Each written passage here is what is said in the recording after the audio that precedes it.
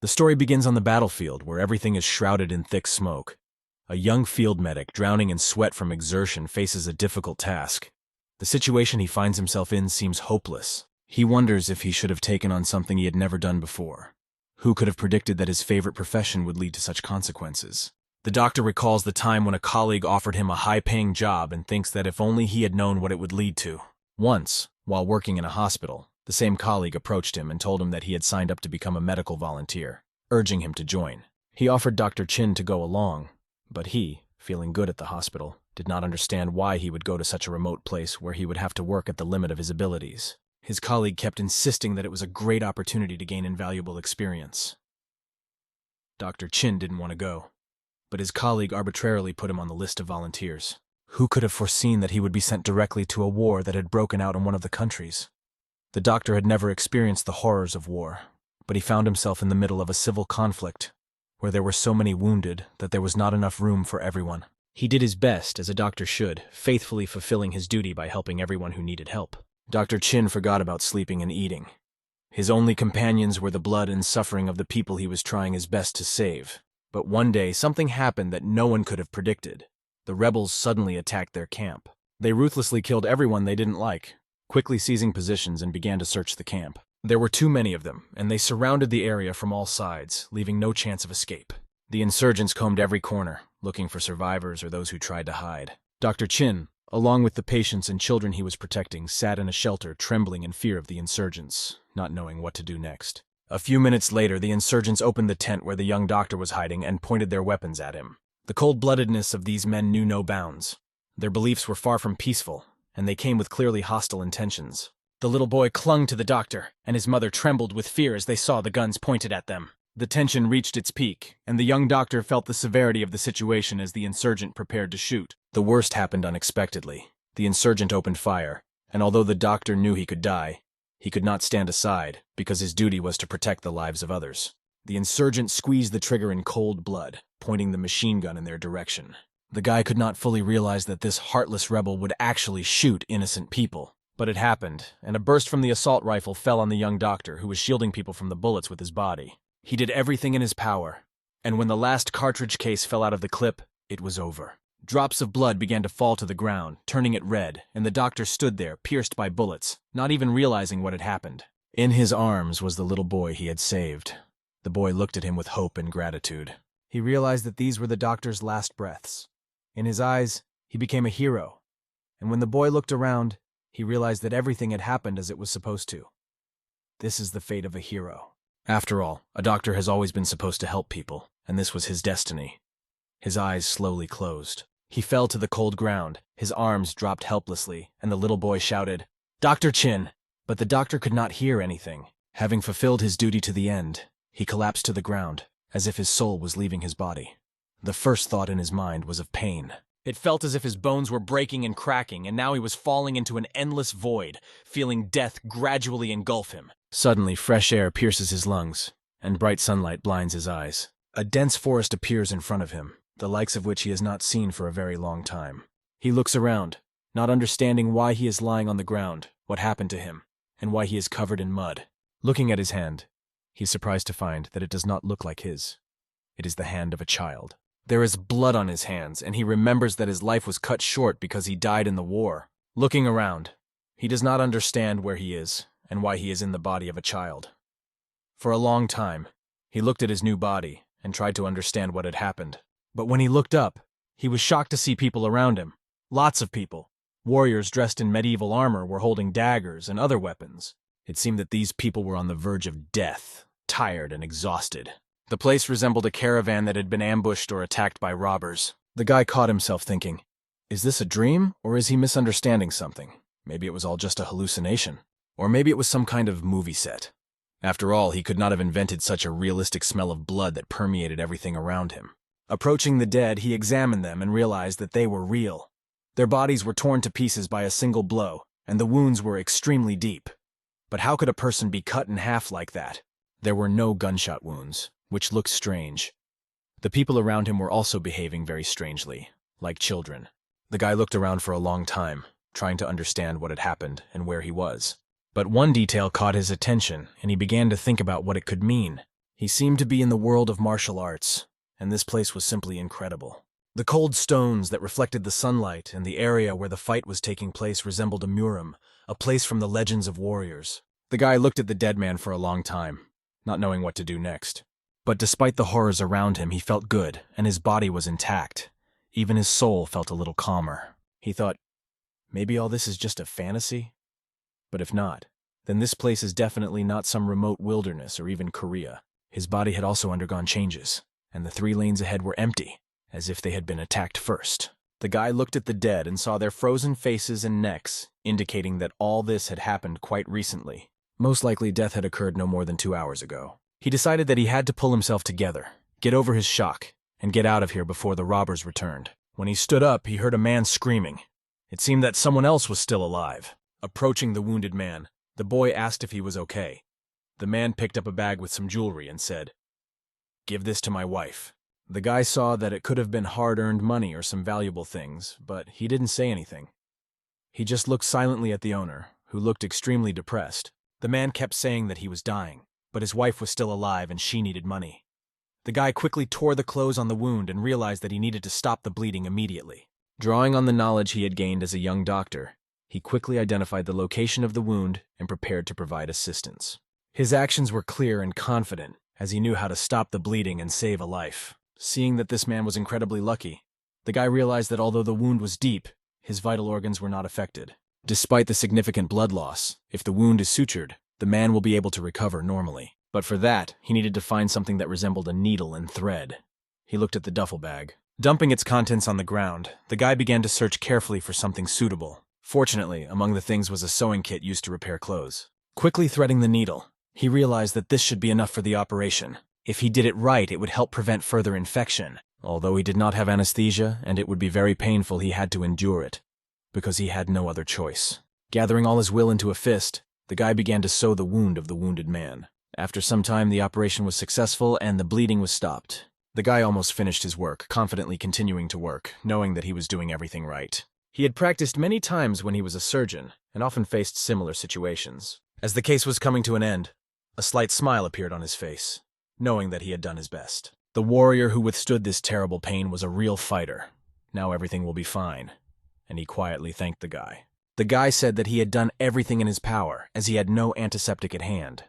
However, he hoped that there would be no blood poisoning.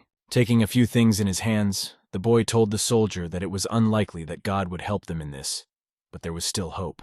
The old boots that fell out of the bag showed that the soldier had a pregnant wife waiting for him at home, and he had to survive.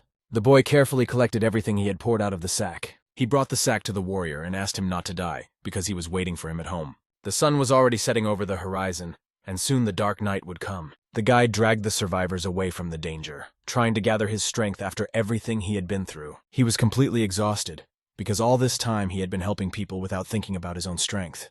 He didn't understand why he got tired so quickly, because his new body was supposed to be much more durable. Soon he heard the sound of footsteps and thought that maybe someone else had survived the chaos. He got up and walked forward, hoping to find someone else alive among the ruins of this tragedy. He believed that there were others who needed help, and he simply could not leave them to their fate. He felt that it was no accident that he was in this body, and now his mission was to help everyone he could save. However, the danger was enormous, and if no one came to help, all his efforts might be in vain. Clenching his fist, he stopped the flow of negative thoughts, trying to focus and not lose faith. This is not the time to think about that now, he decided. I need to help the survivors first.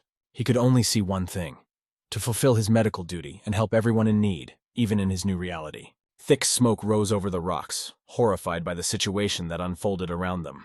The bodies of the dead were scattered all over the mountain range, and overturned chariots testified to the scale of this fierce battle. The young master went from one place to another where the dead lay, trying to understand what exactly had happened. He looked at their bodies and was disgusted by the amount of blood that covered them. The smell of blood permeated everything around him, and he was horrified at the thought of how much these people must have suffered. He looked at the woman with the deep-cut wounds, and the realization that he could not help her filled him with shame. Tears streamed down his face, and the thought that he was powerless gripped his heart. But when he looked closely at one important detail, he realized that the main thing in a surgeon's work is to be able to determine who can be saved, and those who are no longer saved. His first priority was to focus on those who still had a chance of being saved. He got to his feet and moved forward, searching the area for those who could still be helped. He dragged some of the wounded aside, laying them on a convenient slope, trying to create some kind of shelter. Out of the large number of wounded, only 3 had a chance of survival, and only they could be helped, given the scale of this tragedy. Only for them did he do everything possible given the situation. His eyes rested on these people who were lying helplessly in front of him, and he felt heavy with what he saw. It was difficult and painful for him to realize how it all turned out for him, being in a hopeless situation. But he gathered all his will into a fist and tried to keep himself in check, despite his despair. He could only imagine that if he had normal medical equipment with him, he could have saved more lives. Now in the middle of the forest, he felt powerless with only his own hands.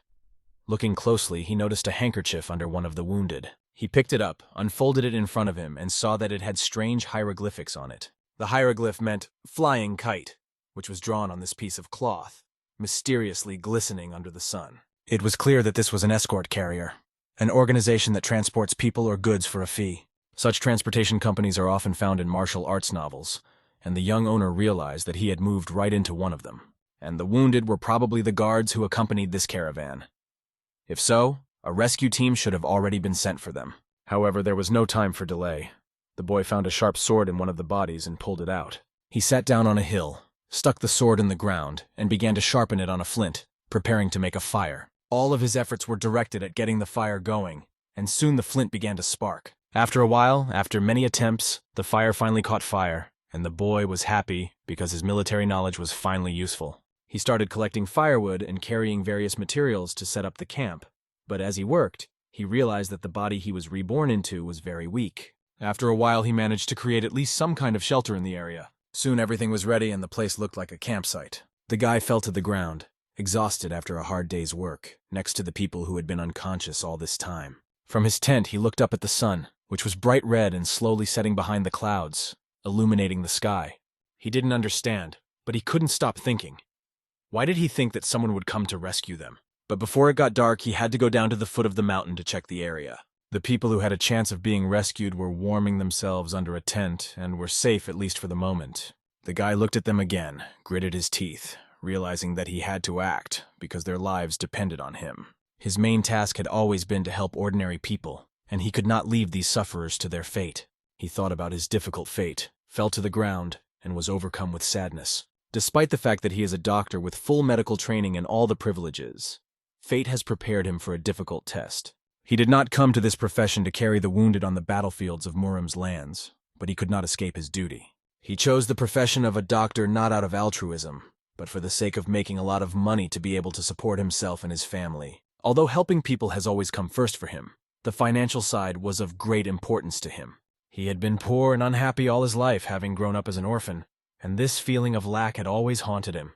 He devoted his adult life to fighting his own suffering, considering every step towards a better life and achievement. His life turned upside down when he decided to become a volunteer and found himself in such a horrible situation where he sacrificed himself, covering civilians, and died from multiple gunshot wounds. How could this have happened at all? He did not understand it.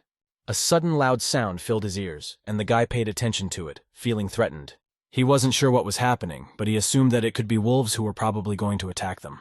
After all, he was in the ancient world, where wild animals like wolves had existed for hundreds of years, and robbers for thousands of years. The boy picked up a flag with the emblem of the kite and began to cry, asking himself where the rescuers were. Why aren't they coming to help? But when he looked closely at the inscriptions on the flag, he noticed that the flying serpent transport escort was very familiar to him. He began to recall where he had heard the name, and suddenly remembered that he had read the novel The Greatest Heavenly Demon, where one of the characters was named Pecklinson, and he was in a 3-generation medical institution in the Middle Kingdom. He was stunned by this discovery, but the ground under his feet began to tremble more and more. As he left the tent, he heard the sounds of a horse galloping from a short distance away.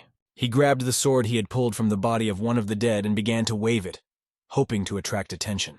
He had hoped that it was a rescue squad that had come to help him, and he was trembling with anticipation. However, he also had a strong suspicion that they might be robbers who had come to attack him. The first to appear were flags with various emblems fluttering in the wind. Soon the boy saw the main flag, the famous flying serpent. He breathed a sigh of relief and fell to his knees, realizing that he had finally reached help. These people had indeed arrived to help the lost squad, and the boy felt relieved to have survived.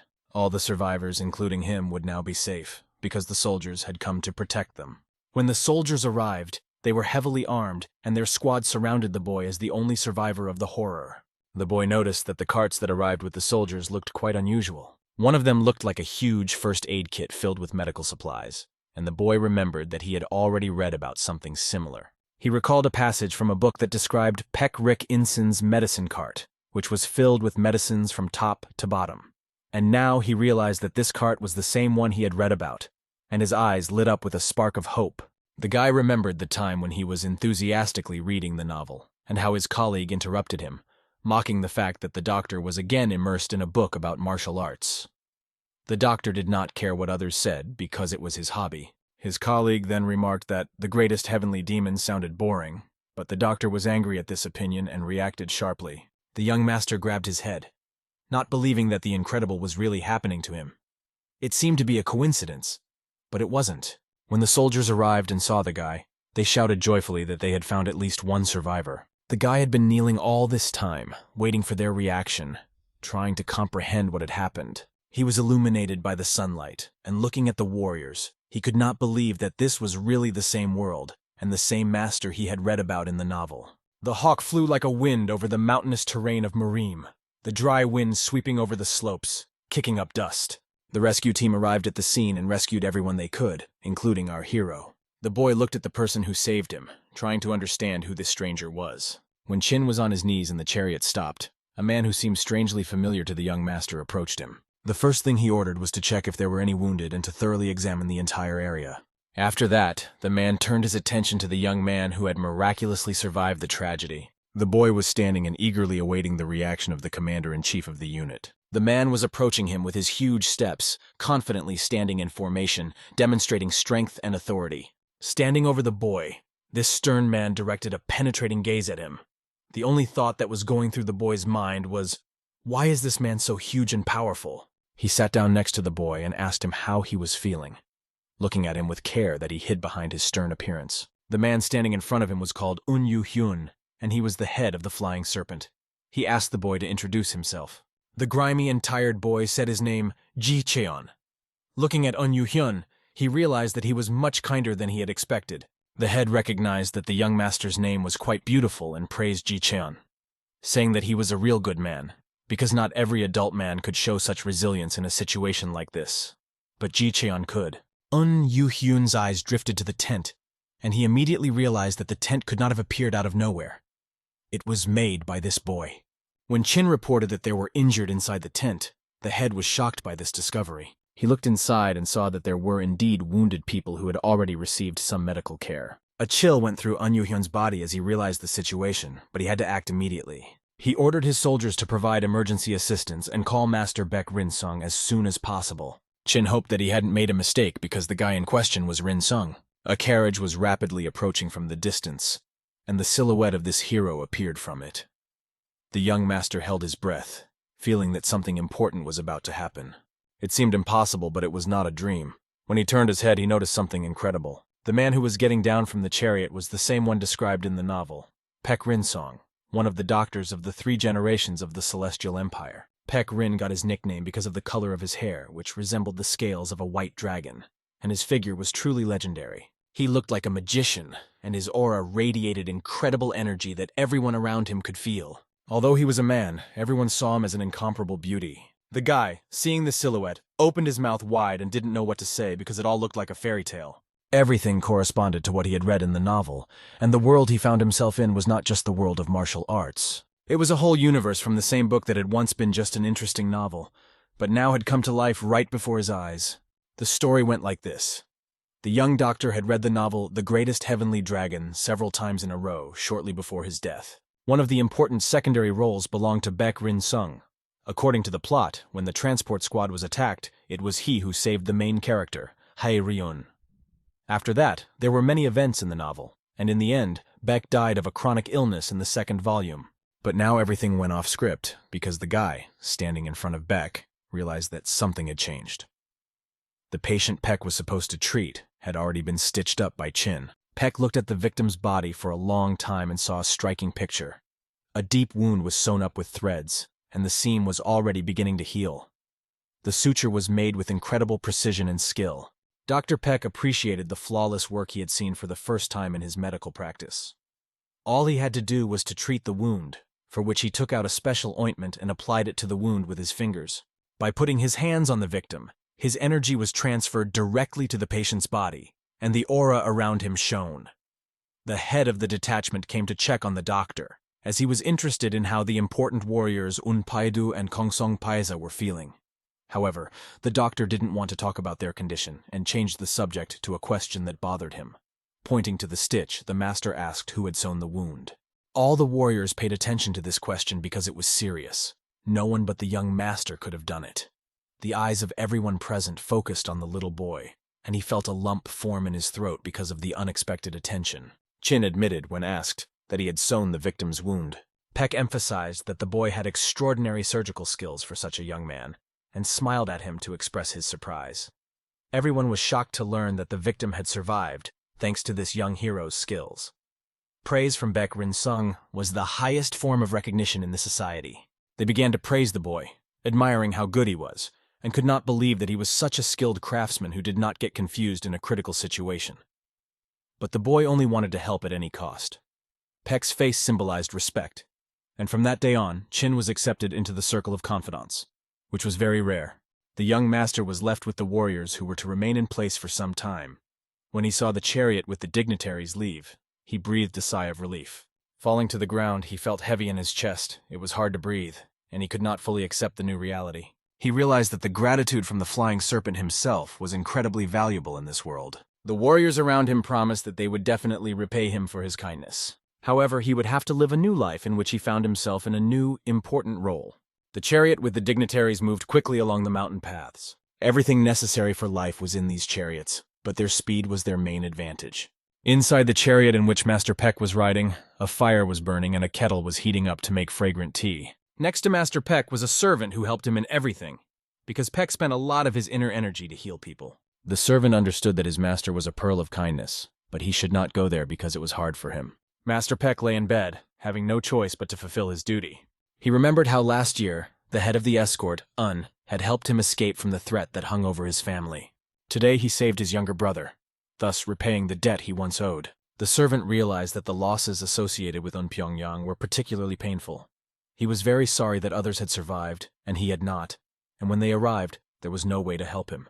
Leaving this place, the young master had a clean soul, feeling that he had fulfilled his duty. Now he no longer owed anything, and his soul was no longer burdened by any burden. However, the servant realized that if Master Peck continued to behave like this, he might lose his strength completely. After all, Peck knew that the 9 yin meridians were not easy to restore, but what could he do in this situation? Master Peck knew full well that he did not have long to live, and if he lived to be 40, he would be considered a long liver. Although his servant begged him not to say so, Peck raised his hand, feeling that it was true, and called his servant Yuha. Removing his mask, he said that he had decided to take him as a disciple. No matter what contradictions Yuhu expressed, the master was adamant, and his decision was final. The master knew full well that his life would be even shorter if he began to teach the apprentice, but he made the decision anyway. The servants, no matter how much they tried to convince him, knew that he would not change his mind. However, one thought did not let Master Peck rest. When they were at that place, he saw a child who had done the unimaginable. This child had amazed the young master with his actions, and even the servant was amazed by the story. The servant clenched his fist but did not say anything to his master because he was overwhelmed with mixed feelings. This incident was truly incredible, and the servant decided not to contradict his master, although he still could not fully accept his decision.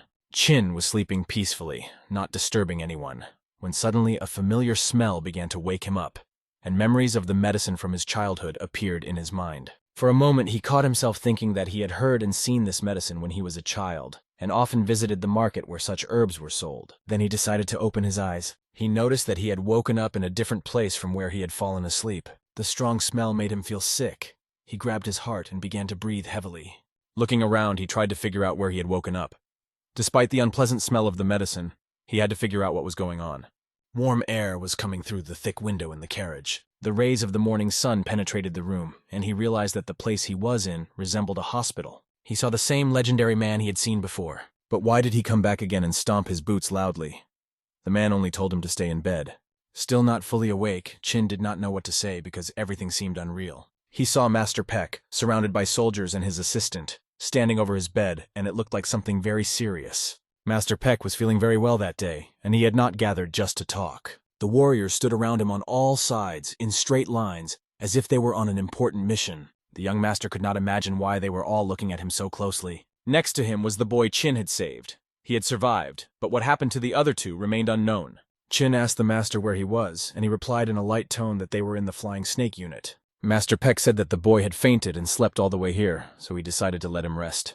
The boy looked at Master, and he looked like a real celebrity. He could not believe that Master was speaking to him so respectfully, and even on a first-name basis. Master Peck expressed his respect to the young man, saying that his skills and help had saved the lives of his people. Even though Peck had completed his treatment, saving other people was the young hero's undeniable achievement. Chin was only happy that he was able to help people, but he did not say anything. Master Peck said that he had managed to avoid complications, and emphasized that not only the kite, but also the Kongson family owed him a great debt of gratitude. The boy did not understand where the Kongsons came from. The master reminded him that the girl he was treating with a sword in her hand was the heiress of this family. She was one of the daughters of the Kongson family, a wandering warrior and heir to the position of Fosa in the Flying Serpent. The master once again emphasized that if it were not for the young hero, these people would probably have died. Chin, knowing a little bit about the plot of the novel, recalled that the Kongson family appears a little later in the story as an important part of the events. He realized that he had saved the daughter of the head of the Kongson family, not because he wanted to, but because it was his duty as a doctor. The young hero decided to get out of bed, not wanting to think that it was his merit. He tried to get up but felt a lot of pain and could barely stand. Master Peck's servant stopped him, supporting him with one hand so that he would not fall. Peck's servant, official Yuhu, who was accompanying him, only told the boy to be careful. It was just like in the novel, and Yuhu was also quite a strong character, known for his half-closed eyes, which he kept that way because of a skill he learned from his grandfather. The young master thanked everyone for their kind words, feeling grateful that he had been able to help. He was glad that he was able to contribute his modest help to saving people. The warriors around him, hearing the young boy's words, could not believe that he was so wise to speak out like that, being just a child. The boy understood that thanks to him, the Flying Serpent had repaid the debt to the Kongson family. But deep down, he felt that he could cause even more confusion in these circumstances. A minute later, Master Peck handed the boy a red box and warned him that it contained something special. The box contained a rare cure for internal injuries, which was a sign of great respect and gratitude for the boy. The warriors around them were amazed by this gift, because it was not just a thing. It was the legendary Huandan of the century-old pine tree, which cannot be easily obtained or bought. This medicine is extracted from a century-old pine tree that grows in ancient places. The resin released from the roots contains the vitality of this tree. This drug preserves the vital energy of the century-old tree, and its value is extremely high. Looking at this gift, the young hero did not understand why the master was giving him such a rare item. Everyone around him was also surprised by this gift. Master Peck looked at the boy and felt no regrets, because if it weren't for this child, they would have lost hope of continuing the Kongson family, which was nicknamed the Dragon Sword. The Kongson family may not even believe that the child saved their relative, but it is true. The master knelt down in front of the boy, recognizing that the rescued girl held an important position in the family, and perhaps this gift was not enough to express all the gratitude. Other people around who understood the value of this object could not fully comprehend its meaning. The guy looked at the gift for a long time, not knowing what to do with it. He still did not understand why he had been given this medicine and thought it would be useful to know its name. The master explained that if he took this pill, it would help treat internal injuries and relieve his headache. He noted that the boy was very exhausted and that it was difficult for his body to recover. The master asked the boy to take the pill right now to feel relief. The boy understood that this was probably a miracle cure for internal injuries, and although he doubted its effectiveness, he decided to take it out of respect for the master. Despite his doubts, he obeyed the master. When he put the pill in his mouth, he noticed that it even began to glow. At first, he found it difficult to swallow it, but with effort he did so. After that, a pleasant chill spread through his body. His head felt a little dizzy from the effects of the pill. Yuhu handed the boy a bottle and asked him to drink the liquid to help him sleep, because he needed rest. The boy put the bottle to his lips and began to drink. Master Peck asked everyone to leave to let the boy rest. As the warriors left, they realized that this boy was much more unusual than they had been told. When they thought about their children, they didn't even want to imagine how far behind he was. He would have been a great example for them. The rumors spread quickly, because people love to gossip. In the evening, the master returned to visit the boy. He had been lying in bed for a long time and fell asleep quickly. Then Yu-Hu asked the master if he really wanted to make him his disciple. The master had no doubt about his decision, for no one would refuse to become a disciple of Heavenly Father Baek Rin-seong himself. However, his servant was still worried. The bottom line was that the master was aware of the possibility that the boy might be a fake.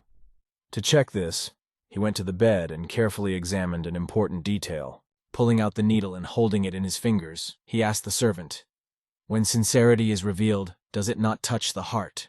The servant looked at this and was amazed, and could not believe that the master was going to give such a valuable thing to this young man.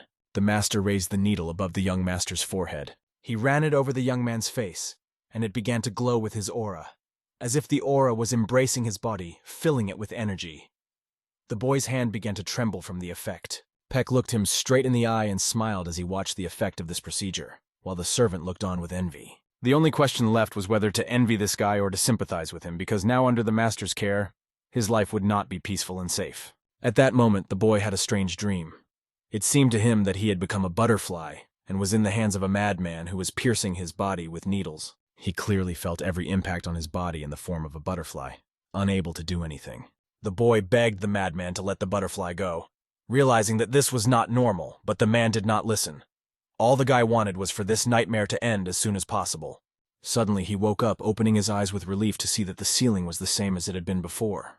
Waking up, he felt like he was in a new body, as if his body had changed completely. There was only one peaceful smell in the room, which enveloped everything around him. The guy did not understand why the room smelled like something rotten, filling the entire space. He lifted his arm, feeling that it was a little numb. When he lifted his leg, he felt that he could not fully control his movements, and this confused him. Looking around, he saw that the entire room was shrouded in smoke. Another important fact was that he was not wearing a single piece of clothing. Naturally, very unpleasant thoughts began to swarm through his mind. What had happened to him again while he was sleeping? He started screaming all over the room because it was not normal anymore. We will find out what happened to him while he was sleeping in the next chapter. As soon as he started to worry, he saw Master Pecklinson standing next to him with his servant. The master quickly covered the young man with a blanket, and it was obvious that he had been in the room all night. But why was he personally looking after him, since servants are usually responsible for caring for the sick? Master Peck was pleased because, surprisingly, there was not much dirty energy in the boy's body. These words surprised the boy because he felt something stuck to his back. It looked like dried rubber, and he saw that he had a scar on his back. The master asked him what was bothering him, because his body looked good and he should be fine. The young master realized that this scar was the source of the bad smell. However, Chin felt much better and did not feel anything wrong, so he allowed the master to address him as you. He felt that it would be embarrassing if such a high-ranking person addressed him as you. The master understood his request and fulfilled it without any problems. The boy was glad to have such an understanding. The master looked at the scar for a long time and touched the boy's back with his hand, focusing on its condition. Chin could not understand what kind of unclean energy it was, because he had no internal injuries. When he felt the scar, the skin began to peel off, and Peck was sure that this might be useful to the boy in the future when he started learning martial arts. The course of treatment included a pulmosis procedure. Pulmosis is a term often found in martial arts novels. It is a stimulation technique that removes all toxins from the body through energy and medical cleansing. As a result, the guy's blood vessels were cleaned. It was great, of course, but Chin could not understand why the master said he would study martial arts in the future. Why would he want to do that? Peck called his servant Yu-Hu and told him to prepare a bath for the boy. Yu-Hu was already there, holding a towel. He quickly wrapped the young master in the towel and picked him up to take him to the bath. Yu-Hu walked along smiling, though he was hiding his thoughts. He knew that if Beck himself had done the cleansing, then this boy probably had even more potential than those who came from warrior families. The boy was in Yu-Hu's arms and couldn't understand why he was being treated so well. The smile did not leave the servant's face, and his behavior seemed a little strange to the boy. A few minutes in the bath would not hurt, but the boy was thrown directly into the hot water, which seemed too harsh to him. While taking a bath, he thought about all the events that had happened. The water getting into his eyes stung a lot, so he decided not to open his eyes underwater. He emerged from the large bathtub, which looked like a swimming pool. Looking around, he saw that the Flying Serpent's bathing facility was a luxurious place. It had been built as part of the unit that managed the waters of the Qianzi, thanks to the skill of Pecklinson. It's hard to find anything like this place in the world. The boy left the hot spring and headed for the place where Yu-Hu was. However, he had one serious problem. After bathing, he had a very bad headache. Various questions began to appear in his mind. Where was he really from? Who were his parents? What kind of family did he come from? All these answers would be normal for an ordinary person, but he did not know what to say. If there had been even small injuries on his head, he could have attributed his forgetfulness to memory loss. When asked by Yoo-hoo, he simply replied that he was suffering from amnesia. Meanwhile, Yoo-hoo rubbed Chin's back, finishing his usual duties. The servant told him that he had done everything he needed to do, and now the young master could take as long as he wanted, calling him when he was done. Chin dove back into the vat of hot water, trying to figure out why Yoo-hoo was so annoying. He was a really annoying guy, but it was understandable. Master Peck had used a polymorphic effect on an unknown guy. As Chin waded deeper into the water, he wondered what he should do next. He looked at the clear water and saw his reflection. It was unclear why, but he found himself in the body of a child in a novel he knew. In his previous life, he died nobly, saving a man. And in this life, he survived only because he also saved others. The situation seemed strange to him. Maybe he was just unlucky. He couldn't even imagine what would have happened if hungry wolves had come instead of the kite squad. The guy would have been dead for sure. His memory brought back the events of his past life, as if it had happened only yesterday. A life in which he had no family, no relatives, not even a loved one. His life was quite boring, perhaps even aimless, just an existence. However, thanks to his efforts, he was able to survive and always wanted to move forward. But his previous life is over, and now he is in the body of a boy. He wonders how he should live his life. A few minutes ago, he heard from Yoo-hoo that the escort group was killed when they were attacked by robbers. Yoo-hoo said that those bandits were scoundrels and were on their way from Soju, the city where the secret unit of magicians is located. The boy remembered the book he had read several times and knew roughly how the story would unfold. He realized that the main character of the novel, a heavenly demon named Haryung, was recruited by the magicians through Soju, where he was constantly humiliated and tempered his character. However, there was another interesting character, an unnamed hero who died in the novel at the very beginning when the boy was reading it. And the most interesting thing is that the boy was reborn into this nameless character who died on the very first page. In addition, he is now an orphan again, just like in his previous life. His entire previous life was devoted to doing his best for those who had a family. And now, as he plunged into the water, he was overcome with a strange feeling. Perhaps he dreamed that by helping others he could find happiness. Maybe his actions would give him the right to start his own family someday. As he emerged from the water and grabbed a breath of fresh air, he realized that this was a real challenge. A chain of thought led him to the conclusion that in order to have a family and children, he would need a lot of money. In the world he is in now, Mareem, human life is worthless. The only way out for him is to become stronger. There are many difficulties ahead of him, but he realized that he had to learn to stand up for himself. If he doesn't, then what kind of family can we talk about? In this world, if you don't defeat your enemy, you will simply die. The boy looked at his reflection in the mirror. He saw a weak boy, a child who has neither money nor strength, but has knowledge of what the future holds. He just wanted to find his way, to be a doctor, which was a bit like his previous life. Soon the guy appeared on the horizon, well-dressed and looking confident. When Yoo-hoo saw the young master, he was amazed at his appearance. He couldn't even believe that this was the same boy who had finally been washed clean. Now he looked fresh, and Yoo-hoo complimented him, telling him that he had made him a wonderful tea. All he had to do was follow Yoo-hoo to drink it. They walked down the deep corridors toward the tea room. However, the strange expression on the boy's face scared Yoo-hoo. He seemed to be a rather strange child. This child, unlike other ordinary children from warrior families, had neither a noble background nor good fighting skills. Although Yoo-hoo's master treats him well, the boy sees this as a problem and does not feel anything special. He even feels jealous because he was accepted as an apprentice. You can see on Yoo-hoo's face that he feels bad because his master shortened his already short life because of him. Chin notices Yoo-hoo's behavior and recalls the time when he was just a simple intern. He recalls large Chinese buildings where people enjoyed fresh, fragrant tea. Yoo-hoo sat the young master down at a large table and began to serve him lunch. Looking at all these treats and drinks, there was no doubt that there was a reason why the young man was treated so carefully. If you recall the novel, there was not a single character in it on whom Baek Rin-sung used the pulmosis technique. It turns out that he himself is the reason why the master used this technique, and that's probably why Baek spent a lot of energy. If the boy really did receive a pulmosis, it could have a bad effect on Master Peck, because his internal energy helps prevent the development of diseases. Perhaps this is why Baek Rin-sung died in the first volume of the novel, sacrificing himself to save another person's life. It was not an easy decision to make. The guy knew the book's content from cover to cover, had some skills, and wondered if there really wasn't a way to help Baek Rin-sung beat his disease. But first, he needed to enjoy some tea and sweets. However, the sweets could have been poisoned with Sangon poison. The magicians were always cunning and resourceful. They sent a spy who poisoned part of the flying snake's escort, and then came to finish off the rest of them personally. The boy started eating cookies for tea, and they turned out to be quite tasty. He thought that he shouldn't refuse such good food, especially such tasty food, and wiped the cookie crumbs off his hands. The creak of the door spread through the room as a stranger entered. The guards immediately noticed the newcomer, and the young master looked up as well. Master Peck walked in, dressed in smart clothes, and with him was not only his staff, but also someone unknown.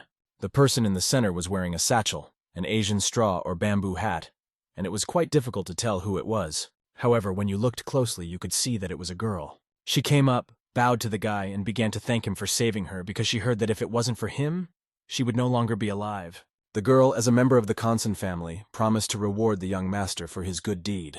The boy began to remember what he had read about her in a novel. It was Kan Song-hyun, who had come to thank him for saving her younger relative. He refused to help her. However, she insisted because she knew that he had already been praised by both Master Beck and Inseong, but their family would not stand aside and would never forget his deed. The boy was embarrassed because he was not used to so much praise. He was embarrassed, and he began to make excuses that anyone in his place would have done the same. The guy began to insist that she should visit her relative, because it would be much more correct. Hearing these words, the girl was shocked and reacted with surprise. She apologized for her tactlessness, said goodbye, and ran to her sister. She ran out of the room so fast that everyone was even embarrassed by it. For a moment, she felt ashamed of her behavior because she had not gone to her relative first. Master Peck was watching everything that was happening and hanging on the boy's every word. Chin understood that Hyun was the only daughter in the family, and he knew that she was not good with a sword. Because of this, her older sister was disappointed because she had hoped that Hyun would inherit the secret techniques of the Kongseong family. The previously mentioned Kongseong-eun was their sideline relative. Although Hyun always compared herself to her younger sister, she still loved her more than anything else in the world.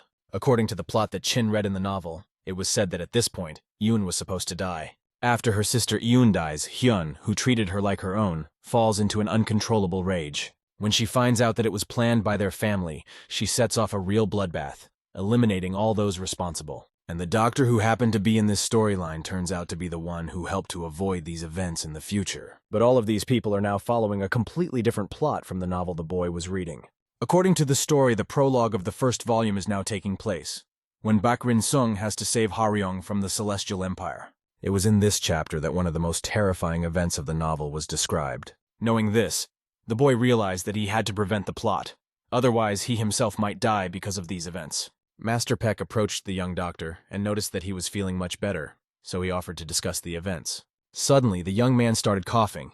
It was obvious that he was sick, and everyone began to worry about his health. He explained that it was because of his throat, which had become sore after tea, although he had not yet fully recovered from the treatment. The master looked at his future student with interest. The boy realized that since he was in Muram's world, this pace of events would not leave him without interrogation and suspicion. His throat hurt after tea, and he tried to explain it. The master approached him and offered to take his pulse if he didn't mind. He lifted the boy's sleeve a little and touched his vein to check his pulse. When the master took his hand, the boy felt a strange itching sensation, as if something unusual was happening. He realized that he knew little about internal energy, but he could feel his body reacting to this unexpected thing. At that moment, some kind of energy connection arose between him and the master.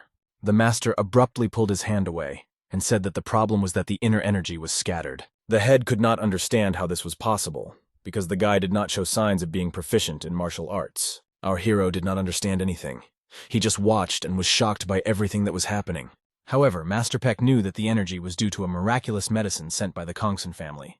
In addition, he had given the boy some pulmosis techniques, and in this case it was not so important. The master reassured himself that almost all of the energy would be removed and only a small part would remain. The head was not happy that the power of pulmosis of this level went to a child who had never studied martial arts. But he hoped that it would help the boy better absorb the medicine he received. Master Peck realized that if people found out about this, many families would send envoys to him to do the same for their children. So he decided to hide the information, explaining that he had simply repaid the debt to the kite. In addition, his grandchildren will soon start practicing martial arts. If he was wrong, his medical skills were still on the level of a divine gift. However, the master did not want to be praised so much, and joked that he should not be overly exalted. The young master watched Master Peck's expression closely, and saw the real Peck Rinsen in front of him. He even thought about the grandson of the head of the escort. This man was a real doctor, and something strange happened at this table. The boy's inner energy dissipated. Most likely the reason was that the boy had taken Sangon poison. The head was shocked that someone would even think of giving Sangon poison to an ordinary child. Such an attitude toward children, especially toward the benefactor of the flying serpent, was completely unacceptable. But it remained a mystery to the master who had mixed the poison. The whole situation looked incredibly mysterious, and the motives of those who did it were unclear. Anyone could be suspected, for example, Yuha, who was simply silent, but his expression was quite strange. Returning to the servants who served the sweets and tea, they belonged to a prestigious class of paisa, and the soldiers were of high rank. It became obvious to the master that this event was a sign that someone had set his teeth on them and had hostile intentions. The master, realizing the seriousness of the situation, ordered to immediately get rid of the tea and sweets, as it was unknown who the traitor was, and they might be attacked soon. So we had to act quickly. This was not the first incident, and remembering the attack on the escort, the head realized that it was clearly part of a conspiracy. In a rage, he smashed the table with drinks and candy and exclaimed that it was no doubt poison. In his anger, he turned to Master Peck's son and apologized for his assumptions, even though they were true. Roughly throwing open the door, he began shouting for the clan master to be called immediately, because from that moment on, things would get serious. The head was determined not to allow any more such arbitrariness, as it had already become a threat to his entire clan. The master asked his young apprentice if he knew that there was poison in the sweets, and if he knew that the poison was called Sangon. The young man thought to himself that Sangon is a poison that absorbs internal energy and has no color or smell. He tasted a little of each dish, hoping that he would be able to detect something suspicious. He was trying to feel the presence of poison, having not conducted experiments on experimental rabbits for a long time. And this time he became one himself. The guy recalled how he had justified his experiments in the past by saying that the development of medicine requires victims, and that is why he found these victims. They were his colleagues. There were many guinea pigs among them. And now, in this situation, he couldn't miss the opportunity to explore Sangon. Everyone in the clan was very tense, and it was no time for jokes. Master Peck realized that the boy was quite strange and might be hiding something. It was not just the boy's energy, but the fact that the poison was still poison. It was hard for the master to believe that the boy had deliberately eaten poisoned sweets. All he said to the boy was that if the examination showed that there was poison in it, the boy, not he, would be the savior of the kite. It was probably a joke, or at least it seemed so. Looking at the child, the master thought about how sorry he was that such a fate had fallen on his childish shoulders. However, he knew that when it was over, the boy would get a job. It was a job that Master Peck had personally prepared for him. When he heard about the job, he was not upset, because it was a great opportunity. This is an incredible chance to make money, and martial arts can wait. At the word money, a sly and greedy smile appeared on his face, because money was the most important thing to him. It didn't matter that he woke up alone in the middle of an endless plain. The main thing was to get as much money as possible. He did not remember his family, but he was happy to be useful to these people. Of course, such a statement did not impress the others much, but only caused mixed feelings. They even felt a little sorry for the guy because of his difficult fate. But it was all his manipulation.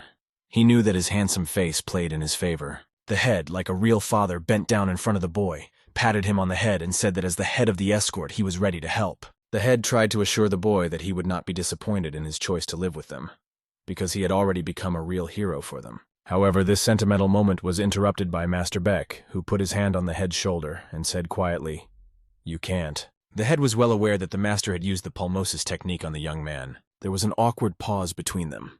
They did not look into each other's eyes, and the tension was palpable in the air. The master just smiled and repeated, "You can't." The head could not understand what the master meant when he said, "It is impossible," and what exactly he could not do.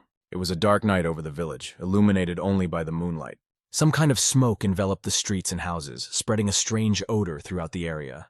A strange energy vibrated in the air, and there was not a single living soul on the streets, except for the ninja warriors who were hiding in the shadows of different corners, invisible to the common eye. It looked like they were performing some kind of task, because they were moving around carefully and quickly, dressed in black suits. They looked around to make sure no one was following them. Only when they were sure that everything was safe did they start moving forward, about 5 of them. The warriors moved quickly, overcoming difficult defenses. As soon as the first group of warriors reached an elevated spot, they stopped, observing the surrounding area. Their colleagues immediately followed, beginning to surround the area. When they were convinced that there were no guards at the site, they began to enter their army from different directions. Since it was an unusual smoke or something similar to a sleeping pill, people were not supposed to wake up. Soon, the main ninja in this group was reported that all positions were taken. The warrior leader surveyed the area, checking to see if the sleeping pills had been mixed with poison to ensure that everything went according to plan. He put on his mask and breathed in the air to make sure everything was working as it should. They had come for the child, knowing that he had not yet developed internal energy, and no one would be able to detect their intrusion. However, during the mission, the warriors heard some rustling in the distance. The ninjas tensed up and drew their swords, preparing to confront a possible enemy. When they approached the main building and began to jump over the fence, someone was already waiting for them. The guard who was on duty began to shout at the top of his lungs, calling for the destruction of the enemy. The ninjas were, of course, amazed. They had not expected such a turn of events. Downstairs, a bunch of warriors with torches were already waiting for them, running toward them, surrounding them from all sides. The guards were in high spirits and enthusiasm, as if they were expecting an attack, and they were rushing at the enemies with determination. A huge number of guards filled every street running out of the main building. The main ninja watched this spectacle and could not understand how it happened that someone knew about their presence. Before he could look back, he saw the sword of a cold-blooded warrior near his face. It was the head of the guards, who already had the ninja in his sights. He looked him sternly in the eyes, making it clear that he would either tell the truth or lose his life. The ninja just screamed, asking how they even knew about their mission and what was going on here. The head decided to explain to the doomed ninja that their plans had failed because of the presence of a great doctor who had discovered the poison. The head was interested to know who had sent them and what their goal was. After a long silence, the ninja had a choice. Either he would say something or lose his head. It was impossible to delay. The fact is that all this was planned in advance, and no one knew that the great Dr. Peck was here. If it happened, the ninja was ready to tell everything. However, this was just a clever distraction for the head of the squad. The ninja suddenly broke through the roof, and everything began to fly apart under his feet. It was a trap to catch the clan leader and strike him. However, no matter how hard the enemy tried, it was in vain, because an experienced warrior would not fall for such a trick. The leader of the squad pointed his sword, which flashed with an incredible aura, and directed the valiant sword of Hongwan towards his enemy. No matter how hard the ninja tried to dodge, the valiant warrior was always one step ahead. After a quick exchange of swords, they found themselves facing each other, ready for the next blow. A cold silence enveloped the battlefield, and they looked into each other's eyes for several minutes, as if assessing every movement. The ninja did not wait long and decided to attack, because he had no other choice. His sword glowed with the red aura characteristic of their clan, and he pointed it directly at the head. It was a serious and fast blow that almost pierced the head of one of the valiant warriors. But the leader managed to dodge and deflect the blow with his sword, reacting in time. The ninja's sword almost flew out with his hand, but he was not going to give up so easily. Straining all his strength, the ninja rushed to attack again, decisively approaching his opponent. When their swords crossed, the atmosphere was filled with the smell of battle, as if the air had become thick and heavy. In the silence of the night, an incredibly powerful explosion suddenly rang out, shattering the peace of the area. The explosion engulfed and shook one of the neighborhoods that had never known such anxiety before. After this blow, the warriors felt each other's weaknesses and realized how to continue the battle. The leader looked at his opponent for a long time, but suddenly felt something happen to his hand. It began to tremble. Suddenly his arm began to break in different directions, as if under the influence of an invisible force. He realized that one of the insidious magicians was standing in front of him, and the sword of the bloody demon was hovering in front of him. However, the ninja did not say anything. Silence enveloped everything around him, creating an atmosphere of tension. A red aura began to fill the ninja's silhouette, dissolving it right before the eyes of the head. In a second, everything could have become dangerously serious as the head's vision began to dim. Like a bolt from the blue, the warrior magician slashed his red sword through the space in front of him. With incredible fury, he pointed his cold, sharpened sword directly at the leader of the squad. An incredible aura reigned on the battlefield as the two legendary warriors clashed with their swords pointed at each other. It was necessary to act immediately, because the demon's strength was extremely serious, and the blood demon's sword seemed like a death trap. To counteract this technique, the head used his valiant sword, the Hongwan, a symbol of world order. The two mighty warriors unleashed their powerful blows on each other, and only one of them was to survive. During the clash, the head realized that there was no doubt that this was indeed the sword of the bloody demon. He could clearly feel the bloodlust, regardless of whether these people were mages or belonged to another clan that used such techniques. For a leader, the most important thing was to protect his people, and everything else took a back seat. To a mage warrior, however, the head was only a fool seeking to protect something that was doomed. No matter how much they wanted to avoid this confrontation, their battle had reached a critical point of collision. For a moment, it seemed to the magician that his opponent had slowed down, and now his death was inevitable. It seemed that they were already only a few centimeters away from the demon's cold sword, which was about to end this battle. But behind the clan leader, a storm began to form, filled with pure energy and a sphere of light. This storm fell upon the demon and enveloped him with its destructive power. At the moment when the demon's sword almost touched the face of the clan leader, it only left a wound on his cheek, passing very close. The second strike was for the clan leader as the demon warrior lost his attack, and the clan leader sent out his valiant Hongwan sword using the ascending dragon rising technique. The lightning-fast technique pierced through the demon, cutting through his mask, clothes, and himself. This technique was so powerful that no ordinary or even strong warrior could resist it. After a fierce battle, the head gathered his strength to survey the environment. Soon all the enemies were destroyed. The young master watched everything that was happening through the door, but it did not look like an ordinary battle. The warriors fought each other, destroying the attackers from the demonic cult. Although the forces were unequal, everyone knew that it would be a victory, and that was why they fought so confidently. The young master, looking at all this, thought for a moment about what was happening. If danger arose again, he would not be able to escape because his patient had not yet regained consciousness. He realized that he needed to close the door so that no one could enter and focus on one task. The guy who was lying in the ward still hadn't regained consciousness, and it was extremely dangerous for him. The young master realized that this guy had a dangerous future ahead of him, and he needed to cheer him up somehow. However, perhaps it would be better if he did not wake up in such a difficult situation.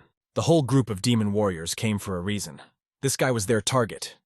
They sent assassins to destroy him, and they will stop at nothing, despite the obstacles, and will fight to the end for their goal. For example, the warriors of the Flying Serpent, although strong, have not even learned about the poison.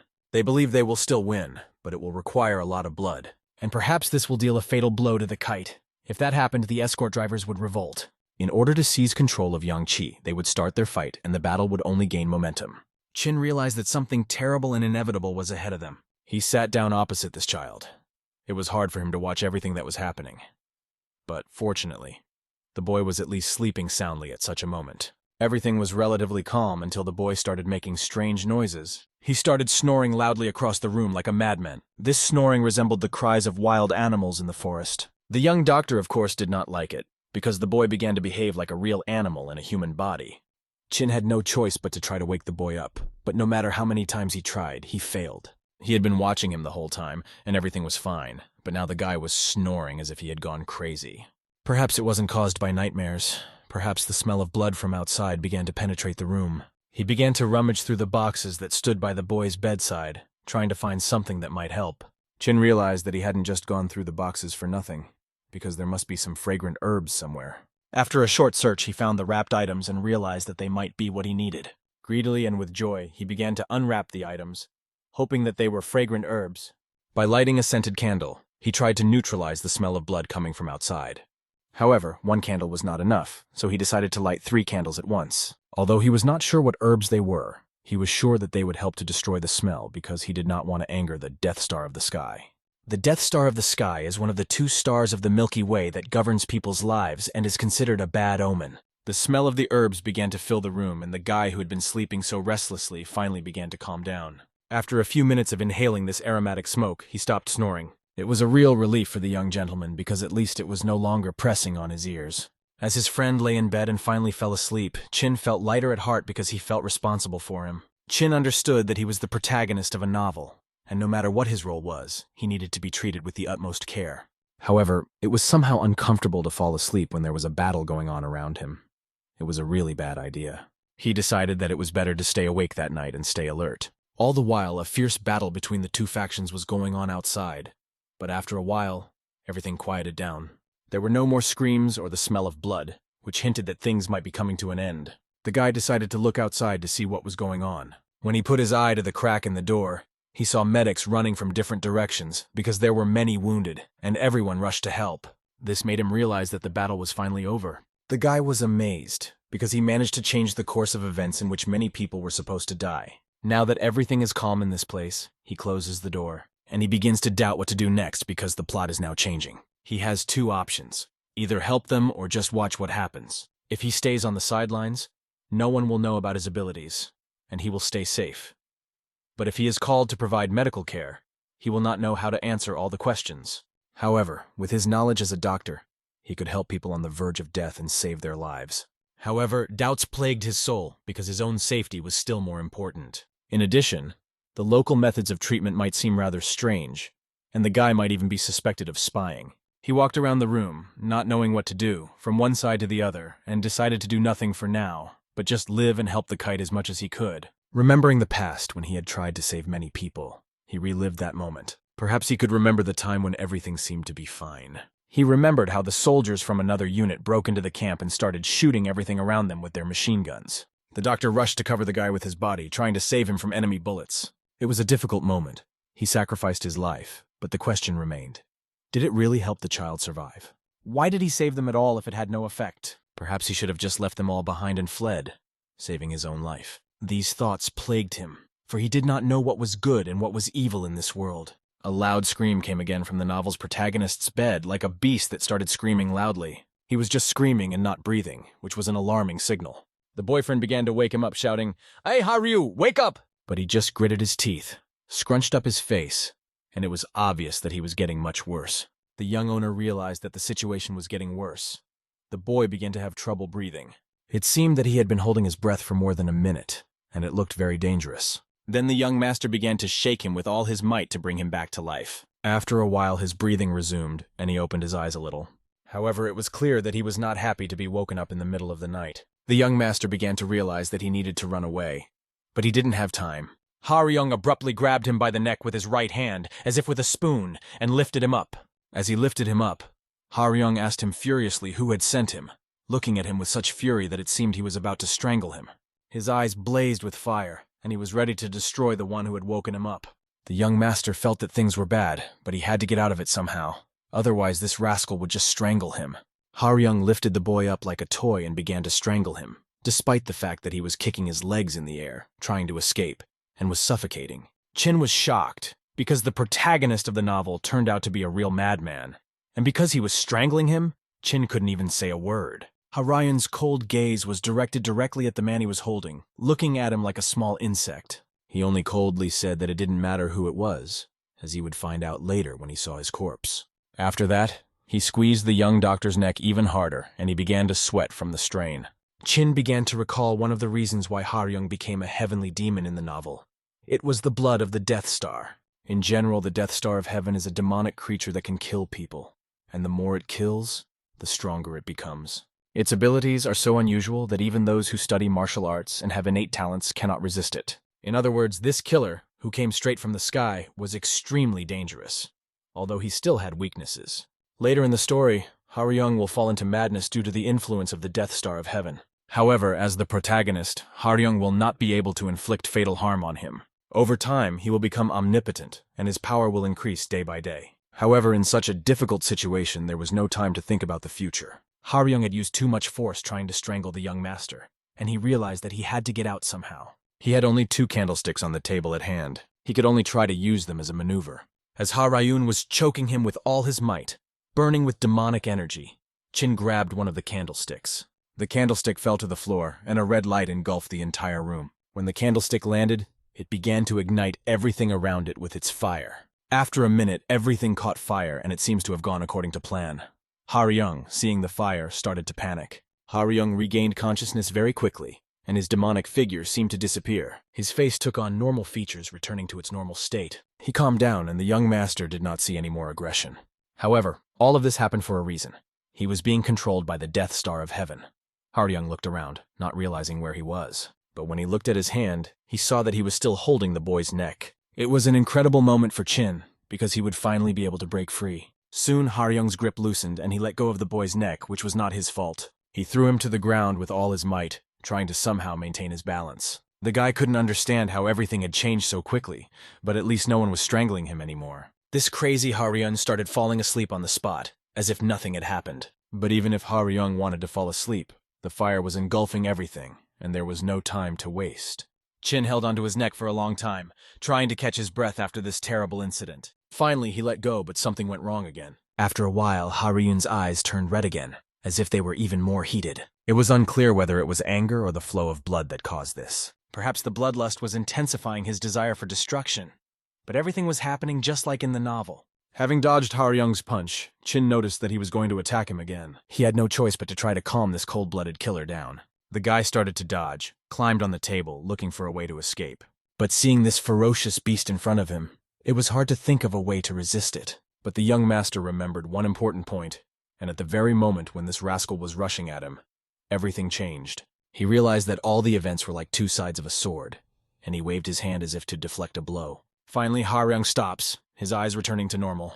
Haryung looks around and realizes that something is not going right. He's standing over the boy, waving his hand, but he doesn't remember how he ended up in this situation. It is not known whether this maneuver worked, but the result was obvious. The attack stopped. The young master looked at him and hoped that Haryun would finally come to his senses, wondering why he had woken up this idiot in the first place. Watching his eyes, the young master recalled the legends of Kangho, where people compared fate to the two sides of a sword. In any case, the shedding of blood was inevitable, but these words were rarely taken seriously, especially when you see the suffering of others and how close people fall victim to senseless conflicts. And when you see the suffering of your loved ones, your heart is filled with hatred that encompasses everything around you. All of these people will go on with their lives, but after this incident, their lives will never be the same. All this suffering causes tears to fill the faces of the children who survived, but they are no longer the same as they were before. In the novel, it was said that Haryung's mother was the only family he had, and to stop him, the young master used the last words his mother had said to him. It was no doubt a great trick that few people knew about, but it stopped the boy on a subconscious level. Haryun finally came to his senses, and his eyes were no longer filled with hatred. The young gentleman put his hand on Haryung's shoulder and asked him if he had decided to join the Magi, or if he thought it would be safe there. He continued to wake him up, saying that Haryung was exposed to the smell of blood, which like a parasite filled his body and made him a puppet. Haryung finally regained consciousness, and his common sense began to emerge. He accepted this little guy's words and finally realized that they were right. He abruptly stops the hand that was aimed at the young master, as if restraining himself. Rising above him, he asks only one thing. "How do you know all this?" The young master explains that now is not the best time for a long explanation of what he knows about magic. But despite the fact that the building is on fire, there is still time for a short conversation, and he decides to share some facts. He keeps his hand on the table without raising it, waiting to tell us what is on his mind. Anyone who joins the mage clan gets a blood parasite, and it doesn't matter who that person is. It's a rule without exceptions, he explains. The blood parasite devours the body from the inside, and it is difficult to fight it because it is a very dangerous creature. Within 10 days of infection, you need to take medication. Otherwise, the parasite will lay eggs in the body that will explode. The fire only added to the tension of their conversation, but the young doctor began to explain that there was a way to get rid of this parasite. Looking at Haryun, he asked, "What would you do in such a situation?" Haryun persisted. "If that's the case, how do you know all this?" The guy starts avoiding direct eye contact, realizing that no one knows who he really is or how he has this information. But this is not the main thing now. He knows very well that Haryun has his own intentions. This is no longer a joke. If Haryung is going to move forward, he has to be on his guard. They exchanged glances, and Haryung asked directly, "Is the Meiji clan hunting you, Chin?" When asked about his background, the young master remained silent. He realized that after hearing this, Haryung might think that he belonged to one of the 8 great families in the Mahe clan. The children of these families are often said to be excellent spies. The only question left was whether he should confirm or dispel these suspicions. The fire was consuming the building, and almost everything was already on fire. The boy decided to say something about the escort and told Haryun that he was here alone, without adults, and hoped that he would take his hint. The young master turned his back and picked up a board that was usually used for... The boy quickly locks the door, closing it firmly, but the fire is already burning behind it. This does not stop him, and he decides to continue his plan by blocking the only way out. Haryung starts to get nervous because there is no other way out, and the young master's actions seem strange to him. However, this is part of the young man's cunning plan. He insists that this way Haryung will make her choice faster. At this moment, the sounds of soldiers begin to come from inside, asking if anyone is in the room. The smoke and flames grow even stronger, and the soldiers try to enter, thinking that there might be people inside. However, the boy blocks all these sounds, and Haryung's face turns stone as the tension reaches its peak. The soldiers were knocking frantically from all sides, trying to open the heavy door as quickly as possible. They believed that behind it were 2 important young masters. Our hero offered Cherian 2 options. Either he would entrust it to Chin, or he would die in this burning room. Cherian, in turn, could simply stun him and run away. But the situation turned out to be more complicated. As soon as he was left with a mark from the blow, the young man would scream that Cherian was a magician's spy, and one would only wonder who would be trusted, he or the young doctor. This accusation came as a real shock to Cherian. He made contact, remembering that it was Chin who had saved him and cured him. For a long time he thought it was a dream and could not come to his senses. However, everything turned out to be real, and what's worse, It seemed that Chin had his own plans for him. Our hero found himself in a dead end. Smoke was filling the room, and the young owner did not know what to do. He did not realize that the heavenly demon actually wanted to save him.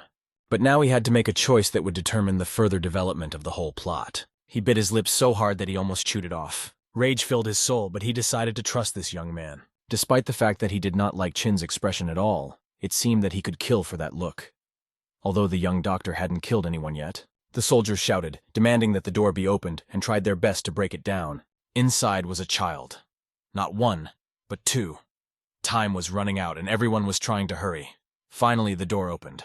Chin jumped forward with tears in his eyes and begged to be rescued. He pretended to be very scared and begged his mother to take him in her arms. All the soldiers thought that the door had closed by itself, but the young man could not even open it. They searched for Carrion all over the neighborhood, and eventually he was found. Against the backdrop of flames, the soldiers rushed to him to save another young man and ensure his safety. Chin winked at him, telling him that everything would be fine and that this was part of their plan. The remains of Denmark had burned to the ground, and now there were only ashes that were slowly settling to the ground. The warriors decided to clear the rubble, as there were many dead, both from the mage clan and from their side. Some could still be saved, but others had to be carried away as dead. Everyone tried to carry the bodies and help the wounded. Support was vital, and everyone worked together to treat wounds and provide aid. The young master had access to the most modern medical supplies available in their medieval times. He did his best, working tirelessly to heal the wounded. The doctors who watched him from the sidelines were amazed at his dedication. The guy was constantly thinking about his patients. Some were in stable condition, others needed organs to be saved. He also had to think about infections, but there were no antiseptics or other anti-infectives. He searched through all the chests, but did not find any effective medicines. Finally, he came across one strange object, filled a bowl with it and decided to try it, because there were no other options. The local doctors were watching the young man, and did not understand what he was doing when he took the alcohol and soaked a rag in it. It seemed completely unacceptable to them. However, the young man knew that in this way he could cleanse the blood and remove contaminants, although it was not enough. Alcohol could disinfect the wounds from bacteria, but there were still many other problems. He took the bloody rag and wondered what else he could do in this situation.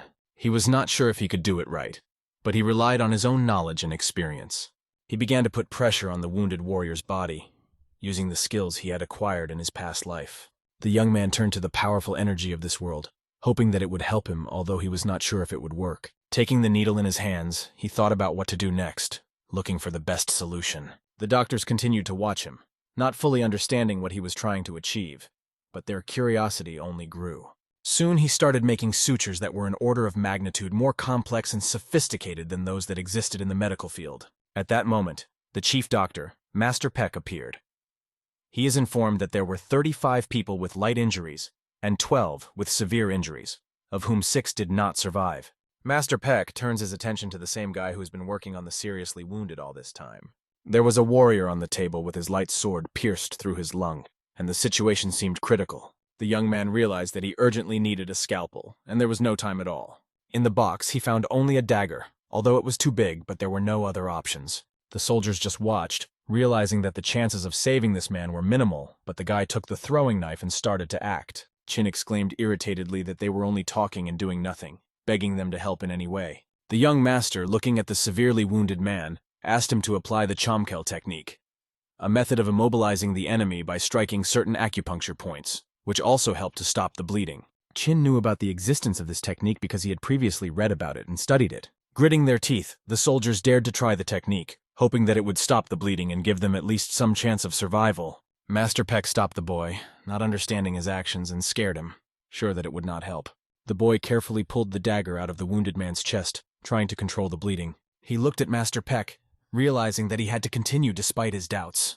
With great effort, he pulled out the dagger, and blood sprayed across his face. Everyone around him held their breath as they watched this tense moment. Suddenly, a huge jet of red liquid burst out of the wound, splashing everything around. Everyone saw an incredible amount of blood pouring out of his lungs, with no chance of salvation.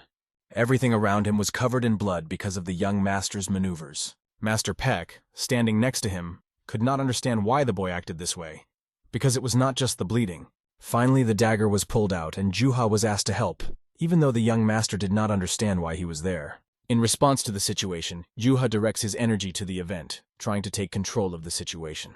The blood that was rapidly gushing from the wound began to stop right before our hero's eyes. It seemed that the blood was swirling in space under the influence of a technique that filled the void with matter.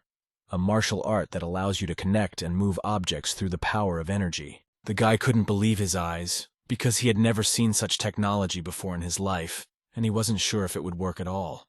However, there was no time for admiration. He looked at the situation and realized that everything should work out. Taking the dagger in his hand, he began to control his actions, realizing that everyone had already recognized his medical skills. He skillfully stitched the wound, which was still very open, and in the end, everything went well. He wiped the sweat from his face because the situation was too tense and exhausting. Master Peck had never seen such a worthy candidate for apprenticeship in his life and was impressed by his skill. After a while, the statistics appeared: who survived, who was wounded, and they could summarize the results. The squad leader asked if they had managed to save anyone. The statistics were disappointing. 2 out of 7 could not be helped, and 2 more had just died. However, it was not the end, and some people survived.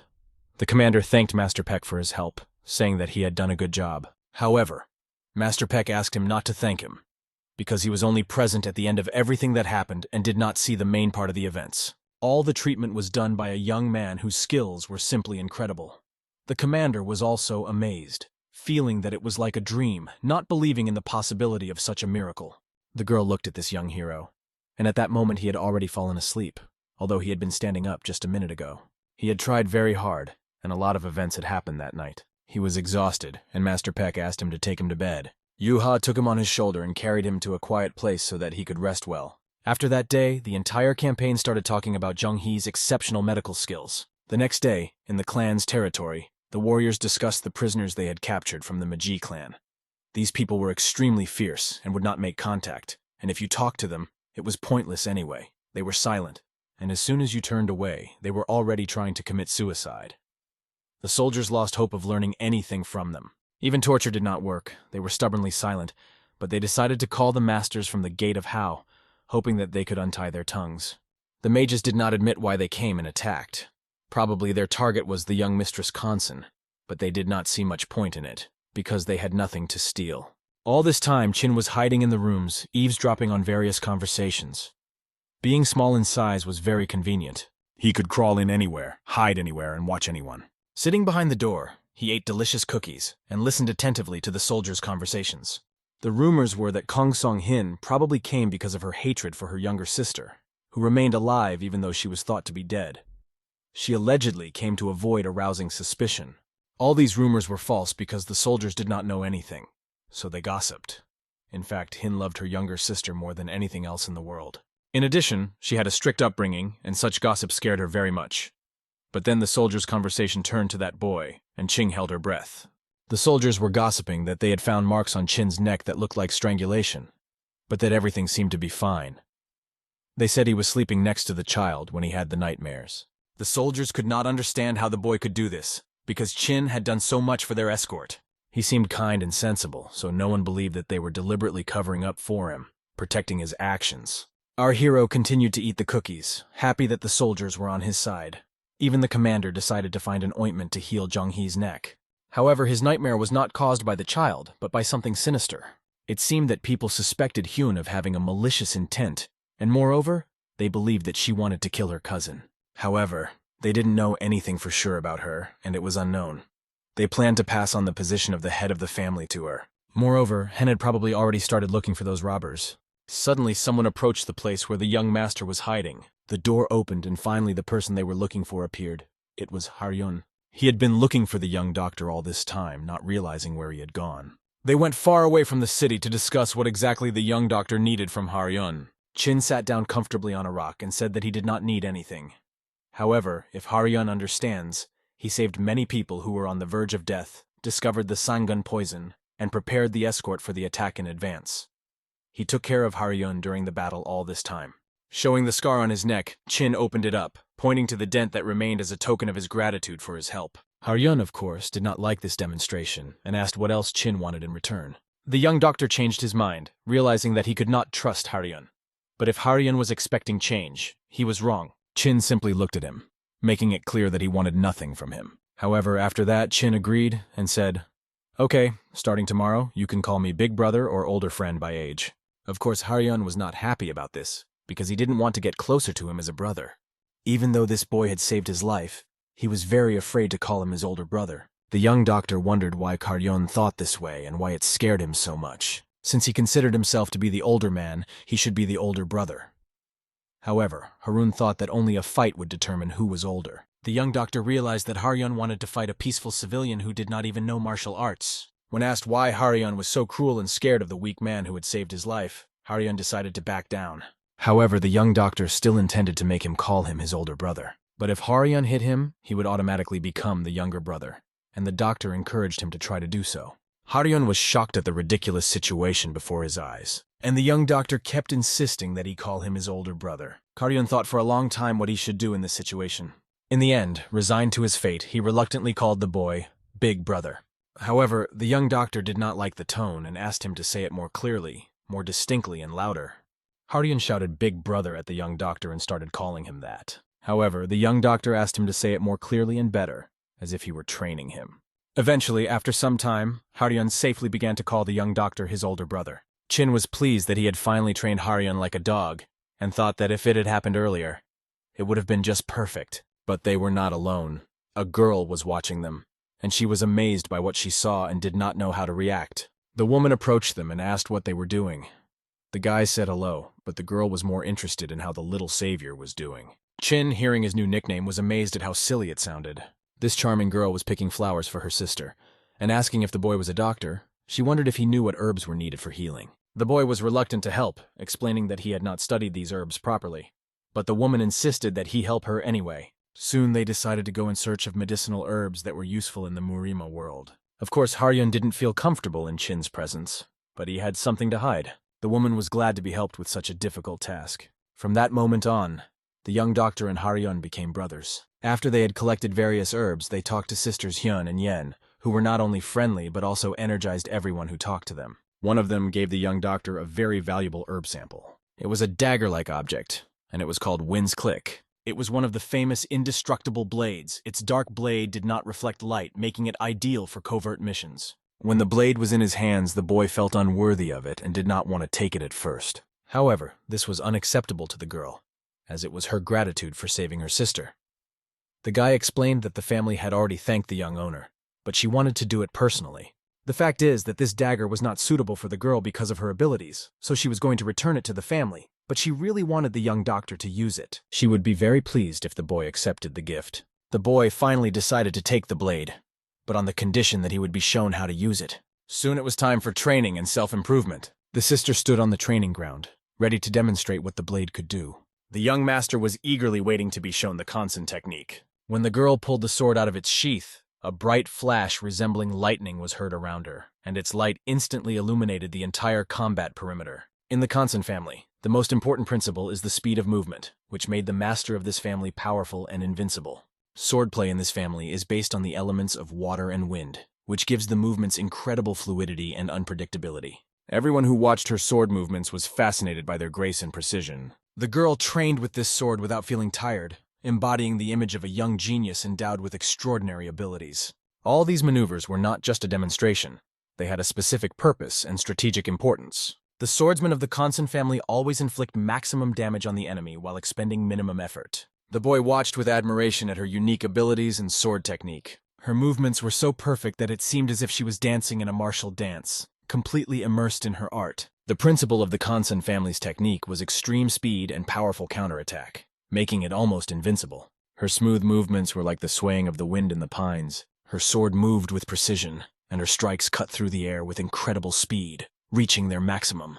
It was a moment of comprehension of technique that could not be achieved simply without a deep understanding of the art of the sword. The sword technique was so exquisite that it was impossible to look away, and it seemed to open up completely differently with each movement. This charming girl, against the backdrop of the shining technique of her sword, performed incredible movements that fascinated everyone around her. When everything was quiet and the air cut by the sword began to slowly settle, the moment of realization of her skill came. Her sister supported her, recognizing that this was a real blessing for their family, because this maneuver was the pinnacle of skill. A smile formed on her sister's face as the soldiers began to congratulate her on her achievement. It became even more pleasant because it was a remarkable event that everyone wanted to share with the rest of their community as soon as possible. The girl had become a true swordsman, and it was worth celebrating. All of these words sounded like honey, but it was Qin Qiang He who helped her reach this level, and whose advice proved to be decisive. The soldiers were amazed to the core, and the young doctor himself could not believe what he saw. He began to make excuses that it was not his fault, and that he owed a great debt to the girl for giving him the Windblade. However, everyone assured him that he should not be modest, because such help was more than just a simple gift compared to the technique of the Constant Sword. After these words, the girl suddenly felt sick, and everything began to spin before her eyes. She fell unconscious, which frightened her sister. The sister did not know how to provide first aid and did not understand what to do in such a situation. When the girl fell to the ground with the sword, the soldiers were ordered to pick her up, but her sister decided to try to handle it herself. Everyone understood that this sword was unusual. It was a sword of self-forgetfulness that required complete dedication. Obviously, the girl had to use all her strength to comprehend the technique she had just demonstrated. Although her stamina was much higher than that of an ordinary warrior, even this did not become an obstacle for her to reach the technical peak. Like every human being, she too had her own limit to physical exertion. The sister hugged her mistress Yen with all her strength, sympathizing with her exhaustion. But Yen was very tired, and she urgently needed to regain her strength. The young doctor watched all this and realized that everything in this world and the novel is much more complicated than it seems at first glance. The soldiers left with the sisters, and the younger sister carried her tired mistress in her arms. From that moment on, the Kansen family began to recover, and the young master had to find Haryun. We move on to the busy market in the transportation escort area, where people were bargaining and trying to bring down the price. Recently, some people were lucky. Many girls appeared in the market, but the elder was annoyed because he had nothing to pay with. And since the young master had bought something for Hyun, he had to try anything. When Haryun heard about the gifts Hyun was giving him, he was amazed. He did not expect such a course of events. But they agreed that from now on, Haryun should call him Big Brother, and he bought him food, which was a gesture of a big brother. The young doctor looked at Haryun and asked him about this gesture. And Harun, in turn, ate and silently looked at his older brother with some distrust. The young doctor was walking through the streets and noticed a fruit and sugar on a stick. Excited, he ran to buy them. The future heavenly demon watched with some indifference, but suddenly he felt someone's breath behind him. The stranger grabbed him and pulled him away with all his might, without explaining his actions. When the young doctor returned with 2 sticks of fruit, he saw these strangers dragging his younger brother away. He was only distracted for a moment, and a conflict had already started. The strangers were saying that this boy was acting like a child, and that it was absurd to argue with him. The young doctor just watched what was happening, amazed at the absurdity of the situation. One of the big men started swinging his fist at Haryun with rage. He called Haryun a lousy person, but the young master intervened and deflected the blow. Although the man called him an insolent man, the young doctor was able to stop him and disarm him. The man's colleague, who was watching the fight, was amazed and could not believe that anyone but him could be so strong. He also rushed at Haryun, trying to stab him with his sword. However, the young future heavenly demon possessed incredible strength, and when his gaze swept over these scoundrels, the situation changed. He delivered powerful blows in their direction, knocking down these bastards who dared to disturb him. The men fell to their feet, not believing that they had just been beaten by a young man. One of them wanted to tell them to stop, but how could a boy who had just defeated his elders stop? Demonic fury was reflected in Haryun's eyes, and like a demon, he began to attack these scoundrels mercilessly. Soon, their teeth began to fly out and fly in different directions, mingling with the ground. The bodies of the attackers crashed into the benches and tables, which were shattered by the force of the battle. People watching from the side were shocked, amazed by what they saw. They all realized that the child had just defeated 3 attackers known as the 3 Dogs. Everyone wondered what family this young man was from, because these legendary warriors, who were real brawlers, kept the entire market in fear. The young doctor was glad that his brother had defeated these scoundrels, and now they would be quieter, because they were just a gang of bandits. He offered Haryun a snack, expecting that now there would be no more problems. But things were not as good as they seemed. Haryun felt the power of his demonic nature, and it was beginning to scare him. When the young doctor offered him a snack, Haryun suddenly knocked the delicious fruit ice out of his hands. The situation needed an immediate solution. The situation was getting worse as Harun couldn't stop himself. He was possessed by the same demonic worm that wouldn't let him be himself. His uncontrollable attacks led to the fact that instead of simply answering the villains for their attacks, he began to beat them brutally and ruthlessly, with such fury that the people around him did not know what to do or how to help, because everything was out of control. Haryun's cold, demonic gaze became so sinister that he seemed to turn into a beast. Soon, everything in front of his eyes turned red, and people did not know where to run away from this horror. The guy had become a real beast in the flesh, and the situation required immediate intervention. The young doctor was frightened by what was happening and realized that he had to stop it somehow. However, Karyun continued to beat the villains incessantly, as if he had lost control of himself. He sat on one of them and beat him mercilessly without stopping, bringing him to death. It was only when his fist turned blue from the blows that Karyun suddenly got up and stopped. He turned around to see who was running toward him, and his eyes glowed with bright red fire. The young doctor ran up to Karyun, realizing that this was his true nature, which he had long forgotten. He started screaming, asking what was wrong with him and why he was doing this. But the fact was that the thirst for battle and the blood effect of the Death Star of the sky had taken over him. The doctor offered him fruit ice on a stick and quickly told Karyun to take the treat and leave. However, Karyun replied that he was not finished yet and refused the treat, because the guy used martial arts to insult weak people, and he deserved to die as a punishment for his actions. The young doctor didn't know what to do, but he knew he had to calm this angry Karyun down and make him try the treat. The ice on the stick had already begun to melt and drain, so time was running out. The doctor literally pushed the treat into the mouth of this demonic young man, trying to calm him down. And when the young doctor swung it like a stick toward Karyun's teeth, he bit the candy like a wild animal. Finally, he began to calm down, and the doctor breathed a sigh of relief. It was his true human instinct. To get out from under the influence of the deadly star of the sky, he had to provoke a different reaction. And it was good that the child fell for the sweet, because there was already enough destruction and problems here. After Karyun calmed down, it was necessary to wipe the blood off him, because he could not just return to society in this form. If he wanted to earn the trust of society and have dinner tonight, he would have to follow the rules. However, when Chin mentioned society, Karyun did not understand him. Then the hero realized, why should a heavenly demon worry about social life and understand anything about it? After all, if he could just hit the one who bothered him.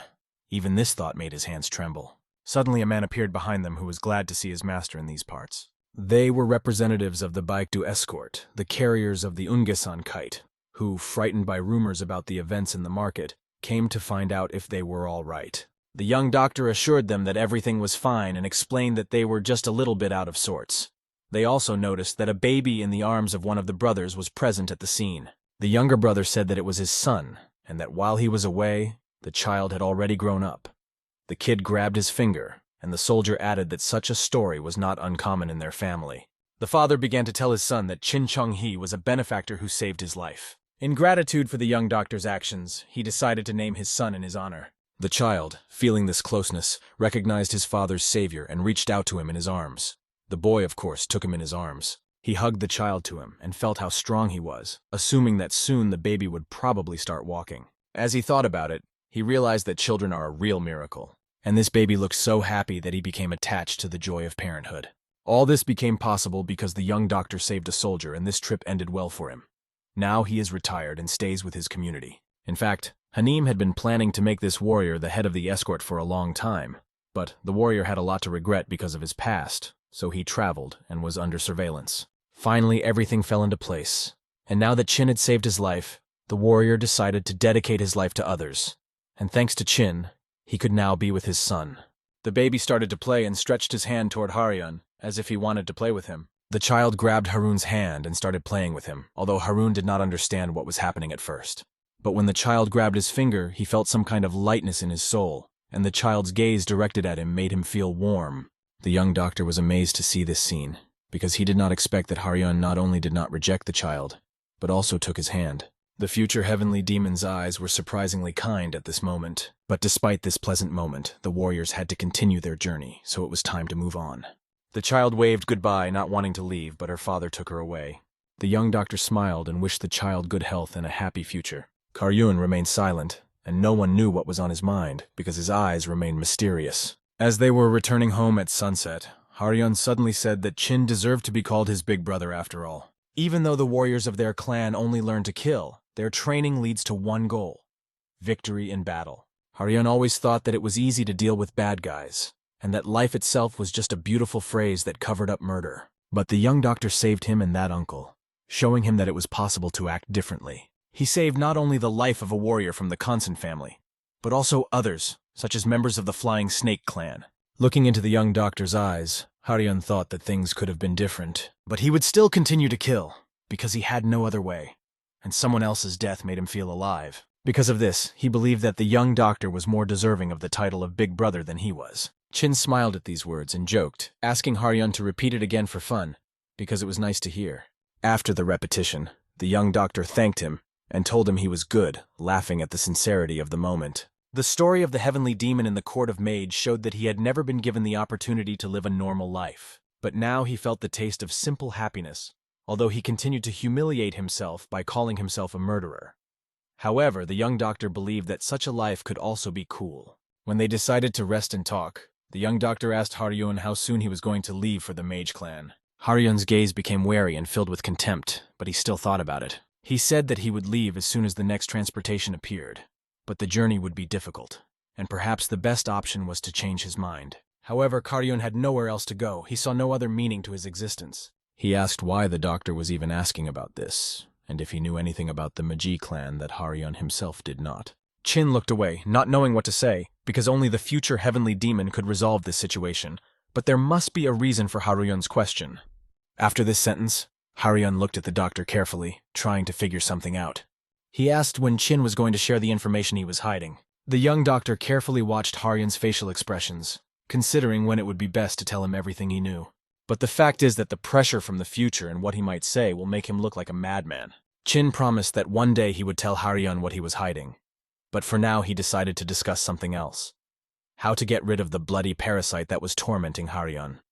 It had to be done before he left the doctor. The guy was happy to hear this, because it was a great opportunity. After exchanging information, they left at dawn the next day. Haryun decided to leave, packed his things, and set off.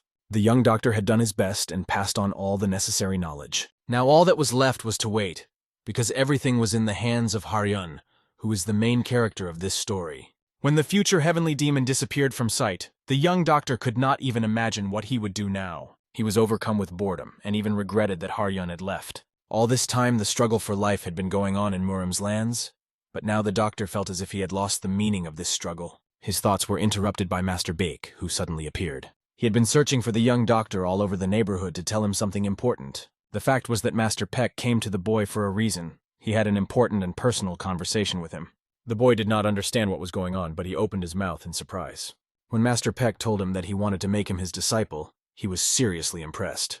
As Master Peck poured him some tea, he didn't understand why he was so surprised, because it was quite obvious. But it was an incredible moment for the boy, and he almost burst into tears at this honorable moment, because the novels he had read had nothing to say about discipleship.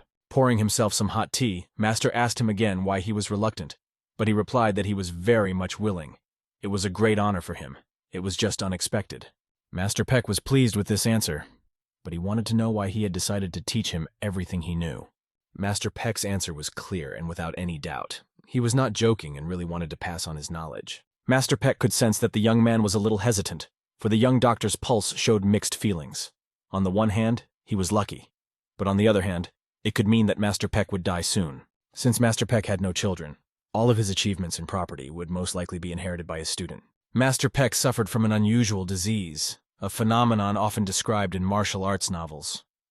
As Chin sipped his tea, he couldn't help but wonder if there really was no way to cure him. Raising his glass of tea, Chin asked the master to promise him one thing.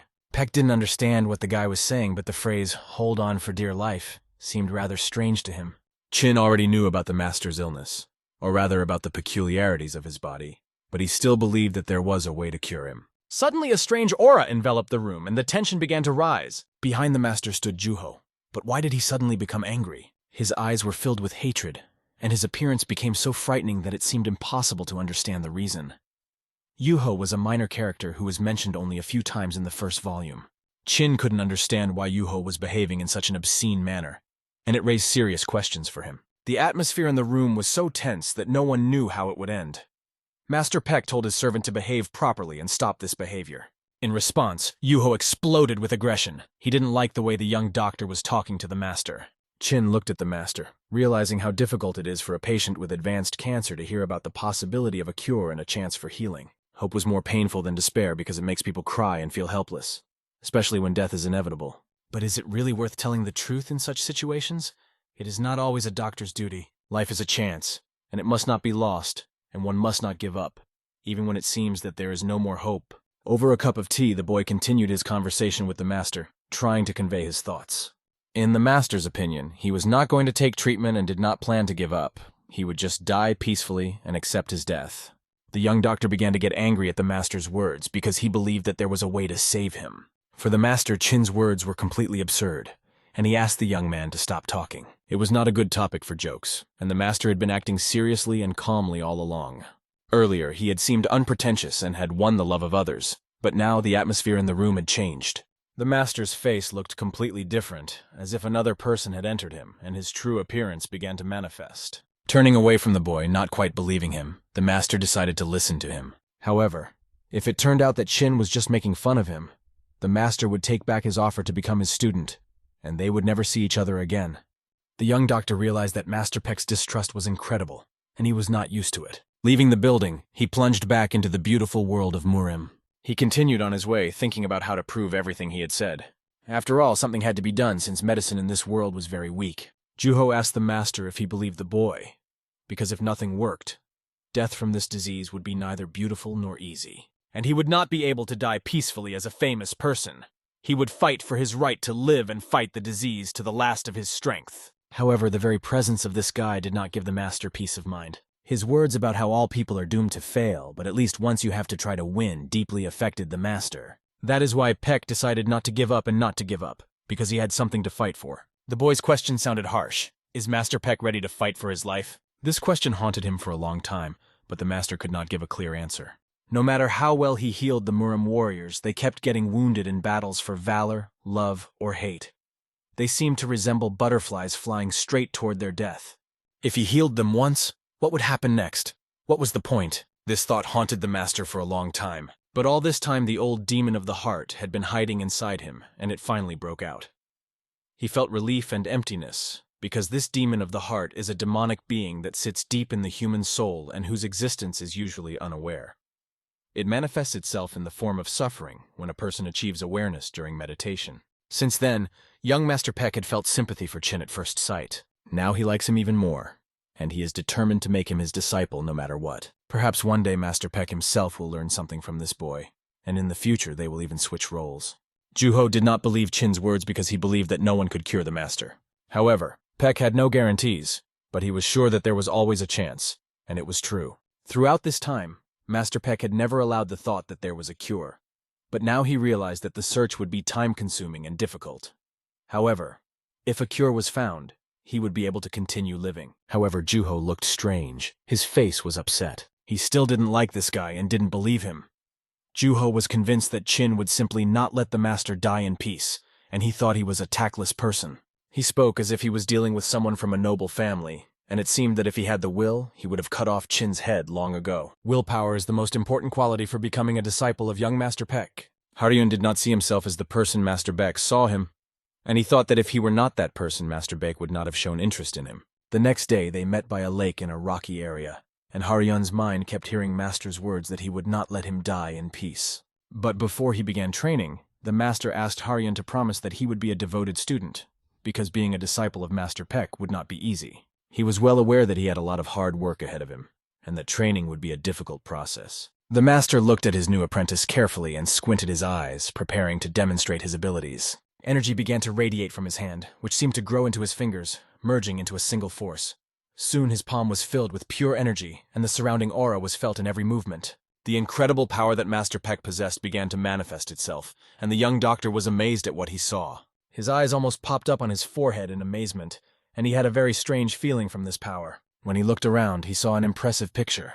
The master's palm was filled with powerful energy, which, like a laser, struck the stone next to him, shattering it into pieces. The flash of energy that came out of the master's fingers was simply incredible. It was not easy to do, and although it was not a spear or a knife, the power was at a high level. Simply amazing. The master told his student that he must become strong for him. He had to use his skills in medicine with the same precision as the master uses his martial arts. Once again, the sphere of energy began to spin in the master's palm, and this impressive feat left the boy stunned. The strike of pure energy fell on the stone again, and everyone around held their breath. The master's second strike was so powerful that it pierced the stone completely. The radius of the blow became even larger, even piercing a huge hole in a nearby tree. This time, the master aimed more effectively, concentrating all the energy in one finger, and this was not all of his power.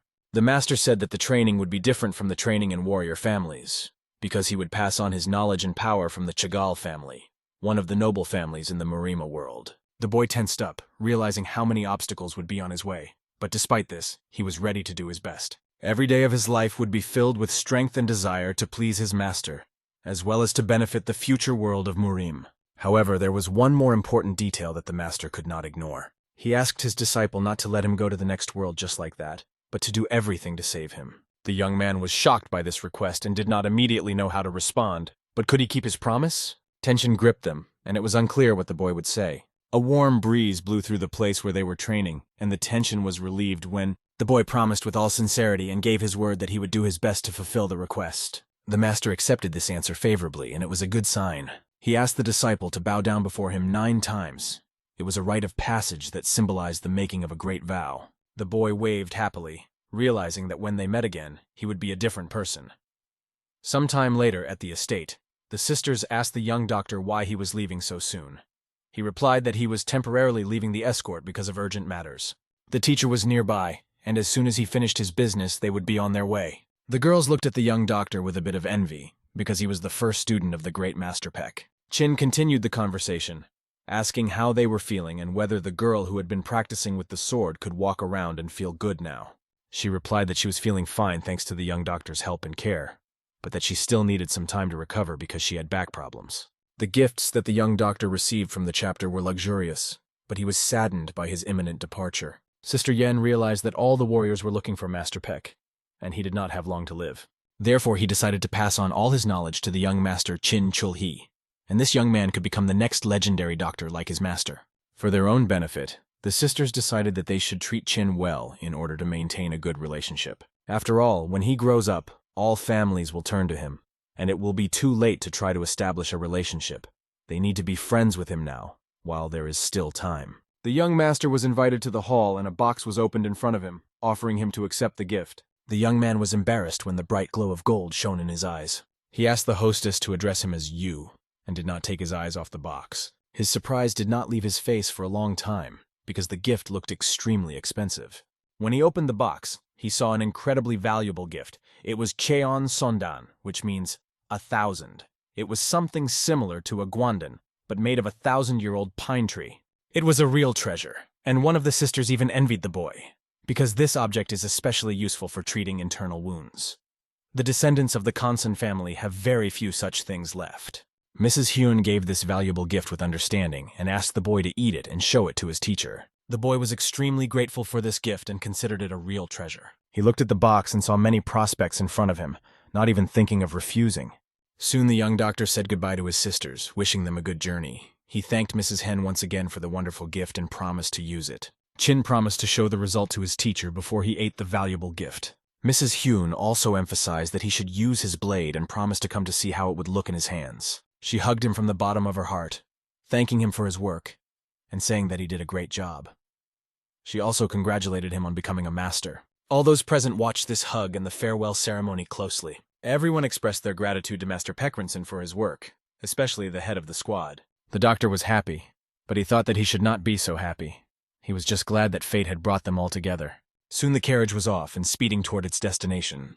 Little Master Ching looked out and waved as the carriage quickly disappeared from view. The head of the squad watched and realized that the phoenix must grow under the wing of another phoenix. All the people who saw the young master off hoped that they would soon see this young man surpass his teacher. This was the beginning of a great story that could never have happened, because it did not exist in the novel at all. It was a completely new plot.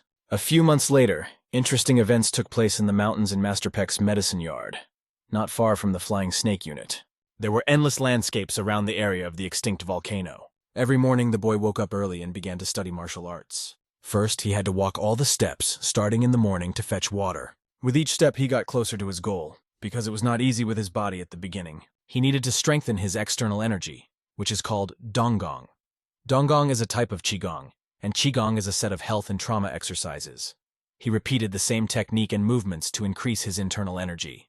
During the exercises, he also needed to practice proper breathing, and his gait was no less important. To start learning martial arts, he had to stand firmly on his feet because he had to become one with the ground. The master constantly emphasized that inner energy was the strength of the Chahal family, and that external physical strength was their weakness. His family arrogantly believed that external energy did not matter against the background of strong internal energy, but this was a mistake. The master decided to teach the boy in a completely different way, and he would master the new technique. He will become an unbreakable vessel of vicious power that no one can break. After the exhausting exercise of carrying water up the stairs, the boy felt tired. The master told him that when he mastered his inner energy, he would become completely self-sufficient. The master appeared unnoticed, and the boy was amazed that he had not noticed his presence.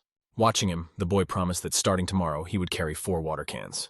The master looked intently at his disciple's face and realized that he was bluffing.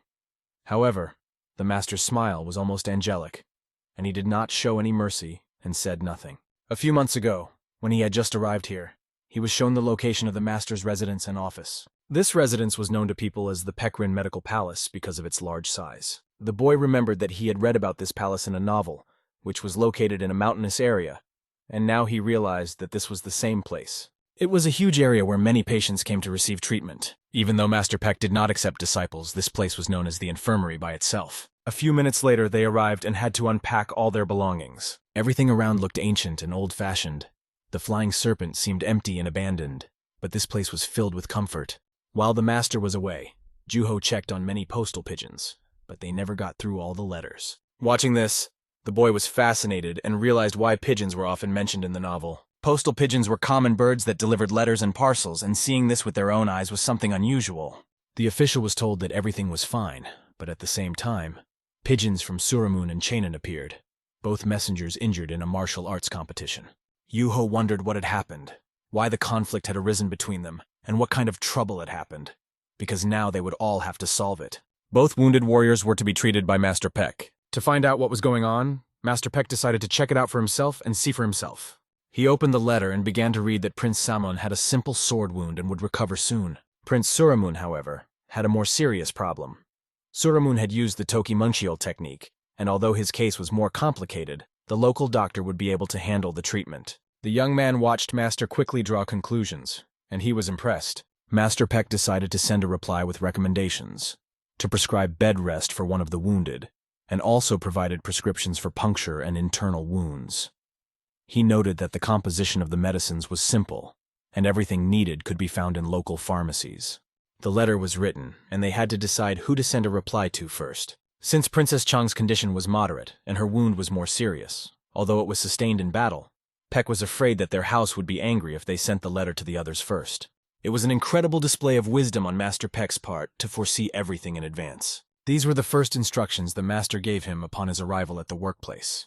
He took the boy for training. He gave orders to all his servants to prepare answers to the letters and act according to the situation. It all happened very quickly, and the letters were sent so promptly that it was just amazing. It was like telemedicine, to put it in modern terms. It is not for nothing that Peck Rin is among the medical palaces of the 3 generations of China. No matter how long humanity has existed, people continue to live, and therefore to get sick and injured, especially in the world of Murim warriors, where battles take place every day. Because of this, the need for hospitals and medicines is constantly growing. That's why it's so important to share information between hospitals and keep in touch in case of important events. Master Peck took his student to one of his rooms. It was his private room. Everything looked quite minimalistic, and it impressed the boy. The master asked the boy to sit in the center of the room, next to the stove, as it is often shown in Chinese movies and TV shows. There was nothing superfluous in the room, only what was needed for life, no jewelry or dishes. It was a rather modest room for a rich master. Infirmaries exchange information and various knowledge among themselves, but this does not apply to medical skills. Just like in martial arts, doctors cannot teach their skills to anyone. For this reason, an organization of doctors, similar to the Marima Union, has long been established to regulate their activities and the transfer of knowledge. The medical palace, which was the true center for doctors in the district, played a key role in supporting the medical community. The master put the tea on the stove to warm up in the middle of the minimalist room. He continued to talk about the Doctors' Alliance, explaining that several clans were under the leadership of the medical palace. The doctors' offices exchange information through this palace, keeping in touch and coordinating with each other. Chin listened attentively, even though he knew all about it from reading it before. But he couldn't just show that he knew everything, because in the event of war, the Doctors' Union would meet in the palace, and that was important. The young doctor recalled that during their conversation, he did not even think about how to install a water heater. He thought that research was being done in the medical wards, and he might have to clean up the mess, especially if the heater was going to be running all day, and he had to think about how to deal with the draft through the open window. It was necessary to open the window to keep carbon monoxide from accumulating, but what to do in the winter to keep the heat out? The boy was so absorbed in his thoughts that he stopped listening to the master. The master was talking about the district hospitals and doctors who continue the family business. But he noticed that the boy was not listening to him at all. All he could think about was how he would have to live without underfloor heating, because it would be difficult to install and he would not be able to use it in the near future, so he would have to make do with the stove for now. He also needs a large window and a temperature regulator for ventilation to keep the room warm. The master began to yell at his apprentice, calling him a rascal for thinking about something completely unrelated. Chin apologized for his absent-mindedness, admitting that he was just thinking. The master asked him, since he was so deep in thought, what exactly he was thinking about. However, was it worth asking such a question at all, because a student is first and foremost a patient, and his thoughts may be related to treatment? The young doctor replied that he wanted to create a favorable environment for the master's treatment, especially for the treatment of problems with an intermittent pulse. After all, in his opinion, the master was freezing, and his blood pressure was spiking due to improper heat exchange. The master was amazed because it was true, and he confirmed the student's words. He explained that when one is cold, the heat is actually leaving the body, and if one replenishes the missing heat, one can mitigate these complications. Chin drew attention to a very important detail that could affect the master's health. The master liked Chin's approach. His story was unusual, and he supported the apprentice's point of view, but he wondered what solution he was proposing. Chin suggested that the first step was to arrange the room, since the symptoms had not yet worsened. But the question arose, what kind of room would be suitable for Master Peck? Chin began to think. Because doctors are very sensitive to the environment and always pay great attention to hygiene, one of the main causes of illness is repeated infection. In the modern world, everyone knows this. But here, no one is aware of it yet. The guy suggested forgetting about medicine for a moment and thinking about architecture, because it is important not only to treat, but also to create the right atmosphere for recovery. However, we should not forget about the balance. The room should not be too cold as it is now. It lacks an oven and a large stove needs to be installed. But it could be life-threatening, although Chin wasn't exactly sure why. He observed people and noticed that some of the symptoms were similar to those of carbon monoxide poisoning.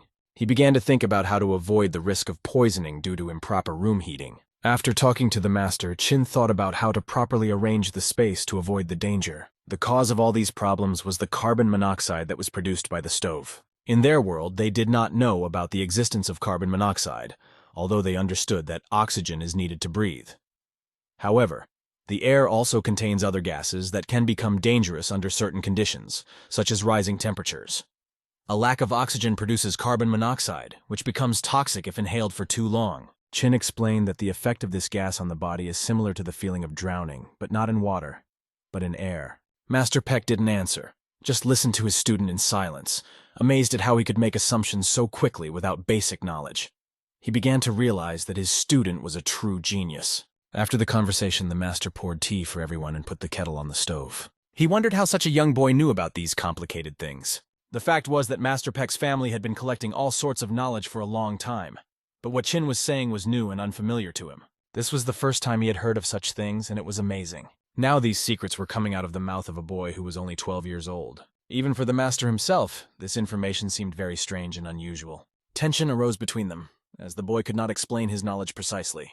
He only said that if he told more, the master would not believe him and would probably consider him dangerous. But looking at such a serious teacher who was also teaching him, Chin realized that he could not lie. After all, he was not a simple man, but Baek Rin Iksung, the genius of this novel, and a good man. Another important fact was that the novel mentioned how Baek became determined and even cruel in his mission, which made the master realize that he was not just a child. He accepted Chin's assumptions and decided that if the boy didn't want to answer, it was okay. He would accept him as he was. Chin was a little embarrassed by these words. The master took his student outside where they continued to drink tea. He thanked him for his advice on the arrangement of the room. Chin was given a special room where he could practice and study. This place was ideal for him to develop his skills and further his education. Chin began to plan how to set up the room and what he would need. It was difficult for him to get used to the local writing tools, so he dreamed of something like a pencil, which would be easier to draw and write with. Juho, who was an official at the medical palace, was given full control by the master to organize the work, and now Chin could turn to him with all his questions. Now, with everything he needed at his fingertips, Chin could show his medical skills to the fullest. Thinking back to the Korean underfloor heating, he thought it wasn't something that could be implemented here, but he remembered everything he had seen before and started thinking about possible solutions. He began to draw sketches of the ideal heated floor and heating stove, sketching out ideas that could help create comfort. Realizing that he had every opportunity to realize his ideas, He worked on the project with a pencil in hand, drawing and refining his ideas. After a while, the plan drawn by the young doctor fell into Juho's hands. Looking at it, Juho was amazed and did not understand how they would be able to make it happen. Underfloor heating seemed like an unheard-of luxury to him, and on the second floor with a stove, it all looked simply unrealistic. However, the young master assured him that the smoke would not get into the room, recalling that in their classrooms they used stoves for cooking and heating. There were no heaters here in the training schools, but it was quite possible. At first, the boy's words seemed ridiculous to Juho, but now that he had the plan in hand, everything seemed logical. Another detail surprised Juho. There were no windows and glass in the plan, but the guy argued that when it was cold, it would be difficult for the teacher to go outside. In addition, good lighting is essential for physical and psychological health. All this, of course, was impressive and reminiscent of the Western style. They will need professional help, and the costs will be considerable, but it is possible. For example, it will take a day to install a stove and windows, but the installation of underfloor heating will require the approval of a master. It will take a lot of time to set up a new home for the owner. Apparently, the preparations will take longer than they originally thought. The guy was happy, realizing that his master's condition would improve significantly. He believed that floor heating and sunbathing would help prolong the master's life for at least 10 years, given his well-developed internal energy and ability to make medicine. The builders worked quickly enough, and the new house was completed. It seemed incredible because the builders did not have modern tools, but they were able to do everything very quickly. Chin noticed that the work was already complete. The stove was installed, and the owner was now in the room. As soon as he stepped inside, he was struck by the temperature in the room. The temperature was extremely high, and the room was very hot. In winter, this room would be very warm, and the windows were very light, which reduced the negative health effects. When Master Peck saw his student, he was happy to see him and invited him inside. He was amazed at how beautiful the design of this house was. He could not imagine that it would be so comfortable with the windows closed and the stove on. However, the guy emphasized that it is important to check the system from time to time to keep it safe. Chin asked how the master was feeling, and he said that although he had been coughing all day, he was feeling much better today. He said that the furnace was a great idea, and he was impressed with the boy's concept. The master praised his apprentice and invited him to sit down. He emphasized that Chin was an extremely smart guy, because no one else had ever thought of glazing windows. But our hero was thinking about something else. How did the secondary character Juho get such a talent? He was able to install the glass windows in just one day, and even set up the stove. Juho looked like a real magician. Chin decided to follow Juho more closely and find out what he was hiding. Although he was a dedicated teacher, something about him seemed suspicious. Master Peck, as the head of the Namgun family, was proud of his heirs, but Chin's talents were unsurpassed, and even his descendants would not be able to surpass the boy. Chin was glad to see the master's condition improve and was happy about it. Meanwhile, Juho was spying on them. He was unhappy to see how the master had become fascinated by this boy from the first meeting, and now he was acting like a fool. The master used to smile only when the situation or work required it. Every day the situation at the medical palace was getting worse, and a depressing silence reigned. With the appearance of Chin Chong-hee, the master's smile did not leave his face, because the boy was mastering the skills so quickly that he was able to find a solution to the problems associated with the loss of heat and the intermittent pulse of the ninth yin. The master began to calm down, realizing that this boy was no ordinary child. He realized that Jung-hee could really save his life. Juho decided to help the boy with all of his endeavors, even if it would cost him his life, no matter what the consequences might be. He was determined to support Chin regardless of the possible consequences. In the evening, the boy left the master to his room, leaving him to rest. Juho stayed by Master Peck's bedside and watched him closely. He asked the master how his energy channels, which carry the inner energy, were feeling. The master replied that he felt fine, and thought that he only needed to prepare Nikki's medicine, and did not even realize that he should have started with creating a new home. That was his omission. Juho noted that such things were not the doctor's job, but the drawings that Chin had drawn were incredibly talented, and he conveyed this idea to the master. It even seemed to Juho that there was a Western influence in Chin's drawings, although this was probably just an illusion. After all, their inventions were much more advanced, but nothing could compare to the talent of Master Peck's student. Juho kept up the conversation, recognizing that the student was indeed worthy of attention and telling everyone about him, but it was not just that. Juho spoke to the master about what was already known, how he praised his student in letters that would be sent next week. The whole of Gangho would be on their ears, trying to figure out who Chin Chong-hee was. It seemed to Juho that the master was overestimating the boy and not acting quite right, but he didn't care anymore. The master simply said that he wanted to go to sleep and Juho could be free. In addition, the master joked that maybe Juho was jealous of Chin and was envious of him because of that. When the master lay down on his comfortable bed and breathed in the warm air, he was neither cold nor hot, and he felt great. He was glad that he had no pain today. Mr. Juho looked at the evening sky for a long time. He remained alert to make sure that Master would breathe peacefully that night. It was the first time in a long time that Master finally fell asleep soundly. He ordered everyone in the neighborhood to be as quiet as mice that night, and not disturb him. The next day, the master took his disciple for a walk, and began to tell him about Chagal Liang, their ancestor. After a while, they began to call him Kanmen, because he created many laws and founded various disciplines. Now, all of his descendants continued to develop and benefit from his legacy. Initially, the master planned to adopt Chin to continue his family line, but changing his surname is not so easy. The boy was upset, realizing that it didn't matter to him what his surname would be. The master explained that for now, Chin would remain just his student, but he realized that even Juho, who was quite unpredictable, could become his adopted son. Later on, Chin might be able to take on the surname Siegel. However, for now, everything will remain as it is. The master hinted that when he said later, he meant when Chin grew up, and it seems that he meant that this would happen before his death. The situation was quite complicated, and it put pressure on the boy. The weight of these words weighed on the young master's heart, causing a sense of responsibility and anxiety. Soon they reached one of the training grounds. The boy looked around and was surprised to see what awaited him. Opposite him stood a mannequin designed for training. It was an ancient doll for their training, and today the master planned to show him a real master class. The boy was amazed. Was he really going to learn martial arts? The ancient dolls are here for a reason, and today is the big day. In the next chapter, we will find out what happens next. Their lineage is based on the study of the art of Shimbap, which helps to develop memory, has a positive effect on thinking, and reveals human emotions. The master stretched out his hand again, and this movement was familiar to the young master. As before, his hand shot out with a fiery aura like an arrow.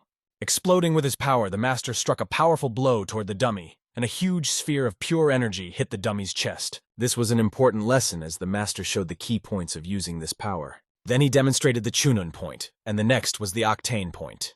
The whole spectacle was fascinating and left a great impression on the young man's mind. It was simply incredible. With just a flick of his finger, the master could hit the named points on the body. During the next strike, he only lightly hit the dummy without piercing it through, and it seemed impossible to the boy. He could not even imagine such power, but for the master it was just a game. The creation of such a pistol with enormous firepower that could be precisely controlled impressed Chin with its incredibility. The master asked the boy if he was impressed by the demonstrated power. Another person might have asked why the master did not pierce the dummy through as he had done before, and why the impact was so weak. But the young doctor realized that the master had demonstrated impeccable control. He had not even damaged the dummy or removed the paint. This was the first lesson, and the boy proved to be an excellent student. Their kind used brain power in this way, achieving great success, which put them ahead of ordinary warriors. However, the roots of their pride were the source of their problems. But the boy will learn to master this technique, so don't worry. The knowledge he will gain will be much deeper than that of his ancestors. Finger Flash is the main martial art of the Chagall family, and for the master, it is almost child's play. In the past, the great power of the Seagull family was manifested in sword techniques, as well as the art of wielding the fan, which was their main weapon. Of course, that was not all they possessed. Over 10,000 weapons and techniques, which was a rather terrifying feature of their lineage. The boy's eyes shone with delight. He was amazed because these masters were using weapons that he had never seen before in his life. It was just incredible. The master was impressing him more and more with every passing moment. But there was only one question. Could the boy have reached such heights with another teacher?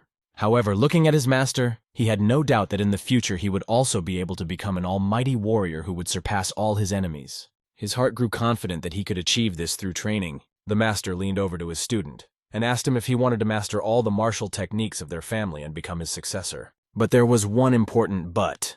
The boy realized that if he became omnipotent, the heavenly demon would target him to kill him. After all, to become a leader of the Magi, you need to prove that your art is of the highest level. Even now, while he is still young, the demon provokes fights and threatens to destroy anyone who gets in his way, because this was his destiny written in the novel. In the novel, the heavenly demon Yonghyun pursued the Almighty all his life, going to his goal and destroying powerful enemies. He did not know any obstacles and was obsessed with his desire to win. There were no obstacles for the heavenly demon, and all this time he was achieving his goal. This is clearly described in the novel. And now Chung was asking himself whether he should strive for omnipotence to be ready to fight him, because sooner or later the heavenly demon would come for his head. Standing on the training ground, he asked his teacher why he should strive to become omnipotent. After several minutes of thought, Master Peck could not give a clear answer.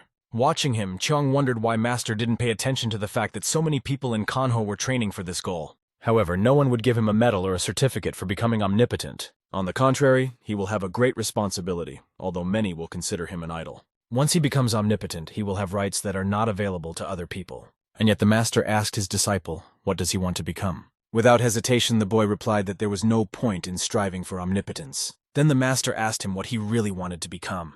The student replied that he wanted to become an omnipotent doctor like his teacher. Peck looked at this wonderful child and was very happy to have such a purposeful student who had a noble goal. It was a good goal that promised to lead him to a wonderful result. The Master knew many of the Seagull clan who aspired to become omnipotent, but this was the first one who wanted to become an omnipotent doctor. The Master thought that the student was special, and he thought that the boy had been sent to him by heaven. Looking at his disciple, the Master felt proud to have such a student. Standing with the Master and looking at the sunset, the boy realized that his path was to devote himself to medicine, even if the heavenly dragon became the ruler of Mage. In the novel, the protagonist never killed the doctor, and the boy decided that this was his meaning in life. His heart was racing at this thought, because his path was decided. He would become a doctor, and this path would not be easy. But it was his goal, and the cycle of life. And no matter what happened, no matter what obstacles arose, he would certainly come forward and heal his Master Peck. Master Peck realized that this student who gave him warmth was being kind for no apparent reason. He could not even imagine that he would ever have to ask himself such a question. The high-ranking Master could not leave this boy to his fate. He was now his debtor. That's what the valiant Chin Chung-hee had become to him. They continued to train until late at night, and the most important thing was to learn to concentrate the energy within themselves. No matter what happened, the young student was not to move when the Master applied his technique. He told him to sit in the lotus position and concentrate his power. This was an extremely important moment when the young disciple had to be filled with the power of his Master. When the Master put his hand on the boy, their breaths synchronized. The energy around them began to fill every drop of air with crystals of its power. And at one point, feeling the energy of his Master, the boy seemed to have an epiphany. The Master channeled his energy and moderately filled the body of the young disciple. The teacher's energy, sweeping through the room in an incredible way, filled every particle of air, striking with its power. But the main thing he was telling his student was whether he was focused on his energy. And suddenly, streams of green, pure energy, like a green mist, began to flow through the boy's veins. The circulation that took place in the body is called the Great Celestial Cycle. This is the inner energy that is present in every person, and it can be awakened. The guy felt it inside him, like an electric charge spreading through his body. It felt cold and heavy, although this was not due to the influence of the ninth yin, which is responsible for the intermittent pulse. When the student moved his hands forward, the power began to flow out of his hands. Meanwhile, the Master closed his eyes and concentrated on the process. Suddenly, the energy circulation broke, and the Master filled the space with his own energy. In the area of the abdominal cavity, where most of the energy is collected, the boy began to feel a hardening. It was the same Tanjong that was mentioned only in legends, the energy that accumulates in a century-old Huandan. The inner energy was absorbed by the miraculous medicine, and now it became part of his essence. Filled with this incredible power, he will be able to control it. When the effect became even stronger, the hardening would turn into a life force that would become like a resin that was constantly renewing itself. It was difficult for him to get used to the new, depleted essence, and perhaps because of this, he never fully understood it. Now he has imbibed 100-year-old Huandan, and next time he will try a 1,000-year-old one. He realized that he shouldn't try to learn too much at once. Today had already been very effective, and the Master was tired. He allowed the disciple to open his eyes and proceed to the next step, learning the basics of Shimbop. The young man realized that this was a breakthrough in his career, the path to becoming a great doctor. Continuing his studies, the Chegel family's Shimbop was based on the 5 elements that shape this world. They were fire, water, wood, metal, and earth. The Master instructed his student to breathe as he was taught, and try to control his inner energy on his own. The boy began to circulate his breath and concentrated on it. The Master continued teaching. Water nourishes the tree gives power to the fire forms the earth creates metal, and the metal purifies the water. Suddenly, the boy felt a stream of energy moving inside him, and everything was exactly as the Master had described. It even seemed funny to him. The basic principle is the cycle of the 5 elements, and it is through this cycle that the god of the 5 elements, Seagull, combines with medicine.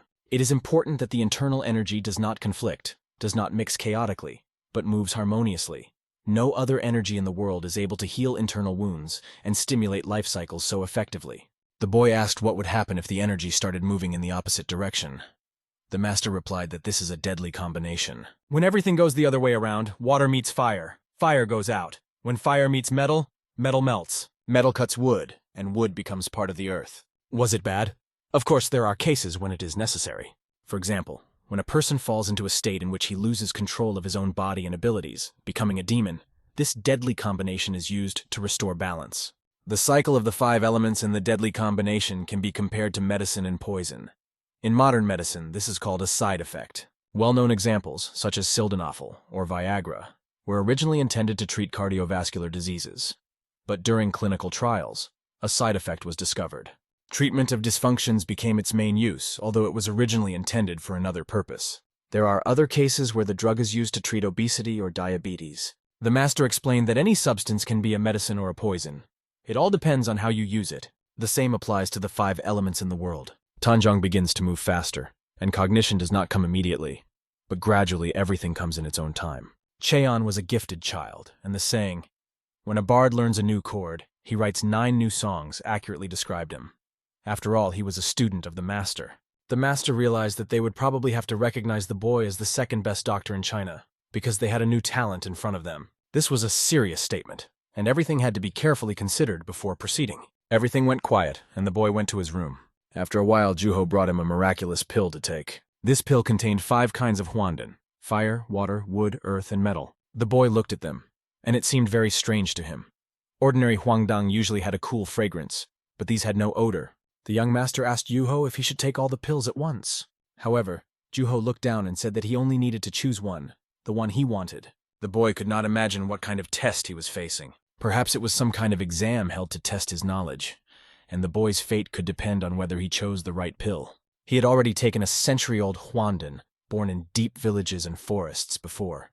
Therefore, he needed to choose one whose properties matched his inner energy in order to enhance it. The guy noticed one important detail. He remembered that according to the principle of the cycle of the elements, it is important to choose the right balance. That's why he chose huandan, which belongs to the element of fire, because the energy of wood enhances the energy of fire. And so Juha gives him this pill. It fell into the hands of the young disciple, and a sweet aroma began to emanate from this huangdang. The boy inhaling this smell was amazed that he had never smelled it before. It turns out that the huandan of the 5 elements are 5 pills, and each of them has its own role. If you take them in order, you won't need any more energy, because the cycle of the elements will start naturally. In order to create the cycle and start the cycle of the 5 elements, it was necessary to assemble the base of the 5 components in their purest form. The guy told Juho that he would not take just one pill. He decided to take them all one by one.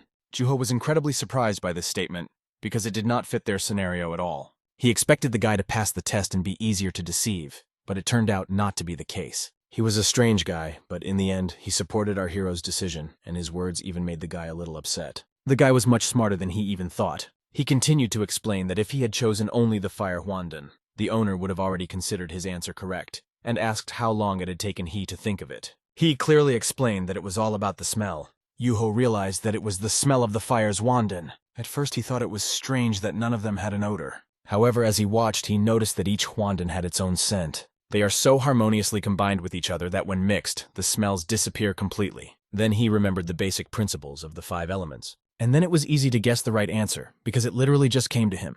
After this conversation, Juho praised he, saying that he was really very insightful, and his efforts were not in vain. Juho then added that he would tell his master his answer when he was packing up the pills. On his way out, he asked he to take the huandang without haste. Hiei held the pill up to his eye and looked at it carefully. Then he swallowed it. The fire huangdan had a very pungent aftertaste, which he felt in full. Before he knew it, a whole week had passed. He activated the cycle, and it seemed to him that he sometimes confused whether he was a human or a huandan processing machine. Juho told him that they had already arrived at the place. This was the place where the medicine was made. He did nothing but look around, amazed at the size of the room.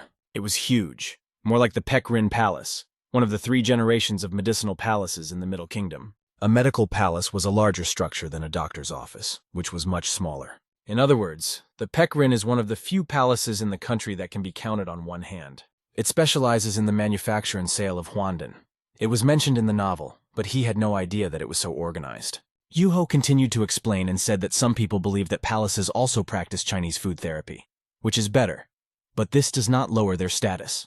They produce a lot of miraculous medicines, each of which belongs to a certain class, from the highest to the lowest. The highest grade medicines are produced only 2 times a year. And although every student who has received inner energy from a master can easily handle such medicines, you may not be able to, warned Yuho. He advised taking a lower grade Huandan once every 3 days, and if the body can absorb the properties of the pills, then he will receive as much internal energy from one as long training would bring. He just closed his eyes and told himself that he would have to try. In the novel, the students received energy from the teacher, and the descendants of noble families took miracle drugs from early childhood. He began to wonder if he was lucky. By the way, he seemed incredible. He managed to do so much that Yuho didn't even understand how he did it, assuming that the boy didn't sleep well because of his training. But he just smiled in response, saying that compared to what happened during the internship, it was nothing. He constantly recalled what was happening then. He was exhausted both physically and mentally. If slavery hadn't been abolished, it would now be called a specialization for medical school graduates. He would have done everything, but he heard insults all the time. Patients, caregivers, professors, and ordinary passers-by all did not hold back and insulted him. His constant companions then were sadness and anger, and later even these emotions disappeared.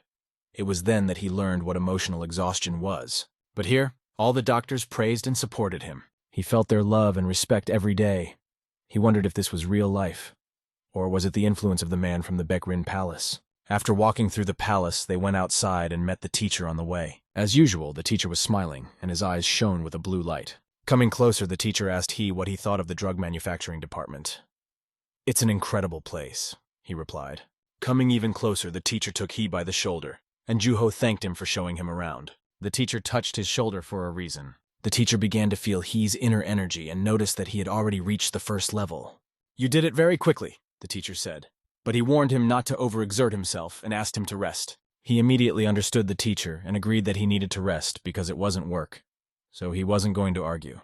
After that, the teacher suggested going out to eat and telling he where he would be living. Soon the construction of the new house was completed. They hired a lot of workers and the time frame was shortened. On one side, there was a large glazed window, underfloor heating, and a stove. He was overwhelmed with emotion when he saw his new home.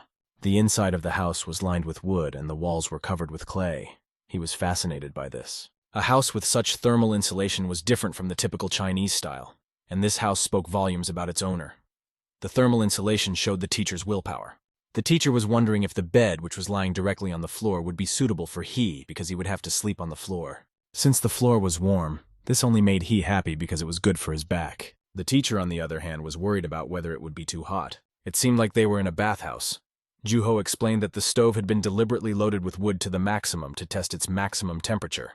The teacher thought that one stove would have been enough, but the whole system was simply amazing. While they were talking, he was excited about everything he saw around him. Juho noticed that he was suspicious, especially about how he knew so much, and asked the teacher about it. But he reminded him that they had decided not to ask such questions. One day, he would tell them the secret himself. The teacher began to realize what kind of person he was. The teacher came a little early, as did the boy who also came early. The underfloor heating was a real godsend for the teacher, and every day he felt better and better, as he repeatedly told the young student. This made the boy smile slightly. The time had come to comprehend the divine help of the 5 elements. The teacher asked the boy to concentrate the energy in the tangent and direct it to his fingertips. He repeated this several times to make him feel calm and confident. The student closed his eyes and began to concentrate. All attention was directed to the breath to receive divine help from the element of fire. When he opened his eyes, everything around him was ablaze with bright flames. The energy he had just awakened was incredibly powerful. The wind that rose from his power tore leaves from the trees. When he touched one of the leaves, Pen burned it with a single touch. This amazed the boy, but he was even more impressed that he had done it himself. Rising on one leg, the boy heard from his teacher that he had succeeded. True. He hadn't managed to set anything else on fire, but it was still a great result. The teacher noticed that the boy was learning much faster than the others. As the boy's level increased, the teacher decided to give him a new task. He took out a fan and opened it in front of his face, causing his hair to blow in the wind. It was the first time the boy had ever seen a teacher use a fan. But as soon as he began to wave it, everything around him changed. The fire began to swirl along with the wind coming from the fan. This was the true essence of fire. Destruction.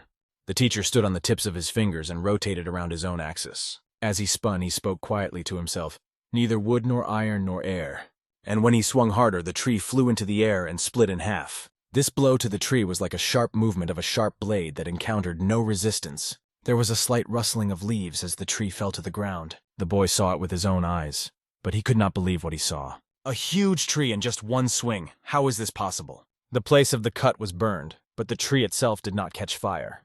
The teacher asked the boy if he liked what he saw. Then he added, "The next thing is the energy of the wind," and he started waving his fan again. But this time green energy appeared around him instead of fire.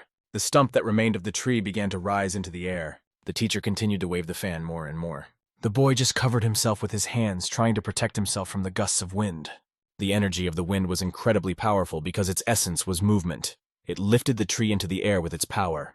A dull thud was heard as the trunk collided with the trunk. The teacher returned the felled tree to its place. It seemed that nothing had happened to the tree. It stood exactly where it had been cut. The boy noticed only a thin line at the place of the cut. But the teacher explained that the fire had already damaged the bark of the tree, and it was no longer alive. "Now it's your turn," the teacher told the boy. The teacher then asked the boy if he could harness the energy of the water. The boy just stood there, swallowing his saliva at the experience, having no experience with this element. He looked at the tree and timidly asked if he should try it on it. His task was to save the tree from death, because water is life. If he succeeded, he would consider his first task completed. Penn wondered how long it would take the boy to do it. The teacher left him alone, and after a while he came back with Juho, who thought that the teacher was in too much of a hurry, because it was almost impossible to reach the 3rd degree in the first lesson. Juho was convinced that no student could do this in the first year of study. "Then why did I spend so much time explaining the theory to our boy?" the teacher replied sarcastically. "When it comes to education, it's hard to find a more demanding mentor. The teacher may be taking care of a new student, but you can't expect him to be lenient. Although, if you think about it, isn't success the most important thing? This approach will make the boy stronger." It started to rain outside, and it seemed to him that even the weather was against him. He could have hidden, but the thought of how to heal the tree with the energy of water did not leave his mind, even though he was at the 1st level. He managed to collect a pea-sized drop of water, but it was not enough to heal the bark. He knew that the teacher was well aware of this, and he began to doubt why he had given him this task. Did he want him to get discouraged? If so, the method seemed extremely questionable. It seemed to him that in such a situation there was only one way out: death. If he had simply cut the tree, there would have been a chance, but he burned even the cambium layer with fire. The roots were intact, which meant that the tree was not yet dead. He decided to start treatment with the lower part of the tree and then restore the upper part. He was not going to give up the fight, so he sat down at the roots of the tree and watched as the roots absorbed the water that had once made the tree bloom in the rain. The tree gave birth to fire, and the fire brought it back to the earth. The earth was connected to the metal that was connected to the water. And it was at that moment that he realized the answer was found. The boy was sure that this was what the teacher had meant. It was necessary to increase the amount of energy, as is done with the load on weak patients, gradually. But the question was, would it work? After all, he only needed the energy of water. Would he be able to put the divine help of the 5 elements into practice? It is dangerous to use a technique that you are not trained in, but there is no other solution. If he fails because of the tree, he will be remembered as a rare failure. First, he decided to start with the calmest and most stable energy of the earth. He could literally feel the amount of energy increase when it was combined with metal. So far so good, and there was no reason to worry. Now he had to combine the metal with water. At this point, the guy felt that the energy increased more than 8 times. All this powerful energy rushed straight to his hand. Rays of blue light from this energy even fell on his face. The bark of the tree began to grow together, and it seemed that everything worked. But the boy realized that this was not the end. The energy dissipated around him, and he just looked at the trace left on the tree. Then it occurred to him that he should start with the energy of the tree itself. He would pass the energy through fire, earth, metal, and water. This means that the energy will increase 32 times as 2 to the 5th power. In such a situation, quality is more important than quantity. Because of this, he was offered to take the 1,000-year Huandan a little later. The essence of the divine help of the 5 elements is mutual exclusion and harmony. If one energy suppresses the other, he will fall into a state of Chuhwaima. But the boy decided to take the risk, because no one held him accountable for his failure. At that moment, Penn was walking with Yuho, talking about he. The teacher began to wonder if he should have given the child such a difficult task. Maybe it was better to choose something easier. If the requirements are too high, it can have a negative impact on the student. But when he approached the tree, he looked at the bark in amazement. At first, he couldn't even believe it was the same tree, but there was a small mark on it. He was amazed that the boy had completed the task. When he looked closely, he saw that the bark had grown together unevenly. The trace of energy was also clearly visible. Juho, who was standing behind him, said, "This is undoubtedly the work of Jung-hee. He did it on his own without any help." Did he really do it? He was truly impressed. The boy did it in just 1 day, maybe even half a day. He easily mastered the third element during the first task, where he had to combine, expand, and concentrate the energies of all the elements in the right direction. A child is usually not capable of this level of control, but this student was. Then Peng thought about it and said that perhaps the boy would become his successor. Such talent is rare not only for him but for the whole of Kanho. Oh shit, Yu-Ho thought as he listened. The teacher was already eager to tell everyone about his student.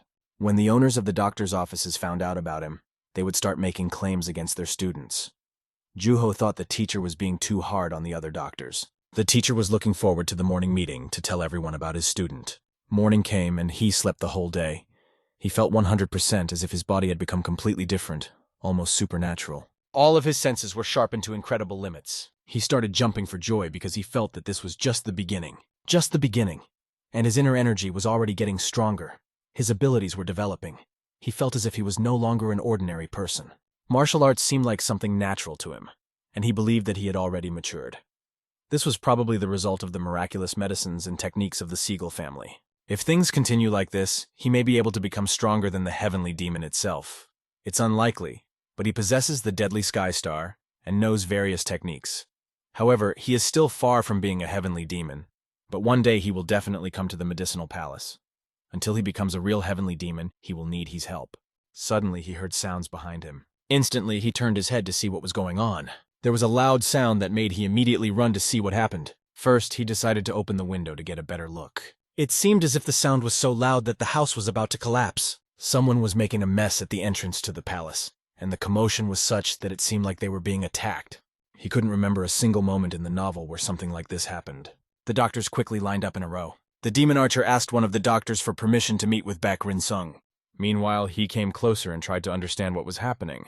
The source of the noise seemed to be a man who was screaming at the top of his lungs. On the man's back, he saw a child about his age. Was this child sick? The man kept begging to be allowed to meet Peck at least once. Then he realized that he was an archer trying to save his daughter, and he looked like a poor man. However, the archer pointed his arrow directly at the doctors. He was desperate and begged to be brought to Peck immediately. If this man is able to attack from a distance even without a weapon, then the guesses may be true. He was Jung Sanjikan, neither Jung Paik nor Safa. He is a mercenary who does not hesitate to kill and attack even prominent martial artists for money. In simple words, the main enemy of this world. The doctors explained to him that they only treat those who have been notified through pigeon mail. The palace receives patients who could not be helped in the doctor's offices. They explained to the archer that he had to bring a statement, and then they would be able to help him. But the archer held an arrow pointed directly at them. What kind of statement? He asked them again, barely containing his rage. After that, he began to lower the bow down. He seemed to have calmed his temper a bit. At that moment, the memories of the novel began to return to the boy. Some of those who had attacked him had killed his daughter, after which she died, and he was on a slippery slope. This child on his back is the same girl. If his memories were correct, the girl would die right there, and he decided that he could try to save her. Archer began to explain to the doctors that they had tried to get treatment at the main unit of Hwa's hospital, but they were only refused, saying they could not issue a discharge. He has been trying to cure his daughter for 10 days, and it took him 5 days to get to Baek Rin Hospital. He was running out of time, so he decided to apply directly. And Hwaju, like Sun, said he couldn't help because the archer wasn't a Jonpa. They can't just leave her to her fate, he said. As the boy listened to this conversation, he tried to remember the name. Hwaju, like Sun, treats only those who belong to Jongpa. How difficult it is. Because of the lack of some papers, a child is denied help. He also said that he had been walking here for 5 days. How did she not die on the way? From a medical point of view, this has no explanation. The archer knelt down and put the girl on the ground. He said he tried his best. He sold his property to raise some money and begged the doctors to save her. The doctors did not know what to say, but they felt very sorry for this child. Seeing something like this live is not the same as reading about it. Only a teacher could solve the situation.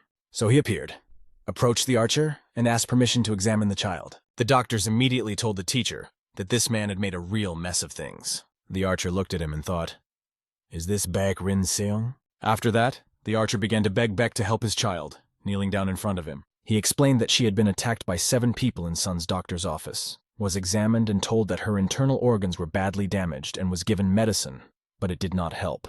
Peck came closer, sat down next to the girl, and began to examine her. He immediately started taking her pulse to check her condition while he watched from behind the doctors. "It's a miracle," Peng said, "that the girl is still alive." Then Peng added that it was too late to treat her and that he could not help. This began to irritate the archer. He got angry, ran up to Peng and shouted, "What did you say?" Pen repeated. It's too late. These words from the doctor's mouth enraged the demon archer, and he began to form energy on his arm. Everyone watching was terrified. Had he gone mad? Or perhaps it was just desperation. Yuha grabbed his tense hand, asking him to stop. He tried to calm him down, explaining that this was the territory of the Peck Medical Palace. The novel says almost nothing about Yuho, but he looks very strong. The teacher remained calm, showing no fear or anxiety on his face, as if he was indifferent to everything. The demon archer, clenching his teeth, could barely keep himself under control. But Juho made him let go and take his hand away.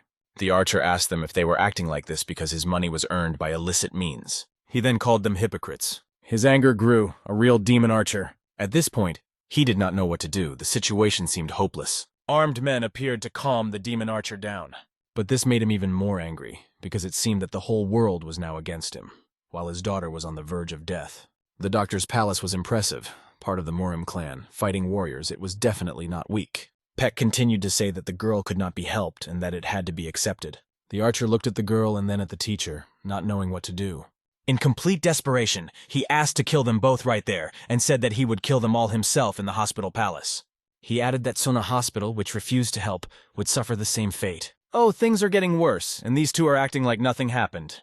Ping even said to the archer, "Your will is your own, but in this case your corpses and your daughter will rot in the marketplace in front of everyone."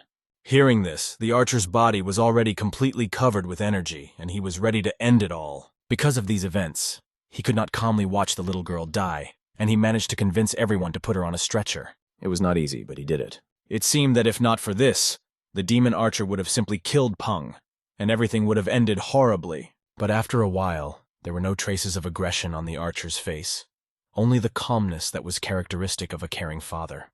He watched this with the hope that things could still be fixed. When it comes to the life of your own child, pride takes a back seat. The archer apologized, admitting that he had long lived a dishonest life, and that his powers of observation had become dulled. Then the demon archer looked at he with such an inhuman look that the boy could not understand who he looked like. He couldn't figure out what was so unusual about that look. The demon archer couldn't figure it out either, because his face looked beautiful and feminine, like a mask that hid his true emotions. It was as if he was frozen in place, even if the demon archer decided to kill everyone around him except for he. He realized that his teacher really appreciated him, and it was obvious. To reach heights like Sung means to see many more deaths than an ordinary warrior. The boy knew that Sun was a bit mysterious, and a mere mortal could not understand his strange nature. But Dawn at least looked like an ordinary person, which was confusing. What annoyed the demon archer the most was that Sung always shied away from conflict in every situation. Putting his hands on He's shoulders, the archer apologized for raising his hand to his teacher. Then he began to beg to save his daughter, repeating his requests over and over again. He recalled his anger and desperation, as well as the energy that filled the air around him, stronger than any poison. Even though it was a different world, he, though a child, felt it was time to act. He decided to get down to business, because it was exactly the same hospital as in his past life. While in the operating room, they checked the girl and wondered if they could cure her. He was not sure, because without a CT scan or magnetic resonance imaging, it is difficult to see internal injuries. But in the world of martial arts, one of the most amazing things for he was the ability of Qingyi, which resembled an ultrasound but was much more accurate. After the examination, the three of them gathered together and the teacher was about to say something, but asked that what he was about to say remain in this room. The attacker was using a very strong negajitsu technique, and his fighting technique was quite peculiar. It was the so-called fist fighting technique. This may mean that the enemy belongs to a certain clan, in particular to Jonfa, the Pecto Union. This is exactly what the teacher told them. Jonfa is an association of 5 unions. But why isn't Safa behind this crime as usual? It doesn't matter what started the conflict. Attacking a child is unthinkable. In the novel, the archer never found the culprit. If the attacker is a member of Jonfa, he will never confess, no matter how horrible the crime. He gathered his courage and decided what he would do next. The archer's business is his concern, and ours is to save the patient. Hearing this from he, the teacher saw real courage in him. Children are not characterized by such an indifferent attitude, and it reminded the teacher of his own negative character trait. However, this knowledge could be useful to them, so the teacher agreed. It was time to begin. They got closer to the girl. The girl had suffered necrosis due to a ruptured intestine, and surgery was possible but risky. There was a question of whether she could survive the operation, and they needed to get the consent of a family member. He told the teacher and Juho that he would take it upon himself. When he went outside, he called the girl's father for a conversation. He explained that there were 2 options. The first option is a painless death, Sleep will hold the session and ease her suffering by reducing the pain until the moment her breathing stops. The second option is to fight for her life to the end. An operation could be performed, but in case of failure, the body would be impossible to restore, and the procedure would be very painful. The father could not hold back his tears, but he realized that this was 100 times better than the first doctor's statements about guaranteeing a cure. For this man was a stranger, and he was seeing his daughter for the first time. So the decision was up to the father. Only he knew his child better than anyone else. At that moment, the father began to recall her constant smile and how she loved to play overcoming obstacles. She was a very energetic girl, and he never had time to tell her what he was really doing. She still naively believed that her daddy was a wandering warrior named Kanho. Once she even told him that she wanted to follow in his footsteps, study martial arts, and become a strong warrior. But now, it seems that her dad was too late. And then, when she was beaten, she told him that she would never be as strong as him. Barely able to speak the words, she added that she still fought well. At that moment, the archer felt like a real liar and a coward. He didn't want to see the condemnation in her eyes and live in poverty. He blamed himself for everything, considering himself a bad father. Kneeling before he begged her to cure him.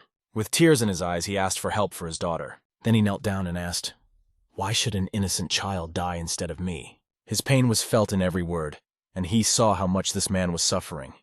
After a while, he returned to the operating room and said that the conversation was over. He also added that he had explained all the options and their consequences to the archer, and he had chosen to continue fighting. Immediately after that, it was decided to act quickly. Juho began to prepare everything necessary. There is nothing beautiful in hospitals. There is constant anxiety there. Relatives are worried about the lives of their loved ones, and the hospital staff is worried about everything going well. After a while, all the necessary tools were prepared. The medicines that he had asked for were also in place, and he himself rolled up his sleeves, ready to act. All they had to do was not give up. Examining the girl, it was found that she had a liver rupture. The liver had crumbled like tofu, and the well-known Qigong technique had punctured her intestines. Unusually, her ribs remained intact. How did she manage to live for 15 days in this condition? Perhaps it was due to her inner energy and her father's miraculous potion. One thing he realized was that the girl was extremely strong, and the painkillers seemed to be working to keep her alive. After that, they went out to consult whether it was enough for the operation. As he had asked, Juho tried to do everything as quickly as possible. After handing over the tubes to Juho heard his words of admiration. Unbelievable. Only Joho could make them so quickly. The more he watched, the more questions he had about this blood transfusion invention. It took him very little time to create the tube.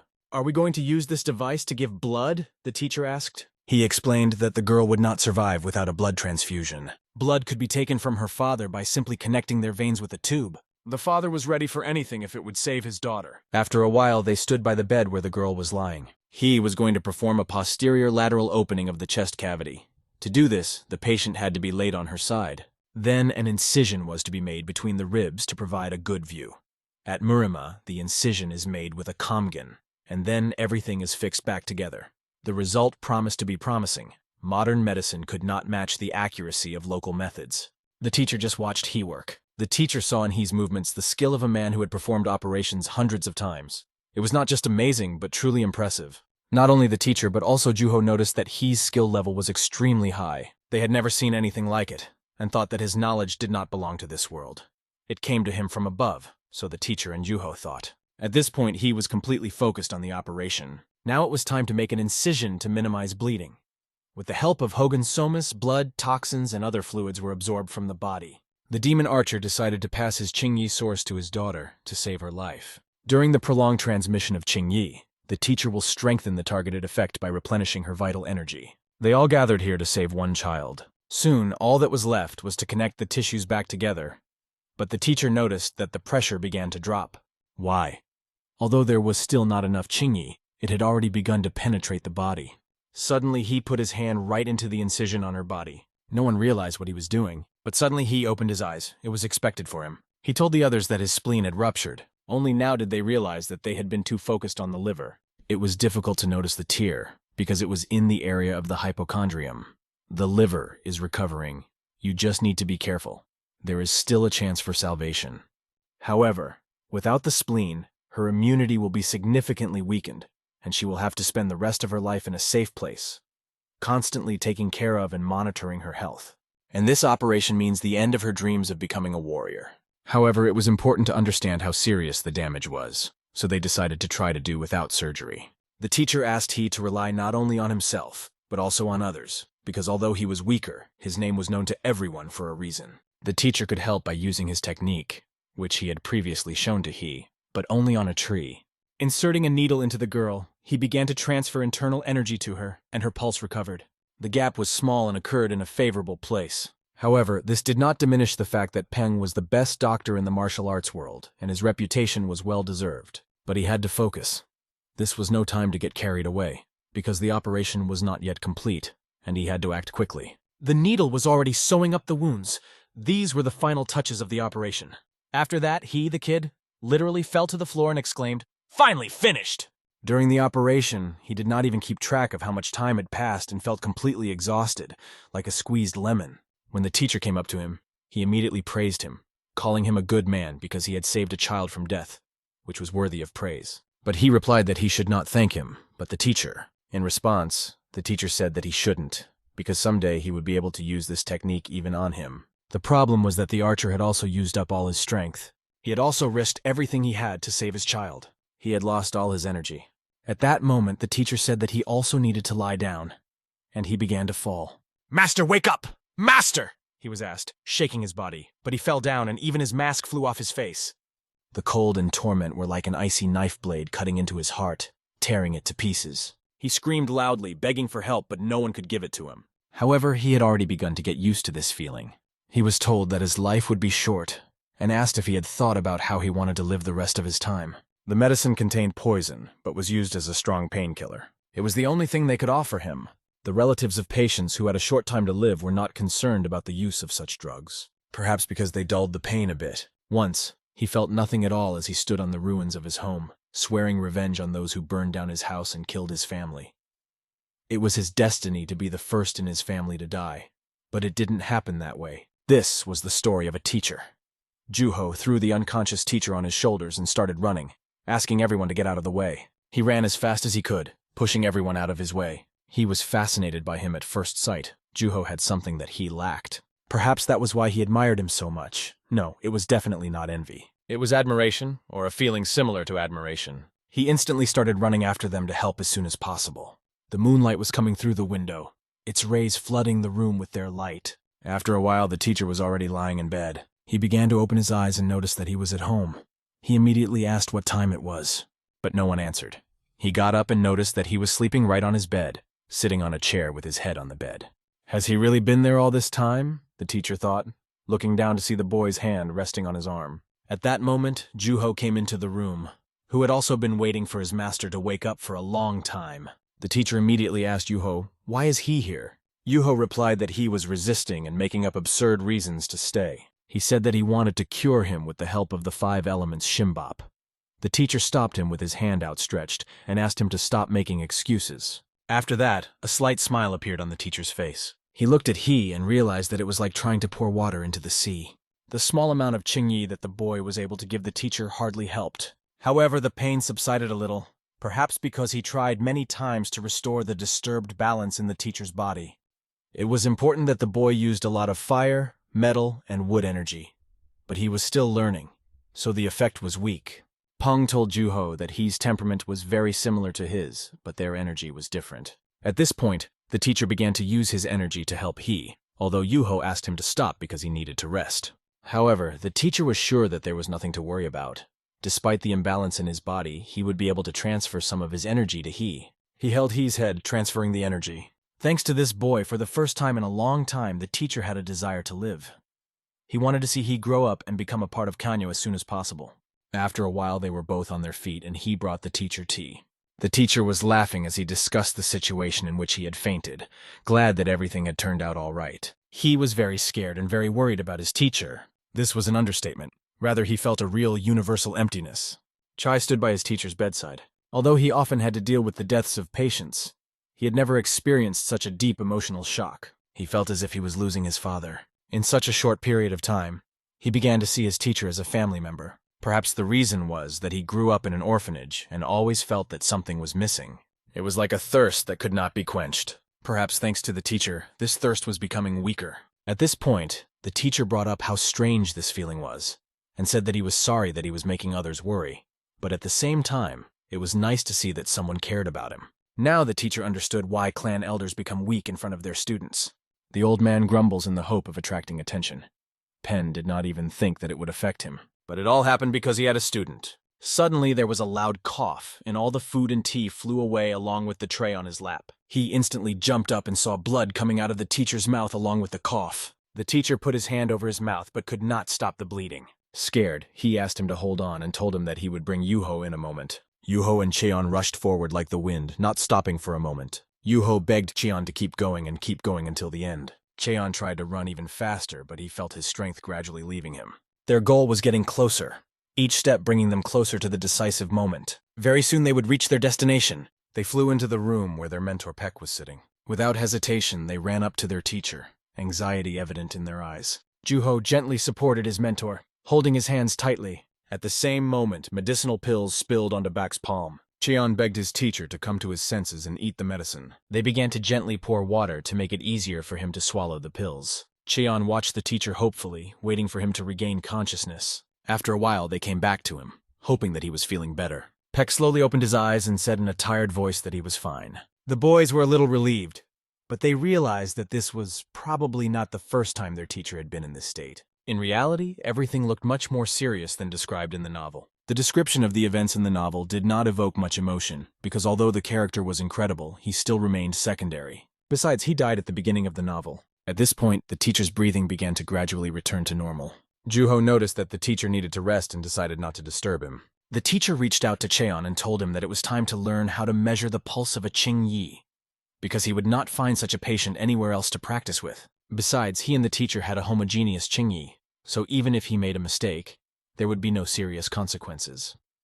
The teacher asked him to sit down, and Cheong pulled up a stool, ready to begin. He already knew the theory, so it was time to hone his skills in practice.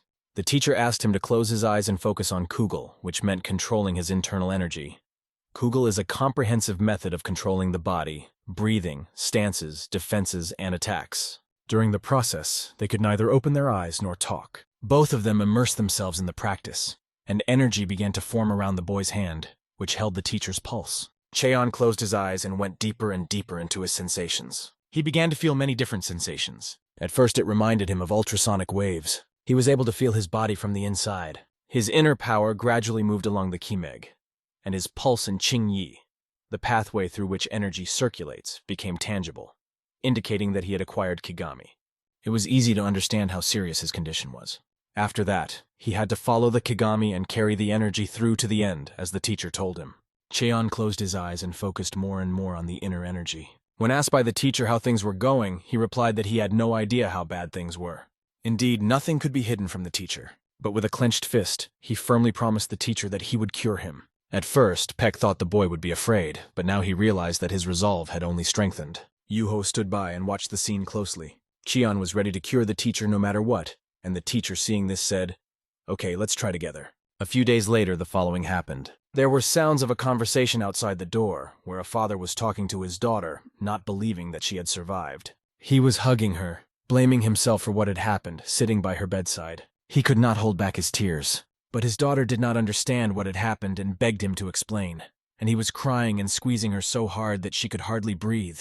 And then the girl could not stand it and screamed loudly to her father, asking him not to let her go. But he was overwhelmed with emotion because of how happy he was. It was very strange for the girl to feel the changes in her body. There was much more Qingyi in her Tenjong than before. She even felt that she had become stronger. At that moment, Cheon came into her room with her teacher and was happy to see that she was feeling better and could stand up. Her father immediately jumped up and ran to them. In a moment, he was on his knees in front of them, thanking them for helping his daughter survive. He repeated the words of gratitude over and over again. Even the girl began to ask her father to stop crying, because she was feeling much better. But now she was worried about her father. But when asked how he was feeling, he said that he probably wouldn't be able to use his old movie anymore. However, his daughter was alive, and that was enough. The current movie will be enough for him. This may be due to the fact that he used to use a congenital Qingyi, and his appearance has changed significantly since then. This is understandable, because innate Qingyi consists of human vital energy and has a different power than ordinary Qingyi. By the way, an ordinary Qingyi would have been enough to heal him, but now the demon archer had become a lower-ranked warrior. After that, He remembered what the girl had said earlier about her Mui becoming stronger. Nothing else pleased him as much as this news. Peck decided to go over and check his daughter's pulse again. Sitting down next to her, he put his hand on her pulse and asked her to sit still. Then he closed his eyes. Feeling the pulse clearly, he began to count. Some time passed, and he still kept his hand on her pulse. Chong watched his teacher's actions carefully. The master who had reached the maximum capabilities of his power had become a government soldier. It was a touching moment, but in his current state, he could easily succumb to influence. Such thoughts arose in Cheon's mind as he looked at the girl's father. Usually, in martial arts novels, the villains first demonstrate an impressive movie, which later becomes the basis for the protagonist's awakening of his powers. He could probably accept the role of someone who would sacrifice himself. A lot of killing has hardened him, made him stronger, but you never know at what point someone who was an enemy can become an ally. Negative characters can be annoying, but they are also considered the coolest. In the novel, he appears even before the confrontation with the heavenly demon begins. That is why Cheon could have accepted the role of a thief. In addition, he has lost his martial arts, and because of this, it is not difficult to involve him in the conflict.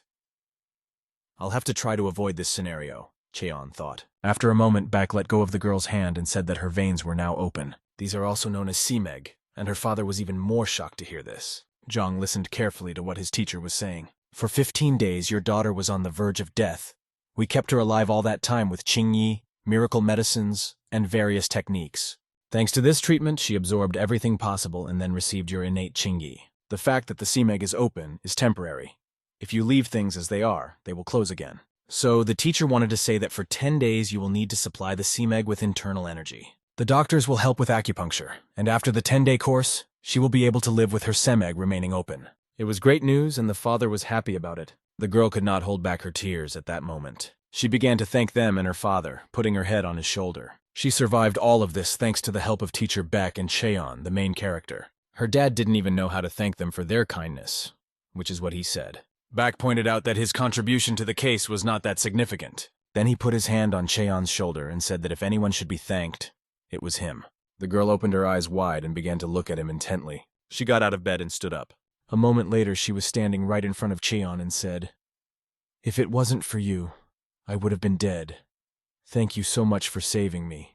In response, the guy laughed and said that her father had sacrificed a lot and he'd just helped. "But all's well that ends well," he continued, noting that each of them had done their part. Then he explained to her that she had held on for a very long time, and this was only possible because despite her age, she is very strong. Her capacity for greatness manifested itself at such an early age, because even as a child she was not a simple person. She was able to survive her first real battle with enemies who probably belonged to Kayantha. Now they are the same age, and Cheon is confident that if this girl continues to strive for heights, she will have a great future. Her name will soon be on the lips of every resident of Gangho. With one good deed, Cheon helped both the demon archer and the future goddess of the bow. After the conversation, the boy's teacher said that they needed to rest. The protagonist also advised the teacher to get more rest, and in his head, Cheon already has a plan to replace the demon archer with his own side. For some time they were walking in the middle of a bamboo forest, and the archer confessed to the boy that he did not know what to do next. He used to think that revenge was the best option, but now he was afraid that he might not have the strength. He had often seen warriors following Kano's orders turn from first-class masters into third-rate fighters. And the worst thing is what these people end up doing. And the archer also knew about this. He told the boy about all this during their journey. It is thanks to Cheon that things are not so bad for him now because his daughter is alive. What else does a father need? He doesn't need anything else. The only thing he wanted was to be with his daughter until she died. But as Cheon listened to him, he realized that now that the archer was weak, he was unlikely to be lucky enough to die his own death. The thieves from Ganjo could continue to pursue him. That's when what was described in the novel would happen. After being defeated by the heavenly demon Harayon, he lost his innate Qingyi, but he was not at all upset about it. He took it for granted, like the third-rate fighters he had just described. If the protagonist doesn't want to let this happen, he needs to act now. "Could you listen to one request I have?" asked Cheon. After hearing what he said, he immediately stopped and asked what kind of request he was talking about. "In the end, I would like to understand the principle of your Ungan," said Cheong. "Ungan means energy attack. Is this a tactless request?" he asked again, and the man replied that it was not, and explained that their family has a form of Tong Ugong that allows them to attack by performing repetitive movements. However, since he didn't have a bow with him, it would be difficult to show it to him. However, the guy assured him that he only wanted to see it, not learn it, so he could just show the movements on an imaginary bow. The man thought about it, because he had never tried it without a real bow before. But eventually he agreed and told Qian that he would fulfill his request. "Because when else will we get to see this again?" he added. He only asked the boy for one thing: if his movements were clumsy, not to think that all archers are like that. He modestly described himself as a rather inept archer. "My technique is called the Divine Bow of Destruction," he began to explain to the boy. He said that their clan of archers originated from a Buddhist family that did not belong to the followers of Taoism. Their goal was to reach nirvana through the awareness that comes from selflessness.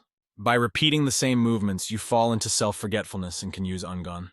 The wind blew around them, intensifying the atmosphere as they stood there. The boy realized that, probably because the archer had lost almost all of his strength, the internal energy in his Tangon was almost non-existent. However, the archer began to make movements. He imitated taking out an imaginary arrow and then taking aim with an imaginary bow.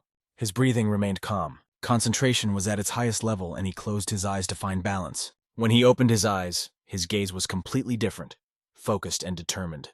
The kid watched his every move carefully and thought that maybe this would be his last Ungong right now. The archer stood motionless, not straining a single extra muscle in his body. And at that moment, the imaginary bowstring flew out of his hand. At that moment, the wind grew even stronger. It felt as if a real arrow had flown out and went straight into the bamboo. The archer reached for the imaginary arrow again, but this time a red bow made of energy appeared in his hands. "Did I imagine it?" the boy asked himself when he saw it. He could literally feel the bow colliding with the arrow. He could see the arrows flying through the air. The arrow was blue in color and cut through the air on its way, creating a whistling sound.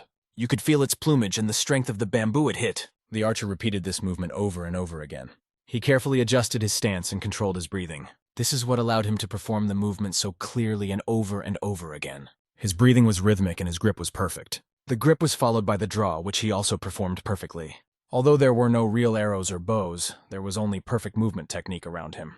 The result of all these actions will be the following. The result will be mental anguish. The expression on the man's face is unsurpassed when he feels that he is doing what he has been studying all his life. The movements that he has repeated hundreds of times have become a matter of technique. A technique similar to a prayer that you have recited thousands of times. A mental torment similar to wind and thunder. Wind and thunder that are destined to meet with a flash of lightning.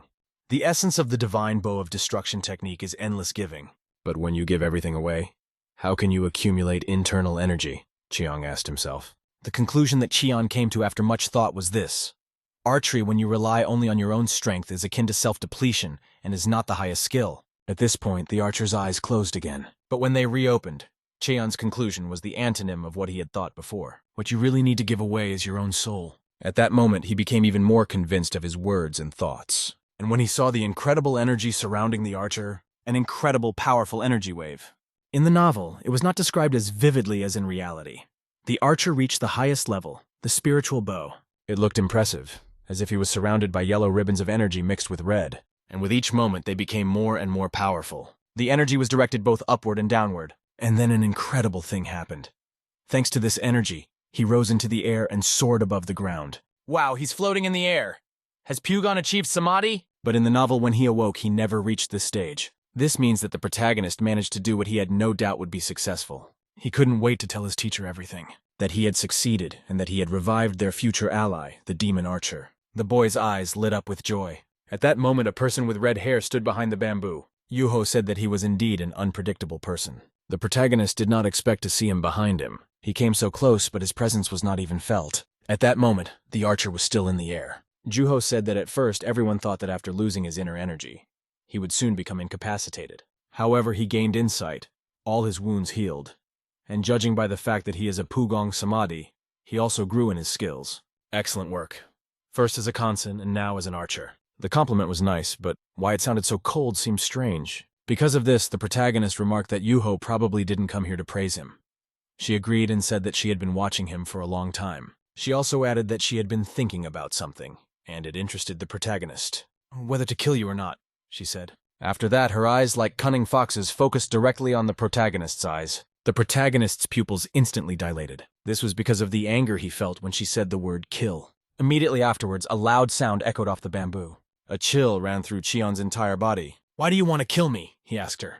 She replied that her master was barely alive. She also added that since he had been with her, her master had been constantly outdoing himself. This is repeated over and over again and ends only with his death. Chiang understood all this. He knew that when a patient with a limited life expectancy takes on an apprentice, he agrees to die even earlier. No wonder the teacher almost lost his life this time because of the protagonist. Afterwards, Chong turned to the girl and said that if she killed him, the teacher would definitely not sit idly by.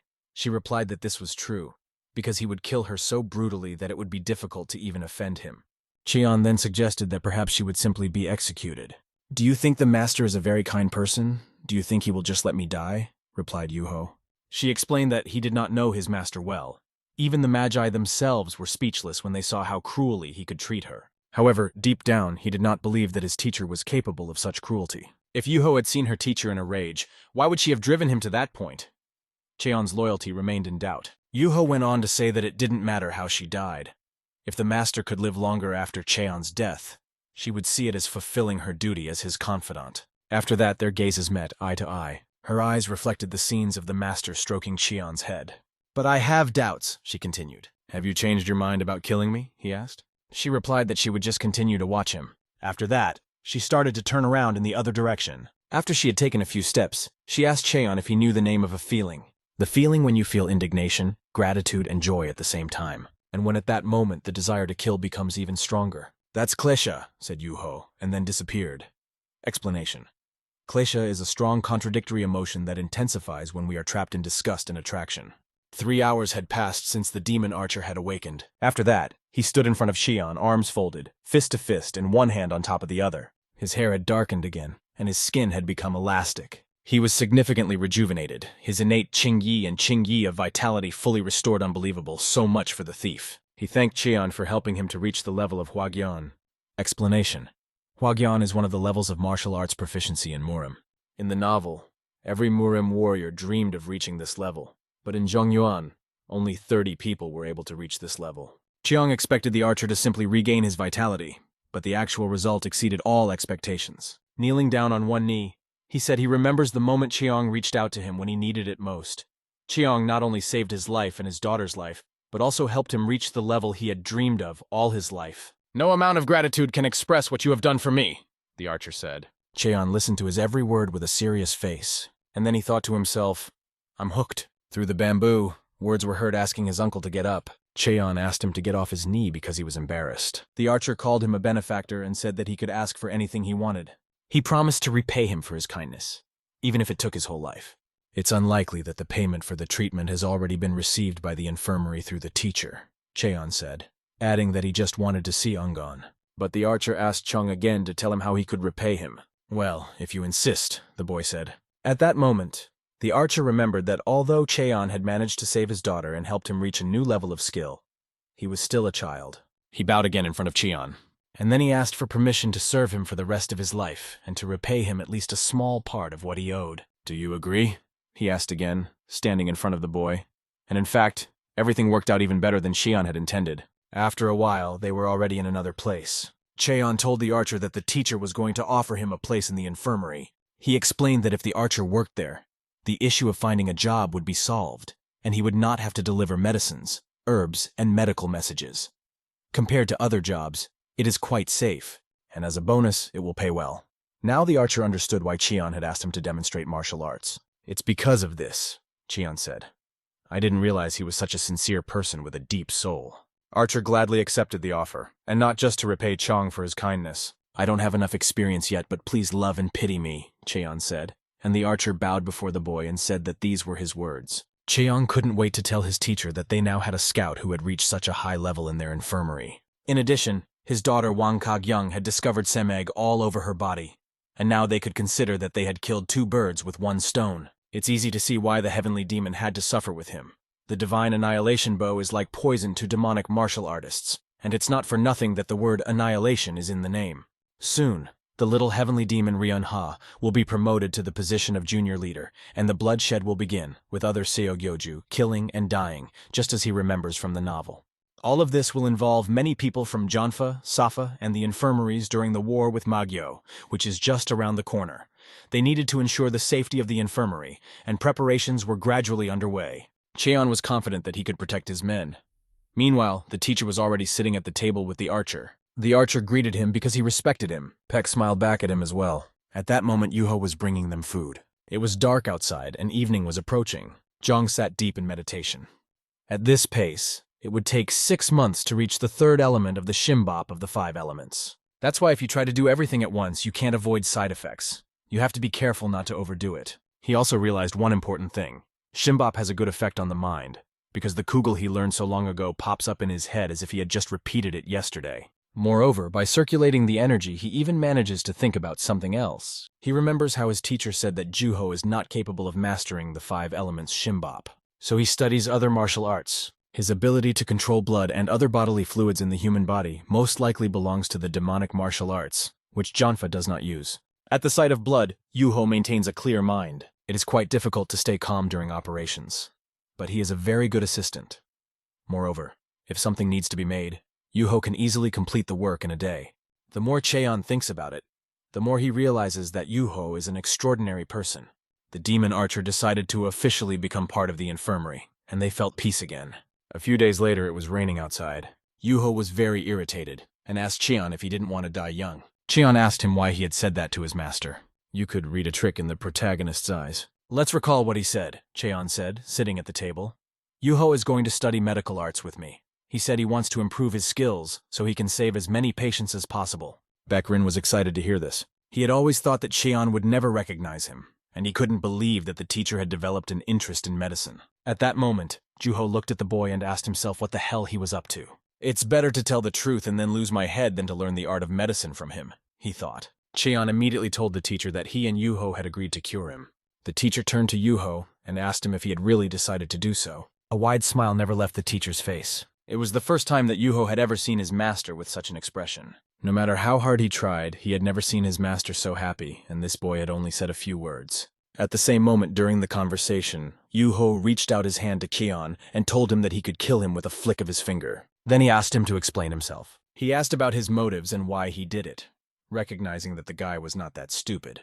It seems unlikely to pull such a stunt for the sake of ridicule, he said, and asked Cheon what his goal was. He suggested that the goal might be to reduce his influence in the infirmary. Power struggles were common in such places, but something told him that the reason was something else entirely. Juho looked down at Chun's hands, seeing that they were shaking. He assumed it was out of fear, but still, Zhang dared to do so. Obviously, you have another motive, right? To this question, Zhang answered, yes, and then he actually asked Yuho to become an infirmary warrior for Beck. An infirmary warrior? What was that? Yuho couldn't understand what he was hearing and decided to ask again. The man didn't hesitate to explain that he needed an assistant, a nurse who would assist him during surgeries. The red-haired man did not expect such a turn. In this world, there is no such thing as a nurse or a nurse. Doctors are assisted by students who act as assistants. He warned that the time would soon come when he would be forced to pick up a scalpel and would need a reliable assistant who would work to the limit of his abilities. Juho laughed and asked if he was really offering to be his assistant, since they were enemies. Why would he want to keep Juho around? He replied that it was simple. He has abilities that others lack. The redhead was certainly pleased to hear this. First, Juho is tough. He spends all day on his feet following orders, working in the infirmary and doing the hardest work. Second, he is cold-blooded. When a patient is in critical condition, a quick response is vital, and he believes that Juho is capable of acting decisively in such situations. Finally, he will need medical knowledge, which is the most important thing. All in all, Juho is the perfect candidate. In addition, he wants to find out whether his technique belongs to demonic magic or is an ordinary martial art. Yuho once again asked if He's motives were as he described them. The last straw in this conversation was when he added that the two of them had to save the teacher. No matter how much he racked his brains, no one but Juho was suitable for this mission. These words haunted Juho, especially because he had recently been about to kill this guy. To make matters worse, he hadn't decided whether he had really changed his mind, but he knew that Juho would do anything for his teacher. He added that he himself was in the same situation and was also ready to risk his life if only the teacher would recover. At that moment, Juho was overwhelmed by a strange feeling. He could not understand why he was overwhelmed with emotions. It was hard for him to understand how this young man could suppress his will and now ask him to become his assistant. Juho was outraged and asked what kind of tricks he was playing. The situation became very unpleasant. He could not kill He because he knew that he had an influential ally, a demon archer who had reached a high level. And now this demon could look him straight in the face and smile defiantly. Yuho had to decide whether to meekly agree to become a nurse or take He's life right now. His hand shook as he realized the awkward position he was in. He was passionate about saving his teacher, but it bordered on madness or morbid attachment. What worried him the most was honesty. He seemed to have control over the redhead's entire life, including his decisions. All he had to do was admit defeat. At that moment, standing in front of Juho gave up and admitted it. Yes, it was a victory, and a smile appeared on the protagonist's face. He had achieved his goal. However, Juho was still laughing at the fact that he had received such an offer from a man who could kill him at any moment. But the protagonist was not trying to show mercy or say that he forgave him. He simply considered this option the most advantageous. He warned that in the presence of other people he would behave as usual. It was advantageous for him to be considered a little Chin-Chong-Hee. This meant that he would continue to bully him when they were alone, because Juho had threatened to kill him, and this gave him reason to treat him harshly. He will have a much harder job than what nurses and doctors do in South Korea. He will continue to save lives, and the red-haired man will have to learn a lot from him from this day forward. The main character told him another interesting thing. He warned him that if Juho had any complaints, it was better to kill him now, before it was too late. On that note, he turned around and started walking away. This made Juho think about many things. Now he understands why the demon archer swore his allegiance to He. At first, Juho thought that he was just tempted, but now his opinion has changed. He realized that this guy was afraid, but he didn't run away and get scared. What's more, he managed to lure the enemy to his side. A new day began, and the sun had already risen in the sky. The pigeons spread their wings in different directions, flying in the air, flapping them over and over again. This day carried with it many different destinies, and for each of them, it had its own meaning. It didn't take long for the news of Chin-Chong-Hee's treatment method to spread quickly among people. Everyone was amazed when they read the next message. Hee's method was written down and officially published, although, of course, some details were omitted. The general picture of the patient's condition and the treatment itself were described in general terms. What impressed people the most was the case of the demon's daughter, whose condition was critical, from liver to spleen, and who was saved thanks to this technique. Now it became clear why Peck cared so much about his student, even though everyone knew that he was still a child, not even 20 years old. It was hard to believe that he managed to cure such serious damage to his internal organs. Some people even wanted to return to Peck Rin to learn his method from him personally, and it was suggested that they send carrier pigeons there. The announcement from the Peck Rin infirmary spread like wildfire among the people of Gangho, stirring up the city. Because of this, it was strange why the archer demon's daughter was expelled from Hwaju.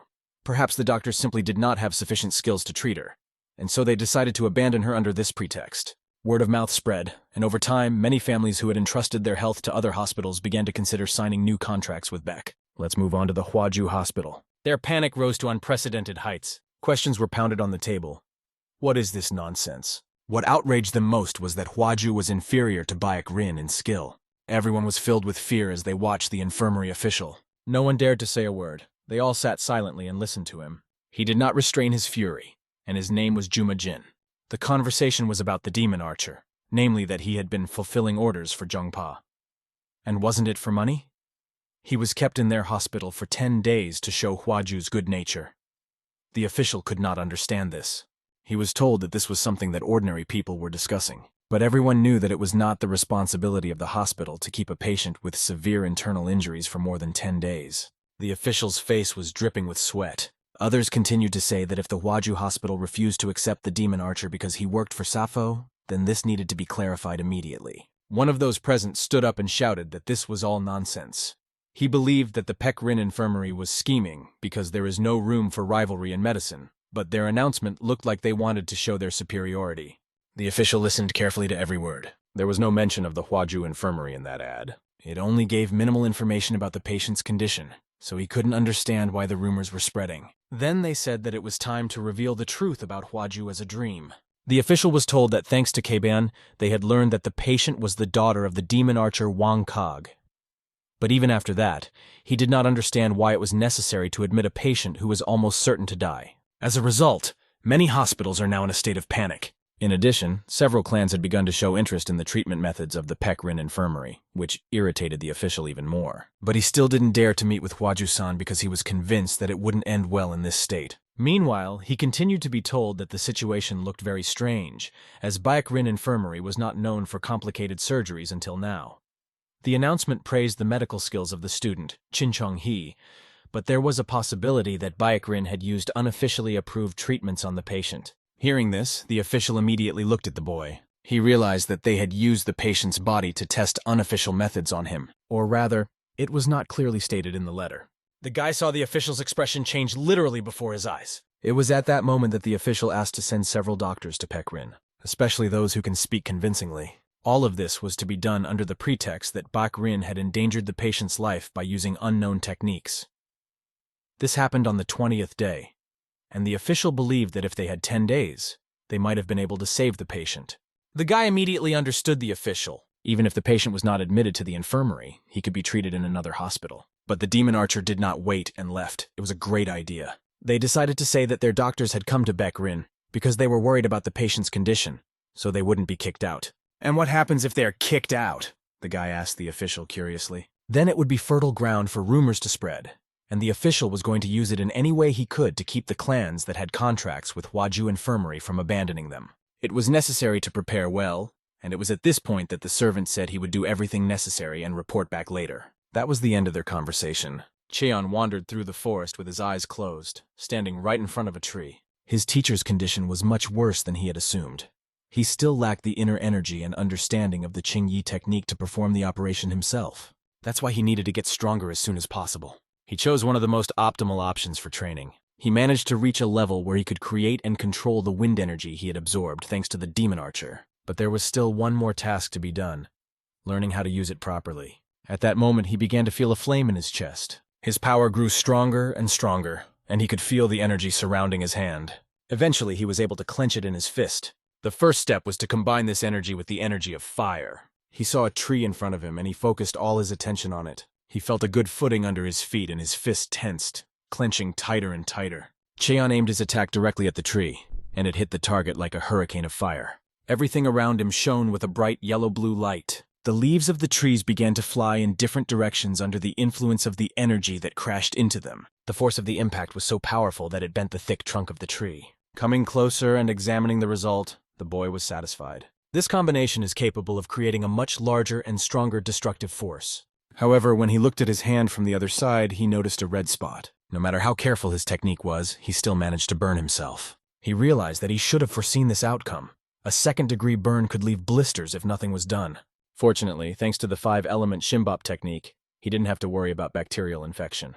The water energy was supposed to reduce the fever, and the wood energy was supposed to restore the skin. Although it was not perfect, the burn marks were significantly reduced. Thanks to his skill in managing the 3 elements, in 2 days the skin was completely healed, and the result was more than successful. Now he was ready to move on to mastering the 4th element. A warrior's training is completed when he manages to destroy something, and then the work of a doctor begins. Half a month has passed since the daughter of the demon archer Wang Kong received treatment. Now she sits in her room and meditates, breathing in deeply and exhaling slowly.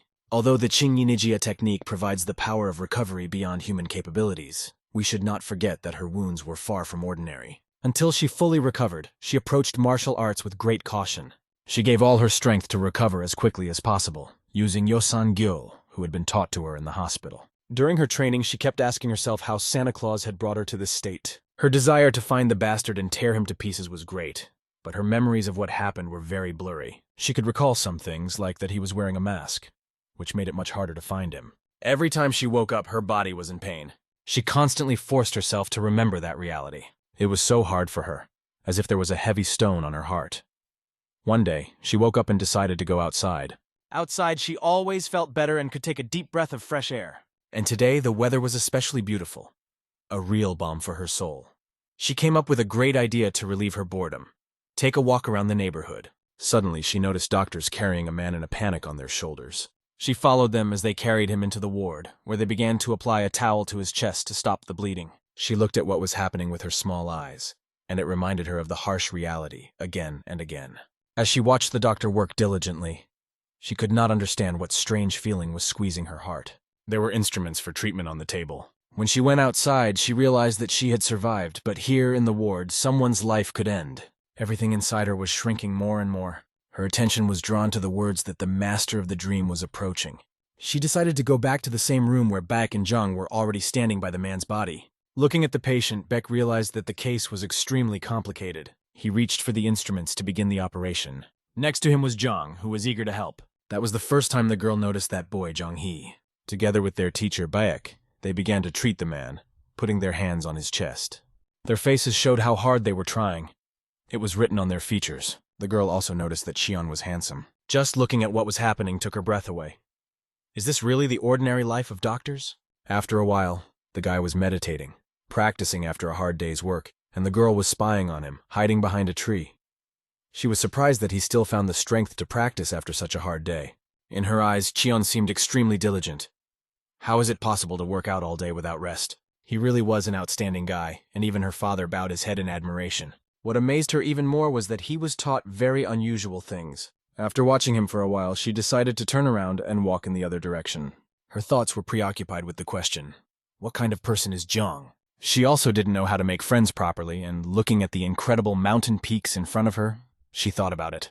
This girl hadn't had a single friend since childhood, which was understandable since she spent her free time on art. Sometimes she even had to pretend that she had friends so that she wouldn't feel lonely. For her father, she always tried to be a good daughter. But in reality, she was a loner who was doing her best to survive. The weather was magical.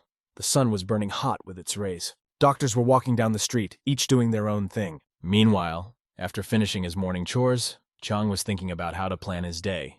However, his attention was drawn to one of the men in the scrubs. He was telling the archer where to carry the giant sack he was carrying on his shoulders. This sack contained medicine, and the fact that he was carrying so much medicine amazed the guy. At this rate and with such a heavy load, his body might not be able to withstand it. It's real slave labor. It would have been better to wait until his daughter was fully recovered, but the concept of mercy was apparently unfamiliar to his teacher. The father worked hard in the infirmary, and his daughter practiced breathing exercises for days on end to circulate her internal energy. There was only one thing to say. Their family was not to be envied, and the protagonist was of the same opinion. That's why he decided to visit the girl. When she started addressing him as you, he asked her to call him by his first name. She didn't understand it because he was her savior, but they were both still children. Why such formalities? He brought her a drink on a tray and asked her to drink it, explaining that it would give her vigor. She thanked him for the tea, carefully taking the hot cup in her hand. He was a younger brother to the Kansan sisters, and Hyun to the little celestial demon. But who would he be to Wang Kagyeon? Cheon decided to ask her. He added that it would be great if she chose how to address him based on her desires. Her hands began to tremble with incomprehension. She could not decide whether she should take advantage of this opportunity. After a moment of silence, the girl, afraid to say the word, said quietly, "Friend." Then she asked if she could really call him her friend. This was unexpected for Cheon, and a slight look of surprise appeared on his face. Did she really dare to say that? It was her secret. She had always dreamed of having a friend, and now she decided to tell him about it. He was amazed that she had never had a friend. It seemed impossible to blush more, but his question made her blush even more. She began to tell him that because her father was constantly traveling around Kanho, she did not have the opportunity to meet children from military families. Her father lived on the run, hiding his status, and every day she had archery training. At that moment, the protagonist realized that she must have been very lonely. The demon archer turned out to be a bad father. Cheon's hand involuntarily reached out to her, and then he asked her to be his friend and to be on a first-name basis. It was a dream come true for her. She took the boy's hand and said yes, and said that she was willing. She also asked him not to tell her father what he had just heard. When Cheon assured her that he would not tell anyone, keeping her secret and pretending to be one of her many friends, she said that he was special and would always be. Scratching his head and smiling, he asked her if it was true. He could not understand why it hurt him to see a child who had to grow up so quickly. Then he suggested that she play outside, and she agreed because he thought that nothing bad would happen if he missed one day of training. When they went outside, they decided to play something that didn't require the use of internal energy, since she hadn't fully recovered yet. But it's not just that. Even after recovery, it will not be possible to overuse strength. The days followed each other, and soon the child turned into a teenager, and winter had already come into its own. Breathing in the cold air, it was hard to put his thoughts in order. The most surprising thing for him was how quickly the few months he had spent in this world had flown by, and how he himself had turned into a teenager. Every day he tried to outdo himself, not even noticing the passage of time. It was amazing how in a few months he could strengthen his strength so much. The place where he was now was filled with the principles of the 5 elements and yin-yang. After he mastered the 5 elements Qingyi and strengthened his body, he was able to achieve what he was striving for. He managed to achieve synergy, a result that is quite difficult to achieve. At that moment, he felt something dark that was releasing powerful airwaves. What the hell is that? He couldn't understand. The energy was so strong that he felt goosebumps. He abruptly jumped up, finishing his meditation, and looked around with a frightened face. From his expression, it was clear that he was truly frightened. But who could possess such a powerful energy? He walked around and it seemed that no one was there. But he was sure that he felt something in the direction he was looking. He even thought that he might have been mistaken. He tried to calm himself down by explaining that he was still a beginner, and so there was nothing strange about it. For 4 hours every morning, he practiced breathing exercises to circulate his inner energy. Now this energy has reached a good level. The miracle pills had completely filled him with energy. In addition, he took many different medicines, and continued to practice breathing exercises every day without rest, adding to this meditation practice and work with the 5 elements Shimbop technique. Because of this, his inner energy grew incredibly fast. In 6 months, it increased to a level that usually takes 15 years to reach. We can say that he is a unicum in Kanho. By the way, today is the day he officially became a doctor. Many doctors gathered in the courtyard of the infirmary. The 4 Tanjus who ran Bakrin's infirmary were present in one place at the same time, and he was watching everything that was happening. Yuho came up to him and asked him to follow him because the master was nearby. Since the protagonist was just starting to work in the infirmary, his official status had not yet been determined. In fact, the very fact that an intern was allowed to work in the infirmary seemed absurd. But according to Juho, there was one but. He told the protagonist why he was allowed to come here. He managed to save a patient whom even his teacher could not help, and also saved the life of the daughter of a demon archer. That is why a long meeting is to be held today to determine his status. Sitting at the table, he listened attentively to everything that was said. His eyes darted in different directions. He watched everyone sitting in front of him. He tried to understand everyone's thoughts by looking into their eyes, but it was not easy. There was tension in the air because the acupuncturist Sama Byung was sitting in front of them. Also sitting at the table was Toko Chunhu, a physical strength Tanju. Another person present was the massage Tanju Chudan Ha. And finally, there was Manfagok, the medicine Tanju. Most of all, he was surprised by the lady who gave him bells marinated in honey, dried persimmons, and many other delicacies. Yuho also noted that she had an excellent reputation, and there was no one in the infirmary who did not like her. She was an expert in making medicines, very frugal, and maintained good relations with many large traders. In addition, she had a gift for finding medicinal herbs that other hospitals could not find. Her kindness radiated from her, bringing smiles to everyone who looked at her. Suddenly the door opened and Master Peck, who was, among other things, He's teacher and head of the infirmary, entered the hall. When he entered, everyone stood up and bowed to him. Without exception, everyone present did so.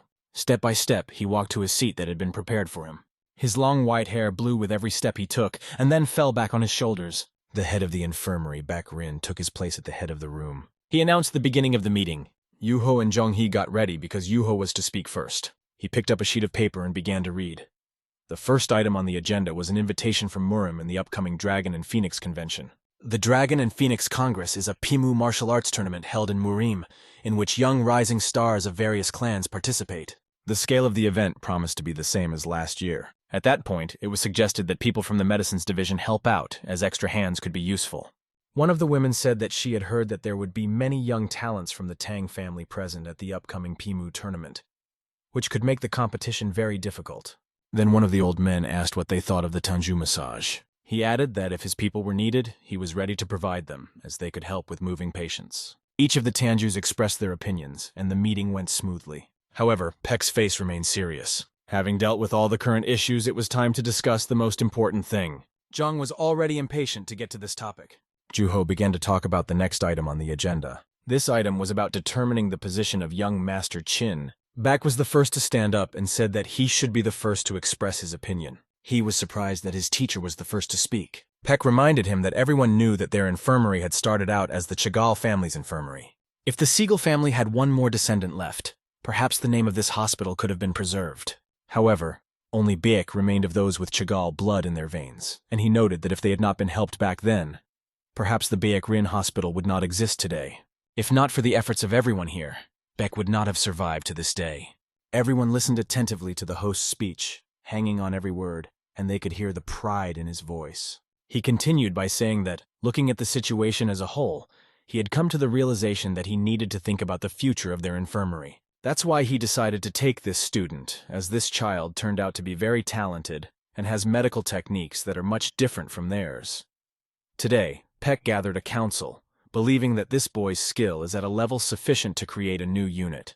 His next words were, "I want you to express your views on this matter frankly."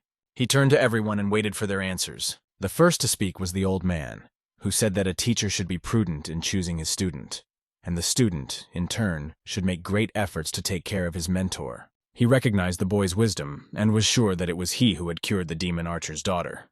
However, the question was whether he was too young. His medical techniques are truly impressive, but many of them have not yet been officially confirmed. Everyone is responsible for the lives of patients, and they cannot just use unconfirmed medical methods. As for the creation of a new unit, this can be discussed when the young master's skills are finally confirmed. Listening to this, He couldn't help but agree, as in his opinion the acupuncture Tanju had put it right. At that moment, everything inside him tightened because it would take a lot of time to confirm his medical skills, which the teacher might not have. But another one made a remark that one important thing should not be forgotten. This is that no one has ever heard of the techniques that Cheong has mastered before. Even one of the oldest hospitals in the 3 generations, the Hikchong Hielseong no Gui Hospital, does not have such techniques. This raises doubts about who this young master really is. The teacher, Yuho, and Jung listened intently to these thoughts. Cheon wondered why he subconsciously didn't want to bring it up, but the situation did look suspicious. Suddenly, words came out in response to the last remark. I can give you my guarantee. It was Juho who said this, which surprised everyone because he was the new guy. Yuho said that he had his own methods and had checked everything, so they could be calm about Cheon. The young master's intentions would not harm the teacher. His speech came as a surprise to the others and to he himself. Since Yuho had acted as a guarantor for Cheon, the Tangju no longer had any reason to oppose him. Yuho's unit also no longer had any questions about their benefactor. In the eyes of the protagonist, Yuho had changed. Yuho's words were enough for the Tanju to simply drop the subject. Indeed, it seemed that Cheon still did not fully understand who Yuho was. Yuho's reassurance diffused the tense atmosphere in the meeting room. A little time passed, and the tension eased. Tanju Acupuncture also softened his stance and changed his mind about Chin Cheong-hee. It was time to summarize the day's results. The new surgery unit would begin its work. His Tanju, Chin Cheong-hee, will write books on surgical techniques to teach others. At the same time, he will prove his competence to other Tanjus. After saying this, Peck smiled. A fire of pride for his student was burning in his heart, and after hearing the other Tanjus say, "Let it be as I wish," this pride overwhelmed him. Explanation: Kakchu means master of the infirmary. A new day came and promised many interesting things. Cheon tried on his new position. At that moment, a teacher came up to him and greeted him. The teacher asked him how he saw the infirmary, and with this question he was taken by surprise. Cheon hadn't been in the infirmary for long, but during this time he had seen and even experienced something. Peck was curious to know what the infirmary looked like in the eyes of his student. Indeed, the size of the infirmary aroused curiosity even among Cheon himself. Yuho and the teacher were also eagerly awaiting the answer. The boy was thinking about what to say. After a pause, he said, "To me, it is like a watercourse in a river." This interested the teacher. Why a river flow and not a mountain or the sea? Together with Yuho, they began to listen to the explanation that a watercourse is a place where pirates gather and how important it is for life. Life can be compared to a stream of water that starts in the mountains and ends in the sea. Then the water evaporates, becomes rain, and descends from the mountains again. A river is a bridge between the beginning and the end, and pirates are villains who block its flow. Hearing this, the teacher laughed and said, "So the infirmary is the place where these scoundrels gather, blocking the flow of the river?" But that was not quite true, which he did not hesitate to explain. Pirates are those who seek conflict, trying to capitalize on everything that passes by. They demand money and jewelry. "That's right. Money and jewelry are important too," the teacher agreed. Moving closer to Cheon, the teacher put his hands on his shoulders. He said, "If you think that the infirmary is a watercourse, then by becoming one of the Tanju, you are now the head of the pirates." He meant that there would be much harder times ahead. Perhaps this is why the teacher had difficulty breathing during the meeting, and Cheon had similar feelings. And that's the way it should be. It's right. A doctor is only responsible for the life of the patient in front of him. However, a Tanju is different from a doctor. He is responsible for the lives of all the patients in the infirmary, and he must be firm and decisive. This may make him arrogant, but there is no need to flaunt it. The teacher also addressed Juho, noting that he still had a lot to learn. If he wanted to be called not just a master, but a benefactor, even in person, he would have to try very hard. Chung smiled and said that he understood the teacher. He wondered how heavy the burden was on the shoulders of a Yakchu, who was responsible for all the departments of the infirmary. Some time passed and evening came. Cheon needed time to sleep, train, and write books on surgery to raise the prestige of his unit. He had a lot of work ahead of him, and even more to do, and he needed to learn time management techniques to get it all done.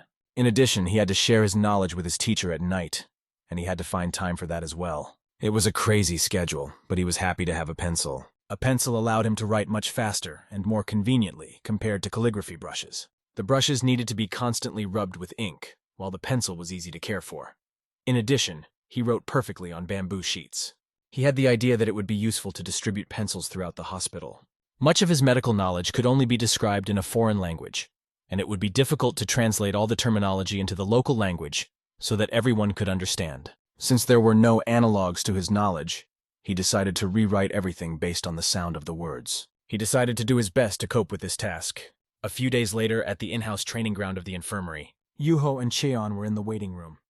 Cheon was about to have his first official training as a Tanju. The teacher and the physical strength Tanju decided to attend in person, and Yuho reminded Cheon that he had to do his best. Yuho helped tie the belt around Cheon's waist, trying to encourage him. If Cheon made a mistake, the physical strength Tanju could immediately take over his personal training. As he dressed further, Yuho added that it was unlikely that Cheon knew how much the 4th-generation Tanju wanted to take control of him. He was like sugar to ants. Then Jong said something that made Yuho laugh. He joked that at the meeting, the physical strength Tanju looked indifferent and was more concerned about the safety of the infirmary than the patients. Yuho then asked Cheon not to worry, assuring him that he could handle the warrior without resorting to extreme measures. In the infirmary, all units worry about their qualifications, and this manifests itself in different ways for each one. What Juho was saying was very interesting to Cheon. Perhaps it's because they are in Gangho, where even the doctors are endowed with combat power. And although they are not warriors, time does not make them cowardly. In general, Cheon liked it all. Everything the owner said reminded Yuho of his teacher's words. Cheon didn't even believe that he liked this devil's den, but he was more interested in the fact that his teacher had said the same words to Yuho before. Yes, he had once mentioned that this was the only place he liked, and even though he and his teacher liked very different things here, they still had something in common. The conversation dragged on, and Cheon asked how long he had to stand, because it was just a training suit that would get wrinkled anyway, so there was no point in worrying about it. It was true, but it was very important to Juho that his master looked neat. And in a moment, the teacher appeared in front of them with a Tanju of physical strength. An hour passed, and they were already on the training ground. Yuho stood opposite the young master. The teacher watched Cheon carefully. He was looking at how skillfully he kept his balance. Cheon looked very concentrated as he performed the exercise. Yuho also had his eyes closed. He had 3 stones in his hand, which he swung, and now they flew like bullets right at Cheon, who was standing on a bamboo stick. Each of the stones flew with an ultrasonic sound near his neck and head. The challenge was not only to dodge them, but also to maintain his balance. Yuho kept throwing again and again, replenishing the stones in his hand. Jong watched every movement carefully, concentrating his eyes. Then he skillfully dodged each throw, and he was more surprised that Yuho had never thrown so accurately and precisely before. Was Yuho really that serious? Cheon managed to dodge every single stone, and they both stood in front of the elders, waiting for their assessment. The teacher only said that it was a good job, and the Tanju agreed with him completely. This expectation made he a little nervous. Almost making a mistake, he noticed that in the eyes of the Tanju, it looked as if Cheon, using the Samjai step technique, was dodging attacks completely naturally, like water. Is it possible to achieve such a mastery in just a few months? If he hadn't seen it with his own eyes, he would have been in disbelief. Tanju also noted Cheon's physique. Not that it was outstanding, but it was perfect for martial arts. He really wasn't remarkable in this regard, the teacher admitted, but what he had would be enough for training. Tanya wondered how Cheon managed to move like that and asked the teacher about it. The teacher explained that in martial arts, the most important part is internal energy. That's why noble families don't worry too much about physique. Are you saying that my approach is wrong? Asked Tanju after the teacher's words. But the teacher replied that this was not the case at all. A strong body helps to better accumulate internal energy, and this is a good bonus for the future family. It's all good. However, strength does not lie in the physique alone. This child, like no other, trained his muscles diligently. He especially focused on developing the strength of his leg muscles. The teacher praised Cheon and said that he seemed to have mastered the Samjai technique to some extent, and this made Cheon very happy. After that, it was time to move on to learning the blurred step technique. But this technique was not even close to the previous one. Now it was important to see if Cheon could handle it. He didn't even know what the blurred step technique was. He already knew the answer to this question from the books, but at times like this, it's important to pretend you don't know anything. The teacher explained and answered his question that it was the next level after Samya. The path of Samja, which originally consisted of 3 stages, reaches the phase of the blurred step and then diversifies even further. When you master the blurred step technique, you will make significant progress. And what comes after that? Asked Cheong of his teacher. The teacher explained that after reaching the 12th stage, one can begin the technique of the blurred step of heavenly energy, which can already be called the absolute teaching of divine power. There are not even 5 step techniques in the whole world that can approach the power of the blurred step of celestial energy. Although the blurred step of celestial energy is the highest level among all step techniques, the problem is that the blurred step technique that is the bridge to this level is extremely difficult. Because of this, Cheon asked his teacher if he could practice the Samja technique a little more. This was surprising, because usually students from martial arts families are eager to get to the next level as soon as possible. Back asked him in a surprised tone if he thought the technique was too difficult for him. Zhang replied, "Yes, the more I study it, the more difficult it seems." He answered yes because he knew that if he didn't fully master the samjay, he would not be able to do the blurred step. "That's right," the teacher praised him, adding, "The quieter you go, the farther you will go." It was time to take a break, and that was the end of their training. However, the training did not end completely because when he went out into the woods, he continued to practice his technique. After reaching the first stage, he mastered the second stage quite quickly. However, the third stage took much longer than the first and second combined. In martial arts novels, it always happens that something small can hide deep knowledge, like an iceberg. Even the demon archer, thanks to the shunyata technique, managed to achieve deep knowledge, along with the level of Haue Gyan.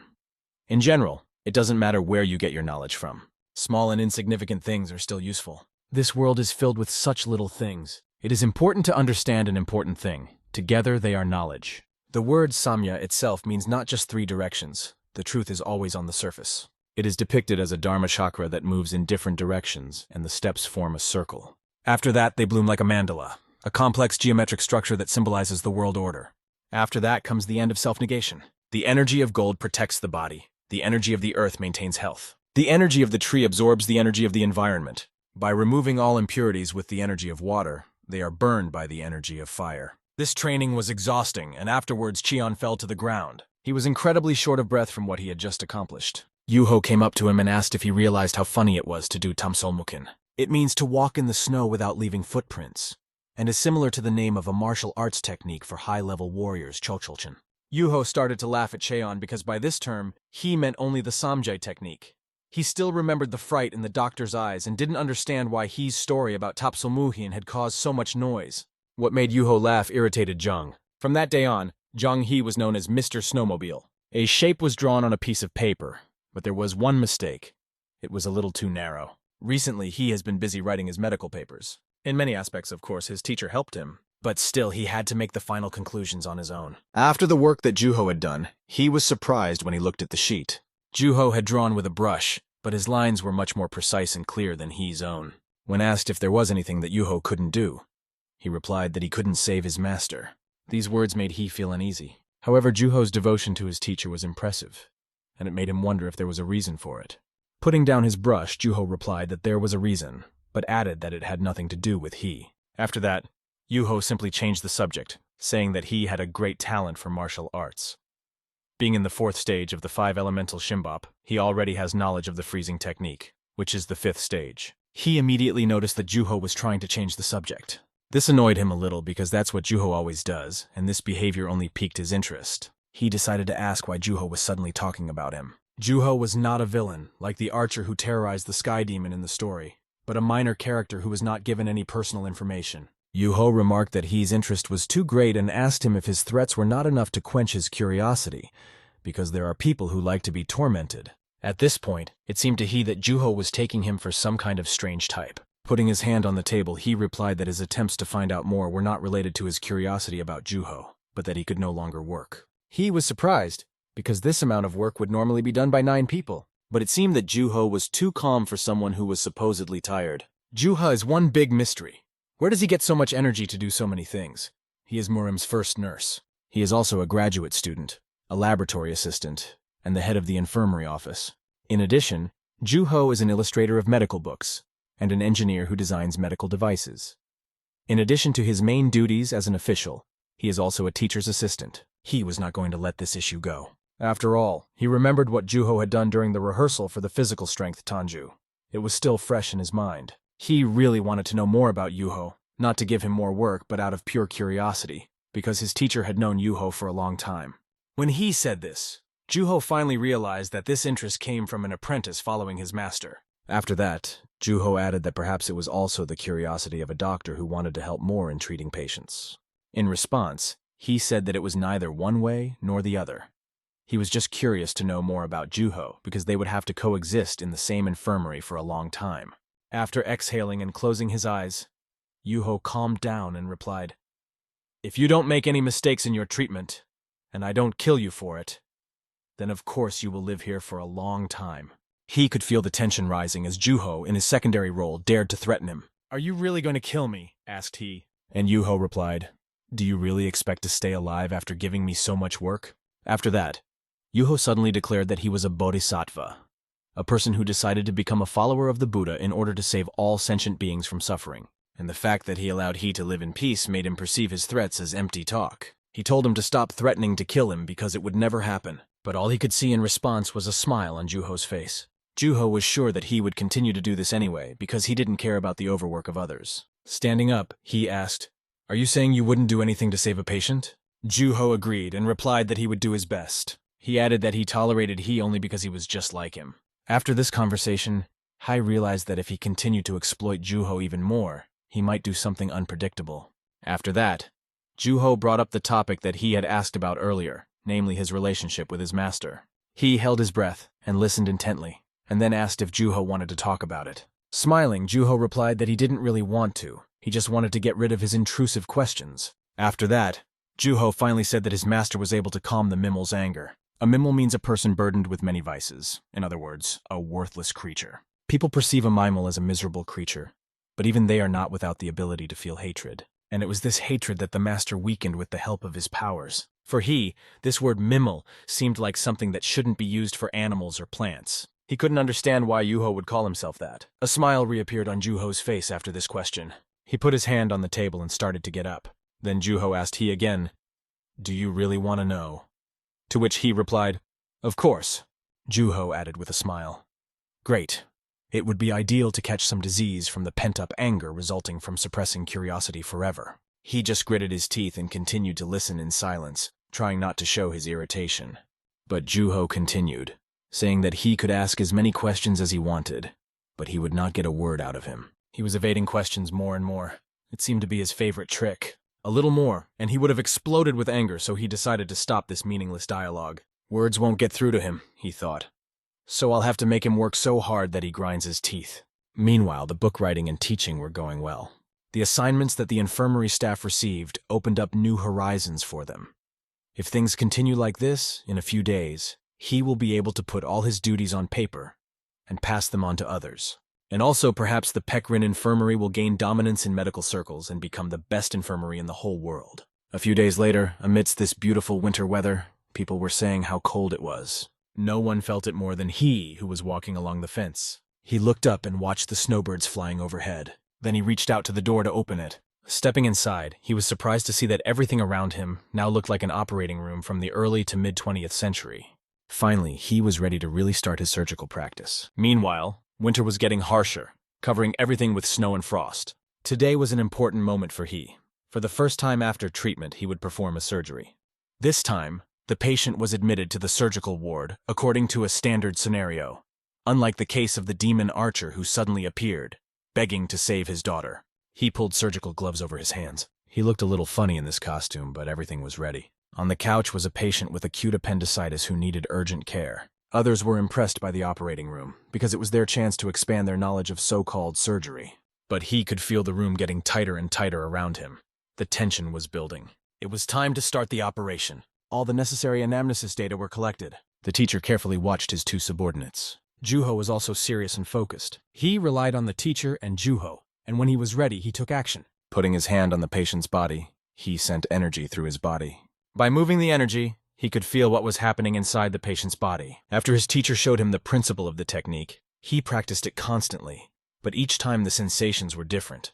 Suddenly he felt something unpleasant, how serious the situation with the patient was. Usually it was extremely difficult to survive in such a condition without antibiotics. Surgery on the appendages of the cecum, or appendix, is performed in case of its blockage, which leads to the expansion of the cavity.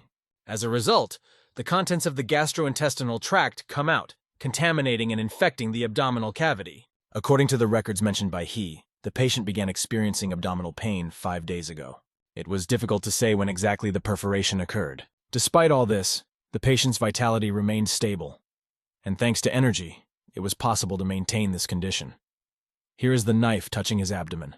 After that, he made a small hole for access. The smell was terrible as the stomach contents had leaked out through the hole in the appendix. He immediately ordered aspiration to stop the bleeding. The teacher immediately rushed to help. He put 2 fingers on the patient's body. After that, he pressed the necessary points several times. He also reached out his hand to help. He put his energy to work to help with the process. Those who were just watching noted their well-coordinated work. They had done an excellent job, and now it was time to remove the organ. He confidently led the way, already holding the intestine in his hand. It was necessary to continuously flush the abdominal cavity to get rid of the infection. Splashing around in the water, he did it with precision and coordination. Even the teacher was amazed, watching his every move. His hands were fast and precise. His concentration was at its peak, which was evident in his eyes. The seam was perfect and no blood artery was hit. He even cut the sutures with maximum speed and precision. The operation continued and was nearing its completion. After it was completed, when the Tanjus went outside, they were only discussing how impressive the sight was. The operation in reality was much more amazing than any stories of others. One of the women even noted that Hyolsung himself probably could not have performed something like this. Tanju acupuncturist was amazed by the way the guy opened the patient's abdomen, flushed out the internal organs, and sewed everything back together. All three were impressed with his skill and work. Usually in such cases, the patient develops a fever and dies. The question arises, how will he defecate now if there is a hole in his stomach? It is only a matter of time before death. However, the suture on the wound was perfectly applied, and perhaps the sad outcome that was predicted will be avoided. All that remained was to watch.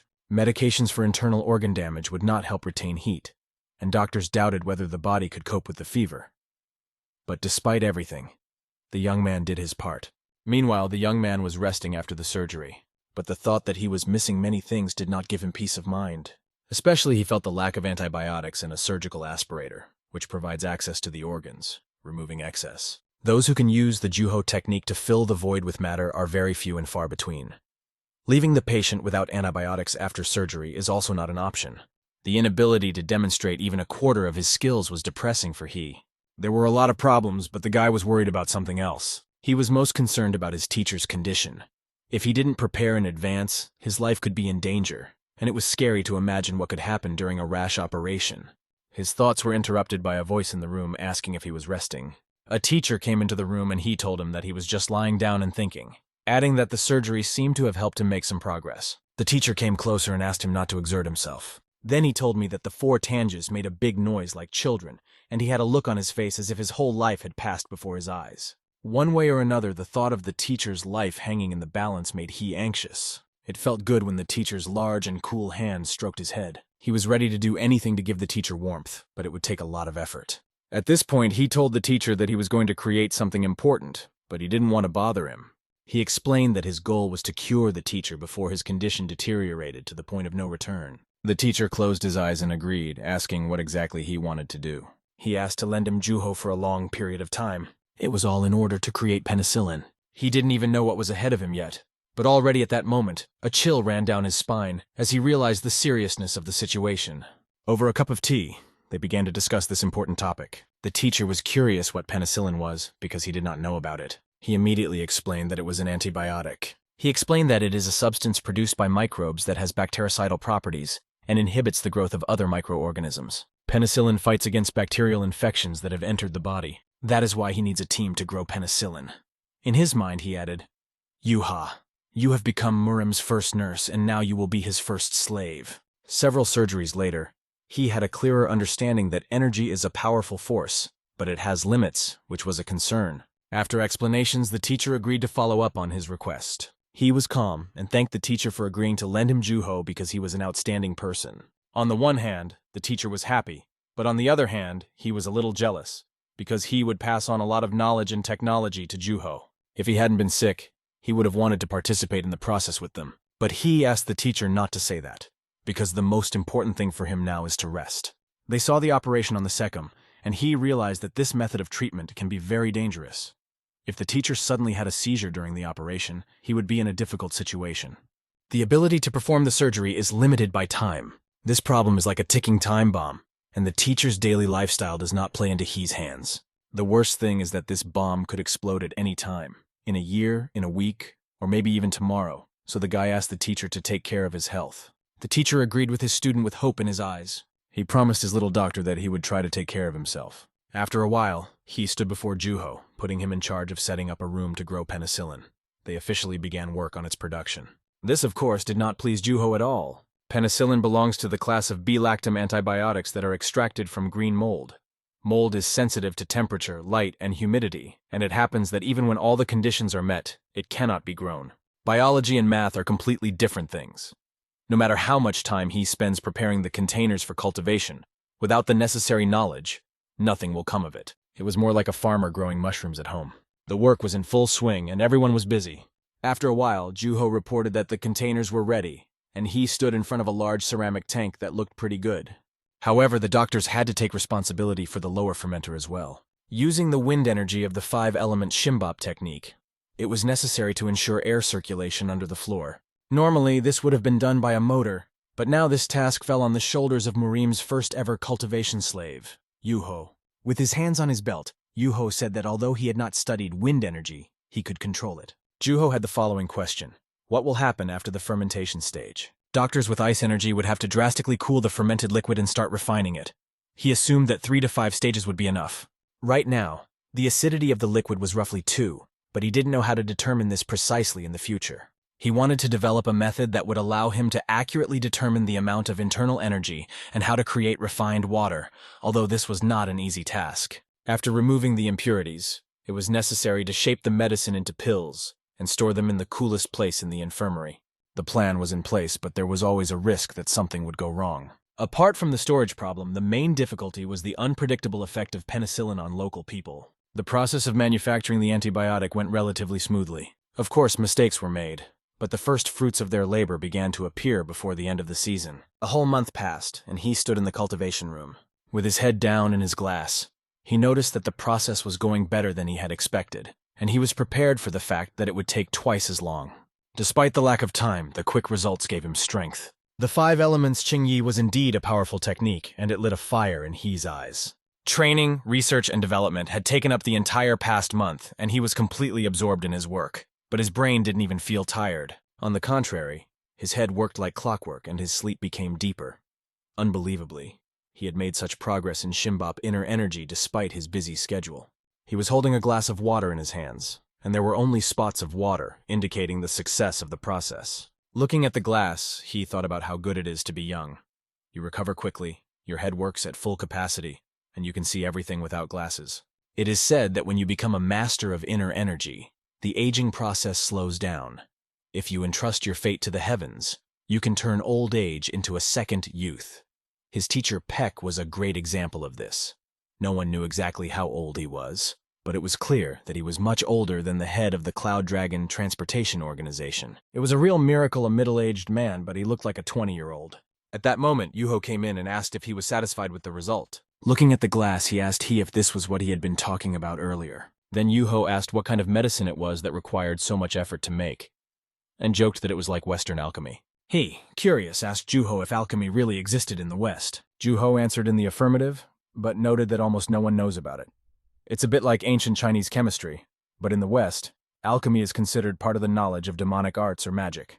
This was interesting because the novels mentioned a neighborhood where foreigners live, but there were no details about it. Juho wondered how he could invent so many things without knowing about alchemy. But he, in turn, was surprised at how Juho was able to fulfill all his requests so easily in one day. After this question, Yuho no longer doubted He's skills and asked him to tell him more about the medicine.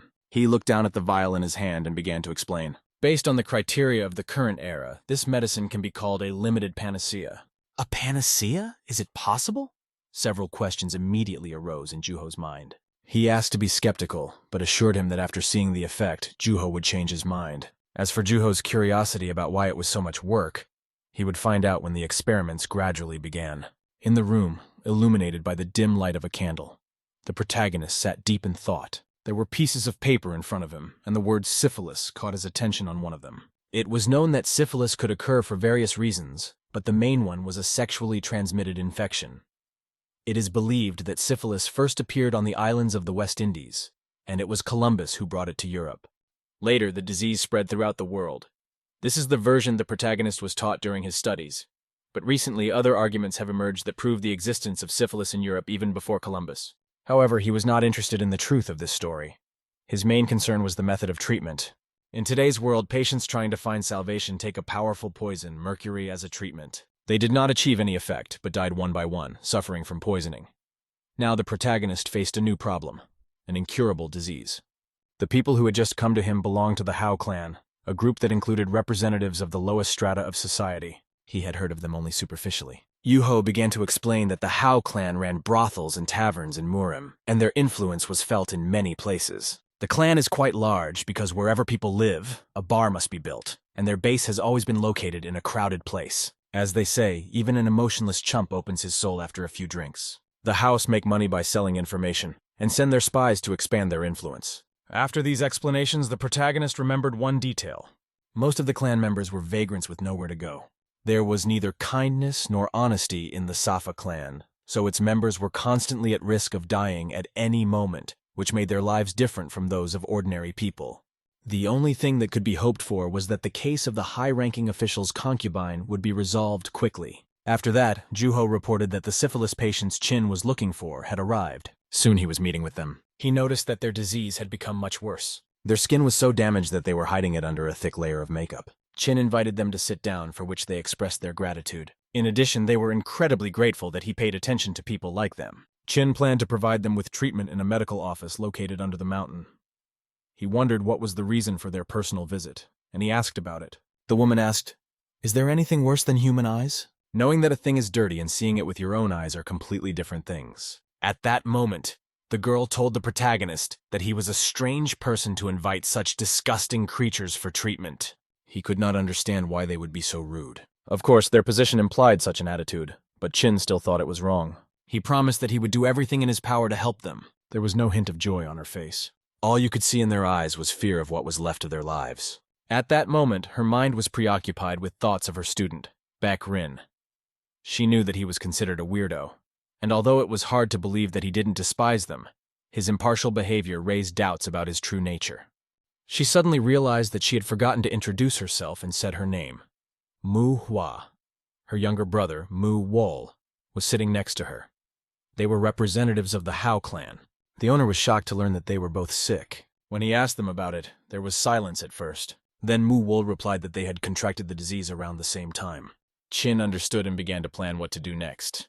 Yuho asked him to accompany the patients to the doctor's room. When MANHWA and Wol were alone, they began to discuss the fact that she had worked in a brothel. But this was the first time she had seen a child like this. Wol hinted that her jokes about the young Dr. Baek Rin had gone a little too far. MANHWA and Wol were born into a poor family and then sold to the Hao clan. They had outstanding beauty since childhood and were highly valued by the clan. Over time, MANHWA rose to a leadership position in one of the units, but lost her influence due to syphilis. His sister suspected that her brother was healthy, to which he replied, she herself knew very well what happens to syphilis patients in their clan. If he didn't take care of her, who would? They could have run away when he suggested, and now they would both be healthy. They could only run away to the place their parents told them to go. The Hao clan was their home. If they were caught, they would simply be sent back. MANHWA didn't even think that if they tried to leave, they would just be waved goodbye and wished good luck. A beautiful sunset was beginning to appear outside. The birds were flying around, and despite her condition, she was enjoying the cool breeze that refreshed her. One could only guess what was really going on in their minds and souls. After walking for a while and sitting down under a tree, they began to discuss whether the owner was telling the truth or not. She asked her brother not to get their hopes up, because the man was a young man. All they had to do was allow their bodies to be examined while information was extracted from them. They planned to gather information about the changes in the Peck infirmary and about the young doctor. They needed to assess the skills of everyone working here, and they were told that even if they didn't find any weaknesses, it wasn't a problem.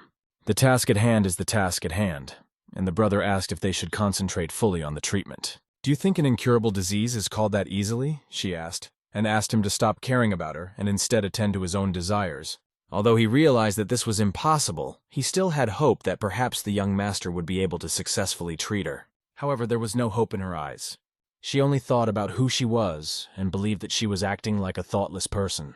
She was well aware that there is nothing more painful than dreaming about something that will never come true, and time and again she reminded herself of this. After that, they began to discuss the pleasant look the young man had, and both noticed it. He did not ask unnecessary questions and did not interfere in other people's affairs. To him, they were just patients, but you could see in his eyes that all his thoughts were focused on his work. Wol thought so, and his sister added that he looked at them as people, and she liked the warmth and sparkle in his eyes. They even wondered if ordinary people always look at each other like that. Suddenly, her hand grabbed her throat and she started coughing violently. It felt as if her throat was about to burst. He instantly came closer, put her on his back and hurried to carry her back to the hospital room. On the way, he begged her to be patient and assured her that he would call a doctor right away. As he carried her, she thought of only one thing: whether she would live to see the end of this year. A moment later, Chin learned from Juho that she had lost consciousness and fainted. Chin was more interested in why she hadn't rested since her last seizure, and how she had even managed to get here. In his mind, she was not a character, but a real problem. Her brother stood at the door while she was inside. She was lying on the bunk, and he was examining her body. Her skin was covered with a rash, and the pain must have been as if her skin had been cut with a knife. According to external signs, the disease had reached the 3rd stage, and there was a possibility that it had affected the nervous system. At the 3rd stage, an injection into the muscles is possible, but if the infection has penetrated the nervous system, it is a completely different matter. A moment later, moans began to come out of her mouth. The doctor asked her if she'd calm down a bit, and she replied that she felt weak. She asked the doctor if she could cope with the disease. She realized that even for him, treatment would not be easy because the disease was considered incurable. Since her motor functions seemed normal, he decided to give her an internal injection and monitor her condition. He asked her not to give up, adding that he believed in a positive outcome and that they both needed to try together. She noticed that he was different from other doctors who could only talk a lot. After a while, Cheon was in the surgical unit. Now the marathon began.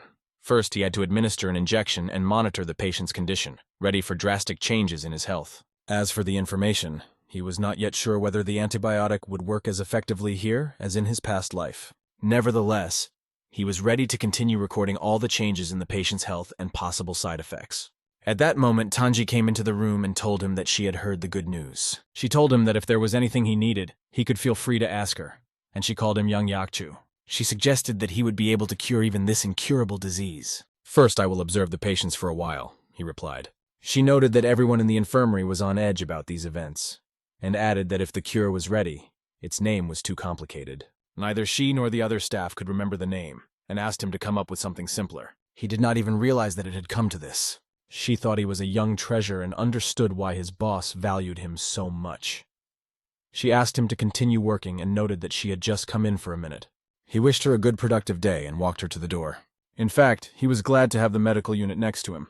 Patients started asking he if it was true that he had created a cure. He asked the purple-haired patient to be quiet and checked his pulse, asking himself if there was hope in his eyes. The boy had contracted syphilis in the womb. He realized that it was impossible to cure the congenital disease with modern methods. If syphilis had manifested itself later, he could have lived and fought the disease. But now half of his face was covered with scars. One eye could no longer see, and one ear was hard of hearing. When he asked him if he had studied martial arts, the boy said no. Then he asked if it was true that his Tanjong had an inner strength. The boy did not even understand what he was talking about. It turns out that not only did the penicillin make him feel better, but the energy in his body started moving. "Didn't you breathe strangely?" he continued to ask him. He replied that during his illness, when his temperature rose to reduce the pain, he breathed through his abdomen and showed him how. First he breathed heavily, taking deep breaths, and then he exhaled all the air from his abdomen. It seems that he accumulated inner strength in this way, even without knowing the methods of energy management. If this is true, the boy is a real genius. He put his hand on his shoulder. After that, they both bowed their heads and silence fell between them. Inside the boy, celestial circles were circulating. Something you would expect to see in a master who had taken a real pill, but not in a child. He was not even aware of his power. The small celestial circle is a narrow energy circle within the body, while the great celestial circle is a wide energy circle. The celestial circle is one of the training techniques mastered by martial arts warriors, and it takes a long time to master it successfully. This guy didn't have a real name. His uncles from the Hao clan just called him Hey. The children called him Dog, or Waste, and this confused he. So he suggested the following. He took out a piece of paper and a pencil and decided to come up with a real name, because without it, the boy could not live on. Yuho watched their interesting conversation closely. Most of all, he liked the smile of the boy, who was incredibly happy with the idea of coming up with his own name. "May the heavens reward the child for all his misfortunes. Let's take the first two characters from the expression God's mercy," said he. And so they got the name Qian Wu. Qian as in God, and Wu as in mercy. His name meant a person who was helped by heaven, and the little boy liked it very much. Afterwards, he asked him if he would like to live somewhere else instead of the Hao clan. "With such a talent, if you become a warrior, you can achieve anything," he added. The boy agreed to live anywhere if he took him there, and at that moment he called he his brother. It was easy to understand that the child needed love and care. Adults did not pay attention to him. and his peers began to ridicule him after the onset of the disease. He had to face constant bullying. Goodness should always be rewarded with goodness, he thought, but he still had to get permission from his teacher and the Hao clan. A few days later, he stood in front of Manhwa and asked for permission to take the child because the Hao clan treated him like an empty space. She also realized that anywhere would be better for the boy than the Hao clan. In addition, thanks to the treatment she received from he, her condition improved significantly, and she was able to make plans for the future again. She asked us not to worry about the boy. She promised that she would take care of it and everything would be fine. He had one more task to do, to convince her teacher. After that, he told them that they could prepare to go home. Judging by the fact that their condition was improving, the disease had not affected the nervous system, and they had reached the stage of full recovery. Hearing this, everything turned upside down for her. She immediately started asking him if he was really saying it. The brother jumped up to his sister, and they looked into each other's eyes, not believing it was true. Had they imagined it? "Are you sure this isn't a dream?" she asked, looking into his eyes and not holding back her tears. He couldn't believe it either, and he couldn't hold back his tears either. It seemed like everything would be okay now they had survived. He watched his brother hug his sister, and they rejoiced in their second chance at life. At the same time, he heard words of gratitude from both of them. It was clear that they would need some time to recover, but today could be said to be their new birthday. After a while, the bandages were removed and the patients began to feel relieved. He was told that she had an increase in her internal energy, and after checking her pulse, it turned out that some of the patients had the same effect. She also noticed it because the energy in her tanjong became heavier. At that moment, she promised that she would never forget his kindness. Reaching into her pocket, she said that if she became the leader of one of the clan's units again, she could be its strength and support. She took out one thing and said it was a gift for him. She couldn't pay for his kindness in full, but she would be faithful to him until the end of her days. He liked the gift, and she added that if he ever needed help, all he had to do was show it to her, and she would help him. After that, Muwol came over, got down on one knee, and bowed his head in front of he. He said that he used to be a wanderer, so he had no loyalty to the Hao clan, but he was ready to repay he's favor in the sect. He asked him to get up from his knee, but he did not, continuing to say that he would always be ready to help him whenever he called. Even he did not expect to see such emotions from them. Both brother and sister could not contain their gratitude. Manhwa and Muwol swore their loyalty to him for the rest of their lives. The tables were set, and the smiles did not disappear from the guests' faces. All the patients were discharged from Peck Hospital, and a small reception was organized in honor of Chin Chong-hee's success. This celebration was a real joy for both the doctors and everyone present. When he came in, everyone immediately came up to him to congratulate him on his great achievement. The patients still could not believe that they had recovered, but he did not take all the credit. He said that without the help of his comrades in the infirmary, nothing would have happened.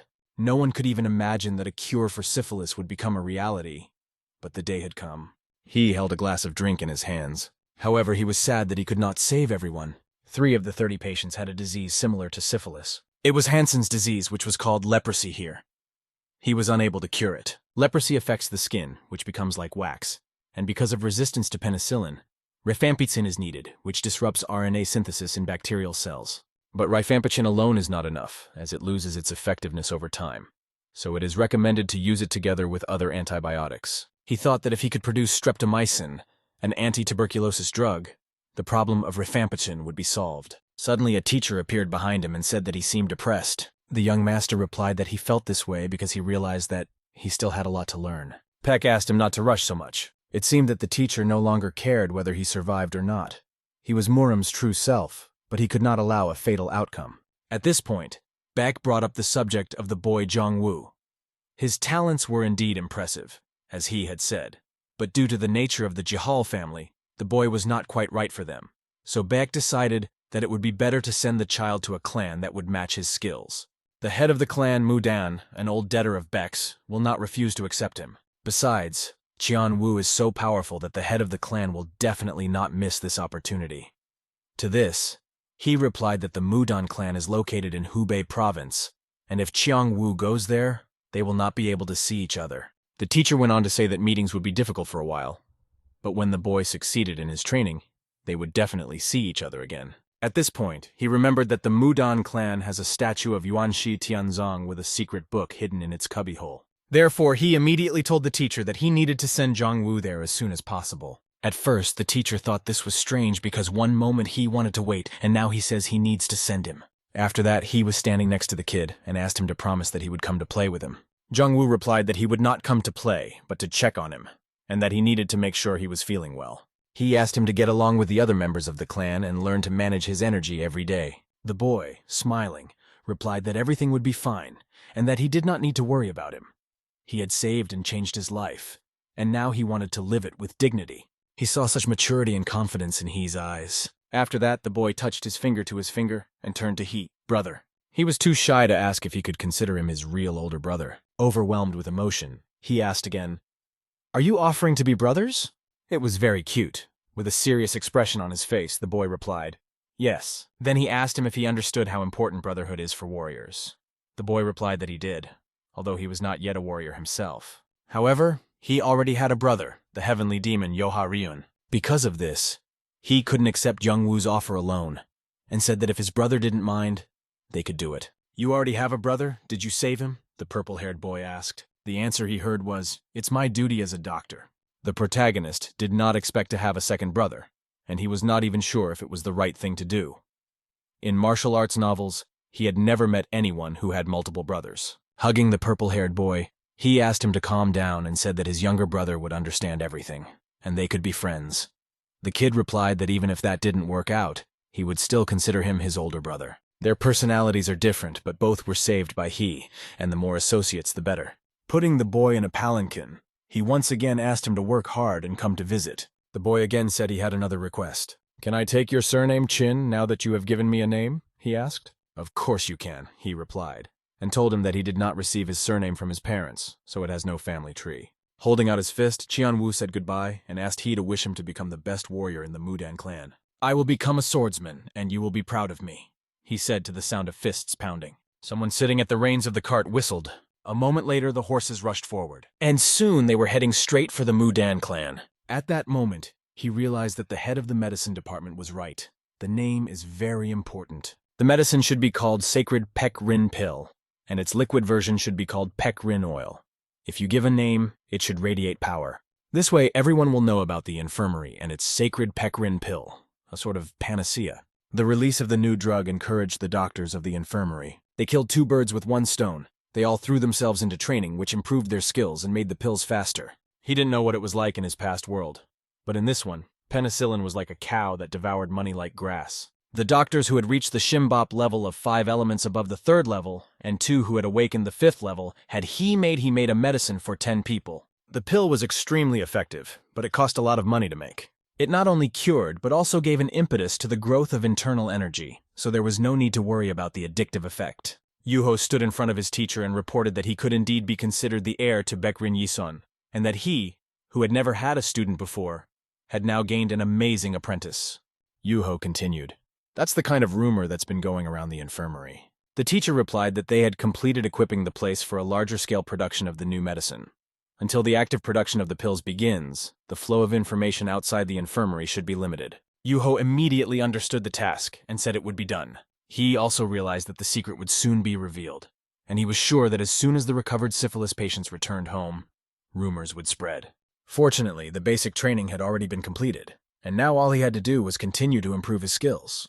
The time was approaching when he would save the life of Chegal Rin, known as Baek Rin Yi Sung. One might even say that he goes against the original plot of the novel. This is because in the original plot, Baek dies early. Spring is a time of awakening for all living things. Jung-hee was able to break out of his incredibly busy schedule and began to spend his days in a more measured way. A smile began to appear on his face more and more often, although he hadn't lacked it before, but now he felt more relaxed. As before, he helped everyone by checking their pulse and monitoring their health. He often joked with others, laughing back at each other. Despite the calmer days, he still plunged into his favorite work, spending his time with benefit. He pulled out a list of patients and looked to see who would be next. However, something else distracted him. He caught a strange appetizing smell. "What is this attractive smell?" he asked himself. In front of him stood an old lady who seemed to be a relative of one of the patients. "Is she lost?" thought he. Approaching her, he told her that to get in, he needed to send a carrier pigeon through the district hospital. She replied that she had just come to visit her granddaughter and talk to her about many things. He offered to deliver the package himself, but the grandmother refused and firmly stated that she would not give it back, showing her stubbornness. She was lucky that she met with he, because if she had met with other doctors, things would have been different. She would not have been allowed to bring the gift into the hospital, and would have been sent back to the foot of the mountain with the food, as it was forbidden to enter. It was impossible to get in without a registered letter from the district medical chamber. How did this old lady manage to do it? I just said that until I feed my granddaughter, I'm not going anywhere, she explained. He asked her not to resist, and suddenly noticed a trace of blood on her elbow. He immediately ran to her and began to roll up her sleeve, although she objected and asked him not to touch her. She was strong, but he still managed to roll up her sleeves and see that her elbow was broken. Looking down, he noticed that her knees were also bloody. She had put herself in this condition, trying to help her heartless granddaughter, who couldn't even come out to meet him. At first he said that she needed to be treated, but the question arose whether it was possible to provide treatment at the Bamboo Roshi unit, which accepts foreigners, and invite her granddaughter there. To do this, it was necessary to get permission from Juho.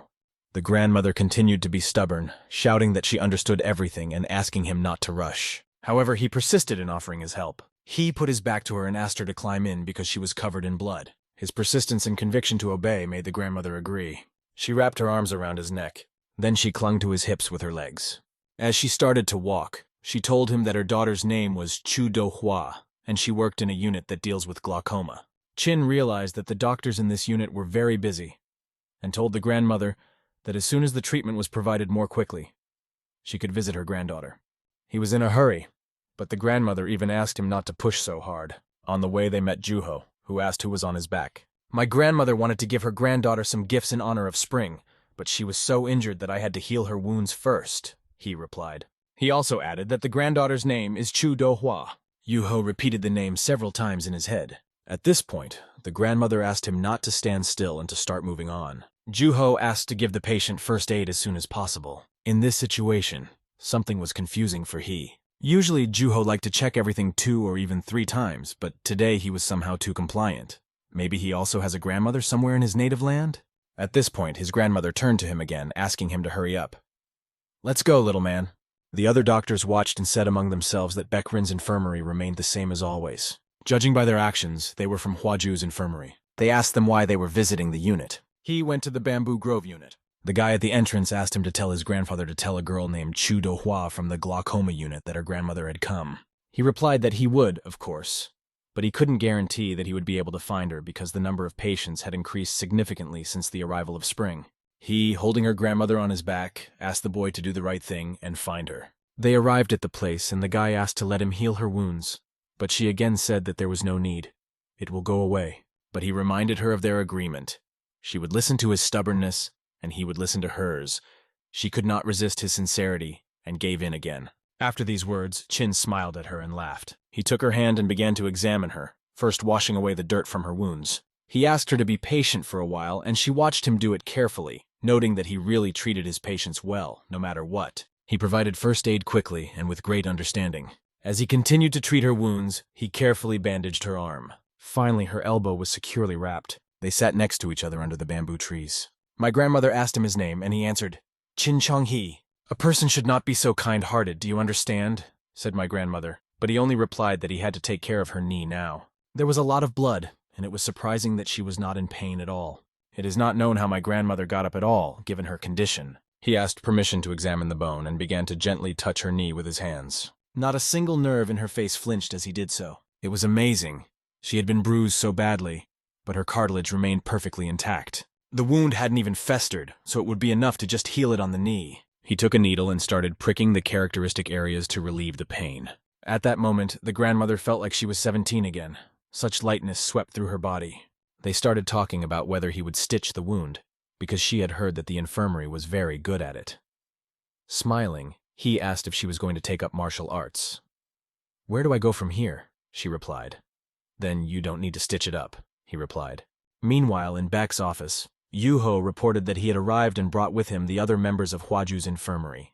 Their reputation had suffered greatly after they abandoned the archer Wang Kag's daughter. Baek wondered why he had been sleeping so restlessly. It turned out that all the uninvited guests had come together.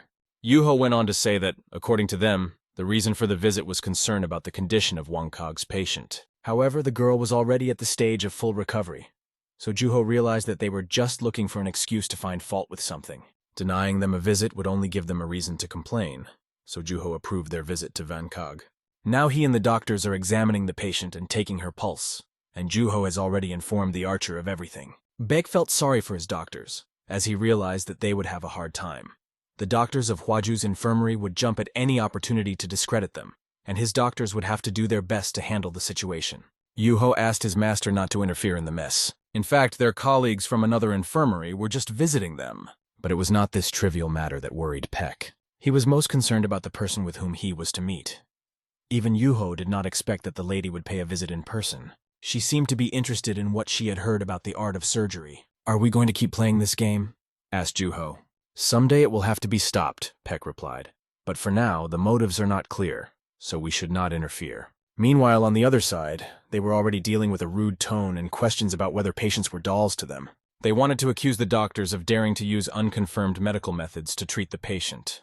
They demanded that the patient be transferred to the Hua infirmary, where, according to them, she would be cured in 20 days. First, they left her to her fate, and now they came to make excuses, saying that the treatment they had given her would have been sufficient. They had no shortage of nerve. Ju's representatives went on to say that the position of the father who had approached them was understandable. Obviously, their answer did not satisfy him, and they failed to earn his trust. However, it is not normal to play with a patient's life by conducting experiments on her. Rin's representatives asked not to spread nonsense, because the girl was on the verge of life and death. At that time, the girl was sitting and listening to all this. They explained that there was no other way to save her, and they claimed that Ju's infirmary skills would have been enough to save the child. However, Rin's representatives noted that the girl's father received a response from Ju saying that the patient would not be admitted. Then one of Ju's representatives raised his hand and began to justify himself, saying that they said they would not accept her, but they did not refuse treatment. He explained that their head, after the examination, began to think about a treatment plan, but in reality they were just lying and not blushing. Hua-Ju's doctors were angry, and she could easily see it. It seems that what happened caused quite a stir in the Marima clans. One of Ju's representatives asked that the girl's father or the clan head be summoned, but they replied that their head would not personally settle petty disputes. After that, they demanded that his disciple be brought. A very serious argument started between them, but suddenly everyone was drawn to the sounds behind them. There were loud shouts outside the door. "What are you doing?" And then the body of one of the people flew right through the door, knocking it out with it. The body flew straight into the ward and fell at the doctor's feet. It was the doctor's protector, Ju, and they recognized him immediately. After that, someone else stepped into the room. It was an angry demon archer, angry because they only know how to talk with their tongues. "Damn bastards from Hua-Ju!" he shouted. The girl jumped up and screamed loudly, "Daddy!" The archer, not holding back his strength, approached the doctors to ask them questions. He asked if they even understood what his daughter had to go through because of their actions. They tried to calm him down, saying that killing was forbidden in the hospitals, but he clenched his fist even harder and asked again, "How can I calm down? If it wasn't for he, you idiots would have met me in the afterlife." He thanked them for coming to him and added that they had dug their own grave. "How can you not help bury it now?" he said. There was not a drop of doubt in his eyes. He could only hear requests from all sides to calm down. But at that moment, he came into the room. He did not look very smiling, but rather serious. He didn't like what was happening.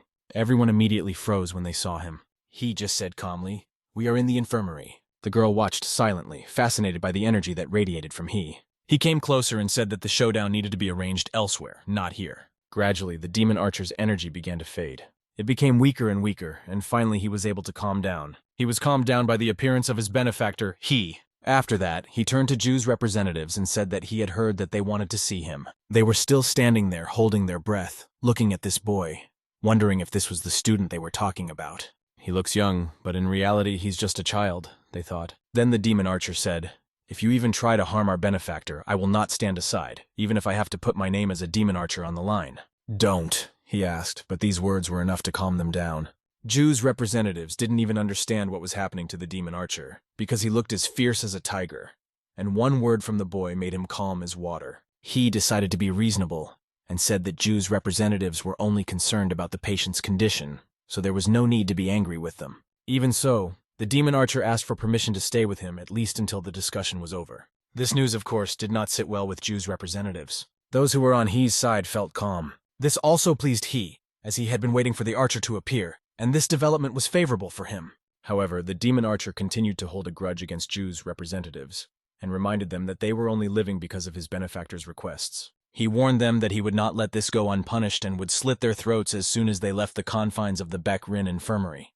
The archer became much stronger, radiating powerful energy. However, it was time to get down to business, and he asked the first question. What questions did they have for him? After a while, he explained to Ju's representatives that he could not provide any more information about the secret manuscript that he had received from his mentor. He added that his mentor's name was not known in these parts, as he came from a distant continent. However, this aroused suspicions among Ju's representatives. Why hide his identity? They persistently asked for more details. He had to think about what to say. Then he said, "Okay, my mentor's name is Hippocrates." They couldn't even pronounce the name correctly. They started whispering among themselves, discussing how strange this name was. Later, they remembered that they had heard that he had lost his memory. "Yes, it happened," he admitted. "Most of the memories are erased, but I remember my mentor in school well." He called it luck, but they began to ask if he was lying.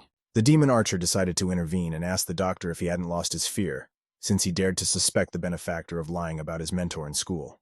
Their conversation was interrupted by one of the doctors, who burst into the room filled with anxiety and addressed young Kakchu. Barely able to speak, he said the name of his master, Baek Rin Yi-sun. The doctor then explained that Baek Rin had ordered he to clean up, put on a formal suit, and go to him immediately. He didn't understand why, because he had never prepared like this for a new patient. The main thing was to cure him, not to look good. The doctor also added that Wang Ya would be here soon. Hearing this, Ju's representatives became alarmed. The demon archer was also very surprised. Even the little girl was alarmed when she heard the news. Wang Ya is the name given to the emperor's descendants who are not eligible to inherit the throne. He asked again if they were confused about the Wang Ya. The doctor confirmed that yes, the main heiress was coming to visit them. Ju's representatives objected that this was impossible, as Her Highness was a long-time guest of Huaju's hospital. But the doctor firmly stated that he was not mistaken, and he would not have the courage to risk his job because of a lie.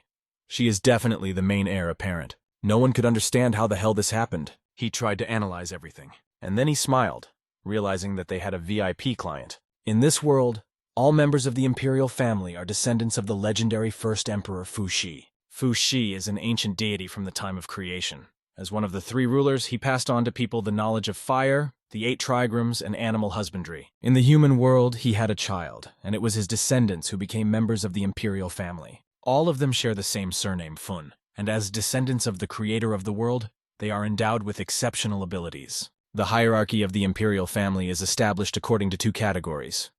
The first is how strong the maternal relatives are, and the second is how much of Fu Shi's blood they have inherited.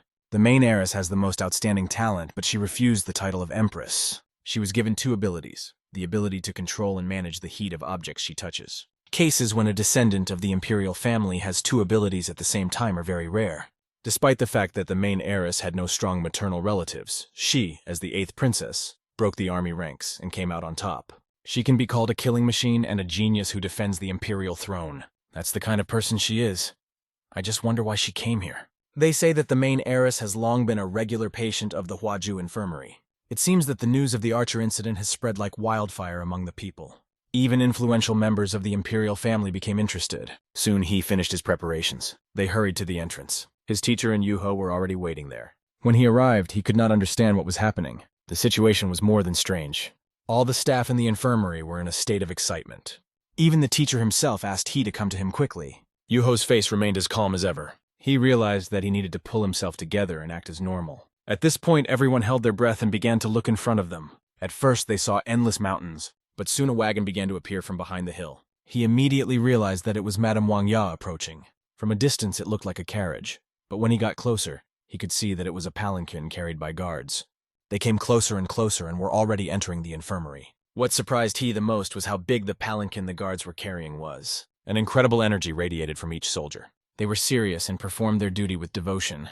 Yuho said, "Wang Ya," and bowed his head down. "Long live your highness," the teacher said, also bowing his head. "Long live your highness," everyone else repeated. And they were on their knees. They repeated these words in unison. Then the screen of the royal throne opened. Wang Ya came out and said that she had no time for pleasantries. Her name was Funju Ha, and she was the main heiress. Her appearance made such a strong impression that he was amazed when he saw her. They walked forward, and one person was carried on a stretcher. Wang Ya walked in front, and behind him, the soldiers carried the patient straight to Peng. When he looked over, he noticed that someone was being carried on a stretcher. He realized it was the patient, although there had been no mention of it before. As he got closer, one of the soldiers shouted, asking who was in charge. They then asked the person in charge to come forward. Pen got up and walked toward them. In a moment, he was near a stretcher. On the stretcher was a man whose leg was bandaged and everything was smeared with blood. Pen immediately began to examine him. The man looked young, a little over 30 years old. Judging by his condition, he had a broken leg after falling from a horse and the fracture was open. Wang Ya began to appeal to the man in charge, asking him to start treatment as soon as possible. The soldiers stood outside the therapy room, waiting. Moans echoed throughout the room, filling the space with pain and tension. Wang watched his man suffer in pain. The man could not contain his suffering, screaming loudly and writhing on the bed. Wang couldn't take it anymore and asked Peng, "What's going on over there?" At that moment, Peng was carefully examining his leg, trying to figure out what to do. He said it would be difficult to restore the leg. In Murim's world, manual repair means putting the bone together like a puzzle by hand. "If it is difficult to restore, what do you suggest?" asked Wang. At that moment, he recalled this episode from the novel. When treating a fracture, as with other external injuries, it is important not to waste time. He approached Wang and asked him how long it had been since the injury. He was told that the owner had fallen off his horse about an hour ago, and asked the boy who he was. Wang explained that he was his student. What confused them the most was that he was so young. At this point, he was already analyzing the situation. If the injury happened an hour ago, it means that the fall occurred somewhere nearby. The events of the novel had changed a lot in the area of their infirmary.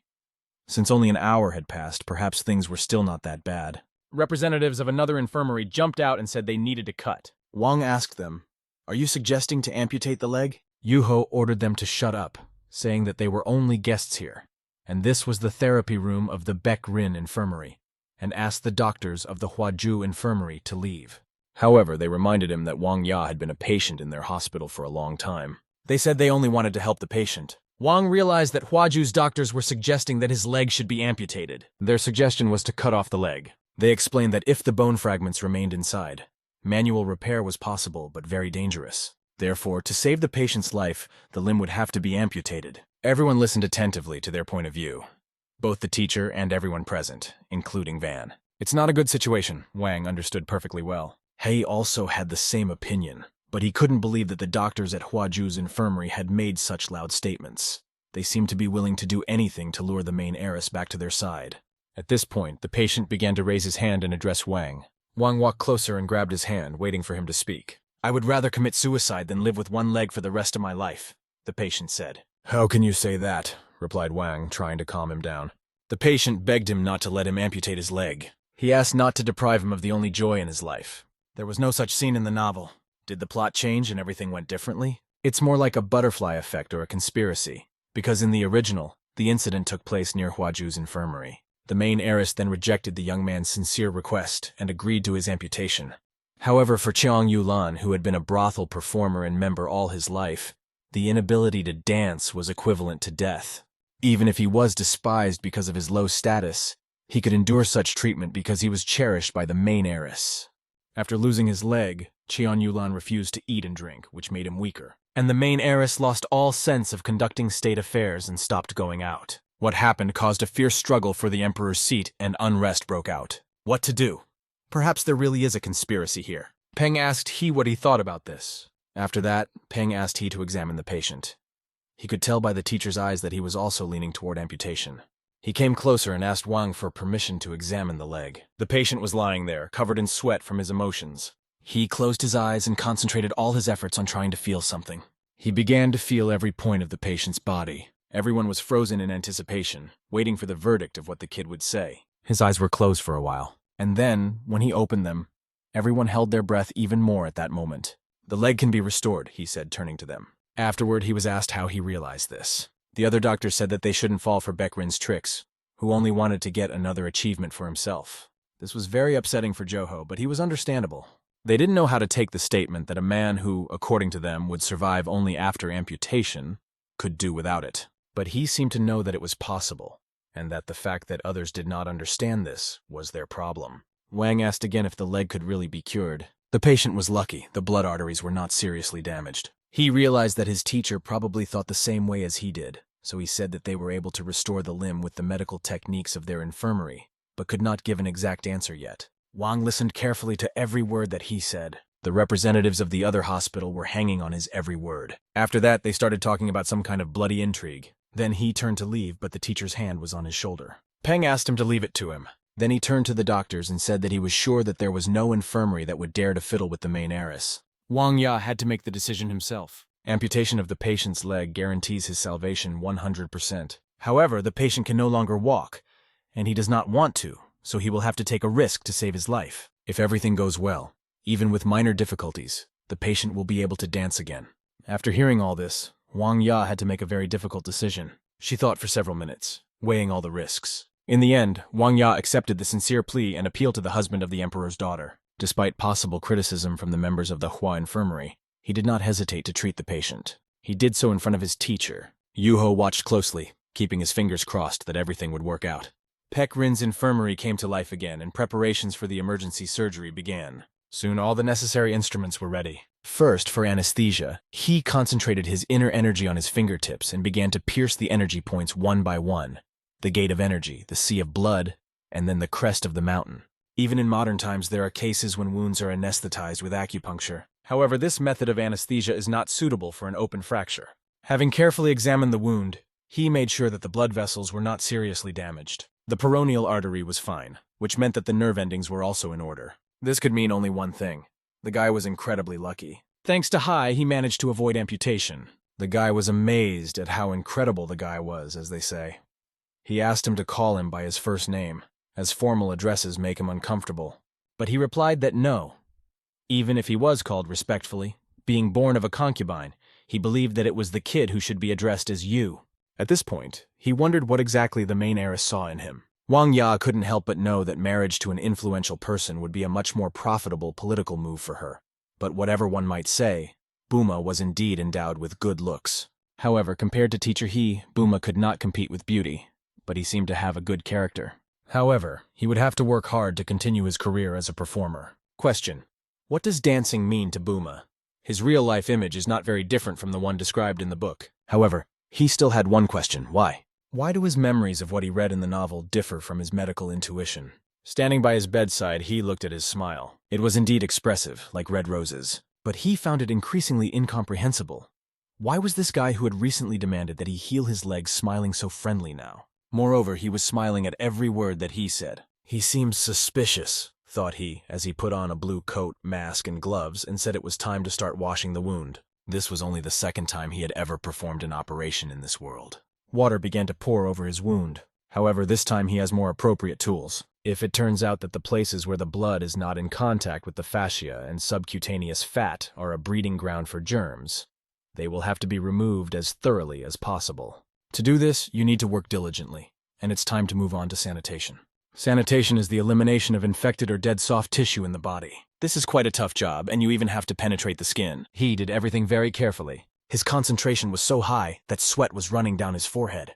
However, he had assistants who wiped the sweat off with a towel. Yuho wiped the sweat off his face. The insightful He did not even ask him to do so. And now the first stage is over. The skin has been successfully cut. At this point, he turned to his teacher.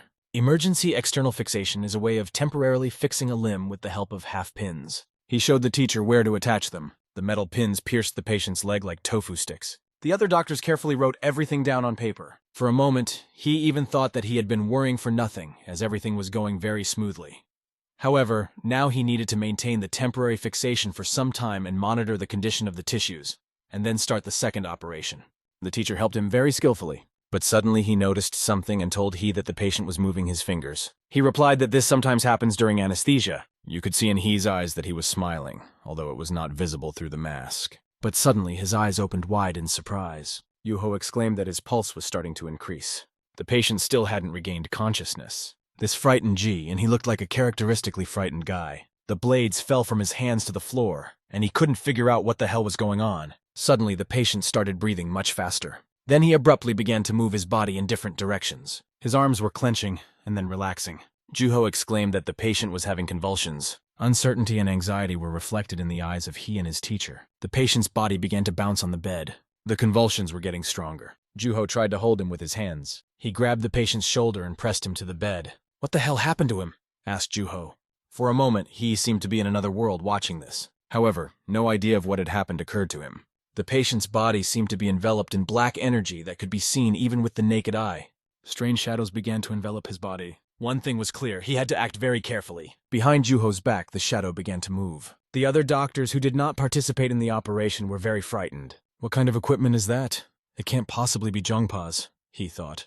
Yuho turned his head and turned to the owner. The boy ran over and asked him what he wanted. However, he himself could not understand whether this was a complication, because this should not happen with acute respiratory compression syndrome. Perhaps an acute pulmonary embolism or fat blockage had begun. But even in this case, there should not have been such a reaction. Was there a problem with his heart? He noticed that the patient's limbs were trembling, like a person with epilepsy. But why was he unconscious? The teacher's hand fell on He's shoulder and he asked him to stay calm. The teacher then explained that it was similar to the Murim disease, and perhaps he did not know about it because his knowledge was out of this world. The teacher began to examine the patient himself. Putting his hand to the patient's mouth, the teacher's energy began to circle around them. He closed his eyes to feel what was happening to the patient. Juho was ready to help at any moment. He looked at the tip of the needle the teacher was holding and how the light glinted off its sharp end. The needle was very long and sharp, and the teacher swung it. There was only confidence in his eyes. The needle began to fly quickly straight into the patient's body. For a moment, everyone held their breath, waiting to see what would happen next. Juho closed his eyes, not wanting to see what would happen. He saw the needle plunge into the patient's body. Suddenly, blood spurted out of his mouth and began to fly around. After that, the teacher turned to He and told him to cut immediately. Cut the stomach, otherwise the blood would clog the energy channels and the patient would drown in it. Without hesitation, He rushed to get the necessary tools. After cutting a circle on his stomach, he noticed a strange thing that looked like a purple-colored snake crawling inside. It was a parasite, and it was hard to believe that it could reach such a size. The parasite's mouth sucked on the stomach. The teacher just spoke to Juho, and he immediately understood everything, even without words. The needle had already cut through the air, flying straight towards the parasite. A moment later, it plunged into its purple body. The parasite finally unhooked itself from the stomach and showed its many teeth, which were very numerous. The boys skillfully dealt with it. Then the teacher grabbed the parasite with his hand and pulled it out. Its length was impressive and surprised everyone present. He looked at it and could only think, "Mother of God!"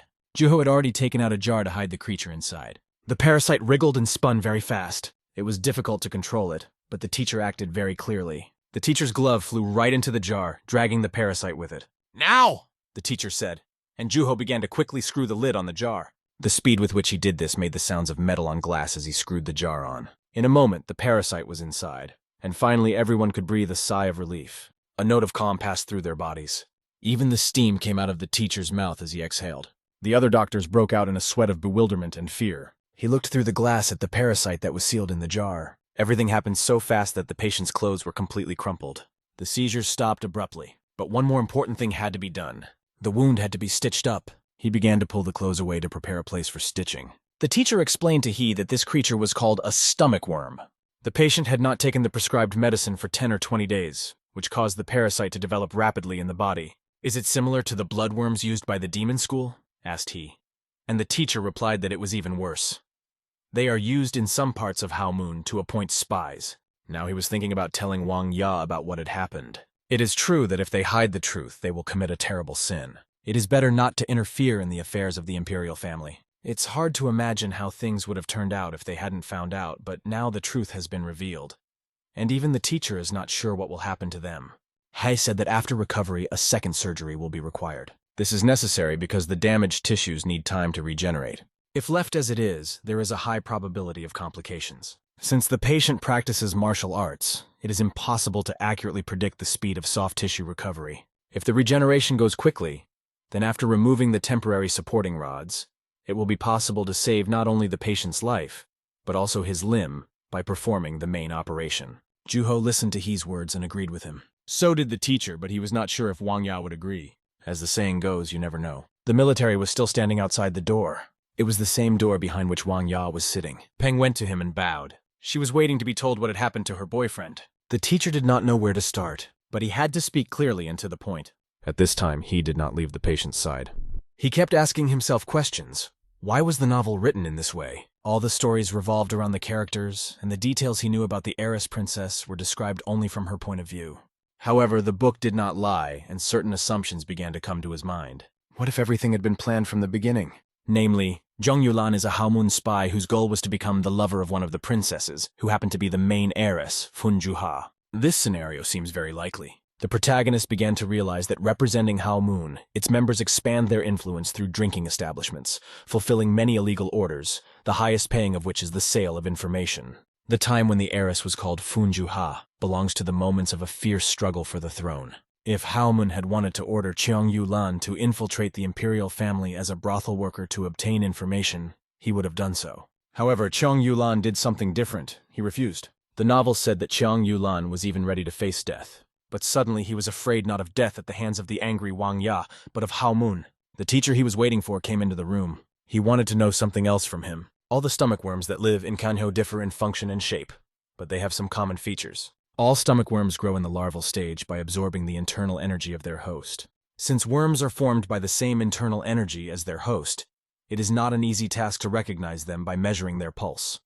And even if it is possible, the analysis still won't show that the parasite is a stomach worm. It is clear that otherwise, all the Magyo spies in Jeonpyeong and Safa would have been exposed long ago. Looking closely at the color and size of the worm, it became clear that it had been in the body for quite some time. Even the teacher suggested that it could be from childhood. The teacher said that it was good that this worm was not as destructive and did not cause as much pain as the Maggie worm. However, if a certain medicine is not taken on time, the parasite causes anorexia in the host. Hearing the word anorexia, he remembered that the novel said that Cheong Yulan died of starvation. This happened when he was in bitter sadness because he could no longer dance. Another piece of the puzzle fell into place. He realized a lot and his suspicions began to form a single picture.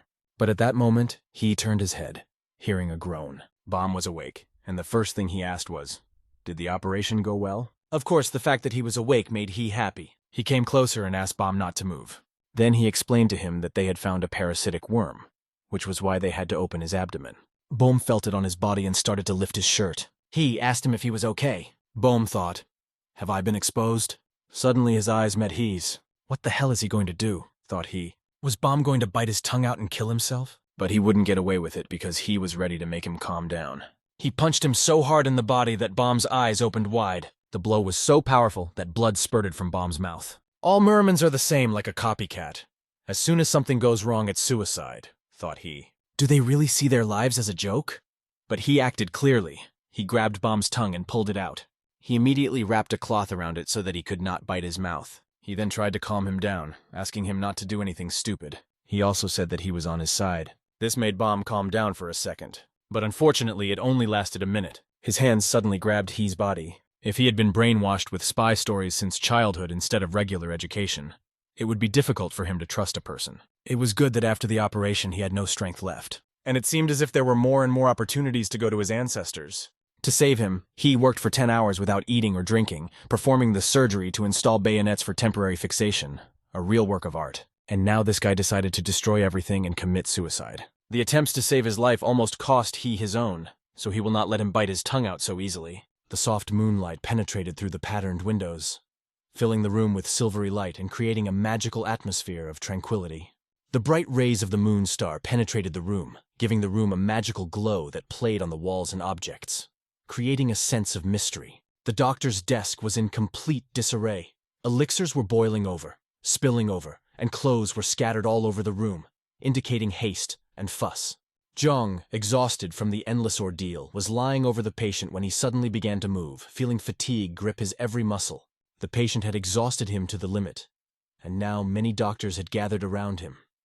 It was extremely difficult for all of them to bring him back from the brink of death. He asked himself why the patient thought that if he decided to die, he would just stand by with his arms folded and watch. He wondered, what if his friend could not bear the grief and fell ill because of the nervous tension? This thought haunted him. He realized that he had been a real selfish person, and it was time not only to think about himself, but also to change his manners and character. The man slowly pulled the mysterious ball out of his mouth, which had prevented him from saying a word, freeing his voice from invisible fetters. Having freed himself from the ball, he firmly said that he was not a weak person and had never been, demonstrating his inner strength and determination. However, the young doctor noticed that despite everything, she would suffer for the rest of her life at every memory of him, and this would cause her untold pain. Suddenly, his expression changed. A deep thoughtfulness appeared in his eyes, as if he realized he was wrong and began to rethink his actions. Having stopped the bleeding, the young man breathed a sigh of relief, and was finally going to examine the wound thoroughly to understand its seriousness. The doctor seriously addressed the patient, begging him not to commit such acts that could endanger his life again. After numerous trials and sufferings, he was finally able to secretly obtain a secret drug that could destroy the stomach worm that was tormenting him from the inside. He was sure that he had finally gotten rid of it and would be able to free himself from the burden. But unfortunately, for unknown reasons, the medicine did not work. The young doctor realized that he had sought to destroy the worm in order to retire to Hauman, and this was an extremely difficult ordeal for him. However, the drug that he had so hardly obtained worked only partially, not producing the expected result. The medicine did not completely destroy the worm, but only plunged it into a state of clinical death, temporarily stopping its activity. However, when the patient was given the sacred pill Pecklin, the worm became active again, because it has the ability to feed on the internal energy of its host. If he decided to take this step to get rid of the worm, then perhaps the situation is not as hopeless as it seemed at first. The young doctor asked the patient if he had really fallen off his horse, because the wound looked like a fall injury. However, there was one important detail that remained unclear. The horse was well trained and had no reason to suddenly go crazy and stand on its haunches. Observing the patient's reaction, the doctor realized that he hadn't just kept quiet. It was obviously something to do with Haoman. If the criminal organizations got the news that Cheong Yulan was a spy, they could destroy the entire Haoman by destroying it to the ground. So to prevent this, Haoman must use any means possible to keep Cheong Yulan quiet and not reveal any secrets. However, he survived with only a leg injury, which allowed him to avoid more serious consequences. They assured him that they were on his side, but the young man could not fully trust them. Feeling suspicious, he realized that even the doctor might not believe him, but he was confident in his rightness and knew he was telling the truth. After a short pause, the young man thought about it and finally replied that he believed him, deciding to trust his words. The patient accepted this point of view, and he felt warm at heart, relieved and trusted. Yulan recognized the guy as a great doctor and decided that he could share his secrets with him.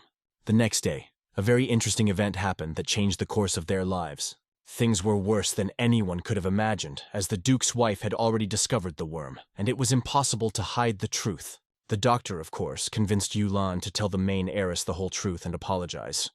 But for some reason, this only caused new outbreaks of passion. Fortunately, the doctor was able to get permission to speak up, and he did his best to make things right. And of course, he didn't forget to mention how much her husband had been suffering during all this time, emphasizing his suffering.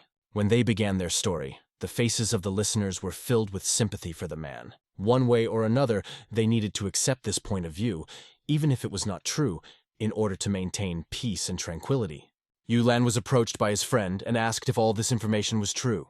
The man abruptly grabbed the bedspread and, leaning on it, tried to get up. He looked at his wife with an offended expression, not understanding her reaction. He wanted to prove to her that he had his own point of view and was entitled to it. The young doctor watched and thought that everything should have been fine. But the patient spoke as if they had quarreled, and now all they had to do was make up. Yulan bluntly stated that this was not true, and it was a very bad sign for everyone present. The young master just wanted to ask why everything that was intact had suddenly collapsed. Master Wang gritted his teeth when he heard these words, because this was simply unacceptable to him. If it wasn't true, rage gripped her heart. She couldn't stand it and didn't hide her feelings, just got angry. She stood up so abruptly from her chair that it tipped back and clattered loudly to the floor. The young doctor watched this concert and simply could not believe his eyes. He saw her reaction and realized that if she reacted so sharply, it could end badly. Yulan lay in his bed and decided to tell the truth. That he was Haoman's puppet and had been a spy all along. Unfortunately, he was found out, but he had no regrets. Haoman had gotten enough information from him about her, namely about Ms. Wang. Hearing these words was like a bolt from the blue for Wang. Her fury filled the entire room.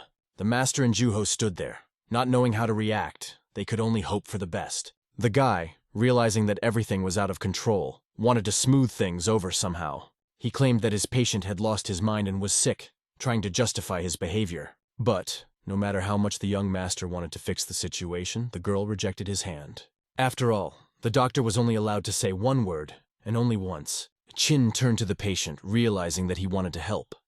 But perhaps it would have been better if he had kept quiet. Mrs. Wang was furious with both him and her patient, and looking at this rascal, she did not know what he was thinking. The mistress turned to Lan Lan, asking him directly, was it true that he had approached her just for this, and that their entire relationship was just a performance? The young man looked down, hiding his eyes, and quietly confirmed that it was true. However, Wang wondered why he had eaten the stomach worm against his will. Was that also true? He replied that yes, it was also true. In order to get promoted in Haomun, he had no other choice. The woman realized the seriousness of their relationship, and the fact that this rascal was seriously telling her all this meant that the time of love they had shared was only a deception. He apologized to her again, confessing that he had been forced to hide this information for a long time. He had deceived her and betrayed her feelings, acting like a true spy. Hearing this confession, her body began to tremble with tension. Shock completely took over. Unsure of what to do in her pain, she turned to Lan once more. Had he never loved her, for a single moment, after all the trials? Exhaling, Lan said in a hoarse voice that he had never liked people like her. He admitted that it was unbearable for him to receive care from her.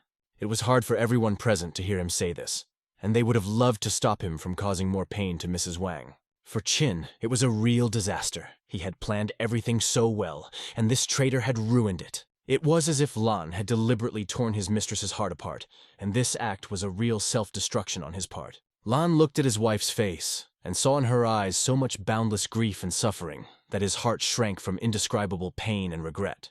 In his thoughts, he recognized that he was a real sinner who had been wasting his life in an empty routine all this time. He had been engaged in espionage, wittingly or unwittingly, but he realized that deception did not fill every part of his existence. Whenever night fell and he did not receive the necessary medication, he had to hurriedly pack up and run for his life in the darkness. He overcame all the obstacles on his way because he had no other choice. His life hung in the balance between life and death. Every time it happened, he broke out in a cold sweat, realizing that there was very little time left, and his life could end at any moment. He was never able to get a cure for Halmud, so he had to run all night from pain and hunger, literally on the verge of death. In those moments, when all this was happening, he completely rethought his life, reflecting on his every step and decision. Since then, he has continued to pass on valuable information in exchange for medicines, which were his only salvation and chance to survive. This medicine allowed him to live for another 10 days, and he spent the rest of his life chasing it as if it were his last hope. Only after he took these medicines did he have a chance to at least taste and eat something, feeling the taste of life that he had long forgotten. The food that became available after taking the medication and that he could finally taste seemed unrivaled, like a divine gift. However, even after tasting a few bites, he did not feel truly happy about eating, realizing the severity of his fate. Each time his wife was with him, and he watched her swallow the food with difficulty, realizing the bitterness of their situation. He pretended to be a good family man and never gave himself away. All this time he wore a mask, hiding his true feelings. And now, finally, the moment had come to end all this madness that had filled his life all this time. While surviving, he felt the warmth of this woman's hand, which tried to give him everything she could and support him in the most difficult moments. However, he felt like a traitor. Although he loved this woman, he had to betray her in order to continue his existence, and every time he forced a smile, he felt as if a piece of his soul was flying away, leaving an emptiness. His face instantly became a gloomy mask, reflecting the weight of his existence and inner struggle. He contemplated birds flying freely in the sky and people who don't have to suffer like this, dreaming of freedom and serenity.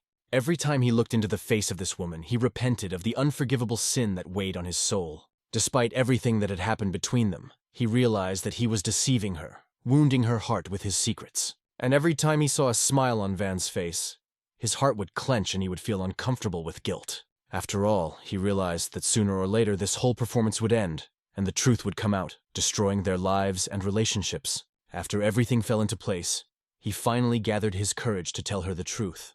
He pleaded with Mrs. Wang, begging her to forget about him and find a decent man who could give her true happiness. He spoke these words to Mrs. Wang on the eve of his death. She was crying and holding her heart, unable to contain her pain. Her pain was so unbearable that it was difficult to describe it in words. Tears and deep regret filled the air around them. The warriors around them did not know how to react, because the situation had reached its climax, and the tension was almost tangible. The master stood next to his servant, Yuhu, carefully observing everything that was happening around him. He decided to stand behind Yuhu so that in case of danger he could react instantly and protect him. The situation was truly terrifying, and although the young doctor was trying his best to save his life, it seemed that everything was out of control. By telling the truth, he had only harmed himself, and now wished that he could just be beheaded in his sleep, without feeling any more pain and suffering. And then the young master noticed that something in Lan's hands began to sparkle brightly, attracting the attention of everyone present. Holding a sharp blade in his hands, the young man said that he was so sorry to part, hinting at his desperate move, and attacking the lady with the sharp blade.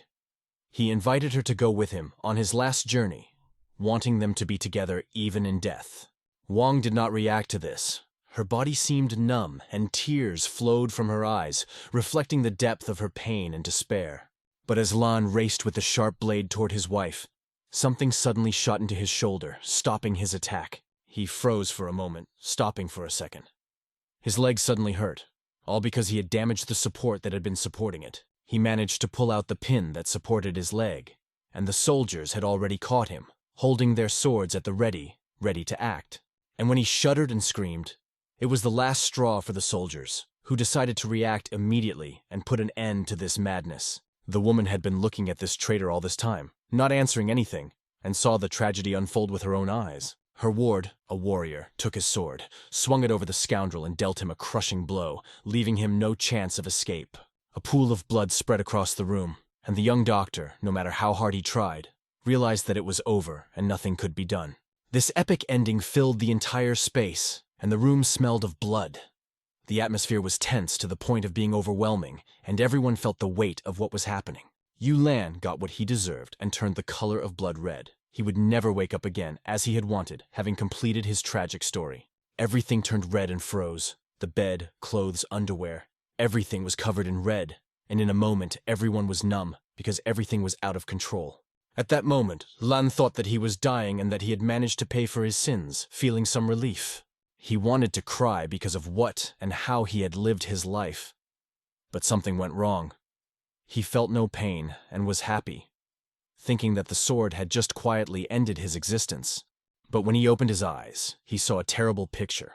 Mrs. Wang covered him with her body and took the blow on herself, saving him from certain death. This blow was very strong and aggressive from the old warrior, and it was supposed to fall on Lan's body, but fate decreed otherwise. Mrs. Wang took this crushing blow and received a fatal wound.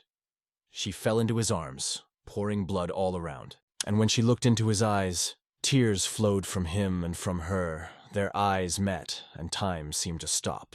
The bloody sword of the warrior pierced her body, and the warrior who did it did not understand anything, shocked by what had happened. After all, Wang had suddenly intervened in Lan's punishment and took the blow on herself, thus protecting him and sacrificing herself. She fell into the arms of the sick man, and it seemed that the whole world stopped at that moment when the sword pierced her heart and life left her body. For a long time she sobbed on Lan's shoulder, and it seemed that her life was fading away. He could feel her weakening with every second. Lan was screaming with all his might. Why did you save me and cover me? Why did you do that?" His voice was full of despair and pain. Lan had even wounded her with his own pin. It was unbearably painful for him, as it was for the poor woman. He just wanted to destroy himself so that he wouldn't suffer, and she suddenly appeared. All she whispered, dying on his shoulder, "I'm glad you're not hurt," were her last words that echoed in his heart. And his beautiful hands were covered with blood. Lan looked at it and could not bear the burning pain that tore at his heart. The warrior ran up to his mistress and apologized, saying that he did not mean to harm her. In turn, Wang said that everything would be fine, and she would not blame them both for anything. This is her last will as the main heiress, and not even His Majesty will be able to ignore or overrule it. And everyone in this building has now witnessed her words and a decision that will change everything. Lan was crying, holding Wang in his arms, realizing that she was dying. He couldn't understand why she had set it all up, because he was the one who was going to end his life. But it was because she did not even understand her partner's feelings. She believed that she could not be called a worthy empress after this incident. She didn't want to go on living after such a lie. She took Lan by the face, looking into his eyes. And although her life was fading away, she accepted everything as it was and decided to do what she thought was right, because she still loved Lan. Now she told him that he would remain free, and that she was letting him go with all her heart. She recognized that it had not been easy for him, because he had put up with a man he hated for so long, hiding his true feelings. And in the future of his life, no one will be able to constrain or limit him anymore. He is free to go his own way. Such is his fate, such is his destiny, and such is her life. They accepted it as inevitable. At that moment her hand dropped, symbolizing that her strength and life were leaving her body forever. Lan was overwhelmed with adrenaline and in unbearable pain. He held her close, but she said nothing more. He began to realize the severity of this ordeal, thinking that if he had realized it earlier, if he had comprehended her feelings faster. The woman fell on the bed in critical condition, and no matter how much Lan tried to cheer her up, it was too late. For a long time, the doctors could not recover from the shock of what they had seen and come to their senses to act. But the young doctor decided that he had to act immediately, and when his consciousness returned, he set to work. He ordered the wound to be quickly closed, and at that moment, they began an urgent operation without wasting a second. Turning to the teacher, the boy asked him to pinch the acupuncture points to stop the bleeding and stabilize the condition. He quickly started to do so and was shocked by what he saw. Everyone began to fuss and prepare for the operation. This place, called the Peckrin Infirmary, has gone through many trials that have affected the fates of many people. But in this hospital, no one is going to leave people to their fate and let them just die. They immediately got to work saving lives. The situation had reached an extreme level of tension, and the young master immediately set to work, ready to do everything he could to remedy the situation. The soldiers were shocked to the core. It was incredibly difficult for them to realize what had happened before their eyes. Instead of one patient, there were now two, and this greatly complicated the task of the doctors, who found it extremely difficult to help both of them at the same time. It was hard to believe that Lan had pulled out the pin with his own hands, because it caused unbearable, hellish pain that could drive you crazy. However, Wang went even further, doing something even more absurd. She returned the pin to Lan, shocking everyone around her. After all, their problems could have been solved with a simple, frank conversation. Sincere communication from heart to heart. Instead, they brought the situation to an absurdity, throwing themselves at each other like foolish children who do not know the right amount of violence. Of course, you can go to great lengths to protect a loved one, but this did not justify such extreme sacrifices. After checking her pulse, the guy was relieved to realize that everything was not as bad as he had initially thought.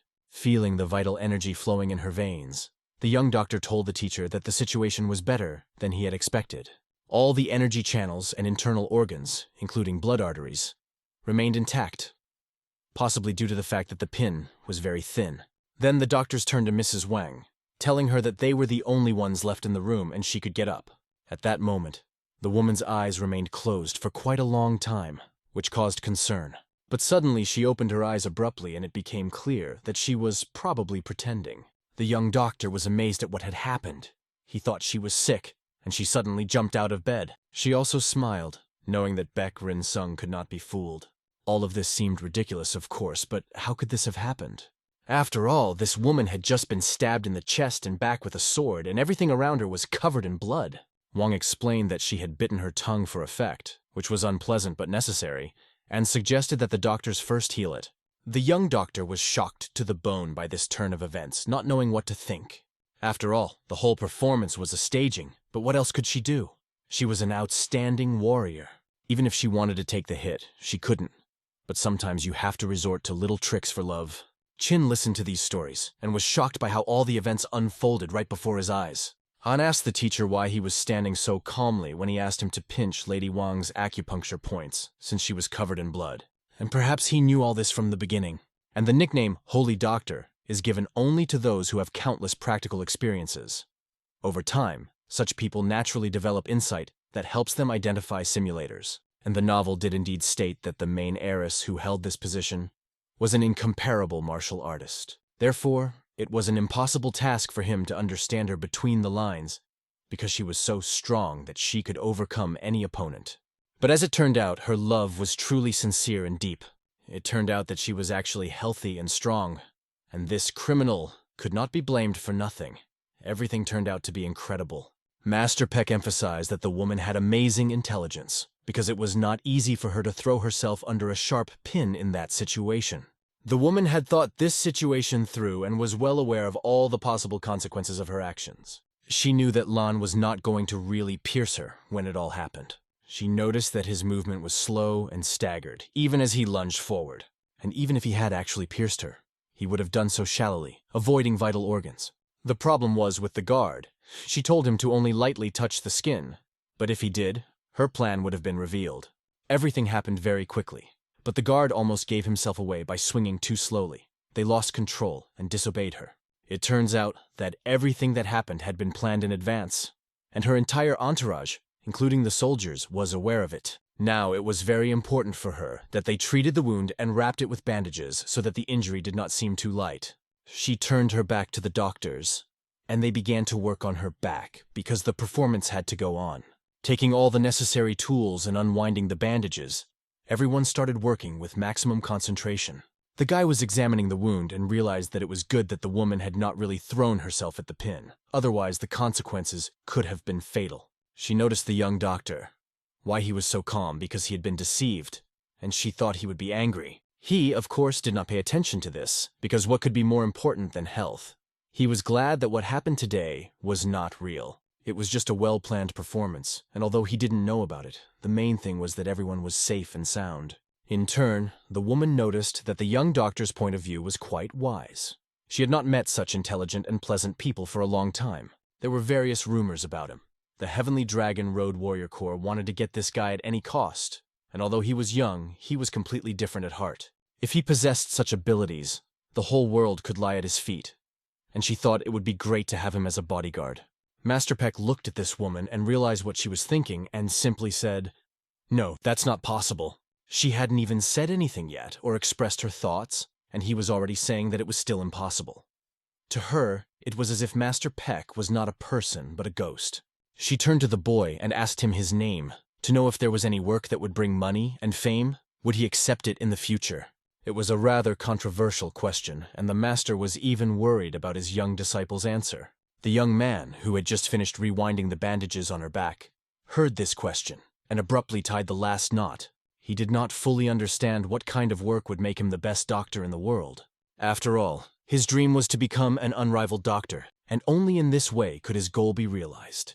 He would be able to cure his teacher's illness. Hearing these words, the master was proud of his student, but did not expect the boy to be so categorical. The woman did not expect that the boy would reject her offer. She'd not even gotten to the point yet, and he had already categorically rejected her. After bandaging her wound, she lay down on the bed, admitting that things were bad. But because of the young doctor's refusal, she began to like him even more, and she even began to joke. What had Master Peck done in his past life to get such a valuable and golden student? She didn't understand. If even the royal doctors had half the talent of this boy, it would be wonderful. It was unpleasant for the master to hear his student praised, because he still had a lot to learn. Wang lay on the bed and was just jealous. She said so. "I am jealous." Qin decided that he had a question for her and politely asked for permission to ask her. The woman, of course, gave him permission, and the question was, why does she love Lan so much? Although her life was not in danger, her vital organs were not damaged, she was still in pain. It was true that he had deceived her, but despite this, the woman survived it and turned the event into a real performance, creating a dramatic moment. She didn't answer him right away, wondering why the boy had used the word love. It was a strange question, but if he asked it, she would answer it. It was just as she thought. Her love was destined for her from the moment they met. When young Lan first caught her eye, she realized it immediately. As soon as they got closer, she had no doubt that this was the case. She fell in love with him at first sight and couldn't help it. The young doctor thought it was rather strange, because one might say she was simply fascinated by his appearance. Although the guy was handsome, he was still not even a tenth as good as his teacher. In any case, this situation was gradually coming to an end, and it was time to look forward. The next day, Lan came to visit his lover, whom he had once wanted to kill. After this incident, the soldiers brought him in their arms at his own request.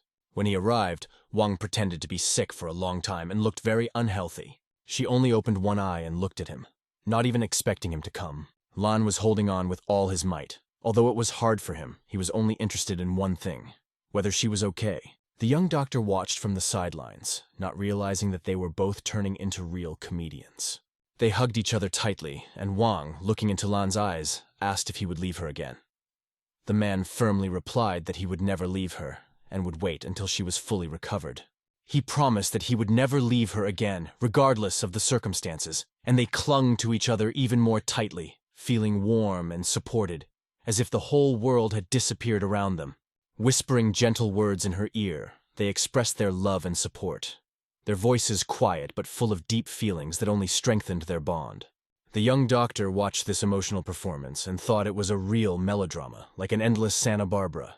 They were playing on each other's emotions so skillfully that if Wang hadn't been deceiving him by pretending to be a seriously ill patient, it might have seemed sincere. In fact, it was Lane who had the most serious injuries, and the whole situation seemed somewhat absurd. After a general reconciliation, the master approached his student and told he that it was time to leave. He was glad to do so, as he no longer had the strength to watch this dramatic performance. Mrs. Wong noticed them leaving and drew attention to it, not wanting to lose the opportunity to say a few more words. She asked them to wait a few minutes to fulfill one important request that could not be delayed. When the master and his disciple returned to her, she was ready to voice her wish. She asked them to prepare a letter, and they wondered where exactly it should be sent and for what purpose. The woman replied that the goal was the palace. She was going to make those who had caused Lanlan great harm pay in blood. The master understood how harsh the consequences of all this could be, and they did not want to be involved in a possible conflict. He saw the expression on this woman's face and realized that things were bad. They were facing a determined and dangerous person. After all, this was the true face of a true formidable ruler, and her anger could have serious consequences. They decided not to argue and agreed, promising that they would fulfill her request without delay. But there was one more request from the queen. They asked the Huaju infirmary to listen to them, because her Lan would have lost his leg if it weren't for them. They needed to be taught a harsh lesson so that next time they would make more informed decisions and not endanger patients. This information silenced everyone. No one dared to say anything or object to her words. It was understandable that the queen was angry, but punishing the infirmary for their methods of solving the problem seemed too harsh. A few days later, in the Huaju infirmary, events occurred that no one could have predicted. All the doctors gathered in one of the halls. They were scared and did not understand what was happening. They were reading a letter from the queen, and the head, Counselor Mahjong, was holding it in his hands with anxiety on his face. He was trembling in his chair as he read the message, and everyone was wondering what she had written and what consequences it would have. The doctors gritted their teeth and asked the counselor what exactly the problem was and how it threatened them. The counselor didn't know how to respond, but he realized that things were going badly, and something had to be done. All the support and privileges that had been provided to their hospital were now being transferred to the Peck hospital, which was a serious blow. The doctors could only wonder what had happened to make the queen take such a radical decision. The counselor hit the table, furious. He wondered what the doctors they had sent there were doing and why they had failed. What angered him most was that they were just watching what was happening, not intervening and not trying to change the situation. But the doctors did not understand what exactly had happened, because they were not to blame for any of the events and did not understand why they were being accused. They were urgently sent to Wang because it was necessary to restore their situation as soon as possible. If Mr. Song found out about this, everyone would face dire consequences. At that moment, the ambassador rushes into the room and informs them that Mr. Song has ordered them to report to him immediately. The counselor realized how risky the situation was and that the consequences could be incredibly serious. The doctors also realized that their heads could fall off their shoulders at any moment if something went wrong. The counselor put his head on the table and began to cough, realizing the inevitability of what had happened and that it would be difficult to escape punishment. He couldn't understand why Mrs. Wang had done this, dooming their infirmary and making them suffer. The doctors tried to calm the counselor down, suggesting that he think about what to do next, how to act in such a difficult situation.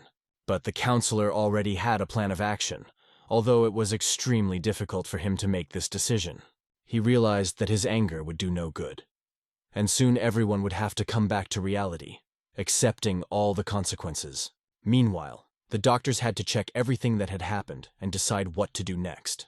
They were discussing whether to go to Caban or Kumon, and this became the main issue. According to the counselor, who was in a state of shock, Caban was not suitable, so it was decided to go to Humon.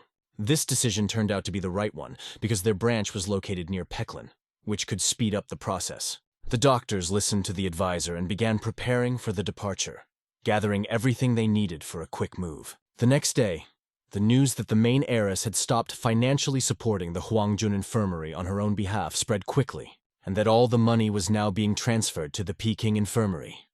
This news reached every corner even faster. Shock spread throughout Morimu, and the news reached the political circles of the Imperial Palace, forcing everyone to react. Numerous inquiries began to arrive at Wang's residence, and she watched as people came one after another, asking many questions. She realized that no one knew a boy named Hongyi, and because of this, many began to doubt his future and the role he would play. In the meantime, the hero went to the MacBook Solution Unit and, passing by, accidentally saw an old lady who caught his attention. He apologized to her for not coming for so long. He had promised to help her and come down the mountain earlier, but only now was he able to fulfill his promise. Grandma was glad that he had finally come, as she had been waiting for him for a long time. He noticed a bag filled with food next to her that she hadn't even touched. This made him realize that even her granddaughter had not come, and the grandmother had not had the opportunity to eat. The grandmother, looking at him angrily, asked him if his mentor, whom she called a chump, was as busy as he was. The doctor noticed that the word chump sounded rather strange, and he began to wonder why they were so close if they allowed themselves such words. At the same moment the old woman was saying these words, the master himself suddenly appeared. He approached her, and the boy immediately realized that it was his teacher in person. The grandmother emphasized that the master was easy to remember, hinting that he had been here many times before, and that they had known each other for a long time. The master, looking at her, calmly remarked that there was no need to check on his student anymore, as he was doing well. From the look in his eyes, it was clear that the old lady was up to something and probably had some information that she was in no hurry to share. The boy did not understand what they were hinting at, and what exactly his teacher meant when he spoke so calmly. But the grandmother suddenly began to laugh out loud, and her voice was not at all like the one she had used before. The young master, hearing this strange laughter, was extremely shocked and puzzled. The old woman's voice changed, and then her appearance began to change right before his eyes. Her wrinkled skin became youthful, and she began to transform like a werewolf, turning into a completely different creature. The old woman turned into a beautiful girl. But the boy could not understand what was happening and why it happened. Master Peck, however, knew exactly what was happening, and did not seem surprised by this metamorphosis. Her long brown hair was fluttering open, filling the space around her, creating an atmosphere of majesty. She said with a smile that thanks to him the strange old lady was able to enjoy the wonderful show that unfolded before her. The guy just fell to the ground when he saw this beautiful girl standing over him and laughing. He recoiled from her, falling to the ground, and pulled himself back, kicking his legs in fear and amazement. This woman had come here for a reason. She had come to meet Master He. The master told him that he was facing the head of one of the 3 largest hospitals, and she was also one of the weirdos, who was one of the 10 best warriors in Kanghol. She was a famous weird old woman known for her bloodshed. This old woman, known for her strangeness, received a strange nickname because of her unusual actions. She has a technique of muscle contraction, thanks to which she constantly changes her appearance. In Muram's world, it is still unknown whether she is really a woman, or perhaps even a man. However, the young doctor who read the novel knows for sure that she is a woman. Now he understands who this mysterious old woman with a passion for surgery is, and he believes that she can help even those who have returned from the dead. She noticed that the boy was scared and did not understand why he was so surprised. Had he never heard of her? For his own safety, the boy decided to pretend that he was hearing about her for the first time, although she had appeared much earlier than described in the novel. The master called his student up and again reminded the girl that it was unethical to change her account in front of another person.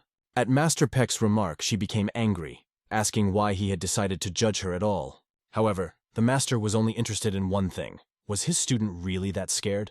Although the master did not understand what was happening, he was surprised when the old eccentric noticed him.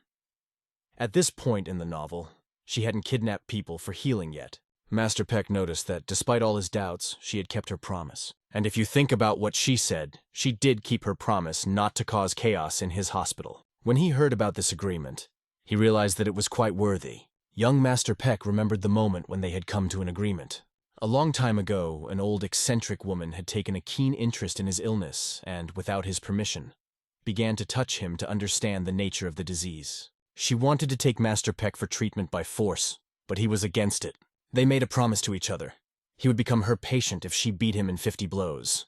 The girl accepted the challenge, ready to fight. Their incredible strengths converged on the battlefield, intertwining in a frantic dance of competition.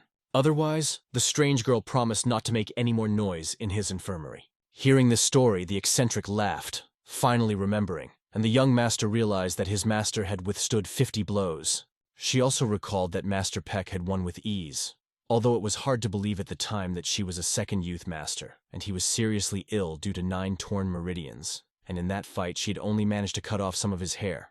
The master also recalled this moment, and his student was only interested in whether it was true. He told his student that if you master family martial arts, you can become stronger.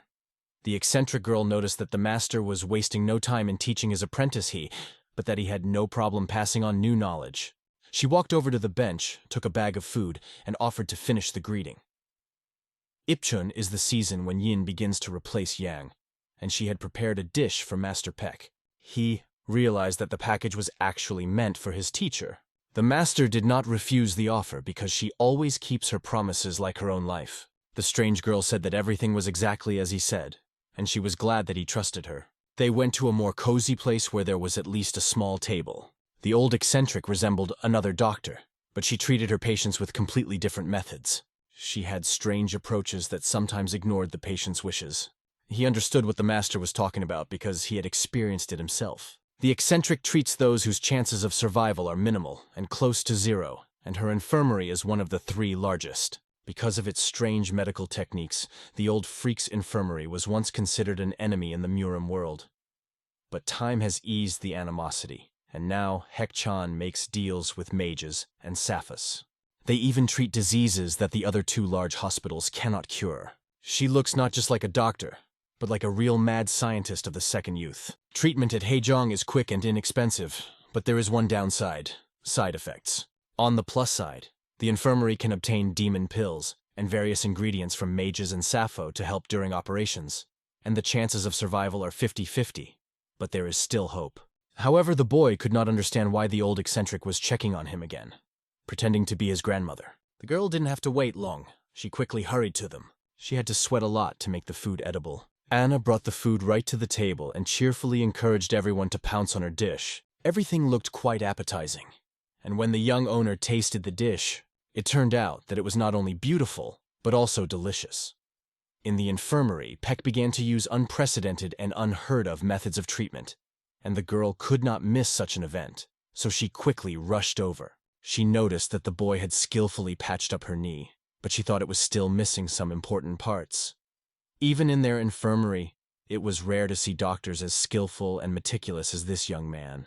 Sitting at the table, she thought about it, and realized that despite his young age, the boy thought differently from the others. And the boy, while drinking tea, felt the strange woman's gaze and felt uncomfortable. The young master asked her if she knew that the main heiress had arrived. The girl was well aware that the atmosphere in the infirmary was icy. It was a good thing that the heiress had lost her mind and gone the other way. Because if Wang had discovered her during the war, there would have been no avoiding the trouble. The eccentric came mainly to observe the treatment process, devoting some of her time to it. She even used one trick, borrowing the eyesight of one of the great doctors. Through his eyes, she watched the operation, although she was mostly watching from afar. A real magic trick! Recalling the operation, we can say that everything went according to plan, and the treatment took place as the young man had originally imagined. To restore each layer of tissue, he first removed the damaged areas and carefully cleaned them with a scalpel. If the infected cells are removed, the healing process will go much faster. The girl realized that everything was clear now. The treatment had worked, but she was particularly interested in the young man's unusual approach. She continued to watch the boy who was growing on her and thought that she wouldn't mind sending him to the Hek-chan infirmary. Master Beck heard her say this and firmly stated that this was not to be done. The girl was surprised to ask what exactly was wrong, but the master just repeated that it was wrong without giving any explanation. Before she could even finish her sentence, the master laughed, repeating that it was absolutely impossible. The tension between them was growing, and her green eyes stared at the young master. She abruptly stood up from her chair and shouted, asking Master Wuhi if he wanted to become her apprentice. If he agreed to become her apprentice, then in the future, the Hek-chan infirmary would be his inheritance, and he would be able to control all the darkness on Earth. This offer sounded incredible, but the girl didn't seem to be joking at all. The master repeated once again that he had already said his word. If it's not possible, it's not possible. The guy looked at her silently and did not answer her, but she continued to look at him, trying to put psychological pressure, offering him much more than Master Baek-rin could offer. She explained that their Hek-chan infirmary specialized in surgery, and because of that, he would have better prospects than at an acupuncture-focused infirmary. After she said that, Master Bayek remained silent, waiting for the boy's reaction. After a moment's pause, the boy asked the weirdo, if he went to Hek-chan Hospital, could he become the greatest doctor and cure his teacher? The eccentric girl did not understand the question and asked him what he meant. She could not understand what he was talking about, because even she could not overcome this disease. And the fact that the boy was still alive could be called a miracle. And yet, although her words were true, it seemed inappropriate to refuse him. The girl began to get angry because her offer had not received any response, and she felt bad. She offered the boy all the darkness, and he chose his teacher. She even began to envy the Master of Hell, who was simply enjoying his student's refusal. For the Master, his student was everything, and he couldn't help but be grateful for his devotion. Over a long period of time, a special bond of friendship formed between them. As a master of the second youth, the eccentric lived much longer than ordinary warriors. It's been 50 years since the nickname Freak of Blood and Life changed to Old Freak of Blood and Life. And in that time, she's met only one true talent. Despite the explanation, the girl did not calm down.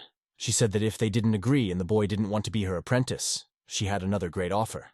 The young master thought he would not give up so easily, but it was quite funny to hear about the second offer. She kept the intrigue in the air for a while, and she announced that she was giving him the right to view all the secret records of the Hikchan infirmary. This offer was very tempting, but it remained unclear how exactly she would show him all the patient records and even their secrets. The fact is that there is a ban on the transfer of third-party data and secret documents stored in the infirmary. In the ruthless Confo province, medical records are equivalent to secret clan books. However, this was not the main thing. More important was the fact that these documents contained medical charts. They described the symptoms, the course of treatment, and the results. Based on this information, you can learn almost everything about the hospital. If you study the wounds, you can understand the peculiarities of martial arts, and by internal injuries, all the weaknesses. It was for this reason that the old eccentric's suggestion stunned Qin Chongqi so much. Peck, who was nearby and heard this, did not understand the old woman's point of view, but she continued to insist that the boy listen to her, because she had always considered surgery to be the most important field of medicine. And it was obvious that physical health problems could be solved if they were treated by opening the body, and he would be the one to confirm this and be able to move forward. In Canho, where even Hua's followers had left surgery, everyone began to look closely at the young master's actions, because Ahuato was the most famous physician in ancient China, and he could not give up his idea. After all, there were enormous opportunities at stake that the boy could discover once he got into that library. The tension between them grew, and their dialogue reached a dead end. The boy decided to ask what she was offering in return. In return, she wanted him to teach students her disciplines and skills when the time came. The problem was that he had already been taught by a teacher, and he didn't see the point. But what about the martial arts techniques that the guy doesn't know about yet? He had already mastered the greatest techniques and saw no point in learning the rest. The old eccentric was furious that the boy had rejected her offer, for she thought he was a real sheep. The master was proud of his student, and in fact, the situation became a stalemate. If she wanted to continue the dialogue, let her, but it was no longer worthwhile. Student He refused because his family possesses the most powerful martial arts techniques, and he was adamant in his decision. He thought for a moment, and standing up, offered his own version of the situation. After that, everyone froze in anticipation of his proposal. He offered to share his patient records with them, and thus he would provide the old eccentric with information about his research. She exploded in anger again, because this young boy dared to teach her. How could this kid dare to teach such a famous master and doctor? She simply could not understand what he was thinking. However, if she offers to share her secret medical records, he is also willing to pass on a lot of knowledge to Hickson. It could be considered an exchange of medical experience, if she agrees. If possible, he would like to get some medicine in exchange. Since Zhongpa has many different resources, not everything they need can be obtained. But the girl can bring in all the medicines they need or lack. She realized that the young doctor was going to propose an alliance. It was quite interesting, but two such unions were incompatible and not everyone could think of it. And yet, the guy was thinking outside the box. No one else would have even thought of teaming up. The master, looking at his student, realized that he would go far. He was not sure how far, but his only goal was to save as many lives as possible. Hearing these words, the girl was numb with surprise. The tension between them grew, and their conversation became more tense. She took a long time to recover and finally decided to get up. She wanted only one student, and he wanted to conquer the whole world. He tried to explain his position, that it was not about taking over the world, but the girl asked him not to be modest. The development of medicine would change the world more than anything else.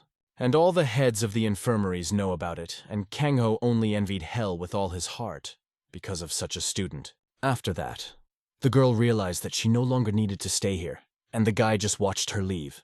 Before she left, she told him that there was one more option. He could learn how to keep the muscle contraction technique in Amji art from disappearing in Pecklin's infirmary. The boy didn't quite understand what she was trying to tell him, but he didn't object, even though it was somewhat different from his point of view. The master emphasized that the old woman was the best in the world at muscle contraction, and her amgi art was unsurpassed, and he gave him permission to take the chance and learn it. After assessing the situation, the boy agreed, if the teacher gave him permission. The old eccentric, watching this, realized that the boy was following every word of Peck. The longer she stayed in the room and listened to their conversation, the more she envied Master Peck. For people like her, it's important to find your calling, and she had succeeded. But Master Peck, unfortunately, is not able to use the technique of the second youth. The girl drew the boy's attention to the fact that his master would never be able to use this technique due to his health condition, even if he understood its principles. She kept trying to convince him that she was more suitable as a teacher. But the boy had only one goal in mind, to cure his teacher. And when he recovered, he would easily master the techniques of the second youth, thanks to his talent in family martial arts. The master had every reason to be proud of these words. However, for the old eccentric, these words sounded like an insolence.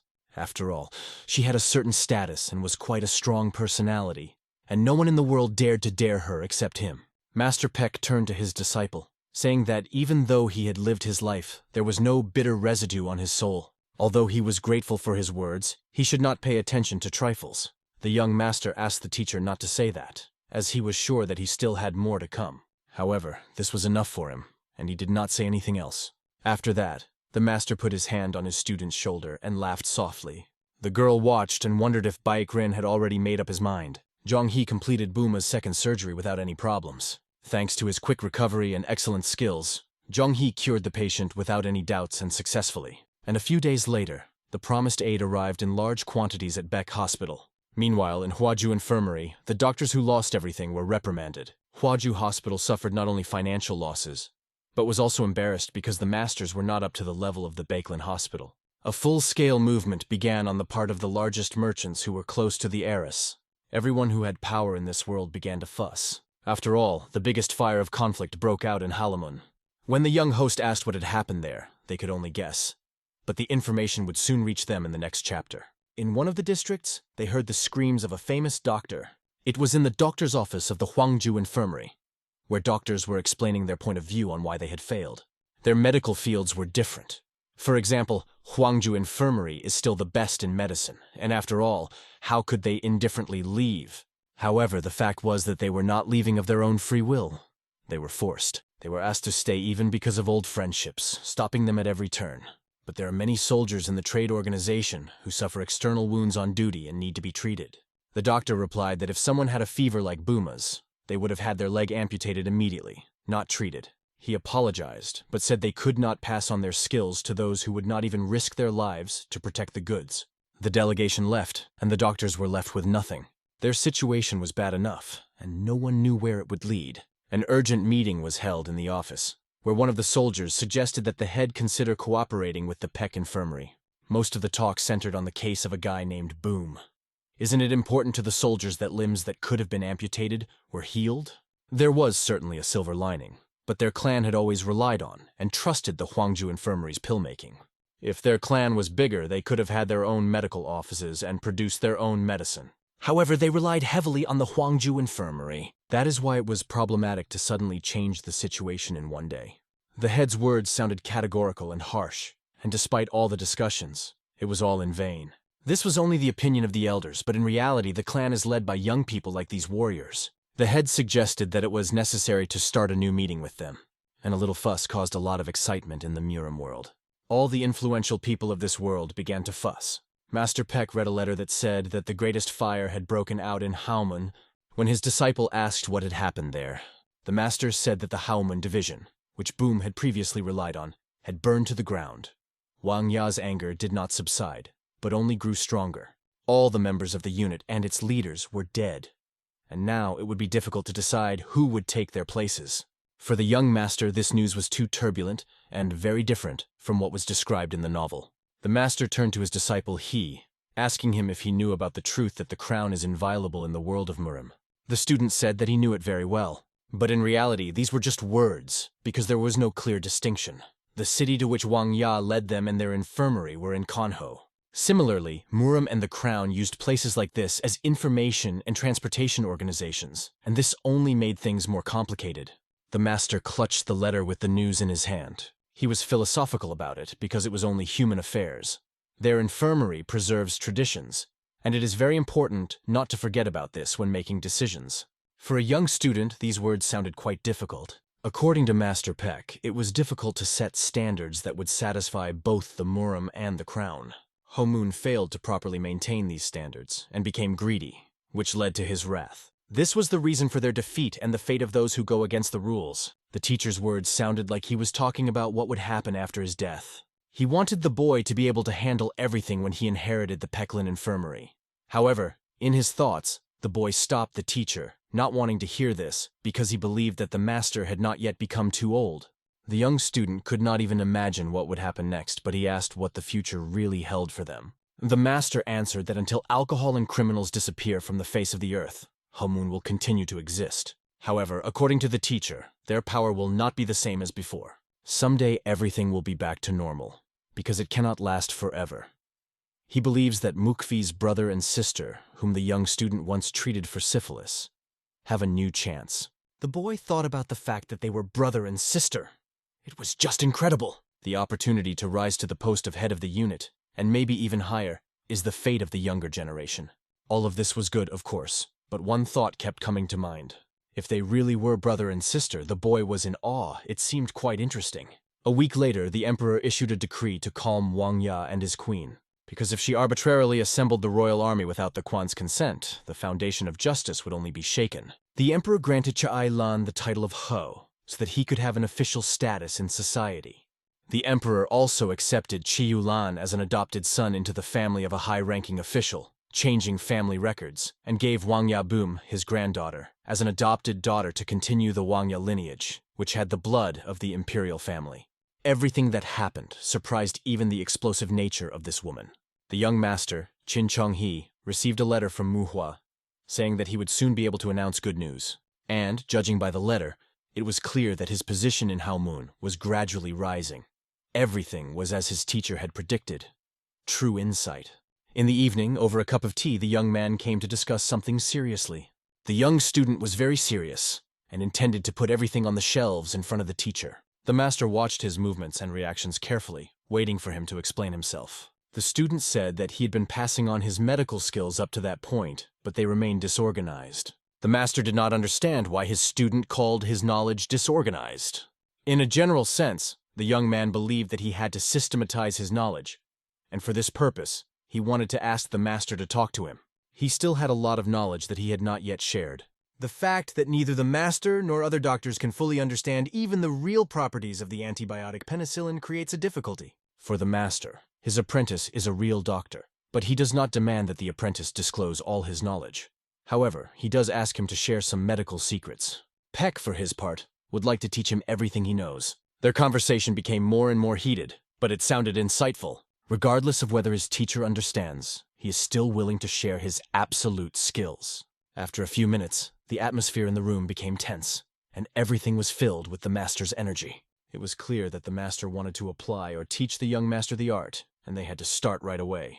The young student saw a technique he had only heard of before. It was the Chigel family's secret weapon, the Divine Heaven and Leaves technique, which the master used to awaken his mind by circulating energy.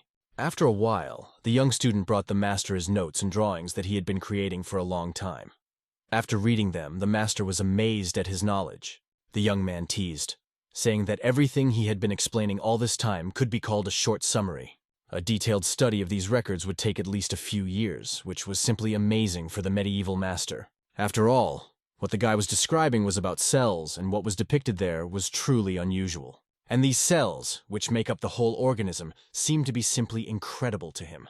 While the master was reading these records, a bright stream of radiant energy came out of his body. The divine technique of Heaven and Leaves looked warlike and mysterious. But then the young disciple noticed a very important detail and wanted to tell the master to wait. The disciple wondered if the master was experiencing the same thing that had happened to the archer, because the aura was similar.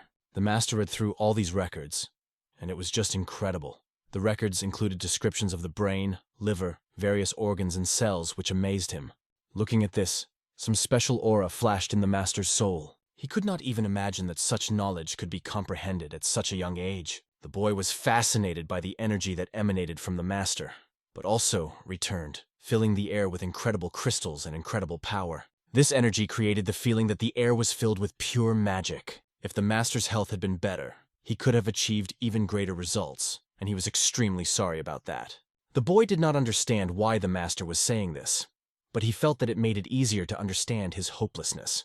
The master thanked Student He for his efforts, but the boy was happy to help any time for the sake of progress. Looking at the student, it became clear that it was now necessary to take up his knowledge. Hearing these words, the boy realized the importance of this moment and felt that the master meant something great. Perhaps he would give him the entire divine technique of heaven and leaves. He even stood up from his chair as it was incredibly exciting. He suggested that we continue to teach each other and not stop there. However, realizing all the advantages of this technique, the guy could not say a word. After the student and teacher decided to share their knowledge, they both went deeper into their studies. Chong-He plunged into his studies while training at the same time. He was able to combine martial arts training, studying medicine, and passing on medical knowledge. The master supervised him all the while absorbing his surgical knowledge. If it wasn't for the power of the 5-element sacred technique and the heaven and leaves sacred technique, he would have long since become tired, unable to keep up with his intense schedule.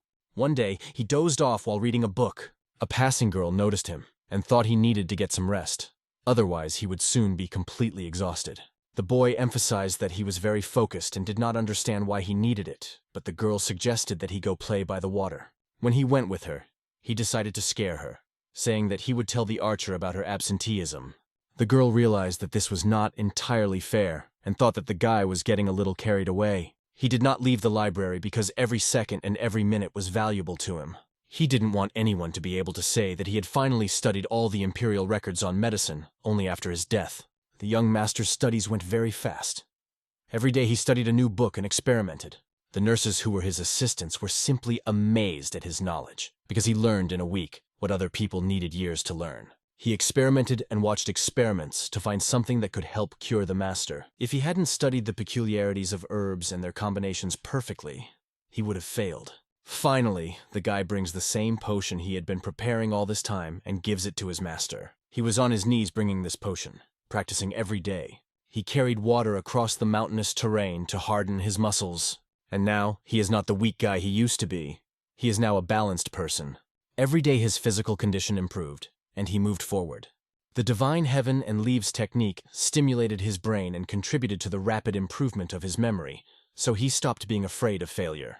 He could have earned a lot of money teaching this technique to modern students, but this knowledge was available only in this world, and he completely absorbed it.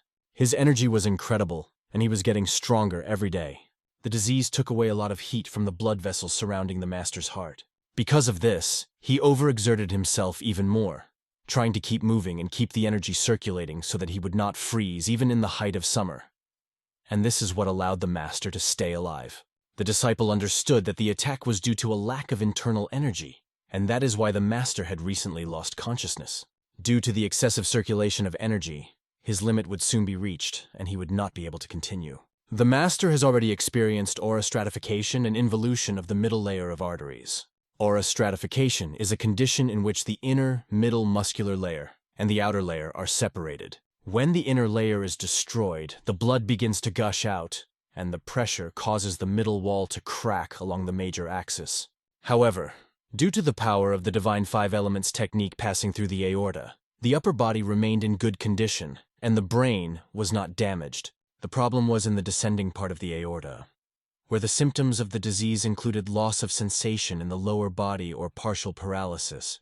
The master was listening to his student, and it was painful for him to hear this. The boy claimed that it was a real miracle that the master was still alive, and that he would probably need to undergo an urgent operation. He also realized that if he used an aggressive method, he would have to remove all the damaged tissue.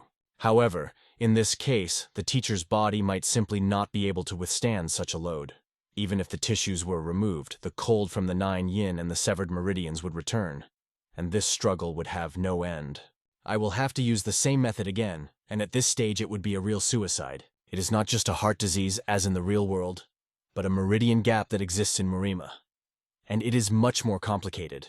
The meridian gap has the feature of artificially taking away heat, which seems simply fantastic. Whatever knowledge and methods the young doctor had, they had a certain limit.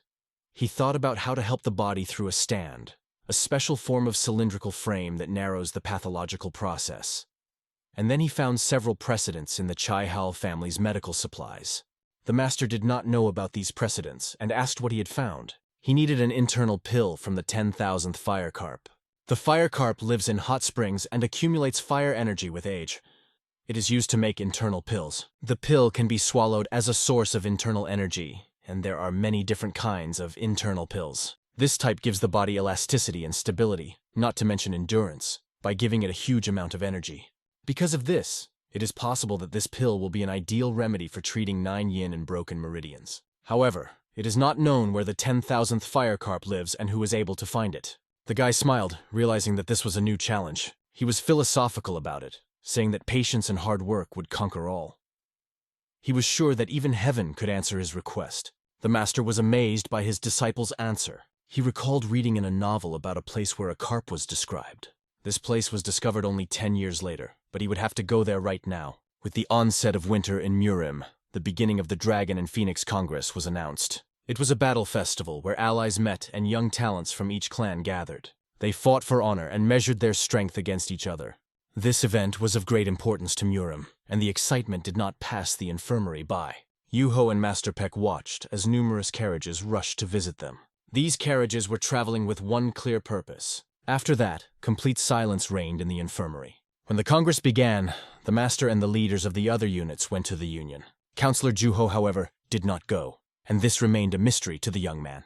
The boy joked with Juho, asking who would take the master's place, and noted that the teacher must be worried, because the number of his guards had decreased.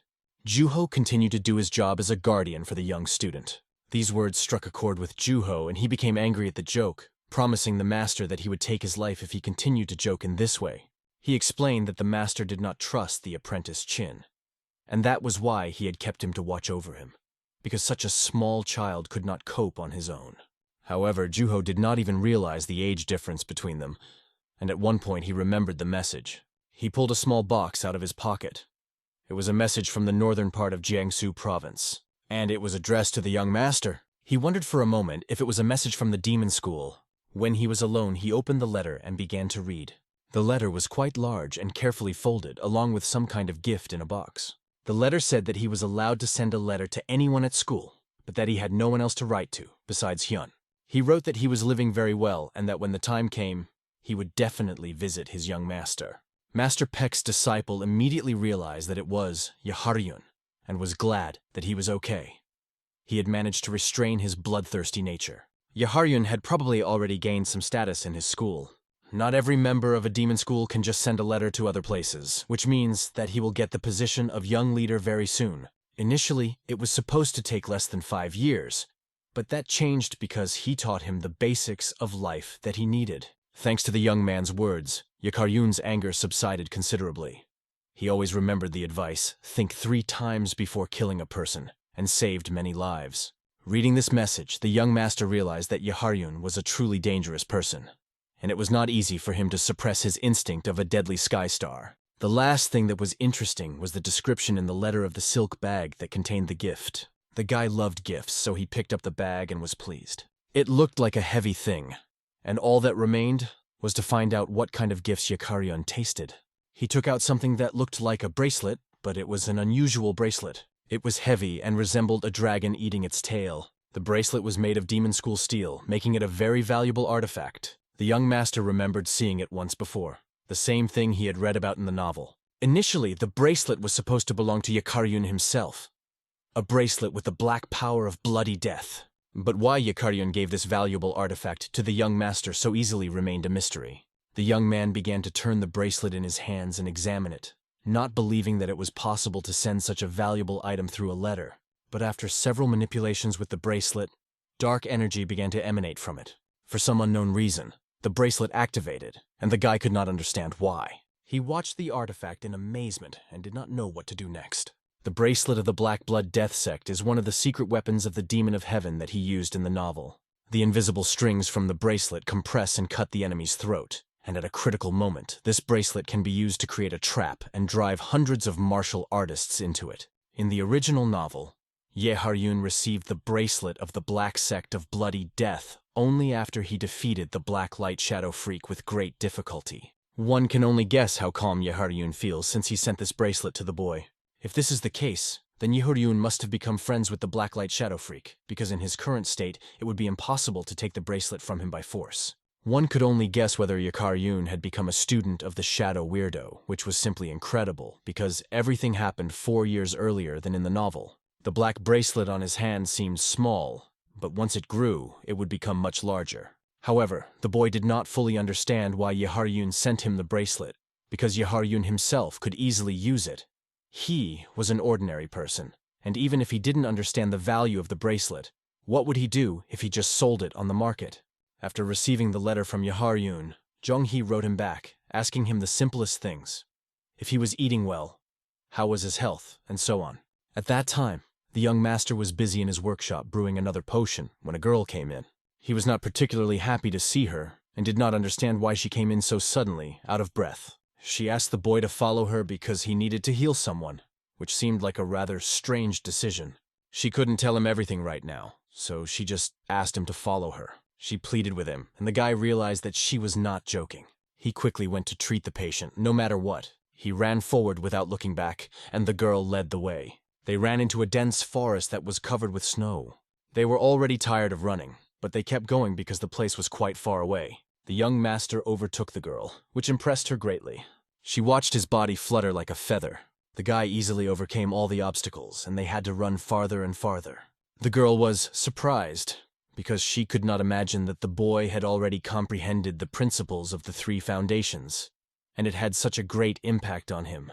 Now, he needed to focus on the 5 elements of wind technique and the newly learned foot ice technique. They were running up some mountain, and it was unclear where it would eventually lead them. But this was not a problem for the young master. He confidently jumped on the snowy slopes and cleared the way with his strength. The girl looked at his strength and asked him how long he had been studying martial arts. He replied that he had been practicing for only 6 months. She was amazed because such progress in 6 months was a real breakthrough. Looking at him, she saw a real beast that overcame all obstacles. They had already gone far, and the young master began to wonder how much further they had to go. But then the girl pointed to a deep cave ahead. The cave looked quite strange, and if the patient was there, they would have to go into the very guts of this uncharted space. The cave was completely dark, and he could only ask how she had found the patient here in the first place. The girl did not explain anything to him, just asked him to follow her. Next, they found a very narrow, dark, hole-like place where they had to climb. The cave was so tight that it was hard to imagine how a patient could get in at all. They crawled from one hole to another, and it was quite difficult and dangerous. Soon they did see the light and finally reached it. The girl quickly rushed forward, holding the young man's hand, pulling him along. The boy was amazed when he saw that the light was coming from this very place, and he did not understand how there could be life in such a place. He wondered where this room came from in such a gloomy place. Everything was done quite well. The cave was lit by very expensive pearls that automatically emitted light in the darkness. He followed her, but still did not understand where the patient was. The girl led him confidently, emphasizing that they had to go a little further. The sounds of the patient could be heard in the space, and someone was clearly jumping or running. She climbed up, passing through a rocky area, and soon, in the perimeter, the guy saw a dog lying beaten, and the girl asked him to heal it. The guy was not expecting such a patient, but the girl demanded immediate help because the dog was seriously injured. He decided not to ask too many questions and asked the girl to explain everything later, while he focused on what he could do. After washing his hands, he began to examine the patient. The dog was whimpering in pain, and although it was large, it was unclear what exactly had happened. Despite the animal's pain, the guy realized that he would have to disturb it a bit for treatment, hoping that it would not be offended. There were 3 ropes around the dog's neck, which resembled a symbol. He remembered that he had seen this somewhere before, but the dog was growling the whole time. One day, his master's servant gave him a list of books that listed the symbols of each clan. He was instructed to learn these symbols by heart, and they were contained in the materials that Yuhu had given him. The symbol on the dog's neck belonged to the Kiban clan, and the 5 knots meant the head of the clan. The Kiban is a clan made up of poor people who make a profit by selling information. Our hero told the girl that he might be facing the head of the Kiban clan. However, perhaps this is not the head, but just a messenger trained to pass on information to the head. The girl was shocked by this information because she did not know this. She had thought that birds were used to transmit messages, which are much faster and more efficient than dogs. But birds fly only on certain routes, although there are birds with high intelligence that are used for special tasks. Dogs may be slower, but they can move in packs and overcome intricate paths the first time. The dog had an excellent sense of smell, which is why it performed well in the search. The girl emphasized that this dog was a real smart girl. The young doctor, having only the basics of veterinary medicine, realized that he needed to find a specialist, because his efforts could have been in vain, like a charlatan's. The only question was who to turn to. At first, he provided first aid, and then decided that he would have to take the dog to the hospital and find someone there. They began to lift the dog by the paw, encouraging their new friend to move. But as soon as they took it by the paw, the dog growled loudly, and even it tried to bite young Dr. He. The yellow-colored dog scared the young owner very much, and he did not understand why she suddenly decided to bite. The girl asked the young doctor to stop because she did not know all the details, but it seemed that the dog had difficulty moving. The young owner was interested in how she could find him in such a place, but realized that you can't go against the patient's will, and decided to help. The girl named the dog Huang and asked it to calm down, promising that she would help it recover. The dog was very angry about what was happening and could no longer distinguish between good and evil. The dog was a true messenger of Wang, and in the novel, the Keban clan had to face numerous difficulties. Each incident had a fatal impact on them. And if this dog survives, it will become an important part of the future of the Keban clan. When the young owner asked her if she knew what had happened, she said she had no idea.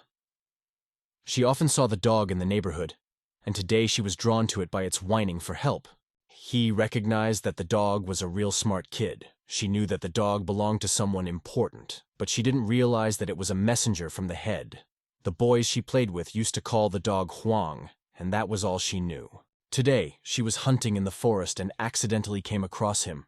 The dog led her here, but then fell to the ground, and it was good that they met on her way. The doctor examined the dog and saw that blood poisoning and a strong inflammatory reaction had begun due to external wounds. The dog had a fracture of the kneecap, tibia, and tendinitis of the biceps brachii muscle. This indicated that the dog had been using its front paws too often, and the pain was incredibly severe. But it did not give up. One could only wonder what could have happened to Huang, looking at his condition. The dog was better than many people.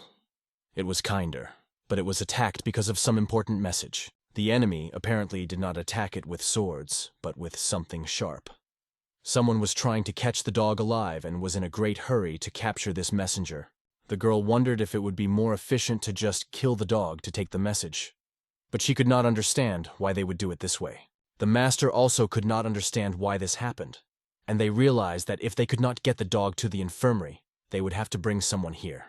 The dog growled loudly, as if it understood them and was well aware of the situation. The young owner and the girl realized that the dog was responding to their words and seemed to understand everything. If so, what should they do next? If they don't want anyone to come here, what can they offer? Perhaps it would be better to send another messenger instead, but the dog just barked again, as if he didn't agree. This dog was very intelligent, but still its master was more precious to it than life. In this cold cave, there was only one option left, to provide emergency assistance. It was necessary to run with the dog to the Keban clan as soon as possible. The doctor realized that they couldn't be sure if the messenger himself would be able to pass on the information, and there was no guarantee that the dog would survive before a decision was made. They did not even expect to have to go to Kanga because of this. The dog started barking even more, and it was clear that he was very angry. But why was he barking so loudly? Maybe it was his way of saying yes, and it looked like it. The dog was very nervous and trembling in pain, but tried to hold on. The young owner asked her to be patient a little longer, promising that they would help her in any way they could. Their hospital, even for Keban, was one of the most important in the region. The unit was a 6-hour walk from the infirmary. The guy gave the dog a pill and told him that it took 12 hours to get there from this mountain. But if they used the light step technique, they could get there in 4 hours. They had a very strong dog, and they could only hope that they could make it. They begged him not to die until they reached the Gai Baikan unit. When Zhonghe finished administering first aid, Wang's dog expressed his gratitude by pointing to an unusual shining pearl. Qin Chonghe and Wang's girlfriend picked it up and started walking out of the cave, heading for the Geban subdivision. When they got outside, everything was covered in snow, and darkness had already descended outside. He was sure that they were definitely being followed. In general, he believed that Yen was stronger than him in martial arts, and so she would cover them and protect them. The girl was not particularly confident in her abilities, but she understood that it was necessary and agreed with his opinion. As they walked through the forest, they had a problem. They did not know the exact path. However, Yen assured them that they could walk even with their eyes closed, while the boy was not so well oriented, so he decided to follow her. While walking along the forest path, the dog started whining. The girl hinted that Huang wanted to show them the way and pointed in the direction. The boy couldn't even believe that a dog could be the best guide, but he agreed.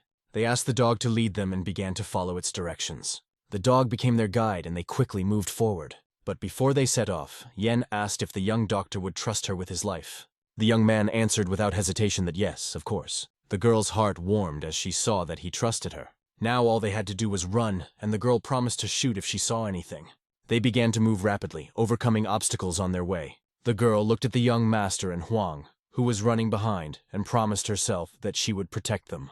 The night was very dark, but the moonlight gave at least some hope. They were running fast through the cold trees, and the wind was freezing. Using the technique of light stride, they managed to move quickly. They overcame various obstacles, mountains, pits, and falling trees. The girl could barely keep up with the young master. However, looking at him, she realized that protecting someone and protecting yourself are two different things. She remembered her mentor's words. If you are protecting another person's life, it is much harder than protecting your own, especially on such a dark night. Luckily, the wind direction was favorable, and the moon was shining, albeit dimly, but sufficiently. She hoped that they would not be spotted by enemies for the rest of their journey. But somewhere in the distance, the girl noticed that something had gone wrong. She saw the mountain birds flying up as if they were afraid of something. These birds didn't just fly up, they flew towards the young owner and the dog. And suddenly, having noticed them, the birds began to attack rapidly. They were rushing to the young owner's back, who did not even suspect the danger. Yen saw that the birds were aiming directly at the dog, and Master She counted 5 birds and quickly pulled arrows from her quiver.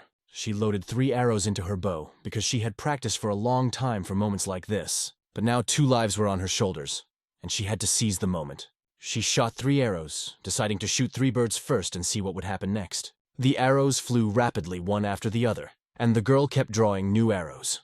She loaded them and sent them toward the enemy without wasting a second. She hoped that the arrows would hit the target and save the young master. As she aimed, she thought of nothing else but hitting the target. The arrows flew very fast and sharp, flying past the young master. For some reason, some of them hit the trees and stayed there, stuck in the trunks. However, a few arrows still reached their intended target. The cursed blackbirds began to fall to the ground because the girl had hit them. The boy felt that things smelled dangerous, and when he looked ahead, he could not imagine that these cursed birds could be hunting them. One by one, the birds began to fly to the trees. It became clear that these birds were no ordinary birds. They had been following them all along. The boy asked Huang if he was scared, but fortunately, everything was fine. Their protector had done a good job. The little girl was proud of what she had done because she had hit the target. She began to suspect that Wang was wearing some kind of scent that allowed his enemies to track him. Perhaps that was the reason why Wang hid in a deep cave. If he came out, they would immediately start chasing him. The boy raised his hand to symbolize that everything was fine. But the girl heard rustling in the bushes, and it became clear that the situation was getting worse. It was obvious that their location had been revealed, and they were in big trouble. The ninjas began to rapidly jump out of the trees, holding their swords, and surrounded the young master. There were a lot of them, and they were all serious about destroying the enemies. Their main goal was to capture the messenger, and it seemed that the boy would not be able to escape from them. They didn't know that he was a messenger, so they just wanted to kill him. Looking at the situation, the young doctor realized that they were surrounded on all sides. These warriors were not known for their friendliness. They were dressed in specific clothes that indicated that they belonged to the killers. But the young mistress's sharp arrows flew rapidly at the enemies. The warriors were frightened when they saw their comrades falling from arrows flying from an unknown direction. Their bodies were pierced by arrows, and they felt that they would not live long. The trained killers could do nothing, because they had not expected such an unexpected attack. It was clear that they were not alone, and the boy could no longer fight in close combat. More killers were hiding behind the trees, and the girl continued to shoot at them with her bow. When the ninjas found the girl, they realized that they had to act quickly, because their comrades were dying like weak beginners. Their next task was to hit the archer and deliver a fatal shot the first time because she would not be able to resist in close combat. The enemy was skilled in martial arts and knew how to protect vital organs. In this situation, the girl remembered the lessons of the master. She quickly maneuvered from place to place to avoid being caught, and at the same time shot arrows at the enemies. Her arrows hit exactly where the enemies could not even expect. You don't need to put a lot of thought into each shot. Just act. No matter how hard these soldiers tried, they could not catch the girl because the arrows flew chaotically, hitting their legs, arms, and even their hearts. If a shot slows down the opponent's movement, it is already in favor of their organization. A fatal attack is not as important as any attack, because every arrow brought a positive result. The girl dispersed and her arrows fell like rain. The warriors had to hide behind trees because everything around them was dotted with arrows that pierced their comrades.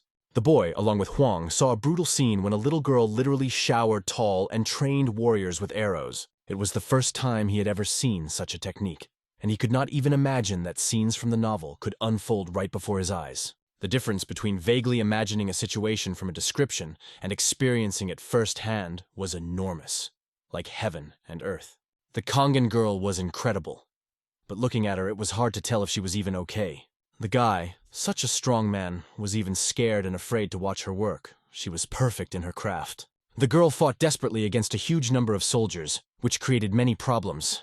One of them suddenly crept close to her. He pointed his sharp sword, trying to destroy her ruthlessly. She turned around and saw death rapidly approaching her.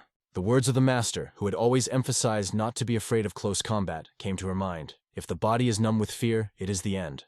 She let go of fear and dodged the blow with lightning speed, avoiding the inevitable tragic consequences. Having made a turn, the girl felt that she was now above the enemy and raised her bow for the decisive blow. She took aim and hit the face of the villain who dared to attack her. It seemed that all the enemies had already been defeated. The soldiers were lying unconscious on the ground, and the last one was coughing after being hit.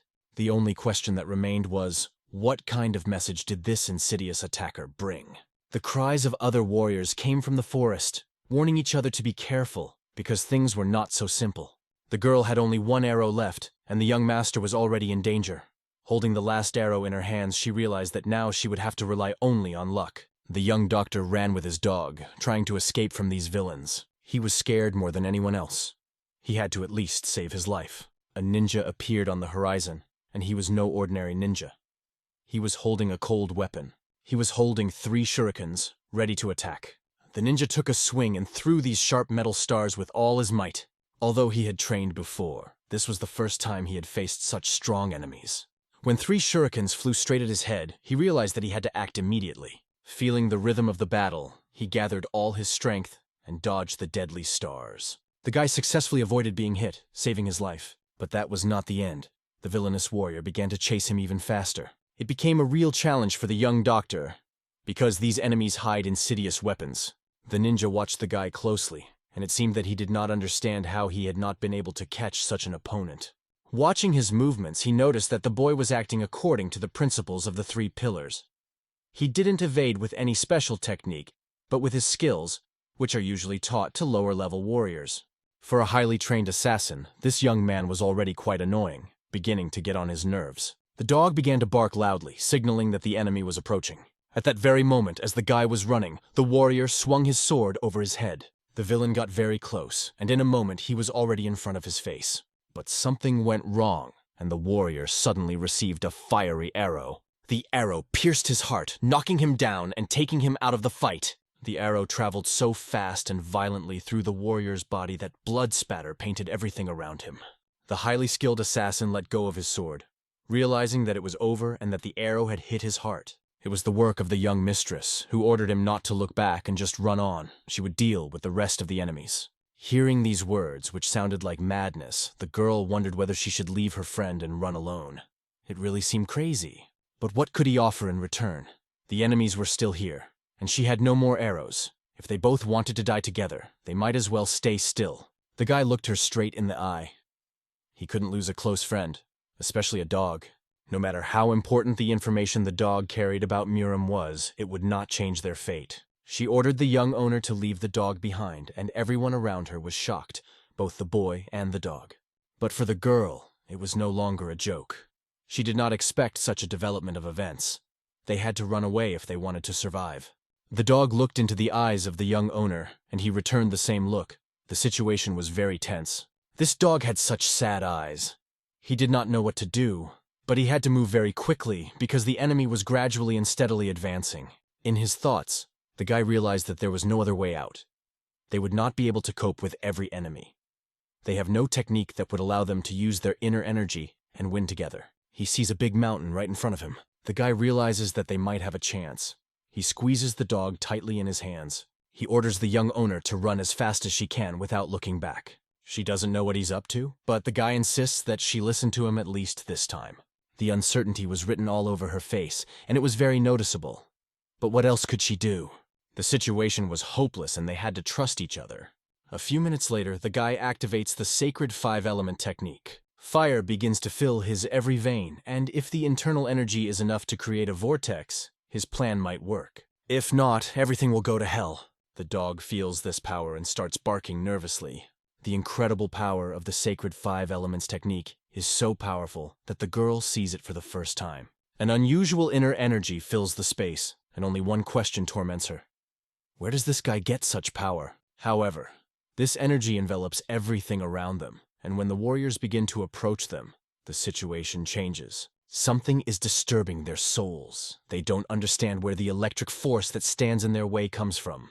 It was as if the boy had released an incredible chakra that spread throughout the forest. He asks the young lady to just run and not listen to anyone. She decides that this time she will listen to him. The incredible power that he released from himself begins to spread throughout the space. The wind filled the young master's chakra, and his body became stronger, as if it were hardened. Power began to flow out of his hand, and he felt a powerful stream of energy being released. He put his hand to the ground, and every movement was filled with an electromagnetic storm that was unfolding around him. When his hand touched the ground, the power spread throughout space, destroying everything in its path. The young owner literally changed before his eyes, because he had never felt such a powerful force before. The dog didn't know how to react. He was so shocked to the depths of his canine soul. The lightning strike spread throughout the forest, and the boy's energy seemed to flow through the veins of nature. It penetrated everywhere, both the snow and the trees, filling the space with life-giving power. The electromagnetic shock covered the entire landscape, every bush spreading in waves.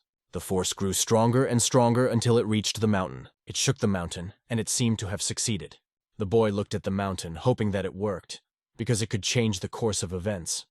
If not, then they would be in trouble. The ground beneath them cracked, and the stones of the frozen mountain began to crumble.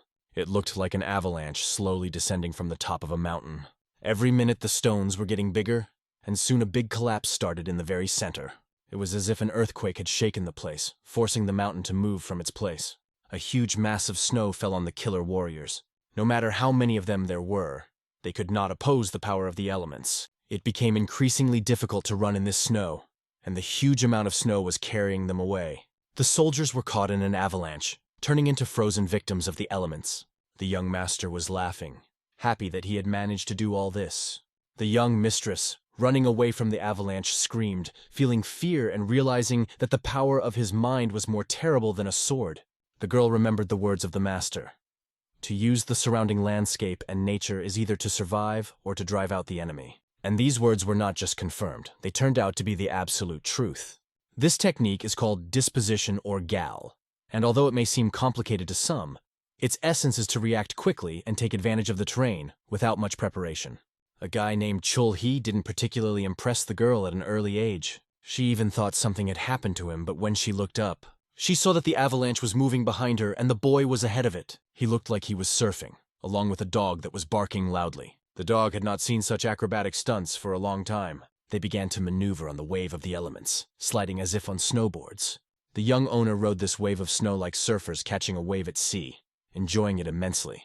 He didn't play golf, but he had been skiing several times. And these skills, as it turned out, came in handy in Murim's strange world. The girl was surprised to see the maneuvers of this young master.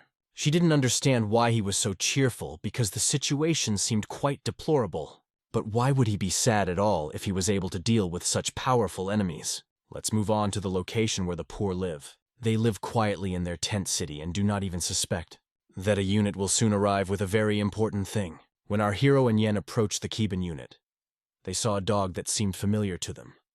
But something was wrong with it. The dog suddenly began to break free from the young owner's hands and bark loudly at the person he knew. The poor man came closer and asked who they were and why they came with Mr. Huang. The young master did not allow the young lady to speak. He pulled out a tile medallion that made it clear who they were. When the Keban representative saw their warrant, They were amazed. The whole neighborhood stood on its ears when he showed them the plaque. Mrs. Yen did not fully understand what he had shown them, but the Keban representatives immediately realized that they had a doctor in front of them and quickly escorted him to his room, because he had wisely brought the sign with him. The head of the Kabanu unit saw the plaque and remembered that the young doctor was quite famous, and that the plaque had been issued by the Pecklin Infirmary. Moreover, the plaque was not wooden but made of gold and silver, indicating Zhang He's high status as one of the leaders of the infirmary unit. In addition, they quickly provided medical care to the famous dog Huangzu, whom they had brought with them. When they placed the dog on the table, Dr. Keebang realized that the young master standing in front of him was a student of Mr. Peckinson's and was nicknamed Little White Dragon.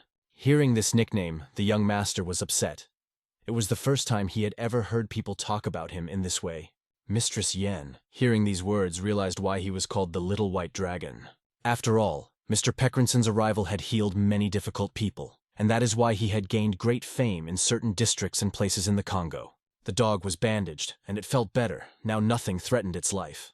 However, a message had been torn from its mouth and was hanging around its neck, and that is why they brought it to Mr. Huang. The dog needed urgent treatment, and time was against them. They had to act quickly. It was necessary to call the doctors who were nearby and bring the herbs that the young owner would name. Caban quickly set about fulfilling his orders. They quickly gathered all the doctors who were in the area and distributed tasks among them. Everyone started acting immediately, and all the resources were gathered in the shortest possible time. A real bustle began, and everyone focused on one task. While everything was being prepared, the young master offered to examine Mrs. Yen's wounds. Fortunately, his analysis showed that there were no serious injuries.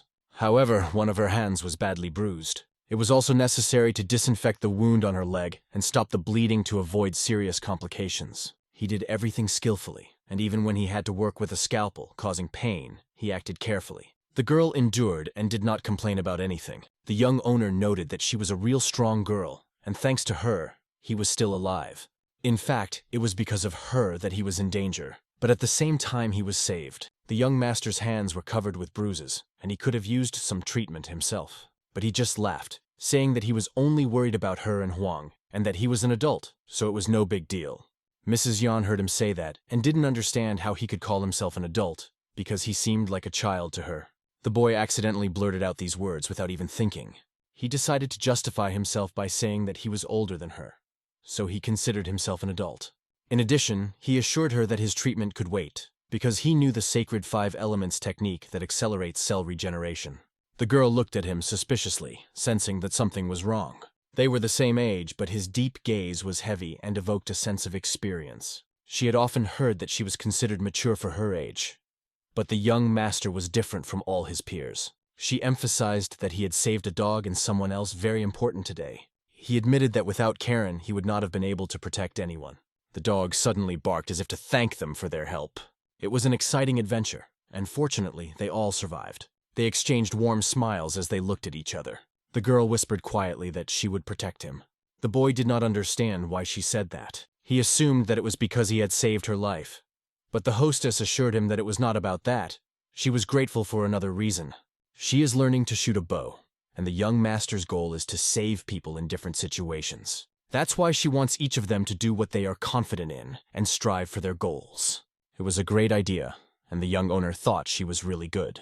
Her words inspired the guy, and he continued the conversation with a smile. However, something strange began to be felt in the girl's behavior, as if she was beginning to fall in love with him. They were interrupted by a man who said that the doctors had arrived, and it was time to leave. He was happy to hear these words and was ready to act. He clenched his fist, and in it was a sacred pill. He handed it to Yen. It was the sacred Peking pill, an extremely valuable medicine. He told her to take it and rest. And now it was Huang's turn to start the treatment and get a normal healing. As the young master left, taking the dog with him, the girl looked at him, speechless. She was happy to have met him in her life, and our hero saw only the goal of saving the dog and helping people. This was his main goal. The treatment took a long time, and it was necessary to carefully treat all the wounds of this dog to prevent complications. The young owner concentrated as he needed to apply his knowledge to help as best he could. After all, this patient was extremely valuable to the entire veterinary team. Thanks to the fact that the first aid was provided correctly, the operation was successful. But there were many obstacles, such as a comminuted fracture, which complicated the process. Every minute mattered because of the external damage, and in addition, in an unstable environment, it was necessary to complete the operation as soon as possible. The sacred technique allowed young Master Qin Chong to act at least 3 times faster than a normal person. Thanks to the fire energy, similar to the treatment of Chong Yulan, he was able to find the site of inflammation with ease. Fortunately, young Master Qin Chong managed to cure Wang, despite his almost complete lack of veterinary knowledge. After the operation, all the doctors noted the excellent work, in particular pointing out that Qin Chong is indeed an incredible talent, as they say. He asked them not to praise him too much because his colleagues also did a great job, and he sincerely thanked them for their help.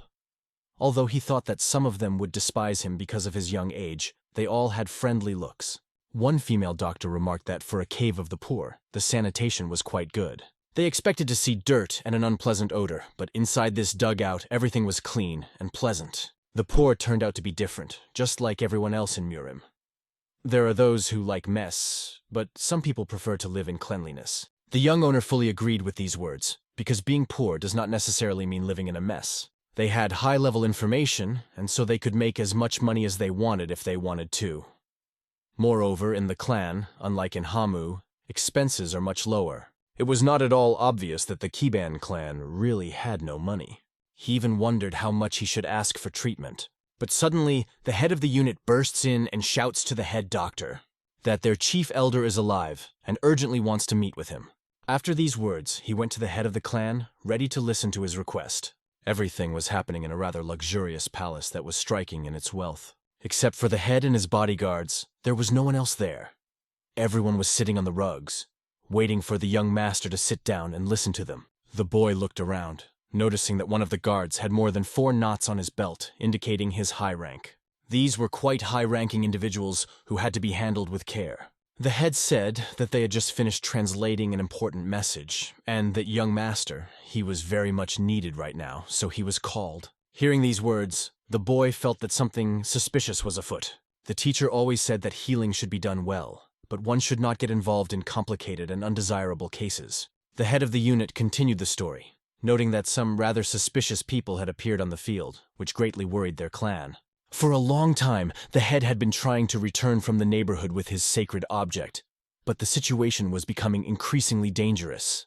The head said that he was finally able to take the sacred object, but was attacked by an unknown person wearing a black mask. He received a serious internal wound, and this was the main message he left in his letter. The young master realized that he had already guessed this even before he heard it. After all, in the novel The Heavenly Demon, the little heavenly demon appears along with other adherents of the demonic path to achieve their goals. It turns out that the sacred object is directly related to a demonic cult. He asked who these suspicious individuals were, but the head only replied that he was able to fight off almost all of them. What worried him, however, was that one of them was extremely strong. The head was unable to kill him and allowed him to escape.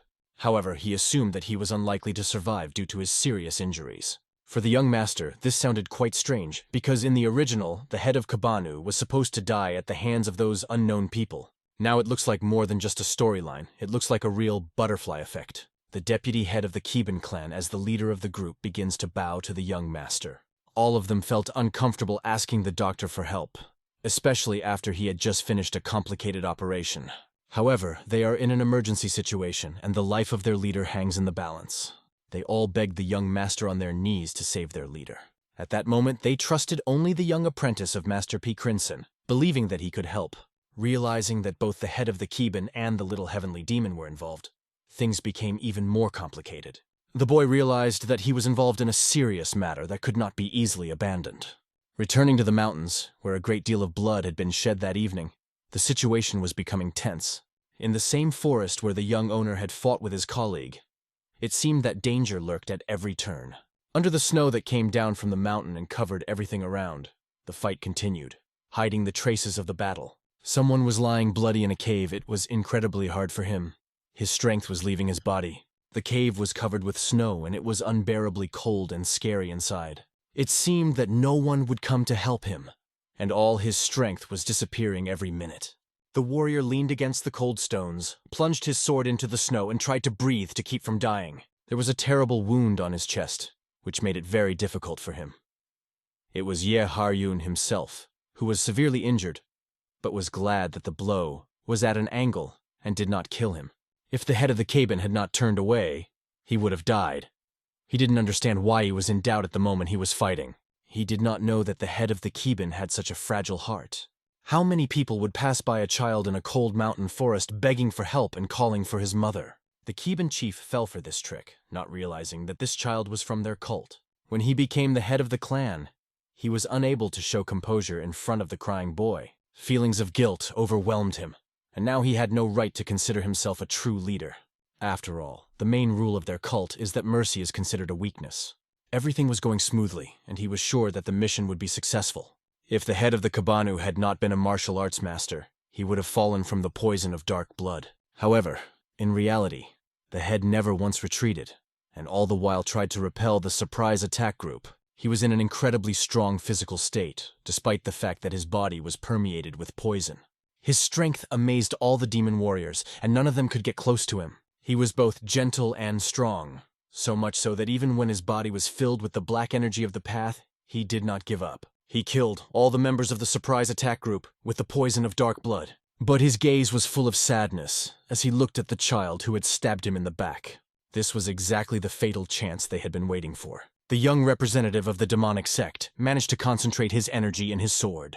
He quickly closed the distance between himself and the head of the cabin, approaching with all his might. It seemed that the old man could not have expected this, but he was on his guard. When the young demon's black sword almost reached his back, something unexpected happened. Yahello was unable to strike sneakily and suddenly stopped. After that, he felt all the suffering that the head of the cabin had caused him. The head sent a strong energy strike, destroying the health of his offender. Yahello could not understand why he stopped, because he was a real killer. The blood of the deadly star of the sky was still inciting him to commit mass murder. In such an excited and crazy state, he could not stop. But for some reason he did, and he did not understand why. As he suffered in pain, he remembered the moment with young Master He. He even wondered if he'd received the sacred object that the young man had sent him as a gift in that cave. In one of the doctor's rooms, which was located in a fairly well-known city, everything was ready for an urgent event. It was the city of Peck, not far from Caravan, where some mysterious meeting was taking place. People began to gather at the entrance, and no one knew who they were. They only said that they came from a group of Iskiban's followers. They asked for certain ingredients and called for a doctor for urgent help. The guy looked at the ingredients that were already in place and realized that almost everything he needed was there. He gathered the most important things: herbs and pills to make a potion. He had to go to the aid of their leader, and it was a rather difficult and dangerous mission. If Wonka hadn't asked him for help when she found Huang, he would have died. And the head of the Kiban, who was holding on with all his might and hiding, would have died as well. It will take some time to track down, but it looks like the sacred object probably belongs to a demonic cult. As a result, they have the wounded head of the Kiban and the seriously injured heavenly demon Yahello. The doctor has only one question: who should he save first? If he decides to save the heavenly demon, it will look like a betrayal, and he will be suspected of spying for the demon cult, which will be a big threat. However, Yahello is the protagonist of this story, and if he dies like that, it will be a disaster. He was told not to interfere with the plot, but things are not going according to the original, and events have begun to turn upside down. Yen approached the young master and asked if he was ready, but the guy said that she should rest, and why should she walk here? Perhaps Yen is going to go along with the pursuing group, and this is quite likely, because she wants to save the young doctor at all costs. Despite all the events, she behaves calmly, because Muram has enough trials like this, and Yoon copes well with them. He tells her that there is one problem, and he wants to ask her for something, but she can refuse if she wants. The girl doesn't like to drag things out, and said that he should tell her what he wants from her as soon as possible. The guy liked the girl's determination and directness, always acting without hesitation. When the young man went outside, he saw an interesting picture. The woman was shouting loudly, saying that she had told everyone, and always knew that the old man would do something bad, and that everyone around her was an idiot doing something stupid, and how they had gotten to this point. The streets became quite noisy, and this woman was the epicenter of it all. It was hard to see who she was from the back. However, she was telling off the members of the Kiban quite severely. The number of knots on her clothes was strange, and she also had a stick. There was a huge scar on her face, and she looked to be about 30 years old. Was this the head of the Kabanu who was to lead the next generation? It was Solgan. If you translated her name into English, it would mean Snow Dog. Judging by her rough character, appearance, and words, it was definitely her if the guy was right. Her real name is Seol Hwa, where Hwa means flower. It seems that she joined the search for the chapter, and this path did not promise to be easy. According to the plot of the novel, since childhood she had a natural talent for martial arts, and already at a young age she managed to master one of the most powerful techniques of Kiban called 18 Dragon Slaps. She helped Murimu solve both large and small issues from the outside. But after the incident with Zlovoy, she lost her mind and began to behave eccentrically. However, she did not stop looking for him until the very end. Solgan spent 18 years in solitude and searching and finally found the culprit. According to legend, she attacked the perpetrator, which is why she got her nickname, the Dog. Because if she grabs someone, she will never let go. She hid for 2 years, preparing to take revenge. This woman is truly incredible. She managed to drive Yeharyun into a real dead end. When they met in battle, it was a real confrontation between two great warriors. She fought desperately against him, the strongest man in all of Murim, who was even written a novel about. Their fight was truly legendary, but unfortunately, it didn't go the way she wanted it to. She lost. She was suffocated by the punch of the heavenly demon, who defeated her in a fair fight. She could not believe that she had spent all her energy and vitality to catch one heavenly demon. Her last words were, "When the world finds out, everyone will laugh at me until they cry." This was her story in the novel, but was it necessary? She noticed a young doctor standing behind her. She turned to him, knowing that he was a student of P. Crinson, nicknamed the White Dragon. Introducing herself as the heiress of Kabanu, she suggested that he simply call her Solgai, or Solgai. The boy expressed his respect, showing that he understood her status and importance. The girl said she was glad he saved Wang and that the old man was just babysitting his dog. From the book, the guy recalled her mentioning that she puts dog food out, and that was her hobby. The woman confidently shouted that the old man would not die easily, and she would bet a tooth that he was alive. She not only praised the young doctor, but also said that she trusted his skills, which put the guy in an awkward position. Soon everything was ready and they had to hit the road.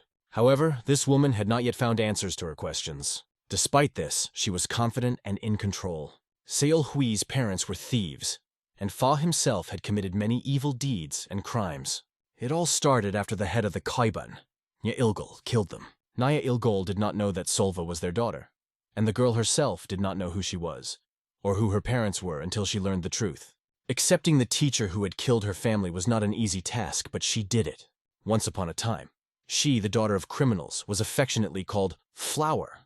But after she lost her mind, her name was changed to Snowdog. Snowdog spent 8 years seeking revenge and 2 years preparing to strike. No one knows what she was thinking when she rushed at the heavenly demon. She could feel the young master's gaze, but she tried to ignore it. She turned to him and told him not to stand around and to get ready quickly. Meanwhile, in the branch of the infirmary in Hell, the dragon and the phoenix, the Murimu Alliance, met. The primates felt an incredible power emanating from young Master Pei Crinson, and this power mesmerized everyone present. No one knew what made this master enter such a mode and state, but his stern gaze indicated that something was going wrong in his native land. In the next chapter, we will find out why Peeklinson was so worried, and what caused his concern. Somewhere in the Murima Union, the Dragon and Phoenix Congress was taking place, where warriors tested their strength in competitions. While Yonghe was with Wang Yong, the owner of the infirmary, Baek Rin, went on a business trip to treat the soldiers. The 4 Tanjus who worked under Chiharin took turns treating various external injuries. The young soldiers were happy and welcomed him with hope, hoping for a speedy recovery. The high-ranking clansmen, knowing Murim's bloody history, were wagging their tongues, believing that Peck should have died long ago, but he appeared as if nothing had happened. He received great appreciation and generous gifts for his services. Siegel Rin's concern for his patients was interrupted by a sudden message. What he read awakened a fierce anger in him. Incredible rage and energy from the master began to permeate everything around him. The people who saw this were frightened to death. They belonged to the Somon family. Recently, Pecklin's son had made great progress in martial arts, and after feeling his aura, one could guess that this monster had become even more terrifying. There were rumors that he had very little time left, but in fact he was getting stronger and stronger. One could only guess what was in that letter that made the master so angry. One of the soldiers tried to stop the master in his anger by putting his hand on his shoulder. The master's shock knew no bounds. He had not expected such interference at all. The soldiers tried to bring him to his senses, but nothing worked. Only one warrior managed to influence the master so that he finally came to his senses. The master did not understand what had happened, but everyone saw his condition gradually change. Looking around, he noticed that an incredible level of aura filled everything around him. His desk was filled with hatred and powerful energy, and it seemed like everything could explode at any moment. Master Peck breathed out a sigh of relief, and he seemed to be gradually calming down. People were already thinking that the end was near, and they would be in trouble because of Master's uncontrollable state. He rose from his chair, holding the table as if to regain his balance. Peck told everyone that he was finishing his treatment, and it was time for him to return. The warriors tried to object, saying that the Congress was not yet over, but the master was already about to leave. His stern gaze pierced everyone in the room, and despite the Congress, he didn't care. He just had to leave. He told them to talk to the head of the union and not to bother him with stupid questions, and to let them take all the consequences. No matter how many times he was asked to stop, he would not listen to anyone. That guy in the bandage understood that the consequences would be terrible. But the damned master didn't hear him at all, and no one even tried to stop him. The letter was lying on the table, and everyone wondered what was in it that made the master leave in such a hurry. After reading the letter, the boy in the bandage did not quite understand where the master was going to go. The letter could not withstand Salga's energy. The ink smeared and the paper tore. However, one barely noticeable sign caught the warrior's attention. It was the hieroglyph He, meaning joy, and it may have been connected to the name of the young Kachu. The warrior looked around and realized that the situation was complicated, but the circumstances became clear. Now it would be extremely difficult for them without the young doctor. Despite everything that was happening, the master was rushing forward, pursuing only one goal, alone on his horse. The expedition to the mountains with Kiban was very harsh and dangerous. They were running all the time, looking for the master, like animals that smell prey. The girl encouraged everyone, asking them not to give up, because the goal was close, and she, like a true hero, would be the first to arrive. She moved quickly through the mountainous terrain, using all her abilities to maximize her acceleration. Young master, he set himself a single goal, not to be late. Huanggu, who was in the woman's arms, tried to smell the master to help find him. He could feel the master's presence very well, and soon got ahead of everyone. After a while, they reached a narrow gorge where a waterfall was located. A waterfall in the mountains is a real miracle of nature. But it was unclear why the old man had gone to it at all, having his own plans. Huang was laid on a rocky surface after the operation, but the ground was cold, and he needed to be patient for at least a little while to break the ice. The girl took her huge mace that she usually used. She knew that she had seen an avalanche once, and if it started coming down right now, it would be problematic. So she tried to proceed carefully. They were doing their best just to save the old man. Soon, when the ice cracked, they saw a rather interesting picture. Doctors began to run together, preparing for immediate action. The young owner watched all this and was amazed by what he saw. The sounds coming from that place were incredible and filled the atmosphere with tension. The Kiban warriors hurried forward to find their master, guided by their inner sense of duty. But when the ice was broken, they saw a big obstacle in their way. The girl remained on the other side, while in the middle between them a huge chasm with a hole in the ice formed. The soldiers asked Ms. Seolgayong how to understand her gesture. She laughed and explained that they needed to go beyond the ice waterfall because there was a cave there. No one could even imagine that the head of the clan could be hiding in this cave. The cave looked cold and dangerous, so they had to hurry, because the lava could already be in a bad state and pose a threat. Ice chips that had broken off the ground were floating in the air, creating a sense of mystery and danger. The warriors went inside the cave and began to call out to the old man, hoping he would respond. He would have to give at least some sign of life so that they could find him. But no matter how hard they tried, no one answered. Soon, however, their voices reached an old man meditating in a cave. He was in a terrible condition and had very little time left. His wounds were serious, but he heard this scream. It was Solgan. Soon the master was found in the cave, and they had to quickly start a fire to keep him warm, so everyone started gathering wood. The warriors from the Bang clan were preparing a place for the operation, and the young master was examining his master. The girl looked at the old man and realized that he was stubborn and always knew how to turn people on their ear, even though he was extremely resilient like a contagion. The young doctor examined his arm and saw that it was in a very bad condition. There was a large sword wound on the old man's chest, and there was almost no living space left on his body, especially after he had also suffered frostbite. It was hard to believe that the head of the Kiban could hold out for so long, despite the poisoning that was destroying his inner energy. The remnants of this energy kept him alive, but it was not easy. The doctor's first order to Kabanu's warriors was to raise the temperature in the cave to create a comfortable environment. The woman suggested moving him quickly to a safe place. However, the doctor knew that in case of frostbite, even the slightest movement could be fatal. Any impact on his body could cause cell destruction due to the thickening of the fluid. "And it can take as long as 2 hours to find firewood," said one of the doctors, looking at the situation with concern. Everything was under control, because for such cases, the guy had studied the energy of water and fire, the sacred 5-element technique, to the 5th level. However, the doctors realized that these elements were opposite and could easily collide with each other. They asked the White Dragon Master if he was really confident in his ability to control this 5-element technique, since he had recently mastered it. It was a big risk whether he would be able to handle it, but the guy uncompromisingly answered that yes, this was his first task, to provide medical care. It was an incredible sight for the doctors, because they realized the power of this technique. They saw how small amounts of inner strength were real and powerful. It didn't matter how difficult it was to control this force, it mattered how well he did it. From the moment his inner power was as small as a pea, he continued to cultivate it and learn how to interact with the elements. The basics of technique are important. Even if you have little strength, you cannot act rashly. The fire raised the temperature in the cave, heating the body of the master, who urgently needed help. The master remained silent, keeping himself in a state of semi-consciousness in order not to die. The young master put his hand on him and began to act, concentrating his inner energy. The energy began to fill the space, and a blue glow enveloped them and the entire cave. The woman remained silent, focused on the main thing, saving their leader. At first, the young master used the heavy and soft energy of water to stabilize the condition. Then he carefully began to warm the body with a thin and sharp jet of fire. If these two elements had collided in the beginning, there would have been a great collision, but the water energy formed a spiral around him, harmonizing the process. Feeling this, he immediately brought both elements into harmony. After all, chaos between these elements would be unacceptable. Soon the frozen blood vessels, receiving the energy of the 5 elements, began to revive.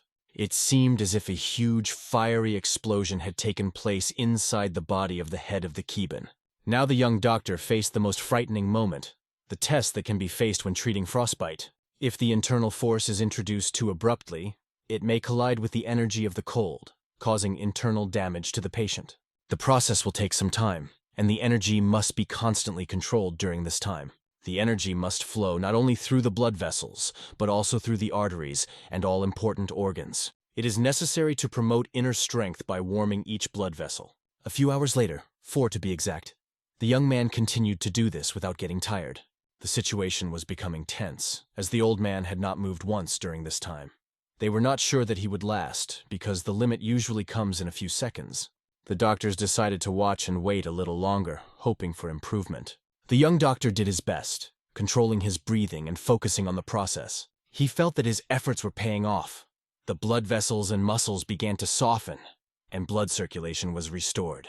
Suddenly, the old man began to cough up blood. Along with the coughing, all the poisonous venom in his body began to come out. Everyone was frightened by the sight of a large amount of blood coming out of the old man. This happened because the body began to regain heat, and the bleeding had to be stopped immediately. The doctors helped the old man to get up, not believing their eyes. The guy had made it. They had overcome the critical condition. However, in the young doctor's opinion, despite the success, the patient had serious internal injuries, and the sword wound had reached his intestines, although no vital organs were affected. This was good news for everyone, but the young doctor still immersed the patient in inner energy and successfully performed a hemostasis procedure. However, another problem arose. The problem bothered the doctor very much and did not give him peace of mind. Due to severe frostbite, the patient could no longer feel his limbs. When he said this, everyone realized that the treatment was not over yet, and although they had managed to stabilize the condition, the real treatment was just beginning.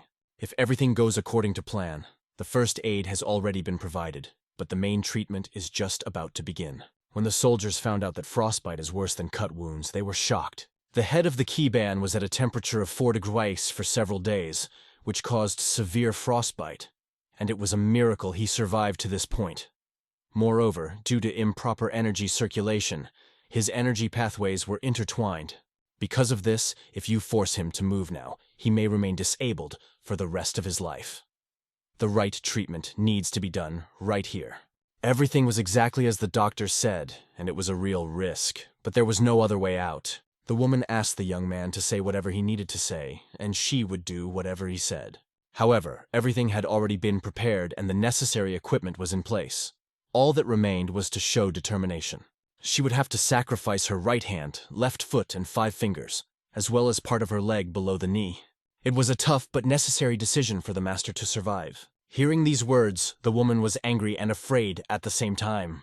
The warriors also realized that the strongest in their family would remain disabled. The first task was to save his life, just his life. However, the woman could not calm down. She could not believe that the young doctor was actually condemning him to give up the life of a warrior, not even an ordinary person. She doubted whether this was accurate information. However, the fact remained that the old man definitely could not survive without serious intervention.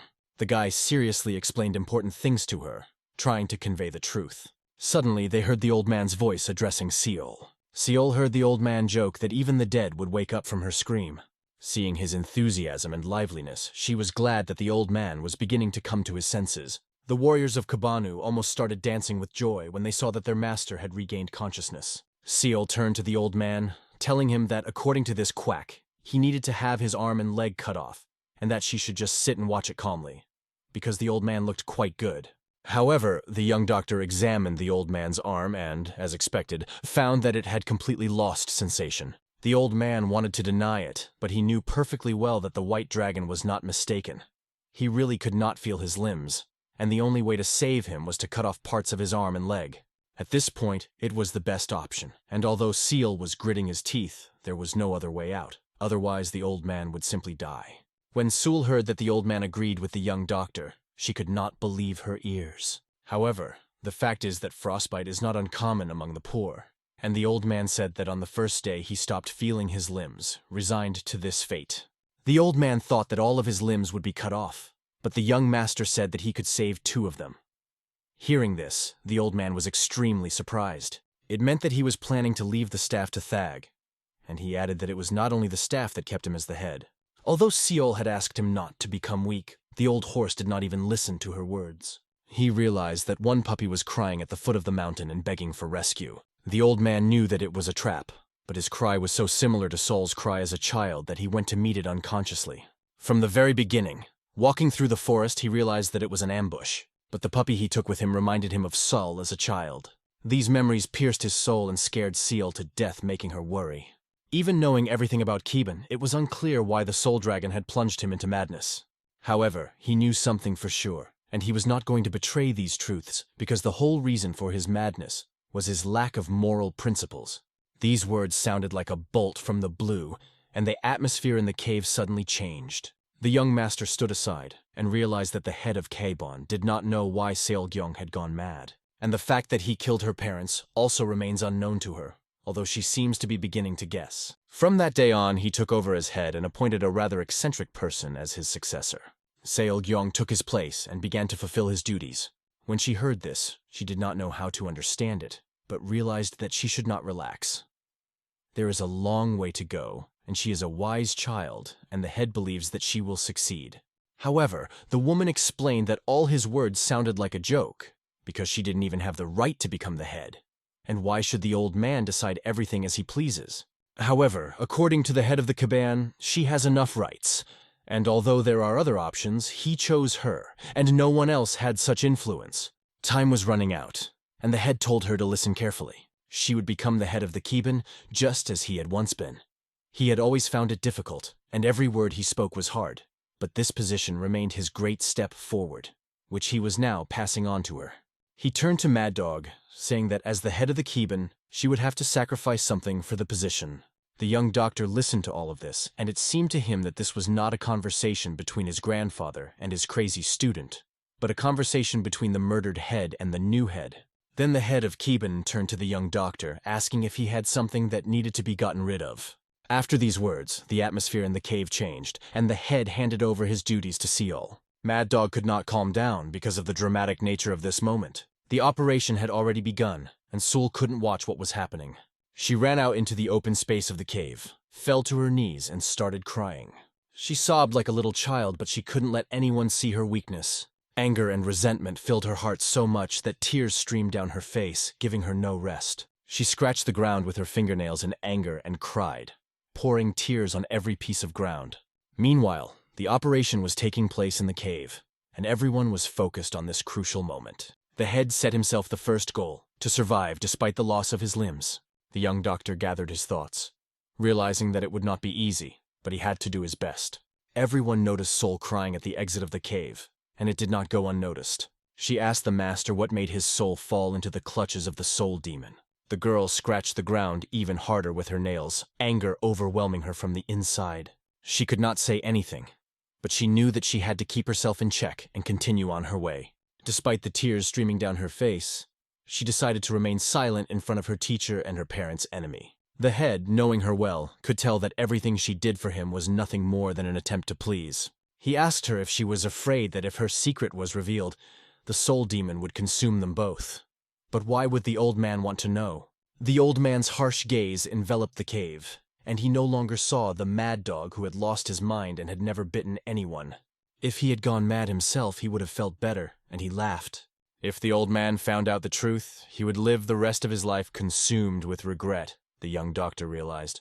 But Seol said it was okay, and decided to put the past behind her as far as the soul demon was concerned. With sadness and pain, the girl said that she was rid of him.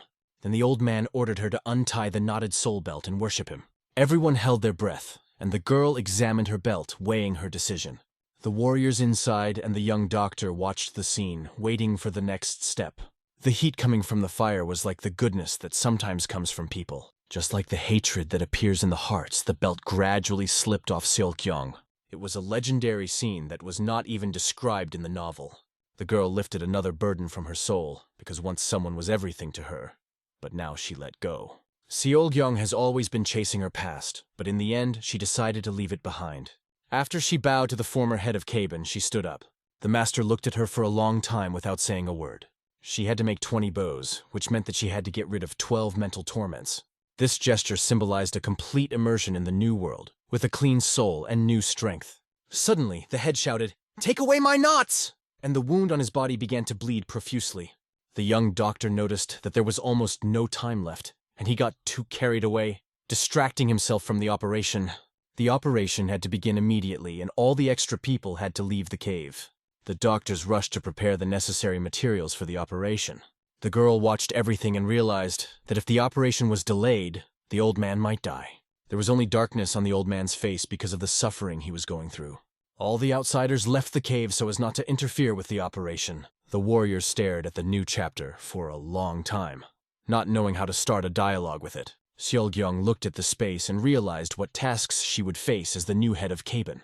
At the moment, however, she thought only of the old man and relied on the young doctor who was to perform the operation. In a comfortable position by the fire, the old man was to be kept warm during the operation. He was placed on a soft sheet and proceeded according to plan. It was the best solution, although the old man would lose his martial arts. But there was no other choice. The guy took the scalpel in his hands and tuned in to this difficult gesture. He felt that at that moment, he was not only mastering a martial art, but also learning new medical techniques. Despite his vast knowledge, his choices were very limited. He didn't even understand why he couldn't just cure the patient and why he faced such an obstacle. But suddenly the solution came to him, and he experienced an epiphany at that moment. The young doctor began to ask himself if this was really all he was capable of, or if his potential was much greater and he had to find the right way. Because of the outburst of anger, the energy of the 5 elements began to circulate rapidly in Chin Chong-hee's body. However, he could not feel it on his own. A powerful fire energy rushed up to his brain in response to his anger. The flash of this energy spread throughout the cave, filling it with an echo of power. Chukvaima is a phenomenon in which it is impossible to control the internal energy in one's body, and from the outside it might have seemed that a disaster had occurred. But the ice spun harmoniously with the anger without causing chaos. After that, the energy of water began to interact with fire, and at the same time, both elements came into harmony with the energy of the 5 elements. The guy completely immersed himself in himself to find answers to an infinite number of questions. It didn't last long. Only a few minutes passed, and the energies that were weaker than fire and water came together by themselves, reaching a balance. As a result, the energy of the 5 elements suddenly took on a perfect form. The energy began to rise upward, and everyone around did not understand what was happening. The young man's whole body was covered with red light. It looked like something serious, and everyone around him was puzzled by what was happening. However, by going deeper into himself and interacting with his powers, he found a way and an answer to his questions. When he started the operation, an incredible chakra was circling around him. The feeling of energy was something new and completely different from the other 5 senses. Thanks to this new sensation, he could notice all the details concerning the Kabanu chapter, down to the smallest detail. In his previous life, there was a similar situation that happened only once. It happened to a man who froze his foot while climbing the huge Mount Everest. Everyone said he needed an amputation, but one of the famous hospitals specializing in traditional Korean medicine managed to cure the patient with acupuncture and cauterization. The cauterization proved to be so effective that the patient was able to quickly get back on his feet after a while. The guy turned to his colleagues and said that they would not cut off the limbs. He ordered everyone to get the needles ready as soon as possible. Everything would be done as the idea came to him. At first, this thought seemed incredible to him, but now he felt that he was capable of it. As he started his work, the young doctor's movements were simply flawless. The nerve cells were almost dead, but by using the energy of the 5 elements and stimulating the essential energy, he could maximize the regeneration process. Creating new tissue, just as a lizard regenerates its tail, he united the dead blood vessels and ran blood through them. The doctors watched this picture and were simply amazed at how flesh and blood were restored in their master. After some time of treatment, working with a scalpel and needles, the result became obvious. The result was incredible, because every movement was filled with energy. But the energy of one guy was not enough. To revive the cells, it was necessary to come up with an additional way to enhance this process. Even if the energy pathways are mixed up in a messy way, it is possible to use force to draw out the internal energy and use the 5 elements technique. The guy took out a large, sharp spear, deciding to use it for further work. Seeing this huge, sharp object, the doctors stepped back a meter, not knowing what to expect. They were intrigued by what the young doctor was going to do with such a long needle. The guy asked them to wait a bit, as everything would soon become clear. He waved his hand and stuck the spear directly into one of the painful points for maximum effect. This spear was endowed with incredible power, and its energy began to overwhelm the surrounding space. Through the long needle, he transferred the inner energy of the 5 elements, so that it could merge with the powerful energy that had absorbed Kiban. With the collision of 2 different energies, it would not be surprising if a state of Chu-Vaima arose. The young doctor realized that he had to concentrate on his conscious control in any way possible to control the energy. The chakra pierced the space, heating the air, and soon the patient felt a pleasant odor. This smell came from within and filled him, causing him to visualize. He dreamt of walking with a child on his shoulders and asking her if she had parents or relatives to rely on. But she said no. He decided that they should first find an infirmary and look at the girl's wounds. If they could find her parents, things would be much easier. The young girl asked him why her grandfather was so kind and who he really was. He replied that he was just a poor man. The girl remarked that such work must be very hard, but the old man just laughed, because it was funny for a person who had been saved by a poor man. In his imagination, he saw himself bringing the girl to the hospital, and she started laughing with all her heart, radiating joy. He watched as this child began to eat, satisfied and happy. She had no sky as a ceiling, and the earth served as her blanket. And the old man, having checked his whole life, wandered along the roads of Kang. The old man became very accustomed to this girl. He constantly fed her and tried to make her grow strong.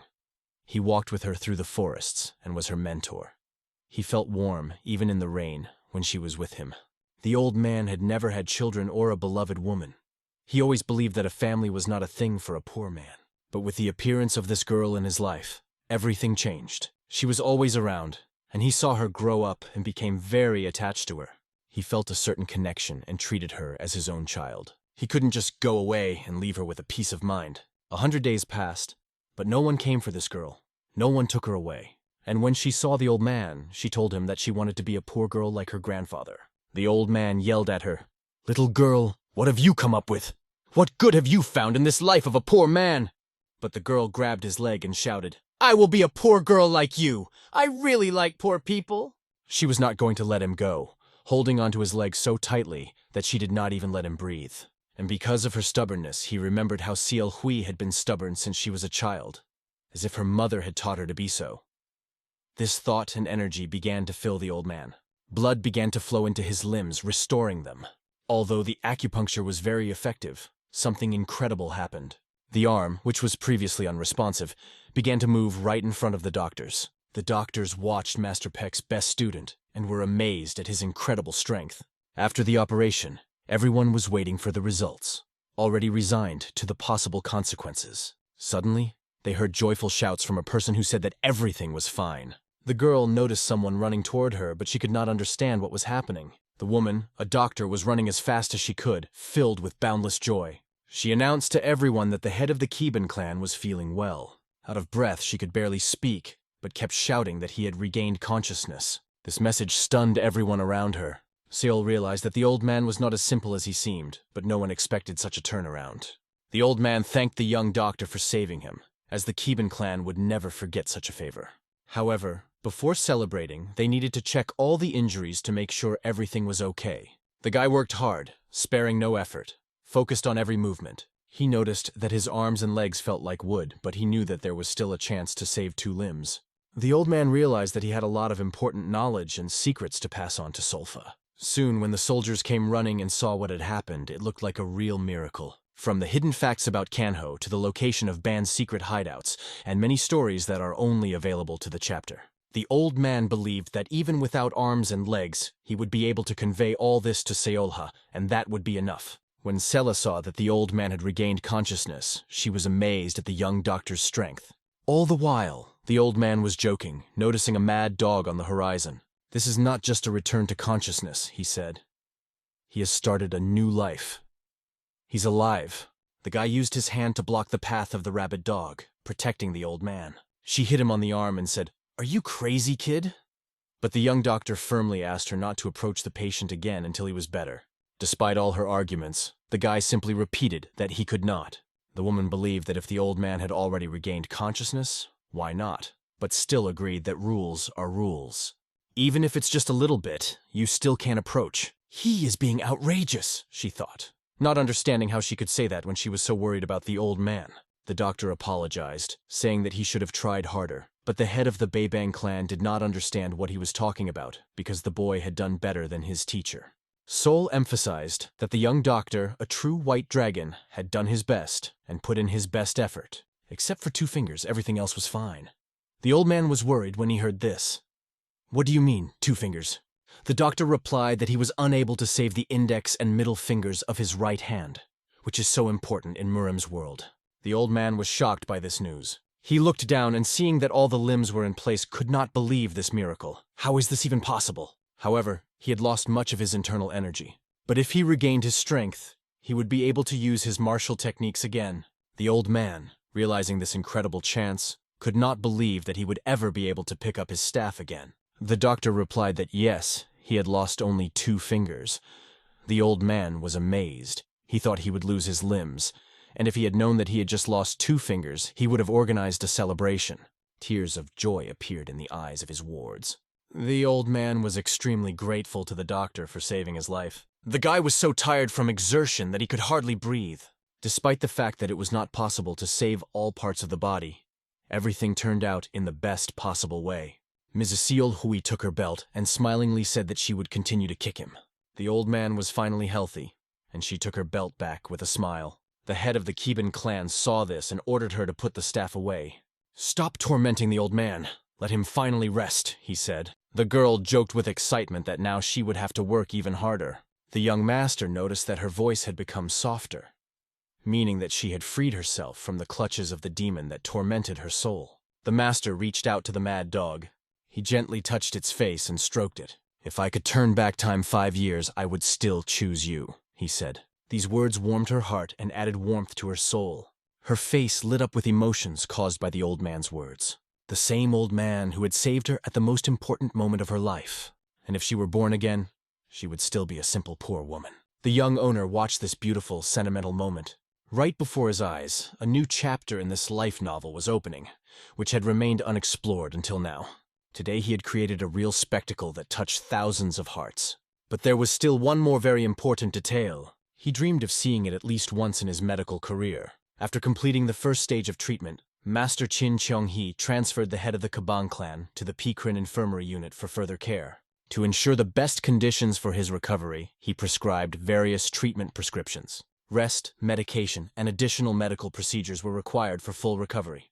After Seolgyung was freed from the influence of the soul demon, she began to demonstrate extraordinary intelligence, which surprised many people. She took over the leadership of the entire Giben clan.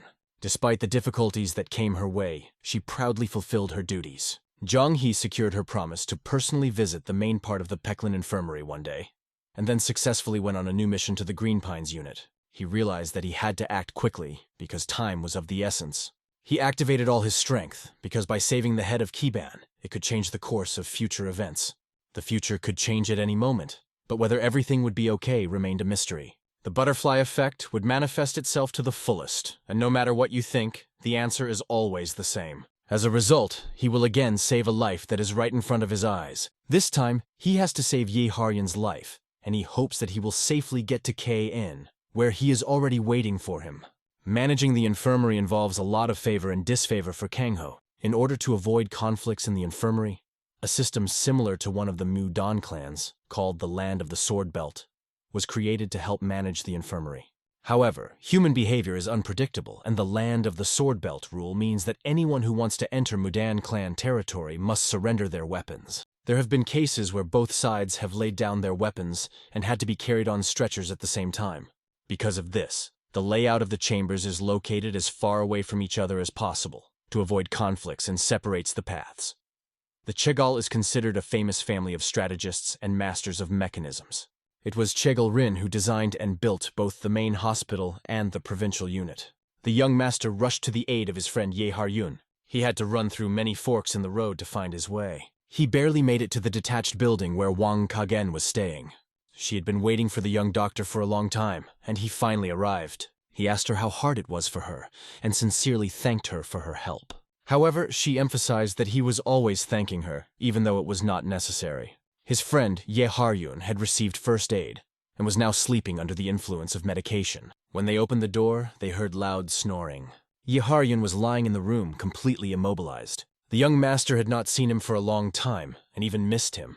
It was the heavenly demon from the novel who had been seriously injured.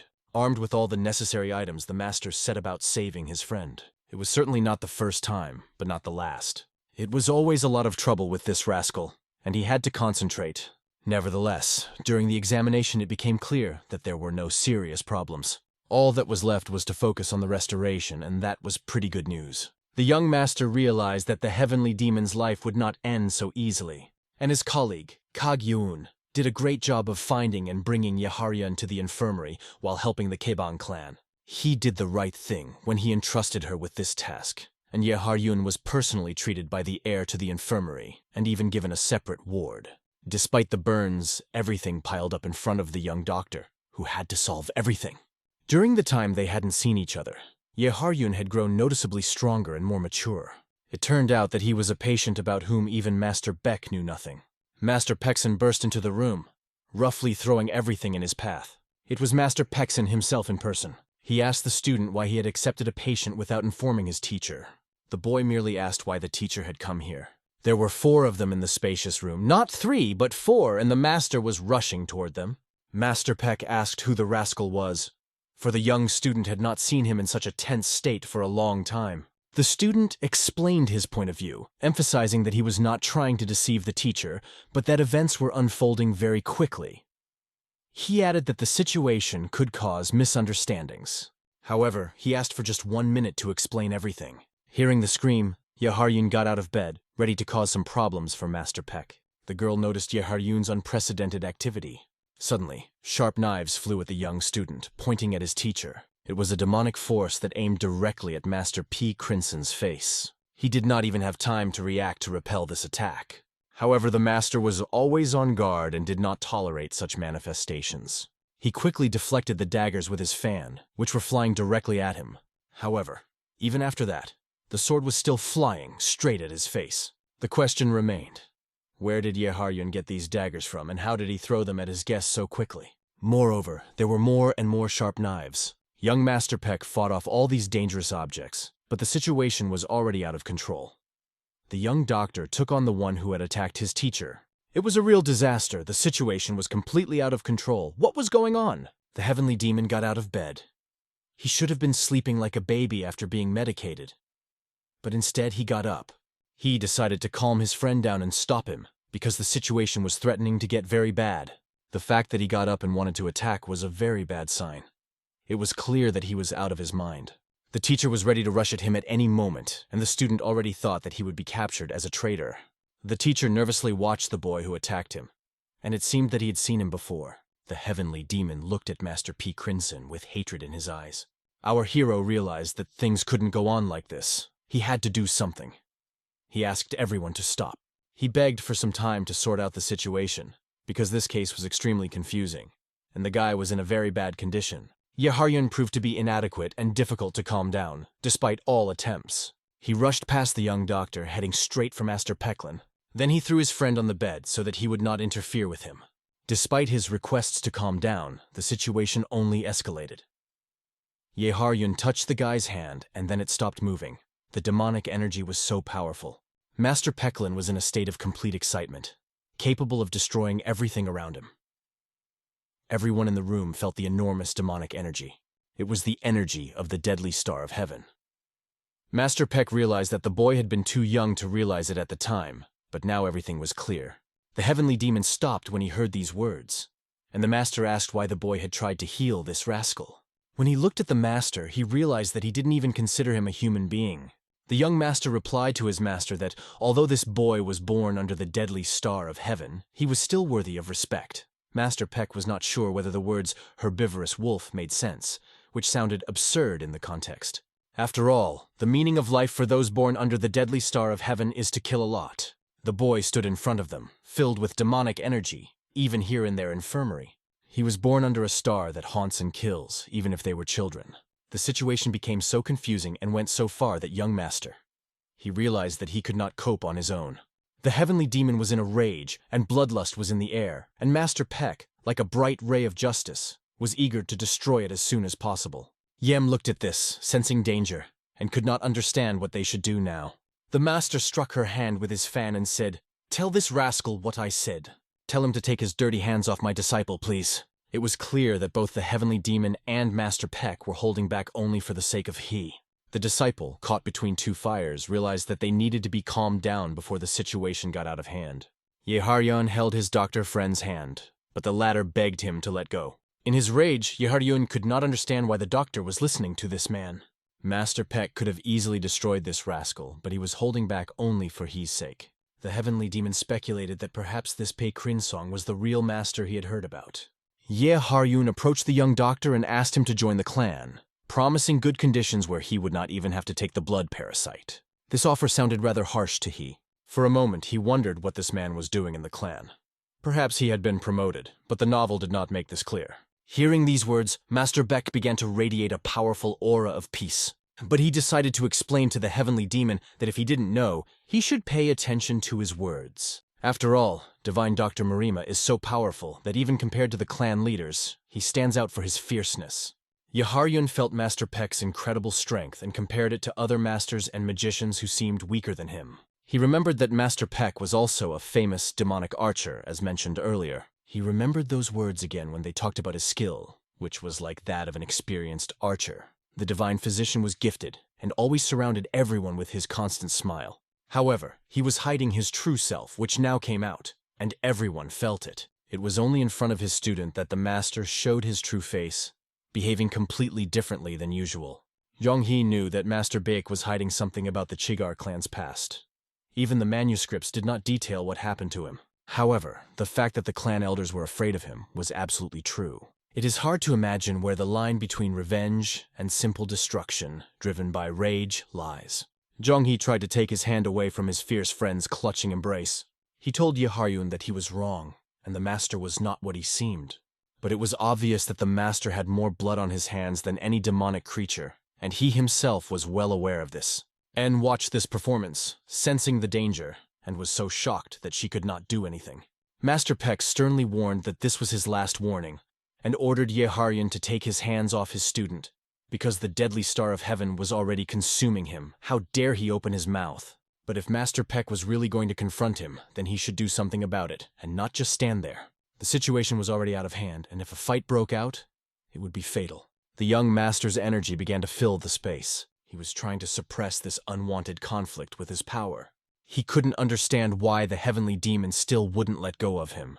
He felt a tightness in his chest and some unexplainable force began to act, so the young master decided to shout to his teacher that the situation was not that bad.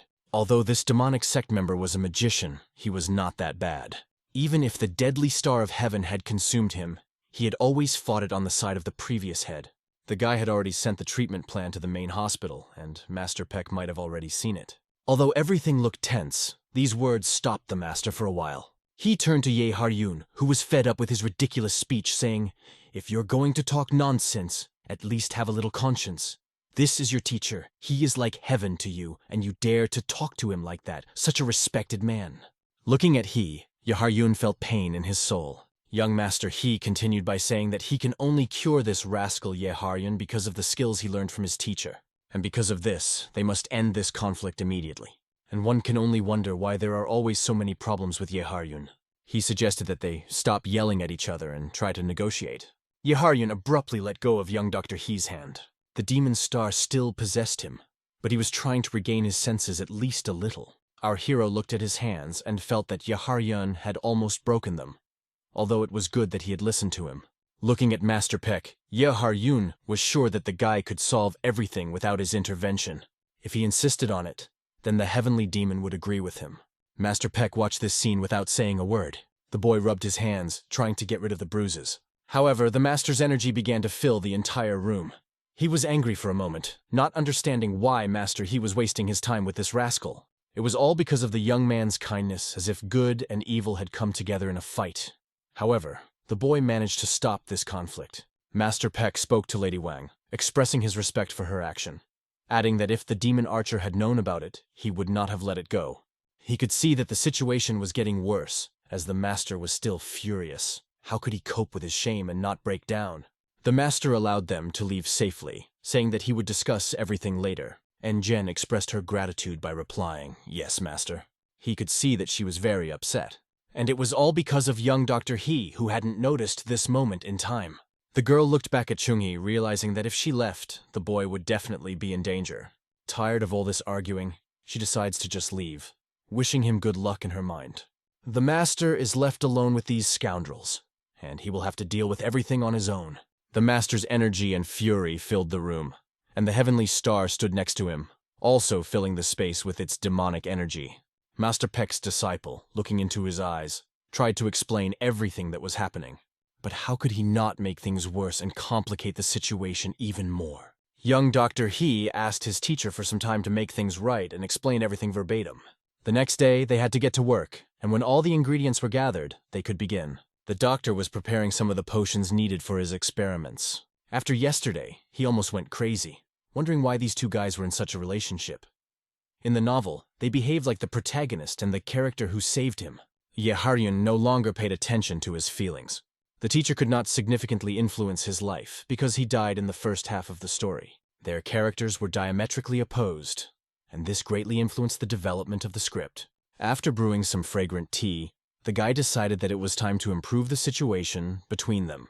After brewing the tea, he brought it to the sick man, thinking about how to save his teacher and how to make sure that Yahello had fewer enemies and could live in peace. Yahello was sitting at the table, not very happy with the fact that his teacher was sitting across from him. Master Peck sat across from him, and his student Mr. He poured tea into his cup. Neither of them was happy about this meeting, but it had to be done. Zhang He poured them tea and started a conversation as they were talking about very important issues. He explained to Yahello how his teacher was an important and great person in his life, and he emphasized to his teacher how much Yahello is able to control himself, and that they are, in fact, like brothers. He also mentioned the luxurious bracelet Yahello had donated to him. The teacher, listening to this, could not contain his emotions and put down a cup of tea filled with his energy. He asked his disciple to stop protecting the heavenly demon and called him simply It. The heavenly demon did not expect his teacher to be such an important person in his life. The stubbornness of these two could be felt in the air. They could not give in to each other, but they were united by their friendship with He. After the story, the teacher's expression softened. He relaxed a little, because he had already restrained his emotions twice. He had never heard or seen people obsessed with the deadly star of heaven do such a thing before. He looked at Yahello and it was quite strange to him. The master had often told his disciple, and would repeat it again, that he was the most important person in this world. Previously, he would have killed this unworthy creature without any compromise. and their conversation would never have begun. Hearing these insulting words, the heavenly demon hit the table. The boy made every effort to restrain his anger, but if the teacher saw that they considered each other brothers, he could not just kill the heavenly demon. This somewhat eased the tension for the young doctor. Although it was not easy for him, he knew that the teacher would not kill him. However, if this rascal injured him or the people in the infirmary in the slightest, Master Peck would certainly carry out his threat. They looked into each other's eyes, and there was a stiff tension in the air. He tried to assure everyone that this would not happen, and that everything would be fine, given the situation. The teacher decided to believe what he was told. However, of course, he would conduct his own investigation no matter what. After all, Master Peck has his friends in the Magician's clan. His student had guessed that the Master was a very sociable person, and also had acquaintances among the magicians, which was quite unexpected. After these words, the teacher broke down and left. As he waved his hair, he thought, "It is clear that he will get to the bottom of the truth." Yahello stayed with Dr. He, breathing a sigh of relief, because the situation had somehow been resolved. A few days later, a significant event happened in the infirmary. All this time, Cheon-hee had been helping Yahello to regain his health, and Master Peck was constantly watching them to make sure that nothing bad would happen. We returned to the Oriental medicine room, where the young master was discussing the situation with Madame Yeon. She thanked the young man for helping Master and Yahello stop fighting. He noted that her father was supposed to tell her off this morning, but it seemed to go well. She thought back to the morning and jokingly told the boy to shut up, because it had been a nightmare. The young man joked that if it wasn't for him in her life, they would have nothing at all. Mrs. Yen said that she always interferes where she shouldn't, and asked why young He always thinks so badly of himself. She said several times, and will say it again, he is a very important person in this world to her, and his mentor is happy. His friend is by his side. What more do you need? To be honest, the young master saved the head of Keban, and everything was pretty perfect. The young master caught himself thinking that it was all his fault. Not all fathers are capable of such things, like his father. He saved Ms. Yen, and she really thinks he's a great father. But she also knows how hard it is to have daughters who are always getting into trouble. And even when trouble happens, you need to take things one step at a time, and everything will work out in time. Even the Jade Emperor could not solve everything at once. The young master remained pondering the situation. Mrs. Yen tried to encourage him, advising him to hold his head high and be proud of himself. After saying that, she said that she had to go because her father had ordered her to practice, and she had to practice until sunset. She quickly ran off to get all her training done before the evening. The young master wished her good luck and was grateful for her words. Although things were not as they were in the original, he was glad that his friends were alive. When the doctor returned to Yahello, he took his pulse and told him that he was almost recovered and could go.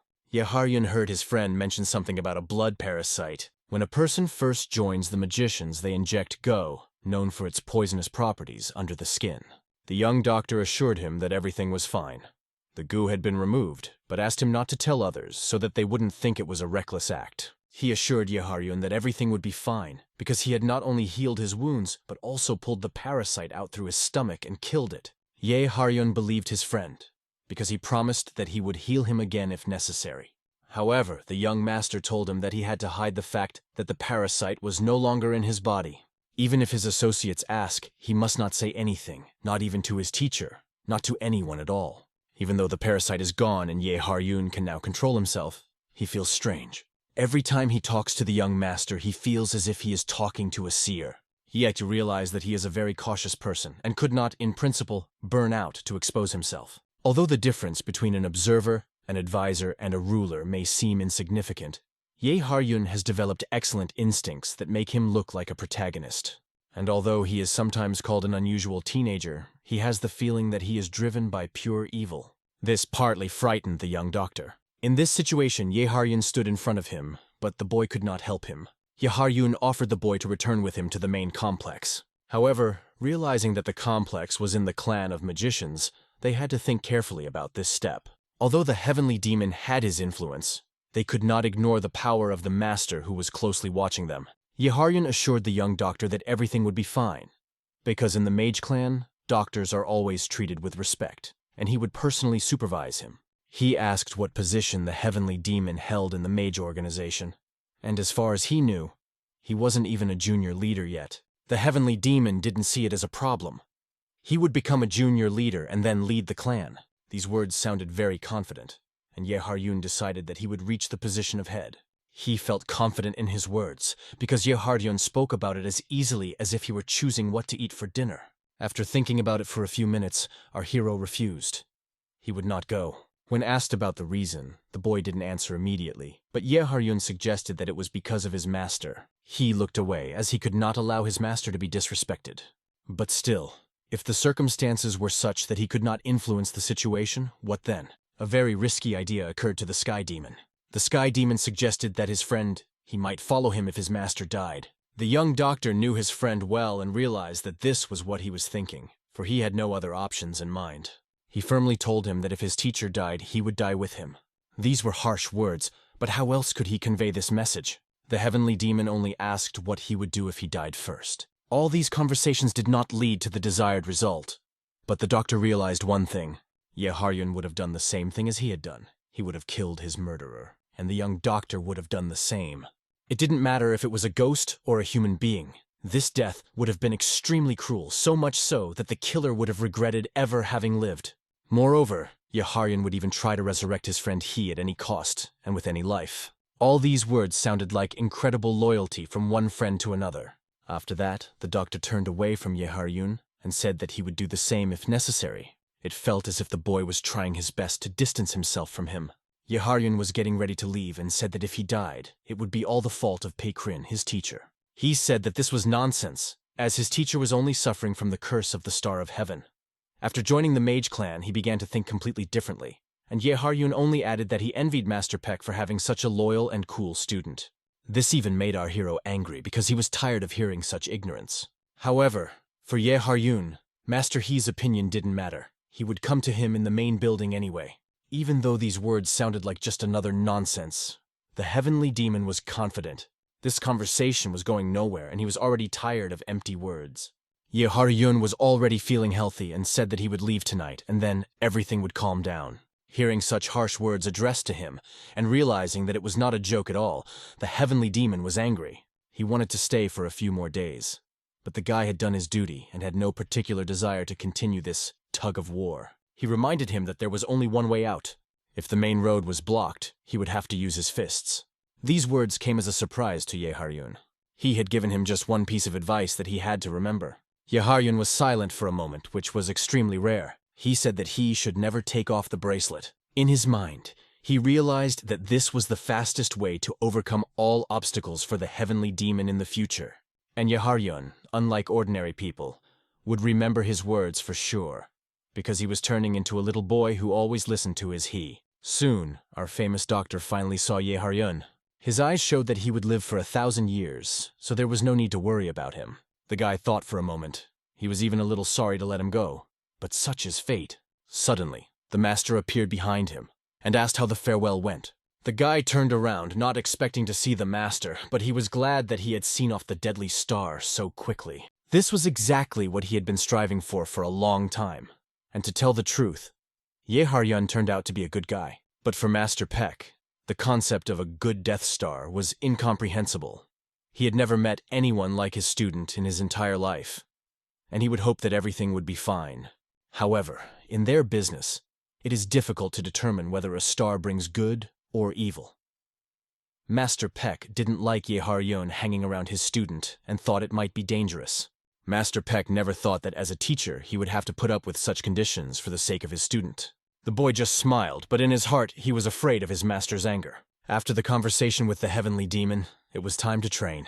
His student had to become stronger, even if it meant something terrible, because he would have to face the heavenly demon more than once. He once again assured the master that his friend would not act treacherously, but there is nothing real in Kong-Hu except the relationship between mentor and student. Children kill their parents, and brothers kill their brothers, so he needed to train and not be naive. It was the truth, and another lesson from the master. Behind them was a black horse. It was big, healthy, and looked just fine. It was a gift from Master Peck for the young master. It was an expensive gift, but the horse was so huge that it seemed like you could ride it straight to hell. From that day on, Cheon-hee began hard training because his mentor decided not to let him off the hook after he spared the deadly star. He even had to train to ride a horse, although at first he was afraid to even climb on it. Apart from eating and sleeping, Cheon-hee devoted all his time to training. Ms. Yeon was walking with her mentor when she saw Mr. He dragging a huge boulder up the stairs.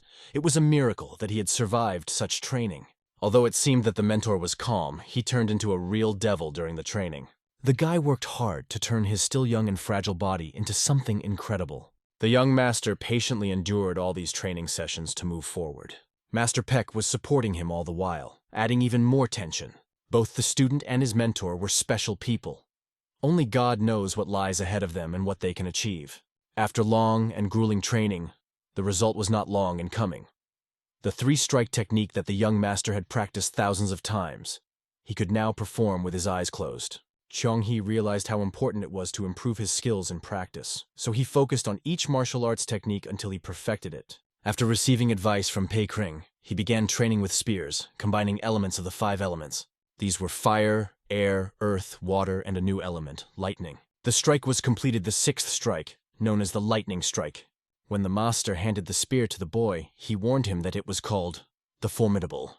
The main feature was that after the lightning strike in Kanho, this spear received another name, the 10-step spear.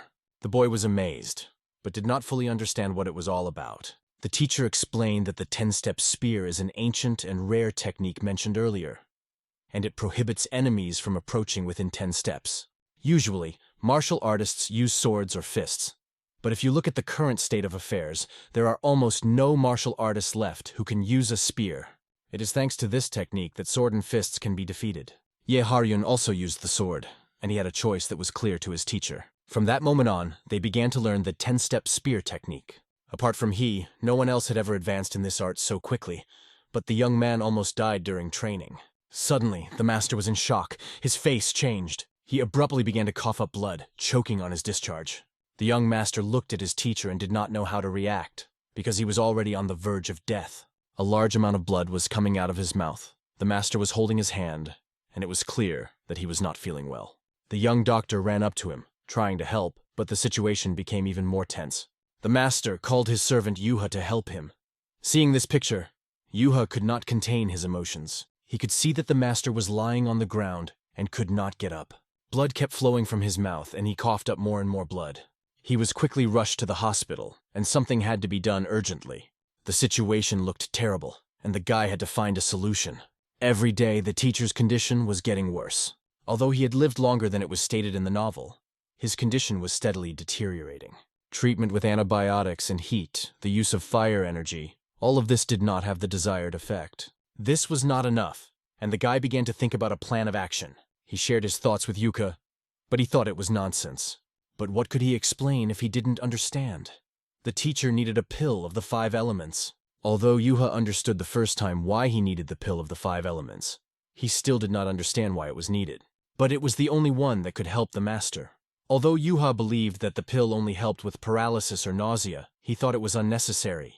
However, he was well aware that the other medicines in their arsenal would not change anything. In Yu's opinion, it was still better than nothing, and they had to try to treat him with what they had. He even began to think that the young doctor might use the medicine for his own purposes. A strong energy began to radiate from Juha, and it was clear that he was angry. But what was that shadow that appeared beneath him when he started to get angry? The young master had seen this shadow before and wondered what they were going to do. The shadow began to emerge from Yuha, and he looked like a demonic creature that began to be filled with power.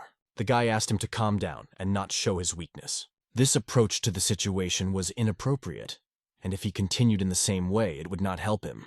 The tension between them grew and the guy activated his chakra. However, after a while he came to his senses and the energy dissolved.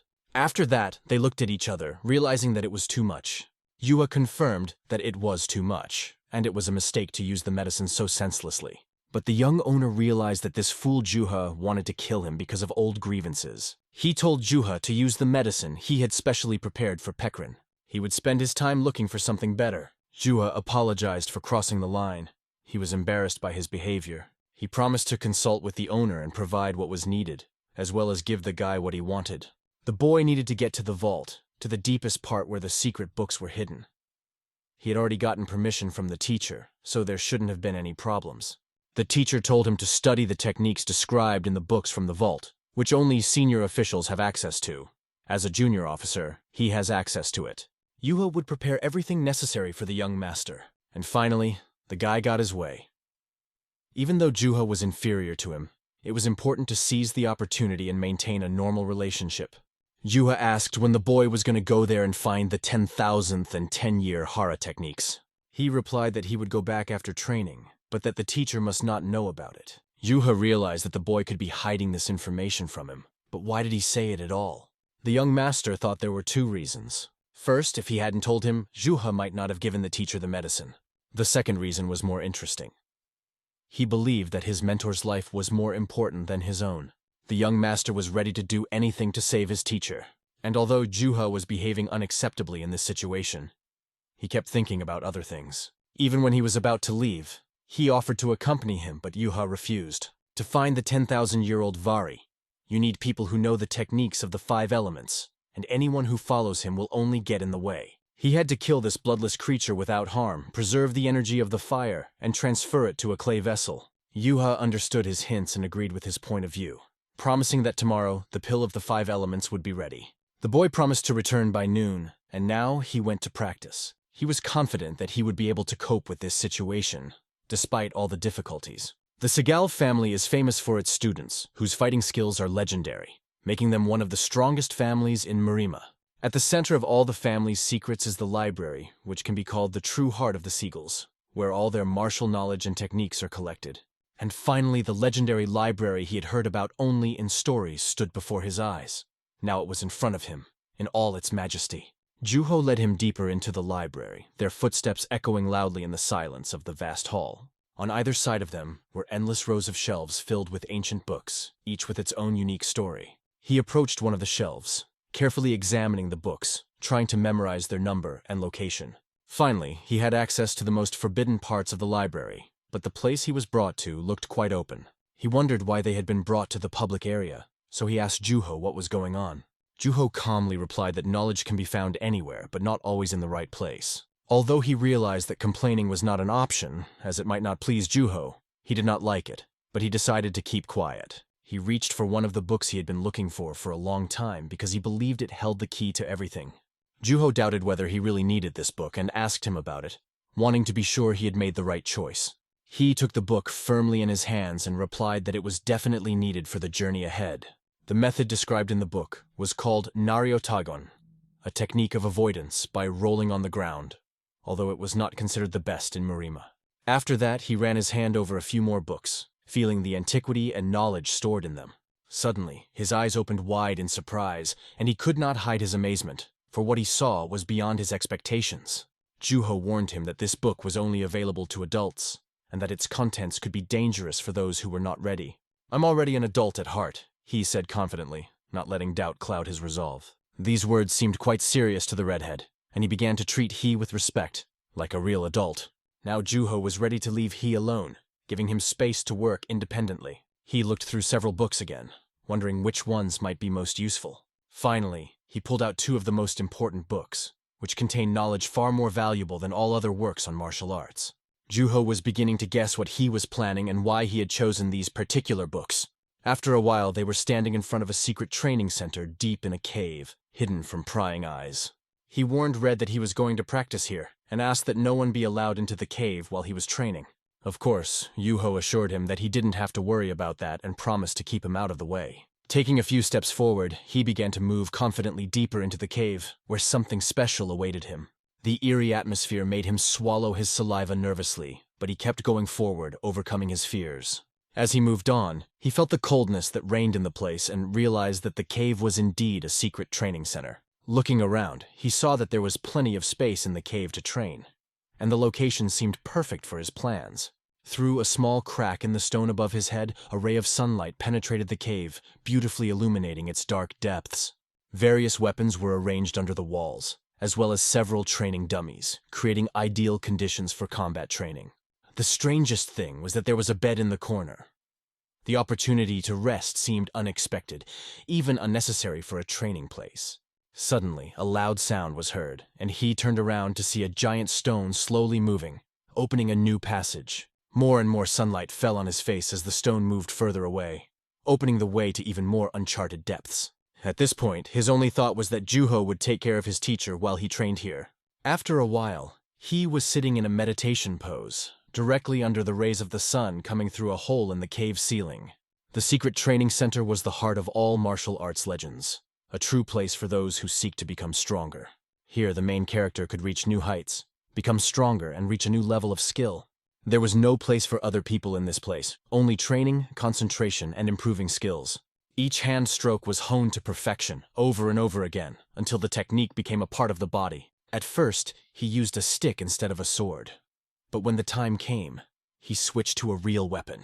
There was no time limit, and he could train as long as it took to achieve the goal. He gave it his all, realizing that you have to train until you achieve the desired result. His muscles and physical development played an important role in mastering the 5-element technique, making him even stronger. His chopping hands needed additional training to become even stronger and more accurate in combat. He also trained his legs by lying on his back and pushing 2 giant blocks with his feet, which had a significant impact on his strength. Zhang He set himself the goal of becoming stronger, and he continued his training continuously, not allowing himself any weakness. His main weapon was unwavering faith in himself and his abilities. In order to continue training, it was necessary to accumulate energy, and the Saigel family used a special method of bathing that restored strength and energy. In addition, this method was so pleasant that it was possible not only to recover, but also to relax well. During his training, Zhang He decided not only to build up his physical strength, but also to master the techniques of the preliminary step and 10 copies. Despite the distance, his thoughts were constantly on the hospital and the care of his teacher, whom he had left behind. He could repeat the same stroke thousands of times, honing it to perfection. At the same time, his worries about his teacher never left his mind, even during the most intense training. With each subsequent meditation, the energy around him grew stronger, as if nature itself were supporting him. He often thought of the archer demon he had once faced, his figure never fading from his memory. But even more often he thought about his daughter, who also trained constantly until her last breath. 3 months of endless training had passed unnoticed. It was the last stage of his long training. And as he fell to the ground from exhaustion, he felt the energy filling his body, more of it than ever before. His arms were no longer the same as when he came here. They were now strong, hardened weapons. Using the last elixirs of the 5 elements, he was able to go beyond consciousness, to the place where the transformation was taking place. 5 elemental pills, if taken correctly, can replace 10 years of training. However, because of their power, it is necessary to take them one at a time, because if you eat them all at once, irreversible changes begin in the body, and that's what happened to Zhang He. The power of the pills began to mix with his internal energy, creating 5 different elements that caused simultaneous destruction, restoration, and strengthening. His white blood and energy merged into a single stream, and at the moment he lost the feeling of his own body. A black liquid burst out of him, as if releasing something dark inside. It felt as if the top layer of skin was starting to come off his body, adding even more discomfort to the transformation process. It was a real metamorphosis of his body, a sensation so unusual that it is impossible to describe it in words. The rays of the moon were shining through the hole above his head, adding a mystical atmosphere to what was happening to his body. His clothes were completely torn apart, turning into rags that barely fit him. He felt something strange in his hand, as if it was beginning to transform into something new that he could not understand. After that, his whole body seemed heavy and stiff, as if it had turned into stone. Running his hand over his head, he wondered if he had grown up during this metamorphosis, asking himself this question. His voice became lower, taking on a deep, resonant tone that he did not recognize before.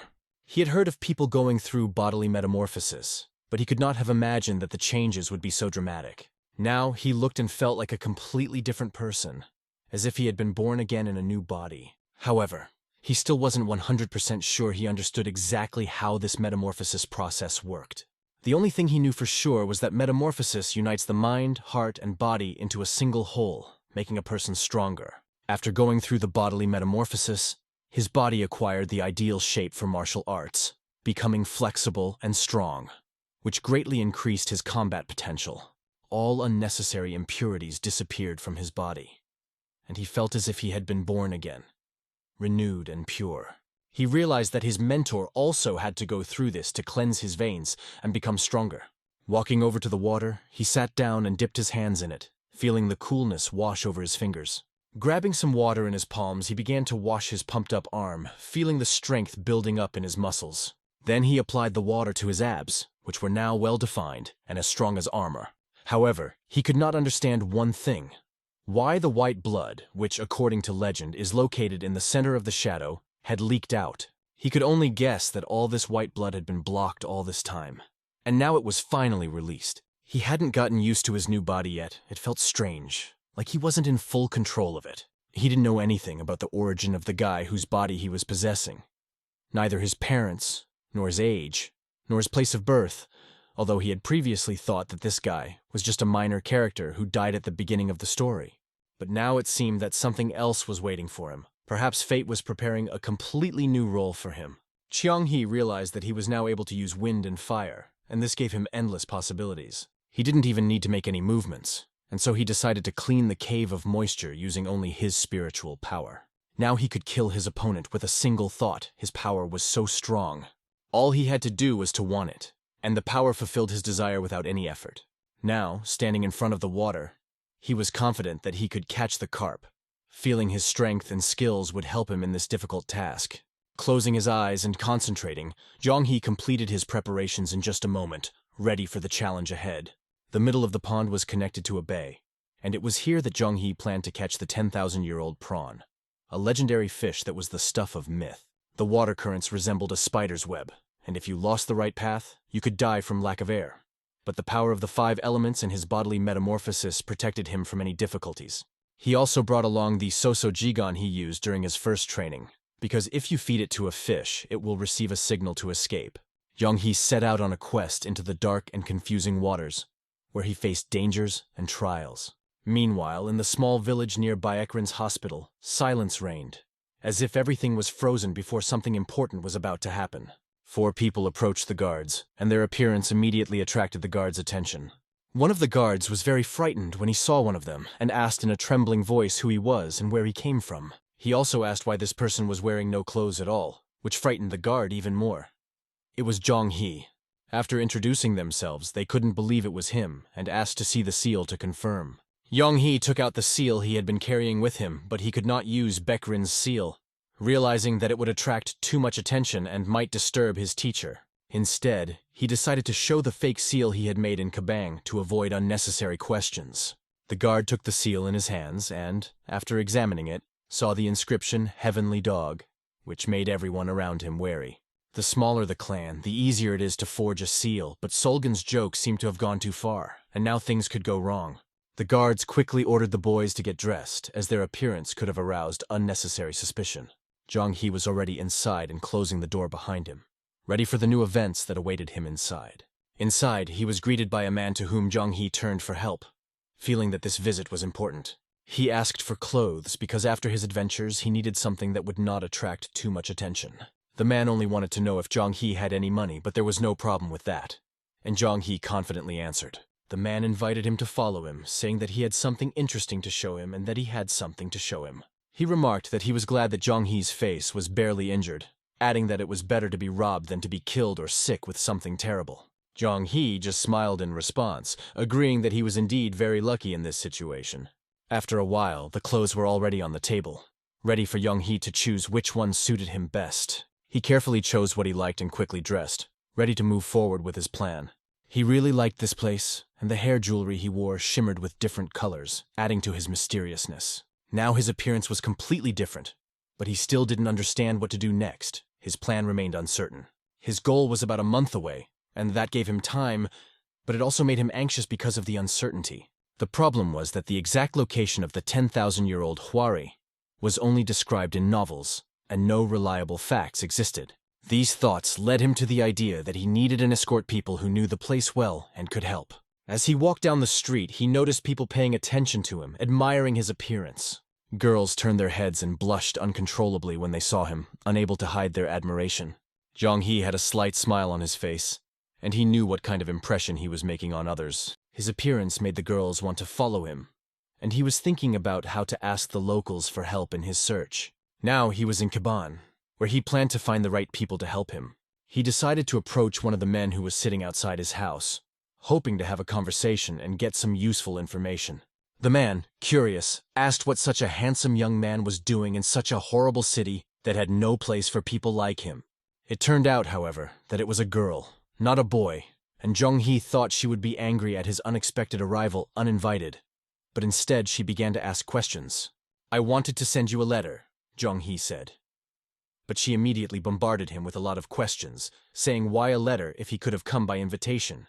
She then asked him if he even realized who he was dealing with, and warned him that if it was just a joke, he should leave immediately. The conversation became tense and he decided to take out his card to show her and defuse the situation. "Chongyeon, this is from Panju," he said, explaining that this card was personally made by one of the most influential people in the country. The girl immediately apologized and asked if there was anything she could do to help by changing her attitude.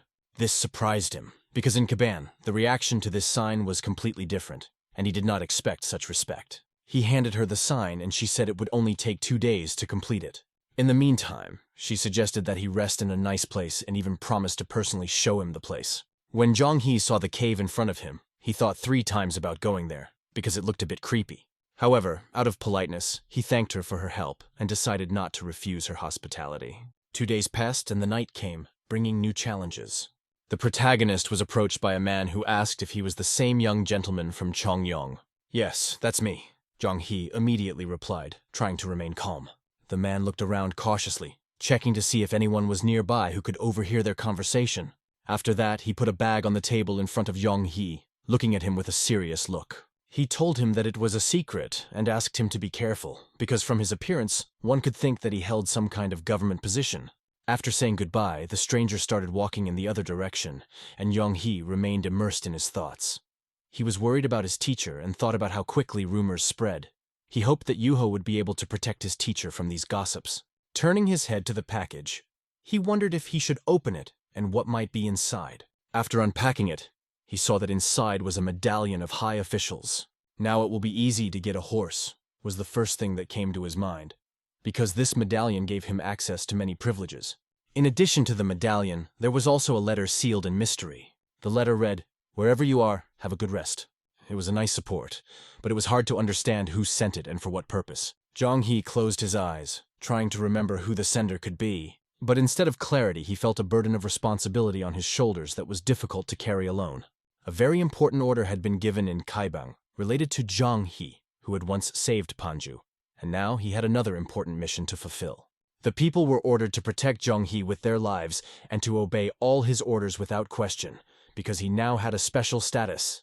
The reason for this decision was that information about him had already spread among government officials, and his position had become dangerous. It was difficult to predict how this situation would affect Murim in general, so it was necessary to act very carefully so as not to cause unnecessary consequences. Against the backdrop of the flickering candlelight, a question was asked. Why did he appear so suddenly? Seol couldn't understand why Baekrin kept Jong-hee by his side all the time. She asked what was going on, and the old man replied that students are always led like this. They will never get better on their own. But the old man also wondered why Seol cared so much about this child, even though she realized that Jong-hee was the origin of the coming storm. To which the old man fully agreed, continuing to enjoy his tea.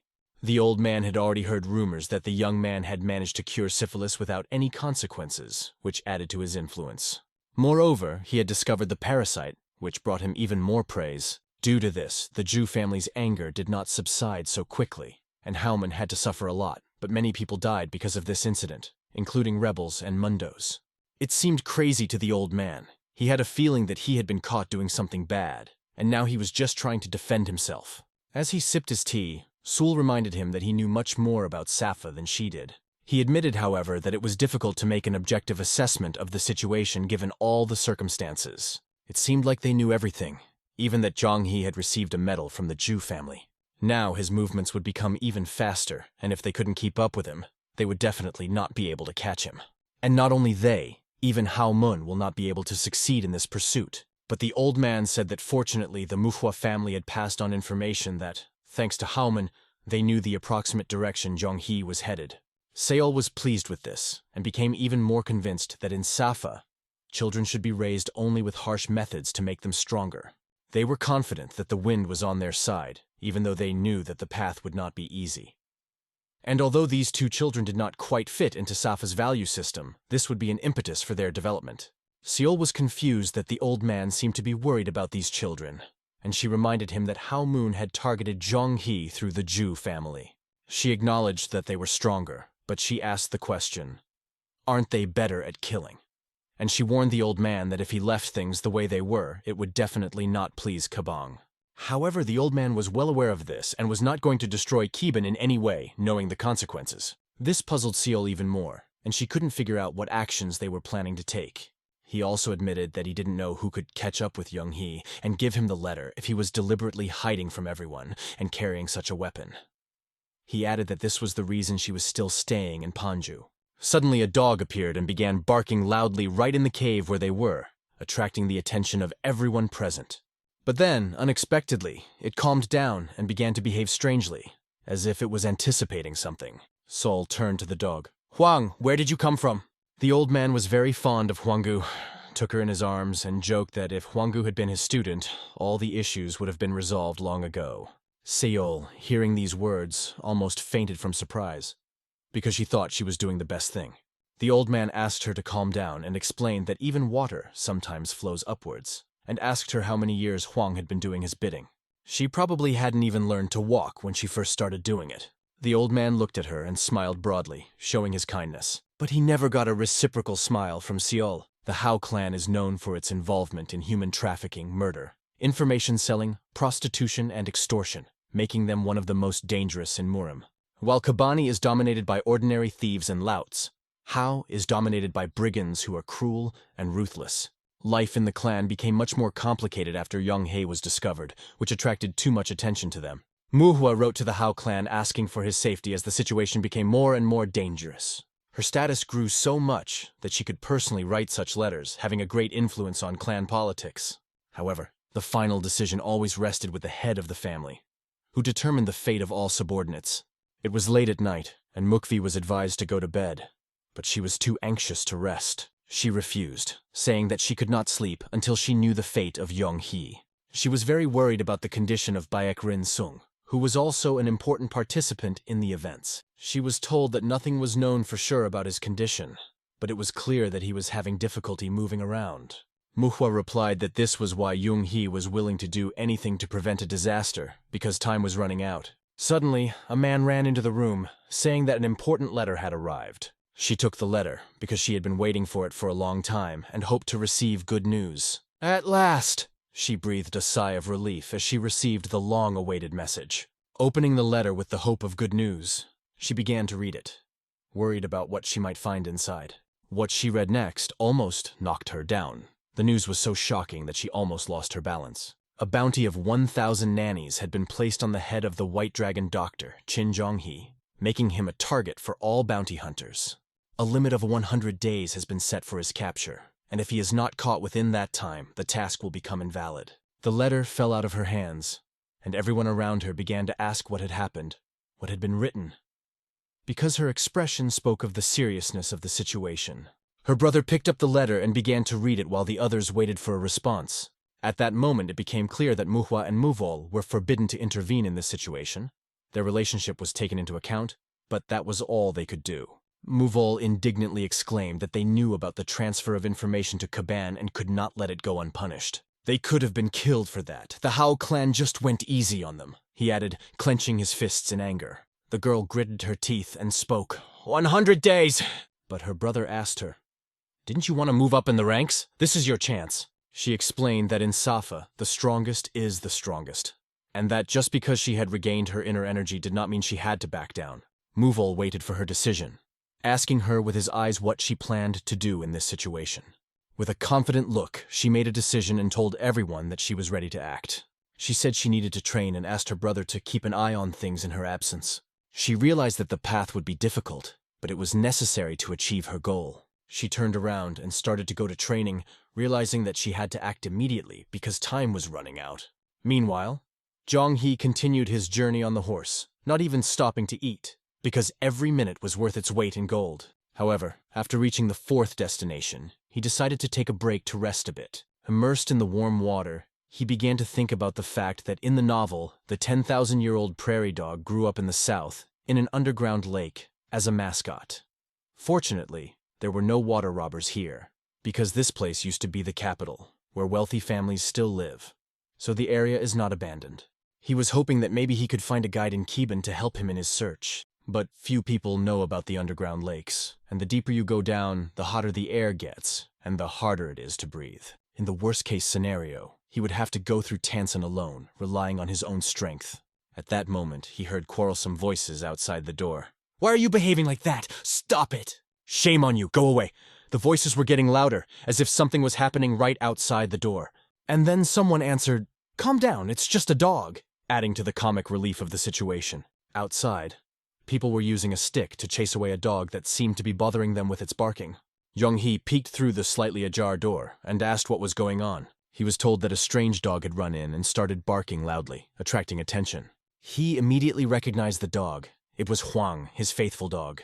One of the men who was chasing the dog away asked Young-hee if he knew the dog, and stopped poking him with his stick. "I do, but I don't understand why it's here," the man replied, surprised to see it in such a place. Huanggu happily ran up to Young-hee and jumped into his arms, licking his face as if he had been waiting for this meeting for a long time. It was then that Young-hee noticed a note tied with a string around the dog's neck that looked like an important message. "It seems Panju sent this," Young-hee realized, feeling that this message was of great importance. He immediately opened the note right there and started reading it, expecting important news. The letter mentioned a bounty of 1,000 nannies on Young-hee's head, and a deadline of 100 days to catch him, after which the task would become null and void. It was extremely unpleasant to read. Knowing that they wanted to kill you was a heavy blow to Young-hee, but he was somewhat comforted by the fact that he only had to hold out for 100 days, and the thought that he was valued at 10 billion won cheered him up a bit. However, there was something else in the letter. It also mentioned Huang. It said that Huang was to become Young-hee's court dog, which added a new meaning to their union. It seemed that the protagonist had now gained a faithful companion in Huangwu, and perhaps with his help, he could find safer ways. Young-hee had no doubt that Huang was the best companion he could have ever had.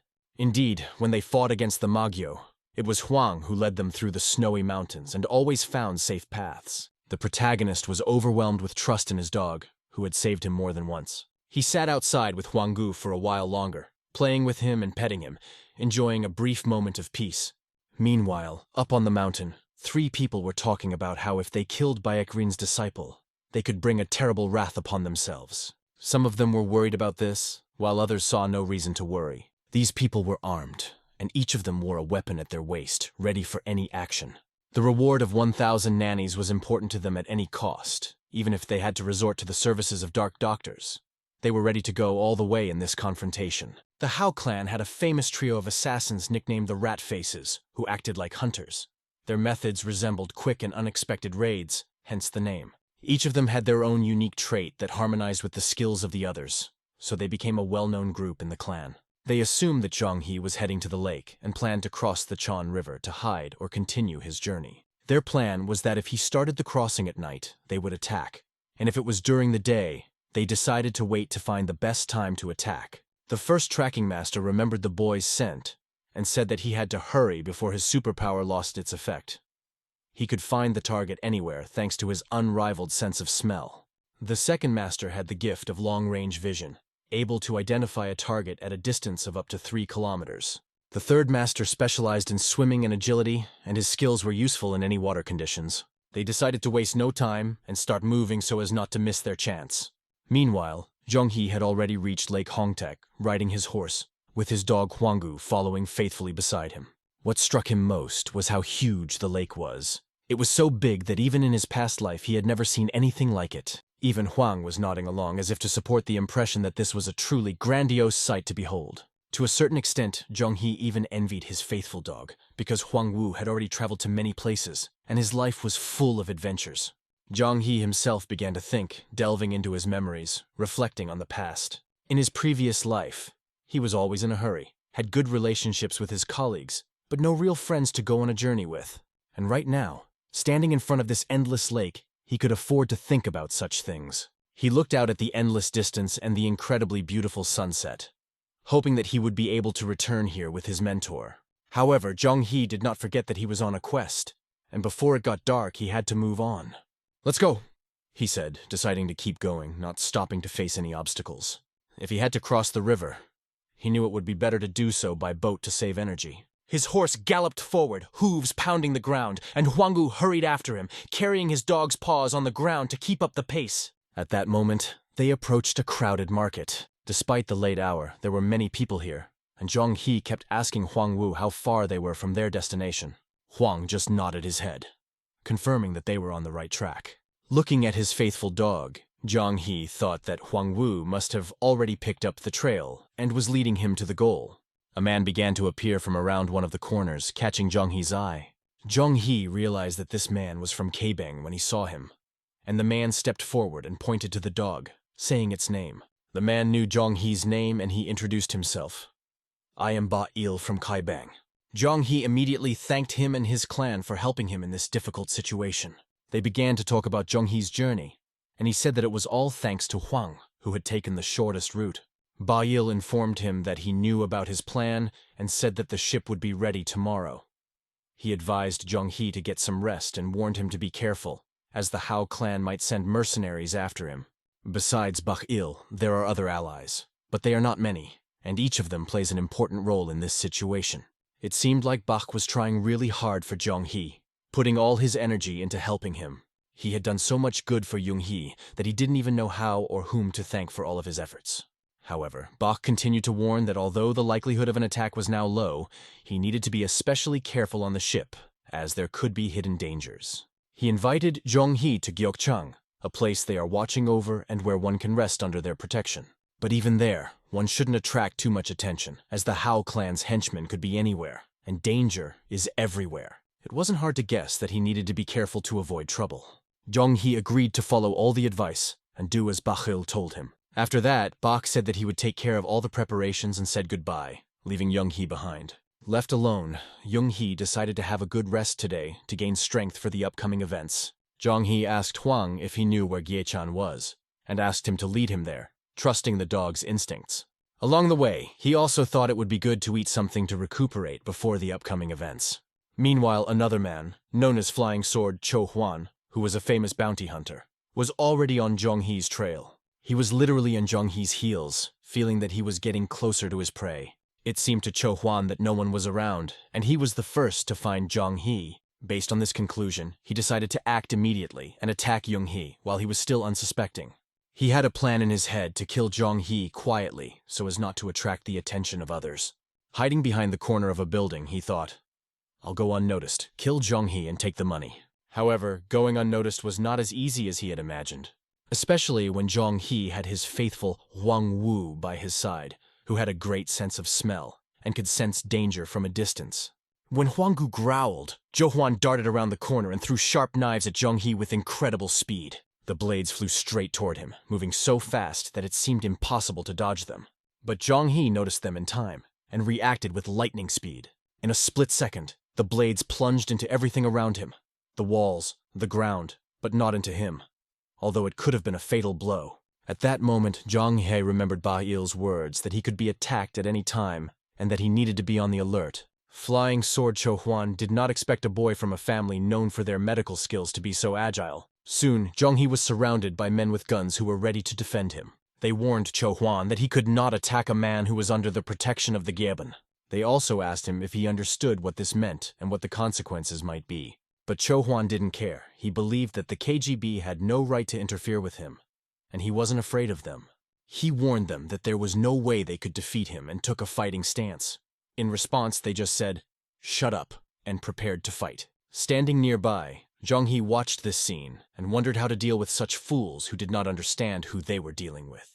Immediately, a fierce fight broke out between them, each participant ready to fight to the end. Cho Huan deftly dodged the attacks of the Kabang fighters who were trying to neutralize him. They were carrying heavy sticks and delivering powerful blows, but the enemy did not give up. In response to these attacks, Cho Huan said that their stubbornness was pointless and that they were only hindering his path. These words only angered the fighters more, and they began to act more aggressively. "Get out of the way! Get lost!" he shouted and moved to active combat, no longer just dodging but attacking back. After the first strike, one of the samurai received a cut on his arm, right near the elbow. Cho Huan's blade was quick and accurate. Immediately afterwards, blood flew rapidly from his leg. Another sharp blow left no chance for defense. Cho Huan was ready to fight to the last, because 1,000 nannies for Zhang He's head was too big a reward to turn down. He was determined to destroy everything in his path just to achieve his goal. The sly smile on his face showed his confidence in his abilities and his desire to win. However, he forgot that Zhonghee was not only able to dodge his attacks, but also able to fight, and that would cost him more than he could have imagined. As he launched his attack, Zhonghee just smiled as if he was anticipating his victory. His punch to Cho Huan's left ear made him remember the sound of the school bell ringing in his head. The bell continued to ring in his head for several seconds, clouding his ability to think clearly. After that, Zhonghee struck the enemy again, making it clear that he must not relax for a second, otherwise he would fall quickly. And that's exactly what happened. Cho Huan fell so hard that his head smashed into the stones below him. The one who was being protected decided to help and dealt with the villain himself. Now all that was left was to look at his miserable condition and wait for him to regain consciousness. When that happened, Zhou Huan was on his knees, with his weapon above his head, and the people from Kaibong, who were holding sticks over him, were waiting to see what Zhonghee would do. It was ridiculous to call these sticks weapons, but they were wondering what decision Zhonghee would make. They reminded Zhonghee that this man had threatened his life and deserved any punishment, so they asked him to decide what to do next, because he would be punished in Kaibong anyway. But what Zhonghee said was not what everyone expected. As a doctor, he didn't want to kill anyone, and asked everyone to calm down. Cho Huan was already on his knees begging for mercy, realizing that his life was in Zhonghee's hands. The question was what to do with him next. If he was simply let go, it could create problems for others. Then Zhonghee gave his verdict, which sounded like a question. How about you atone for your criminal act by working on the boat? Zhonghee needed an assistant to cross the river, and this candidate seemed perfect for the role. Cho Huan looked strong, so he would be perfect to row until Zhonghee decided to let him go. Cho Huan knew that this was a real curse, because there was nothing worse in this world than rowing a boat or working in a mine. But he should have been thanking God for sparing him, not wondering if Zhonghee was serious about using him. And to play a joke on him, Zhonghee added the following. "Don't worry, if you get hurt, I'll heal you right away," he said with a smile. However, Flying Sword would probably prefer to die rather than row a boat. He asked to be untied, because how could he row with his hands tied? This made him realize that Zhonghee was not a simple young doctor, cunning, intelligent, and in good physical shape. That was the end of the incident, and Zhonghee decided to take a break by going to a restaurant. Opening the curtained entrance, his face reflected surprise and curiosity. He walked into the Gyeokshan Yongyong establishment and said, "Wow!" The first thing that struck him was that the place was open around the clock, and it was so crowded even at this late hour. People were relaxing, drinking, and socializing, creating a relaxed atmosphere. As he looked around the place more closely, it seemed to him that most of them belonged to Kanho, people from the world of martial arts. Looking even more closely, he saw among them the guys from Sosen, who were known for their skills. There were a lot of different people in the place, and Zhonghee, along with his dog, walked forward on the carpet. Suddenly, however, his dog Huang began to growl, and Zhonghee could not understand what caused this reaction. Zhonghee couldn't understand what had happened and why his dog Huang Wu had started to growl at two red-haired people standing nearby. When Zhonghee saw them, he couldn't immediately understand who they were or why they were causing his dog to react the way he did. One of them came closer and said with a smile, "Nice to meet you. You're Zhonghee, the young white dragon, Baekrin's disciple, right?" he asked, seemingly confident in his words. Zhonghee said yes, but immediately asked in return, "Who are you two?" They seemed to be experienced martial artists, although their style was unfamiliar to him. "My name is Nam Gun, from the Nam Gunse clan. My friends from Ganho call me the Dragon Sword. In the future, I will be called one of the three swords of the world," the man said proudly. The girl standing next to him introduced herself. "I am Nam Gun Young." She was his sister, and in the future she was destined to fight Yo Haryun, a famous master.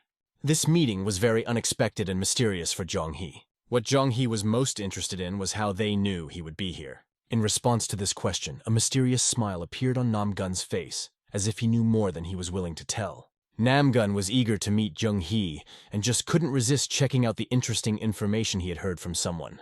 During the conversation, they decided to drop the formalities and address each other on a first-name basis to make the conversation more relaxed. Namgun agreed, noting that they were both young and progressive, which added a special tone to their conversation.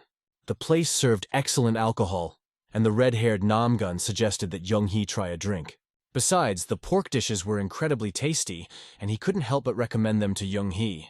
Young-hae was grateful to Nam-gun for his kindness and hospitality, but Nam-gun didn't stop and kept asking if there was anything else Jung-hee wanted, offering even more dishes. His sister, Nam-gun-young, also offered to try the noodles they were serving. At that moment, however, she suddenly blushed, and her brother turned to her and jokingly asked, "You introduced yourself well. Why are you shy again? We've been rehearsing." At that moment, a big question mark appeared in Young-hee's mind because he didn't understand why she was so embarrassed. Yun decided to show her brother that he had only embarrassed her more with his words. She pinched his side, making him jump up and scream in pain. Nam-gun felt like he was going to die from the pain, and he started asking her how a younger sister could treat her brother like that. He had never been able to figure out why she was so harmful, and now this old argument of theirs had flared up again. But despite this, her hand was still on his belt, which only added to the comic relief of the situation. Jong-hae, watching his brother and sister, noticed that they had the same good relationship as Manhwa and Mu-wol, constantly joking and arguing. Alcohol was pouring from all sides, and this time Nam-gun offered white wine, wanting to prolong the festive mood. Young-hee changed his appearance and looked restrained, but to refuse the wine, he said that he still had a long way to go. However, this was not an obstacle for Nam-gun. He was ready to drink himself. Instead of alcohol, Young-hee decided to drink tea, preferring a more moderate drink. However, the jokes ended when Nam-gun raised the serious topic of Jong-hee's having made a cure for syphilis and many other dangerous diseases, which was widely rumored. With a modest smile, Jong-hee replied that in Ganjo, you can't hide anything. Everything quickly becomes known. But it was not difficult for Nam-gun and his sister to get the information. They believed that there was no point in hiding such good news. It was better to share it. However, Jong-hee asked Nam-gun why. The good atmosphere between them suddenly disappeared, and the mood changed. In response, Young-hee said that this medicine is of great importance because human life depends on it. Nam-gun said that this medicine does help with syphilis and other diseases, but he also noted that in some cases these diseases can be deadly. Jong-hee explained that this is why we need to explore all possible options before drawing any conclusions. After explaining, Jong-hee confirmed that the rumors about his achievements were not false. "You are very attentive to details," Nam-gun said. "I guess that's why things turned out the way they did." Jong-hee asked what exactly had turned out that way, because he didn't quite understand what he was talking about. Nam-gun answered briefly, "The Hao clan." Without a smile, he looked Jong-hee straight in the eye, making the conversation even more tense. The thought of how much Nam-gun knew about him flashed through Young-hae's mind, and it began to bother him a little. He realized how serious it was when he found out that Nam-gun was connected to the Hao clan. Jong-hee also couldn't imagine that the House were so eager to have him killed, and he asked a question. "Why did you have to give a reward of 1,000 nannies? Why not 5,000 at once?" Even though 1,000 nannies is a lot of money, it's still not much. "It's not that big of a bounty on your head," Nam-gun said. But Jong-hee replied that someone had already tried to kill him, by the way. Nam-gun was surprised by this quick answer. He hadn't expected to hear it so soon. He realized that for small mercenaries, this is a lot of money, so they are trying so hard to fulfill the order. But during this conversation, Young-hee didn't forget that someone else could appear at any moment who was dangerous. From Nam-gun's point of view, Young-hee looked very good, and he wondered if he had gotten help from Kabang, or if he had become so strong on his own. Nam-gun also felt that there was a very powerful energy coming from Young-hee, which showed his inner strength. He noted that a threat such as mercenaries was a small danger for someone of Young-hee's level. But Nam-gun wasn't the only one who was curious. Jong-hee had his own questions too. He voiced his thoughts, and both Nam-gun and Yeon froze, waiting for his question. First, Young-hee thanked them for feeding him and starting this interesting conversation. Then Young-hee asked them directly, "Are you trying to protect me in some way?" The whole place burst out laughing because the question sounded quite unexpected. Nam-gun complimented Jong-hee, saying that he was very smart and his sister expected him to say something else. Gong acknowledged that Jong-hee was right and added that he had heard that there were not many people from Kabang here. He suggested that Jong-hee take Baek-rin's place in his debtors and offered to help by providing the fastest ship in the area. He assured Young-hee that he could trust all the crew members on the ship. It seemed a bit strange to give away an entire ship just to get a debtor. But as Gun explained, it was for a reason. According to him, it was because Jong-hee had saved a very dear person to him, Manhwa, by curing her of a serious illness. He also assured me that he and Manhwa had just known each other since childhood, and that it was not worth attaching importance to it. In any case, Gun had many reasons to help Jong-hee, but Jung-hee, listening to all these words, remained cautious in his answers and reactions. He slowly placed his chopsticks on the table, thinking. Suddenly, Yan, who had been sitting quietly, spoke up and asked him, "Where are you planning to go next?" "To Tangsan, which is not far from Namgyong," Jong-hee answered her immediately. Yeon suddenly turned as red as a tomato, but when she remembered where it was, she quietly added that it was very far away. Her brother almost fell out of his chair when he heard her say so many words because it had been a long time since she had spoken so many at once. Afterwards, Namgun joked that his sister seemed to like Young-hee. He seemed to have a talent for embarrassing her with his words. But Yeon pinched her brother's side with 2 fingers again, causing him to jump up again. After that, she sat down more calmly, trying to hide her embarrassment. Knowing the future, Jong-hee only smiled, thinking about how cute the future head of Murim would be. Her fingers squeezed Namgun even harder, so much so that he jumped again in pain. Jong-hee wondered if he should intervene, because God forbid he might have to treat one of them again.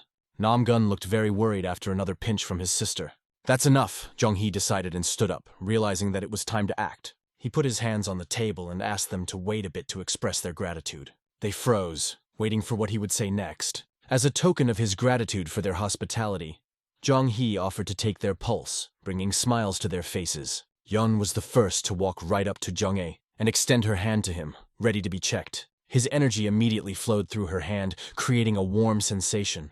Feeling the energy flow, Jong-hee immediately smiled, understanding her condition.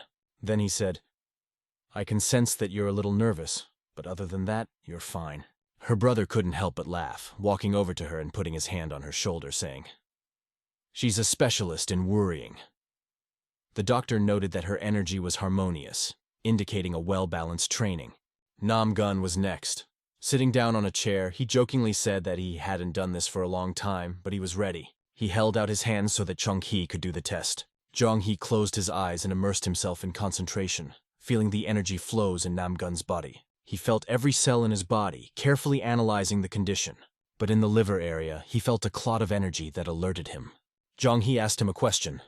"Do you feel any pain in your lower abdomen when you bend over?" Namgun replied, "Not often, but sometimes it happens." Jong-hee concluded that he had urolithiasis, which was causing the discomfort. They were immediately frightened when they heard this diagnosis for the first time. At first, Jong-hee decided to ask if they knew what a bladder was, but Namgun replied with a smile, "It's where the sword is stored, isn't it?" Jong-hee decided to explain it in a simpler way so that they would understand.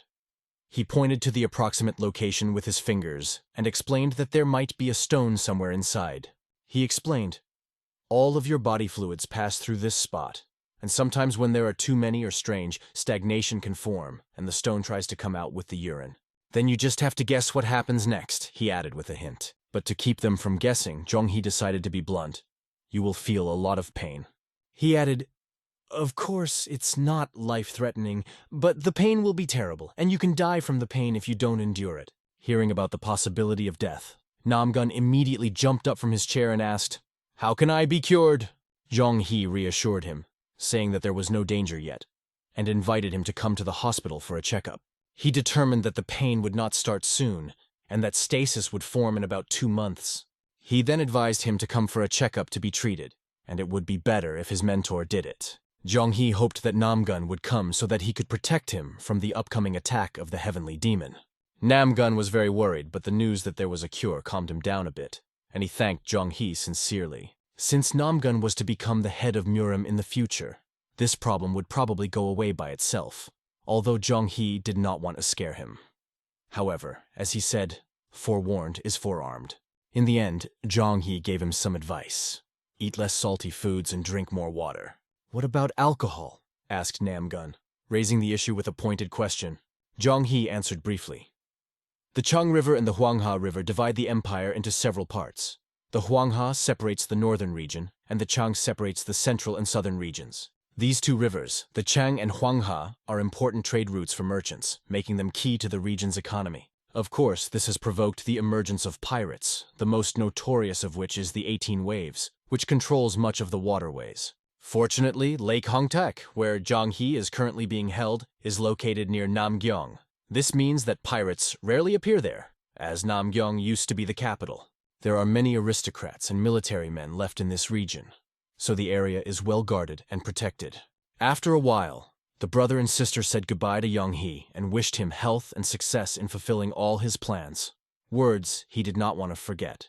Blushing a little, Yeon wished Jong-hee a safe journey, which evoked warm emotions. It was incredible to know that one day she would become the leader of the Iron Blood Squad. A man came up and said that everything was ready to go, signaling that it was time to leave. It seemed that the moment of departure had finally arrived. They escorted Jong-hee to the ship, which Nam-gun had kindly provided for him. In the fresh air, Jong-hee's hair was blowing as well as his clothes, creating a picture of the beginning of a new journey. His new friends saw him off with a smile, wishing him all the best. After that, the ship began to sail away, and the way was open. However, someone was following them, wondering, if this is Nam-gung's ship, why are there so many people on board? It was the Chris squad, whose plans were not going according to the script, and now they were up to something dangerous. They immediately decided to make adjustments to their plan, realizing that things were not going as they wanted. Looking at the water that the ship was cutting through, Jong-hee thought about the future and what lay ahead. There were still 2 days left until Nam-gyeong, and he thought why not practice right here on board the ship. The flying sword was constantly hearing comments from others that he should be careful and do everything right. It seemed to him that everyone around him was too intrusive and constantly interfering in his affairs. Jong-hee couldn't help but notice how everyone was trying to help and do their best, even though it was a little distracting. He turned to his dog, Hwang. Watch closely as he prepared to train. At this point, the 2 men from Kaebang were already dozing off, oblivious to what was happening around them. Night fell, and almost everyone on board began to fall asleep, drifting off to sleep. Even Hwang was already in his 10th dream, curled up at Jong-hee's feet. But 3 men were approaching the ship, their heads poking out of the water like rats.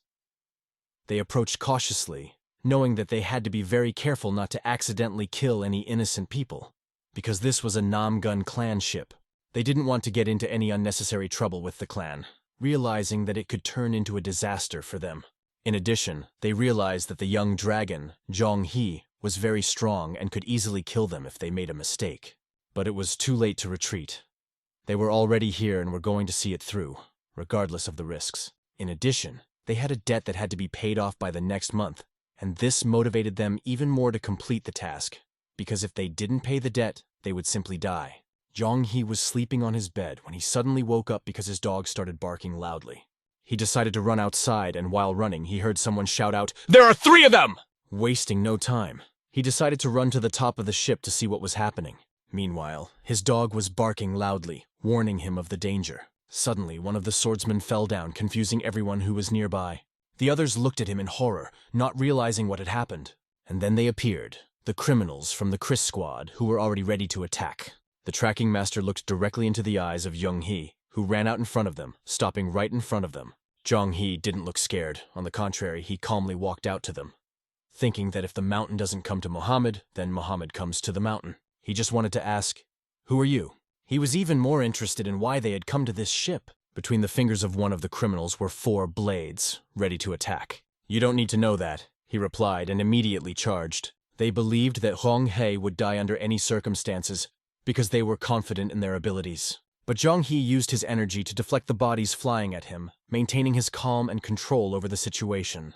Jong-hee seemed to move exactly according to the trajectory of his opponents, anticipating their actions. But still, he was not able to deflect the blades as skillfully as his mentor would have done. Nevertheless, the rats were shocked by how Jong-hee was able to repel their attacks, showing a significant level of skill. However, this was not enough. If his mentor had been here, he would have swept them away with a single puff of wind. He would have used the wind breath technique and wiped them all out in one move. At this moment, one of the rats was already standing behind Jong-hee, ready to attack. But his sword swing was suddenly interrupted by pain. The reason for this was Hwang's bite. The dog had grabbed his leg with its teeth and wouldn't let go. The pain began to rise higher, and the dog grabbed at the very spot where the pain was unbearable. The thief screamed as loudly as if he were a girl who was suddenly seized with fear. Even the master of long-range vision saw something yellow flowing between his legs, as if he could not control himself. Enraged, he raised his sword upward, feeling even more anger. With a quick stroke, he tried to hit Jong-hee, but he had been practicing his dodging technique for a long time. At the same time, Jong-hee did not forget about his striking technique. In an instant, he struck more than 20 blows to the body of the master of long-range vision, destroying his defense. Now 2 of the 3 attackers were screaming like girls in pain and fear. But there was still the master of swimming and agility, who had been hiding for the longest time. but now appeared with a sword in his hands, ready to attack. As they fell to their feet, they were still muttering something about not letting this go, trying to gather themselves. But Zhang He wasn't going to let it go either, and he was determined to see this through. All he had to do was dodge the lightning-fast attacks of the Master of Agility, which he was doing now. Damn it, he's so fast that it's getting hard to dodge, Zhang He thought, feeling the pressure from his opponent. But Zhang He didn't believe they could overcome him, and quickly found a foothold under his foot to better maintain his balance. He wondered how this old master had so much strength for such quick attacks. But Zhang He had a plan in mind. You had a plan, I had a plan, and I stuck to it, was how he described his strategy for defending himself against the sword attacks. But when the sword became uncontrollable in the hands of the third attacker, he realized that the situation was getting out of hand, and now everything depended on how quickly he would react. Zhang He, remaining calm and polite, decided to warn his opponent that it would not be easy to recover from his injury. After that, the third attacker let out a scream so piercing that it could be heard as far away as the moon. In terms of decibels, he was probably the loudest of all. Meanwhile, the ship continued to sail as calmly as before, not paying attention to what was happening on its deck. The water around it also continued to flow as before, as if indifferent to what was happening on board. But the Chris squad could not remain indifferent like the ship. As they approached, they realized that they had no chance against the young dragon. Even the allies from the Namgun clan were amazed that Zhang He, as a doctor, had become a master at such a young age. However, another fighter remarked that it was obvious, because Baek Rin-sung's disciple must be strong. One of the allies quickly ran to the room where Zhang He was, and told him that it was time to leave because the enemies were tied up. Of course, Zhang He left, thanking them for their help. After that, he started walking toward the tied-up villains, ready to settle the matter with them completely. And now Zhang He was standing right in front of the bound criminals from the Kreese squad, looking down on them from the height of his victory. But suddenly he was struck with astonishment. What he saw was unexpected. It seemed to him that these people needed immediate treatment. Their condition looked quite miserable. He turned his head to Huang and realized that the dog must have grown extremely strong under Keben's care. He has no compassion for these people at all, Zhang He thought, seeing how harshly the dog treated them. After that, Zhang He started checking the pulse of the members of the Chris squad to assess their condition. It turned out that 2 of them had simply come here for company, and thus could be released. But what to do with the third was a more difficult question, although the answer seemed obvious. Zhang He exhaled and said, "How good it is that I now have 3 more slaves," joking about his victory. And finally, he wished them good luck, having already decided their fate. The second and first criminals stood right in front of the flying sword, ready to take their places and pick up their oars to do their new job.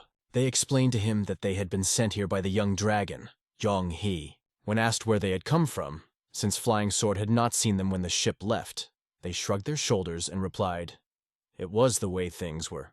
But gradually, though not quickly, the puzzle in Flying Sword's mind began to come together. He realized that they, too, had fallen for the 1,000 nanny reward and were defeated.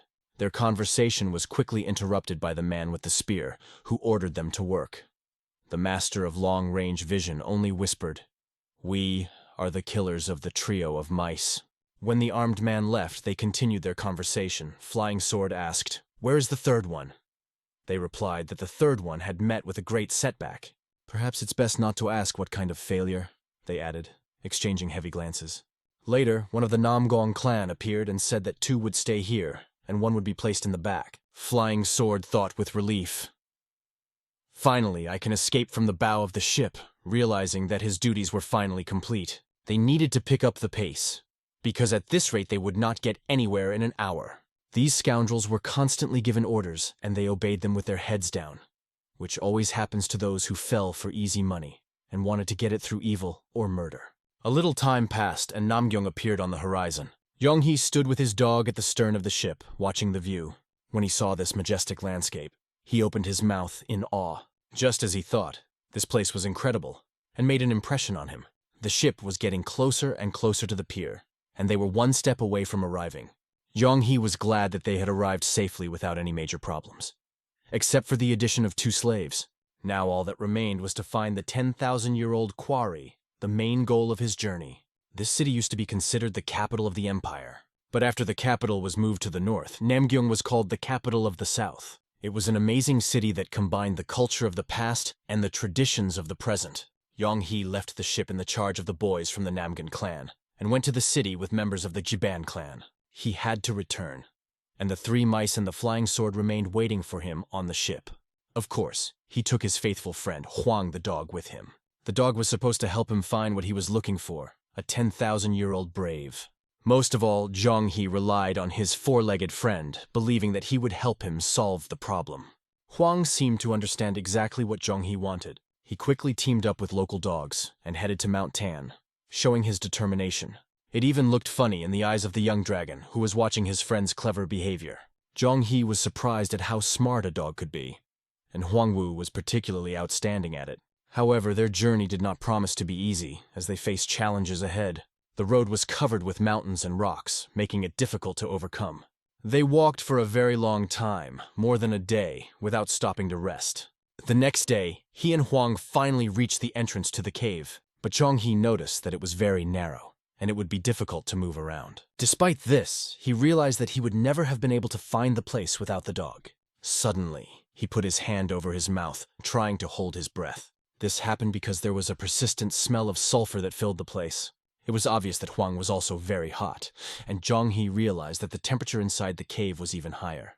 Because of this, the young dragon decided not to take the dog inside and asked him to stay and watch over the others outside. Yong-hee himself was looking intently into the cave, preparing to enter and overcome another obstacle. Yong-hee realized that he had to hurry before the sun went down, and the cave became even darker. He pulled a mask over his face to protect his airways and be able to breathe normally inside the cave. Once inside, he immediately began to use the 5-element technique to regulate his internal temperature. He also controlled the energy of the water so that the hot vapors of the cave would not suffocate him. He realized that it would be a good idea to use this technique until the very end of the journey. Yong-hee descended deeper and deeper, but it didn't make it colder. On the contrary, the heat only increased. There was less and less oxygen, and it was becoming increasingly difficult for him to breathe. It seemed as if the water and hot springs were squeezing him by the neck, preventing him from moving freely. The heat was so intense that even the water in the cave was boiling, creating dangerous vapors. These hot vapors were more like fire hanging in the air, threatening his life. Even with the 5-element technique, it was difficult to survive in such an environment. An ordinary person would not have survived even 10 minutes here. They would have either fallen dead from the burns or fainted from the heat. But Yong-hee knew he had to cope, constantly seeing the image of his teacher in front of him. He even had to drink the elixir of the 5 elements to gain extra strength and get here. The path was extremely difficult, and he realized that he needed to lower his body temperature even further so that the cold would spread to all his organs. Yong-hee managed to start going with the flow, balancing his internal cold with the external heat. The hot air around him helped cool his internal cold energy, reducing his discomfort. All he had to do was to control and contain the cold energy within himself. Swiftly, he continued his way down, sinking deeper and deeper. He went deeper and deeper, holding air in his lungs and feeling himself getting closer to the goal. In the novel, he had read that a 10,000-year-old brave lived in a lake of cold water. All he had to do was move toward the place where the water temperature was dropping. Catching the cold waves, he realized that he was going in the right direction. It seemed that the soul of the water was leading him to where he needed to go, as if helping him to achieve his goal. This is what always happens when you believe in something and persevere towards your goal. When your intentions are good, everything works out. And so Yong-hee felt his body rapidly cooling down, and he realized where he needed to go. The temperature around him no longer seemed so hot, and he felt better. At some distance, he saw the water begin to swirl, as if something big was approaching. He looked even more closely, straining his eyes, and there it was, an incredibly beautiful fish. A 10,000-year-old prawn was already very close, within arm's reach of him. He began to exercise the utmost caution, sensing the approaching danger. In these dark waters, where the 10,000-year-old Hari was hiding, it was important to remain invisible. The 10-copy technique was best suited to solve this difficult situation. Finally, the long-awaited moment came, the chance he had been waiting for. The fish he had been hunting was right in front of him, almost in his hands. But suddenly the braggart noticed him and began to swim straight for the protagonist. He barely managed to dodge it by swimming sharply to the side, avoiding a collision. He concentrated his chi power and swung his weapon around, preparing to attack. It was the perfect moment to attack. There was no time for hesitation. It was incredibly difficult to pierce the fish's scales with a spear because of their strength. With one powerful stroke, Quarry almost knocked him unconscious, showing his incredible strength. He constantly reminded himself that he had to surpass the Quarry in both strength and technique. These thoughts gave him confidence and strengthened his resolve. Now he held the spear firmly in his hands, ready for a decisive attack. Concentrate all your mental strength into the weapon, he told himself. And the spear began to gain new, incredible strength. But the hilt seemed to have an invisible protective barrier that repelled all attacks. If he didn't destroy it now, the Havari would definitely attack again. He decided to choose the right moment. The right chance came, and he threw the spear right into the open mouth of the Vari. Everything seemed to be going according to plan, and he pulled the rope tied to the spear. The guy made a huge effort to pull the fish to land. It was the perfect chance to find out who was stronger in this confrontation. He turned out to be the stronger one, and soon he was standing on the shore, the winner. The fish lay in front of him, and he took a knife to cut it open. Under the cut belly was exactly what he needed. The protagonist did not even expect this stone to be so huge and shiny. The dog standing next to him could not hold back his saliva, fascinated by the prey. Well, they also prepared a gift for him. He let the dog eat the meat and all the entrails, and he immediately went to work. It was delicious and healthy, but he suddenly remembered something important. If the temperature was not controlled, this pearl could turn into an ordinary stone, so he had to act quickly. The best option was to hurry up and take the pearl to his mentor as soon as possible. I didn't want to tear the dog away from the delicious meat, but I had to as time was running out. Soon he was back on the ship, ready to return. When he stepped on board, everyone welcomed him back. They asked how he was doing, and his faith that heaven was blessing him gave him strength. Even the Chris squad that had recently tried to kill him was now grateful to the young dragon for his forgiveness and healing.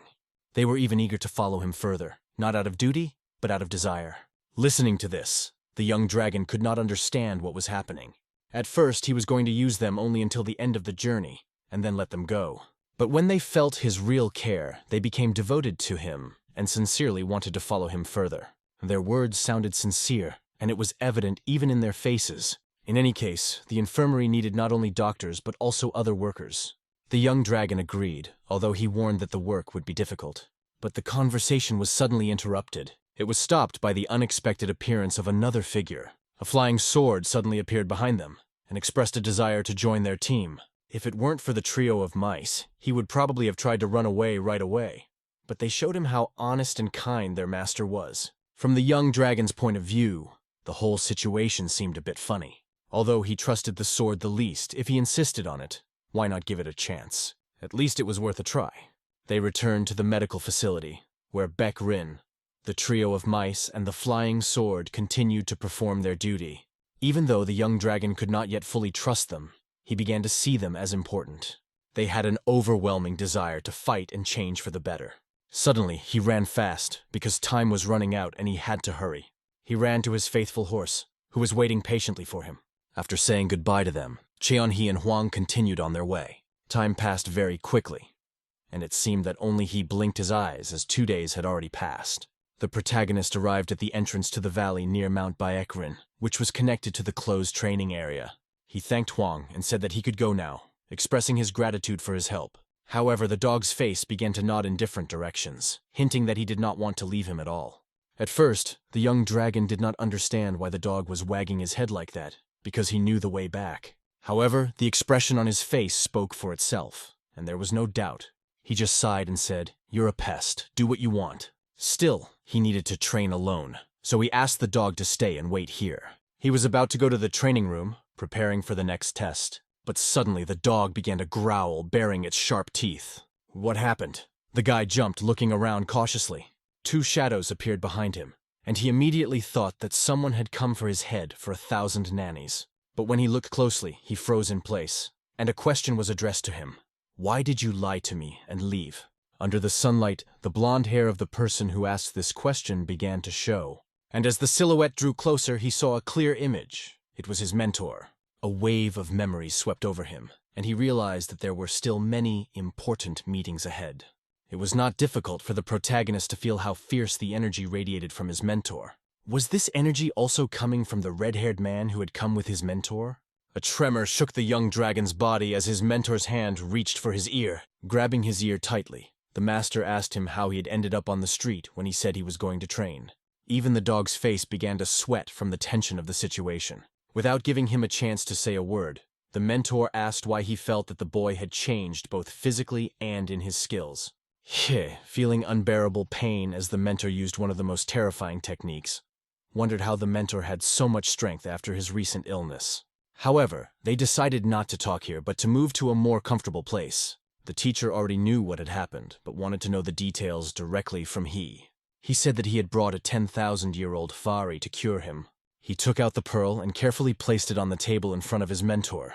The teacher did not hide his surprise, for he had not expected something like this. When asked where he had found it, he replied that he knew of other places where 5 such hawks and 7 of another species lived. It made no sense to lie to his mentor, so he told the truth. Huang was there the whole time and even followed him to the cafe, not leaving his master. He went on to explain that he couldn't have told him about it before. Since he was his student and his mentor trusted him, he decided not to question him further. However, one question remained interesting, and he asked it. To capture the quarry, you went through terrible training that required incredible strength of mind and physical endurance. Are you really ready to give your life to achieve your goals? He replied that he would do anything to save his mentor. Hearing this from his student was extremely gratifying for the mentor. He had nothing left in his life to hold on to, but his student's life. He was also touched to hear these words from his mentor. That was the end of their conversation. He and Huang went outside to continue their journey. The mentor stayed with Yuho, whose eyes showed that the mentor looked very thoughtful, although this could be explained by the fact that his student was a real stubborn one. At the same time, Juho noticed how happy his mentor looked, which could be explained by the fact that he had such a loyal follower. He knew that in all of Kanho, many people would be willing to pay a high price for such a student. As he sipped his tea, the master felt warmth in his chest. It was a truly amazing feeling, although he couldn't help but worry. The mentor was a little upset that he had obeyed him so blindly, but at the same time he felt very happy and proud. Perhaps this is the very love of a mentor for a student that is spoken of in Kanjo. In Muram's world, spirit and inner energy have unique properties, like water and liquid. It is a force that lives inside the body. That is why it is called the flower of martial arts. It is a mystery that science cannot yet explain. Seeing what was happening on the table, Yuho, who had crept up behind him, offered his help. He did not refuse and asked for help in extracting the inner energy. Is this pearl really contained within us? Surprisingly, it was, which meant that there was no rejection reaction from the body. It was similar to a blood parasite, which, although considered a parasite, thanks to an element naturally found in the body, easily adapts inside.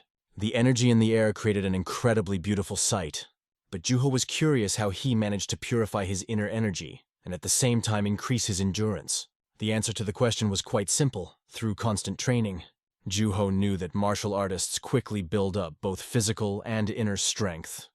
But in his case, it seemed like too much. He did not tell his mentor all the details, but later decided to explain it. To this, Yuho replied that his mentor already knew everything, which was why he was angry with him. Although the young dragon himself was sure that his mentor knew more than he seemed to, Juho thought the young dragon was not cautious enough and too risky. He also said that the master was only asking, and that there was no reason not to tell the truth right away, because after his death, the young dragon would take control of everything anyway. Isn't it natural for a disciple to wish his master a long life? The young dragon was sure that even though he didn't want it, anyone in his position would do the same.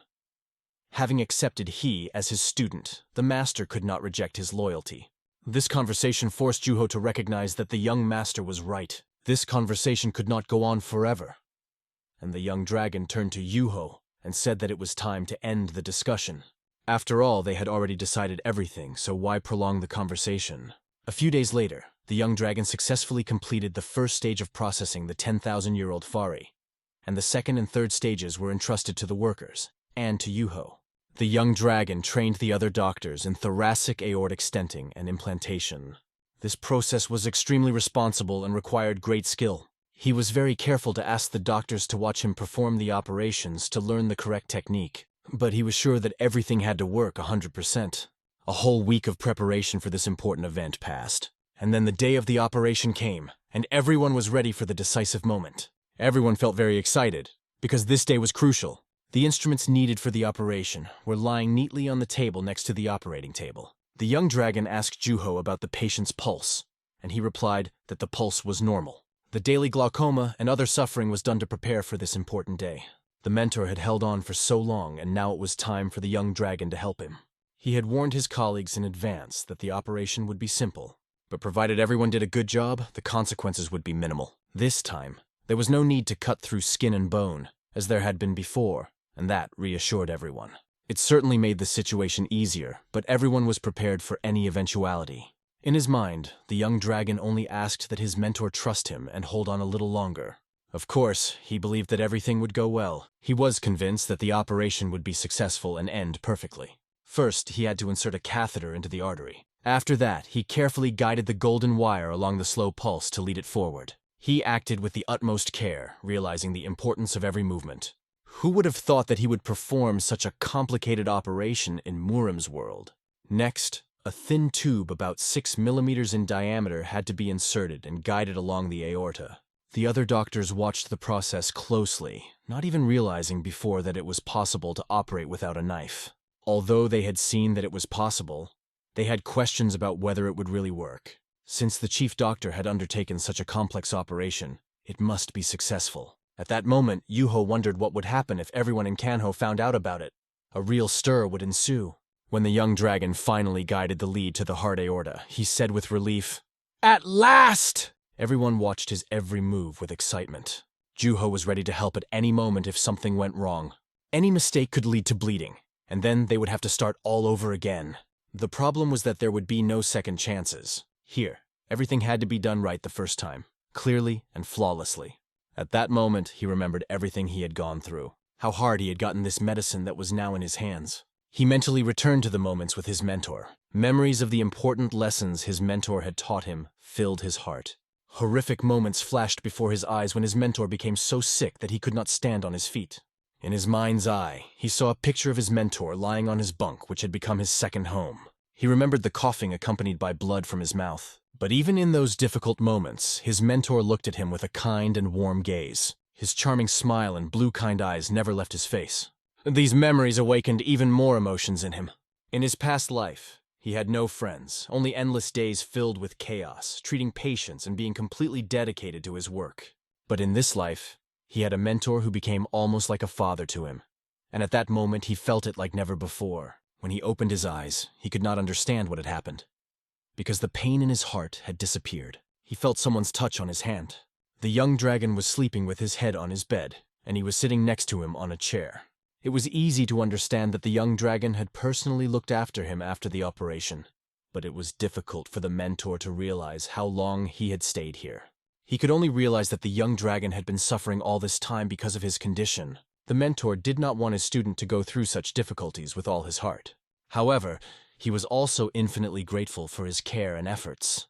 After getting up from the bed, the master felt good, and then he covered the young dragon with a blanket and put him to bed. He thought that he had been ready to give all of himself for the sake of his student, and now he had to do everything for him. Walking through the courtyard, Juho noticed his mentor slowly moving toward him. "Master, you are awake," he said and began to approach. The mentor praised him, saying that he had done a great job too. Juho's emotions were overwhelming, and he felt proud that he was able to help. Juho was also surprised to see that his mentor's hair was tied up. The night air was cold, so Juho wondered why his mentor had gone outside. But his heart was no longer in pain, and the effect of the medication had almost completely worn off. The operation was a success, and this was confirmed even by his mentor's heart, which was beating steadily. For the first time in a long time, he saw the stars shining brightly. For the first time, he felt how refreshing the air could be. Life without pain is a completely different life, full of new sensations. Now he could smile and enjoy the lightness that filled his life. Juho, standing next to him, noticed that his mentor was like a newborn who was beginning to discover the world again. At first, he thought that the 10,000-year-old would not be helped, but the result exceeded his expectations. The energy of the fire of the Vari helped the mentor's heart to continue beating. Of course, the ablation was not complete, and the owner is not yet 100% healthy, but now life was visible in his eyes again. And then the teacher turned to Juho and said that they had to hurry before he woke up. Juho started to worry and said that today it was better for his mentor to rest rather than rush. But the mentor had only one goal and told Juho about it. A little time passed, and the young dragon woke up on the same bed where his mentor was lying and began to rub his eyes. When he opened them fully, he was extremely impressed. His teacher stood before him, alive and smiling. A warm smile shone on his face. He immediately jumped out of bed and ran to him. There was a table set with delicious food nearby. The boy hugged his teacher, not holding back the emotions that overwhelmed his heart. Even the mentor was surprised at how much the boy squeezed him in his arms. The teacher closed his eyes and enjoyed this warm moment. During the hug, the teacher thanked him for the successful operation.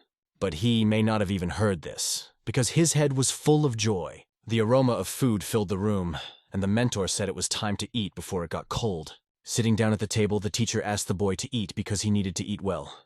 He immediately replied that he was obeying his teacher. In honor of Baekrin's recovery, a festive reception was held. The streets were filled with a festive atmosphere, and joy reigned everywhere. Musicians and dancers were invited to the party, and a sumptuous banquet was organized. The music sounded like a cure for people who had been worried about Baekrin's health all this time. Now the doctors had big smiles on their faces.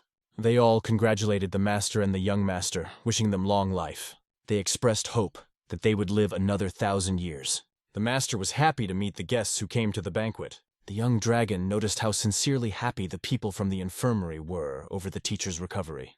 Huanggu ran up to the girl, and she began to pet him and play with him. She was amazed at how much Huanggu had grown. But even though he was big, he seemed very cute to her. By the way, the girl herself had also grown up, which surprised the young dragon. She was a teenager and already tall, and her plans were to become even taller than all the other girls. It was logical, because her father, an archer, was also very tall. From birth, she had long arms and legs and a strong build. She punched He on the shoulder in a friendly way, demonstrating her strength. Then she jokingly told him that if he didn't want her to outgrow him, he should be more careful with his body transformation. Despite these words, he still thought she was very cute. Some people were already sitting at their tables, preparing for the holiday dinner. Yuho began to look for a place among the guests. At this point, his mentor addressed everyone, explaining that with this little celebration, he wanted to thank everyone for their help. He especially thanked his student, the young dragon. Everyone listened attentively to his speech, filled with gratitude. For the young dragon, these words from his mentor were of great importance. After the speech was over, everyone continued to celebrate, and music was playing in the atmosphere. It was already evening outside, and the sky began to darken. Blue energy slowly spread over the entire surface, filling the space. In the air, the whistle of swords could be heard flying over the festive banquet. It was not one, but several swords, which, under the influence of the mentor's telekinesis skills, were hovering over the guests. This spectacle took everyone's breath away, and the banquet became even more magical. The swords, cutting through the air, left barely noticeable traces behind them. The teacher was demonstrating a truly incredible sight, which was simply impossible to look away from. It was magical. His clothes were fluttering with quick and precise movements, each of which was calibrated to the millimeter. No one could take their eyes off his sword dance. Many saw it for the first time in their lives and were stunned. Needless to say, 80% of the audience opened their mouths in awe. Small lightning bolts appeared on the tips of the swords, creating a magical spectacle. Mesmerizing glimpses drew amazing patterns in the air. The audience had questions. How could he slow down the sword so much that lightning appeared and disappeared? The young dragon opened his mouth even wider than everyone else, repeating, "Wow!" He stood next to the girl who asked him to pay attention to how the swords followed the teacher's movements. But he did not take his eyes off the teacher for a single second, fascinated by what he was seeing. You can see something like this only once in your life. Peck Rin's serious, focused, and confident expression spoke for itself. The motifs of the music playing in the atmosphere made this spectacle even more magical and unforgettable. Spinning around his axis, he gave all his energy to this fascinating dance. It's safe to say that anyone who saw this spectacle will never forget it in their lives. After the next trick, he always found himself in the perfect position without making a single mistake. Everyone present felt like they were under a starry sky, which Peck created with his incredible skill and atmosphere. It was truly something incredible. Smoke appeared under his feet, created by his energy, to further impress the audience. People started clapping their hands, supporting the impressive performance with loud applause. Baek just sighed deeply, truly enjoying this moment. The hands of everyone in the audience went up. People rose from their seats and gave a loud standing ovation.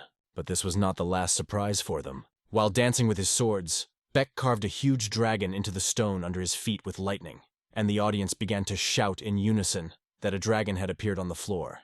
Peck just smiled and then turned to He, saying, "It's you," meaning that this dragon drawing symbolizes a young dragon. He addressed the young dragon in front of everyone present. He felt grateful to Beck, but at the same time thought that people might think it was undeserved.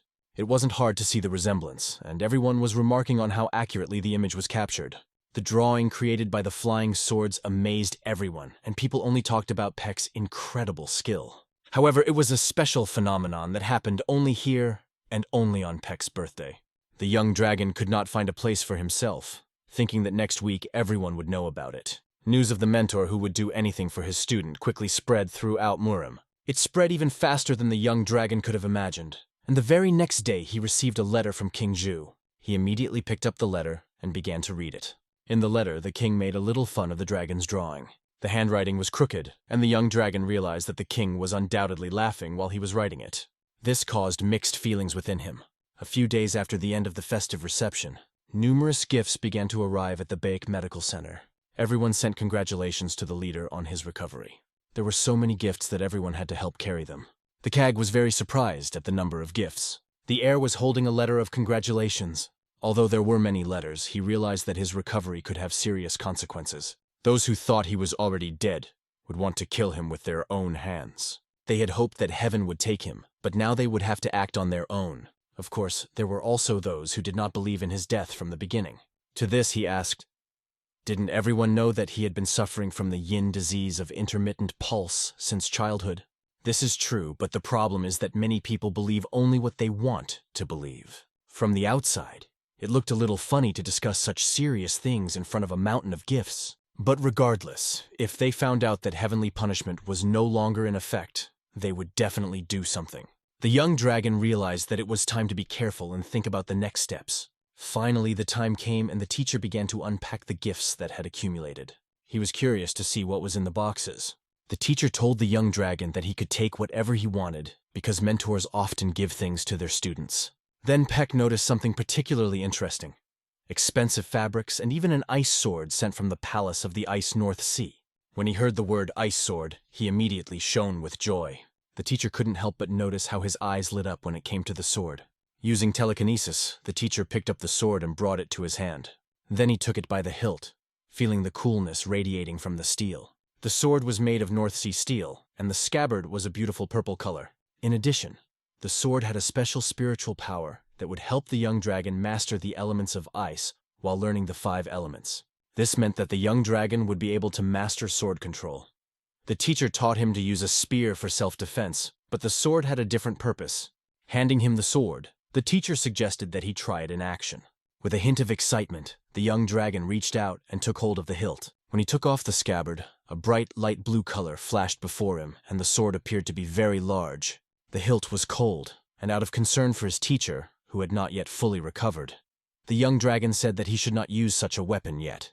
Although the energy of the 10,000-year-old Hari had helped in the healing, it was better to avoid such things. But why did the Ice North Sea Palace send this sword? The teacher answered that it was a gift of gratitude, but also a warning. The young dragon became curious, and Peck continued to tell him. In the past, he had killed their heir, but he also helped to heal people in the palace. In those days, there were fierce battles and many people needed help. The owner of the castle said that he cursed Peck so much that he could only wait for heaven to hear his curse. This meant that he left everything to the will of the heavens. At the same time, he was grateful for the treatment, but he also hated Peck. His feelings are hidden in this sword, and now it is clear what its meaning is. The weight of this sword was also impressive. Looking at the young dragon straining to hold the sword, the teacher told him that he would need more training. The sword is powerful, but it cannot just protect its owner. At that moment, the young dragon realized that if they sent the sword that belonged to their son, then perhaps they wanted to kill the teacher, and asked about it. It was difficult to understand the thoughts of the palace owner. He was praying for Peck's death, but no one knew how it would end. However, if the master was going to come and kill Peck, he was ready to show what it would cost him. Such words are typical of only great people. And the young dragon, listening to this, concluded that he needed to train more and become stronger. Motivated by these thoughts, he squeezed the sword hilt in his hand harder and harder. People were well aware of Bayek Rinsen's illness. Everyone in Murim was talking about it. Many had already begun to imagine what would happen to the hospital after his death. But as soon as it became known about the successful operation, everything changed dramatically. The world literally plunged into chaos after this news. In this discussion, we talked about Bayek Rin's medical facility and how he managed to overcome the darkness inside of him. Tana from the Sashan clan wanted to see for herself how he was doing. Namgun asked her if the elders had told her anything. However, they believed that they could not even say anything, constantly trying to avoid her. Many of the Tang clan change when they reach adolescence and develop their skills. But she was a special case, as if the clan had passed her on to Namgun so they wouldn't have to deal with the problem themselves. Namgun was holding his head because he was already feeling sick and needed treatment for a headache. In addition, the pain was exacerbated by the two girls sitting next to him, who were constantly talking, especially Tan. His sister reassured him, saying that Tana was a normal child, and in the Tang clan she was also interested in treatment. Indeed, she seemed quite sweet and inquisitive. The Sachon Tang clan was known in Murim for their poisons and excellent weapons. Although they did not reach the level of the Peck Rin hospital, their poisons were also considered quite effective, making them either respected or feared. While traveling, Namgun expressed his joy at being able to travel with his friend Yan. When Namgun suggested that Tana wanted to befriend the young dragon, she replied that she only wanted to test him. Namgun tried his best to silence her, even offering her pies. It helped a little, making her shut up for at least a minute. Namgun's father had spoken to him earlier and warned him to be careful with Tana, explaining that children from the Tang clan were good at demonic arts and martial skills, so she needed to be watched. Namgun did not like this, but they were already riding in the same chariot. At that moment, the young dragon sat meditating and trying to calm his mind. His thoughts were occupied with the fact that after his bodily transformation, he realized that he had spent his internal energy for 20 years ahead.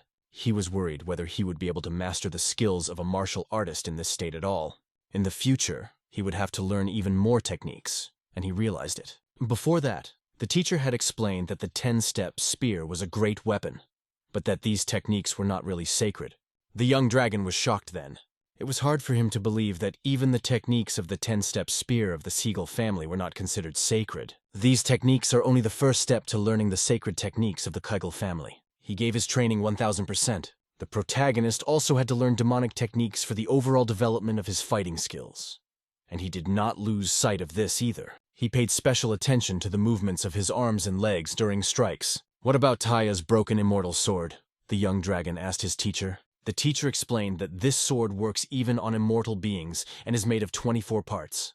If you change even one of these particles, the structure of the sword will change. The fact that a sword could affect immortals was truly amazing. This technique is based on the discipline of variation and patience. If you master it, it will be very difficult to find a worthy opponent in the whole world. A young dragon needs to master it to be unrivaled in battle. He was well aware of this during his training. He had also read that in one novel, the enemy of the main character managed to learn this technique. Of course, he managed to master only half of the technique. Even that was difficult, despite having access to the secret documents of the Chegal clan. Now, the young dragon understood why that character hadn't been able to advance any further. The training had been very difficult. However, even with half the technique, he could become much stronger.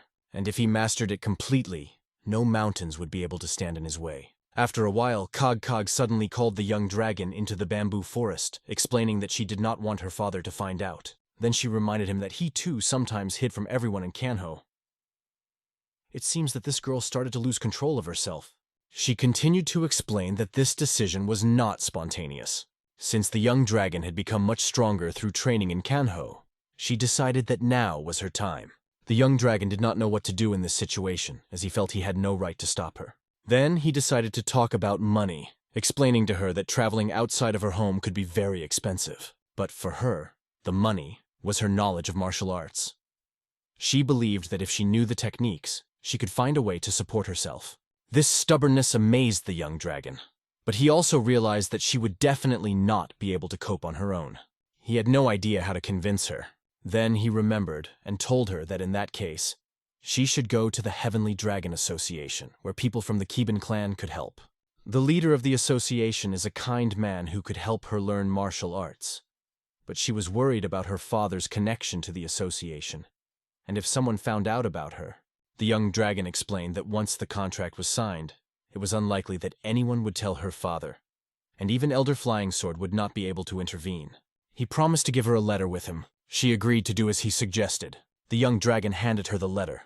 She took it and began to look at it carefully. Now the young dragon was no longer worried because he was sure that the leader of the association would take care of her, and she would not have to be afraid anymore. He also wrote a letter to Lady Kongsong-hyun and Kongsong-yeon, whom he knew because the young dragon had told him earlier that they had saved him. "These two ladies are very kind," the young dragon said, adding that they would take care of her as well. He said this with his eyes closed, but a warm hug made him open them.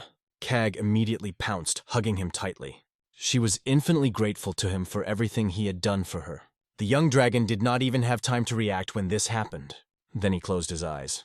Putting his arms around her waist, he held her close, maintaining the embrace. He asked her once again to take care of herself, and to contact him immediately if she got hurt, because the doctors at Peck were always there to help. Her goal was to return much stronger and protect the young dragon. After the hug, she set off on her way, waving goodbye to him. She had a lot of hard training ahead of her, but that was why she set out. After saying goodbye to her, the young dragon said quietly, "Come out." The young dragon could not help but notice the presence of the demon archer hiding behind the bamboo. It seemed to him that he could hide better. Coming out of hiding, the archer, who was the girl's father, apologized for his behavior, but he had just seen his daughter leave for Kano. He could only see the horizon, where he could see the small silhouette of his daughter. "Is it really a good idea to send her off alone?" the young dragon asked. "She is very similar to me. I also left home at her age," the demon archer replied. Since she was going to the association, he expected to be informed of her progress, and thanked the young dragon for sending her there. "Come on, it's a great place to train, and most importantly, it's safe," the young dragon replied. The demon archer thought about his daughter, thinking that sometimes she really resembled a carefree child, and sometimes she was a grown woman who had lived more than one life. He sincerely hoped that one day everyone would know her name. With her will and character, she would definitely become a great person. After that, the young dragon went back. On the way, he was met by Yuho and told that he had guests from the Namgun family. He took them to the guest room and said that the young dragon would be there soon. "Why are they here? Has something happened?" the young dragon immediately thought, but in any case, they had not seen each other for a long time. In a moment, he was opening the door and entering the room where he was waiting. Gun was eagerly waiting for the young dragon, and at last he came in. They greeted each other warmly, saying that they hadn't seen each other for a long time, and asked how each other was doing. Gong complimented the young dragon, noting that he had grown up since their last meeting. Tana was watching their friendly conversation from the sidelines. Immediately, she recognized him. Unable to restrain herself, she jumped up and asked at the top of her voice if it was really him, the young dragon. Gun was not surprised, because he did not expect anything else from her. He even asked her to be a little quieter. However, Tana immediately got up and began to approach the young dragon. Then she suddenly announced that she was challenging him to a fight. Both Gun and the young dragon did not understand why she was challenging him. However, they both stood before her, spreading their hands in confusion. The young dragon even found her interesting, to want to fight so immediately. Tana challenged them to infect each other with poisons, and the first one to recover would win. It seemed that the thirst for competition ran in her blood. "So this is Tana," the young dragon thought. Then he asked, "What if I don't want to? I am a great expert in poisons, and I do not want to harm you. Do you understand?" he said calmly. She thought he had no right to refuse, but when she was angry, she seemed even more cute to the young dragon. However, there was no time for games, so he decided to find out why they had come and asked Gun to check his pulse. Gun immediately felt afraid when he heard this suggestion. Perhaps it was because of the previous examination, when the young dragon had found kidney stones. Gong sat down opposite him, and the young dragon's hand was already on his pulse. Tana suddenly screamed that you can't just let someone take your pulse, because it can be used against you. In response, he only asked her calmly if she knew that she should be quiet in the doctor's office. After that, Tana felt the young dragon's hand touch her face. Yan decided to help by coming up behind her and putting her hand over Tanya's mouth. She wanted to help the young dragon finish his work in peace. After taking the pulse, the young dragon asked Gun if he had followed his advice. He reminded him again what he had said earlier. He needed to get more sleep and drink more water. But because the elders often invited Gun to drink, he simply could not refuse. It was hard for the young dragon to admit it, but Gong's condition had deteriorated significantly. There was still time, but not much time left. "Time for what?" asked Gun. The young dragon answered, "Until the terrible pain." These words sent fear through Gun's body. Meanwhile, Tana tried with all her might to remove Yon's hand from her face. She succeeded, and immediately emotionally asked the young dragon how he could tell from his pulse alone, calling his actions empty nonsense. She believed that such diagnoses were made only after symptoms or obvious pain, which was a typical opinion at the time. The young dragon could already imagine how surprised she would be to learn that he could diagnose diseases in a much simpler way. Because of the young dragon's silence, Tana even called him a fraud, claiming that no one could diagnose a disease by looking at the pulse alone. Tana, calm down. There are many ways to make a diagnosis before there are any obvious symptoms, the young dragon replied. However, more important than the argument was Gun's condition. The young dragon asked him if he could endure the pain for a while, to which Gun replied that he was ready and allowed the treatment to begin immediately without asking any further questions. Tana asked that the young dragon first explain what he was going to do. Gong also asked him about the next steps. Nothing special, the young dragon replied and began to explain. First, you need to move the stones that block the inner energy. They are small but sharp, so it will hurt. Gun had already begun to feel the pain even as he spoke. Tana had a different opinion. She thought that Gun would not even notice before the young dragon stole his money. But he only replied that it was Gun's decision to make. Yang pointed out that they needed to check how many stones were in his body. That's why Gun had to endure the pain patiently, even though Tana was constantly straining the atmosphere with her remarks. The chances of success were 2 to 1, so there was no time to waste. The young dragon asked Gun to show his back to begin treatment. But in front of the 2 girls standing behind him, he was uncomfortable doing so. However, there was no other choice, and he bent down, asking he not to make any sudden movements. Finally, the girls held their breaths and watched attentively. The young dragon closed his eyes and concentrated.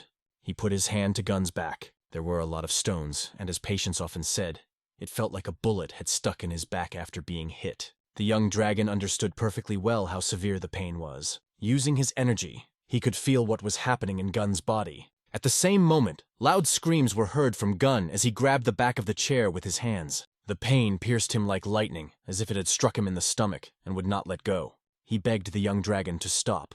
Then he removed his hand, noticing how much Gun was in pain. After that, Tana finally pointed out that this was no longer a game, and it was clear from Gun's face that he was really in pain. Through gritted teeth, Gun turned to both girls, asking them not to touch him for a few days. When everyone had calmed down a bit, the young dragon said that he needed to move on to full treatment. Tana replied sarcastically, "Well, if that's what you both want." Gong's face was filled with pain, and he asked he to pay attention to something else. He expressed his confusion as to whether he was surrounded by demons or young ladies. It was really hard to believe that they were human, especially Tana. But perhaps everyone's life is like a kind of test. Eventually, it was time to go to the office where the young dragon had invited them. The picturesque landscape, inspired by traditional Oriental architecture, amazed with its unique beauty, harmoniously combining nature and art. The doctors approached Tan, with Yan standing next to him, both cautiously examining the situation. Each of them expressed his emotions. Yan, with her hair braided and wearing traditional clothes, looked worried, her surprise reflected on her face. Tina, on the other hand, looked ominous, and her resolute eyes were full of confidence. Yuha wondered how to handle this situation, which seemed to him to be full of chaos. They were constantly whirling around like funnels, and it was really annoying for Juho. What confused him the most was the question of why they needed these bandages to learn a new martial art. The young dragon tried to calm Juho down, reminding him that they were guests, and that all the other doctors were happy to have them, especially since the hospital was overcrowded. Juho gritted his teeth, terrified by the horrible nature of the dark-haired girl next to him. It was time to go to Gun, and Juho thought about how best to help this man. It is hardly possible to radically change the life of someone who eats only meat and alcohol. It is striking that this man will become the leader of the United Morum and the strongest swordsman according to the novel. Although internal energy may have influenced the condition, the method of stone removal was not described in detail in the novel. Juho would have to find a way to help his patient despite all the difficulties. The day of the procedure came. The interns gathered pens and notebooks in preparation for the extracorporeal shockwave, lithotripsy. It would be ideal to remove the stones naturally, but if not, we'll have to do surgery, the young dragon explained as he stood in front of the interns. The crowd of people gathered around scared Gun even more, making him feel defenseless. The young dragon reassured him, explaining that all these people were students, for whom he was nothing more than a medical object for training. Although it seemed rude to Gun to be called a medical object, he understood that young doctors had to learn somehow. His face reflected a mixture of tension and frustration that was growing by the minute. But the time had come to begin, and the young dragon announced to his students that the procedure was about to begin. As he had said earlier, it would be great if the stones came out on their own, but this procedure was for more difficult cases. First, the stones themselves had to be found. The young dragon suggested that the students try to find them themselves. The young doctors enthusiastically joined the examination, trying to do their best. Gun was the only one who did not smile, but he had to be patient and wait. Cheong-hee explained how extracorporeal shockwave lithotripsy helps to remove stones by combining the 5-element wind technique and water energy. He also reminded that care must be taken not to damage neighboring organs during the procedure. Chong-hee emphasized that the patient should be treated even more carefully to avoid unpleasant consequences. When he showed how to perform the manipulations correctly, all the students held their breath and watched carefully, writing down every move in their notebooks. Gong lay still, praying that everything would go well. The young dragon went on to explain that it was necessary to try to separate the energies of earth and metal, as they were too complex for this procedure. The best approach would be to focus on the element of flowing water, which would reduce the risks. Many doctors were surprised that such a complex procedure could be performed without a single knife. Gong, as a patient, did not even expect the young dragon to be so skilled in his craft. The dragon explained to the students that, having mastered this technique, they would be able to crush stones, which would then be excreted naturally in the urine. The atmosphere among the doctors and students was full of hope, support, and a strong bond between everyone present. The extracorporeal shockwave lithotripsy was a revolutionary new procedure at Peck Hospital, and when it was successful, everyone was relieved. The next day, Gun was told that he could be discharged the next day. Even for Gong, who had always been afraid of treatment, this seemed like a very fast recovery. The young dragon warned him about the need to give up alcohol and watch his diet, as bad food could further aggravate his condition. After the pain he had suffered, Gong would remember these words of the doctor for sure. The young dragon's teacher, standing behind him, praised him for a job well done. The young dragon wondered what to do with Gun now. In the original story, Haryung was supposed to beat him up, but it seems like that would be a big loss for their relationship. The young dragon's thoughts were suddenly interrupted when the girls ran into the room. Tana was still waiting for the young dragon to finally agree to fight her. But why was she still so insistent on fighting? The young dragon had already told her that he did not know the techniques related to the use of poisons. Tana, recalling this, replied that she only wanted to test him in martial arts without the use of poisons. Gong, holding his head, wondered why she was clinging to this idea. When Peck saw Tang, he was surprised because she was the daughter of the Tang clan, so he asked the young dragon why he shouldn't accept her offer. This was a great chance for the young dragon, because the Tang clan specializes in poisons, as his teacher knew. Tana, the future leader of her clan, was supposed to have many strong techniques. Her level was definitely superior to anyone the young dragon had encountered before. Frankly speaking, he understood that each clan had its own unique techniques, and he himself was curious about how different her skills were from those demonstrated by the 3 mice. So, if the teacher allowed it, the young dragon decided to accept the offer. And finally, Tana got her way. After a while, they went to the training ground, standing opposite each other with swords in their hands, ready to fight. The swords were wooden, but Tana insisted that, according to the traditions of the Tang clan, they should fight with real weapons. Peck agreed without hesitation, but added that if someone's life was in danger, they would intervene. She recalled that her clan elders also followed this rule. Her confident demeanor made it clear that she knew how the training battles went. Tana said that she planned to use a poison that restricts movement, and would provide an antidote after the fight. Peck ordered Yuho to bring a sword for Jung-hee, and in a moment the sword was near the training ground, ready to be used. The young dragon was holding a sword, decorated with decorative elements that emphasized its status. It was an ice sword, made of ice crystals and North Sea steel that radiated cold, and this weapon impressed Tana. She asked him if he agreed that the battle would be exciting and interesting. The battle was to begin immediately, and with real weapons, both should be extremely careful. The Tang clan would use an iron whip and poisons. The young dragon stood with the ice sword in his hands, ready to fight. Waving his hand to signal the start of the battle, the demon archer said, "Let us begin." The girl stood concentrating, her gaze focused on her opponent, and there was a tension between them, as if the energy emanating from their hands was ready to attack at any moment. Her gaze changed, because the thoughts of Murim's warriors are difficult to understand for an outsider. At first, the young dragon thought she was just a spoiled teenager, but she was an incredible threat, like a divine power. He had felt the same way when he met Kagome, the same dangerous aura that pinned him to the ground. She had practiced hundreds of times to make everything look smooth and perfect. Her movements with the iron whip were honed to perfection. Her eyes radiated only confidence and calmness before the battle. Watching this from the outside, the teacher and Yuho realized that this girl was a completely different level of fighter than anyone they had ever seen before. Gong and his sister were also holding their breath as they watched the intense fight. The dynamics of the fight were electrifying. The characters' punches sliced through the air, and energy flashed around them, emphasizing the power of their attacks. Even the lines from their punches created the illusion of rapid movement, and their clothes added to the movement, emphasizing the intensity of the battle. Tana realized that her opponent deserved respect. He was not as weak as she had expected. She knew about Peck Lyceum, a place that was famous throughout Murim. Even so, she couldn't understand how her opponent managed to dodge all her attacks. Her whip was cutting through the air more and more often, making loud whipping sounds. Then, the young dragon noticed that the little girl's eyes softened.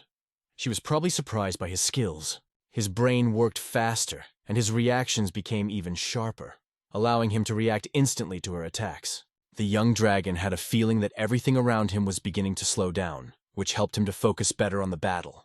The picture in front of his eyes seemed to become a slow-mo, and now it was much easier for him to concentrate on every movement. He felt confident that he would be able to fight back against Tanya. He decided to act as soon as he noticed a weakness in her attacks, and at that moment, pushing his foot off the ground, he moved sharply forward, preparing for a counterattack. All he had to do was concentrate and deliver a precise strike. The tension was visible on Tana's face, her emotions reflecting the state of internal struggle. Her face expressed tension, which indicated the seriousness of the situation she was facing. She would have been calm if her opponent hadn't started attacking with such precision. She needed to defend herself, but the number of blows exceeded her expectations.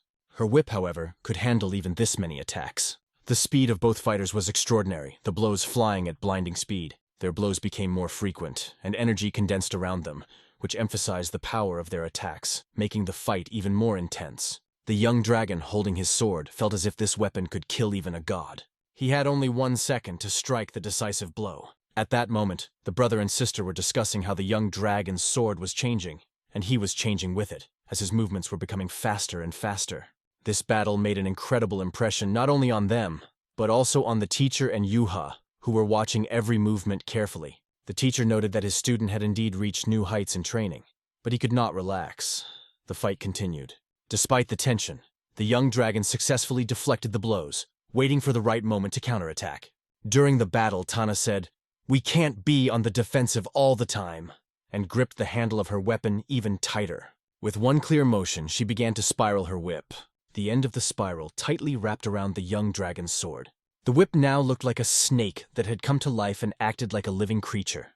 It seemed that this weapon was controlled by someone's living spirit, and this made the young dragon act more cautiously. As soon as he managed to pull the sword out of this trap, he demonstrated his skill in avoiding danger. His ability to dodge impressed everyone, even the referee who was closely watching the fight. The way he managed to evade such an attack was incredibly surprising to the judges. Everyone present was amazed, their faces expressing bewilderment. Only the teacher and Juho kept their emotions under control, not showing their surprise outwardly.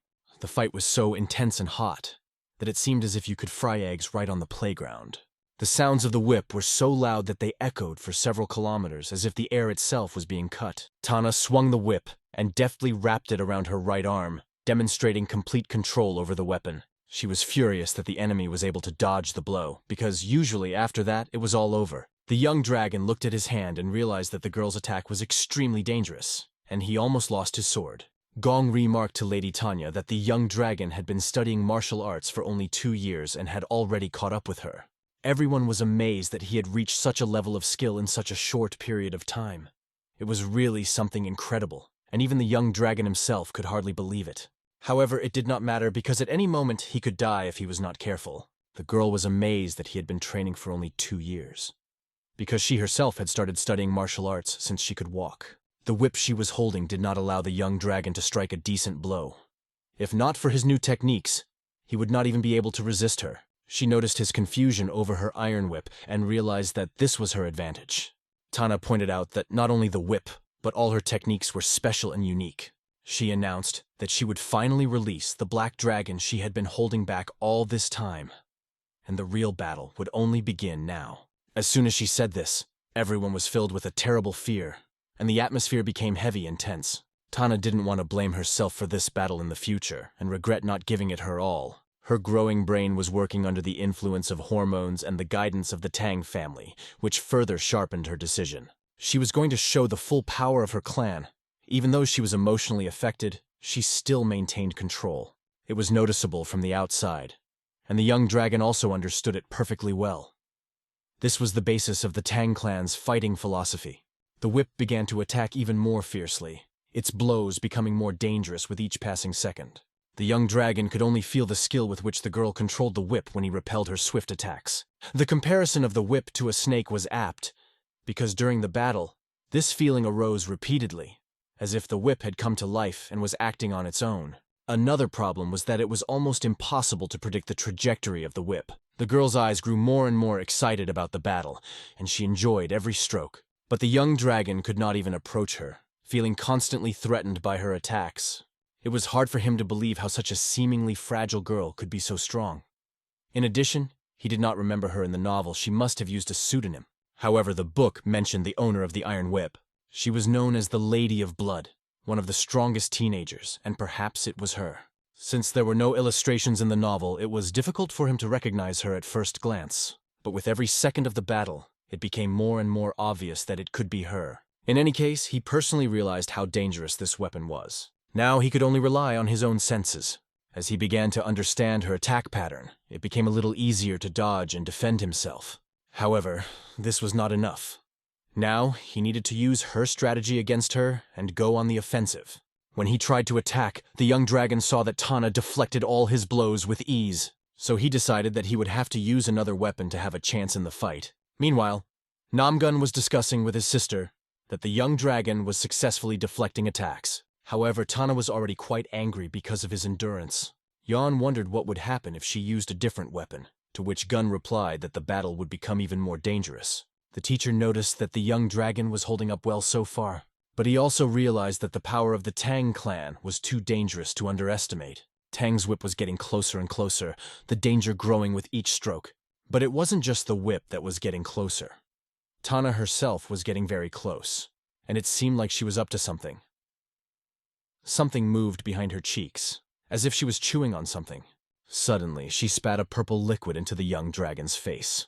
He instantly realized what kind of substance it was, because he had seen it before. The liquid was right in front of his face. It was the poisonous slime he had seen before. Spitting it out, Tana smugly declared that it was a poison that deprived him of movement. She was sure he would not be able to avoid it. The purple liquid floating in the air had the consistency of jelly, viscous and thick, and looked threatening. The young dragon had to be as careful as possible in this situation. He knew that Tana had poison, but he hadn't thought about the fact that she could use her mouth to attack. It was almost impossible to avoid this blow. The situation seemed hopeless. The poison was already in front of his face, and he was about to fall. Tana, seeing this, began to ask him to surrender. Now it was clear why she had decided to approach him. It had been her plan from the beginning. The only way the young dragon knew how to defend himself against the poison was to launch an attack. The atmosphere was incredibly tense, and even the referee could not find a place to sit still with excitement. Gong's face expressed dissatisfaction because the poison did not cause him positive emotions, just like his sister. Watching the fight, the mentor realized that the young dragon could neutralize the poison with the 5 thunderstorms of frog kung fu technique. But the Tang clan's poison was too strong and would still take effect after a while. Attacking was a better option than delaying, and the young dragon acted on this plan. However, Tana used her whip to deflect all his blows, regardless of whether there were 2 or 10 of them.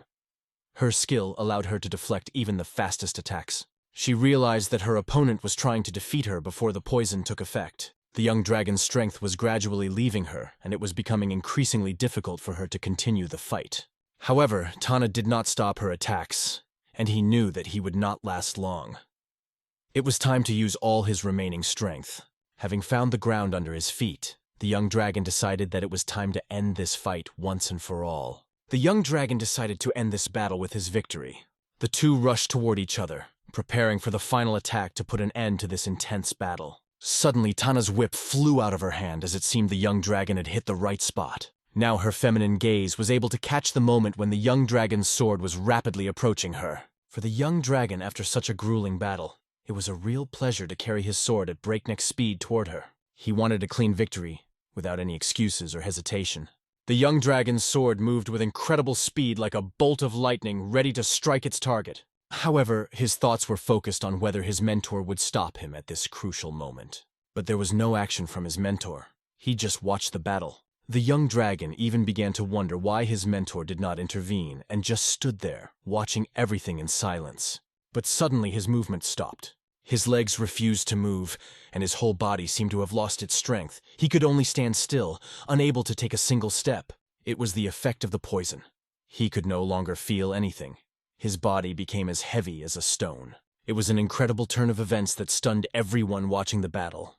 The events unfolded so unexpectedly that it was difficult to describe in words. The teacher understood everything, and therefore did nothing.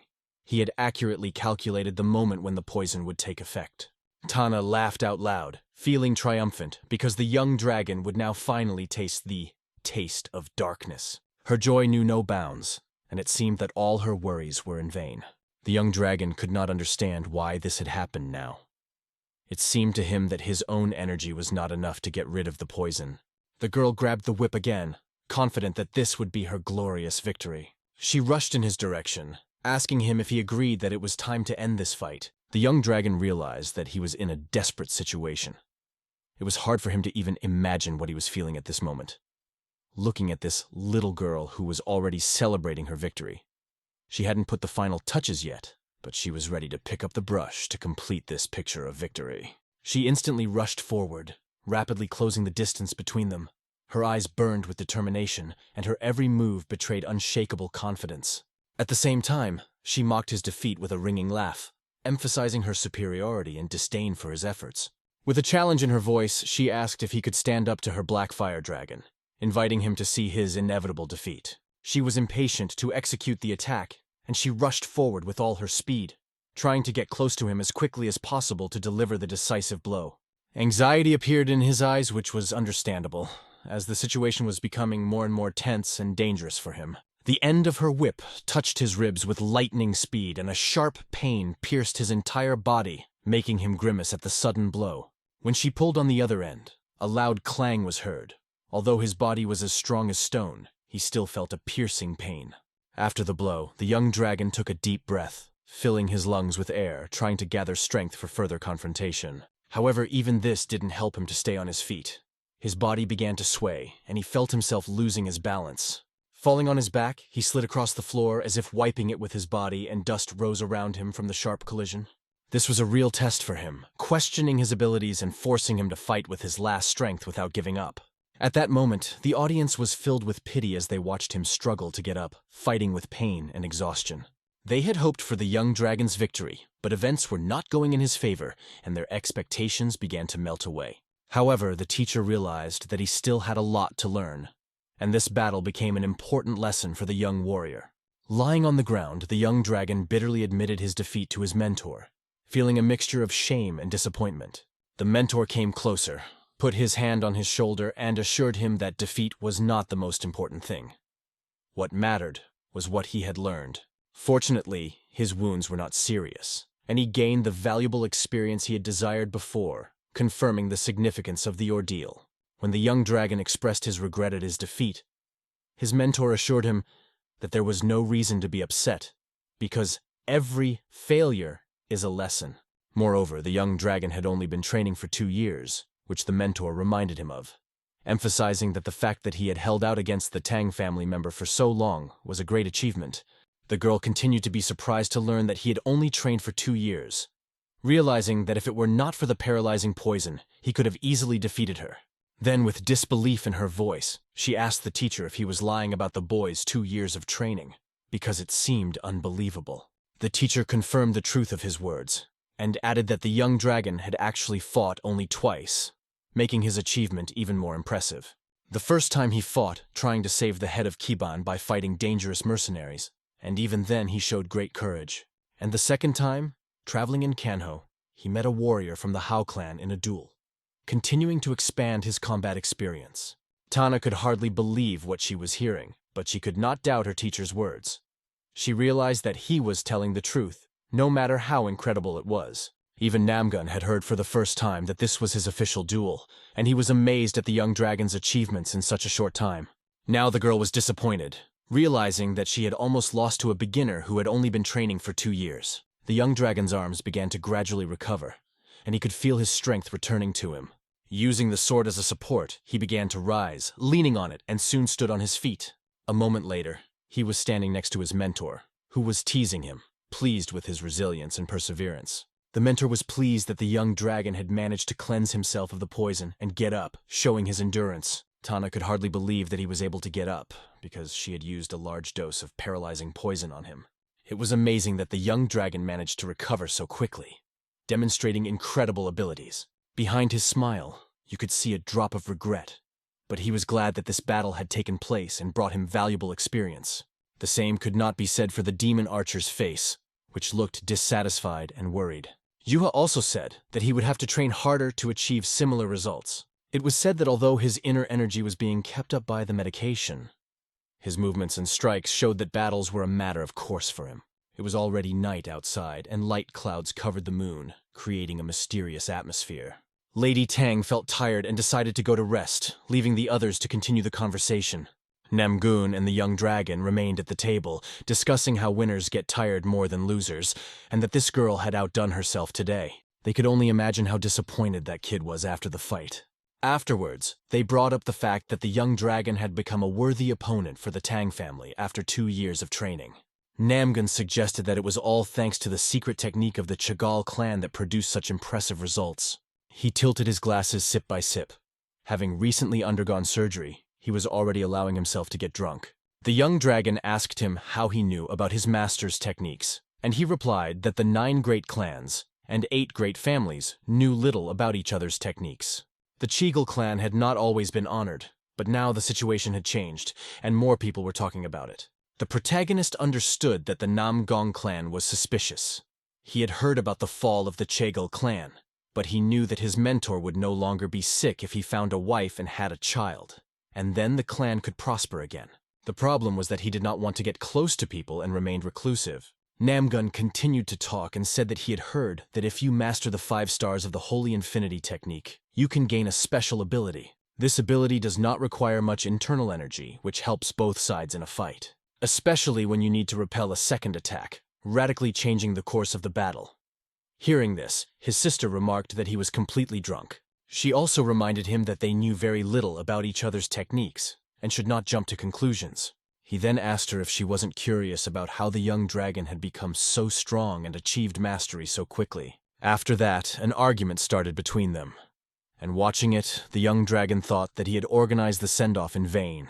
But this argument quickly ended when Namgun covered his sister's mouth with his hand, ending the discussion. He then said that strong martial arts show how hard the training was, and that is worthy of respect. That is why it is important to know the characteristics of your opponent. In the past, no one could help the Cheagle clan. When these words came out of Namgong's mouth, the young dragon was very curious to hear them and understand their implications. He went on to say that it was because everyone was afraid of the brilliant Peck family, referring to their power. His hand was still on his sister's lips, preventing her from interrupting the conversation. However, his other hand was free to take another cup of drink, continuing the party. The young dragon wondered what he was trying to say with that, and asked if Namgun was sure he could talk about it openly. As he asked this question, he realized that he was throwing words around so easily for a reason. He kept in mind that he needed to be very careful and vigilant in this situation. Gong hoped that the young dragon understood how much he trusted him, because not everyone deserves such frankness from a master of his level. He went on to say that ordinary martial artists do not share information about themselves, and his sister remarked that this behavior was atypical for his brother. After these words, the young dragon began to listen even more attentively, trying to catch every shade of his words and intentions. He thought, is it because Lady Tang is absent that Gong is being so frank with me? The young dragon seems to have realized that Gong treats her like a younger sister, but still maintains subordination and respect. However, remembering that he will have to lead the Namgong clan in the future, he always maintains the appropriate behavior, even in informal situations. Wandering around the world and endlessly training seems boring to me, Gong continued as he poured himself a drink, his eyes thoughtful. But drinking with good company and getting a good night's sleep is what I really like, he added with a subtle smile. He went on to say that he knows well who he is and what he needs to do, showing confidence in his purpose and destiny. So my plan is to keep trying so that no one can doubt me, he said, not losing sight of whether this would satisfy the clan elders. Listening to this, the protagonist tried to remember if there was anything like this in the novel, but he couldn't recall. Gong seemed truly mysterious to him. Although he behaves somewhat loosely, he is an excellent swordsman. His skills impress even experienced warriors. He was born into a powerful family to rule over others, and this imposes a special responsibility and high expectations on him. He is a very wealthy man. While others are willing to give their lives to become better, he acts differently, finding his own ways to the top. His gaze at that moment was arrogant, looking down on others from the height of his position, which caused different feelings in others. In the young dragon's past life, there were also people like that, and he remembered how it affected his own path. To put it mildly, he disliked them. Such personalities always caused him mixed feelings of envy and irritation. They could learn in an hour or two what others took 10 hours to learn.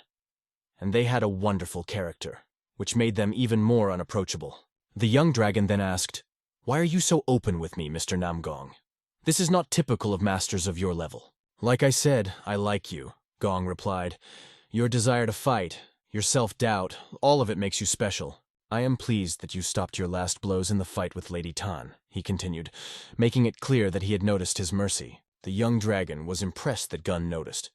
He had not expected such insight from him. This convinced him even more that Gun was not as simple as he seemed at first glance. It was not difficult for the young dragon to fight against those vile mercenaries. But he did not want to harm those who were sincerely trying. He could not harm a child who was trying so hard to succeed. His heart did not allow him to be ruthless. Indeed, a duel is just a duel. But still the young dragon believed that he had lost, regardless of the outcome. The next question came from Gun. "As a doctor, you know the weak points in the human body, don't you?" He believed that the outcome of the battle could have been completely different. "Do you really want to test me?" the young dragon asked with a bit of wariness. "I would like to fight you in a duel when my healing is complete," Gong replied. "I am also curious about what you want to see." "The light body technique," the young dragon replied with a smile, his eyes shining with curiosity and anticipation. Gong asked him why he was not interested in fencing techniques, since they were better known and the flight techniques of the Chagall clan were much more advanced. However, the young dragon insisted that he wanted to see this particular technique, emphasizing his special interest in it. Gong realized that he would have to practice hard to avoid disappointing the young dragon, and this spurred him on to new efforts. Of course, the young dragon thanked him for this, showing his appreciation for his willingness to share his knowledge. Knowing the future, he hoped that Gun would be able to defeat the heavenly demon, changing the course of events for the better. After all, in the original story, Namgunyeon discovered his dead body, but if he could develop the light body technique, he could avoid death. It was getting late, however, and the young dragon rose, saying it was time to go to bed, ending the conversation on that note. He reminded Gun to take care of his health and drink less alcohol, worrying about his well-being. He just laughed and promised that he would not do it again. Although his words were full of frivolity, he makes promises, but even now he drinks too much, the young dragon thought. But he only smiled and asked him to try. They said goodnight to each other, and he went outside, feeling that he had gained invaluable experience today. A new day came. Everyone was rested and woke up with renewed energy, ready for new achievements. But the time had come to say goodbye. They escorted the guests to the exit, and the carriage was waiting for them, ready to take them on their way. The weather was beautiful, and the farewell was warm and touching, leaving pleasant memories. For some reason, the young dragon was sorry to let Goon go. But at the same time, he felt some relief. Gun and his sister were already sitting in the carriage, but Tana was standing next to them about to say something else. However, she was not allowed to do so, and was gently pulled into the carriage so as not to delay the departure. And so the carriage moved off, taking them home after Gun's treatment, leaving behind their adventures. The young dragon and Peck Eyes watched them go, each thinking about how wonderful these days had been. And even Tana was not bad. After that, Chong-hee returned to his normal life, continuing his journey and training. He trained, studied medical techniques, constantly improving his skills and knowledge. He also shared his medical skills with his mentor and others, exchanging experiences and skills. There were also very difficult cases that had to be treated, testing his skills and endurance. He received very serious patients, and each case was a new challenge for his medical skills. He was able to save many, but he also lost many, which left a mark on his soul. Not everyone can be helped, and it is important to understand this, accepting the limitations of even the best doctors. And even knowing how to do it, it doesn't always work out. Sometimes circumstances are stronger than desire and skill. With these memories, he had to move on, carrying with him the experience of the past and hope for the future. Outside, The trees were dressed in red leaves, creating an atmosphere of autumn beauty and melancholy. Catching the fallen leaves falling from the trees with my hand, it seemed that time was flying incredibly fast, and it was already the end of autumn. But today was the long-awaited moment, the mentor's first surgery, an event of special significance. And so it all started with the first appendectomy, an important step in the young doctor's medical career that opened a new chapter in his life and promised great things in the future. This was Baek Rin-sung's first surgery as a surgeon, and Jung-hee, his dedicated assistant, helped him every step of the way, ensuring the procedure went smoothly. In addition, all the other doctors and medical staff were closely monitoring the operation, ready to help at any time if needed. His movements were extremely careful and precise, reflecting the years of study and practice he had devoted to the art of surgery. He executed each step with precision and fluidity. Years of practice on pig cadavers and their organs, where he had learned to connect blood vessels, were now paying off, allowing him to act with confidence and skill. His mentor's movements were so skillful and graceful that Cheong-hee could not hide his admiration for what he saw. He was deeply impressed by how easily he performed complex manipulations. Thanks to Baek Rin-sung's quick and precise actions, the bleeding was minimized, which showed his high level of professionalism and ability to control the situation, even in the most difficult moments.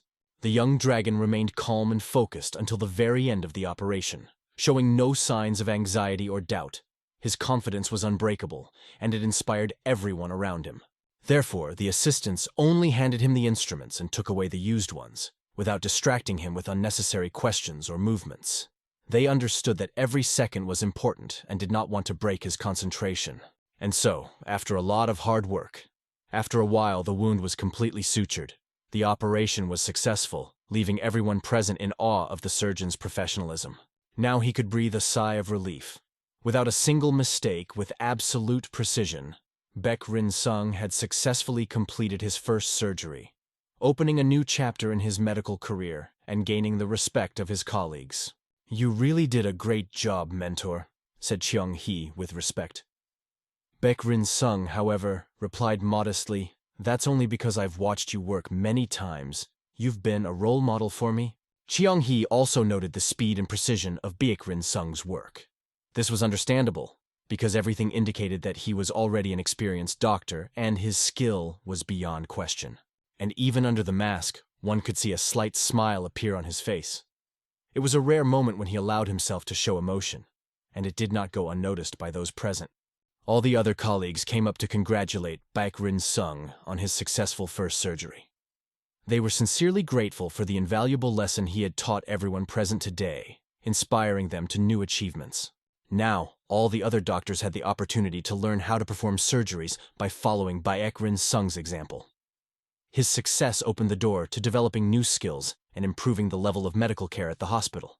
As a result, their hospital will be able to help more patients by providing high-quality medical care and saving the lives of those in need of emergency surgery. Of course, one young dragon was not enough.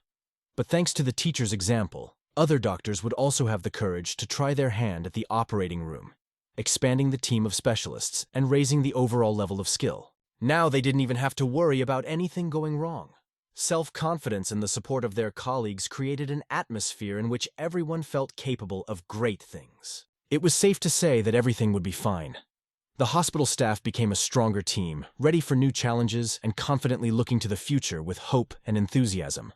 Many students and doctors gathered at the hospital. They were all involved in the process of learning and sharing their experiences, creating a lively and dynamic atmosphere in the medical facility. Their faces showed excitement and anticipation. Each of them felt that they were part of something big and important that would change their lives and careers forever.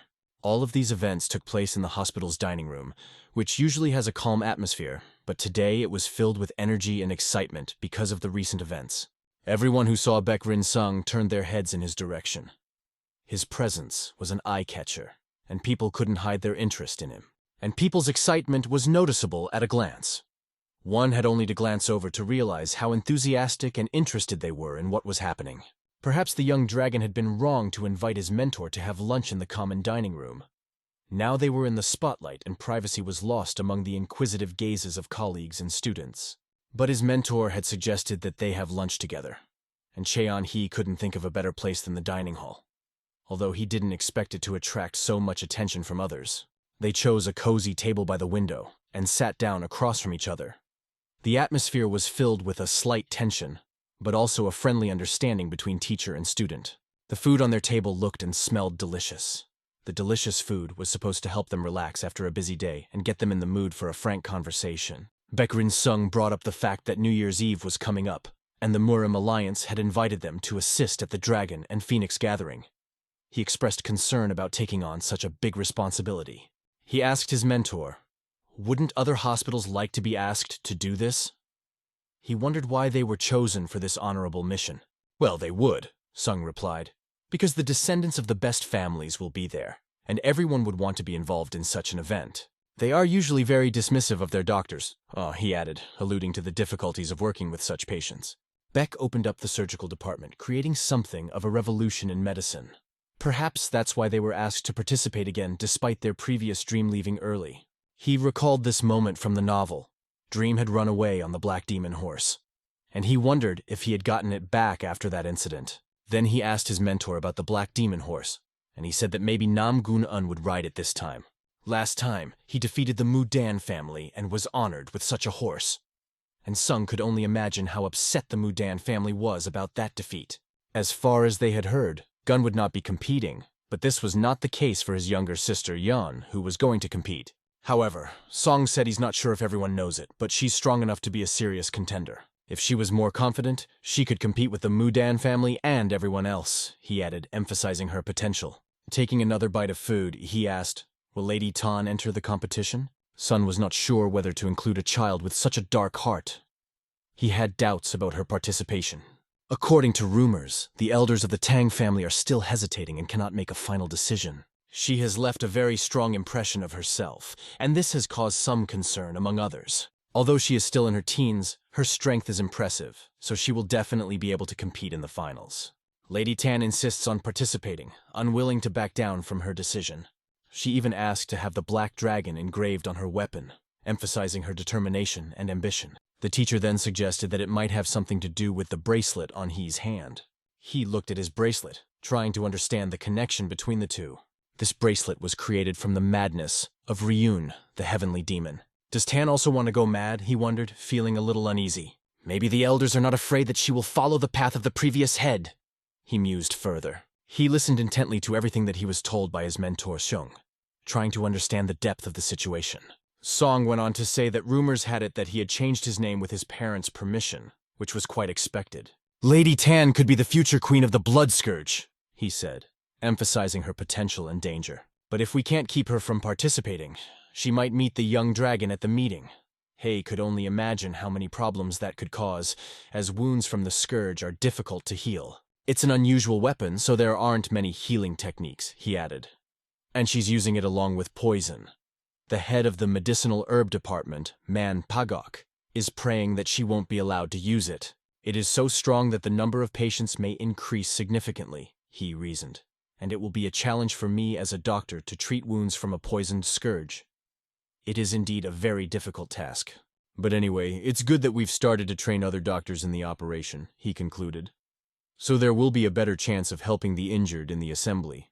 Thanks to the young dragon, Sun could take on very difficult cases, he said, feeling grateful for its contribution. Over and over again, Sung repeated that it was all thanks to he, and so it was even a little embarrassing for him. And then he actually said that he would soon become an upper-class doctor, which was a great honor and responsibility. But it wasn't bad in the middle class either. He replied modestly, not wanting to overestimate his achievements. It's all thanks to my knowledge from the past and the sacred techniques I learned here, he added, realizing how much more he had to learn. Now he was fully prepared for the new challenges and opportunities that lay ahead. Soon the hospital will be able to perform surgeries without my help, he thought, because I need to move on. As he walked under the falling leaves of the trees, Cheon-hee turned to his mentor, sensing that it was time for an important conversation. When the mentor turned around, he told him that he was going to go to Gangho, which was unexpected news. It came as a big surprise to Seong. He hadn't expected to hear such a thing from his student.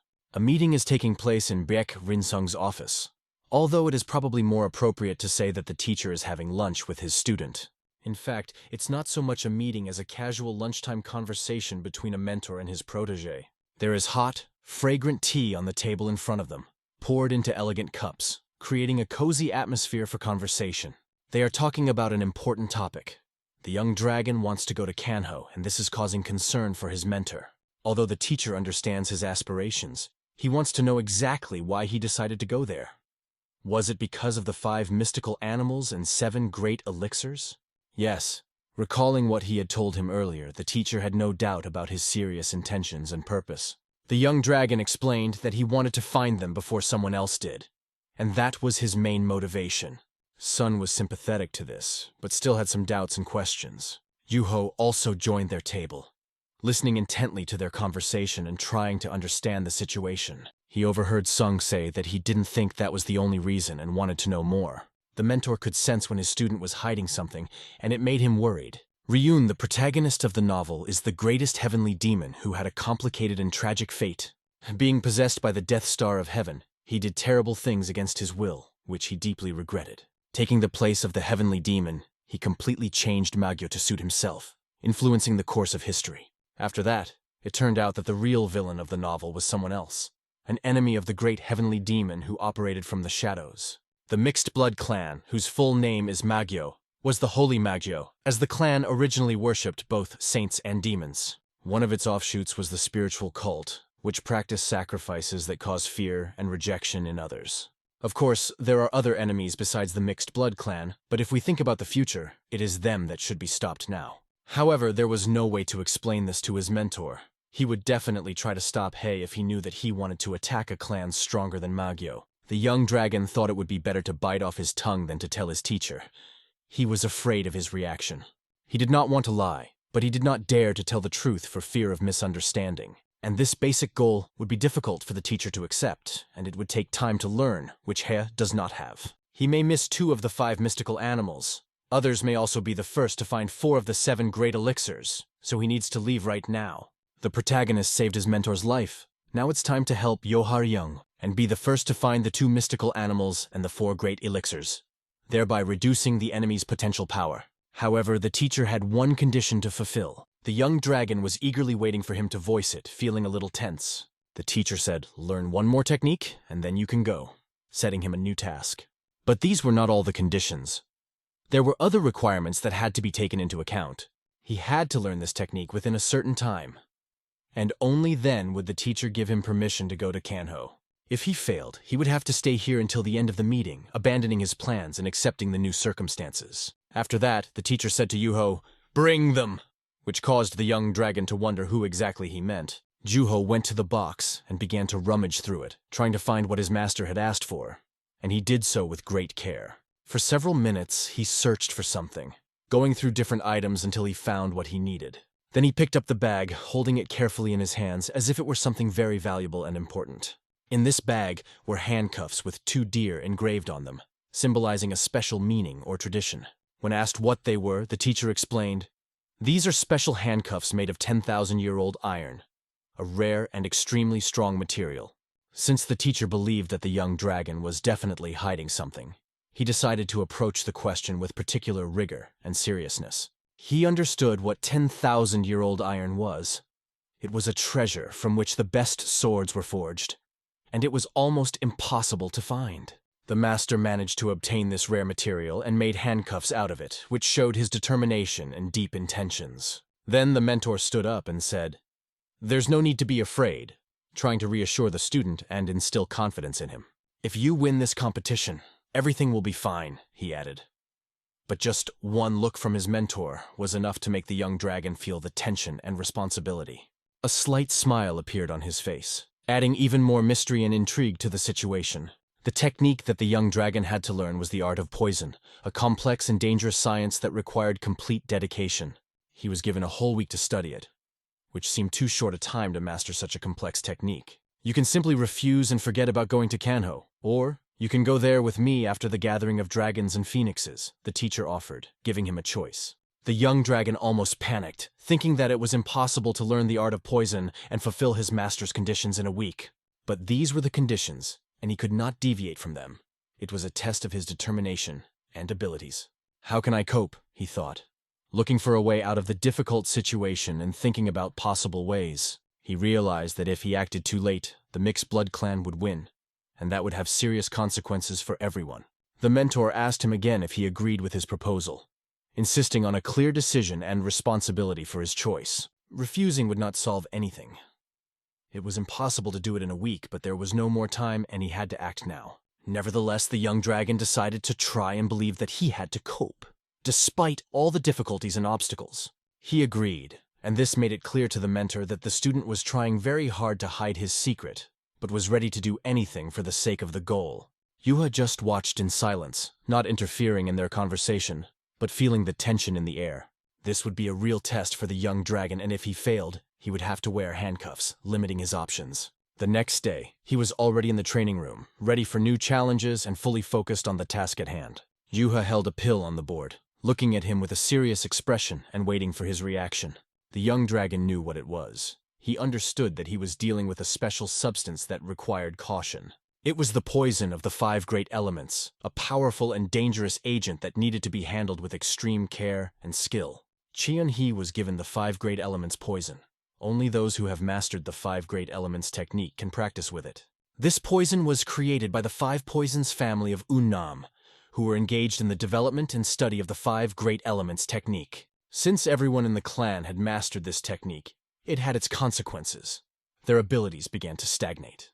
Almost none of them were able to further develop the 5 great elements poison art while remaining at the same skill level. Over time, the technique came to the Seagull family, and they made every effort to ensure that this art did not pass into other hands. Poisons were not the main focus of the clan, but because possession of poison was considered very dangerous in Kanho, they wanted to change the attitude of their clan and began to work more with poisons. Taking the pill in his hands, the young dragon looked at it carefully. It had no odor. Juho explained that it was poison, and it should not give itself away. "If I don't succeed in taking it, I will die, won't I?" the young dragon asked Juho, feeling anxious. He answered, "No, but you will have a very hard time," hinting at the seriousness of the possible consequences. They had an antidote, but it would not get rid of the side effect of bleeding for a month. Perhaps this was the right place to start, the young dragon thought. If he made a mistake, he would not be able to leave the hospital for another month. Then he started to think, isn't his mentor overreacting? Doubts began to creep into his thoughts. He could not refuse. Perhaps the best option was not to be afraid and to be sure that he would be able to win. In this world, everything is divided into the 5 elements and yin-yang. Understanding this was the key to success. The elements are present in both elixirs and poisons. To get rid of poison in the body, you need to use the 5 great elements technique. After absorbing the poison, Cheon-hee immediately began training. He had heard that if you achieve mastery, you can get rid of the poison, but it must be as pure as the technique itself. The poison would be destroyed and almost completely disappear, leaving behind only a small trace. But doubts did not leave him. Could he achieve complete mastery? Perhaps it would not even be necessary for purification. Blue energy spread throughout the room, filling the space with power and mystery. This time, it was an extremely rich color, indicating the intensity of his concentration and inner strength. At the beginning of the training, it didn't take long for Cheon-hee to master all 5 elements of the poison. Fire, which seemed to burn the body from the inside out, brought unbearable pain. Water, which seemed to envelop him from the outside. Wood, which caused inflammation. Earth, which completely fused to form tumors. And finally, metal, which burst veins and caused bleeding. It was extremely difficult to endure. He could not stand it and fell to his knees, leaning on his hands in front of him. Poison and medicine are one in their origin, but are needed for different purposes, and this realization gave him strength. And although it seemed that he might give up from the pain, but he didn't. He continued to endure no matter what. Cheon-hee used the Divine Heaven and Leaves technique to free his body from the 5-element poison. He clearly experienced existence and opposition, the 2 principles that govern the universe. If I use existence now, the poison will become stronger. Therefore, I must use opposition, he reasoned. Feeling incredible pain, he screamed loudly, releasing all the tension. Water against fire, wood against earth, earth against water, and so on in a circle. He opposed all the elements to each other. It was necessary to balance all the elements to defeat the poison and restore harmony in the body. At that moment, the mentor walked into the training arena and saw that green sweat was beading up on Cheon-hee. Judging by this, it became clear that he had entered the 3rd stage, the stage of purification from poison. Because he had reached this level, his mentor told him that he had done well, But the young dragon realized that it was not the end. 6 whole days went by like that. Cheong-hee was able to resist the poison even when he was unconscious. The protection from the 100 poisons had now made his body ready to withstand numerous poisons. Barely able to stand up, he approached his mentor and reported his victory. But there was something wrong with him. He did not look like a living person, and this was a cause for concern. Juho tried to support him when he saw that he was falling down from exhaustion and needed to rest. Even though he had the Divine Heaven and Leaf technique, overworking could be fatal for him. His body was at its limit, and even this powerful force could not fully protect him from the effects of exhaustion. Juho caught him at the last moment, when he was falling to the ground exhausted, and could not believe his eyes. Was he really human? How did he manage to survive in such a state? It was beyond his understanding. Gathering his last strength, he barely managed to say, "Master, do you recognize my victory?" Hoping to hear the cherished confirmation that would mean he could move on. Without waiting for an answer, he decided to rest. He tilted his head back and, completely exhausted, instantly fell into a deep sleep, not even noticing that his mouth was drooling. Yuha, watching this, asked his mentor anxiously, "What should I do? How can I help him?" Not knowing whether to intervene or let him rest, the mentor, remaining calm, replied, "Don't worry, let him sleep for 2 more days. You don't need to wake him up early. He has earned his rest. Take him to his room so that he can sleep properly," he added, realizing that after such an ordeal, he needed complete rest and recuperation. Juho could hardly hold him, because the young dragon was much heavier than it seemed at first glance, and his faint moans could be heard in the silence. "I won! I won!" which testified to his unbreakable will. Several days passed, during which he had to recover. Time passed slowly, and everyone waited for him to wake up. Juho brought breakfast to the young master, hoping that after a long sleep, he would be hungry and ready to return to his usual rhythm of life. But when he entered the room, all he saw was an empty bed, and the young master was not there, which made him surprised and worried. They were standing near the exit when Chin remarked that he didn't even know their hospital had such special medicine boxes. "They are usually used when traveling," the mentor explained, to which Chin smiled. The mentor thought that this box would be suitable for traveling, so he engraved the symbol of their medical institution on it. He put there many medicines against internal and external diseases, as well as several medical instruments that can be useful on the road. Chin thanked him with a big smile because Peck really took good care of him. In addition, Peck redesigned the hilt on his ice sword. Chin wouldn't have even mentioned it if Peck hadn't said it himself.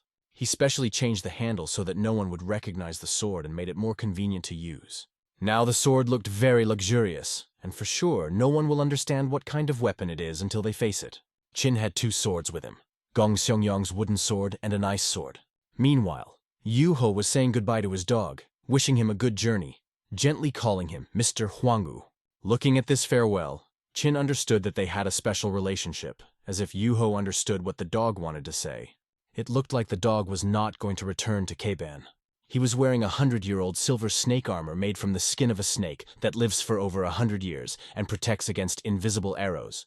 Yuho added that there was an ointment and an elixir on the dog's neck, and he also put food for 2. Chin always knew that Yuho loved dogs more than people.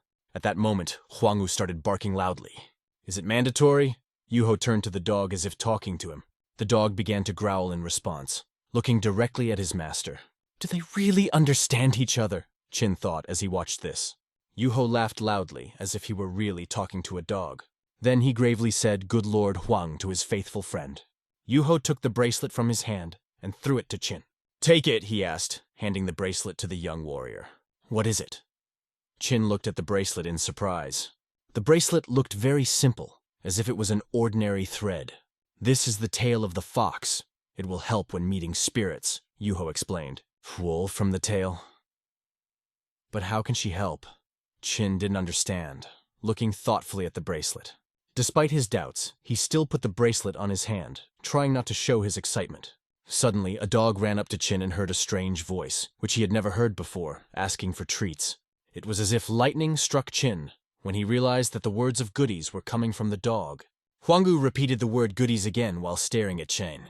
"What is going on here anyway?" Chin asked, scared, not believing his ears. He fell to the ground from shock, and it was explained to him that this bracelet allows you to communicate with otherworldly and magical beings, but does not work on ordinary animals.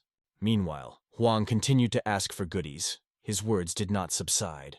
The teacher laughed and explained that if the animal has no intelligence, the bracelet does not work, and communication resembles a conversation between people. How is this even possible? Chin thought, amazed at what he saw. When asked by Chin where Yuho got this bracelet, he did not answer, leaving it a secret. It was time to leave, and the horse was ready to go. Chin bowed to his friends and mentor, asking them to take care of his health in his absence. They wished him luck, and Yuho thanked him in return, exchanging a short phrase with him. They exchanged smiles again in a silent farewell. Even Huang bowed his head to them as if understanding the seriousness of the moment. Chin mounted his horse fully prepared for the journey. Like lightning, he rushed forward thinking, this is all just beginning. China still hoped that he would be able to find mystical animals and all the necessary elixirs. It was already night outside when he arrived at the station. First, the Blood Clan demanded 2 mystical animals. The future enemies, especially Yeo Ha-Rayun, would be hunting the 4 elixirs. And as he moved around the station, Chin clearly understood this. His goal was to get to the elixirs first. But the problem was that there are many of them, and they are extremely strong. The 10,000-year-old Vari contains the power of fire and helps recovery, but does not make it stronger. Chin began his search because he knew exactly where to look from the novel. To conquer them, you need to become a real master of the sword and use the realm of the sword technique, a method that allows you to use the sword as a thread, attacking from a distance. At that moment, a question was heard from Huang. What is it, Master? Because he did not yet know about the events that were taking place. Chin took a stick in his hands and began to draw the shapes of a snake and a turtle on the ground. Centipede, tiger, falcon. First, the Blood Clan will try to attack the falcon and the centipede. Because of this, you need to focus on them, Chin explained, while talking to Huang. He continued to draw figures of animals on the ground, explaining each of them. The falcon possesses the energy of celestial lightning. He has huge wings with which he can block the sun. The true king of heaven, said Chin, drawing the falcon. The centipede has 5 storms of black armor, he continued. Black armor is extremely strong skin that protects her. She has no other special abilities. She can only defend herself. It sounded quite scary. And even Chin's head was spinning from the scale of this threat. One of the Blood Clan members had already left to kill these 2 animals. Perhaps it would be better to go after the falcon first, and then the centipede, Chin thought. After his mentor began to recover, Chin trained as hard as he could. Because of this, he was able to see his inner energy. If he managed to absorb the energy of the falcon sky lightning, it would be the equivalent of years of training. Petting Huang, Chin told him about his plan, adding that after all this, they would have to go to the centipede and the elixirs.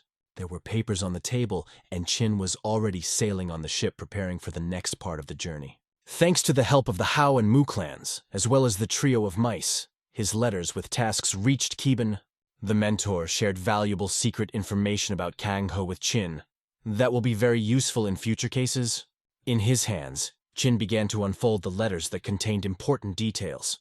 He needed to know the exact plans of the Mixed Blood Clan, so he carefully checked the documents. He carefully read each line, trying not to miss any important detail. There were rumors about a man-eating tiger that appeared near the Pota Mountains. Missing people were found in trees in the mountains without internal organs. After reading this, Chin thought that this could be the work of the Mixed Blood Clan. No traces of the use of martial arts were found, although the bodies were arranged very demonstratively. It resembled a warning, and the absence of internal organs hinted that the clan could take them for themselves. Chin immediately decided to check whether these rumors were true. The 3 mice have already become useful. Now it is important to clarify this information with Keban and the Hao clan. After some time, he was already running through the forest, swimming to the next point, knowing that the Mixed Blood Clan was moving in the same direction. He knew they were looking for a falcon, which meant the bird was not in their hands yet.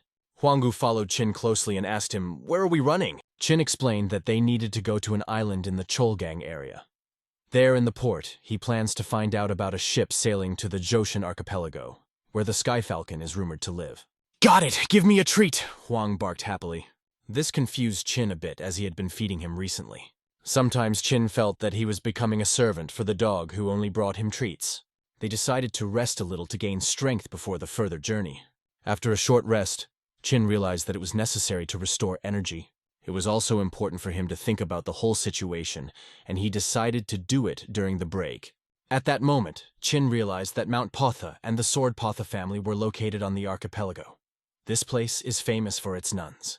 Due to its remoteness, the archipelago does not usually take part in Murim affairs. According to legends, this family has already raised 2 sword emperors and is preparing to create a third. Qin wondered how desperate the Mixed Blood clan was when they dared to go through the Path Sword family to obtain the Sky Falcon.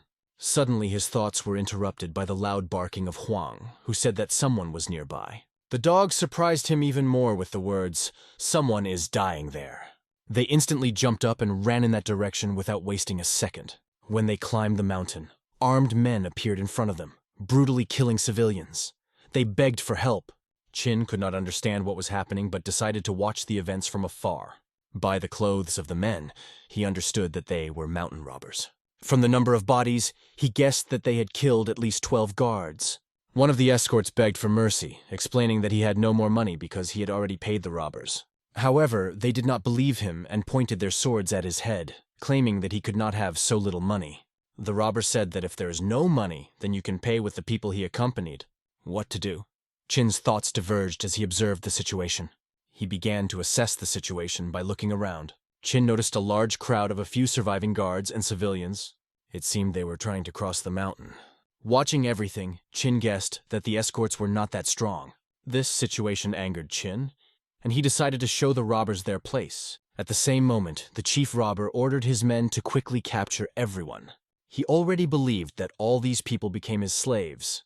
Qin descended from the mountain and moved through the forest, approaching the bandits. One of the robbers was suddenly surprised to hear a dog barking nearby. When he turned around, he saw a young man with 2 swords on his belt, with a dog standing next to him. Qin calmly asked them to stop and let the civilians go. But can the words of one young man stop a whole gang of robbers? They just laughed back. Moreover, it seemed ridiculous to them, and instead of listening, they wanted to take a ransom for crossing the mountain and also planned to take the dog to make a belt out of it. Qin laughed after hearing these words and scornfully said that ordinary thieves are so worthless. One of the leaders ordered to seize him immediately, and the robbers, armed with swords, rushed at Qin. Of course, their advantage was in numbers. There was only a young man and a dog before their eyes, and it seemed that they would easily handle them. It would seem that he can do? Will he start swinging his sword? And that's exactly what happened. Qin suddenly became serious and confidently ordered Huang to deal with this gang of scoundrels. The speed with which everything happened was simply incredible. Qin moved so lightning fast that the enemies did not have time to even blink an eye. He penetrated their ranks using the Misty Progress technique, leaving only a trace of his movement. The enemies did not even have time to turn their heads as Qin was already behind them. He left the group behind for Huang and prepared to attack those who stood in front of him. The leader of the robbers himself was the first to fly into the air, dispatched by Qin with one blow. One of the teeth of the leader epically flew out of his mouth. After that, Qin decided to cut him with a leg to complete the attack. The body of the head slowly began to fall as if in slow motion. The effect was like that of an ostrich because his head almost pierced the stone on which he was standing. Several more robbers fell victim to his hot onslaught. The other robbers, seeing this, watched in fright and were afraid to attack first. It was difficult for them to make the decision to attack as their commander lay powerless on the ground. The ordinary people who were their hostages looked at it with admiration and hope. The body of the commander lay in front of Qin, and he thought about what to do next. Qin stood with his soul on the leader's head, debating whether to kill him. Qin pondered whether to leave the commander alive or not, but decided that he would no longer be of any use to this world. Looking around, he saw many dead and realized that he did not want to kill anymore. He needed to start saving others as soon as possible because this is the most important thing now. First of all, he was a doctor and then a master of martial arts. Under the shouts of how strong he is, the robbers began to run in different directions. But Huangwu was still there, grabbing their legs and biting them through with his powerful mouth. When no one tries to offend him, he looks like a cute dog. But when a fight starts, he becomes formidable and relentless. When it comes to battle, Huangwu changes and enemies become his victims. Looking at how Huangwu skillfully works out his goodies, Qin thought, what else should he give him? One of the attendants thanked Qin for his help, because thanks to him, they and several other people remained alive. They didn't even know how they could repay such help. But Qin asked them not to worry about it, because it all happened by chance. He immediately started helping the wounded without wasting time. Together with a group of people, they began to provide help to all the victims who needed it. They applied cold to the wounds and provided the necessary medical assistance to all who were injured. The tools and medicines Yuho gave on the way became extremely useful. Thanks to them, it was possible to make bandages and put tires on the wounded. Chin did not even expect that such a small bag could fit so many useful things. Meanwhile, the children were playing with Huang, who looked like a cute dog who would never bark at a child. Suddenly, a man appeared near Chin and said that he had heard about the young dragon from Kangho. "How do you know my nickname?" Chin asked. The man explained that one of the attendants had seen Chin helping others before. The man admitted that he did not expect to ever be convinced of the truth of the rumors, and said that it was a great honor for him to meet Chin. In response, Chin, known as the Young Dragon, said that he did what he had to do. It turned out that these people were escorts from Honun, a small place that Chin hadn't even heard of in the novel. As a sign of gratitude, they gave him a bag, although they said it was not enough. But they wanted to show their gratitude in some way. Chin lowered his eyes and carefully examined the bag, wondering what could be in there. "You can't refuse, because this thing can come in handy." So he thanked and took the gift. However, there was one more problem: what to do with the main robber. Chin explained that if they were left here, they would definitely want revenge. It was necessary to deprive them of their energy and transfer it to the government. It was especially important to work well on the leader. They understood that the young dragon was not going to kill them, and he explained it by the fact that killing is too dirty a business for a doctor. At this moment, the attendants began to wonder where he was going next. Thinking that Chin was tired, they offered him a seat in the carriage so that he could rest. He asked them to give him a ride to the nearest town. They were just ready to leave and gladly agreed. Everything ended on a great note when parents could enjoy playing with their children because they were no longer slaves.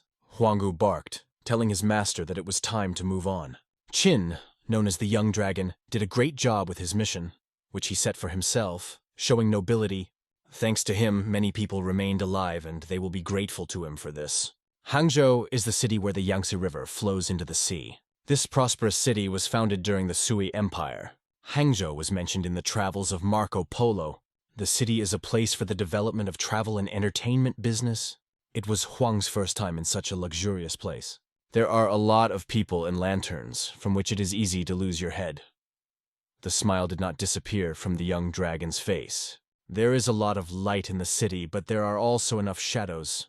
The Hao clan has a special influence here, and the Namgun family from Anhe is also trying to influence the life of the city.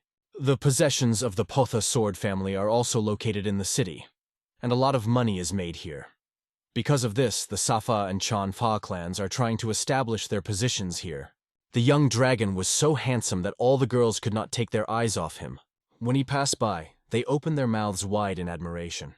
But Chin only thought about the words of his mentor and Huang, who asked for another treat. The mentor told him to learn more about clans and families, and Chin remembered from the novel that this city is very important. Chin told his dog that they would soon reach Poth's guides. Because of this, Huang will have to wait a bit and be left without goodies. By the way, the head of the Hao clan will also be in Hangzhou. It seems that in 15-20 years, Ryun will become a heavenly demon and meet Chin again. In the novel, it was written that now the head of the Hao clan is still a child. But the story of his life was not told there, leaving many secrets. It seems that he was the thief about whom Chin tried to remember nothing. He didn't know for sure if this child was here, or if he could even be in Hangzhou. But at that moment, he had already reached the house of Poth's guides. Despite the late hour, there were many people around. He was offered to come to their house and even stay overnight. They turned out to be good people who explained that the House of Guides from Honggun cooperates with the House of Guides in Hangzhou, giving tasks to be carried out. The rescued people were sure that he would find their employees there, and now Chin was standing in front of the armed man, intending to ask for a boat to reach the Zhoushan Archipelago, needing their help. The man said that it is not possible to come here, but Chin replied that he had come to meet the leaders of Honun. Afterwards, Chin took out the sign with the logo of Peck Hospital and showed it to her husband. He recognized him as a young dragon, because he had already been warned of his arrival but did not recognize him immediately because of his young appearance. The man immediately ran to inform the guides that the young dragon had arrived. It seems that now everyone will know about him. After a moment, he was invited to go inside. He was met by the head of the House of Honun Guides, Gong Panha himself. Chin the young dragon was glad of this meeting. They were invited inside because a place had already been prepared for them. "It's fine.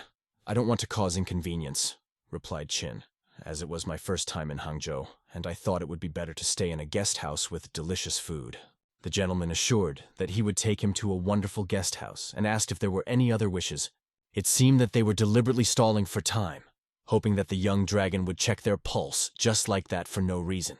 Soon, they were talking about why Chin was going to the archipelago. "I'm looking for a rare plant and I need a boat," explained Chin. He was willing to pay everything, just asked to find a boat as soon as possible. The man refused to take the money and explained that the nearest boat would leave for the archipelago in 3 days. He promised to find a place for Chin, only asking for a little wait. It was a pleasant conversation that resolved the issue with the boat.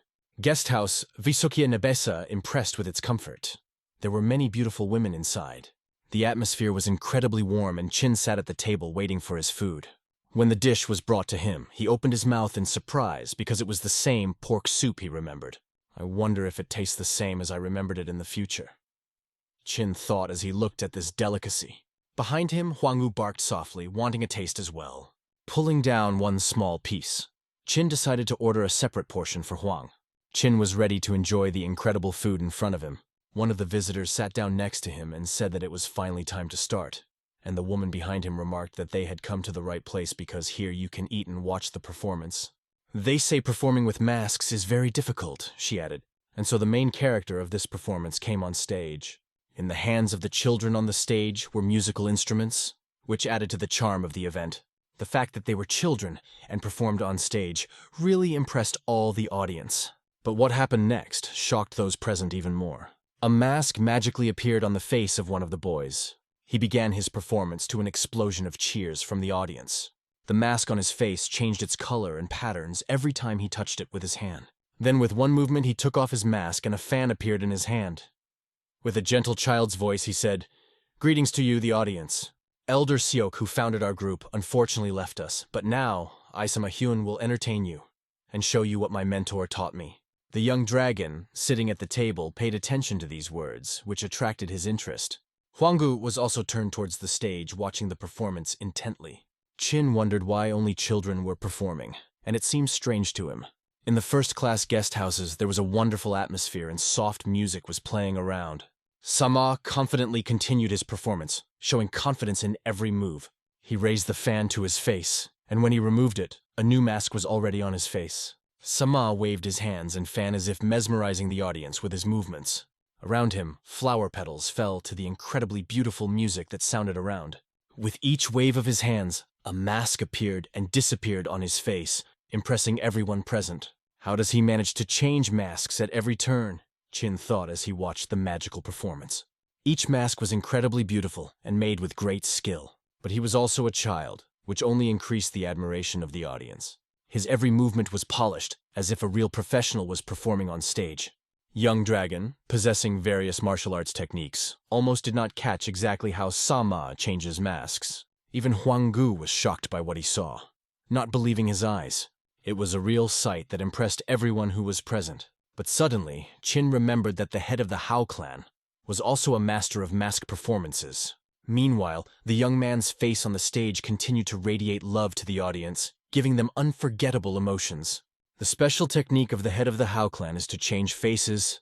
If you want to understand how cruel he is, know that the masks he uses are made of real faces. He manipulates the acupuncture points differently than at Baekrin Hospital. His methods paralyze the muscles but leave all pain sensations. There is only one reason why so little is known about him. This reason is that he never showed his true face. Watching this performance, Chin hoped it couldn't be him. The performance came to an end, leaving the audience in awe. All the people clapped their hands and thanked Hien for this wonderful sight. Servants collected money that people voluntarily donated after the performance. One of them approached Chin, holding out a bowl for him to put in his contribution. It was Hyun himself, and it was simply impossible to refuse him. Chin reached into his inner pocket for money. He dropped it into the bowl, adding it was a great performance. But instead of the usual coins, Chin threw silver into the bowl. The boy bowed and thanked Chin profusely for his generosity. After thanking him, he turned around and went in the other direction, calmly continuing to collect donations. Chin thought, I don't know if he's from the Hao clan, but he could be useful anyway. He thought that if this guy became the head of the clan in the future, it could bring benefits. And if not, at least he helped feed his comrades, and it's not in vain either. The performance ended and the darkness was only getting thicker on the street.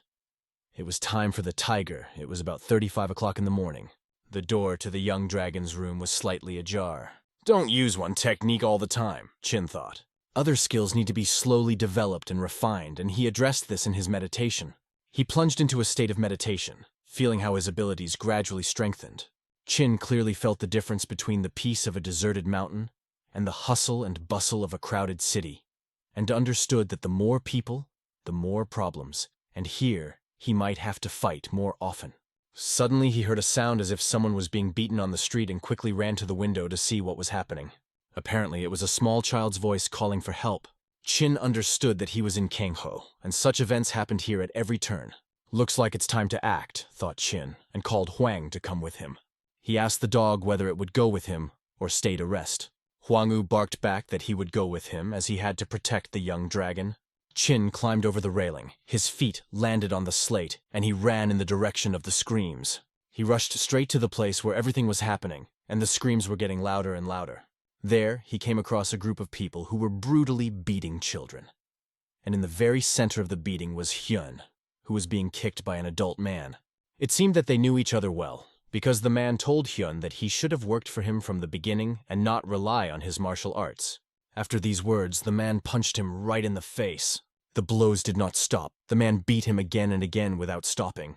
Calling him a fool, the man continued to beat Hyun even harder. Chin, hiding behind the corner of the roof, was already watching this, preparing to intervene. His eyes widened when he saw who it was. It was the same guy from the performance who changed masks on stage. There were other children standing nearby whom he also recognized. They were from the same performance yesterday. They cried and tears streamed down their faces, testifying to their pain and powerlessness. The young dragon wondered why Hyun was being treated so cruelly and why he was being punished like that. But what he saw next shocked him even more. One of the men pulled out a knife and began to approach the children. Chin wanted to attack immediately but was afraid that the attackers might harm the children if he acted hastily. Despite the beating, Hyun asked the man if there really aren't any decent young people left in Hangzhou, implying that only robbers who cling to children live here. Having found the strength in himself, Hyun began to stand up and once again asked his husband if everyone in his family was as cruel. "Looks like I haven't beaten all the stupidity out of you yet," replied the man, and added that before he couldn't approach Hyun because of the late elder Seok. But now everything has changed. All the children held their breath watching this scene. They watched in silence as the big man began to knead his fists in preparation for another blow. The man continued to threaten Hyun, saying that this time he would definitely deal with him personally. Hyun raised his head looking at his abuser and began to think about what to do next, trying to find a way out of this situation. Huangwu was already running, pawing the ground with his paws, aiming his nose at the enemy. Meanwhile, the man continued to explain to Hyun that this is how everyone becomes an adult and said that he himself went through this path. He added that Hyun hasn't understood this yet, and that's why he's suffering. With a sly smile, the man said that it was time to finish this matter. He asked 2 questions. Will you listen to me and everything will be fine? Or will you disobey and die? And at the same time remembered something else important. Zdrovan asked Hyun if he got the silver yesterday.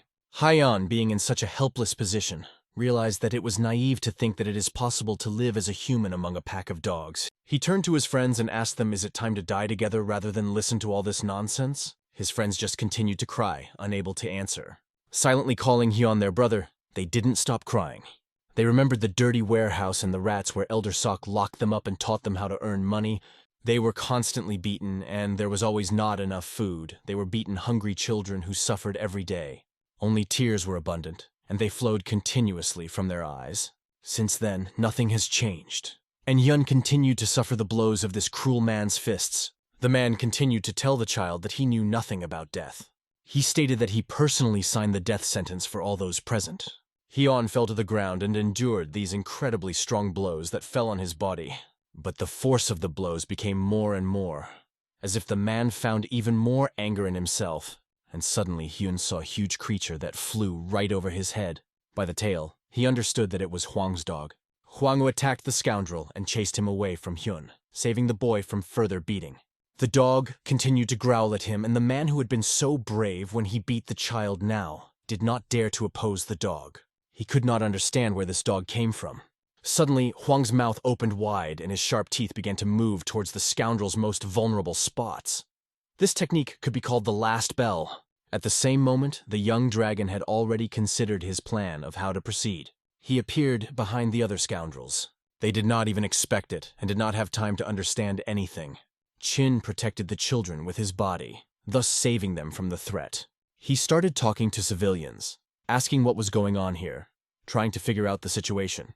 It was explained to Chin that these people are real psychopaths and they need to be stopped immediately. However, he didn't even have to move anywhere, because the enemy had already appeared behind the young dragon.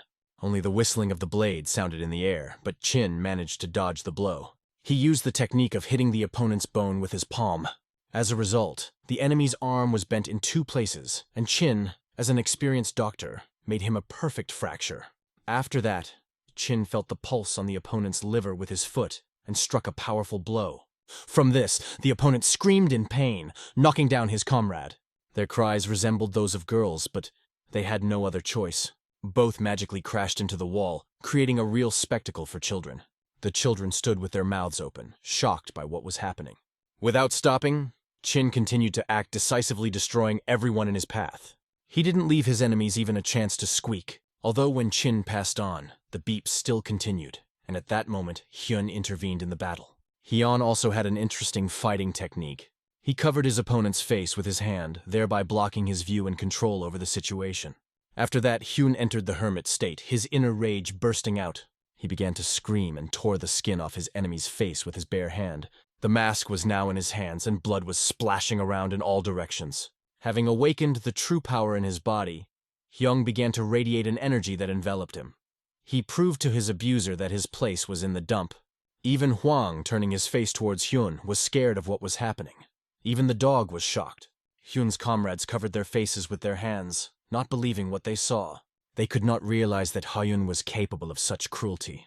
Hyun held in his hands the torn mask of his enemy, whom he hated more than anyone, and blood flowed from it onto the floor. The young dragon, having dealt with all the other enemies, approached Hyun. If not for the intervention of the young dragon, Hyun would probably be dead by now. Hyun recognized the young dragon as the man who had given him the silver yesterday, and it surprised him. He could not believe that there were still good people left in this cruel and dirty world. His words sounded creepy, and the energy emanating from him was filled with negativity. Skinning an enemy was a special technique that few people knew about. It only meant one thing. Hyun was the head of the Hao clan after all. Hyun immediately went to his sisters, who were crying but happy to see him safe. They assured him that everything was fine with them, even though tears were still streaming down their faces. Hyun stroked their heads reassuringly and said that everything was fine with him too. After that, he explained to the young dragon why the robbers approached them. The reason was their earnings, because they began to earn well. All of them were very talented and beautiful, and even Hyun himself was different in appearance, because of which they decided to take revenge on them. Hyun talked about it with such ease that the young dragon began to wonder how these children really lived. They thanked him profusely for the help and the silver, but Hyun explained that if anyone saw him with them, it could ruin the young dragon's reputation. Hyun believed that the young dragon belonged to a very influential family and therefore apologized for the inconvenience they had to cause. He also asked not to worry about them anymore and not worry about their fate.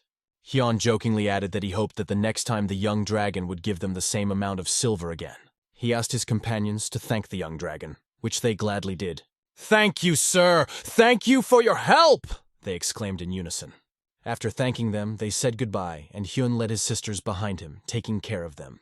The young dragon looked at them, recalling the words from the novel when he met Ryun. Do even demonic arts masters have a heart? How touching is that? If you are so good on the inside, why is the world so horrible on the outside? He thought. In this real hell on earth, the world has left its people since birth. We are forced to look for a way to survive, hoping that at least after death we will find a god who will save us from horror. These are the words Hyun spoke in the novel. "Heavenly demon, can you save my fallen comrades who were killed by this god?" he asked. "It hurts me so much that I will personally kill him when we meet." Hyun added with anger in his voice. "Can you answer, can you save the children who became victims of this hell?" he asked further. Such were the words of Hyun from the novel that remained forever in the memory. Hwanggu walked up to the young dragon and started rubbing his nose against his clothes, trying to distract him. But the young dragon continued to think about how interesting the head of the Hao clan was. He liked to kill and enjoyed the pain. Who would have thought that inside a person who wanted to burn the whole world was a boy who just loved to dance? It's hard to even imagine how terrible his life was if he grew up like that. He killed the celestial being with his own hands. How terrible he felt at that moment. And although this is only a guess, the young dragon could not leave him in this state. He rushed to catch up with Hyun, shouting to him and his friends, "Wait!" Thoughts about whether it is possible to save the celestial being killed by Hyun did not leave him. Hyun stopped and asked the young dragon what happened. For now, he is just Sama Hyun, and right now is the chance to change his future. Thought. The young dragon. "You are injured, can he heal you?" Chin suggested. Little children were surprised. How is it possible that the man who just defeated the enemies with his own hands turned out to be a doctor? Chin told them that in Kangho he is called Young Dragon, and his mentor is Chegal Rin from Peck Rin Hospital. "Young Dragon?" Hyun asked in surprise. "Wow, Peck Rin Hospital," cried Hyun's sisters in disbelief that their doctors could be so strong. But the children were left with a question. Why does he help them? "Are you a good doctor?" Hyun asked. The young dragon replied that he would definitely deal with his wounds. But Hyun asked to examine the other children as well, although he did not know how he would be able to pay. "It's okay. You'll pay when you become an adult and a handsome man," smiled Chin, not wanting to reveal all the cards. For Hyun, this moment was amazing because they could get help for free without even knowing the young dragon. He seemed to them a really kind person, because he also gave them silver for their performance. Hyun saw in the young dragon a person who could be trusted. His eyes had never looked at someone so calmly before. He felt that he could rely on the young dragon and asked him to follow them because it would be strange to do this here. He told his sisters that they were going home with the young dragon, and they all set off together, and in the thoughts of the young dragon there were notes of peace because he met Hyun when he was still so young. The sun outside today also seemed to be smiling especially brightly, adding to a good mood. After some time they approached the house. The atmosphere on the streets was special. There was peace and comfort. They went up the stairs straight to where Hyun lived. There were also many small children who were very happy to see him. Hyun began to hug them and brought them food, asking them to eat. When the children saw the food in front of them, their eyes lit up with joy. It was immediately obvious that these children were very hungry. Their condition spoke for itself. When a young dragon entered the room, the children did not understand who he was and what a cute dog was next to him. "This man is our savior!" Hyun stated proudly, raising his head. He asked the children to meet the young dragon. For them, Hyun's words were important, and they couldn't help but believe him. The children immediately began to run up to the young dragon and to Hwang, playing with them. They were amazed by his expensive clothes, which seemed luxurious to them. "Why are there so many children here?" the young dragon asked himself with a loud laugh. He noticed that most of the children looked unhealthy, which was obvious to the doctor. Someone had inflammation, and one boy even had a tumor. But the smell of poppy seeds that he smelled in the room bothered him the most. So he decided to send Hwang outside. At that moment, another person appeared and said, "Brother, are you here?" With a smile on his face, Hyun gleefully replied, "Yes, it's me, Hai." And he added that he had brought a doctor with him. The appearance of this girl was particularly disturbing. Her weakness was obvious. It was enough to look at her face to understand how sick she was. Did the doctor come? It was hard for her to believe because the last days had been filled with nothing but darkness and suffering. "Where do we get the money from?" she asked her brother, not understanding how it was possible. Hyun did not object and admitted that they had no money. Young Dragon Hospital student Paik Rin, these words Chin wanted to say to her, realizing that when she heard them, she would have hope. And then he said loudly that the young dragon will examine everyone and that he is very kind. The hope in the children's eyes only grew stronger, and the sister thanked her brother for his support. The young dragon noticed how well Hyun pretended to be happy and cheerful in front of his younger sister. This showed his great love for her. Hyun tried to maintain a positive attitude for her, even though it was difficult inside.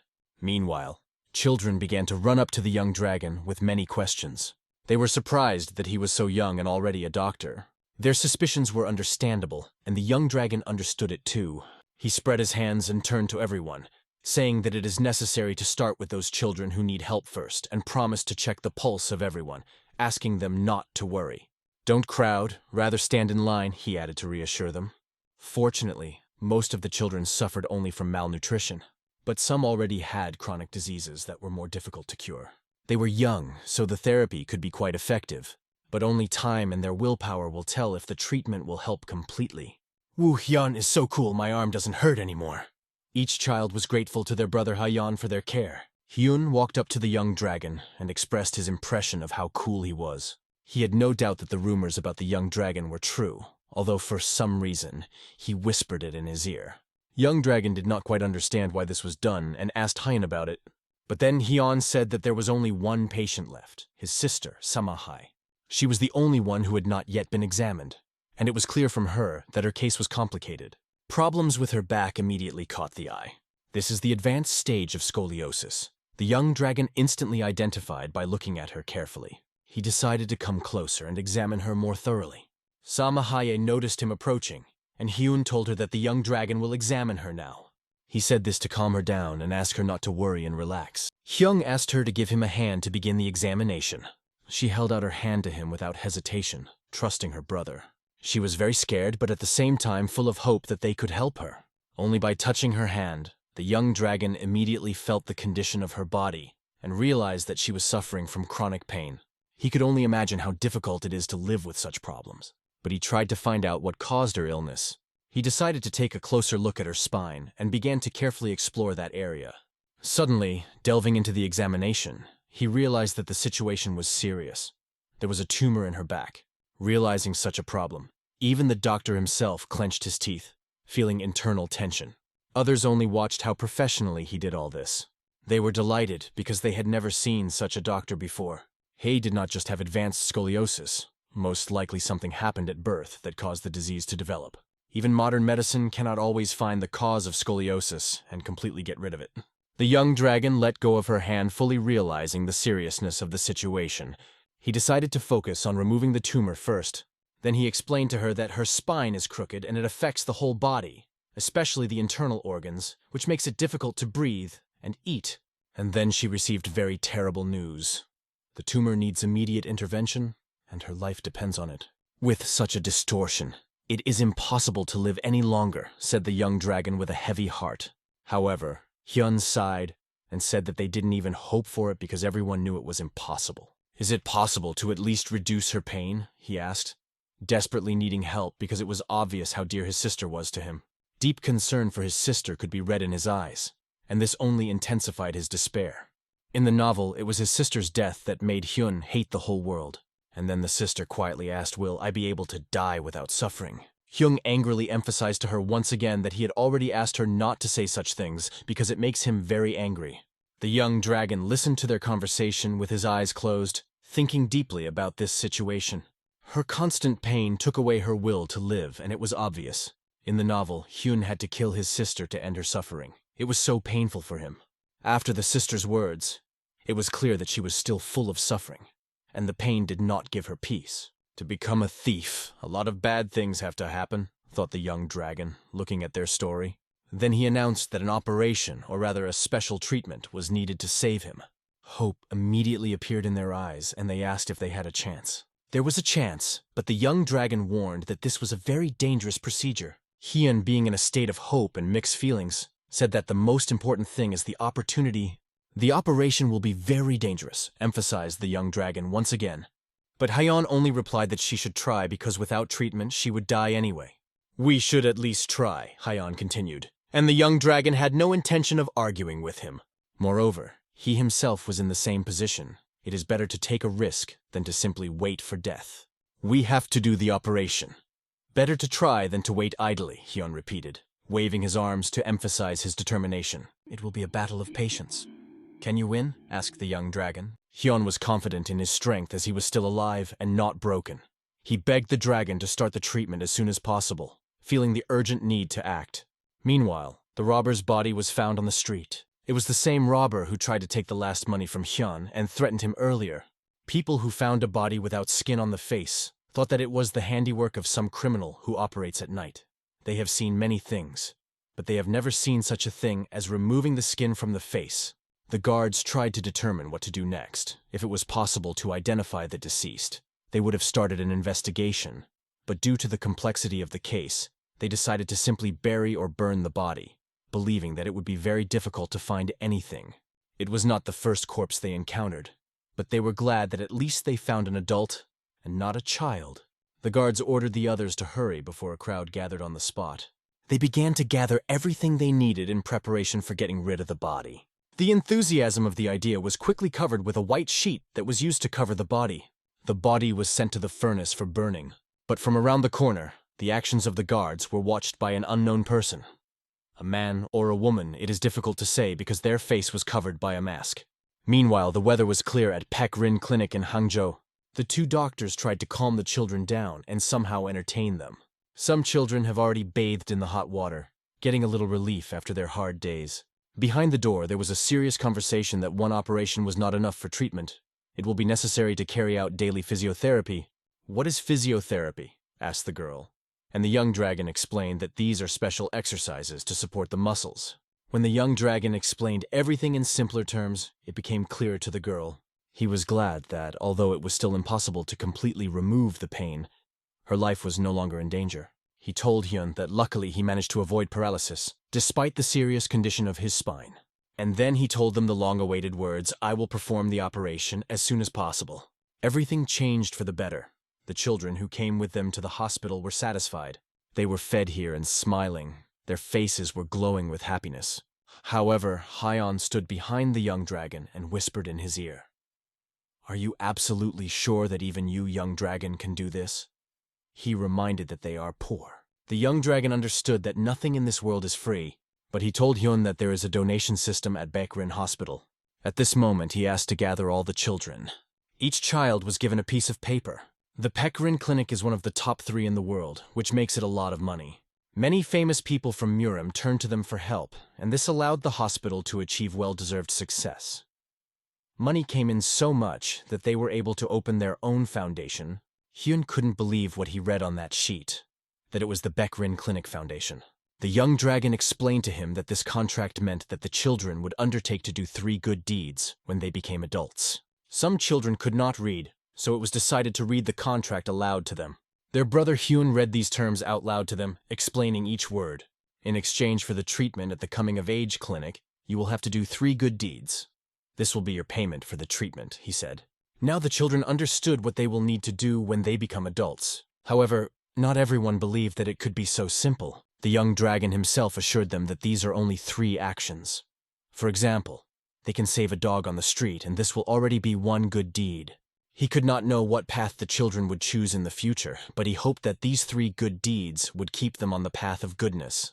One kid raised his hand and, saying his name at the top of his voice, promised to do 3 good deeds. Following his example, the other children also raised their hands and began to loudly promise to do 3 good deeds. They waved their hands overhead, shouting their promises. Everyone wanted to show that they are serious about doing these good deeds. The young dragon became a real light for all the residents of Kangho. He gave them hope for a life without pain and suffering. This was the beginning of the Baekrin Foundation, which expanded its boundaries of aid. Young dragon has long dreamed of this moment, when he will be able to help children and change their lives for the better. And this fund will also bring hope to people who need help the most. Hyun barely held back tears as he watched the operation begin.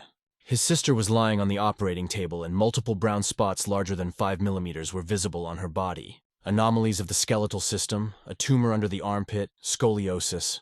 All this indicated that the disease may be caused by a neurofibroma. Neurofibromatosis type 1 is a common genetic disease.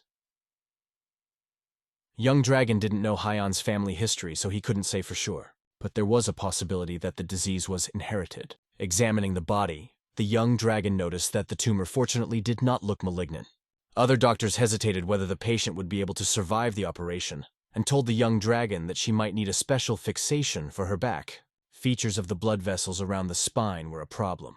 The reduction of blood flow was complicated, which could lead to ischemic shock. She is young, but this did not increase her chances of surviving the operation. The young dragon promised to quickly remove the muscles around the spine and asked the others not to worry. It was necessary to work quickly and accurately for the best result. The assistants have prepared enough blood for transfusions in case the need arises. One of the biggest problems was the size of the tumor. In the world of the young dragon in Chin Chung Hee, tumors were reduced by rational methods, but now it was impossible. The main thing was to remove the tumor with the help of instruments without affecting the surrounding nerves. "Are you sure you can handle it?" once again asked the doctor. Opposite young dragon answered that there are other people in Marima who can cope with such a task, but now he relies on it. The technique of the sword that cuts down immortals from the Chagall family was just right for this situation. Neurofibromatosis got the name coffee with milk because of spots similar to coffee beans. Usually spots on the child's body appear on the skin, optic nerves, spinal nerves, cranial nerves, and other places. The young dragon noticed how badly deformed her wounds were. The spine curved in the shape of a fan, and any mistake could lead to paralysis. In addition, there were a lot of nerves around, which only increased the risk. It seems that the divine technique of the heavens and leaves will help, he thought. Preparing for decisive action. Concentrated, he held tweezers in his hands. He carefully removed the pieces from her body. After that, he carefully put them in a vessel that stood nearby. Another doctor was incredibly impressed by what he saw. He was especially impressed by the young dragon's technique. He worked quickly and skillfully without getting on his nerves. The young dragon himself remained extremely attentive to every movement. After some time, he took out the last fragment of the tumor. And finally, he was able to exhale. Because all this time, he was working holding his breath from tension. She has to hold on a little longer and she will be saved. Now the young dragon was trying to fix the spine by completing the operation. Only the words mother sounded in the girl's mind, as if it was the only connection with reality. When she barely opened her eyes, the image of the young dragon remained in her memory. She barely heard his words, "You will be fine, everything will be fine." And then she opened her eyes wide, which now glowed in a completely different way. Life appeared in them. Pain still flooded her body, and she began to moan loudly. "Did you wake up?" The young dragon turned to her with a smile, but coming closer, he asked her not to move because the pain still remained, although now it was weaker than before. That's what she answered, because before the pain was much stronger. He touched her fingers with his hand. He did this to check on her condition. When the young dragon was examining her, she thought about the fact that he had been around all this time, and it seems that his voice was heard in her dreams. He held her hand and asked, "What do you feel?" She smilingly answered me as cold. The young dragon asked her to try wiggling her toes to see if there was a reaction. The girl strained with all her might, trying to fulfill the request, and her toes began to move. The young dragon smiled, seeing no problem, and it brought him relief. Putting his hand to her forehead, he made sure that the temperature was normal. Now it's time to examine her back to assess her condition after surgery. At the same time, other doctors in Hyun were standing under the polyclinic watching the process. The faces of all those present were filled with positive emotions, joy and anticipation of good news. However, only Hyun remained in a state of confusion and tension. The voices of his brothers and sisters surrounding him told him that everything was fine. Like a bolt of lightning, Hyun suddenly jerked forward, pushing himself off the ground and disappearing from the sight of everyone around him. He lost his slippers, but continued to run with all his might to his sister. It was impossible to hold back tears at such a moment, because he was filled with emotions like butterflies in his stomach, and he ran without stopping. And what the doctor told them next almost lifted everyone to the 7th heaven, or even to the 1000th. The doctor said that now she will be able to walk, but she will have to work hard. She is waiting for easy exercises that must be performed constantly, but she should not be lazy. Her life is no longer in danger, and now she must focus on recovery to live like everyone else. These words from the young dragon sounded to her like the voice of God. It was as if God himself had healed her, and now she could play with her brother. Will she, like everyone else, no longer be chained to the shackles of pain that daily squeezed her back and brought unbearable suffering? Now she will be able to return to the time when she was not sick, when her body was free from torment. Closing her eyes, she could not hold back the tears that began to roll down her cheeks. She could only sincerely thank the doctor for the great work he did for her. "Is it too early to cry?" "You have to wait for your brother," the young dragon told her with a smile. But how not to cry here? Tears streamed down her face, but they were tears of joy, not pain. She was still very young, but she had already experienced so much pain and suffering. A man with such a kind heart as the young dragon could not simply be left without gratitude. And at that moment, her laughter and tears were seen by her brother Hyun, who entered the ward.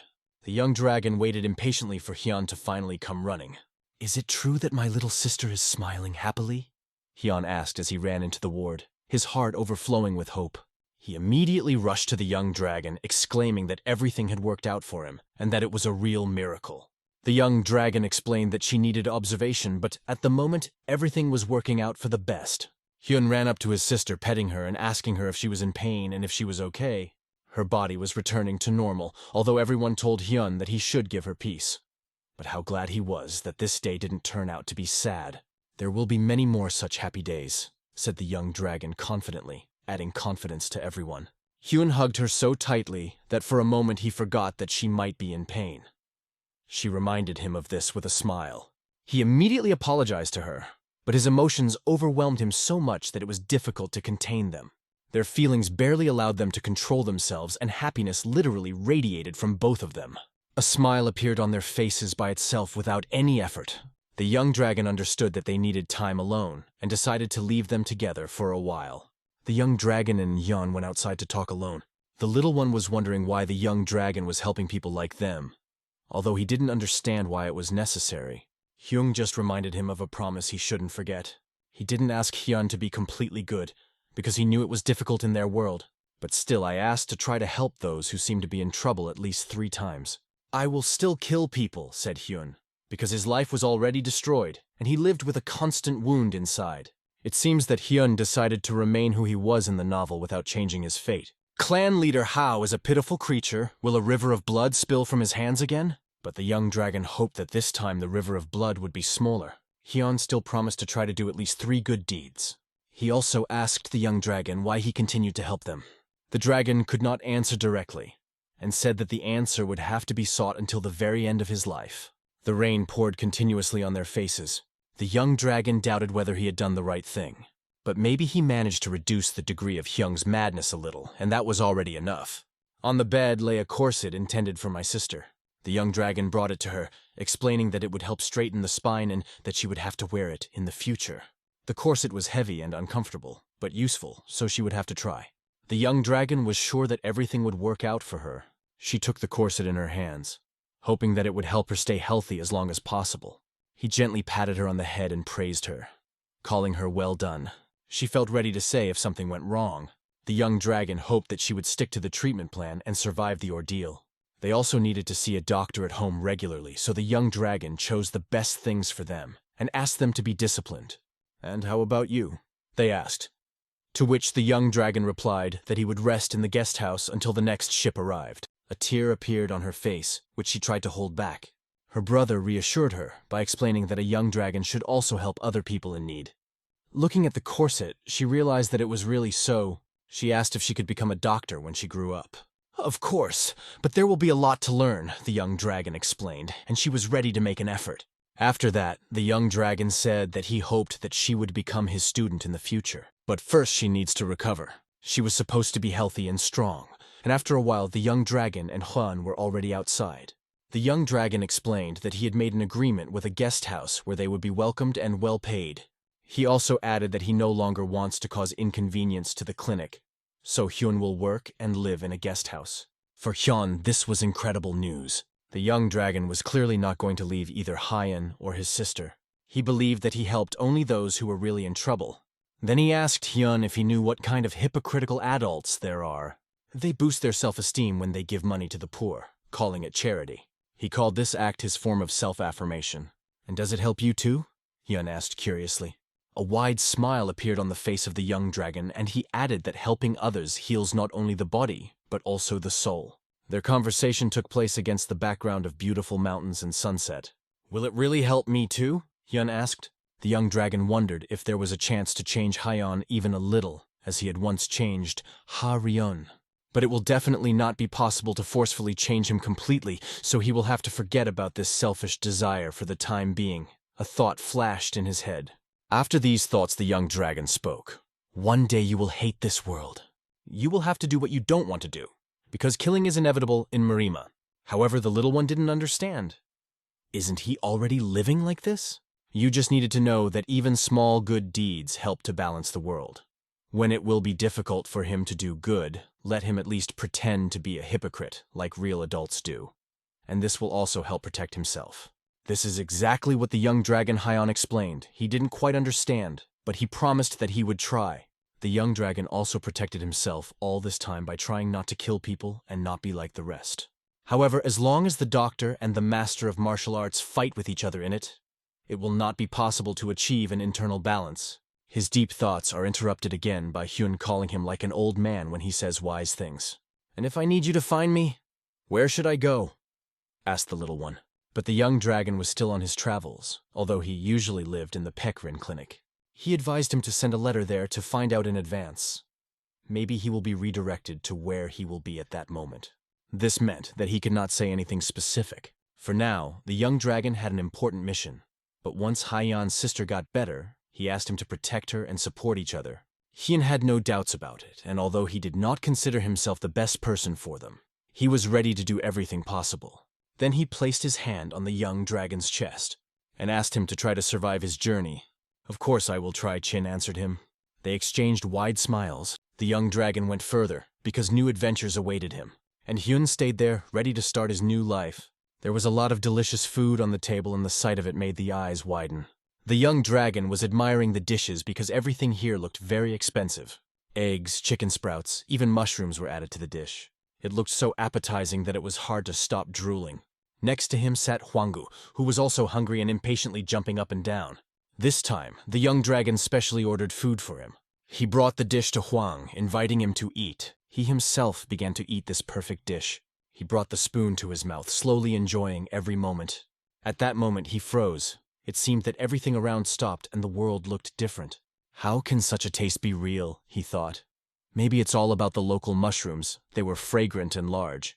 But while eating, someone else approaches his table with a full mouth. He turns and notices them. "Why are you here?" he asked curiously. "The world is tight," they greeted, apologizing for disturbing him during the meal. "I wonder if there are rumors that the young dragon is in Hangzhou. Or were they specifically looking for me?" he thought. They immediately explained that they came to congratulate him when they found out that he was here, and added that they also had their own business.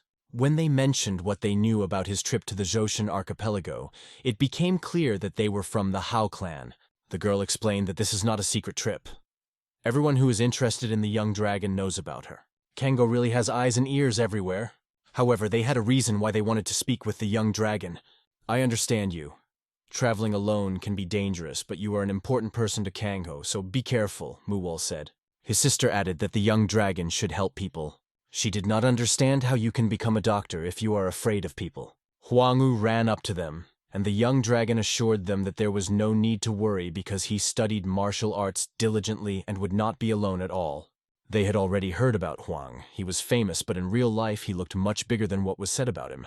The young dragon stroked Hwang and explained that he became like this because he ate magical creatures and herbs from the clinic, so he grew very fast. Since they were already here, he suggested that they have dinner together. And now, a lot of delicious food appeared on the table again. They were delighted with the taste when they tried these dishes. The young dragon watched them eat and couldn't help but notice that these people of Murim really had a great appetite. Then from their conversation it became clear that recently they discovered strange groups, and because of this, they need to be more careful. In the head of the young dragon, guesses immediately appeared about who they could be referring to. He also had one request for them, which he voiced. He said that he recently performed an operation on a girl and her family will now work in this place. "Could you supervise them?" asked the young dragon. This request surprised them, but they listened attentively.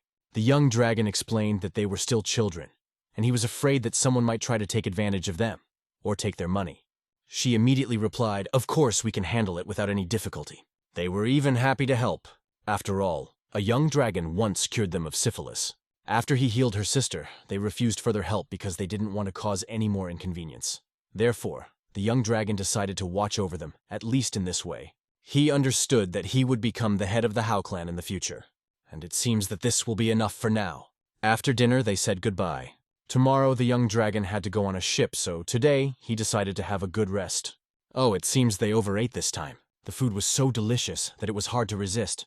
Returning to the room, the young dragon decided to meditate. He tried to find balance in his head before going to sleep. He slowly controlled his breathing, but the shouting outside the door made him stop his meditation. Someone loudly asked if he was asleep, and the young dragon stood up, approaching the door. "What happened?" he asked the man standing behind them. The man said that Manhwa had sent an urgent message and asked him to visit her immediately. This surprised the young dragon, and he asked why there was such urgency. The man explained that Hyun, whom the dragon helped recently, got into trouble and needed help. It seems that the elder of the Hao clan was involved in the case, and Haiyan could not deal with him on his own. The dragon asked where to go, and it turned out that this was Haiyan's new home. The dragon immediately asked Huang to take a scent trail, and just in case, I decided to take a sword with me. At the same moment, they rushed towards the danger to provide help. His face showed anxiety and tension. And what did Hyun get himself into this time, thought the dragon. So little time has passed and trouble has already happened to Hyun. At this moment, Hyeon was on his knees succumbing to the elder's taunts. Hyun knew that Kangho was full of such masters as the elder, but he did not understand why he needed a child. The man warned Hyun that it was better to obey because it annoyed him that such a small boy was already showing stubbornness. He warned that if Hyun continued to resist, he would have to cut off his leg to force him to pray on his knees. Hyun's face was covered in bruises, but that didn't stop him. He could still stand and challenge the old man, asking how long he would be scratching his tongue after getting into a fighting stance. The old man only replied that stubbornness is a problem of youth. The appearance of the elder was really scary, and he kept talking about the fact that Hyun will be left without a leg. Then he added the even more terrifying, "You'll have to cut your sister's throat." "Just try the old man. Old age must be respected," Hyeon said. "But because of this, death will come to you first," he exclaimed, annoying the man even more. Hyun's words threw the old man off balance. Without thinking, he rushed at the boy with his fists, and it didn't take a moment for his fist to be right next to Hyun's face. Then followed an even stronger blow. The elder demanded from him not empty words, but real resistance. But it was obvious that there was a significant difference in strength between them. By luck, Hyun managed to stay on his feet even though he continued to try to dodge the blows. But such quick attacks were almost impossible to dodge. In addition, he was confused by this terrible face that radiated rage and hatred. There was a loud crash that shattered the stones underfoot. At this moment, the young dragon rushed to help. He ran as hard as he could, jumping over the roofs. Following Huang, who was running on the scent, the young dragon's heart was full of hope that it was not too late. He prayed to fate that everything would end well. The dragon pushed Huang to run even faster. But the speed was already incredible. How much faster? Meanwhile, in the place where the battle was going on, the elder stuck his fist in the wall. The stone, although it was very strong, cracked from this powerful blow. Hyun miraculously managed to dodge, but he also realized that his opponent is on a completely different level. But Hyun was sure that if he had a little more inner energy, he would win. So he decided to at least try to steal his opponent's face and run away. His question, "Will you give me your face?" caused real hatred in the elder. He did not want to tolerate such words from the little one. He hadn't planned to use demonic techniques before, but Hyun's words made him completely mad. The red energy characteristic of extremely strong fighters began to appear around. Hyun understood that his opponent was using demonic arts, but he didn't lose his passion. He knew that even without energy, he could use the infinite heaven core. And although I understood that it would be painful, the air around began to shimmer with blue colors. It will be painful, but it is a worthy death, he told himself. Meanwhile, his opponent just laughed loudly, offering to see how much longer the little one could last. Without holding back, the older man pushed off the ground and jumped straight at Hyeon. His speed was incredible, and Hyun didn't even have time to blink when he was already in front of him. His look said one thing, "I will kill you." At that moment, the young dragon was already on the roof and saw them. He quickly jumped down shouting loudly to the old man to pay attention to him, and he added that he immediately removed his hands from Hyeon. More precisely, the young dragon turned to the old, "Get your hands off my patient." His appearance made the old man understand that Hyeon had a protector. Hyun was on the verge of exhaustion and did not understand where the young dragon had come from. His enchanting appearance when he pushed off the walls and jumped on the roofs was impressive. Hwanggu also made an equally spectacular appearance. He pushed away from the fragments of boards and the damaged roof. The young dragon stood directly in front of Hyeon, as if not paying attention to the enemy standing behind him. But then he did turn and looked directly at the old man. The old man immediately understood that he was not an ordinary person. In a short dialogue, they understood who they are to each other, and the last words of the young dragon were, "The treatment is not yet complete. Put your hands away." The fact that the doctor confused the old man in front of him, and it seemed to him complete nonsense. The young dragon didn't fully understand what was going on here, but once again told Hyeon that he shouldn't get into trouble until the treatment is complete. It was difficult for the little one to understand why the young dragon appeared again to save him. At this moment, the young dragon was assessing his enemy. The enemy was also trying to make a picture of what kind of person was standing in front of him. And in Hyun's head, there was only one thing. How did he find me? He came to the conclusion that it was the mystical dog that led the young dragon to the trail. But why is he trying so hard for me, and how many more times will he save me? Hyun asked himself. The young dragon was able to save Hyun's inner energy from the explosion, and wondered why people in Kangho were so eager to risk their lives. His main task was to remember who this man was in the novel. His skin resembled the bark of a tree, and his movements were stiff as if he himself were a trunk. Scrolling through these thoughts in his head, he finally remembered who was in front of him. Such skin and demonic arts definitely killed Hyun in the novel. Then the young dragon turned to the enemy, noting that his ancient tree demon art was mesmerizing, and asked if he was by any chance an ancient blood tree demon. He smiled and emphasized that the young dragon was not so stupid. This made it clear that in front of him is a mid-level thief, but his martial arts are currently at their peak. With such skills, he could easily defeat the head of a middle clan or the leader of a group, so it became clear why Manhwa and Vol did nothing. Suddenly the words rang out. Don't underestimate Kiban's abilities. Considering the fact that he is here alone, he hardly wants to make noise. Judging by the fact that there was a demonic dog with the young dragon, it became clear that in front of him was the one called the young dragon. The demon already knew that the young dragon healed Hyun and was rumored to be a fighter for justice, so he decided to solve this problem by killing him. The ancient Blood Tree clan was different from the Demon Association in sending their requests to the Hao clan. You can imagine how difficult it was for them. The young dragon immediately guessed that this was an order from the Yoselji faction. All these guesses allowed the demon to draw a picture of the young dragon, and he wondered who had taught him so. He assumed that his master was Peck and called the dragon a snake that both heals and maims. Seeing this, Hyun noticed how the young dragon got angry when the demon started talking about his master. Now the demon saw his true face. If someone insults the mentor, the young dragon feels as if he or his father is being insulted. If the enemy does not retreat, we will have to fight. The young dragon decided to talk further, noting that Hyun is just a child, and it is strange that such a master challenges him to a duel. He asked the demon whether he thought that he could be laughed at, to which he replied that he had to do so. Listen to my offer. If it is so important to you, I can fight on his behalf, said the young dragon. The demon saw in this something like the dragon, becoming his substitute in battle. But the young dragon didn't care what he was called. He made a condition that if he wins, the demon will leave Hyun alone. He asked Hyun to believe in him, even though he was very worried about the young dragon. Hyun was so worried that he jumped in front of the young dragon and shouted for the demon to take him and not touch the young dragon. But the young dragon firmly stood his ground, adding that his words were no match for the reputation of the ancient blood tree demon, and it was much better than fighting a child. Hyun kept asking him to stop. The demon could not understand what was in Hyun that the young dragon was ready to give his life for him.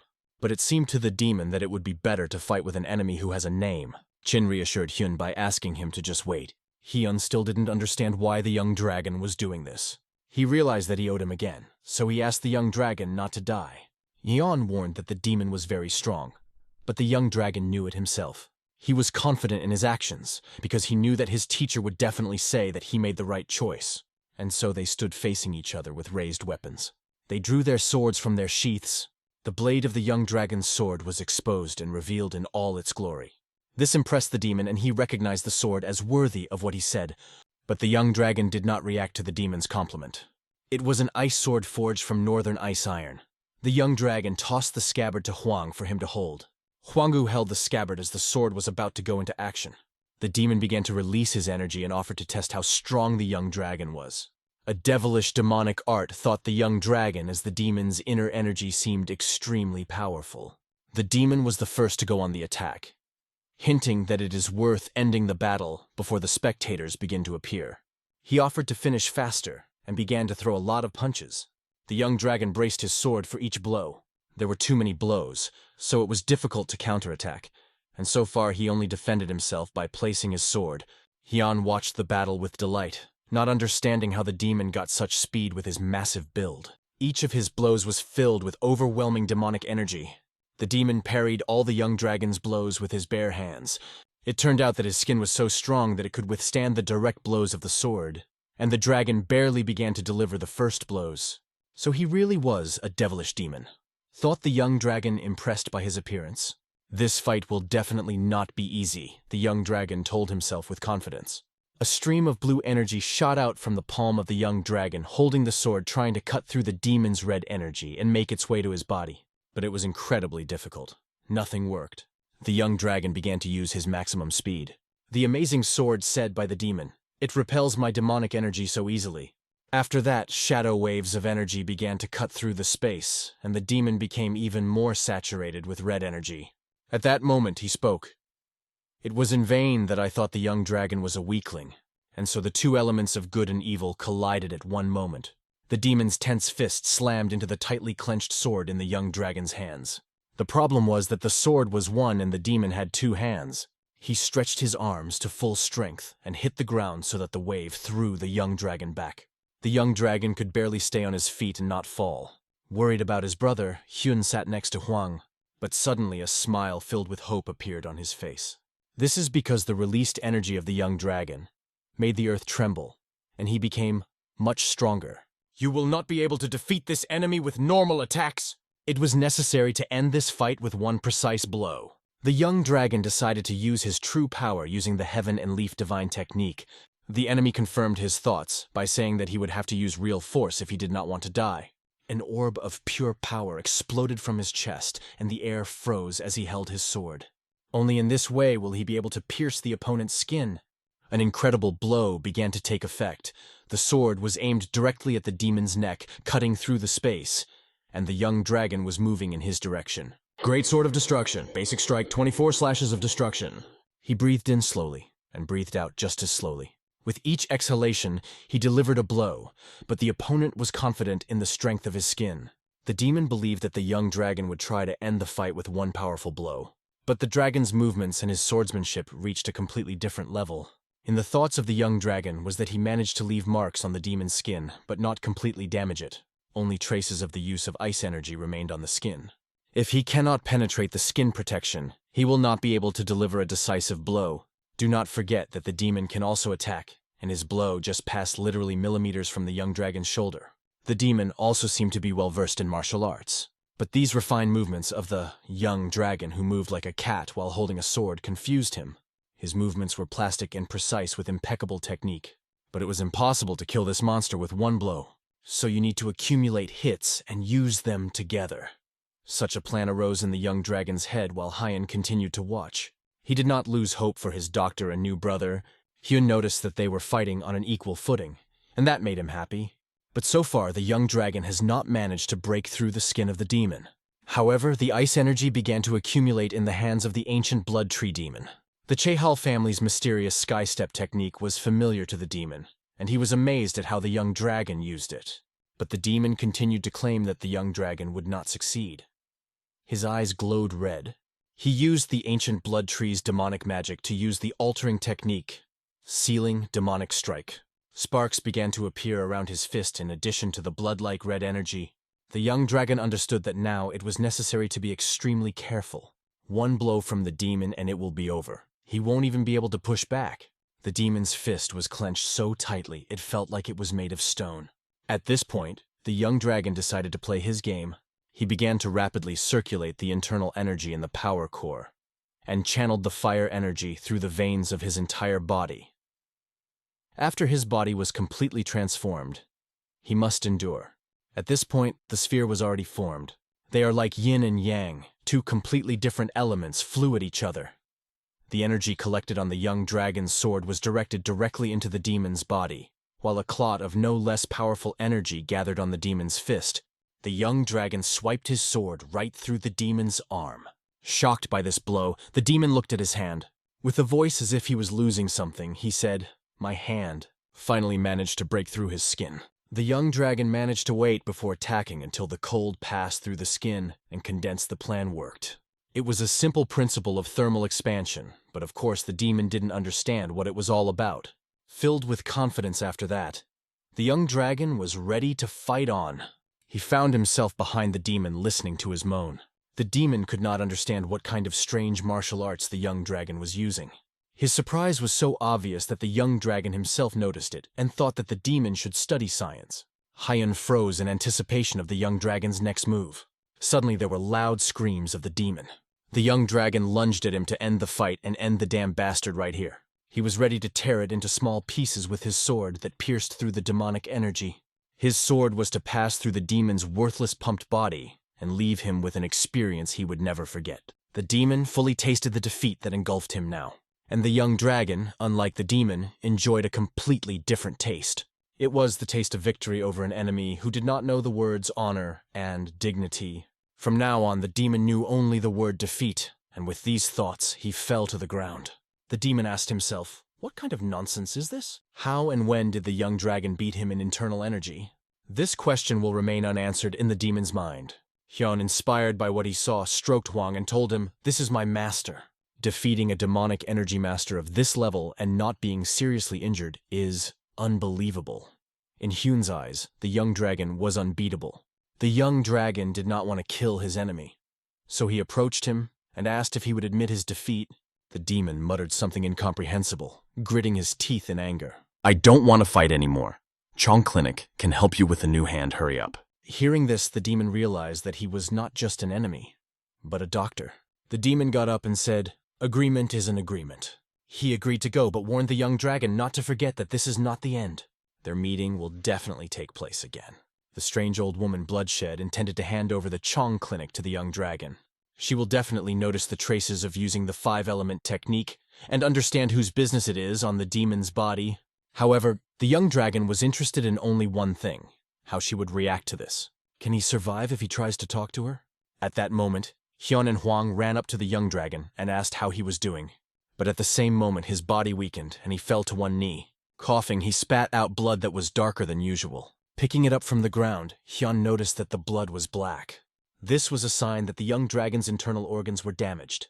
Looking at his hand, the young dragon understood that he was trying to pretend that everything was fine, but the enemy was really extremely strong. He asked Hyung to take him to the Peck Rin Clinic branch as soon as possible. Hyun immediately agreed, assuring that he would take him without hesitation. The young dragon's body was rapidly weakening, and he lost consciousness. After some time, he was already in the infirmary. The doctors treated him and asked him how he assessed their professionalism. The young dragon had no complaints against them, because they were able to properly heal and rehabilitate him. They tried to do everything as he taught them, and hoped that he would not become their patient again, because they did not want to go through something like this again. Because of the young dragon, they had to suffer a lot. "Did you not hear that he was so badly injured while protecting the child?" asked one of the doctors, adding that he was thinking of sending a letter to his master. Chin immediately objected, saying that it should not be done. He did not explain the reason, but insisted. "Just no." However, the doctors understood that they were waiting for an explanation. Therefore, Chin added that if the owner saw this letter, he would forget about all the meetings of the Phoenixes and immediately rush here like it was last year. Sitting on the bed, Chin wondered if this time the master would also bring the 10,000-year-old shackles with him. The young owner quickly packed his backpack and was ready to leave. The hostess asked why he was leaving in such a hurry, but the guy was already late. He is sincerely grateful to her for the opportunity to recover, and she is glad that she was able to help. "Guests are waiting for you outside," she added. The boy was shocked because he did not expect any guests. Going outside, he saw people who brought his brother and sister. Among them were Moval and Muva, as well as Hen herself. When Hung came out to the master, he told that he wanted to join Hao's plan. There was no surprise on the face of the young doctor. He was not surprised. He understood everything, because he knew that Muva always supported him. In his thoughts, he already predicted the development of events. He would join the plan and become its leader. For Mu Heng, martial arts mastery is rooted in the techniques of the leaders of the Hao clan. He once met an old man named Shok Tu, harbored suspicions about where the boy was from, but had no complete idea. The doctor understood why the old man wanted to kill the boy. For this, he even hired a tree demon, using the secret technique of the Hao clan, which requires a high level of martial skill. In any case, Mu Heng thanked the doctor for his help, because if it wasn't for him, the old man would have forced him to reveal all his secrets and would have ruined his life. Mu Heng promised to be more careful in the future. Now that the branch of the Peck Green Clinic has opened, they will take care of the boys, so you cannot worry. He looked at these girls with deep thought. The young master asked if they were all right because they had worked so hard to pay off their debt to him. The girls decided to remain silent without giving any answer. They knew that together they would be able to send strong mercenaries to kill Mu Heng. But later they would have a chance to become stronger and avoid it. Looking at Mu Heng, the young master saw how stubborn he was and how fast he was becoming an adult. Mu Heng also talked about Yo staying at the clinic branch. She is studying medicine, but due to the lack of workers, she needs to take special care of her health. Everything is going great. Hio was still very young, but her determination was amazing, and everyone believed that she would succeed. Mu-Heng dreamed that he would be able to see her again soon. The young doctor did not dare to tell her that he was going to the Hao clan. She thought that he would work in the Chamber of Commerce. It was a good idea at the clinic. Someone would definitely take care of her. May he always be on the lookout for her. He believed that Mu-Heng should become part of the Hao clan, even though it would not be easy. Mu-Heng understood that he was lucky to get the opportunity to choose which of the factions to join. His sisters also believed that this was the right thing to do, and recently the elders instructed Mu-Heng to make his choice. The doctor understood that the negotiations were successful. All the information was transmitted in one moment, and he was lucky that the clan data came to them at the same time. Hearing this, the doctor suspected something suspicious, and what worried him most was that Muva and Moval could be involved in this. Observing how everything was resolved, he was happy because he did not expect such successful days. The doctor was sure that the boy would be able to adapt, and Mu-Heng only wanted to become successful to thank for everything. The boy turned to the doctor and said that, even though it was defiant, but if he didn't mind, he wanted the doctor to remain his mentor. Hearing these words, the doctor remained silent for a while, not knowing how to react. He did not know what to answer to the boy's question about whether it was possible. In his mind, he remembered the oath in the peach orchard when the brothers swore allegiance to each other with swords, and now he wondered if a separate contract was possible. But looking into the boy's eyes, which literally begged him to make his choice, he began to hesitate. The doctor replied that he already has a sword brother, so he should discuss it with him. Mu-Heng was shocked by such an answer, and did not expect that the doctor already had such an ally. The girls did not even doubt that the doctor was so popular. Hyung didn't want to hurt his feelings and said that he would ask that boy, and if he allowed, he would become his second assistant. It was a difficult situation for the doctor. He had a hard time answering, but he tried to avoid Heng's insistence.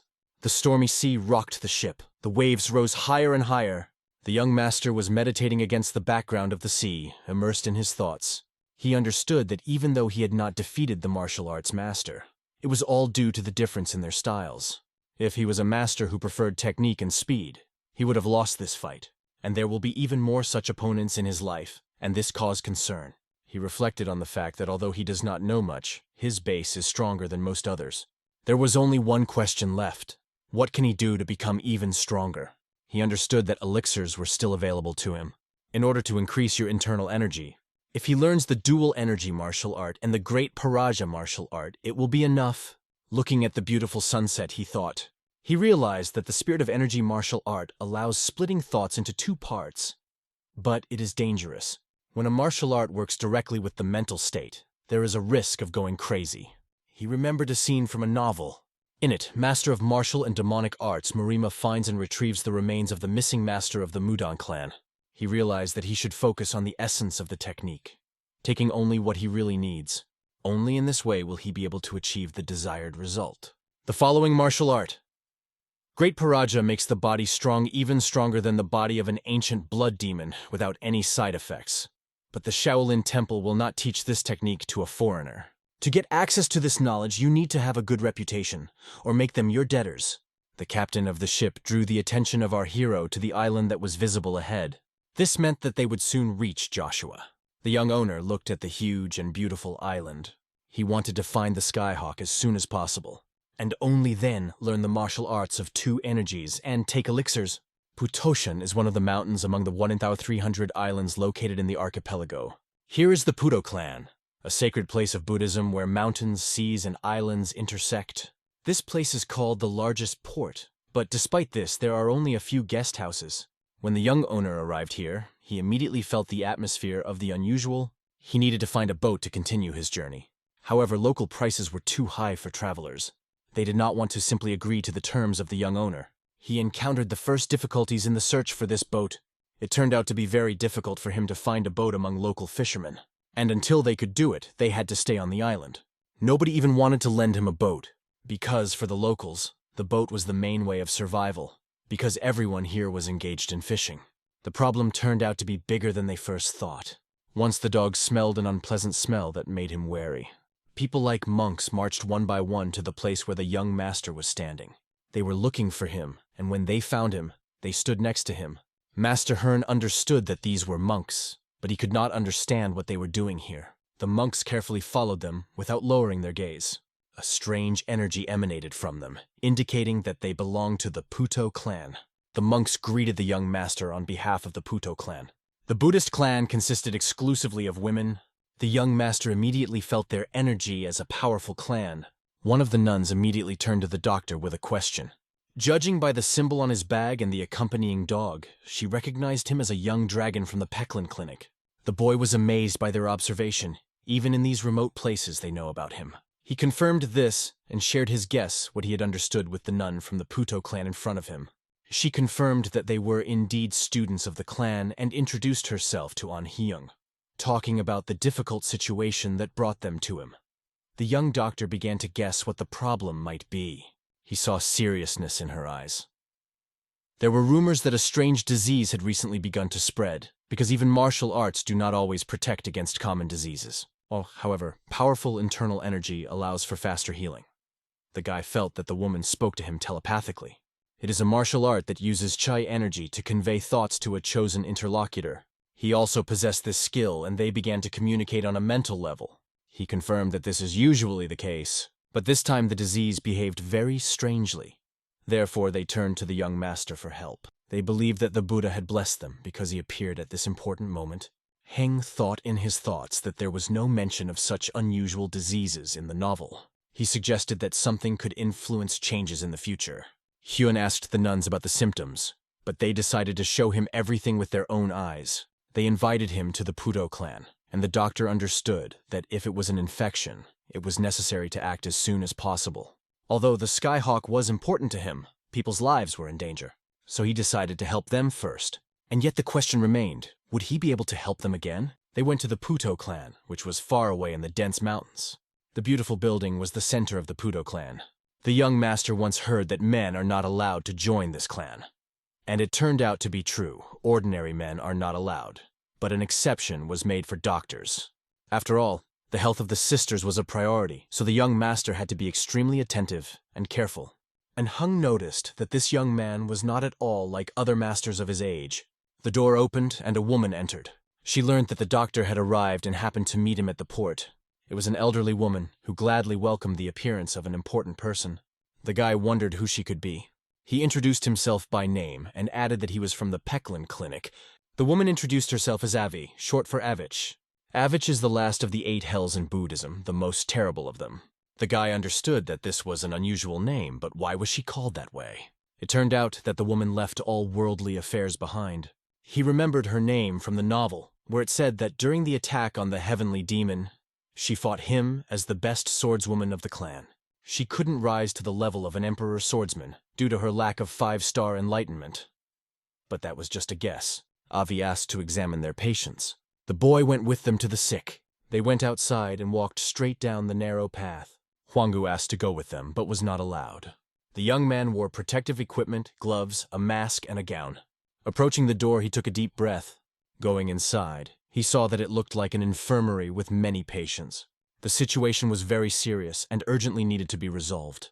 Walking through the infirmary, he carefully considered the surrounding conditions. Endless sounds of coughing from which it was clear that people have very bad temperature, nausea, and serious conditions. Also, the patients had diarrhea of dehydration and wrinkles on the faces became noticeable due to the loss of moisture. They were so exhausted that it was difficult to even open their eyes. He dipped his fingers in the liquid for analysis. I saw that the diarrhea looked like rice water, which was a bad sign. The monks were amazed that the doctor touched this liquid without showing any disgust. They expected him to treat them with high-mindedness because he was from the Peckland clinic. But he acted like a normal person. Heng looked at the patients and thought that in the modern world he would immediately take their blood and conduct a bacterial test. But in Muram's world, this is impossible. According to the symptoms, it was clear that it was cholera. What is cholera? This is the second most dangerous infectious disease. For modern Korea, it is not fatal, but in third-world countries, it still poses a threat. The first cases of infection occurred in the Ganges River in India. But after the occupation by Britain, cholera spread throughout the world. Few people know about its influence. It took more lives than the bubonic plague. It is an extremely dangerous disease. It still exists even in today's world. Cholera leads to dehydration, and after the incubation period, nausea and diarrhea begin. In the worst cases, patients die within hours of the onset of symptoms. Although martial artists are very strong, 57% of their bodies consist of water, without which they cannot survive. Most likely, the well was infected, said the young owner. In order for people not to become infected further, the well must be closed immediately, because it is likely that the monks are feeling well for now, but symptoms may appear after a few days. When the monks heard this information, they were shocked because they washed their clothes in this water and cooked their food. There was no other main source of water in their Puto plan, and they considered the well clean. The doctor understood that this was a huge problem. He immediately ordered to stop using the well and to isolate everyone who used this water. When asked where the doctor is going, he replied that it is difficult to treat all patients, so he is going to the village for help. When he went outside, he went to his dog Huang because she had an important job waiting for her. The monks hastened to close the well, realizing the seriousness of the situation. They needed to use heat to disinfect. Chun-Hee ordered Huang to find the nearest clean water source. The dog quickly completed the task. Meanwhile, the young master went to the village and found strong women who could help in the Puto clan. Although it was inconvenient for him to ask for alcohol, it was necessary. He used alcohol for disinfection. After boiling clean water, he added salt and a little sugar. It was an attempt at oral rehydration, which is how cholera is treated in third world countries. Soon a man approached him with the news that a new patient, a small child, had appeared in the village. The doctor was stunned because children tolerate cholera much harder. It was necessary to rush to the child immediately. The treatment of all began. The water he had prepared was given to the patients, and the energy of the young master purified the young adepts of the clan through the chakras. He worked without sleep, without leaving his patients, constantly worrying about their health. Once he asked the head of the clan if they could close the temple to the locals and go into quarantine for 1 or 2 years. The head of the clan did not understand why this was necessary. But the doctor warned her that she did not realize how dangerous this disease was. If they immediately release the cured after 10 years, the virus may mutate, and most likely, a large-scale infection will begin again. This is one of the only ways to completely eradicate the disease. It was important to close the temple. However, the closure for such a long period will completely remove their influence, and other families will take their place under the sun. At this moment, the young master realized that the clan would have to make a choice. They could either hide everything and live as before, or close the temple and destroy the disease at the root. It was a difficult choice for them, and they had to think it through. In her youth, Anheng survived a strong typhoon that flooded all the lower parts of the mountain due to the large amount of water. Their island was not small, but so much water and rain made it look like a small piece of land in the middle of the ocean. It seemed that they live in the middle of the sea. Then her sister hugged her and said that it doesn't matter how strong the typhoon is, the island will withstand it. And after some time, it became clear that she was right. Their island was able to survive no matter what. Realizing all the consequences and accepting the doctor's opinion, they made a decision. They decided to impose a quarantine on the advice of the White Dragon. Hearing this from the head nun, the women were shocked. But it was really the right decision. The discipline of their students obviously left much to be desired. So the head of the clan decided to conduct training and take advantage of this situation. The women understood what they were getting into, and even saw some benefit in it. The doctor watched them and understood that Buddhist teachings help people feel like an island in the middle of a stormy ocean. Regardless of how strong the waves will be, the island will still stand.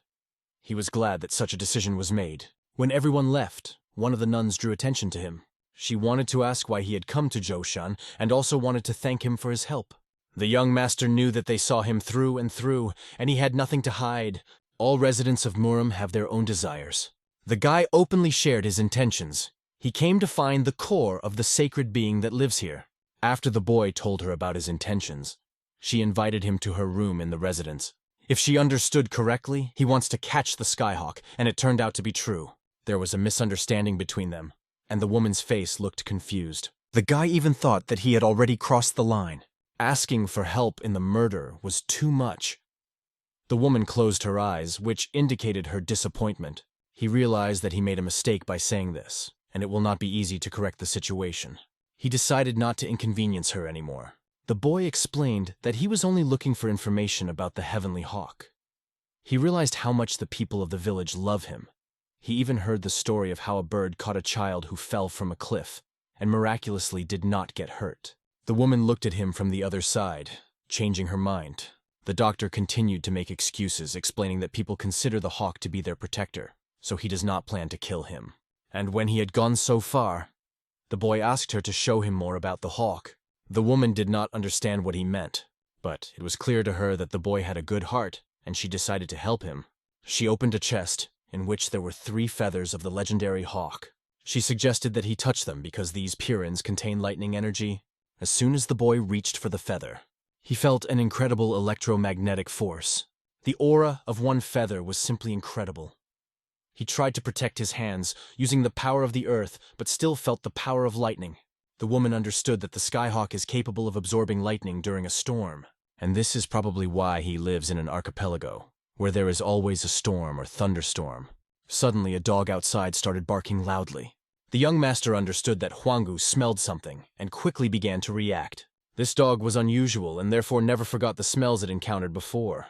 Now the young owner realized that finding the hawk would not be so difficult. Master Heng decided to confess that he had lied before. In fact, he does not want to get the core and plans to kill the hawk. The woman looked at him and smiled slightly. She felt that he is not such a person as he may seem. But even if this is so, she believes that he has a reason. Everyone has their own goals, so let them go their own way. She almost forgot about one important thing. Pulling out a tablet from her pocket, she handed it to him. It was not a simple object, but a real amulet.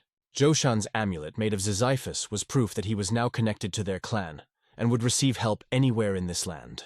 The young master tried to refuse, claiming that he was not worthy of such an honor. But the woman insisted that he take the amulet, saying that he is really worthy because he saved them. She proudly thanked him for his work. The Zhoushan clan tablet was one of the most important in Hongzhou, and thanks to the transportation of goods by sea, they received great profits. However, the Zhoushan amulet was never mentioned in the novel. He now had ties to the Zhoushan clan. Soon he had only to spend the night in this place, and the next morning to go to the mountains in search of the heavenly hawk. There he discovered a contaminated source. Going down to it with his faithful dog, he began to inspect the place. His task will be complete when he clears the source. This can be done with the energy of the 5 elements. But if the infection was caused by the Blood Clan, he would have to stay in the Zhoushan clan to find the Heavenly Hawk. For now, this is just his guess. He should consider the option of intentional infection. Touching the water with his finger, he felt that it was not just an accidental infection. After that, his dog Huanggu started to get nervous. He heard terrible sounds that scared him. The guy felt uncomfortable, as if he sensed danger. The master also heard these terrible sounds and could not understand what they were. He wondered what could be the source of these terrible sounds. Huanggu led him to a cave where they entered together. Inside, they found a spring in a strange, unusual place. The boy paid attention to the seals that were placed on the walls of the cave. He also noticed a wooden box and did not understand why it was there. There were numerous amulets that seemed to be used for spells. But what was it for? Before acting, he decided to check what was inside the box by directing his energy towards it. Seals began to fly away from the place under the influence of his power. The seals scattered like nothing, and our hero activated his divine power. This force cleared the way by removing evil and giving him some answers.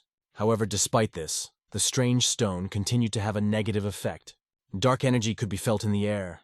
Something incomprehensible was happening in this place. The air was filled with anxiety. When the box with the seals was opened, he saw that there was a hand inside, and the theory of the young doctor's master was confirmed. He began to act to investigate this hand, and I definitely saw how she moved in the fire. It was a curse at the hands of the Blood Clan. They summoned a Jianshu monster for special purposes. It turned out that the situation went much further than he assumed. From this thought, the boy felt tension. The situation became more and more difficult. He needed to hurry with Huang to the island where the Skyhawk often appeared. After some time, they were already there. The young owner thanked the boatman who brought them. Having taken all his things, he and his dog went ashore. Huanggu immediately smelled the presence of someone important. The young master ordered him to quickly lead them to their goal. They ran into the forest, holding together without losing concentration. If his dog smelled a strange smell, it only meant that they were on the right track. Although if it wasn't for the delay due to Mahaon and the Zhoushan clan, such a disaster would not have happened. However, he did not regret it because now they were speeding towards the main goal. Deep in the mountains, they moved through the forest, quickly covering the distance. Kilometer after kilometer, and finally they arrived at the place they were looking for. However, their journey brought them to a halt. The electromagnetic discharge around this place was mesmerizing with its beauty. It was a huge lightning bolt reaching into the sky. The boy thought that the Skyhawk was capable of generating electricity like an electric eel. but its power was much greater. Huanggu looked at the lightning and began to behave cautiously. Sensing danger, the young owner realized that he could finally see the hawk and hoped that it was not too late. And then a creature appeared on the horizon.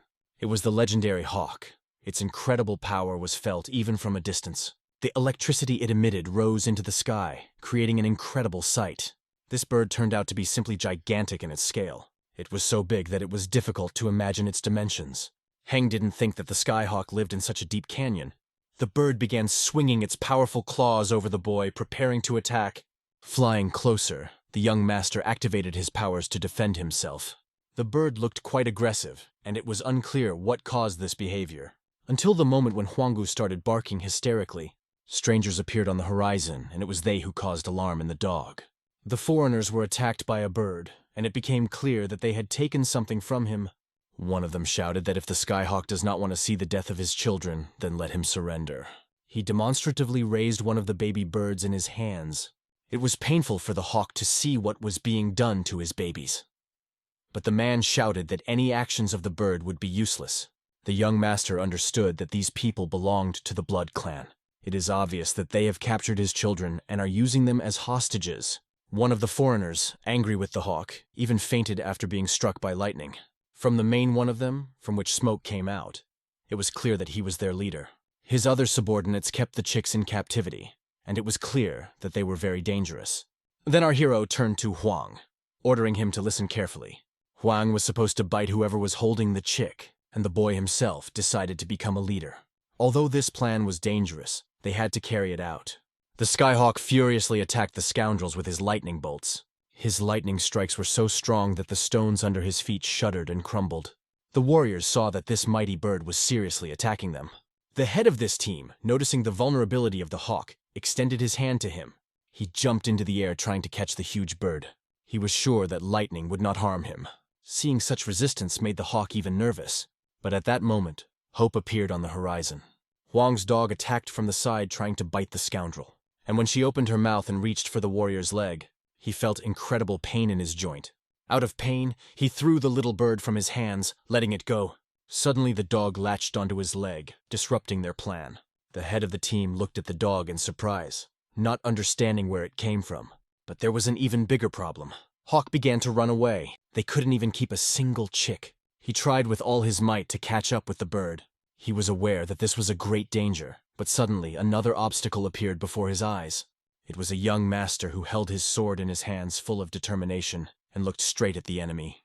His gaze even darkened the enemy's eyes as he felt the power radiating from the boy. The warrior understood that this battle would become legendary. He stopped the young master's blow with his hand, showing his strength. But the powerful electromagnetic discharge from the skyhawk suddenly stopped everyone. The hawk infused the young master's strike with incredible lightning power. This blow pierced the warrior's body and his sword, and the boy could not understand what exactly happened, whether it was his own internal energy or something else. Like lightning, a falcon's strike is directed into the epicenter of the battle. It pierces the young master, and the young man's sword begins to emit an incredible aura. The rival looks with fear at the cold look of the young master. The powerful energy of the impact throws both of them back several meters. An even stronger energy from the falcon suddenly appears from above, catching everyone by surprise. Hyun shouted at the falcon, why did it hit him so hard since they are on the same side? But suddenly, Hung felt that the moment had come to use the 5 elements to subdue the heavenly falcon. The falcon flies rapidly to its main goal. His mission is to retrieve his child and protect him from danger. But suddenly a dog appears and rushes towards the young falcon. All this time, like a faithful guardian, the dog protected the young falcon. The opponent of the young gentleman heard that he intends to tame the falcon, but it is not so easy. Who is he anyway? Hen understood that if he confessed that he had come to destroy the Blood Clan, he would be in mortal danger. His enemy will call the best masters to kill him, and our hero is still too weak to deal with them. Then this fellow shouted, "This is a sacred animal. Why did you come for her? We were the first to find this falcon, so back off." In his thoughts, the young master decided to cover himself with the fact that he only wanted to hunt this beast. He replies to the opponent that he has permission from the Zhoushan clan to meet this creature, and his enemy acts without any permission. The warrior hated the young master even more, not understanding what he was talking about. His energy began to leave his body with a red aura. He promised the young man that he would leave this world, and the elder of his clan would be happy to receive such a beautiful skull. Hen realized that the Blood Clan had actually sent the Lightning Master to capture the Sky Falcon, and their plan was not to leave him alive. At this moment, the opponent begins an attack on the young master full of determination. He wants to test how long the young master can endure in battle, and whether he can withstand his strength. Swinging his sword, the young master prepares to meet the devastating blows of the enemy. He feels the furious resistance and fury of the enemy's attacks, but continues to fight to protect the Heavenly Falcon. One day his sword pierces the enemy's dark aura. It can be seen that the opponent uses lightning using a demonic art. His strength and speed grow to incredible heights. This opponent is even stronger than the demonic creature of the ancient blood tree. One day the young master was distracted for a moment, and the enemy directed an incredibly strong blow at him, forming energy in his hand. He warns the young man that now it will be extremely difficult for him to repel this attack. Hyun sees that the opponent's lightning has become even bigger than the Sky Falcon's. Everyone watching the fight focused their attention on this and began to worry about Hen. The young master is faced with an incredibly powerful, explosive blow aimed directly at him. He understands that he can use gold in the technique of the 5 elements and warns the enemy that he does not even know the principles of the lightning rod. Repulsed by this incredible blow, the boy makes a lightning maneuver with his sword. He takes the entire impact of lightning on himself, directing it directly into his sword, which instantly begins to heat up. Hyung looks his opponent straight in the eye, who was amazed at the effectiveness of the countermeasures from this scoundrel. The young master's sword shone with plasma light at the epicenter of the impact. It could be seen how he absorbed all the demonic lightning energy, and even continued to drink it greedily, as if he were thirsty. The opponent started shouting how Heng could spoil his lightning. "But will he have enough time to move?" asks the young master and delivers a crushing blow. Unbelievably, the opponent notices the attack and begins to be filled with demonic energy again. He doesn't care if the lightning completely envelops his body. He still intends to use the gold for protection. The young master strikes the opponent with such a strong blow that even the ground trembles under his feet. His hand hitting the red aura warrior's body felt a powerful golden force. The opponent coughs from the blow, losing control over his energy. The opponent flies away, feeling the incredible power of the young master. His power was so powerful that the opponent was forced to use his legs to break and stop himself from being hit. Looking around in surprise, he realizes that his attack was repelled. "What is this scoundrel even doing?" he thought, shocked by the force of the young master's fist. What is the technique of the 5 elements? Where did he get it from? The enemy could not understand this. There is also a dog next to him that does not look human at all. Then he realized this. A student of the Peckland Clinic, a young dragon. Our hero was amazed that the enemy had guessed, and now he will face big problems. The enemy's power began to explode, filling the air with heat. Hate filled his heart. How dare this young man interfere in their clan's affairs? Does he think that the technique of the 5 elements is capable of repelling his lightning? He is not going to tolerate these insolent actions, and the boy listens carefully to his threatening words.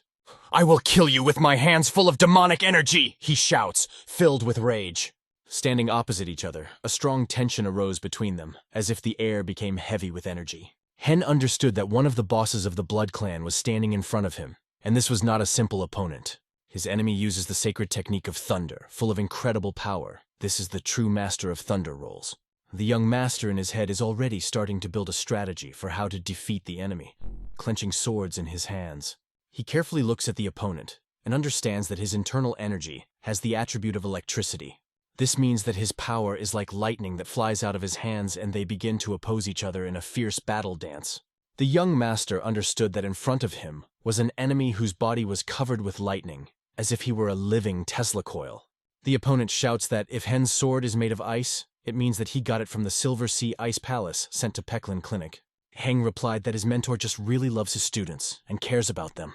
The opponent understands that the technique of the 5 elements and the ice sword is a serious threat, and decides to lay out all his trump cards in this battle. In front of the eyes of the young gentleman, an incredible force appears, directed directly at him. A huge punch moves towards him, flying straight into his face with devastating speed. After this blow, it begins to seem that the chaos gradually subsides, as if a brief pause in the battle is approaching. To save himself, Hen retreats to a safe distance, trying to get away from the opponent. The opponent's blow was too close, and now he uses lightning to strengthen his body and make it stronger. In addition, lightning can paralyze the young master, and now that the stage of attack and defense has been passed, the situation will become even more difficult. The opponent fills his fist with energy and turns to the boy who decided to use the 5-element technique. Although he can block lightning, the difference in strength between them is huge. "This is exactly what the power speaks for me! You may have tried, but you will not be able to avoid death," says the opponent. In his mind, Hung understands that one of the advantages of the 5-element technique is the ability to restore internal energy during battle. However, the Master of Thunder Rolls consumes a large amount of energy, and dragging out the fight will give him an advantage. The opponent notices that Hang is thinking about something important. But these thoughts do not make any sense because it is time for you to die, he decides. The Master of the Thunder Rolls rushes forward like demonic lightning and attacks the young master without pity. He sees only one goal in front of him, and the young master understands that it is time to use the divine technique of sky and leaves. He is ready for the fact that the enemy is about to strengthen even more. The opponent's dark lightning rips through the air, spreading throughout the cave like an unstoppable storm. His demonic eyes glow with peak power, and now it is impossible to avoid his incredibly powerful attacks. They filled the entire battle space. The boy, having faced his opponent, realizes that he is a real madman who will stop at nothing.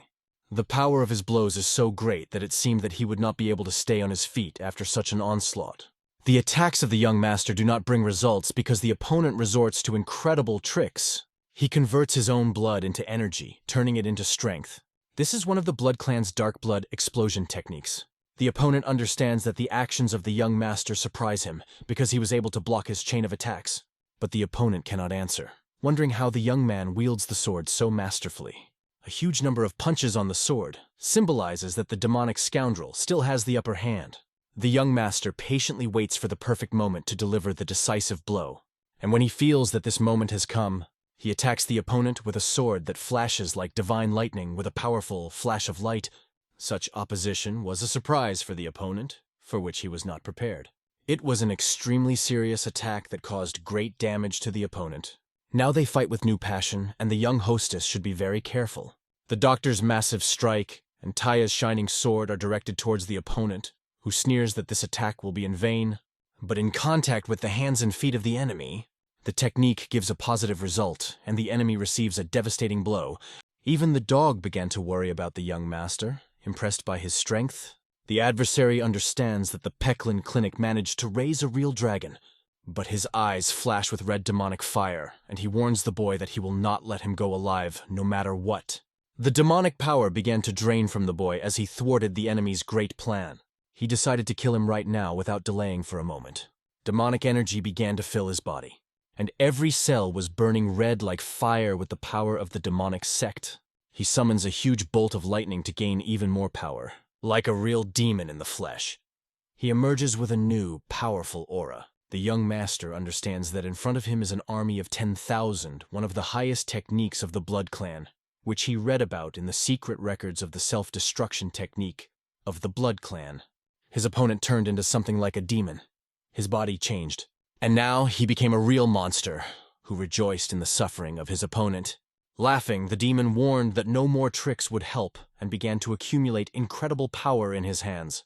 The force was so massive that everyone who watched the battle was amazed by its power. The young master understood that if he did not avoid this blow, he would die. There was no chance to escape, so the only thing left was to use it.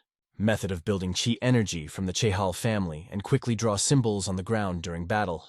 By using this technique on the ground, his incredible golden energy began to fill the battlefield with its power. In the background of his technique, the demon yelled, "Die, young dragon!" Heng only had hope that he would be able to resist.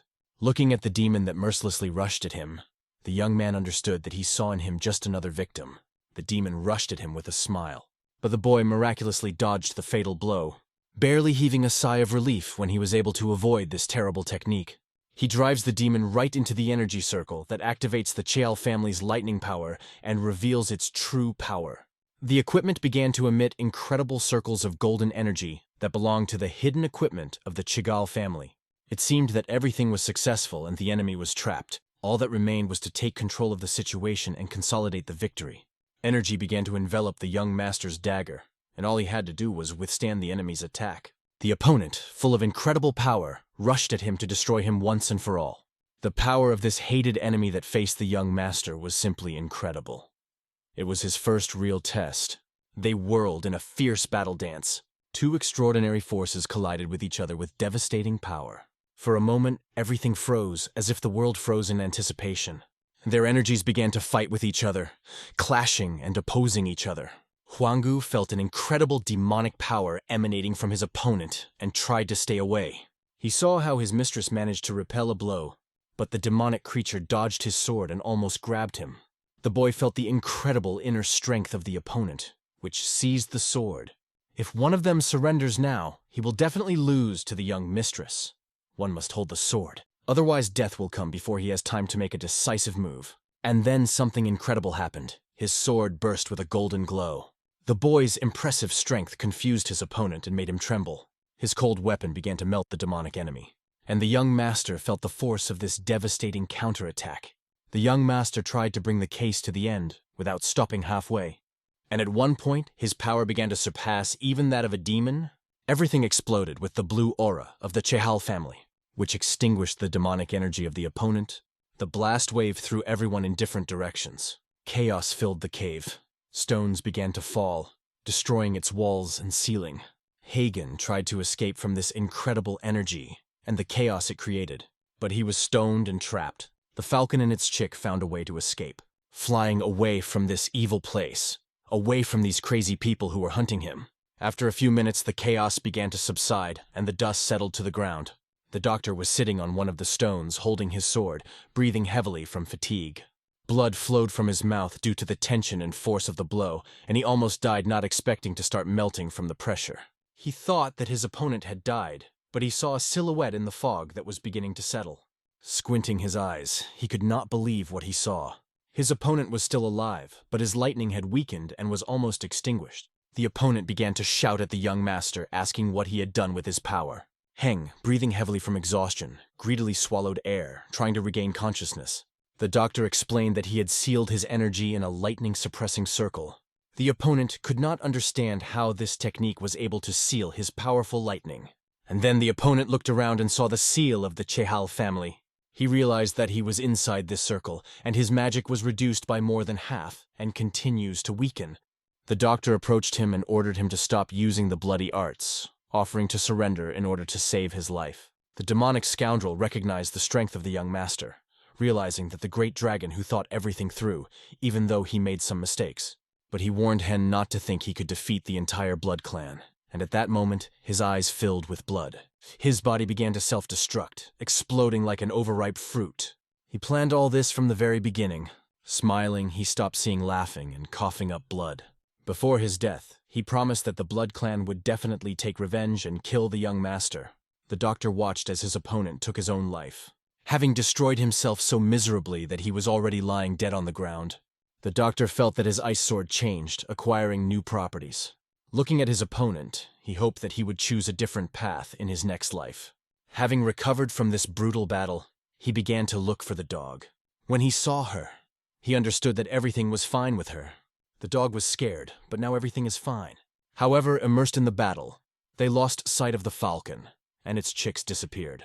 Raising his head, Heng saw a falcon flying over him, holding something in its beak.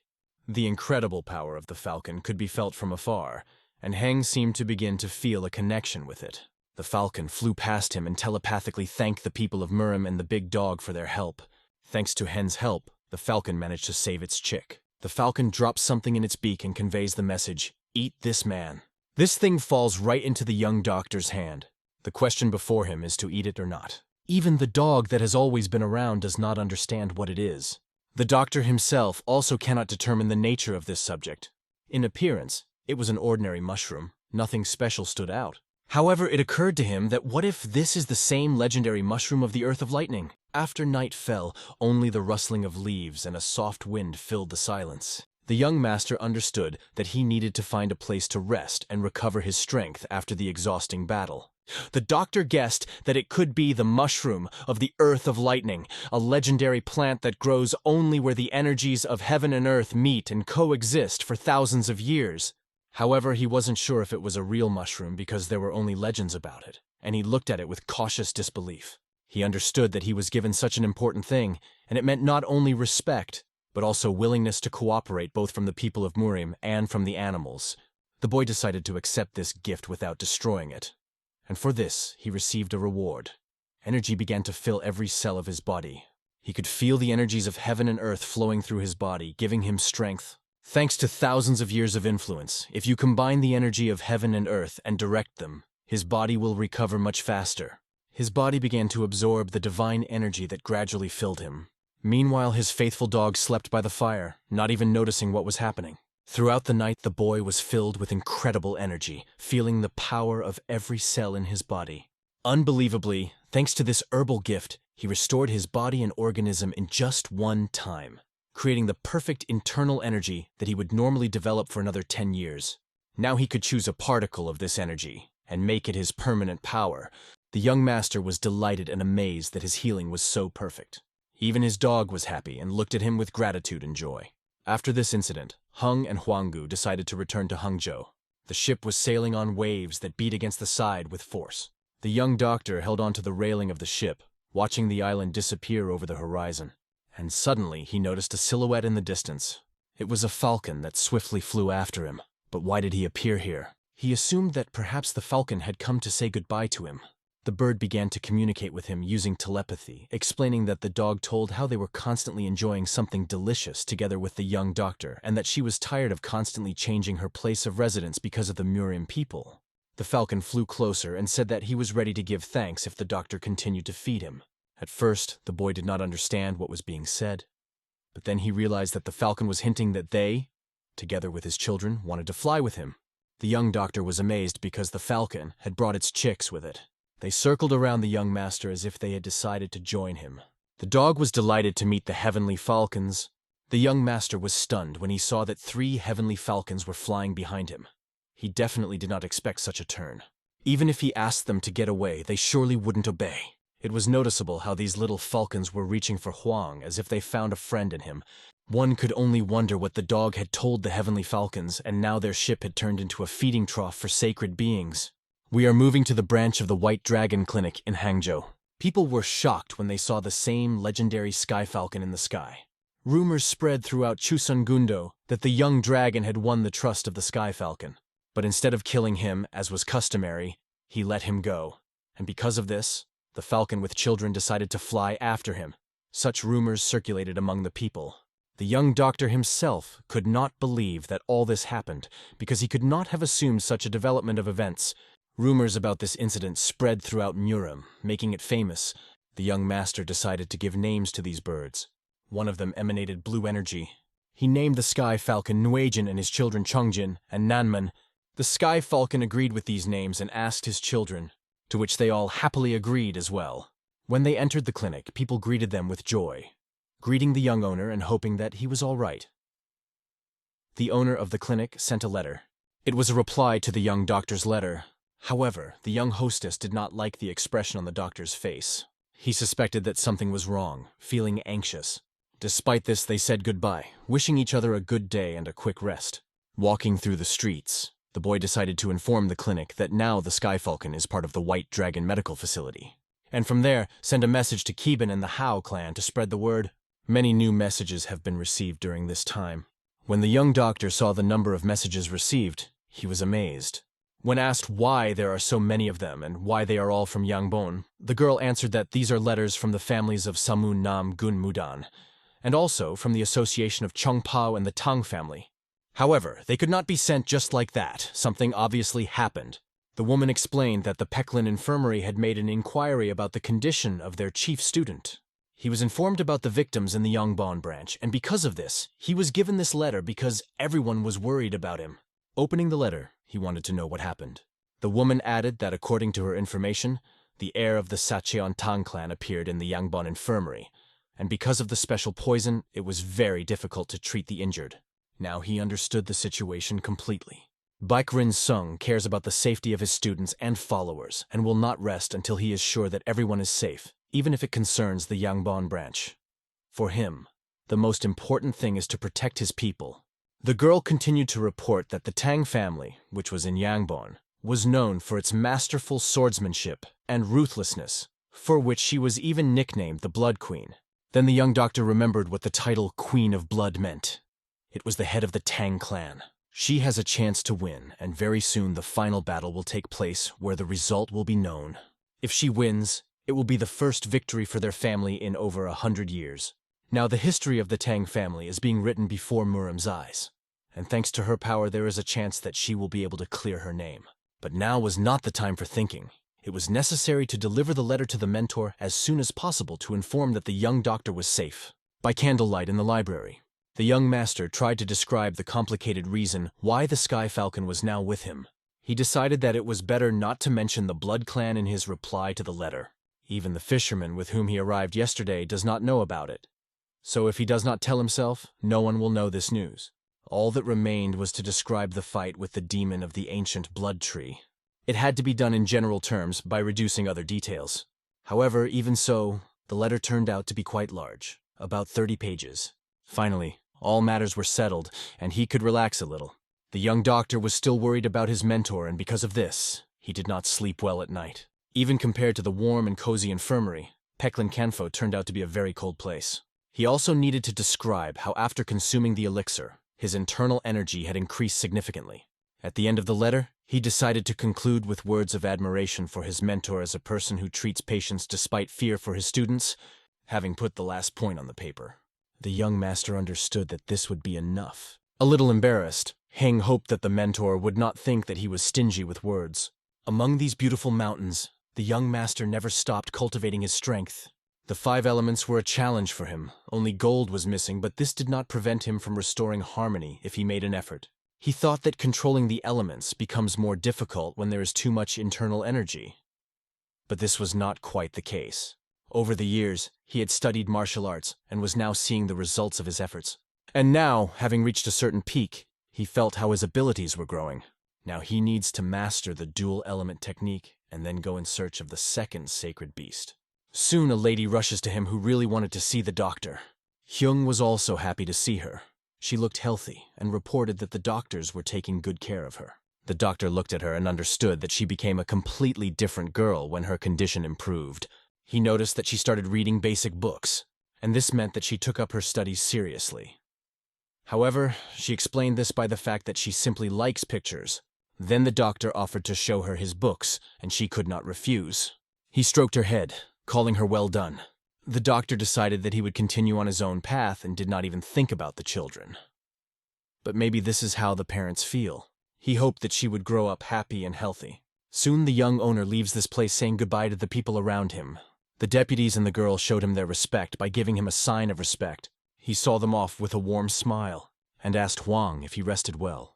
No doubt Huanggu is well rested, and they are off on a new journey. Their next destination is the Valley of Fire, the same valley from which it is impossible to return with its narrow paths and sharp rocks, resembling an axe blade. Passing through these complex rocks, the doctor could not understand where the valley itself was. The Mudan family elder's journal mentions the dual element technique and indicates where it can be found, but even the members of this family could not find her. However, the doctor had a completely different situation. Huanggu could determine the location by the smell of skeletons hiding among the mountains, and his falcons could see the exact location of their target from a height of flight. He fed his faithful birds and they went on. He knew that they would like it, and the falcons quickly found the right place, circling above him. When the doctor turned his attention there, his pupils widened in surprise. He lit a bright beam of light in his hands and began to move forward. The falcons illuminated his path with their electromagnetic fields, no worse than a lamp. Sunlight was coming straight from the cave, and at last his faithful Huanggu smelled that they had found the same place. The doctor noted that it was the power of the meat delicacies that attracted the falcons and helped them quickly find the right path. When they entered the cave, they saw a silhouette. Perhaps it was an old monk, but he had not moved for a long time. It was obvious that no one had visited it for years. The monk sat in the lotus position, and only a skeleton remained. The young doctor correctly guessed that it was a hermit who had lived here for a long time. Coming closer, he decided to pay his respects and carefully observe the remains of the old monk. Huanggu looked at the silhouette and wondered about the remaining bones. The young master noticed that some magazines were lying near the monk. After reading them, he found many interesting things. In the records, the monk requested that his remains be cremated and handed over to the Mudan family. He sat here all this time, hoping to return home at least in this way. The young doctor, although he became his last guest, decided to fulfill this request. He will do everything possible to make the Mudan family remember this monk and honor his memory. Smoke rose over the valley, enveloping everything around with a thin veil. The doctor fulfilled the monk's request as stated in his will. He wished that the monk had a good rest in the next world. Bowing to him as a sign of respect, he gathered together with his friends, lost in thought. Even the dog seems to have sensed a touch of sentimentality in this situation. He told the dog not to run around, but rather to look carefully at everything. The young master took the urn with ashes that he had prepared for the monk, and noticed under the text, covered by some object, another inscription that he had not seen before. He needed to fill in certain points. Before he can get the jewel element technique, it was cleverly done, and he wouldn't have noticed it if he hadn't looked more closely. The monk wanted this technique to pass into the hands of a careful person, which pays attention to the smallest details. In this place, in reality, there was no one who could interfere with the young hostess. If he falls into a trance, there will be no need to worry because this place was suitable for meditation. He decided to learn this technique right here, and his dog will go around the area watching over him. And if he gets hungry, let him go hunting. The sun was setting behind the huge mountains, gradually hiding its rays. In the dark cave, the young master began to meditate, focusing on his inner energy. This technique involved the use of two elements, but not separately, but in harmony. Yin and yang must be in harmony with each other as if inside a small universe where harmony creates a balance between heaven and earth. The technique of the 5 elements of the Chehal family interprets the world through fire, water, earth, wood, and metal. The technique of 2 elements is based on yin and yang, which support the harmony of light and heavy, light and dark, cold and hot. When meeting, cold and heat lose themselves, and these are 2 different stories, none of which are incorrect. The ability to express this harmony through the technique of the 5 elements opens up new horizons. The answers to this can be found in the records of the late monk, and at that moment, feeling incredible power, the boy received answers to all his questions.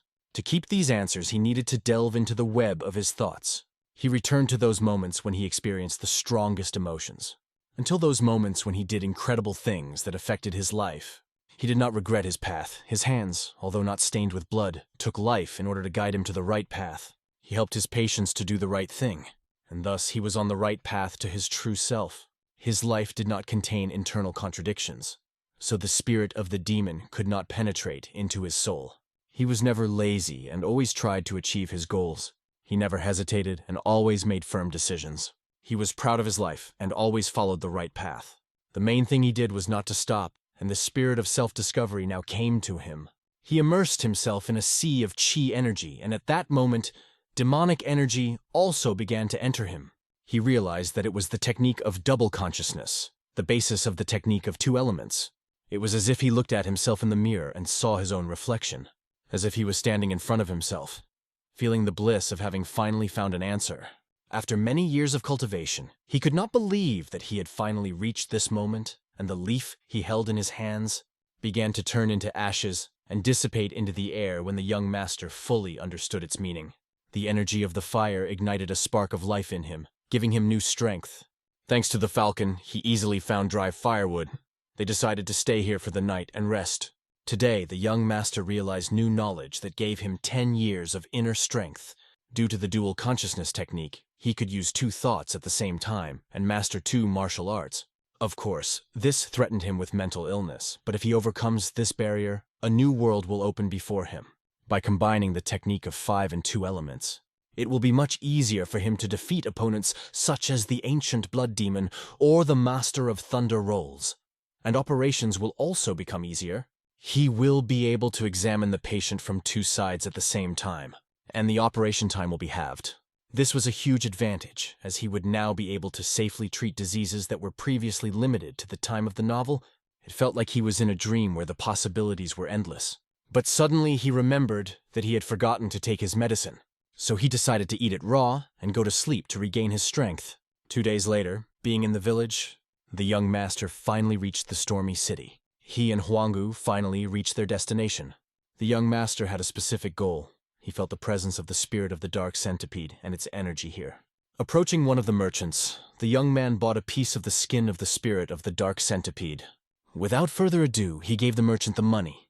When asked why he needs this item and whether he really plans to catch the monster, the young master categorically answered that this is exactly what he was going to do. The merchant warned him not to ask too much because it could be a dangerous idea.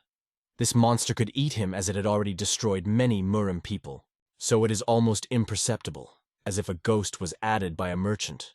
However, the young master calmly showed that he has falcons that can inspect everything around, and that's why he's not afraid of a typical monster. Despite all the difficulties, he was sure that he would be able to find it thanks to his loyal followers. They are a great team, and together they will succeed. He gave the dog a piece of skin and ordered it to look for a place where the monster might be. Meanwhile, falcons flew over the mountains looking for traces of the dark creature. Soon they found the place where the monster was probably located. But it turned out that this is not just a place to stay. There's a whole nest here. The nest was littered with an incredible number of skeletons. One could only ask oneself how many people died here. Heng decided to use 2 swords at once. Since he now possessed the technique of 2 elements, he felt much more confident and did not even believe in his own strength. Walking along the skeletons, he heard how some bones began to make a cracking sound. The young master looked back at Huang and told him that this place was very dangerous. He advised the dog to move away and stay away. But at the moment when Huanggu closed his eyes, a shadow fell on him. The doctor understood that something was not clean here. Raising his head up, he saw a huge monster. His silhouette was incredible, and his fangs were huge. The guy was so impressed that he almost went into shock. The monster looked at his dog as if it were a victim. Hyun just managed to shout for Huanggu to start running away because the monster hit the ground, creating incredible chaos. The monster tried to reach the dog, which was thrown aside with a blow. The young doctor carefully looked at the opponent who stood before him. From the scale of this monster, it was clear that the battle would not be easy. In addition, this ugly creature was incredibly fast. Using his new technique, Hung felt like testing his strength and having fun in this fight. The millipede began to manipulate the cave, trying to surround him from all sides and hit him with his tail. The boy focused all his strength on the sword, trying to combine lightning and fire into one powerful strike. He only had to strike a decisive blow. The most important thing is to remove the skin from the monster, which served as a protective shield. Only the strongest will win in this confrontation. The doctor understood that one powerful blow would be enough for him if it was accurate. Soon after, he performed an incredible combo aimed at this creature.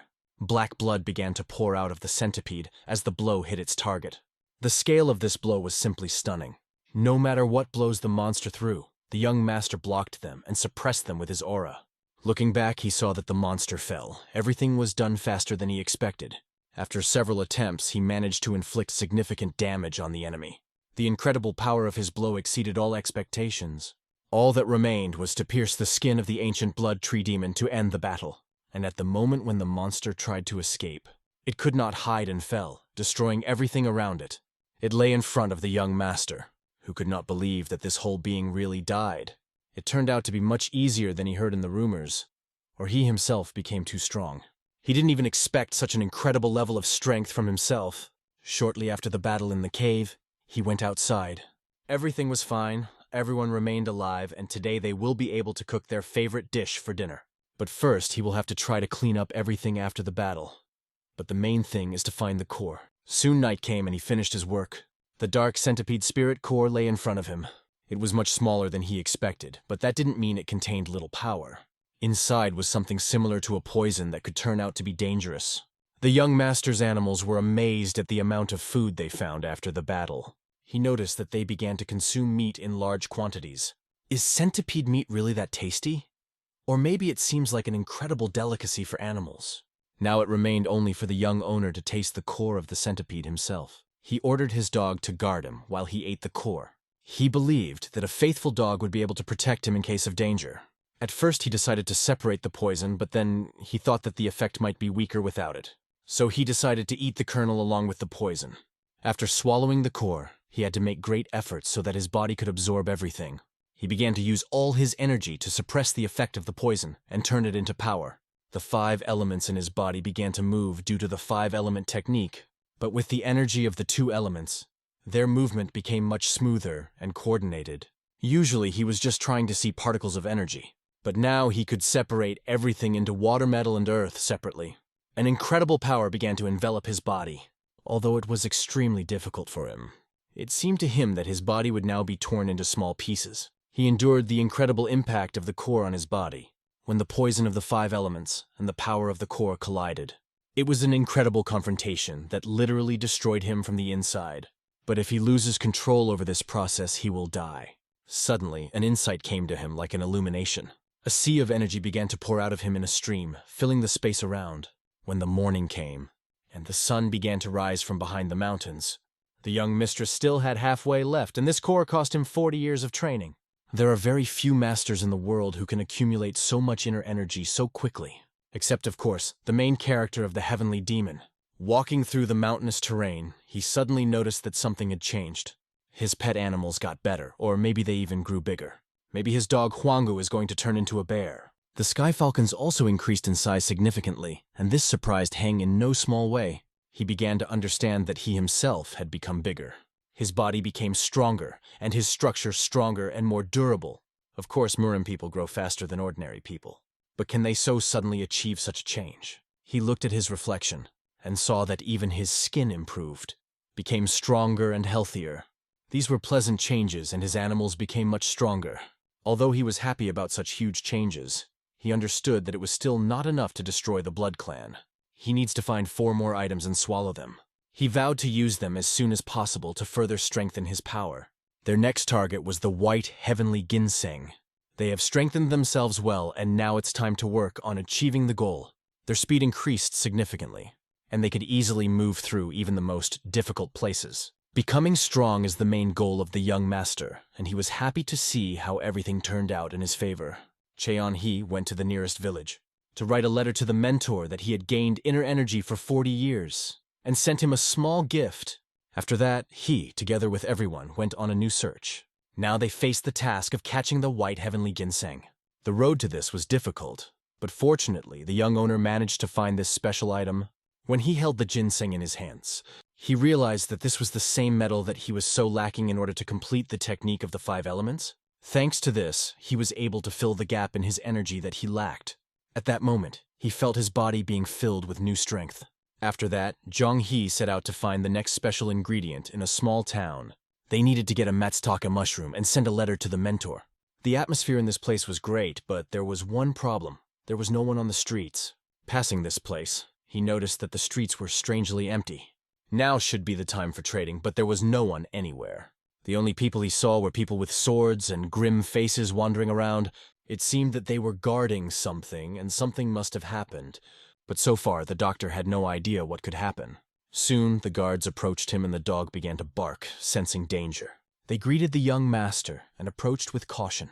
It was clear that this is a city guard that doesn't just show up without a reason. These people apologized and asked to show the sign with the boy's name. He had it, but he wondered why they were asking for it. He pulls a sign from his pocket and shows it to the guards. They look closely at her and analyze all the information. Then one of them realizes that in front of them is a legendary person. He was amazed that the young dragon himself appeared before them. The boy did not know that even in such remote places people would recognize him because they heard about how he travels with a big dog and a trunk and wanted to see him with their own eyes. However, they were ordered to check all arrivals. "And what happened in the village?" he asked them. The guards reported that the disappearances of people have become more frequent. Of course, this has nothing to do with the young dragon. Then the soldiers decided that it was time to go, but the boy did not understand anything. Their behavior was strange, and even more strange was their hasty departure. It was obvious that something was wrong, and they were hiding something. But he can learn everything from another angle. The guy went to the restaurant and ordered food for 8 people. The waiter did not understand what it means for 8, because he is here alone with the dog. Looking around, the doctor noticed that there were neither guests nor musicians in the restaurant. Although the restaurant looked the best in the city, the waiter said that there were no people and asked not to worry the young dragon. The doctor heard about the disappearance, but did not know the details. The waiter became nervous when he heard this question, and it was obvious that he was worried. He clearly did not want to talk about it, and it was obvious.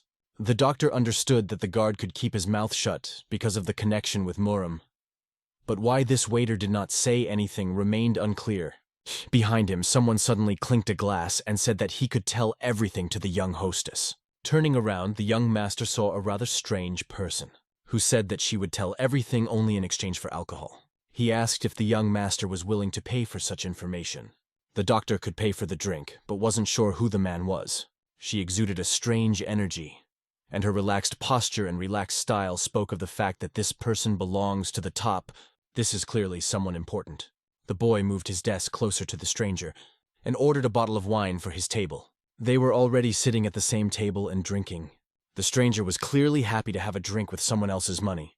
The doctor noticed that this person was quite strange. The stranger almost forgot to introduce himself. Many people in Kongho call him the three-headed tiger. Hearing this, Young-hee started to get a little nervous. After all, the three-headed tiger is a representative of one of the families of tracking masters. But the question arose, why is he here? The doctor told him that he had heard of him and knew his name was Beck Ha. In turn, the doctor introduced himself with his skills and said that he was from the Beck Clinic. Beck Ha also recognized him as a young dragon very famous among the people. Beck Ha was pleased that the young doctor had heard of his achievements. He remembered that he had also heard how they defeated the ancient Blood Tree Demon and the Hao clan, and then caused the Podha clan to be shut down in the Zhoushan Archipelago. The young doctor explained that it was not his fault that the clan closed. It happened because of the epidemic. However, there were many rumors about him. Baek Ha showed interest in communicating with the young master. But when it came to the disappearance of people, Beck Ha said that everyone avoids this topic. He said that hundreds of people disappeared in this city, and all of them were small children. Hearing this, the doctor exploded with indignation. Beck Ha continued, even the grandsons of one of the village chiefs have disappeared. It was a terrible event that people could not come to terms with. If someone kidnapped these children, it is a very serious matter, because even the children of influential officials have disappeared. And those who did it are not afraid of any danger. Now it became clear what is happening in this city. They suspect that a demonic clan is involved. For this, a group of professionals was called because it concerned the children of influential families. And therefore, they invited Baek Ha. So this landlord is investigating, but still no leads. After drinking some excellent alcohol, they continued, and meanwhile the animals enjoyed the food that the doctor had prepared for them. Baek Ha suddenly apologized for the strange question, but asked, "Is Young-hee not a virgin?" The young master was so indignant at this insolent question that he even threw his glass. He was confused and nervous, not understanding what this person was talking about and why such a question arose in the first place. Buck and Chin sat opposite each other at the table, each lost in his own thoughts. The young dragon didn't want to answer Chin's question, feigning indifference. Beck expressed his opinion. He sensed that the dragon's intentions were towards children, to manipulate their minds. Or maybe he needs these actions for some mysterious rituals. If it is really for the sake of the rituals, then the children will remain alive until they are performed. Beck, in fact, hoped for it. He needed a solution, not simple revenge. The young dragon asked curiously if Beck thought it was the demon dragon's doing. Beck replied that only partially. Not all forces could kidnap the children of high-ranking families, but there was one group capable of it. The word alone seemed suspicious to Chin. Is there only one? After that, Beck started walking away, leaving Chin to wonder if his candor was due to the alcohol. Aren't doctors the best information getters in the world of Kango? Beck asked, adding that everyone knew who the young dragon was. This is how Beck explained his willingness to cooperate with Chin. The young dragon asked if Beck had any other items related to the missing children. Chin soon returned to his room, lost in his own thoughts. When Huanggu's dog returned, Chin immediately asked if he had found any tracks. But the dog shook his head in different directions, clearly showing that there are no traces. This surprised the young dragon. Even Huanggu couldn't find them. Hope began to fade. What now? Perhaps it is time to recall the plot of the book. You have to close your eyes and drink the elixir, although he didn't know if the children were alive or not. There were many thoughts in my head, but he still drank the elixir and lay back on the bed. Thoughts did not leave him, and he considered what should be done next. Maybe it's worth trying to get information for money.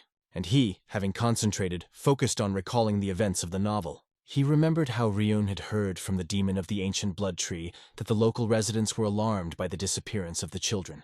They believed it was the work of the demonic clan. Ryun didn't answer, but thought that maybe people were just looking for someone to take their anger out on.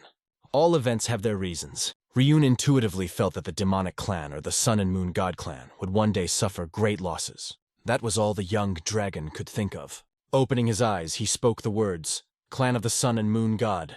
Just one paragraph, and it is completely empty, does not contain any information. Neither the name of the village nor the names of the missing children were mentioned there. However, given the map and the climate described in the novel, this is undoubtedly the village where the young dragon arrived. This meant that he was close, but could not face the top of the Blood Clan at the moment and was waiting for Haryun's help. Yes, so far this is just a guess. However, right now it is best for him to find Haryun. He held the item up to Huang's nose and asked to find the owner of the item. And he also asked me to hand over the letter he was going to write. So he sent the two birds and Huang to find Haryun.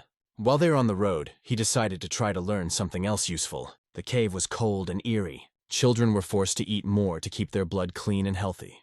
Told to chew well and think about digestion. Suddenly, a man in a red robe rang the bell. The children swallowed the rice spoon by spoon, silently obeying. They managed to hypnotize the children perfectly. But suddenly a righteous man appears and the old man asks him about the reason for coming. He heard that a young dragon had appeared in the village. It was this news that he passed on.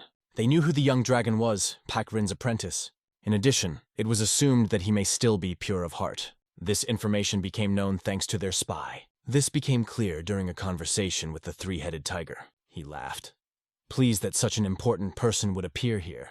He especially liked that the dragon had pure energy. The old man immediately ordered the righteous man to bring the dragon to him. He bowed, folding his hands in front of him, and saying, "I listen," he disappeared, and the old man plunged into his own thoughts. He reasoned that the owner of Thunder had not yet reported on the capture of the Sky Falcon. He decided that he would definitely get a promotion as soon as he got things done here. He even thought that maybe the 10 Heavenly Lords would teach him the Tao. The main entrance to the Good Sword Clan, the young dragon was already approaching it, and thanks to his name, he entered without difficulty. He was greeted by a girl he believed to be the clan chief's wife, her face full of concern. The young dragon explained that he had come to learn the swordsmanship style of the Good Sword Clan, but the girl admitted that they could not accept him properly. He understood her completely. Then he asked how he could help, and a ray of hope appeared in her eyes. Soon, Chin checked on the condition of the clan head and his wife. When he asked what happened, she burst into tears and told everything. She explained that that day was just like any other day. But when she woke up in the morning, something terrible happened. Some time passed. It was already dark outside. The young dragon walked on the roof, thinking that it was not so easy to track the enemies. There were no tracks here. In addition, time was pressing. There was not much of it. In the original script, Blood Clan rituals are usually held at the end of the year. Chin understood that they would try to kill and sacrifice all the children to increase their power. As he walked, the young dragon begged Ryun to come sooner because he really needed help. "You hate the methods of the demonic school yourself," he spoke into the void as he addressed Ryun. In the place where Ryun was, everything was boiling. Everyone was doing their own thing. But everyone understood that it was necessary to hurry. The departure for which they were preparing was to take place after dinner. The two men saw people from the Sun God Temple and the Sky Demon in front of them. Their master personally accompanied them, and during that time there were a few skirmishes, but nothing serious. However, the master's behavior was strange throughout the journey. He did not kill everyone who attacked them. On the contrary, he made the attackers his subjects, which seemed strange to the men discussing the situation. At that moment, Ryun pulled the reins, leading the horse. He ordered everyone to get ready, because they would be leaving soon. "That's right," answered the others, almost finished their training. As he sat on the horse, he remembered Hyen's words about how he managed to hold back twice already. Ryun managed to free his body from the influence of the Blood Clan. Now he could sometimes ignore the orders of the temple. You can't say otherwise. Everything is going according to plan. The only thing left was to find Hyun. That was exactly what Ryun was thinking. Suddenly he heard strange noises. 2 men trying to stop Huang. The dog burst through them, growling menacingly. But his skill was much higher, so he simply jumped over them. The men could not restrain the dog and only asked the master to be careful. Huanggu ran up to Ryun's horse from behind. Ryun turned and noticed him. At the same moment, Huanggu overtook the horse and stopped in front. The dog began to growl at the horse, and a note was hanging around his neck. The horse got scared and began to jump nervously on the spot. Ryun tried his best to calm the animal down. At the same time, he asked himself what the hell was going on. Looking at the dog again, he realized that it was a sacred animal. Then he hastened and ordered everyone to calm down, and he himself took a few steps towards the dog. Ryun thought he could kill it with one blow, but he said to the dog, "Tell me thank you for holding back. I've already restrained myself. There's one more to go. Ryun tilted his head down and saw a note with a deer symbol on it. He leaned closer to take a closer look and understood the meaning of the symbol. This symbol was left on a note by a young dragon. It was the symbol of Peck Clinic. At first, Ryun did not understand why the dog from the clinic had appeared here. But he remembered that he had heard about a young dragon traveling with a large dog. Is it him? He began to remove the note from around Huang's neck, thanking him for finding him. The others realized that the master seemed to know this dog. Ryun unfolded the note, folded into a scroll. He began to read, and his face took on a thoughtful look.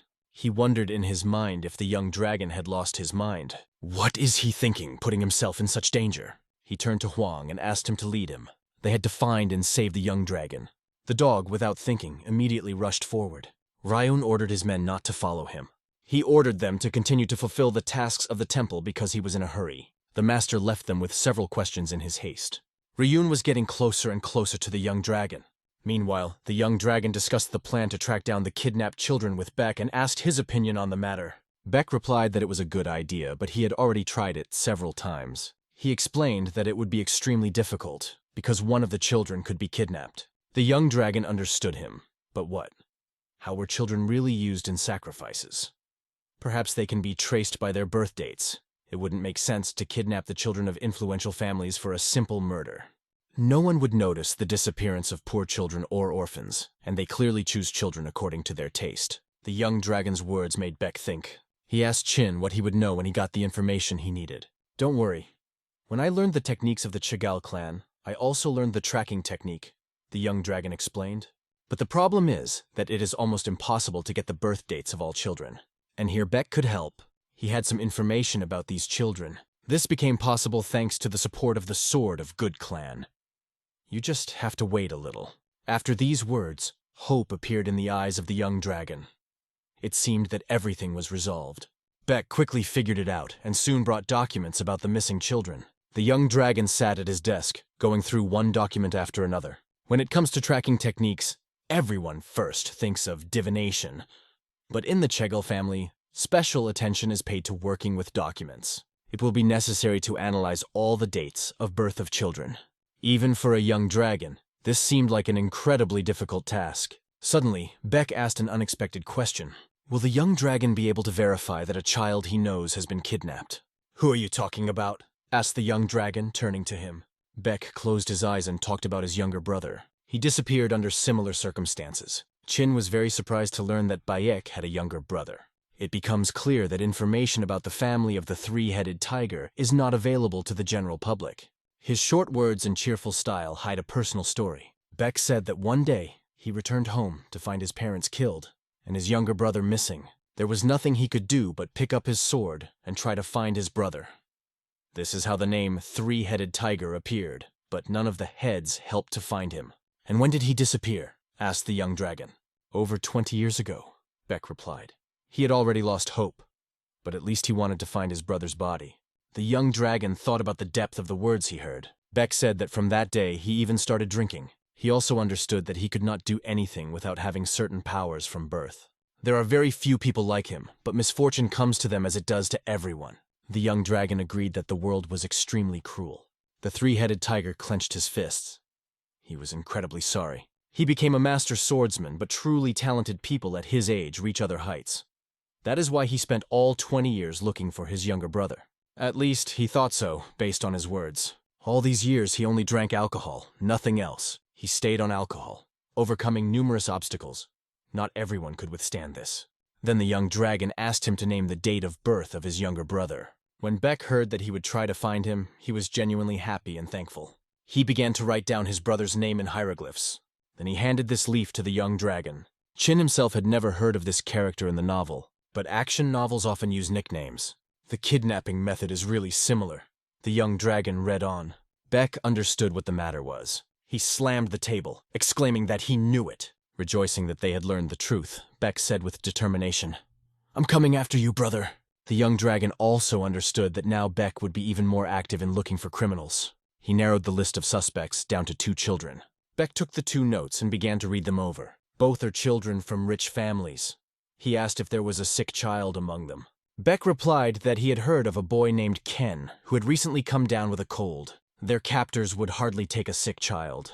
Then Chin proposed to stop at the other one and said that it needed to be found. They were able to quickly solve a case that Beck himself could not unravel for a long time. He called the young dragon his savior.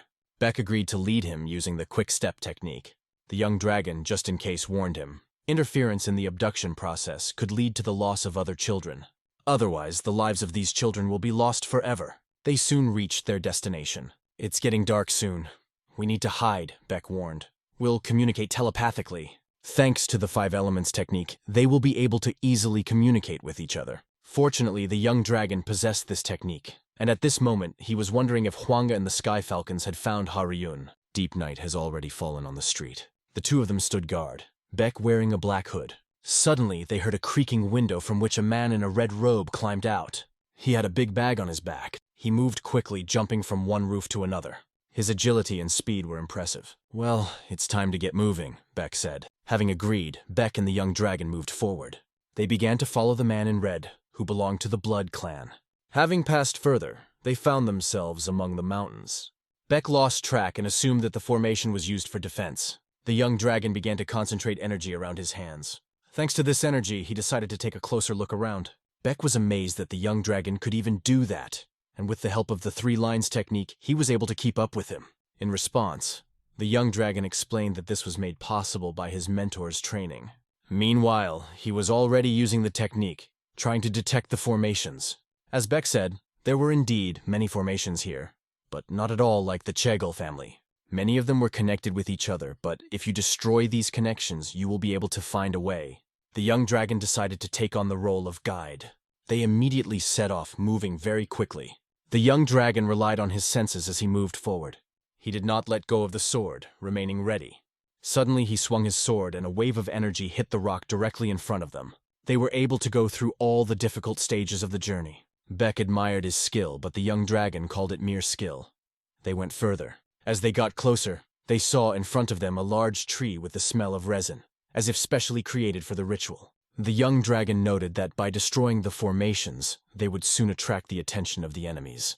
Beck hoped that whoever had kidnapped his little brother would be among them. The young dragon warned him not to count on them being kept alive as hostages. Time was short, and now the enemies appeared, all dressed in red robes. Enemies moved very quickly. I wonder how many years they trained to move so skillfully. At this time, Chin and Bayek were standing in front of the entrance, wondering if a trap was waiting for them. Beck joked that after all this, he would treat him to a cup of tea as a thank you. They were talking when suddenly blades flew in their direction. The young dragon looked up and realized that it was a real mess. The enemies began their attack on them. The young dragon made several nimble moves, dispersing the energy around him. With a swing of his sword, he sent waves of energy at the 3 enemies. The members of the Blood clan were pushed back a few meters, but they were ready to continue the attack and were not going to stop.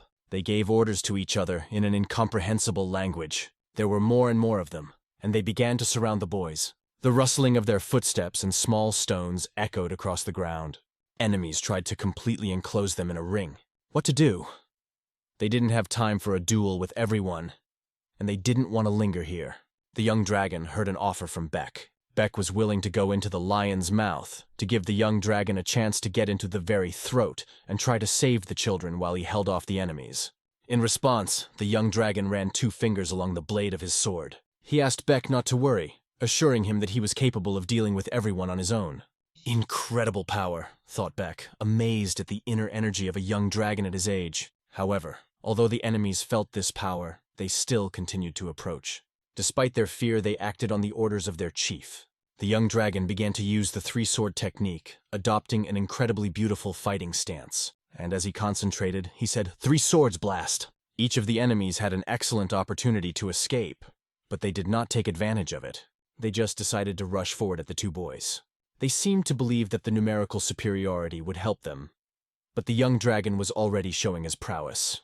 Only loud screams of pain could be heard from the enemy. These screams were the result of the young dragon's blows.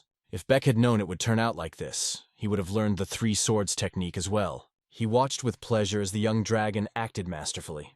Beck, inspired, began to attack the enemies behind, while the young dragon announced that he was going forward. Walking forward, he asked Beck not to die, leaving a trail of blood-soaked enemies behind him. Although the enemy behind them shouted that they would never let them go, the young dragon was already far ahead. He moved forward through the cave, carefully examining everything around him. Fortunately, the cave was easily arranged, and he did not feel any barriers. He was sure that he was close to the goal. There must be children nearby, and at that moment he decided to run faster to the passage he saw in front of him. He entered the passage and began to carefully look around. In front of him lay a strange slime that seemed to be poisonous. Unfortunately, there was a lot of it, and it clearly made the way difficult. Due to the poison, the young dragon began to lose concentration. The enemies deliberately wanted to throw him off balance. That's why the path seemed so easy. However, he found the strength to fight the poison, relying on his sword. The strong energy of the 5 elements was supposed to help him. He used it to disperse the green, poisonous mist around him. Suddenly, he heard a strange sound in front of him, which seemed extremely disturbing to him. Everything around began to double in the eyes. Is this another technique of the enemies? He was on his knees, holding himself up with his sword. Now it became clear how enemies paralyze people and turn them into their puppets. Even the young dragon thought that normal barriers would be better here. Meanwhile, the old man from the Blood Clan was sitting on a chair. Enchanted children stood around him. Each of them completely lost control over themselves. The old man was only happy when he learned that the young dragon had finally arrived with them. He was waiting for him for so long. The young dragon managed to get out of the poisoned lair and was already almost at the entrance. Stepping inside, he heard the old man's words. Judging by your clear gaze, you have not yet fallen victim to our blood-soul poison. It's surprising that I survived it, because it is stronger than a poppy. For now, the young dragon decided to just listen, so as not to directly ask about their affiliation with the Blood Clan, which could complicate the situation.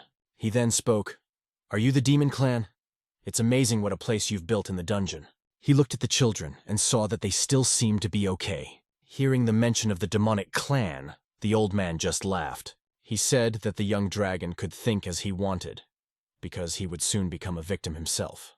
The young dragon had no idea what the old man meant. The old man continued, pointing out that the young dragon's date of birth was not quite suitable for their purposes, but he was sure the gods would be pleased with his pleasant appearance. Besides, you're still a virgin, aren't you? Added the old man with a sly smile. How does he know all this? Thought the young dragon, looking at the wily and old face in front of him. He remembered a recent conversation, and instead of answering directly, decided to refute the statement. I'm not chaste. But the old man warned that it is useless to lie to him, because he sees everything, and immediately hit the ground with his staff, performing a strange spell. How can your chastity be preserved for more than 15 years? After all, you are a young man, said the old man. The young dragon asked him once more what he was talking about, and wondered if the old man could see his past life when he was alone. You belong to the Taoists. In any case, your pure soul will be suitable as a sacrifice to the gods, said the old man, standing up. In his past life, Qin worked constantly, having no time for anything else, and remained alone all his life against his own will. But at that moment, the young dragon grabbed his sword and demanded that the old man stop his nonsense and let the children go. In general, the old man was glad that Qin was not a Taoist, although it was even better. He kept his pure soul. He ordered Qin to lower his sword. Pointing to the children, he said that if he did not do this, they would all die. The young dragon could not believe that the old man was planning to spill blood on the altar just like that, without a ritual. Qin knew the rules well and understood that this was a crime. He was not allowed to touch the future victims before the appointed time and could not violate the rule established by the trigrams. After his words, the old man called him really smart. However, he was sure that he would be able to subdue him in any case. Qin watched as the old man raised his staff. Then he struck the ground with his staff, and the sound echoed around. The air around them began to thicken in a strange way. Qin took his sword and got into a fighting stance. Looking down, he saw the stone begin to crack beneath his feet. The cracks became bigger and bigger. Some stones even flew into the air. People began to appear from under the stones, although it was not clear whether they were alive. There were stickers on their faces. They were ghosts. Can an old man rule even the dead? The old man, pointing his staff at the young dragon, ordered the ghosts to bring him without a single scratch, for he is a victim of the highest class. The old man was sure that the young dragon had nowhere to escape. He believed in his spell and the power of the ghosts he summoned. The young dragon had been preparing for this battle for a long time, and had imagined the battle with the ghosts many times. This was to be his first battle, where he would be able to use the two-element technique vividly. A large yin-yang symbol appeared under his feet, one half of which was blue and the other half red. He did not hold back and had not even the slightest desire to hold back. He activated his body's new mode. His body seemed to move smoothly in battle, holding the sword and separating different types of energy. The cold was supposed to bind their bodies and stop their movement. Only one who knows the location of bones, cartilage, and muscles is capable of this. Ghosts beautifully scattered into small particles.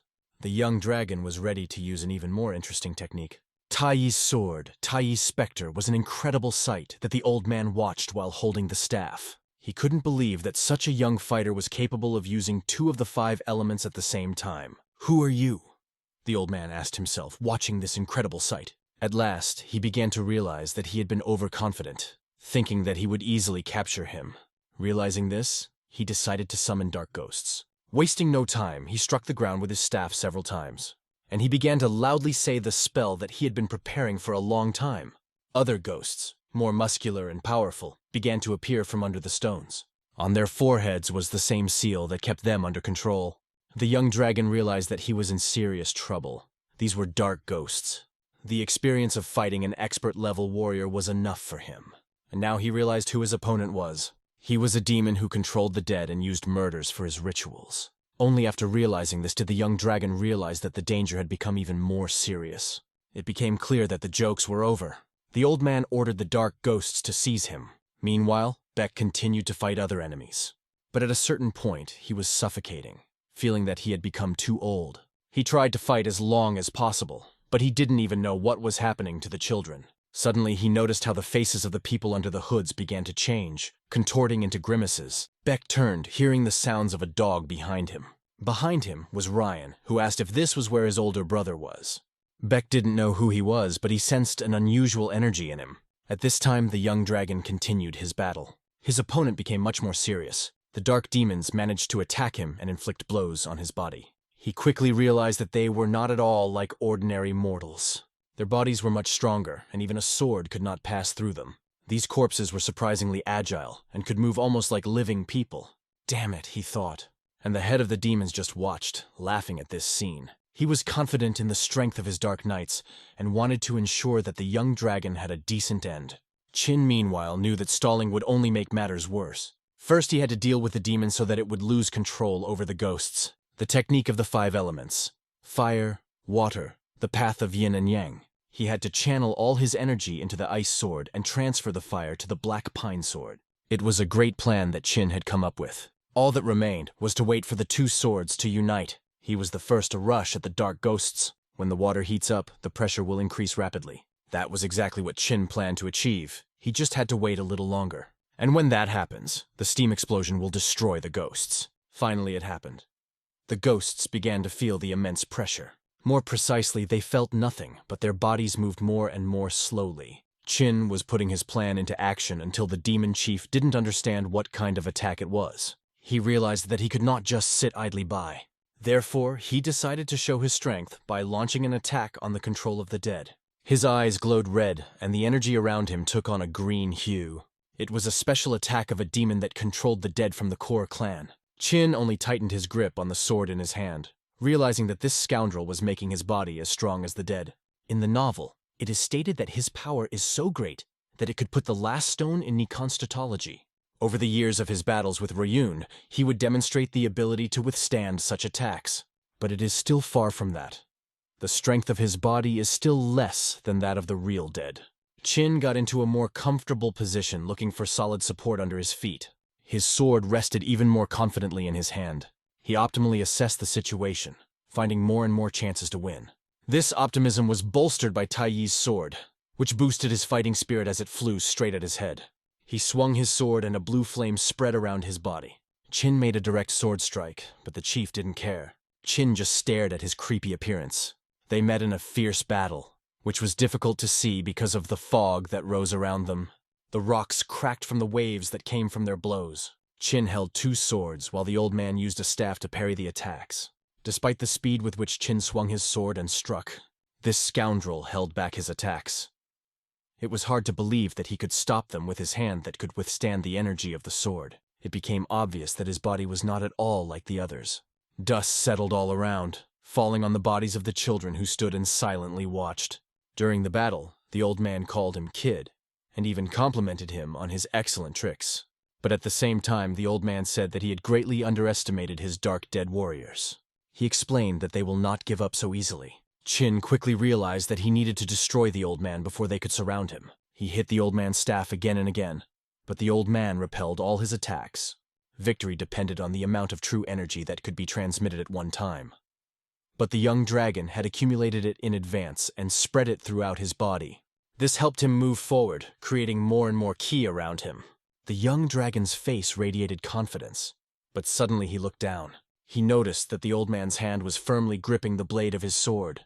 It was a fatal mistake, as he immediately felt his body begin to freeze. This is exactly what the young dragon had in mind when he stepped on him. The old man brought his staff closer and closer to the young dragon's body. Meanwhile, the young dragon's sword began to gradually increase in size. The cold inherent in the sword and the young dragon's 5-element magic enveloped his body.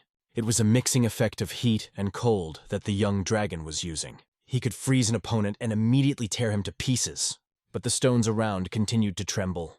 The black ghosts were already running towards the young dragon. He needed to hurry and deal with the old man to avoid their attack. The energy consumption of the sword was extremely high, so it was necessary to finish everything in 30 seconds. This became the next problem. Otherwise, he won't be able to draw his sword back. The old man still continued to hold him tightly. Even if the dark dead were allowed to attack, the demon had to be dealt with first. The energy became more and more intense and dispersed around. The dead heard this spell and began to respond. A loud sound of coughing echoed around. Coughed the young dragon after being rejected by the demon as the very seed predicted by the Blood Clan. At that moment, incredible energy began to emanate from his staff. The young dragon realized that it was this energy that was the basis of the demon. The demon also now clearly understood the young dragon's skills. He was sure he could kill him and sacrifice the entire Blood Clan. The young dragon barely dodged the demon's attack. It became clear that the demon was just waiting for the right moment to strike again. Under these circumstances, the young dragon realized that the situation was very dangerous for the children. He himself was also not in the best position. Glancing to the side, he noticed that another threat had appeared there as well.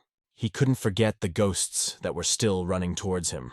The demon was still directing them, telling them to capture him. Feeling a punch from one of the ghosts, the young dragon realized that they had great power. This was evident from the expression on the young dragon's face and the way it cowered after being hit. One of the ghosts hit him right in the ribs. It was getting hotter on the battlefield. The young dragon fell to the ground as ghosts swarmed over him, attacking from all sides. The demon laughed, finally waiting until the young dragon was in his captivity. He admitted that it was the first time he had met someone who resisted so persistently. He asked the young dragon to simply surrender and become his victim. At this moment, the young dragon felt that he still had a lot of energy. He could use the 5 elements technique, though not for long. He didn't believe that these dead warriors could stop him, so he rose to his feet. His confidence grew. In battle, he never lost heart. Despite the limited time of using this technique, he moved forward. His sword shone with an increasingly bright blue light. His body was extremely tired, but he had to save the children, and he destroyed all the ghosts with one blow. The demon began to worry seeing this with his own eyes, not believing that for the second time, the young dragon had destroyed them all with his sword. The dead only followed the orders of their master. He did not attack them to death because they were worthy opponents, although no longer among the living. The young dragon explained this to the demon, realizing the incredible power of his energy. However, he himself was not going to yield to him in any way. Moreover, the demonic energy now had no effect on him at all. The fight will only end when Chin destroys his staff. It was time to act. He pushed himself off the ground and charged straight at the demon, aiming to smash his staff. As he ran, he shouted that he would not tolerate the demon using children for his altar. The demon began to drain his energy reserves as he prepared to meet Chin. He used so much energy that the surrounding space became almost completely dark. But the young dragon ordered him to think about what he said on the way to the afterlife, dispelling the dark cloud around him. He came closer and closer, sword in hand, clutching it with all his might. He promised that no one would die. However, I saw how the children were already lying on the ground. There was no choice. We had to put an end to this old demon. The young demon felt no pity for him, because he is a Taoist, not a warrior. Even if one cuts off his limbs and destroys the energy center, it is impossible to predict whether the demon patron will want to bring him back to life. Only time will tell if this decision was the right one. Regardless of whether he had to sacrifice himself, the young dragon was ready for it. There was only the sound of a sword cutting flesh. A moment, and the demon was already lying on the ground, and the young dragon was kneeling in front of him. Splashes of his blood flew around, and talismans that helped perform spells lay at his feet. The young dragon had used up almost all of his internal energy. He understood that it was necessary to get the children out, but he could barely move even a finger. The demon was cut in two, and the cut was frozen by the force of the young dragon's sword. Looking at this, the young dragon could only think of how horrible the creature was that made him do such a thing, and hoped not to meet him again. After that, he immediately began to examine the children. Everything seemed normal. There were no serious wounds. They were sharpened by the poisonous air gas in the cave. However, the antidote of the 5 elements helped them to get rid of this effect, and that was exactly what Chin was helping them with. At the same time, he himself suffered from exhaustion. It was difficult for him, and he had no idea how to get all the children out of here. He also worried about the fate of the 3-headed tiger. The others fought him without appearing here. Could he hold them all back? I hoped that he was all right, and that he was not seriously injured. Sitting next to the child, he suddenly heard a rustling from the side. Looking there, he was surprised to the core by what he saw. Despite the fact that only half of the demon's body was left, it still rose. In a terrible voice, he declared that he would never give him the children. If it was not possible to sacrifice the young dragon, he decided to simply destroy it. Chin could hardly stay on his feet listening to him. The demon whispered, "My God, give me the strength to kill him." It was clear to everyone that this technique would lead to a self-destruction that could collapse the entire cave.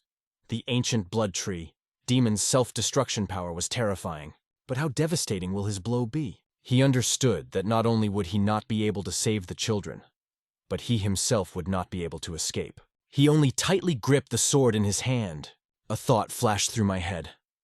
Will it all end like this? And he exhaled heavily. Moments from the past began to flash before his eyes, like déjà vu. It was a memory from a previous life. Blood on the face and tears. Yes, then death was also unexpected, he thought, barely getting to his feet. Could she really step in again so easily? But he opened his eyes proudly, not letting go of the moment when he woke up in a new life, when he made new friends and adventures filled his days. He was sorry, but he was glad that he had done what he could. Meanwhile, the red orb emanating from the demon grew larger and larger as the demon prepared for self-destruction, believing that anyone who stood in the way deserved only death. The demon's eyes were burning red, and the young dragon with his eyes closed, his eyelashes clenched. Suddenly there was a loud smashing of stones. Chin felt that the whole cave might collapse. But it didn't happen like that. Someone appeared who was able to perform the dark dragon technique. This technique summoned arrows of dark cleansing that appeared due to Ryun's summons. Arrows that glowed like the demon's energy raced towards their target, piercing the air. They hit right in the heart, like revenge in action. The demon met his end, his body disintegrating not from the impact, but from the force of Ryun's arrows tearing him into tiny pieces that were scattered in the air. What the hell just happened? The dazed young dragon hid from the stones flying in his direction with a crash, completely not understanding what had happened. When he opened his eyes, the one behind this spectacle of destruction appeared in front of him. Ryun stood in front of him like a real savior who, without exaggeration, gave the young dragon a second life. Pausing only for a moment, Ryun yelled at the dragon to wait and rushed forward like the wind. He clearly understood. The demon had not died completely. His soul was still clinging to this world. In the next moment, he flew straight to the demon's head, which was hovering ominously in the air. Even without its head, the demon continued to move, gritting its teeth in silent rage and fury. The sight was incredible, like demonic art, but not belonging to any cult of darkness. Ryun cleverly dealt with this power, but he himself wondered how such a thing could be created in the first place. He confidently grabbed the demon's mouth, which was left floating alone without a body. The demon, with only red eyes, saw before him the last sight of his existence. The last thing he saw was Ryun ending him and destroying him for good. Behind Ryun sat the young dragon, who was already watching his savior with gratitude, realizing that his life had been saved. The young dragon slowly stood up, trying to sit up again, but the strength completely left him, and every movement was given with great difficulty. Ryun immediately ran to him, worriedly asking how he was doing. To this, the dragon replied, "Everything is fine, but I can barely stay on my feet." Ryun angrily shouted that he was acting recklessly, because fighting alone against such an opponent was complete madness. The young dragon just smiled widely in response and said, "Thanks for being on time," expressing his gratitude for the help. Ryun couldn't hide his surprise. How, after everything he's been through, is this dragon still able to smile?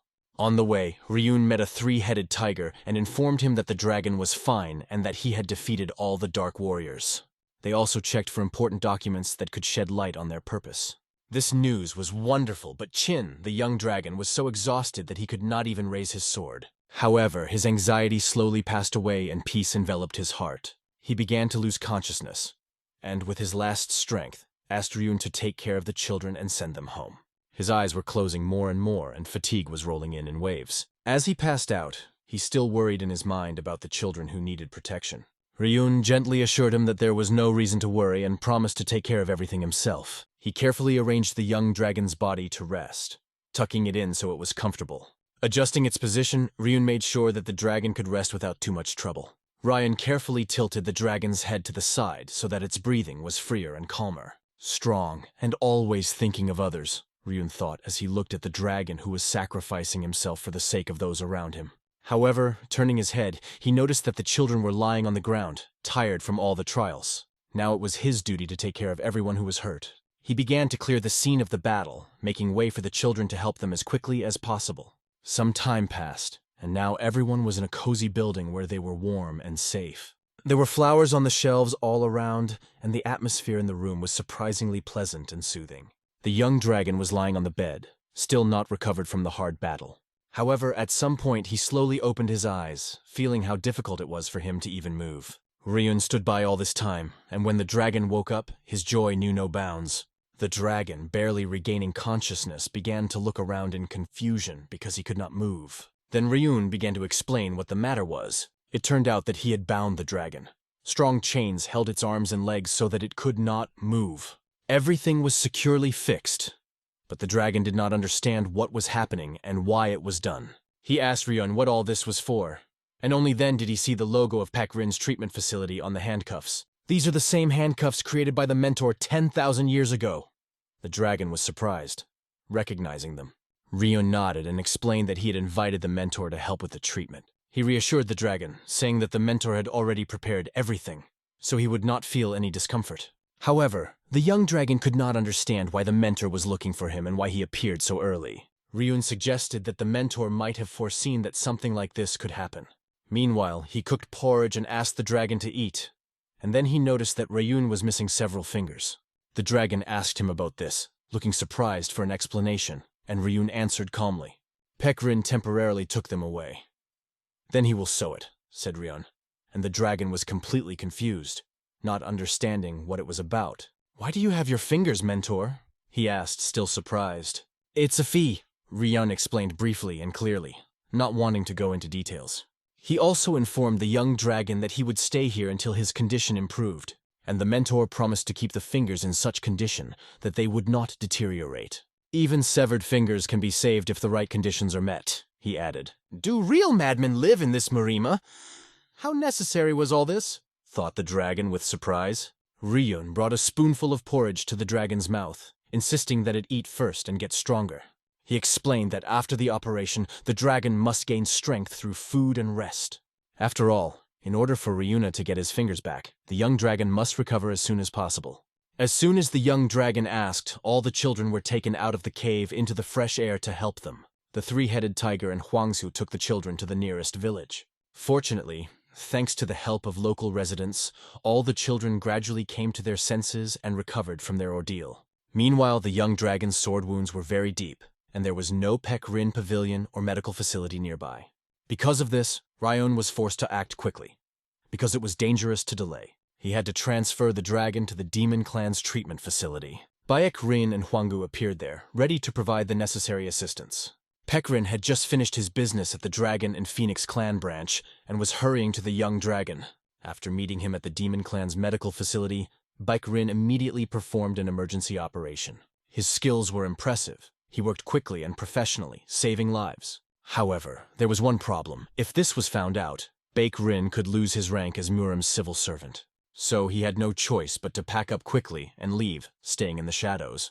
Before leaving, he asked Ryun for his fingers as a guarantee of his promise to help the young dragon recover. Peck Rin promised to keep the fingers in the cold, so that their integrity would be securely protected.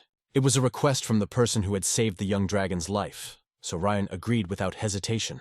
Of course, if you can call it simple, thought the young dragon, considering the complexity of the situation. Ryun told him the whole story, explaining what happened and how it all led to the current events. The dragon stuck to his opinion, Ryun and Peck both look like madmen, because in Murima, the guarantee of a promise is extremely important. Ryun also explained that even if the fingers are sewn back together, it will not be possible to control them just like that. The human body is not so easy to restore to a normal state. And although you can rely on the mentor's skill, there is still a risk that the fingers will never regain full functionality. Hearing this, the young dragon was visibly worried, but Ryun just bowed his head and looked down at his hands again. He confidently said that these are trifles, because he gave them for the sake of his friend, and he does not see anything terrible in this. These words stunned the young dragon, and he was lost in thought for a moment. Then Ryun continued, saying that he had saved him more than once, and that nothing was more precious to him than the life of a friend, and the fingers were just a trifle. "I would give even my life for you, not just a couple of fingers," Ryun said firmly. The young dragon heard these words not so much with his ears as with his heart, deeply feeling their sincerity. He tried to remember and compare this moment with the events described in the ancient novel, lost in his thoughts. According to legend, a Death Star would always hang over him, and his 5 senses would sometimes go crazy, making him crave blood and death. Due to the time that the dragon devoted to him, Ryun had the opportunity to live an ordinary human life. However, he is still forced to suppress and contain his true essence, and this causes him excruciating pain. At that moment, Ryun asked the young dragon to focus on recovery, reassuring him that the situation was completely under control. Soon an unexpected guest visited him. Ryun, entering the chamber, immediately explained that he wanted to propose a deal. It was a 3-headed tiger that flew into the room, indignantly asking what it all meant. "Did these demonic fools think of putting the patient in chains?" cried the tiger. And the young dragon only smiled, realizing that he would have to hide the truth for the rest of his life. However, the 3-headed tiger was glad that the young dragon had survived, despite his serious wounds. Tiger also noted that Ryun gave him goosebumps, and it was quite understandable. But he immediately got down to business, saying that this time he had come to make a deal. At the same time, he visited the young dragon, hoping that Ryun had not offended him. The young dragon replied that everything was fine. They also received an antidote to the mind-clouding pills, so the kids recovered without a problem. The 3-headed tiger believed that this was the merit of the young dragon. By the way, he was also able to decipher the documents left by those people and learned a lot. Chin immediately asked what exactly. The tiger replied that although they looked like a demonic clan, they did not actually belong to it. Although there was no record of their self-name, the tiger learned that their name contained the word blood. Apart from the word horror, nothing else will fit here. He managed to find out something else important from various documents. The 3-headed tiger said at this moment that perhaps his sister was still alive. He learned that the kidnapped children were planned to be used for sacrifice, but on the orders of the clan head, they were raised as followers of the cult. Because of this, the tiger was sure that she was still alive. But, as they both knew, when a cult recruits followers, they are thoroughly brainwashed, so she could be very different from the younger sister he remembered. Whether in modern times or the world of martial arts, pseudo-cults use terrifying methods. However, the fact that she was alive was enough for the 3-headed tiger that he thought he could stun her and drag her here, and the rest can be thought about later. Although the young dragon understood that finding the body of his sister who died 20 years ago and finding her alive were completely different things. However, the 3-headed tiger wondered if he had the strength to subdue this child. He didn't look at it through rose-colored glasses. It was for this that he came to make a deal with the demonic clan. "What are you talking about now?" Chin asked him. He was silent for a few seconds, and then began to explain. "You can despise me, but there is simply no time or other way to reach the limit of transcendence for a criminal like me, and that won't change." Of course, Chin understood his feelings. However, he didn't understand why everyone in the martial arts world was like that. He reached out his hand, which was bandaged, and took his hand. He clearly felt that the seed of demonic martial arts had already begun to sprout within his golden core. Fortunately, it wasn't too dangerous. He then found out that Ryun had already started training him. Of all the demonic techniques, Ryun chose the most stable cognition technique, even though its effect is very slow. Although it is only stable among demonic techniques, it cannot be compared to the techniques of the Honor faction, because it is less perfect, although it is somewhat faster. However, the risk of turning into one of the 4 demons increases significantly. The world is arranged in such a way that in order to get one, you have to sacrifice others. But fortunately, the young dragon could help him. He told the 3-headed tiger about a martial art that would benefit them both to learn, the Fist of the Great Boundary. The 3-headed tiger knew about this technique, which is a breathing practice that is accessible even to ordinary people. He wasn't wrong. The Fist of the Great Boundary was extremely popular to study, because it not only possessed immense destructive power, but also, if you put in enough effort, it helped you master other martial arts. That's a simple truth. The young dragon had already mastered the basics of the Sword of the Three Beginnings art, and was well aware of how dangerous this technique was. This technique helps stabilize yin and yang. With the right approach, Qin had yet to see a single person lose their mind while learning the Great Boundary Fist. And even Beck thought it strange that someone could go insane from a single breathing technique. Together, they decided to try it, thinking that it couldn't get any worse. Beck agreed, because thanks to the young dragon, he was able to live to 20. The young dragon thanked him for being willing to listen to his advice. By the way, if you don't mind, I can consider you a true friend. The likes of you are hard to come by in the Kango. After a short pause, Beck said something that made Qin catch his breath. He immediately agreed to this offer, for which the three-headed tiger thanked him. He wanted to say thank you, but he didn't have anything special, so he reached into his inside pocket. Beck handed him a tag that the young dragon could show at any escort company, and they would immediately contact Beck. He also asked to contact him if you need to find information or track someone down. It was a good suggestion. Maybe it will come in handy in the future. This tag was specially made for the young dragon, so Beck asked him to protect it. A tag from the three-headed tiger himself. What a symbol of friendship.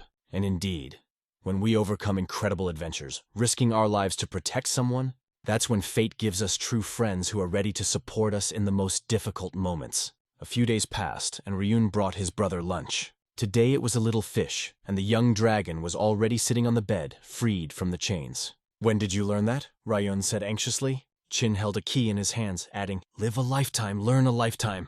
He was freed from his chains by the steel game which the three-headed tiger hid. With the chaos energy spinning art and the five senses, he easily understood their inner structure. Ryun was going to let him go after he was fully recovered, but Qin assured him that he was already feeling better and there was no need for it anymore. He demonstrated that his body is already light as a feather, adding that the mentor has excellent skills. Ryun understood that it was difficult for him to remain in prison, which is why he released himself. At first, the young dragon offered Ryun to sew up his fingers, because that was what worried him the most right now. He said he needed to check on them and asked where they were.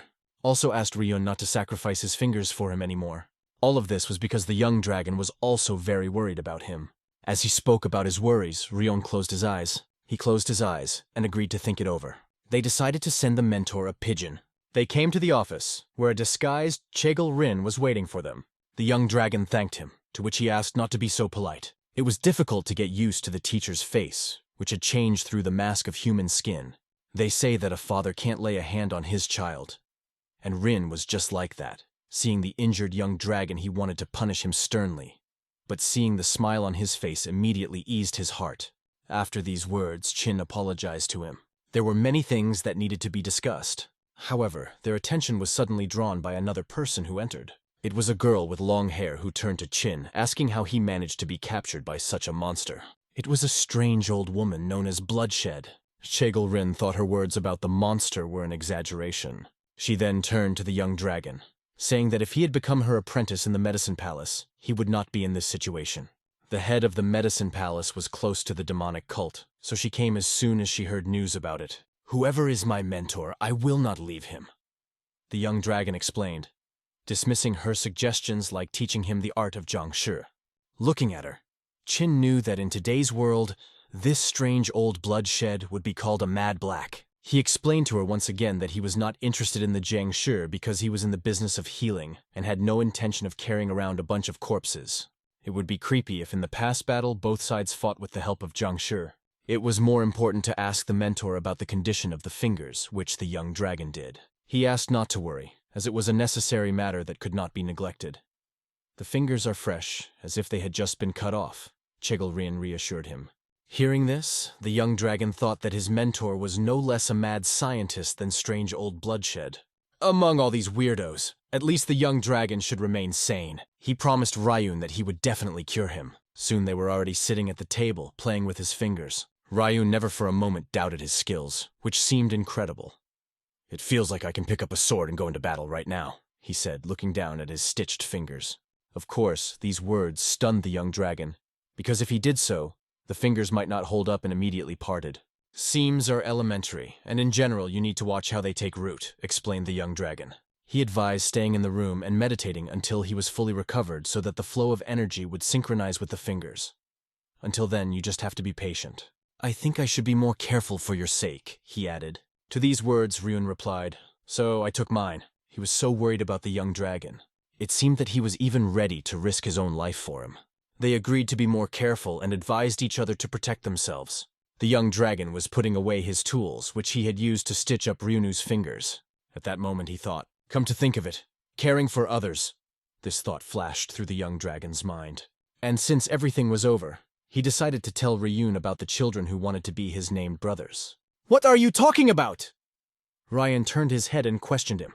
You disobeyed, explained the young dragon, calling out their names, Cheongwoo and Sama Hyun. Ryun approached and asked for more details. The young dragon began his story about the children he met. He began to tell about the children he helped and what he did for them. About the children in whose eyes hope and kindness appeared after his help. So you kept them alive because they treated you like an older brother? Asked Ryun. He suddenly hit the table and asked not to deceive himself. Ryun believed that the young dragon's children only needed his medical skills. But the dragon explained that he survived because of them. Just because you were the first to offer friendship, I consider you different from the others, Ryun said. Of course, the young dragon understood what Ryun was trying to convey. Namely, that those two are only using his medical knowledge as a ruse.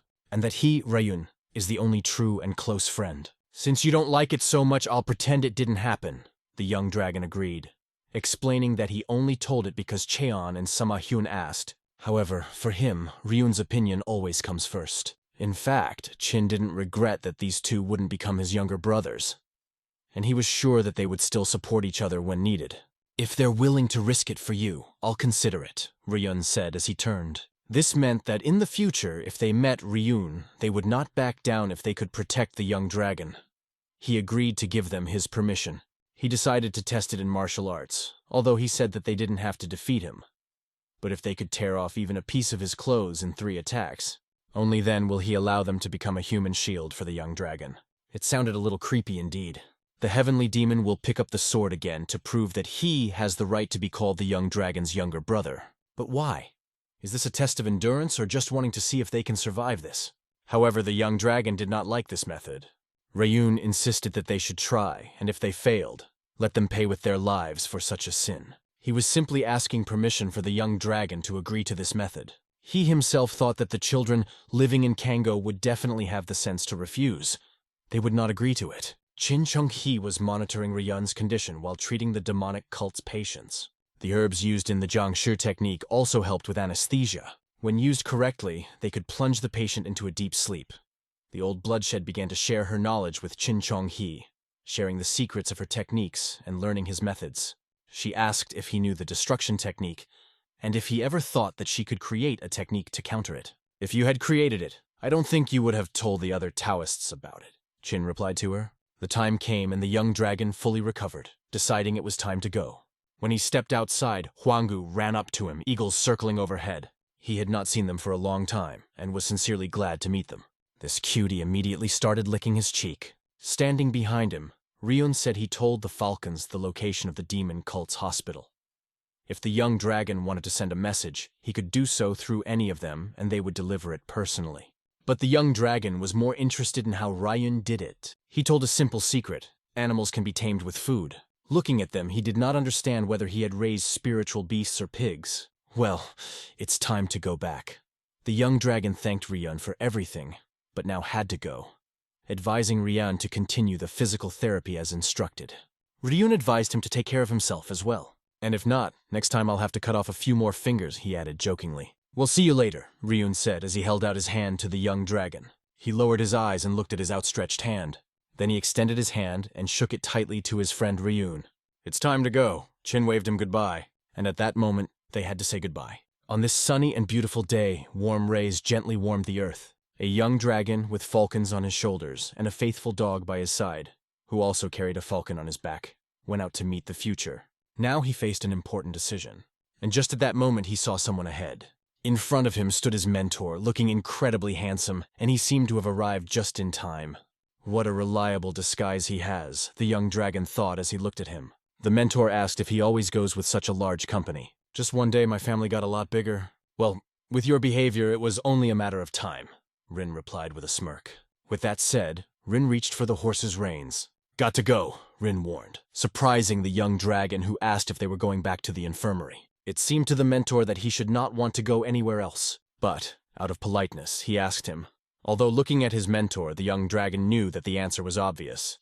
They were moving on. The medicine is left, so it is better to go willingly while there is such an opportunity, said the mentor. But I wonder where these horses are from. These are the black war horses of the Namgong family. Next to him was a young foal that would grow into a wonderful horse. Rin lent them to head Namgun, who immediately agreed when he explained that he was going to find his student. Chin was grateful because thanks to the mentor he would be able to comfortably return to the infirmary. At the same moment he swam easily onto his horse. Rin said he would ride ahead and lead them on their way. The young dragon agreed and ordered his dog to follow. During the drive, Rin called Chin lucky, and he noted that he should brag not only about his medical skills, but also about his luck. What does this mean? Chin asked himself, wondering if his mentor was playing a prank on him, or if the situation was so dire that he survived only by chance. Luckily, I'm good at following tracks, so I ended up in that weird spot. But probably it was also luck. My student is incredibly lucky, said Rin. At the same time, the young dragon thanked him, as he understood that it was only thanks to his intervention that he survived and could not express how happy he was that Rin was by his side. And Rin himself did not hide that the situation really made him nervous. He didn't want to go through something like that again. And the young dragon knew very well that he was on the verge of death and probably scared his mentor very much. At that moment, the mentor remembered that Chin had also changed a lot.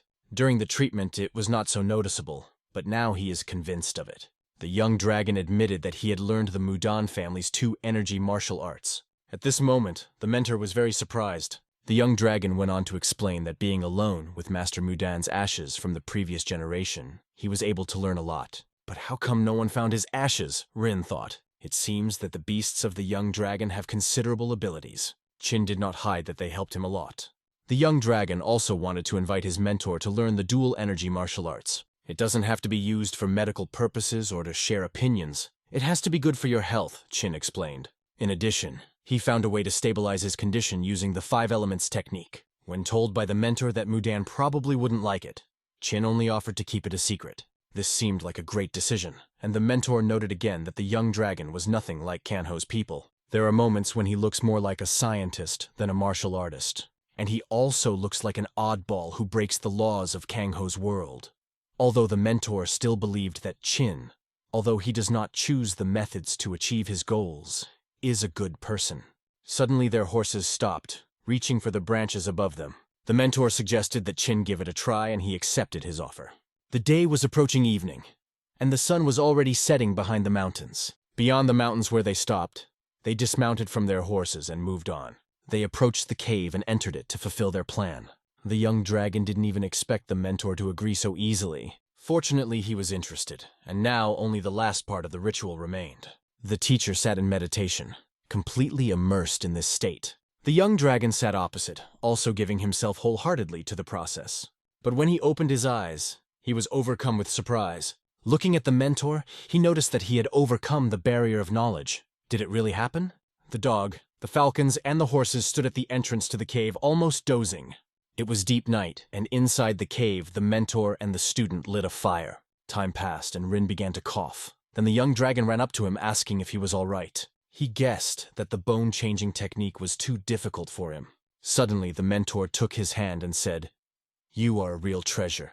His look was incredibly mysterious, and the young dragon had never seen it before. "Teacher, did you succeed?" he asked, but he only laughed and answered, "No. If so, I would overcome the wall and reach the edge of the legendary realm." However, he noted that the wall had cracked, and under the crackling of the fire he shared that he felt he was on the edge of the realm of creation. This meant that he would soon approach the realm of mysteries. Unbelievable, because then he will really be able to become the strongest in the world. Although he is on the edge of the realm of creation, there are 3 more in the world of martial arts who are stronger than him, and Rin himself admitted this. Who are these 3? Wondered the young dragon, not understanding who it was about. His curiosity got the better of him, and he asked his mentor about it. Rin began his story with a question. Do you know that the world's top 10 masters include 3 worthies, 2 apprentices, 2 ghosts, 2 kings, and 1 prince? The young dragon had heard of them. Rin went on to say that the 3 worthies are the strongest, followed by 2 apprentices, 2 ghosts, 2 kings, and the prince completes the list. Rin himself was a doctor, but unfortunately he did not make it into the top 10 masters. However, he could compete with 2 disciples and 2 ghosts now. As for the 3 worthy ones, there were rumors that they had already reached the realm of mysteries, but he didn't know for sure if they were stronger than him. The words competition made the young dragon realize that they were more or less equal in strength. In addition, it was clear from the mentor that he is confident enough not to rush around with empty words. Rin knew the young dragon had met one of the ghosts before, so he asked if he had any idea who it was. Qin suggested that it might be a strange old bloodshed, and he was not wrong in this assumption. After all, she behaved kindly in front of him, and in fact she is an incredibly strong person. However, it seemed that the mentor was still stronger than her, although it was interesting how much. What the mentor was absolutely sure of was that upon returning, it was necessary to train more. Since there is more internal energy, shouldn't we learn to manage it properly? Otherwise, it's like giving a knife to a child. The young dragon was incredibly interested in what kind of training awaited him, and the mentor explained it all to him. He said that the 5-element technique, Taya's broken immortality sword, and the chaos energy spinning art would be next, all wonderful techniques with perfect compatibility. But of course, other types of martial arts should be mastered. From the mentor's explanations, the young dragon understood that the training would be even more difficult than last time. In addition, he told the mentor that there were elixirs that they had not yet obtained. The teacher asked when he would receive them. The young dragon showed 3 fingers and said that if everything went according to plan, it would happen within 3 years. Then you will train for 2 years, said the mentor. He didn't care that it was a long time, and also that this time the young dragon may be hiding part of the truth from him.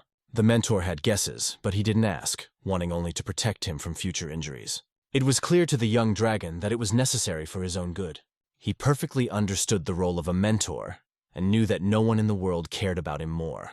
The mentor himself explained to him that he is his student, not a puppet, and therefore he cannot raise him as he would like. This meant that his job as a mentor was to help him become strong so that he would at least not get beaten up where he was going.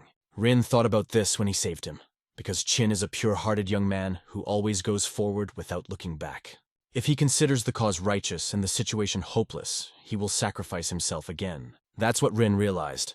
This whole story was too cruel even for him. It is said that a person who dies an unjust death becomes a ghost, and the mentor hoped that the young dragon would not be in danger. After all the words his mentor said to him, the young dragon fell to his knees. His mentor was letting him into Kengho for the first time, and it was like losing a child to him, so the young dragon felt he had no excuses. Your wounds? I sewed them up so carefully that not a trace was left, said the mentor. However, I hoped that at least one mark would remain, so that, looking at it, you would remember this incident. In response, the young dragon promised the mentor that he would definitely become stronger. However, the mentor asked him to understand these words correctly. He did not mean for him to live without doing anything. The most important thing is to appreciate your life, and that is enough. This conversation was extremely important for them at this moment. Both of them accepted her as the most important thing that had happened to them recently. The teacher also understood that his student was still a child. The morning came, and they went to the infirmary. Everyone there was happy to meet the head and the young dragon, and especially Yuho. Although it was not visible on his face, it was safe to say that his heart felt warm. The doctors stood in the ward, bending over the patients. Everyone was busy with their own business. Qin noticed that not much had changed here during his absence. Although the number of trainees had even increased, a large stack of books was waiting for him. As well as the number of trainees, the number of medical cases also increased. It was necessary to sort it all out. His only concern was why the work was taking so long. It was unusual for him to perform it according to the schedule. At that moment, Yuho came to him. Entering, he knocked on the already open door and asked if Qin had finished his work. Qin turned around and replied that he had already dealt with all matters. Yuho came to tell him that his mentor was waiting for him. He asked to leave when Qin was ready. Training was finally starting. When the young dragon came to the mentor, he was already telling him about the control of internal energy and that he had made significant progress for his age. However, even though his control is now better than usual, the mentor thought that in that fight he realized his own limits. The young dragon couldn't help but agree with that. remembering that incident. Frankly speaking, he felt his limit more than ever before. And although all traces of the battle are erased, the scars still remain. This greatly limits his medical skills. No matter how strong he is, if he had control of internal energy like Ryun's, it would be much easier for him. That is why the mentor prepared a special training for him and asked Yuho to bring something. The young dragon was impatiently waiting to see what he would bring. Yuho finally returned with the items wrapped in a cloth. The teacher offered to play dice with him. The rules were simple.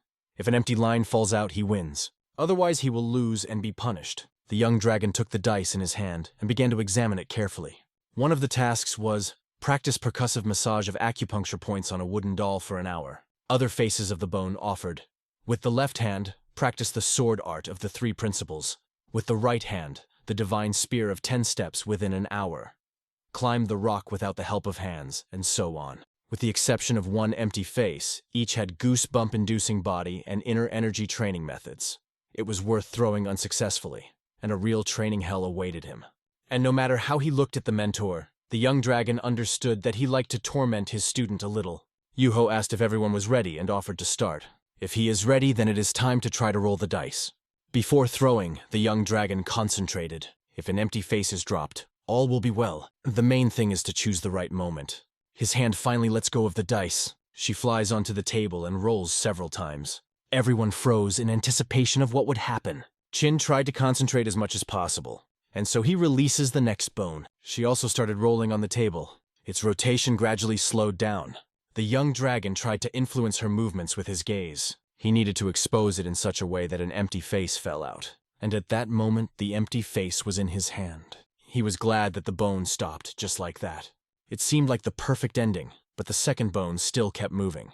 The perfect ending turned out to be not so perfect. He had to practice percussive acupuncture point massage on a wooden Yuho doll for an hour. Yuho himself only smiled. The young dragon began to get nervous and asked the mentor why this happened. The mentor recalled that he had warned of difficulties and that the point of learning is to get as much practice as possible. The mentor, trying to calm him down, said that while he was practicing, he would also practice. He added that Chin is not the only one who will have to go through suffering. Yuho even prepared an improved version of the wooden doll and invited them to follow him. He wondered if the young dragon could stop the doll, and if not, maybe he should just lie down and get a massage. At that moment, the young dragon was hit several times in the back. He felt a sharp pain and froze, asking the mentor why this was done. The mentor explained simply, "That's why I imposed the restrictions to make it harder to manifest the inner energy." He asked to try not to use internal energy. At first he did not understand, but then he felt that something had really changed. His body became incredibly heavy, as if gravity had increased tenfold. The mentor asked Yuho to take care of him, and also advised the young dragon to take his time because this is just the beginning. Chin realized what a mess he had gotten himself into. Soon the young dragon began his training with wooden dolls. It was very difficult because there were as many as 9 of them. It seemed that Yuho had gone a little crazy, making as many as 9 dolls. And it was terribly difficult because his body was so heavy. The next task was to separate white rice from brown rice. Before, he used a lot of energy to control the sword, but now he only had to use a crumb of it to separate each stipule. He also maintained the art of swirling chaos energy to distinguish grains in such darkness. It was extremely difficult, and the next task was sewing with a needle and thread. In order not to tear the skin, it was necessary to insert the needle correctly the first time. For this, a small part of the sword's energy should have been put into the needle. Since it will not be possible to avoid it, he decided to get at least some satisfaction from the process. Later, he needed to make scarves for Yoon and the younger students. If you take larger pieces of fabric and sew them on both sides, the scarf will last longer. He picked up the right material and went to his place. But first, he needed to settle something else. This was in regards to a fight offered by his best-named brother, Ryun, under the title, "Die If You Want to Be a Younger Brother." It was necessary to write a letter with this topic and explanation, as well as to send the ashes to the Mudan school. He pondered whether it would be better to hand over the ashes in person, as it would be an insult if the ashes of the previous generation's elders were sent through a shipping company. He decided that despite the time spent, he would carry the ashes himself, considering it a matter of honor. Every day, Jin Chonghee's training became more and more difficult. However, his control of internal energy became more and more precise. The days passed one after another, bringing pleasant weather. Some exercises were repeated, but their difficulty did not decrease. Time passed so quickly that several seasons have already passed. Along with this, Chin himself was changing. He gradually matured. His shoulders broadened. The hands took on a more masculine look. The appearance became more mature, and Huanggu remained loyal to him all this time. Finally, the long-awaited letter from the younger brothers arrived, and after reading it, he realized that they had also grown up a lot. Now they catch martens, hares, and wolves with traps. He didn't know what kind of person this Ryun was, but he had to see for himself if he deserved his rank. He also understood from the letter that the younger brothers supported the idea of fighting for the title of the best younger brother in the world. And Hyun seems like a smart guy, he thought, and even needed that hide that Cheon sent. It was so useful that he even considered making a cape out of it. At this moment, the mentor was standing outside the door, watching him and thinking about how he uses the energy of the wind to strengthen the needle on the days when the blank face falls out. The mentor achieved that Chin, albeit slowly, began to do it on his own. You are truly incredible, thought the mentor. After a while, he called the young dragon to him to discuss a game that he himself had come up with, and which had received a positive response in the infirmary. Chin explained that the game was designed so that patients could stay in bed and have fun. Blue Jade, or Deep Marble, is a game adapted to the realities of Kanho, in which you need to earn money or build hospitals according to the conditions of the world. The teacher understood that this game is a real golden key. Patients were so engrossed in the game that they forgot about everything else, and many even wanted to buy it for themselves. When merchants fell ill, they also came to the infirmary. Some of the elders said that they got a taste of their time again by playing this game. But during this conversation, Chin didn't notice how the mentor, engrossed in his conversation, began to win the same game they were playing. The mentor continued to tell that the merchants wanted to buy the Ondol scheme because many soldiers who felt its warmth during their stay in the infirmary wanted to install something similar in their homes. And the young dragon most wanted to popularize the soap. It's a shame that it didn't get such a response. Do people really dislike hand-washing here? Losses from investments in soap production were significant, but you can't do anything. After all, the young dragon decided to sell the game, and the Ondol scheme after all. When the young dragon asked which trade guild offered a deal, the mentor replied that there were quite a few, and even made a list. There are even Namgong and Potha guilds among them. The young dragon jokingly added, I'd still like to find a place to sell soap. The mentor hinted that the soap would not be sold anyway, so he should give up and at least compensate for the losses. In the end, it was decided to do as the mentor advised. Although the young dragon was busy every day, he understood that he had to stay true to medicine. You can't neglect your studies. He was well aware of this and was now sitting at the table, fully focused on his studies. His next goal was to develop an effective antibiotic for the treatment of tuberculosis, streptomycin. Streptomycin is an antibiotic effective in the treatment of tuberculosis, also known as the White Plague. This is a typical soil antibiotic discovered by Dr. Zelman Abraham Waxman and his students, who noticed that tuberculosis bacteria are rapidly destroyed in the soil. After that, they conducted a trial-and-error analysis of thousands of soil-dwelling microorganisms. They managed to isolate Streptomyces griseus from the genus of Actinomycetes. Dr. Waxman received the Nobel Prize for this complex work. The young dragon knew that according to his scientific work, using a small amount of penicillin could increase the cultivation efficiency several times over. However, knowing and doing are two different things. He turned to Yuho and said he needed about 10,000 petri dishes. He also asked to use all available personnel. He considered Yuho to be an incredible laboratory technician, because in this era there is no such thing as a doctorate, so Yuho has nowhere to run. Yuho even managed to make the microscope that the young dragon had told him about earlier. Although it took a little longer to create a few small glass spheres, when it was done, it completely matched the young dragon's description. The smaller the glass sphere, the better it magnified. It was hard to believe that such a thing was even possible. It was an exact copy of the Leeuwenhoek microscope, created in the 1600s. An ordinary person would not have been able to create something like this. Yosh, Yuho was incredible. However, he cautioned that the price per unit is very high, and therefore distribution is not possible. The microscope is only made in one copy. The young dragon thanked Yuho sincerely for the microscope. But microscopes, and it was already time for training. Yuho added another new wooden doll, eagerly awaiting the results of the young dragon. It seemed that Yuho was simply tired of his success and decided to play with him with the help of a new doll. The young dragon tried to tell him that he had another training session today. Yuho didn't believe his attempted denial, considering it a cheap trick. A few days later, there was a meeting with the trade guild that had won the tender to install the Ondol. The representative sat across from the young dragon, thanking him for choosing their company. His name was Gongpanha of the Potha Merchant Guild, and he and his men had high expectations for their cooperation with the Pak Rin Medical Institution. The young dragon also had an interest, as no other guild could boast of maritime trade and supply of materials. At first, Honen's company, like Potha's, was a small house of guides, and both companies were even housed in the same building. After the young dragon saved Gong Il-san's younger brother from bandits, he later met his older sister Gong Ranha when he stopped to rest in a special room at the Heavenly Peace Inn. She was not affiliated with the Poth Trade Guild or their transport company. During the tea, he asked Han whether he belonged to the Honen Transport Company. Gon was a little embarrassed to admit, but due to business difficulties, the Gonen Transport Company had turned into Poth's Trade Guild. He further explained that in exchange for this, they were promised cooperation with the Potha Transport Company. Even a small company is not easy to manage.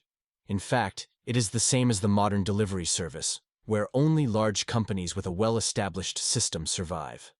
Especially considering that the transport companies of this era swim, not in the blue, but in the red ocean. Qin emphasized that he has a trained eye because there are many people around him ready to help, and he is confident that his business will now go up.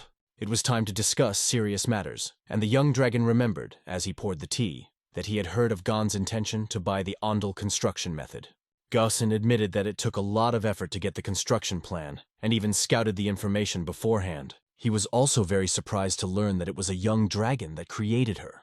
He explained that he had only improved a system that was already in use elsewhere. It was difficult to tell about this place because it was very, very far away, but Gon wanted information from the young dragon to open this business.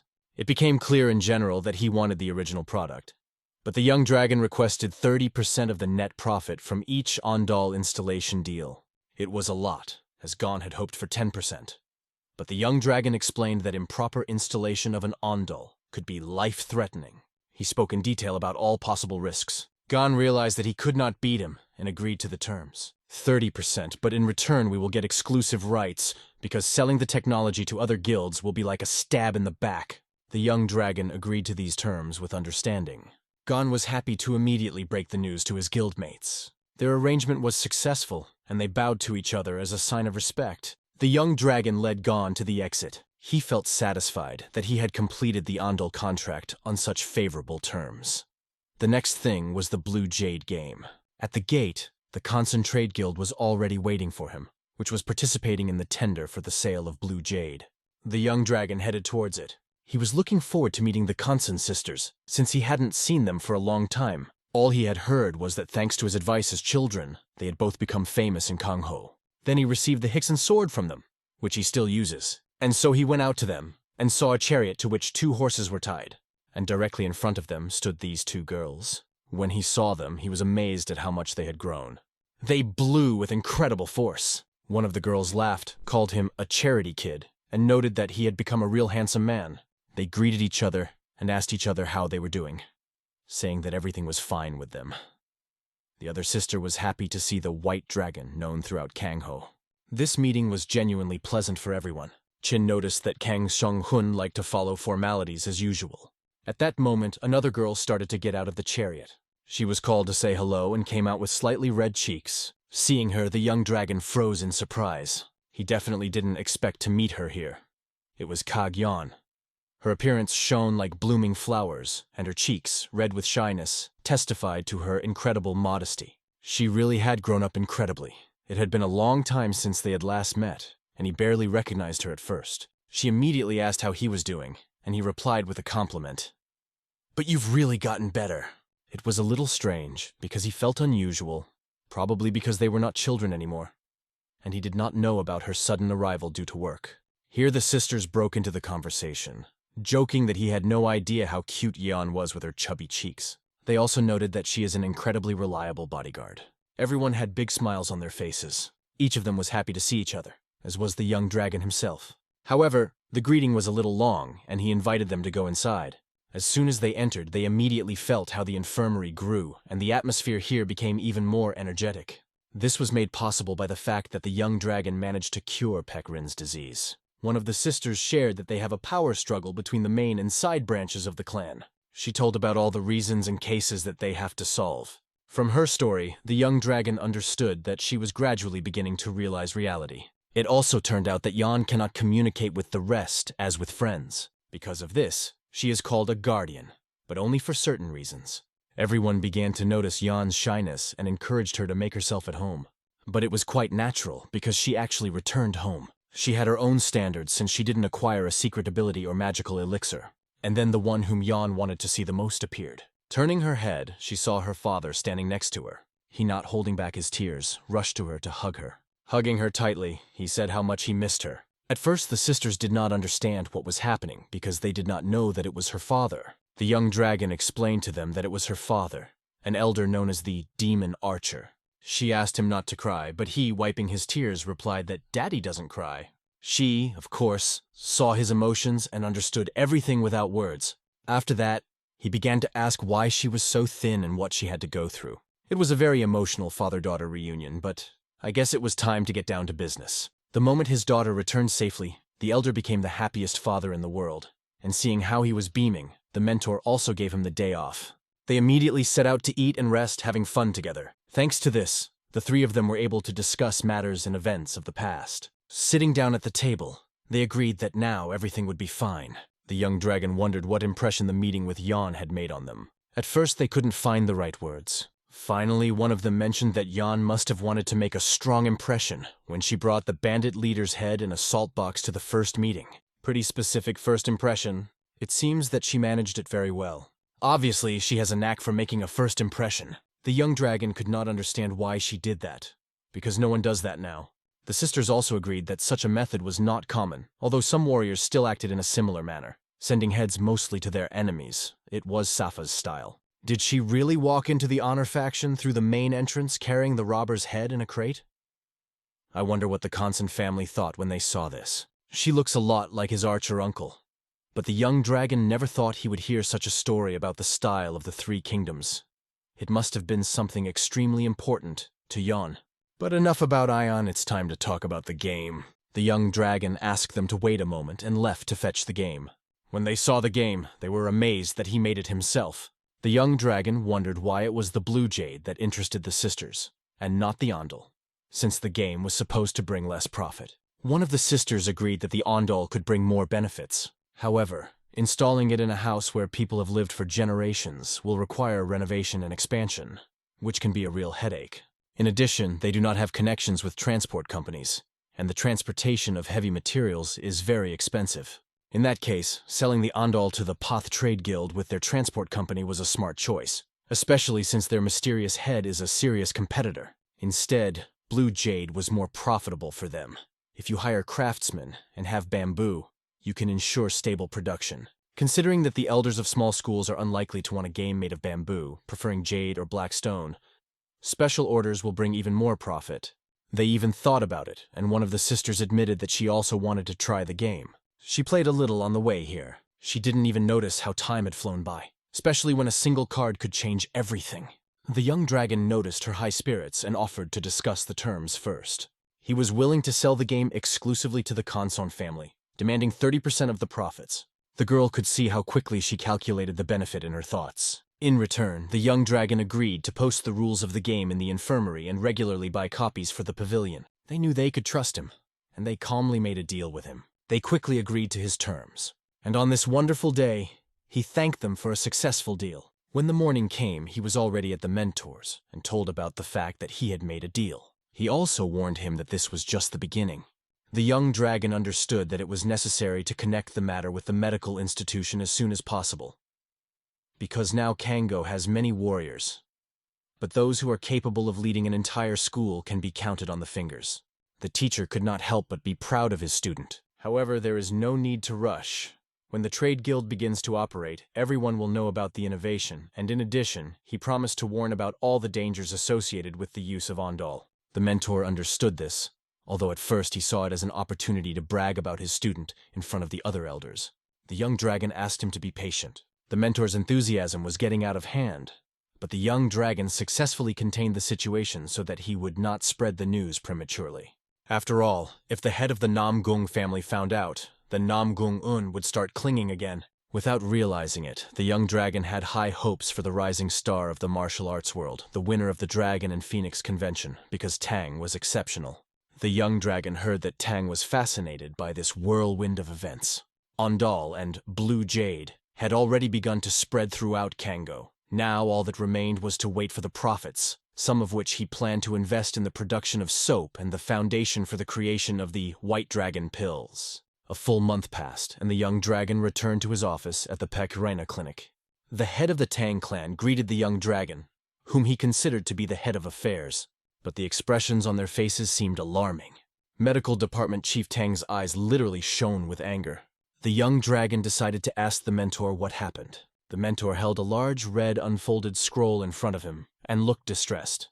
The young dragon was intrigued and did not understand what lay before the mentor. "This is a message from King Zhou," the mentor said in a sad voice. The young dragon asked in surprise, "Is it from the Imperial Court?" It seemed that the king had sent a message to the infirmary, and the matter was clearly serious. Now it was clear why everyone looked so excited. The young dragon asked what was in that message. The mentor briefly explained that His Majesty's younger brother was sick, and the king wanted to entrust his treatment to the young dragon. However, if His Majesty wishes to appoint someone personally, a royal decree must be issued. However, then there would be those who would want to know what was going on in the emperor's heart, so King Zhou sent the message instead. Then a man from the Tang clan approached the young dragon. He explained that it was an unofficial decree, but it was sent on behalf of the king and therefore could not be ignored. The imperial court is known for its eloquence, and they could not fathom what was happening. However, they knew one thing: in case of failure, the responsibility would fall on them. They discussed the possibilities a little more, whether it was a fracture or maybe something with the arm. One of them suggested that it was most likely an internal injury. To express doubt that the doctor was unable to heal his own internal trauma was tantamount to slandering the entire clinic. The young dragon noted that it would not be possible to avoid it. Another warned him that in such a case he would be walking on the edge of a knife. If everything worked out, he would get rewards and fame, but if not, he would fail. The young dragon realized that then it would become a problem not only for him, but also for the entire clinic. He asked the mentor if the message described any symptoms. He just handed the young dragon a message and asked him to read it himself. As the young dragon began to read, his face immediately contorted. These symptoms in the worst case may indicate colon cancer. He said the symptoms varied, but he is interested in only one. And judging by everything, the situation is very serious. The mentor understood exactly what he was pointing to: the impossibility of defecation due to a tumor on the left. Cancer should not be underestimated even in today's world, and in this case, it is probably incurable. On Earth in the 21st century, treatment combines surgery and chemotherapy. With the described symptoms, the best option would be to physically remove the cancer cells through surgery. Due to the nature of colon cancer, it is difficult to tell from the symptoms whether this tumor is benign or malignant. So making a diagnosis will not be easy. If even the court doctor could not do anything and turns to the Peck clinic for help, it remains only to hope that it is a benign tumor. It is impossible to refuse in this situation. Even the king can start to worry, but how can you refuse? Exactly, and it will no longer be possible to simulate the disease. The infirmary people, Huazhu, are always here as always. If you compare colon cancer with other types, here at least the prognosis is better. At least up to stage 2. The young dragon prayed that it would turn out to be a benign tumor, and if not, that it wouldn't progress beyond stage 2. The mentor turned to the young dragon and offered his help. He wanted to go with him because he understood that it would be difficult for him to cope with many issues on his own. The young dragon was already scrolling in his head with what kind of business. He ran away with his student. He could be called the 3rd strongest in the world, so he did not lack courage. Even if Rin's clinic is blown to pieces, then there will be a choice. There will be a chance to either stay alive, coping in the wilderness. In general, this is a real headache. If you can't escape, then you can't allow failures. The mentor tried to calm him down, saying that he should not be afraid. After all, even if he fails, he will still be able to somehow resolve the situation, except if the young dragon dies before his eyes. The mentor also said that Huazhu was also walking like a dream and advised him to go to Bayek Rin's clinic because the disease cannot be treated, and therefore it is the territory of surgery. Here's a psycho, he dropped the bomb just to save himself. He didn't cross the line before, but the incident with the king was a serious blow to him, so now he's sharpening his teeth at Peck Rin's clinic. As they say, you won't know if you don't try. Once you have chosen, There is nowhere to run. The young dragon decided to at least enjoy it. The doctor first of all thinks about saving a person. The young dragon's last words made everyone smile. Not only the mentor was smiling, but also everyone who was around. This should be the position of the young head of the Peck clinic. A few days passed at the Huaju clinic. Here it became known that Peck went to the imperial court together with the young master. The clinic consultant was not at all happy with this news and was sure that the patient would not be cured. The counselor of the infirmary was convinced that this boy would not cure the king in any way. Everything is much more complicated than it seems, he told his friend. If the king dies during treatment, who will be responsible? Because of this, all the problems were transferred to the Pecklin Pavilion, including the operation, realizing that Jack Sung would not be able to cope on his own. Unlike medicine, the operation immediately decides whether the patient will live or die. In case of a bad result, it will not be easy to avoid responsibility, the advisor said. He added that, as Yak Song said, the herbs will not help here anymore, so the Pecklin Infirmary is unlikely to use medicine and proceed to surgery. If they do not perform the operation, the court doctor will notice that they want to avoid responsibility, he continued. And that will put a big dent in their competitiveness. But one question remained. What if they did heal the king? Out of anger, the counselor hit the table and asked his friend not to talk nonsense. Our leader Jack Sung said it's impossible. There is no need to argue. You need to go and tell the other leaders about everything. God himself is helping us, so all that remains is to drink for it, he concluded. After all, today they had an initiative to surpass the Pecklin Infirmary. A week later, the young master found himself not far from the Imperial Palace. They arrived at the palace already at night. So that no one could see them, they were led to the leader. Cheon-hee realized that this was where the ruler of Zhou resided. The place where he lived was incredibly quiet because he is a member of the imperial family. Soon they came to the patient's infirmary, and the person who led them informed them that the doctors from Pecklin had arrived. The boys showed respect by bowing their heads. The man then said that everyone but the white dragon could be free. The young man was a little embarrassed because he was with his mentor, but nothing can be done with such requests of the leader. He wanted to talk to him in person, and now his mentor didn't seem so scary. So he entered the infirmary on his own. There was a calm atmosphere inside, and various notes were scattered everywhere. It was clear that these people had a hard time. They were met by the acting emperor. A good reputation or a sharp blade can sometimes harm its owner. She could see that they were upset and couldn't forget how she tried to steal his student. Peck admitted it was hard to forget. But what happened is over, said the empress. With a teacher like this, sooner or later he will become like him, White Dragon. Young-hee didn't understand why everyone was reacting to his mentor like this. Aren't there people in this world who sacrifice themselves for the sake of students? Now they get down to business. Are they aware of the situation? She lived with only one thought. She is not interested in predictions. The main thing is that the emperor does not die in bed during treatment.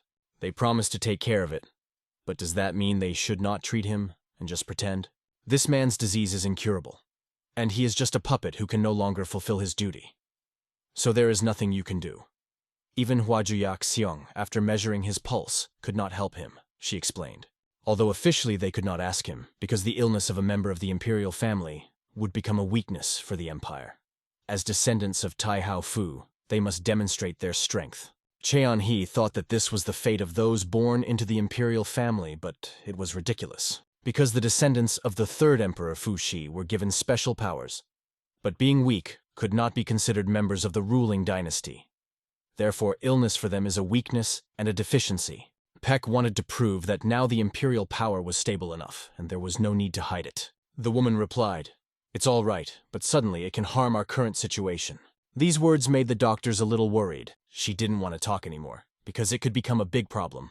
Better go and measure his pulse, but under no circumstances remove the mask from the patient. She advised the young white dragon, knowing his righteousness. Jong-hee picked up on these hints. He was given permission to enter the patient. As expected, there was no eunuch to look after him. There was a minimum of security, because access was allowed only to the chosen ones. Everything was perfect to hide his identity. And suddenly, the young master felt tension. It was clear that the man's body was not moving. Instead of showing manners, this man yelled, "Take my pulse!" Jong-hee felt this young man's talent.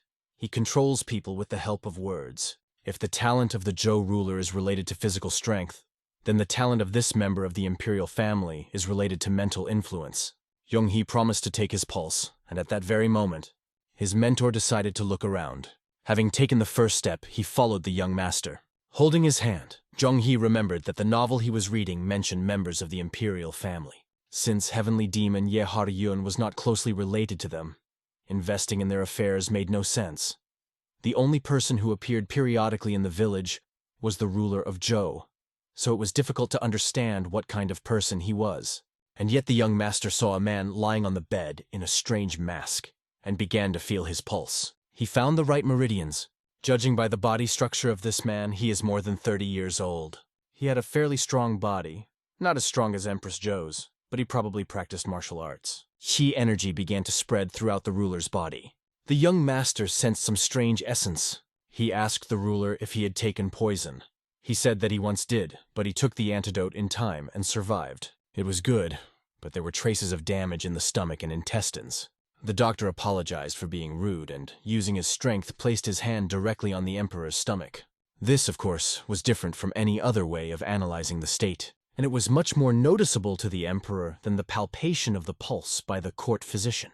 But all the young dragon asked was for the emperor to be patient. He understood that this was not the first stage of the disease, and already the second stage is in the worst condition. Worried, he realized that time was running out and he needed to act immediately. In the second stage of cancer, the muscular and serous layers of the intestine are affected. In this case, the 5-year survival rate is 68%. This is less than at the first stage, but still quite high. Problems begin with the third stage, when metastases penetrate the lymph nodes. From this moment on, the survival rate drops to 36%. However, the doctor was sure that this boy had the second stage. Fortunately, this is colon cancer, not rectal cancer, so it will be easier to identify the right area during surgery. Even with a large area of resection, functional disorders rarely occur. After surgery, there will be no need to worry about urinating, and right now this guy can defecate on his own despite the tumor. To the emperor's question about what the young dragon thinks about this and whether he will survive, he said that with the help of surgery, the disease can be contained, but it does not guarantee that the patient will survive 5 years later. The emperor replied that the most important thing for him was to hold out for at least another year. It was difficult to predict for sure, and one had to judge by the pulse. However, if done correctly, it is quite possible. Then the emperor realized that he would have to open his stomach, and he would sleep all the time. If so, don't worry about the mask the emperor wears. He's not going to take it off. The emperor said that he had already beheaded the 7 chief doctors who had said that. This time the doctors were recommended by his own sister, so he can't be sure for sure. But he knows for sure that he can be cured. Cheon-He understood in his thoughts that his intestines were already badly damaged by poisoning, and therefore, most often the emperor dealt with intrigues, and not with wars and betrayals. Zhu turned to him, asking why he still didn't trust them. But if he trusted everyone, he would have followed the nurse a long time ago.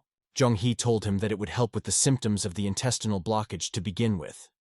To the question of the emperor, whether it is necessary to open the stomach for this, the doctor reassured him and said that it would be enough to use acupuncture and decoctions. If the doctor won't cut it yet, so be it. Zhong-He went to prepare everything he needed. The young master and his teacher were in the department, where they were allocated a place, and the teacher informed him that he had many thoughts on the matter. He thought that it would be difficult for members of the Imperial family to survive. But when you have sufficient resources, you have to give up a lot. Zhong-Hai noted that the mentor was very calm about the matter. In his place, the teacher would say the same thing, that it is already too late to carry out treatment, and he would not get into this adventure for the sake of saving the patient. Peck understood the truth and carried it with him.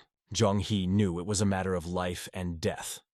If the heavens help and the first stage is revealed during the abdominal dissection, then it will be an incredible miracle. Although, according to the pulse of that man, it will simply be luck, and it definitely does not shine for them. The teacher noticed that the boy was worried about something. He worries that the ruler is so weak that it is not known whether he will survive the operation. In addition, his esophagus and intestines are already damaged. Peck understood this perfectly. Even if the poison is neutralized, if it has penetrated too deeply, the effects will be devastating and the human body will be difficult to recover. Cheon-He understood that he was in the maelstrom of the imperial court, and this maelstrom almost caused the emperor to die of poison. To survive in such a place, you have to stay alert all the time. Therefore, the young master could understand the emperor's concern about whether something would happen while he was unconscious. On the other hand, Ruler Zhou lives a very comfortable life. Peck understands that it's easier for everyone when you're strong from the start. In addition, A person is straightforward in his actions and desires, and those around him lose their vigilance. And the ruler never aspired to power because she does not consider it a burden. And there will be no benefit from her death. Now he understands why the Zhou ruler abdicated the throne. In that case, the ruler whose pulse he measured today is in power. Strangely enough, Peck asks him not to say anything superfluous or use voiceover techniques. Since they are in the palace, it is worth losing your vigilance, as they will be dealt with immediately. They needed to rest. They had come a long way. The next day they were laid on the table. He asked the mentor what he thought would happen. Who knows, the ruler needs at least 3 days to make a decision. If he wants to get to the bottom of it, then the Imperial family must prepare in case something goes wrong. The ruler is an extremely cautious person, and he is not ready to open up. This will hinder decision-making, but in reality 3 days is still quite fast. The young master will be ready and understood these words. If it were him, he would have planned the operation in advance. His master asked that his student not overdo it with persuasion. High Congo is unusual, but there is nothing here that can take the place of a young master. The mentor isn't worried about this, but he tries to reassure him that he won't just die until he finishes his research. This was the correct answer for the mentor. Zhou came into the courtyard and ordered her soldiers to disperse. She had quite an interesting conversation with them. She asked Master Peck Rin not to get up as she would borrow his apprentice for a short time. He will not refuse in any case. Let him step as he wants. Everyone understands that many interesting things belong to him here. She took him to a private conversation. If this is true, the boy should be able to cure the disease when other doctors have given up. If so, she even laughed at him a little. She did not fully understand his goals. Maybe the young master needs money, fame, power. Whatever it is, she allows it to be done on her behalf. She trusts him. The young dragon says that everything is fine. Let him know if something is wrong. Then Zhou remembers that this guy had a children's aid fund. Money is always needed there, and treating children is like pouring money into a bottomless pit. Young-hee was a bit embarrassed by her words since she already knew about it. It was clear that the court's intelligence was very capable, and it was frightening. Still, they will do so. She will donate money to his foundation, and he will periodically visit her yard. Then she will know that the young dragon is her pet, and she will swat away 2 flies that are bothering him with 1 blow. Those words sounded quite tempting to Master He. When asked if he wanted to get a position as an official, the boy refused. He felt that the uniform would not suit him. It is still a pity for the ruler. She will make a donation, and then let him visit her yard if possible. The young dragon promised, and was very grateful for her donation. Still, in her opinion, he made the right decision. When it comes to strength, she can do anything, but no one can handle taking care of the people dear to her better than a guy. The details are to be discussed with the mentor, but of course the healer Peck Rin will respond to the lady's call at any time. Chiang-hee knew that this was incredible luck. The Imperial family had a good reputation, and he did not expect to leave empty-handed. Once he promised, the amount of the donation will definitely be quite large. In addition, he will get rid of annoying grandmothers in one fell swoop. With her permission, he can recommend talented doctors whom he personally trained. It sounds brave to recommend such people. She will advance them if it is true. Then they will come to an agreement.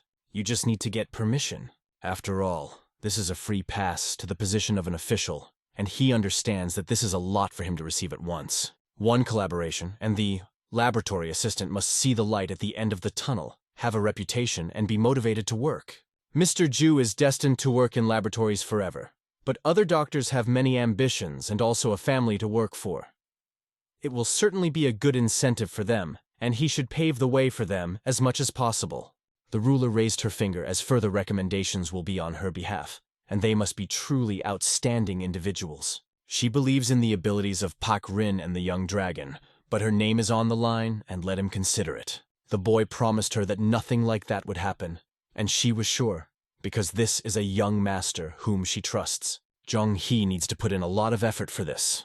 The mentor has already laid the foundations in the training system of Peck Rina, and the head of the 4 departments added them, and he will make some more adjustments to make it perfect. But his mentor does not know this yet, and we need to wait for his reaction. After all, this is an incredibly big deal for him and their hospital. With this trump card up their sleeve, they will be able to do the unthinkable, turn this novel into a work of art. In his chamber, Emperor Ying asked about that child, whether he should cure him. He will have to wear this mask for a very long time to heal, and since he will treat the Majesty himself, it is worth meeting him again. As far as he knows, the young dragon's name is Zhong-hee, and the man is up to something. Soon, the young heir had a rare opportunity. He was allowed to check the pulse of the patients in King Zhou's residence, which was both an honor and a great challenge for him. They wanted to discuss it in front of the patient, but the court physician looked displeased, so he quickly changed the subject and hurried away, trying to avoid an awkward situation. Zhang He is genuinely willing to help the emperor, because less work means less trouble for him. However, the palace healers and Kanho may have a different opinion. There is no need for extra hands in the world of martial arts, and palace workers fear that their work will become less in demand. Many doctors cannot get used to the strict rules of the palace, because for the slightest mistake they can be fired and sent to the provinces. They remember how difficult it was on Earth in real life, when the master was still alive, and realize that the circumstances here are not easier. However, the power of this place lies not only in the art of healing. No matter how talented doctors are, without the trust of patients, their efforts are in vain, and all skill becomes meaningless. Here, trust is valued more than medical knowledge. Zhang He knows that he cannot heal the emperor, so the question is, why was he called then? His mentor understands that the situation is very confusing. The reason why the physicians of the Pecklin Medical Pavilion must be present is because their skills are unique. They adhere to neutrality, and there are no better ones than them in all of Morima. Despite the high positions, they still cannot take them. So King Zhou offered to give a recommendation. The young heir should be praised for this because the position of the head of a medical institution is not easy. The fate of many doctors and the chances of survival of patients in the clinic depend on his actions. Jung He takes these words as a reminder to use anything that can be useful. In this difficult situation, every little thing can play a decisive role, and he is ready to act decisively. This is exactly what the master wanted to convey. You need to look ahead and wait for the right moment. So it's a good thing he didn't show his anger to Hua Wu Ju Yak Sung. In this situation, you should not be angry with the young owner, because if there is a patient, he should go to him. This time, Hua Wu Ju Yak Sung did not act well and gave the message just to spite him. If he continues to act like this, eventually doctors will begin to leave their positions, and this will lead to serious problems for both the palace and the patients. In this situation, the best solution would be not to retaliate at all. Refraining from revenge can do more good than meets the eye. After all, such revenge is similar to a cancerous tumor in life. It grows and destroys everything around it. It is better to remove it at the very beginning to avoid further problems. He must remove this tumor from the root to avoid recurrence. Only decisive actions will help prevent the recurrence of similar situations in the future. He is obliged to expose everyone who is connected with these people and survive himself, as well as protect their children and relatives, considering everyone to the last. And that's exactly what he's going to do, focusing primarily on Hua Wu Ju's infirmary, where he can uncover all the hidden conspiracies and expose the ill-wishers. However, who knows, because he is not yet fully confident in his abilities and whether he will be able to realize what he has planned. Uncertainty adds tension to his decisions. But whether it is a benign tumor or malignant, time will tell. The pleasant wind of change is already beginning to blow, and soon everything will become clear, revealing the true nature of the situation. There was hope in Master Peck Rin's eyes. He believed that his student would be able to cope with all the challenges and show himself as best as possible. When the student asked him if he did not feel like a monster, the master thought, because such thoughts had come to his mind more than once. Having passed through many storms, he knows that it is not for him to judge newcomers. He understands how heavy is the burden of his position and what responsibility it imposes. Peck realizes that he made this decision to protect what is dear to him. He is ready to sacrifice a lot to keep what belongs to him. He seeks to solve everything with the least losses, shedding as little blood as possible.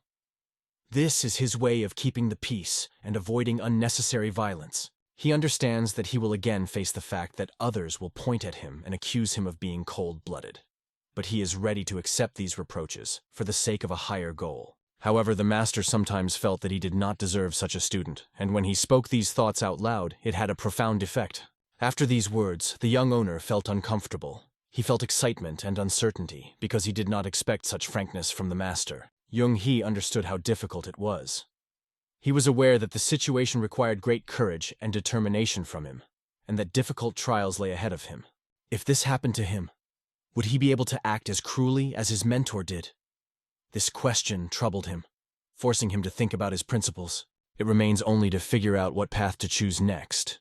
and what steps to take to achieve the goal without unnecessary sacrifices.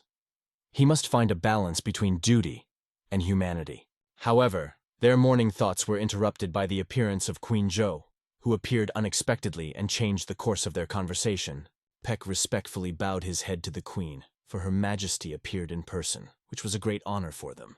The queen noticed that it was extremely cold today, and asked what they were doing here, because the king was already waiting for them, and wanted to see them immediately. According to the young owner, it cannot be called cold. Aren't plum blossoms beautiful under the snow? King Ying is very suspicious by nature and doesn't seem to care at all that he is dying. Then, the young master takes off the white tiger skin cape he was wearing and throws it over the queen's shoulders so that she does not freeze on this cold day. He puts on the queen this skin made by the younger of Mudan, which he enjoyed using, and hopes that the queen will not be so cold now. She notices with surprise that he is the only one in the world who cares if the woman known as the Goddess of War is cold. This attention touches her. However, he realizes that despite her legendary status, she is also human and can get sick. His care is sincere and selfless. The queen, amazed, looked into his eyes and seemed to understand why this monster Peck Rin was so protective of his student. After this meeting, he went to the emperor's chambers, preparing for a new conversation that could change a lot. When he arrived, he and the emperor played a game, and once again the emperor was victorious, showing his skill and grace. The emperor suspected that the young man was deliberately succumbing, but the boy justified himself with insufficient experience and lack of the necessary skills in the game. The emperor offered to play again, hoping for a more interesting game and an opportunity to better understand the opponent. The young master knows that he cannot refuse him. They have been playing Go all day, and it seems that the emperor wants to prove something with the number of rounds. The emperor invites the doctor to make a bet in this game to add excitement and interest to the duel. Zhang He looks at him, not understanding exactly what bet he is referring to. The emperor explains, if he wins, the doctor must remove his mask, revealing his face. The suggestion was strange, but clearly had a deep meaning that Zhang He didn't yet understand. Qiang He tells the emperor that if he takes off his mask, he will reveal his identity. But this is exactly what the emperor wants, so that the doctor no longer loses to him without a fight. The emperor does not seem to notice that the boy is not interested in who he really is. Zhang He knows perfectly well that he is not interested in this, because he could be in danger. Therefore, he asks the emperor how he understands this.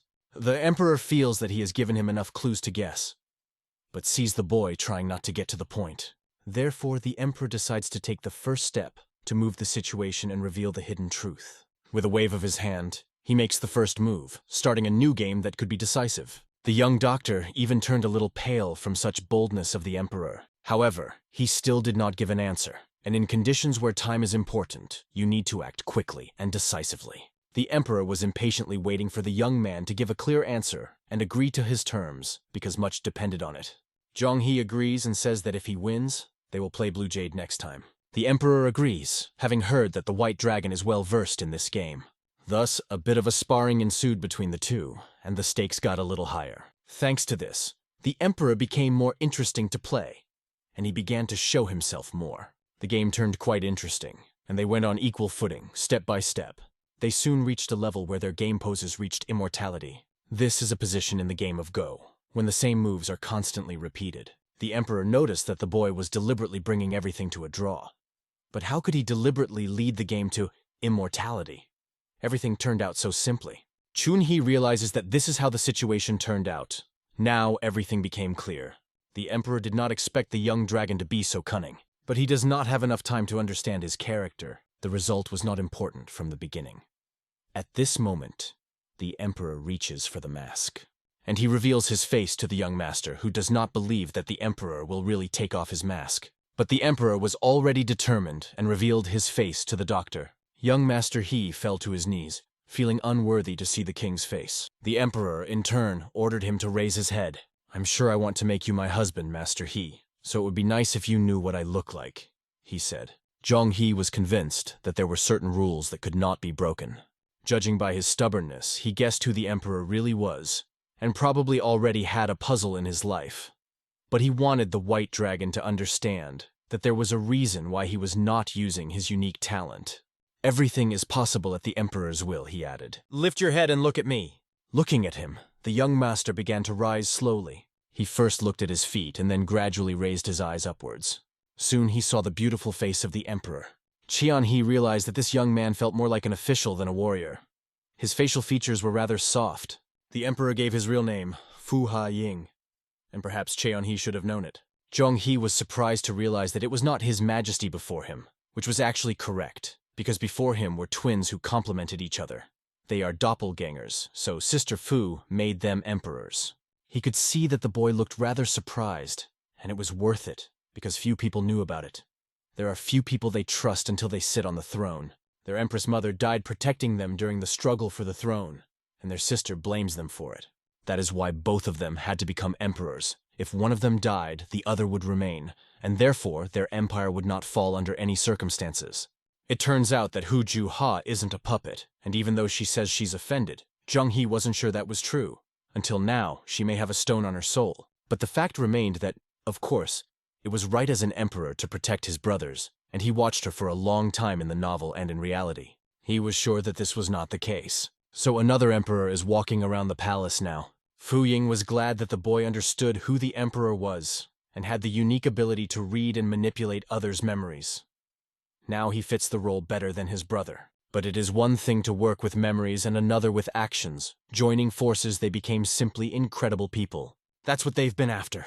But their powers don't work on their sister, and they imply that there is a way to destroy them, though no one but her can know.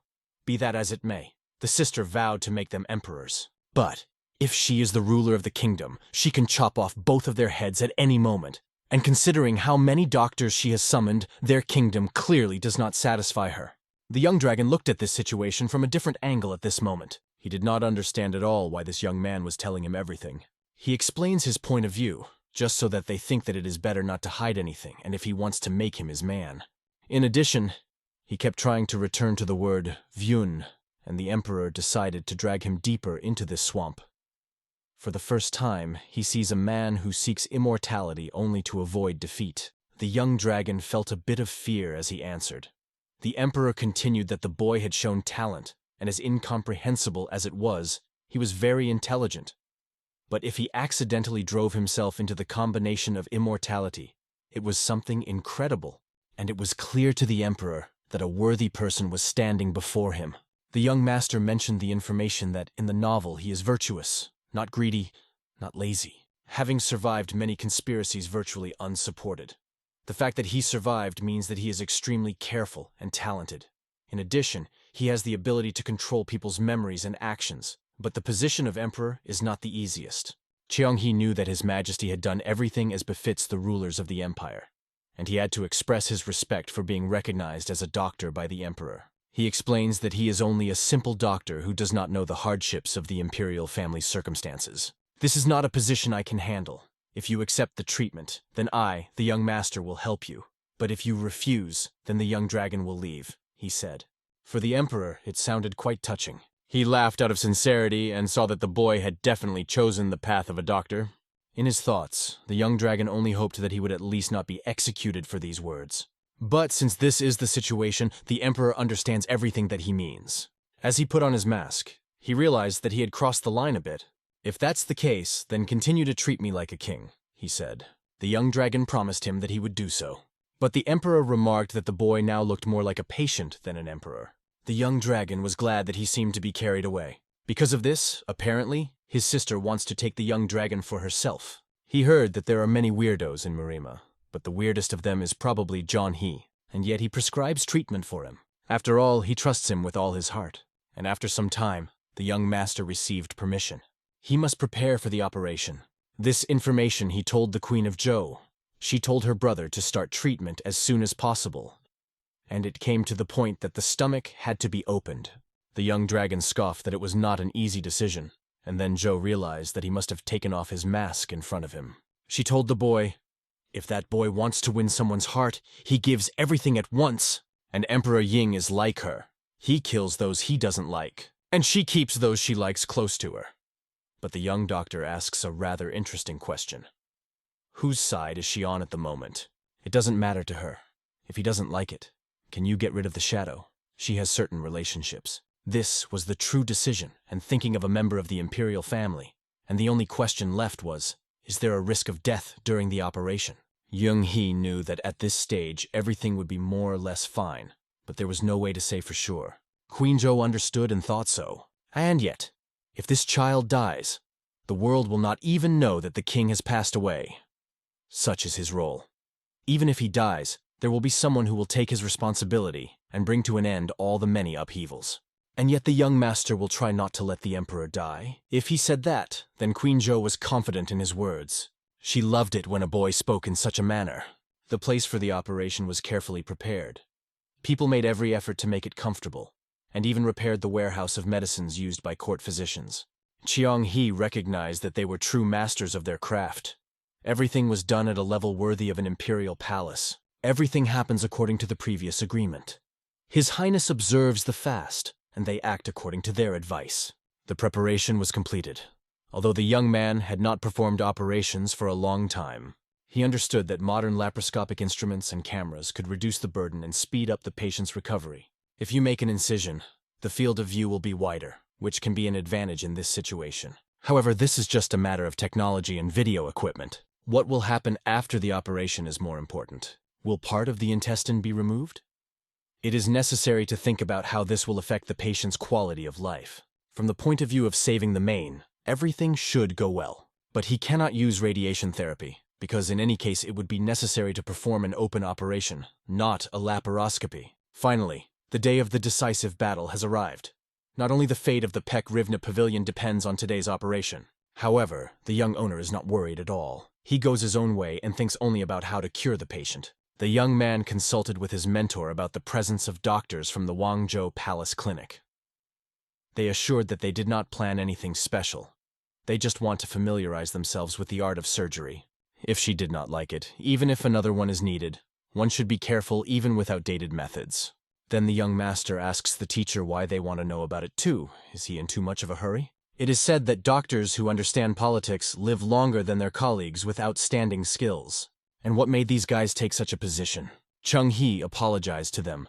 There is no time now, and you can't ask a sick person for that. He asks King Jo for a favor to create a place to share medical skills and knowledge. He politely refused them, explaining that he also lacked a lot. I advised them not to get hung up and to continue preparing for the operation. After all, they are really good at politics, and it would be nice to get them on your side. If they can survive this operation, and this person takes the throne again, it will be not bad and a real blessing. Soon they approached the operating table. His patient lay in front of the young owner. He put on protective gloves and clothes so as not to infect the patient, and it was time to begin. The emperor fell asleep after taking the prepared decoction. They put the needles in the appropriate points, a great preparation for the operation. Everyone performed their duties perfectly, as before. One of the doctors noted that this time the operation was not particularly difficult. The problem is only possible complications, and the fact that both the stomach and intestines are damaged at the same time. But people will do their job, and the rest will be decided by heaven. However, Master Pecklin was ready. And the people around him believed in the medical abilities of the young white dragon. He raised his disinfected hands. Time to begin. He looked at the abdominal cavity that needed to be opened. Taking his scalpel, he began to work. Soon the cold scalpel touched the patient's skin, and carefully cut open the abdomen of the emperor. Soldiers who maintained order guarded the chamber so that no one outside would enter. They prayed for their majestic emperor. Queen Jo, in her office, understood that this boy was an unusual personality for his age. He chose such a path and such madness, and this test will not be easy for him. And even she is not easy to watch all this. Besides, there's no one else in the world to trust it with. The young dragon hoped she would still take care of it. For all this, she raises a glass for him. After all, the life of her brother and a great man from a high imperial position is at stake. The patient was lying with his face covered by a mask. Later, the bleeding began to subside, and finally, the young dragon discovered a cancerous tumor in the left lower part of the colon. Both benign and malignant tumors were concentrated here, and it is clear that the emperor was suffering all this time.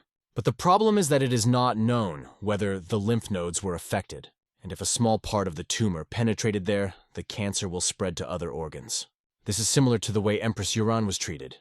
It was necessary to go from the site of inflammation to all the hot spots, and so he was able to find all the cells of the malignant tumor. All this is different from simply finding suppuration sites. But in critical situations, as now, the boy had to use a special method. He will definitely manage and save the emperor. And he will certainly find all malignant formations so that the cancer does not return. During the anesthesia, the Emperor plunged into memories of his childhood. Together with his brother, they played in the yard, asking each other if they wanted to be Emperor.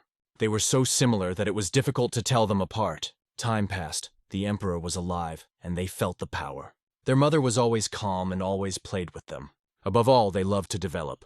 He and his brother had the opportunity to read many different books, and they exchanged the stories they had read. It was recognized that each of them had quite good taste. They read and continued to do so, developing, preparing for the future life. But one day something happened. The child's cough spread throughout the imperial court. The mother ate an apple and began to suffocate. A doctor was called. The fact is that their mother was in a very fiercely competitive environment, and the boys noticed that she began to lose consciousness often. The doctors tried to help her. The boys tried too. But no one knew where the pain was. These court intriguers poisoned everything from peaches to apples to drinks. The children were angry with those court dogs who brought poisoned things and slipped them to their mother, but they only laughed behind their backs. The mother hoped it wasn't poison but just a peach, but the rules were against her. The imperial court is such a lousy place where everyone is fighting for their lives. One of them promised that when he grows up and becomes a master of martial arts, he will sneak into the palace and cut down all the peach trees. His brother supported the initiative. They will surely destroy all the peach-bearing trees with their swords. Since then, he sincerely wanted to leave the imperial palace. The prince died with their mother, so their mother said. She suffered a long time, and until the end her words were slurred, but she said that one of them must share this cup with her and die. After learning about this, the boys were worried. Everything began to fall apart. How could they plan something like this while their sister was not at home? These people are real scoundrels, but the mother stopped one of them. Dealing with these scoundrels is pointless. Now they need to find a way to survive. If they find themselves in her coffin, they can easily escape from the palace, and at least one of them should leave this miserable place. Then they felt a rather strange feeling, that their family will never be together again. The mother ordered her sons to run away from her as soon as possible. The boys had to leave her. She threw the candle, realizing all the consequences that await them. The candle fell to the floor, and the fire from it spread across the room. The flames quickly covered the entire space. The fire ignited every object in its path. It seemed that now the young owners could not get out of this horror. They begged their mother to get up, not to sleep, not to fall asleep in this place. But all this was done only for their sake, said one of the brothers, so that at least one of them could survive. One of them made a decision, and it didn't take long. Her mother's coffin was left to her. At that moment, they came up with the perfect plan. One of them will be engaged in politics, and the other in murder. Then at least one of them will live to the end and stop all this. But first they will be able to manage their own forces. They have a sister to worry about. She'll be able to control them. If 3 people say that there is a tiger in the city, they will be believed. If the 3 of them work together, they can create something that doesn't exist. A tiger. And they will definitely defeat these scoundrels from the palace. Later, Jo came and saw her mother. But this was her last farewell to her. She understood what she had done for the sake of her children, and cried for a long time in front of her coffin. The boys understood that the sister was the only one in this crazy palace who had not lost her mind. But it is not so difficult to force a healthy person to commit madness. And then they risk their lives and will continue to risk. But if something goes wrong and she doesn't like something, Sister Jo can cut their lives short and take over the place herself. Pain is both the mother's last will and the curse of their family's love. Then the 3 of them swore to each other that together they will get out of the deep hole they fell into. And although there were tears in their eyes, they decided to go into this world, into this cursed court world, surrounded by various traps. And then they all wanted to keep their promise and reach the end together. The realization of this gave the Emperor the strength to live all this time. When he woke up, he realized that he had survived the operation. He started holding his stomach and asked someone to come. While waving his hand, he did not expect that the white dragon himself. I waited a long time for the Emperor to wake up. He politely approached the Emperor and warned that it was too early to get up. Even if you don't want to, you will have to get up a little later.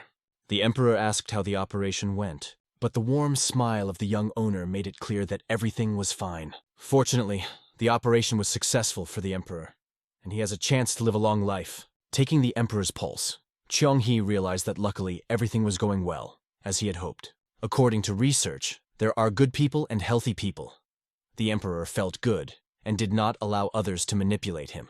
Looking at his condition, if all went well, he informed that it would be possible to give the Emperor a rice decoction with medicine to check his bowels. If there are no problems, it would be good for the Emperor to start moving to prevent adhesions, but he should rest today. The Emperor thought that he had not made a mistake in his decision when he had come to his conclusions based on Cheonghee's constant behavior. He asked Zhonghee if he could treat others as sincerely as he treats him, because the doctor treats his patients openly and honestly. But this is an unusual thing for doctors, noted the young owner. And now the Emperor understood why the mentor Chegel Rin took such a student under his wing. The Emperor asked him if he really wanted to become his court physician. The guy replied that he was definitely not planning it. The fact is that Jeon-hee is a master of martial arts, and does not want to give up his freedom and lock himself in this endless prison of the palace. This is how his words should be understood. The Emperor has yet to undergo full anti-cancer treatment. This tumor is malignant, and this disease has relapses. Although the operation was successful, it is still too early to relax because cancer is a very dangerous thing. The real struggle begins after the operation. The Emperor will have to fight this disease for the rest of his life. After hearing these words, he promised that he would follow all the doctor's instructions. The next day, Cheonghee stopped taking the elixir for the Emperor. The problem is that the elixir contributed to the growth of a tumor that was destroying the body, and now the main priority is to restore digestive functions. He gave the court physicians a list to prepare the medicines and ingredients listed in it, and asked them to do it as well as he described in detail. He realized that he had finally figured out the situation. But the problem with cancer treatment is that there are no antibiotics or chemotherapy in this place. It seemed to him that using the water life energy bath could help him feel the true chi energy. But since experience on living organisms did not provide guarantees, the boy was not completely sure. The only question left was whether the pills made by the court doctors would help. After all, these drugs and herbs suppress the development and regeneration of cells. One pill is like poison, and taking it can have a negative effect on the body. But it's still better than dying from a tumor. Although doctors of this era roughly understand how cancer works. And then the master suddenly appeared, who noticed that the boy was planning to use this treatment. He told the mentor that the precious medicinal herbs included were hard to find even in their medical pavilion, but it could be quite effective. But the master warned that the stomach may not be able to withstand such toxic drugs. Zhonghee knew this, and therefore planned to use the toxin purification method. Defilement is a technique by which a master cleanses his body before learning a martial art. If he can burn all the scum and clean the blood vessels, then chi energy will be able to move freely through the body. Master pointed out that it only worked in his youth, and now His Majesty's internal energy was not improving. But the main goal of the young master is to purify the Emperor's body. And, of course, it takes a lot of effort and medicine to get the maximum effect, but if it's happening in a palace, then it's possible, right? Master Peck understood that it was possible, but the procedure would be very painful, and he was worried about it. After all, when he used the defilement on his patients, it was a real torture, and he still has nightmares. If you direct the regenerative capacity to the stomach, cancer cells can start to grow. But identifying them and taking action before the cells spread can kill 2 birds with 1 stone. Thanks to the improved technique of the 5 elements, the cycle of elements, it is possible to help the patient in his recovery. It is possible to bring the body into harmony even without using the innate chi energy. However, to avoid complications in the long run, it should be done by someone at the level of a clan elder. After that, you will have to rest for a few days, because the procedure is not one that can be recommended to anyone. And for full recovery, you will have to rest for a long time. The energy of the young master filled the entire space around. He tried to direct her to where it was necessary. The Emperor asked the boy, who looked exhausted, if everything was all right. The young master only asked not to worry about him. It was harder than he expected. Although he concentrated the 5-element technique, the heart and mind skill, and the hidden flow technique, it was not easy for him. Now he understands why this technique is not offered to just anyone. The Emperor recognized that the doctor had tried very hard, and his method was similar to the treatment used in Murima. The effectiveness of the operation and the method of treatment of Murim together will give an excellent result. To the Emperor, the boy is more like a martial artist. King Ying seems to be interested in the world of martial arts, as he has abilities, and members of the Imperial family also study martial arts to some extent. Then the young master asked to use the inner energy of the Emperor. He sat in the lotus position and began to focus on his energy. Closing his eyes, he became more confident in his actions. As his meridians began to pulsate, incredibly strong chi energy emanated from him. The Emperor's stomach began to ache in a completely different way. He felt that the technique of the 5 elements had started working in him. Chang-He confirmed that the marks would disappear in a few days, but it would help the Emperor quickly restore his body's balance. The Emperor smiled at this. He promised that he would be in great debt to the doctor all his life. But the young owner was a little embarrassed by these words. He just wanted to withdraw for a while and go to rest. Exhausted, he fell on the bed next to the Emperor.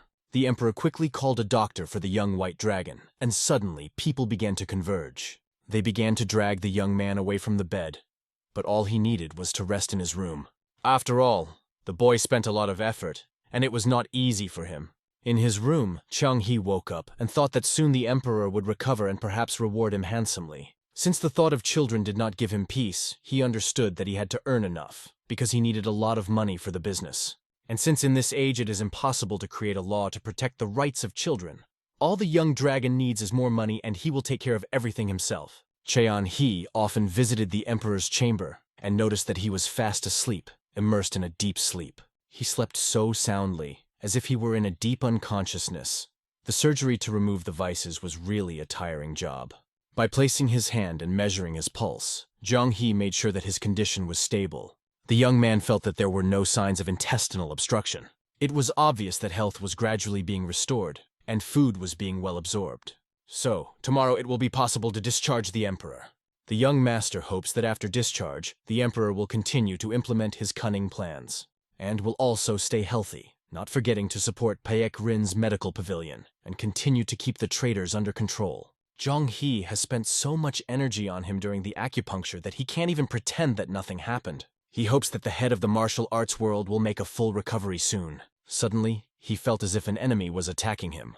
To the question, "Who is there?" only dark energy came. It became clear that the situation is quite serious. People who went inside were surprised that the doctor noticed them. From their energy and strength in the darkness, it was clear that they were wearing masks. But who were they? The boy began to examine the strangers.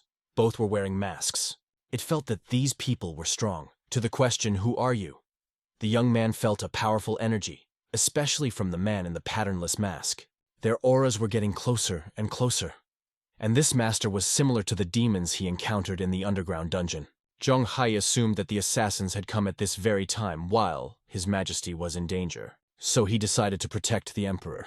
And if they come even closer, the young master will call the mentor. They paused, watching the doctor's reaction as the boy radiated his energy, which spread and suppressed theirs. The so-called killers asked the boy to calm down, assuring him that they were not bad people. Their voices sounded familiar to the doctor, and luckily the mask was exactly like His Majesty's. Did the young master realize that this was the Emperor's brother? If this is the second Emperor, then the situation changes radically. Chang-He fell to his knees, apologizing for his rash reaction. As the room was quite dark, he could not make out who had come and why the Emperor had entered so quietly. He reassured the boy, saying that everything was fine, and he himself was to blame for this misunderstanding. He was glad that the young man was as clever as they said he was. He was just thinking about using his powers, but he sees that there is no need. Chang-He realized that the Emperor wanted to use the perception manipulation method, but luckily he didn't. The second Emperor asked the doctor to stand up, as he had many questions for him. Looking around, the young man saw that the Emperor had placed 2 chairs, and he sat down on one of them. It was the empty border technique. His assistant was standing next to him, and it was unclear who it was. But usually when using the void boundary, traces of spiritual power are felt. How can this man do all this without the manifestation of such powers? He also used this technique to push a chair towards him. He soon sat up, and all eyes were on the first Emperor, who was fast asleep in his bed. The second Emperor was looking at his brother, and decided to ask if Chang-He was unmasking him.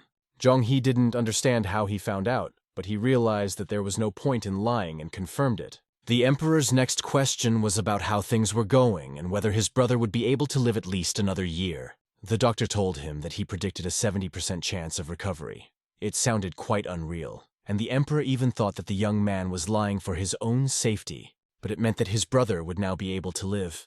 He remembered the moment his brother had given up, but now he would survive, and he put his hand on his brother's hand. He was extremely happy that his brother would be alive. Then his aide prepared tea for them, and the second Emperor told them that the first time they took poison was when their mother was still alive. They were going to eat the peach instead of her, thinking that if they ate it, the mother would feel better, because there would be nothing else. But since then, both of them felt the same agony every time they swallowed food.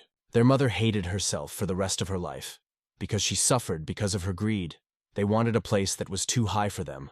She changed herself throughout her life, never complained but always blamed others. But they were lucky that the 3 children had such a mother, and this was their whole story. The Emperor said that one day the sister broke the head of a servant who was feeding peaches to his mother. But she could not kill him to the end. She only knocked him unconscious, because their mother started sobbing as if she herself had been beaten. It must have been heartbreaking that even her daughter was becoming a murderer. Jung-hee realized that Queen Ju couldn't stand being touched because of this. There was something to think about while sipping tea. The second Emperor continued to tell the story of how he and his brother, they ate peaches instead of their mother, and their sister tried to kill the criminal. And although their characters and methods are different, the same desire to protect burns in their hearts. In those days they fought for peace. All the heavens tried to destroy them. They did everything to survive, but even when they reached the top, peace did not come. The doctor lowered his head, and the Emperor asked if he knew why this happened. The young man was silent, but assumed that it was because of the imperial throne. This is not a place where you can just relax. These words sounded quite categorical and strict for the Emperor. But it was the truth. It was obvious that despair and hopelessness followed him. He is well aware of all this because he experienced it himself. Once at the School of the Modern World, he attended classes. The children met him rather rudely, because they saw him for the first time in their institution. The teacher who brought him asked the boy to introduce himself to his classmates. The guy was afraid to say his words for a long time, but nevertheless he gathered courage and introduced himself. A long time ago in the schoolyard, children played, laughing loudly and rejoicing in happy moments. The boy lived for a long time in the modern world in an orphanage, far from family warmth. He studied alongside the same children who, like him, did not know family care. He did not remember the faces of his parents, nor even their names. Everything remained a secret. He was surrounded by the same abandoned children with whom he shared every day. Virtuous people taught them the basics of life, explaining how to act and what values are important. However, sometimes he was overcome by strange thoughts. Seeing a family on the screen going shopping together, he felt sad. He felt similar feelings when he saw one of his friends find a new family. People held their hands tightly, opening the door to a new life. And the boy remained alone within the walls of the same orphanage. He could not understand why no one took him from this house, why he was left alone. His thoughts returned to the fact that his entire life was spent in this place, starting from his childhood. He longed for warmth and dreamed of it, wanting to feel real care, even if it was just an illusion. One day, he was noticed by a man who felt the desire to do something good for a child. He decided to bring the boy a pleasant surprise to give him some joy. The next day, the man came to him not empty-handed, but with a gift.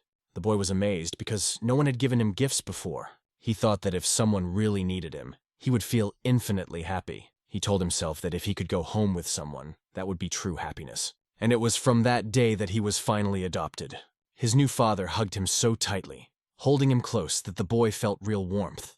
It no longer mattered to him whether it was a couple or a single person. The main thing was that he was accepted.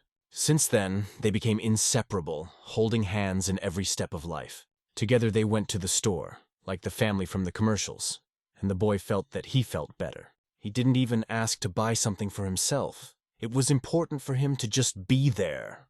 Instead of toys, he took only necessary things, such as salt or detergents. The boy knew that these thoughts were a little naive, but as a child he could not give up sweet fantasies. But when he was brought to a regular school, he was bullied. The children found out that he was from an orphanage and began to say that he would always steal, because they say that's what they teach there. In those moments, the boy dreamed of a better life. But he realized that for many people outside the orphanage, life was cruel and unfair. He was blamed for everything, even when the money collected for the class disappeared. The teachers immediately searched his briefcase as soon as some things disappeared, without giving him any explanation. The boy did not understand why they were so cruel, forcing him to name his address and acquaintances. In high school, he was often beaten for homework, as if trying to break him. He studied well, but this only increased the discrimination and bullying against him. Despite everything, he tried not to end up at the very bottom of his group's ranking. Because of this, he read a lot to stay up to date and have a chance for the future. Every day he mastered difficult subjects so that in the future he would not depend on anyone. He had to flee in order not to become easy prey, even if it was difficult both physically and mentally. But in the end, he got an elite profession that he could be proud of. After becoming a doctor, he no longer felt a lack of money. He had everything a modern man needed. However, he needed to save other people's lives in difficult circumstances. He often checked patients' consciousness, external injuries, and mobility of joints. His life as a doctor was serious. He worked tirelessly, although he had no family of his own and no free time. His companions were a sore back and perpetually slipping glasses. One day, realizing the difficulty of his life, he applied for a year's leave, and it was during this leave that he was killed. Despite the irony, he understood what the twins felt in moments of despair. Their boundless, desperate yearning for hope was painfully familiar to him. The Emperor said it was amazing how the doctor understood this with his simple heart. He couldn't understand why his memories seemed to be blocked by a wall, but he could only see emotion spilling over the edge. The doctor sighed with relief that the Emperor had not been able to read his mind about the modern world. In his memoirs, the Emperor recalled how he and his brother shared roles. If heaven does not exist, then it is enough for our family to be safe. This is a place to return to, he thought. The young doctor completely agreed with him. These were words that express pure truth. The Emperor knew that without his sister, he and his brother would either destroy the imperial family or remain nobody. Looking at the young white dragon heir, he realized that this child was indeed worthy of attention. His train of thought was different from his emotions, so it was difficult for the Emperor to read them. And certain memories remained closed. However, he understood why both his sister and Emperor In himself liked the boy. At this point, he began to remove his mask. The servant tried to stop him, but the Emperor insisted that this child deserved to see his face. It seemed to him that this face was familiar to him, and he had nothing to hide. His brother repeatedly offered to do it. To avoid unnecessary questions, he decided to show his face to the boy, because he was really special. The young doctor, although he was hungry for money, was a good man, and now twice a year he will treat Inna, receiving a snake elixir for it. Young-hee did not understand the meaning of this gift at first, but when the Emperor took out the dragon sign from his pocket, he explained that it was a symbol of the protector of the imperial family. With this mark, Jong-hee will be able to get a war horse at any post station, and now this mark will always be with him. It was a great honor and a precious gift for Cheon-hee. From now on, the Emperor allowed him to be called Wang Guillaume, which was quite simple, and he would receive a reward for his treatment, although he considered it a great honor. And, having received the Emperor's favor, this precious sign reminded him of the importance of the duty performed. Wang Guillaume insists that the doctor carry this sign with him at all times as a symbol of loyalty. The young heir promises to abide by it and respectfully asks His Majesty's forgiveness. After leaving the Imperial Infirmary that evening, he feels relieved. However, he understands that he was so nervous that his whole body aches from tension. And suddenly Queen Zhou appears on the horizon, happily wondering if they've finished talking. The white dragon does not understand why she came at such a late hour, but she asks with a smile not to ask how she knows about everything that is happening here. It was clear that within these walls, she had both eyes and ears watching her every move. The queen asked where he got the censor's mark. Jong-hee did not fully understand what kind of sign it was, because the censor is a place where reports of corruption are sent. He only explained that he had received it, and the queen hinted that he should act incognito, as if she did not understand how the doctor was able to impress the Emperor. Young-hee began to realize that he had simply listened to him carefully. He received the censor's mark for listening attentively to the Emperor's younger brother, perhaps as a sign of gratitude.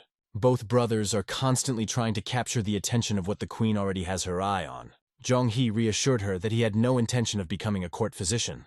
She replied that it is quite natural, because they are relatives, and therefore they look at people in the same way, drawing the appropriate conclusions. The queen put her hand on his shoulder, making it clear that she thought she was better than them all. The queen did not pressure him. She was simply his regular customer. Jong-hee realized that such strength was to be expected from a member of the royal family, and admitted that he was grateful to her for the long relationship. But the queen still wanted to hear from him that she was better than the others, although he did not say so. The boy realized that he needed to survive in this world, and the queen jokingly remarked that he was stubborn and very cunning. The next day, good news appeared in the imperial kitchen. The boy realized that he needed the help of a mentor, but the palace cooks were also skilled and cooked quite tasty. The young master knew that his mentor's skills were important, and he had to take that into account.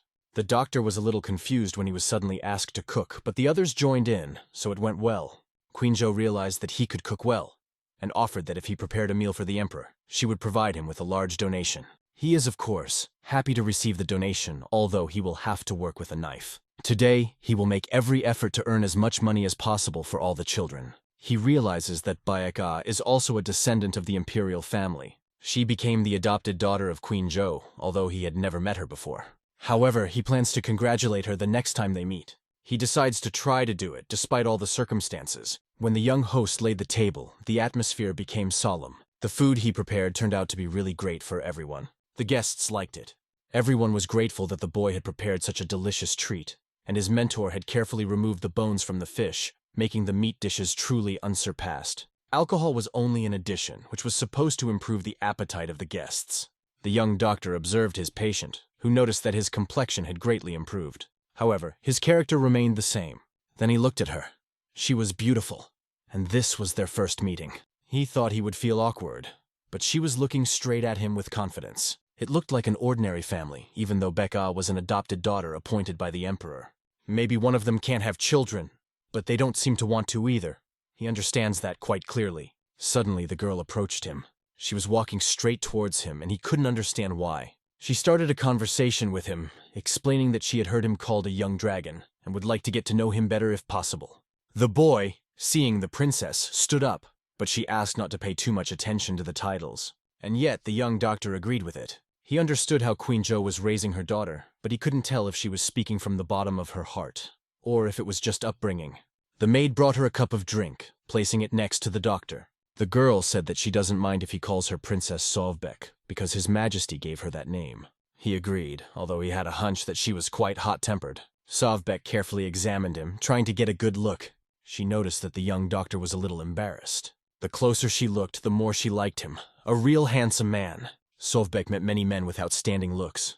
But, in her opinion, the young doctor was the best and most handsome. His long eyelashes gave him softness, like a cat's.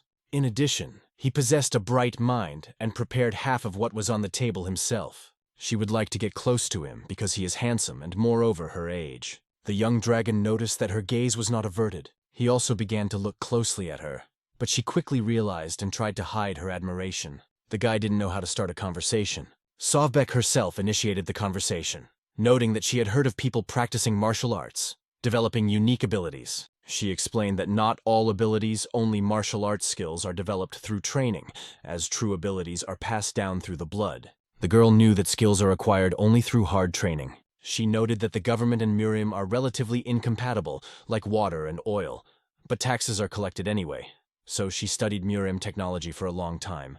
The young dragon understood that Queen Zhou was already preparing her for her duties. It seems that the girl actually considered herself the queen's chief aide. Her empire seeks to continue an era of peace where there will be no wars. And although Sovbeck's rule could have brought chaos from the beginning, now the situation has changed, and he is no longer sure of this. He was able to prevent the destruction of the symbolic flying serpent. He healed Yulan, whose death would have been a common tragedy for Queen Zhou. He also saved one of the two emperors who was not even mentioned in the novel. He changed the course of history so much that he could not even realize how significant his actions had become. At this point, he is asked if the medical pavilion is really exempt from taxes. The guy noticed that she suddenly raised the issue and was convinced that it was only about income tax, but he would still pay the main taxes. He's sure they don't plan to change the law later, forcing him to pay in full. Sovbeck assured that according to the accounting, the profit from managing the pavilion is not as big as expected. In his thoughts, the young master could not understand what exactly she meant. Does she suspect his mentor of tax evasion?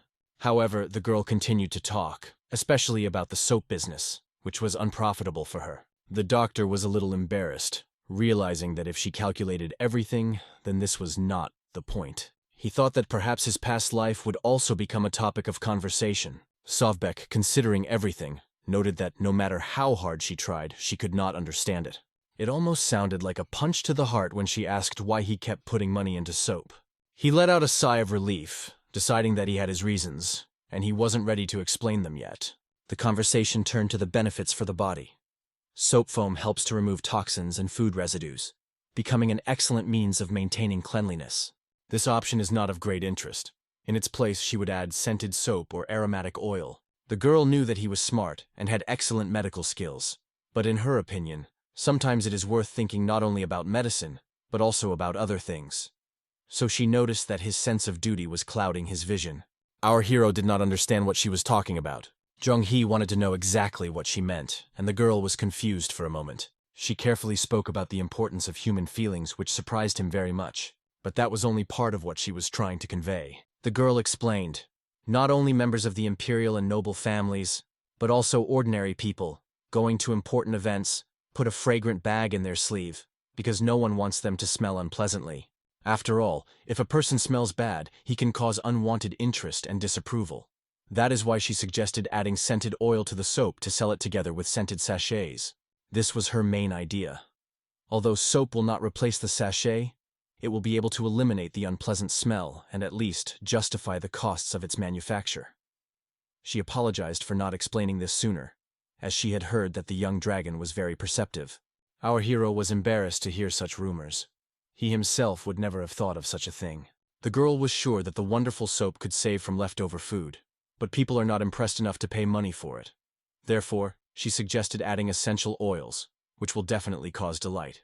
In his thoughts, the hero mentioned that modern soap is also flavored, adding value to it. He thanked Beck for the great idea, and now she looks completely different in his eyes. Smiling sincerely, he looked at her. This really confused the girl. She looked down because the boy was too handsome to talk to her so openly. After some time, the hero went for a walk and met the imperial representatives. The emperor remarked that he had heard that a doctor would come to King Zhou's palace from time to time, and if that was the case, the emperor would also visit there at those times. Empress Zhou was annoyed by her brother's behavior, but she decided to consider it her form of permission. The hero understood that despite their quarrels, this helps them find a common language. It seems that Zhou has begun to forget the resentment she felt after her mother's death. Wan Ying has no idea about this.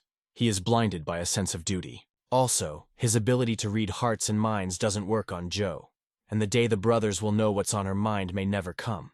Zhong-hee understood everything, and then the Empress asked if he had been told about the donation to his mentor, Baek Rin-seong. The hero was surprised by this. He realized that this is a great opportunity to get money and start his business. He sincerely thanked the Zhou king and the imperial family for their generosity and for the gold bracelet they had given him. The boy was extremely happy and promised to protect this bracelet. The emperor responded by expressing his confidence in him. Feeling the power in his words, the hero bowed deeply to him. All the same, the farewell was delayed, and now it's time for them to leave quietly. The horses were already ready for departure, and Chung-hee was finishing up his work. They knew that they would definitely see each other again. The master asked his disciple to make a decision about sending. The boy smiled warmly at him, signaling that it was time. They left the imperial court. The horses galloped as hard as they could, leading them back to the Baeklin Medical Center. During the trip, Jung-hee wished his master a happy birthday. He also prepared a gift for him, which greatly surprised and amused the master. The boy found time for this during his breaks, and the master was very grateful to him. After all, the student put all his sincerity into the gift. It was worth more than any money. The gift turned out to be magnificent gloves decorated with a jade pattern that he had carved with his own hand. He, of course, wanted to make them even better, but he tried his best. The master liked the gift very much. He immediately put on gloves, because they were very appropriate in the cold season. Jong-hee was glad that his gift had caused the master such delight. He asked if the gloves were fine, adding that they would be his greatest treasure. Looking at the happy face of the master, even such a modest gift seemed priceless. The hero realized that it is important not only to take care of his younger brothers, but also to do something special for his teacher. After some time, the news spread in the Huangju infirmary that the young dragon had healed the tumor. Or rather, he changed the crisis, where the patient was waiting for imminent death.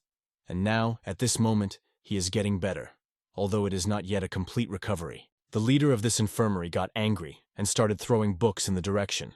The doctors were very frightened by his reaction. The head of the infirmary, Kwaju, was furious. How could you cure him? Now 2 more medicine shops refused to supply herbs. This is a real provocation. The doctors explained that they were not lying here, and that they had no connection with Baeklin Hospital. But the warden noticed traces of large purchases in one of the 3 trade guilds, and it is likely that a long-term contract was signed with them, and even a fool understood that the medicine was necessary in order to get to the Dr. Baeklin. The manager could not understand that this is actually a real curse. There's no evidence, but everything is obvious. What annoyed him even more was that Baeklin was not one to solve such matters easily. He had once been able to use his connections with Ixen and demons, but his health had deteriorated as he aged, and he no longer cared if his destiny was taken from him or not. It seemed that he was watching the world from the side, but everything turned out to be much more strange. He understood that Baek Lin did not seek fame, money, or even life, so their infirmary had almost no problems. He had everything, from the Zhou Palace and the Imperial family to the Imperial Merchant Guilds, and even after receiving nothing in return, he was saddened but did not give up because of his stupidity. But in one moment everything turned upside down. As soon as he had the chance, he began to return everything that had been taken from him. What is their purpose? What are they going to do next? The manager was behaving very strangely now. Normally, this fool would go on about every little thing, bragging about his student. But this time he suddenly fell silent. And then his doctors, filled with anxiety, realized that when it all came together, there could be much more than they could have imagined. Or the patient came from a family far more important than they expected, and he would have to be careful with his words. Or maybe he was up to something against Huangju Infirmary. This was already becoming a serious problem for them, and now they needed to be the first to respond. He hit the table hard. In any case, the 2 benches with herbs and medicines just disappeared. Although our infirmary still has strength, and there is no need to worry, we still need to report to Huang Jiansong. After these words, everyone felt a dry throat, and the deputy had to do it personally, although he understood the consequences, and in general the reaction to such news from their leader. Excellent weather prevailed on the territory of the infirmary, and there was also a wonderful mood among the people who gathered near the infirmary. After all, there was an urgent appointment there. Our hero has not been here for several months since he returned from the palace, and now he is back in his place, continuing to fulfill the role of housekeeper. He prescribes patients and checks their health. As always, examines patients and conducts research. And he definitely trains, improving his fighting skills. The boy also did not forget to tell his laboratory assistants about Joe's promises to give recommendations. For them, this became a great reward. Not just an open path to an official position, but a recommendation entrusted to them by the Emperor himself. And for him, this became an important stage in the completion of the development of streptomycin, and many of the laboratory workers will leave here, and the city will become empty. But thanks to Yuk, no one here feels alone. As always, he is enthusiastic and fully focused on his work. He noticed that the boy was staring at him, and angrily declared that if he did not take his beautiful eyes away, he would tear them out. This made our hero laugh, because he understood that the situation was becoming even more difficult. Sometimes he hears the words of Yuhu who goes out of his mind and anger overwhelms him. It seems to him that he is not a person, but some kind of knight, simply taking human form.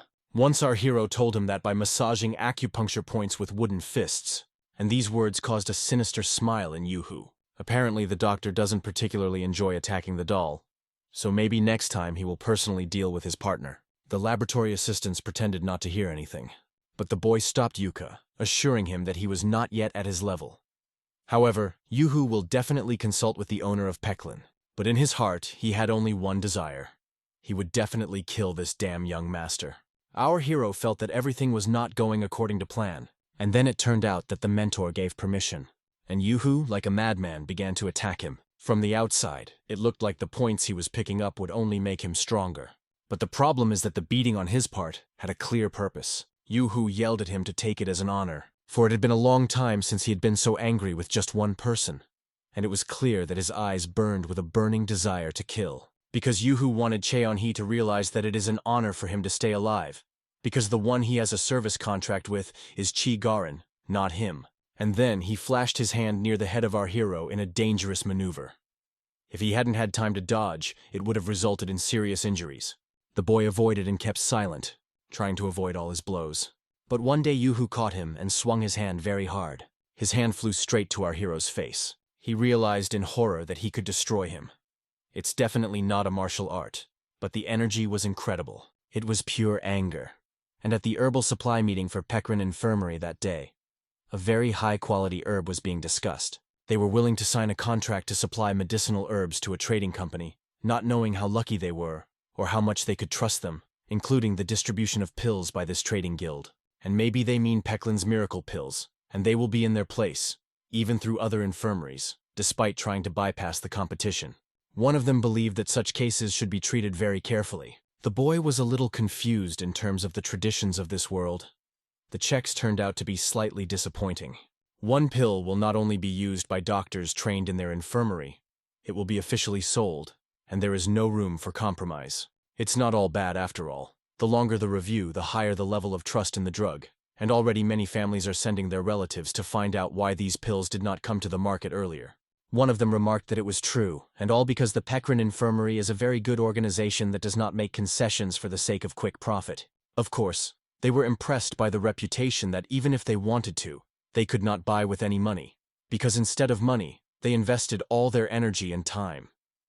"What else do they need?" asked the master. The guy said that not all results are stable. Fortunately, the effect was not bad enough.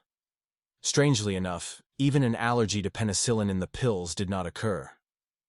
However, when taken on an empty stomach, they can cause the stomach to dissolve, so it is better to take the pills after a meal. But the master was sure that if the drugs had such side effects, the world of martial arts would have changed a long time ago and radically. And everyone, in fact, is even embarrassed to call it a side effect. These are miracle pills. And this was the result of their work with Yuhu. And it should also be included in the list of lab technicians working for mass production. And the masked boy declared that this was a truly momentous event. And then, apart from the money for the palace, their income would provide for the supply of blue jade and Peckrin's miracle pills.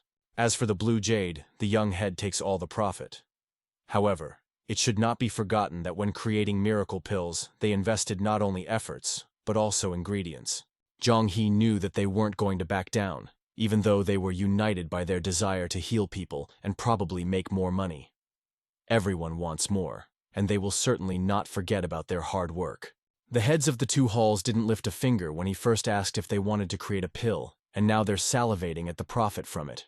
And because of this, our hero wants to convey how much these people really want to take for themselves, in the form of gratitude. The master silently observed the students' words. One of them stated that doctors of various levels also needed thousands of herbs for the manufacture of medicines, which required monthly payment, plus the supply of raw materials that had already been used and would still be needed should be taken into account. He wants to take 30%. Yuhu, hearing these words, became a little angry, but did not show it. And it seems that after some time they have already completed the exact calculation, and these words cannot be taken lightly. Our hero can easily give them 30%, but he is a little sorry, so he wants to add a fragrant oil to it, and the advisors noticed that he was not going to give up oil at all. And didn't they talk about him?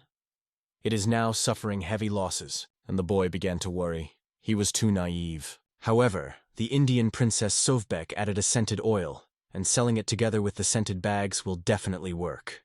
And the guy wants to convey that the business will definitely work, and as a result of success, they will provide half of the profit of the haul of medicinal herbs. Let them give him another plan. These guys knew that the new idea was interesting. They were very interested in whether he would succeed or not, but no one could guarantee that it would work. And it was clear that everyone's mood was not good at all. Even if it was a simple oil, it could be used by doctors. The production costs here are small, so even 30% could bring a significant profit for the medicinal herb haul, and they decided to support it. With enthusiasm in his eyes, the boy did not believe this, but believed that this time the soap factory would definitely succeed. The guy replied that he was specifically talking about aromatic oil, and this is the most important thing right now. But the only scent he knows is fruity. Have you never paid attention to any specific fragrances that can be added to soap? Of course, he is a little embarrassed, but he does not even know what aromatic oils are popular now. One of them asked why he didn't use scented oil when he washed himself, but probably because of his martial arts background, he didn't face such a problem. And one of them emphasized that the young dragon was always accompanied by a light aroma of medicinal herbs, and they guessed that it was fragrant soap. But our hero thought that if his friend Wangu talked about the fact that he gave off a smell that the spirit beast liked, and maybe after applying a technique that changes the bones of his body, his energy becomes pure. And because he practices the 5-element technique, his smell has changed, his natural aroma has changed, and that makes sense. Who would have thought that the penetrating, all-knowing head of the operating room would turn out to be completely ignorant in such a field? Baek Rin Song understood his student perfectly, and one of them taught him a lesson. Taking his hand, he waited impatiently. Their cooperation begins, and may it be fruitful. Spirits are the realm of chemistry and emotions. In this, his current world coincides with modernity, so that the search for a good fragrance is a serious business. Fragrances are a sensual and even intimate subject, so in order not to take any chances, they decided to ask the trade guild and then use their sold options. And the truth is, as with cooking, the first time it is better to use an existing recipe, if you want to succeed in preparing original dishes without a cookbook. You will have to. The cook greeted joyfully. I'm waiting for you. If they are looking for exactly the smells that they add, then let them go here. He demonstrated a lot of remedies that need to be tested with the head of the medicine room to begin with. His name is Mangog, several incenses, and he will learn to combine them. After a while, he came up with something, and he tried new ways of combining. Since he wanted to succeed this time, he hoped that he would definitely not face another failure. Since his idea was at stake, he took it seriously.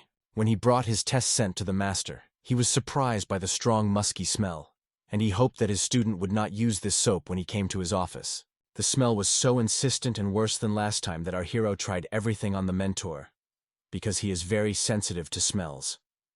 You'd think he was oversensitive, so he gave normal golden advice. After listening to the mentor, he immediately understood how it works. He didn't even notice that there were some mistakes. He will try again and again, hoping that eventually everything will match. When he mixed some more ingredients, after 15 days, he had the result. A shocking, subtle fragrance that people first heard from soap. At last, he was able to calm his agitation and was kindly noticed. One of them noticed that the herbal medicine head seemed to have no power at all. But he came to him day and night, saying that he no longer wanted to do joint research with the head of the operating room. Then he decided to give the young dragon a piece of advice. If he continues to live like this, he will die. Don't doubt it. As for the scent from the soap, with a scent like that, he would definitely want to buy it. Now that everything was ready, they decided to test the success with the sales of the miracle pill, and they had an intuition that it would all sell like hotcakes.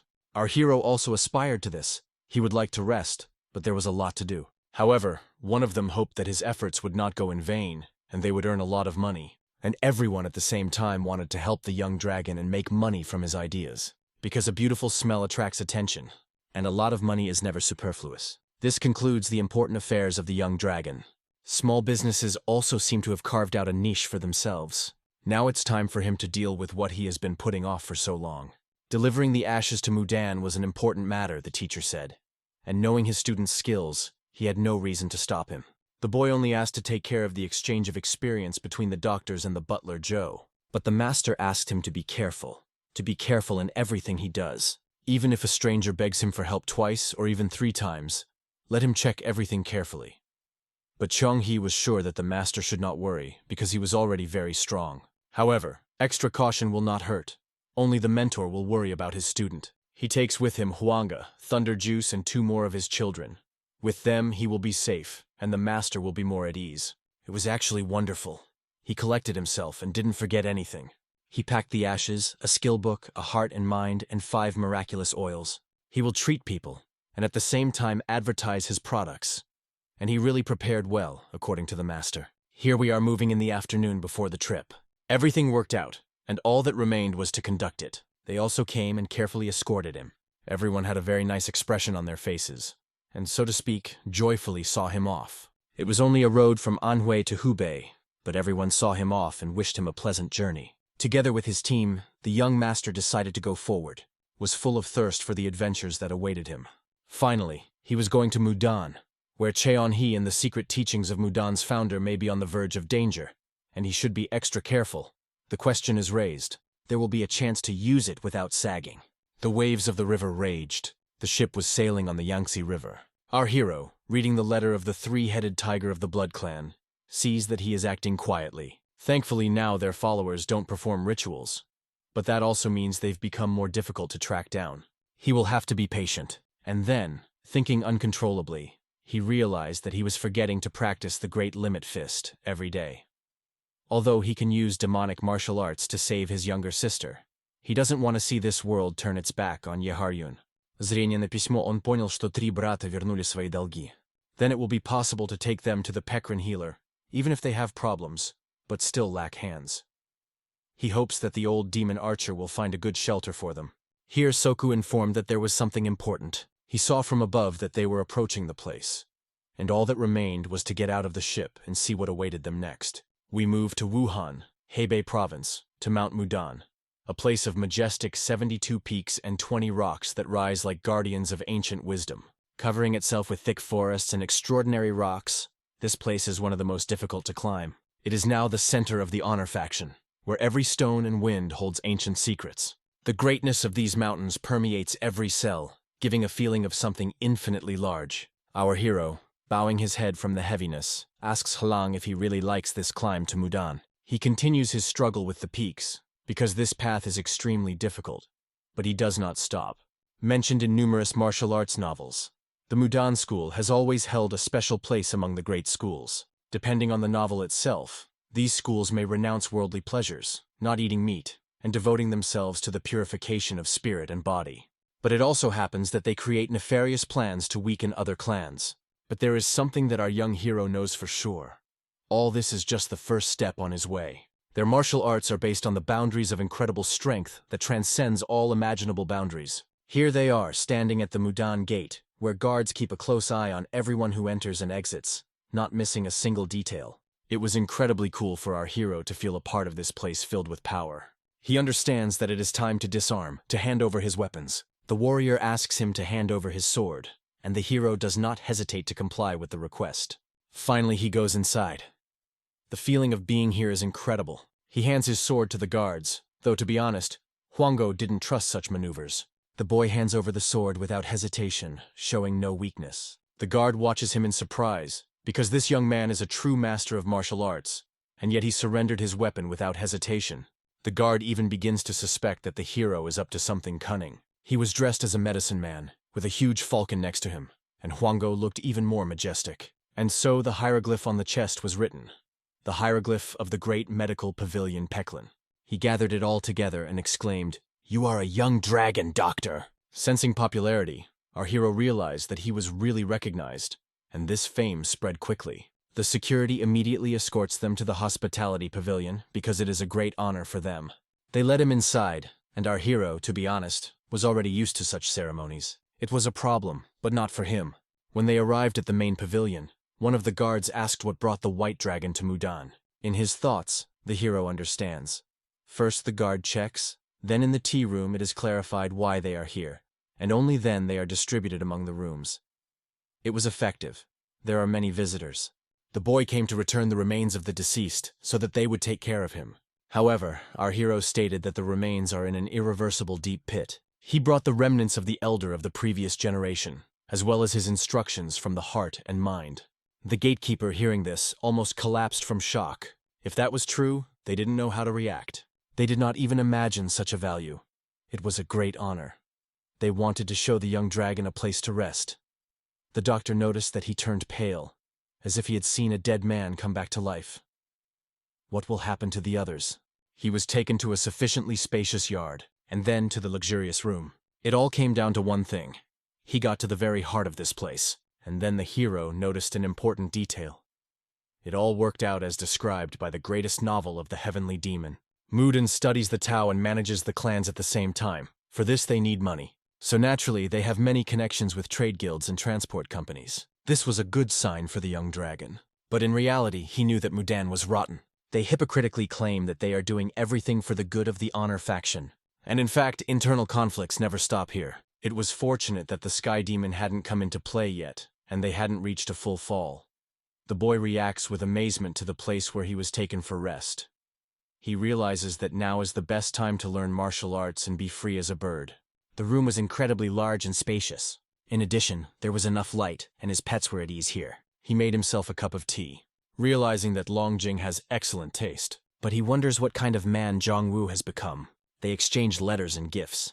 But this was actually their first face-to-face meeting. Did he use the scarf and cape that our hero gave him? He received gloves and an eye patch made by the hero. He is honored to wear these scars, because they must disappear. But you can't fix the human body. It's too cruel. A lost eye cannot be returned. First, Zhongwu would have to have his eye removed and a prosthesis inserted. But they do not live in the modern world. Even if it were possible to make a glass eye or a prosthesis, it would still have to be replaced twice a year. Therefore, he decided to keep his eye and wear a bandage. In the letter, he mentioned that he was wearing this mask. Our hero is looking forward to the meeting. He is interested in how this warrior lives, because there is nothing more pleasant for doctors than to find out how the treatment went, how the child he treated became strong and healthy. After a while, it was reported that Uncle Man had been brought back, and it was incredibly true. And they all got that message. Their leader, holding his hand against the pillar, understood that it had finally happened. It was Elder Chun Hyung, who tearfully remembered his uncle. He asked to bring the leftovers and thank the benefactor. For a long time, The main character could not accept that they searched the whole world in search of a body, but never found it. Meanwhile, his uncle himself managed to return alive. He cried for a long time and incessantly, not holding back his tears. His only wish was to meet the young white dragon in person. So, without delay, he rushed to meet him. The elder was asked not to interfere, because an important meeting required restraint. Zhonghuan will take care of everything. But the elder did not understand why he was forbidden to greet his uncle personally. Chongguan, unlike him, was well aware of the elder's real motive. He wanted to honor his uncle himself. However, the transfer of ashes should take place according to tradition. The elder is the foundation of the Mudan school, and should retain that role. All the disciples begged the elder to stay and not leave his place. He didn't even know what to answer them, and kept silent in confusion. Gritting his teeth in anger, he still accepted their decision.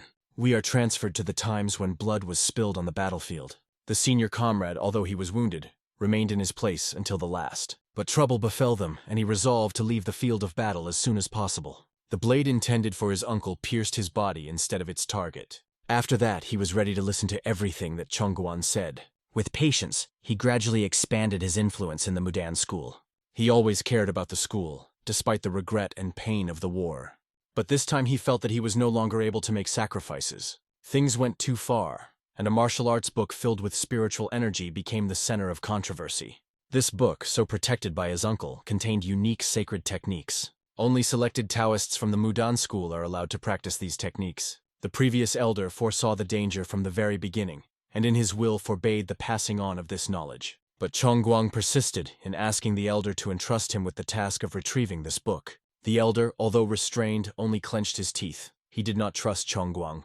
The senior student decided to refuse Zhongguang and stand his ground to the end. The elder emphasized that the martial arts of two energies were a dangerous waste, and it was not by chance that the predecessor forbade their transfer. At these words, Chongguan barely held back his anger, igniting even more. The elder calmly conveyed his opinion, reminding about responsibility.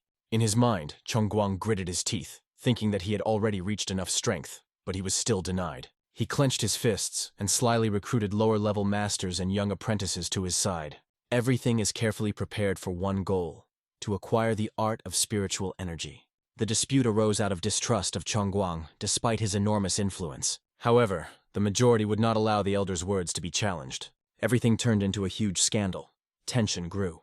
The elder knew that this would happen, and although it upset him, he remained calm. Chongguang was filled with hatred. If he missed this chance, there would be no other. He believed that these martial arts would help heal his right hand. Determined, he begged the elder to let him have this book. The dispute between the supporters of Chongheng and Chongguang did not subside, but only gained momentum. Meanwhile, the boy the white dragon mentioned appeared on the horizon. He walked right up to them and asked where the young dragon was. The representative of Taoism calmly pointed his finger at the guest yard. The boy did not hesitate to head in the indicated direction. Meanwhile, our hero calmly dined, noting that they put too much cinnamon in Mudan's sweets, and he doesn't like it. Although Taoists value tea with sweets, all dishes here are made with expensive and high-quality ingredients. But his mentor, Baek Rin Sung, would clearly be unhappy with such a combination. At that moment, his pet suddenly reacted to the strange sound. Suddenly, something like a loud knocking sounded in the room. The door swung open and the silence disappeared. A boy ran into the room shouting loudly, "Chonghe, master!" The hero was so impressed that he almost dropped everything from his hands. A boy with a bandage on his face rushed here after hearing about the hero's arrival. At this moment, the hero noticed a familiar bandage. Is it really him? Yes, it was John Woo himself. They had not seen each other for a long time, and the young man immediately rushed to him. The pets also noticed how much Cheon Woo had changed. It was hard to recognize him. He grew older and changed, and the hero looked at him with delight, while John Woo wanted to hug him. They came closer to each other and hugged each other sincerely. John Woo, without holding back his emotions, said that he couldn't imagine how much he missed him, and was incredibly happy to meet him. The young dragon also sincerely rejoiced at the unexpected meeting.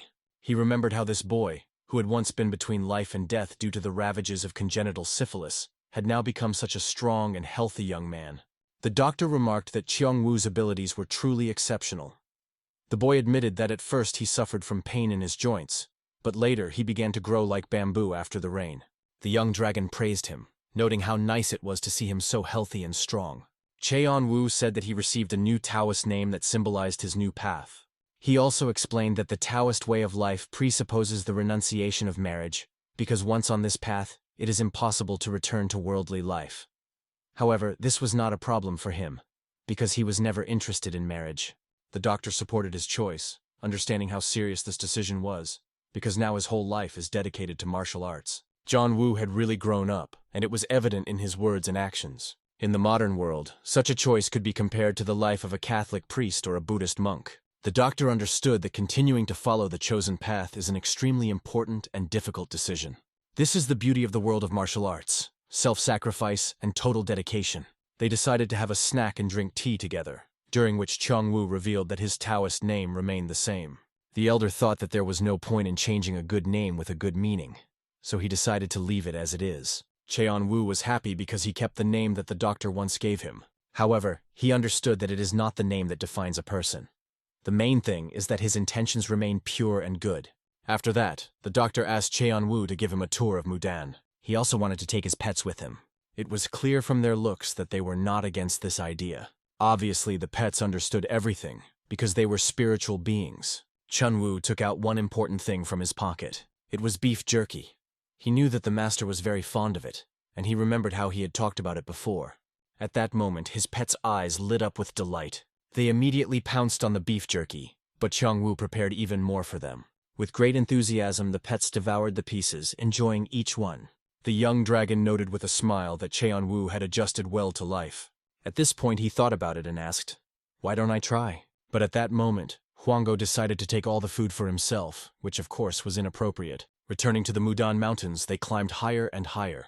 Soon their path led to a temple located among the clouds. The Golden Palace at the top of the dance was a sacred place, and entry to the temple was forbidden to outsiders.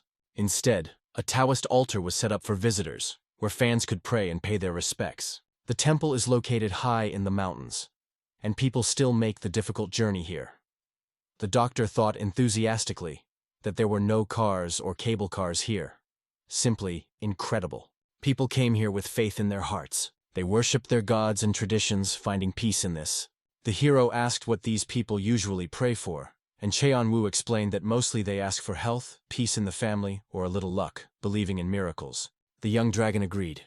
Even Taoists cannot ignore the reality of human aspirations. Then Cheon Woo pointed to an incredibly beautiful landscape that a master must see. They went to the edge and looked down. The view was breathtaking. Meanwhile, the contented pets were enjoying a snack nearby. Chun Woo looked into the young dragon's eyes and saw calmness and admiration in them. In turn, the hero noticed that Cheon Woo has incredible popularity wherever he goes. He was extremely talented, and at such a young age had mastered the power to survive. It's just a pity that he chose a path that excludes the possibility of marriage. At the edge of the mountain, Cheon Woo asked about Yeharyun, and the young dragon told him that he was a young man who, despite all the trials that befell him, sought happiness. He is also very strong, and he consider themselves brothers. Cheon Woo admitted that he wants to fight Yeharyun when they meet. The purpose of this was to officially become his younger brother. That was what he was talking about, but still not decided.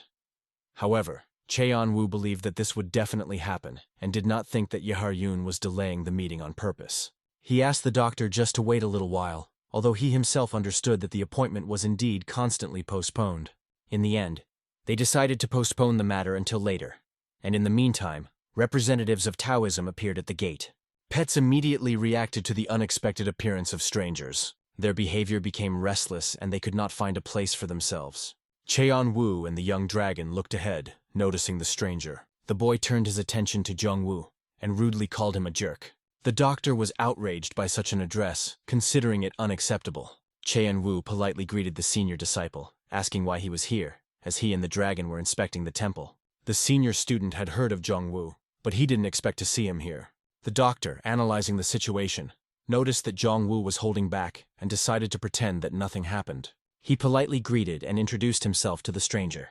The boy admitted that he had heard a lot about the doctor, and an older student named Chonggen expressed his respect for him. Raising his head, the young dragon noticed several important details in their clothing. Judging by their clothing, they were swordsmen from the Mudan school, but their expressions did not seem friendly. Perhaps they were jealous of Cheon Woo's talent. One of them revealed that they were waiting for the arrival of the young dragon to see the Chigal clan's martial arts. The hero felt the tension and did not understand why they needed it.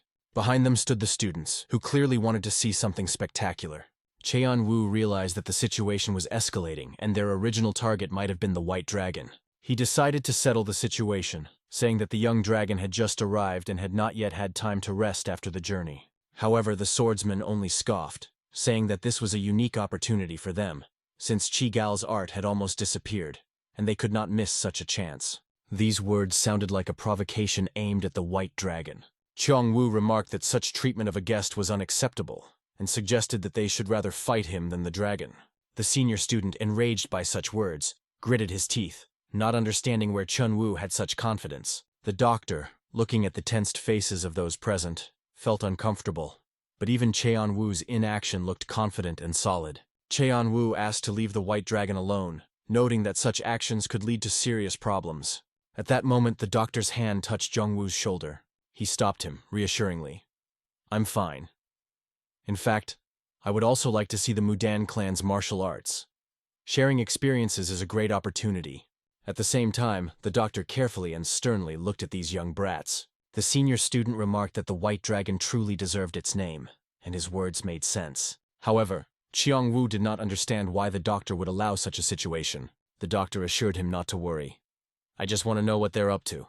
All the details, as he noted, will be clarified in the process." They decided to go to a place where it would be more convenient to hold a battle, because there were no training grounds nearby. The group took them to a more remote place, away from populated areas, into the thicket itself. The pets reacted aggressively to the swordsman, but the doctor followed them without delay. Descending with the group, the hero understood that even though he and the swordsman were of different ages, he could still become a strong opponent. On the way, Cheong-woo told how he once broke the sword of an older swordsman during a fight, and the latter disliked him ever since. The boy belonged to the Chongguan faction that was currently in power. Zhongguang knew more about politics than sword art. The doctor noted that in martial arts novels, one generation usually lasts about 20 years. In the generation that bears the surname Zhong, the word justice is of great importance. The faction also has two other namesakes. The next generation bears the surname Cheon. The first apprentice with the surname Jeon has risen to the rank of elder and now oversees the training of new warriors, dividing these responsibilities between the apprentices with the surnames Jeon and Jeon. Also, Baekrin Sung's student may be considered equal to his teacher, which makes the situation even more tense. The boys seem to have started an argument and most likely are leading the doctor with some ulterior motives. Perhaps it all has to do with the matter of the ashes and the situation with the Taoists under Chongguang's rule. It's known that he can't use one hand and lost his position as an elder, but that's an old story, and Young-woo only knows about it superficially. Now the doctor had a better understanding of how things worked in this system. He must have done a lot of research to find a way to regain mobility in his arm. Even the most famous doctors found it extremely difficult. There was even a case when he turned to a strange old woman. But after a bloody fight, she replied that nothing could be fixed. Come to think of it, after gaining a dual-energy martial art, he might be able to solve his problem. At this moment, our hero realized exactly what Chongguan was up to. Before, he had no idea about the martial art of two energies. But now it became clear that the problem was related to the nervous system. Even the wondrous old woman of bloodshed couldn't fix it. So, Master Chongguang is desperate to master the energy spirit martial art, and Taoist Honggen belonged to his faction. Now the puzzles began to form a single picture. To begin with, the doctor decided to find a way to get along with them. They arrived at the site, and the question arose, what will be the rules of this fight? Whoever gives up first loses. But what to do with the use of weapons? One of the swordsmen suggested using real swords. Jong-woo understood that the reason for this proposal was obvious. They wanted to test the power of the White Dragon. Then he decided, maybe it's better to go out himself instead of Chung-hee. But if swords are offered, he has none of his own. The swordsmen generously offered to use their weapons. One of them drew a sword from its scabbard and threw it onto the battlefield. Several more swords were thrown, all with bare blades. Each sword was unique, and their weight could be felt even from a distance. The hero saw a sword flying towards him. He understood that he could get hurt, but it was necessary to catch the sword.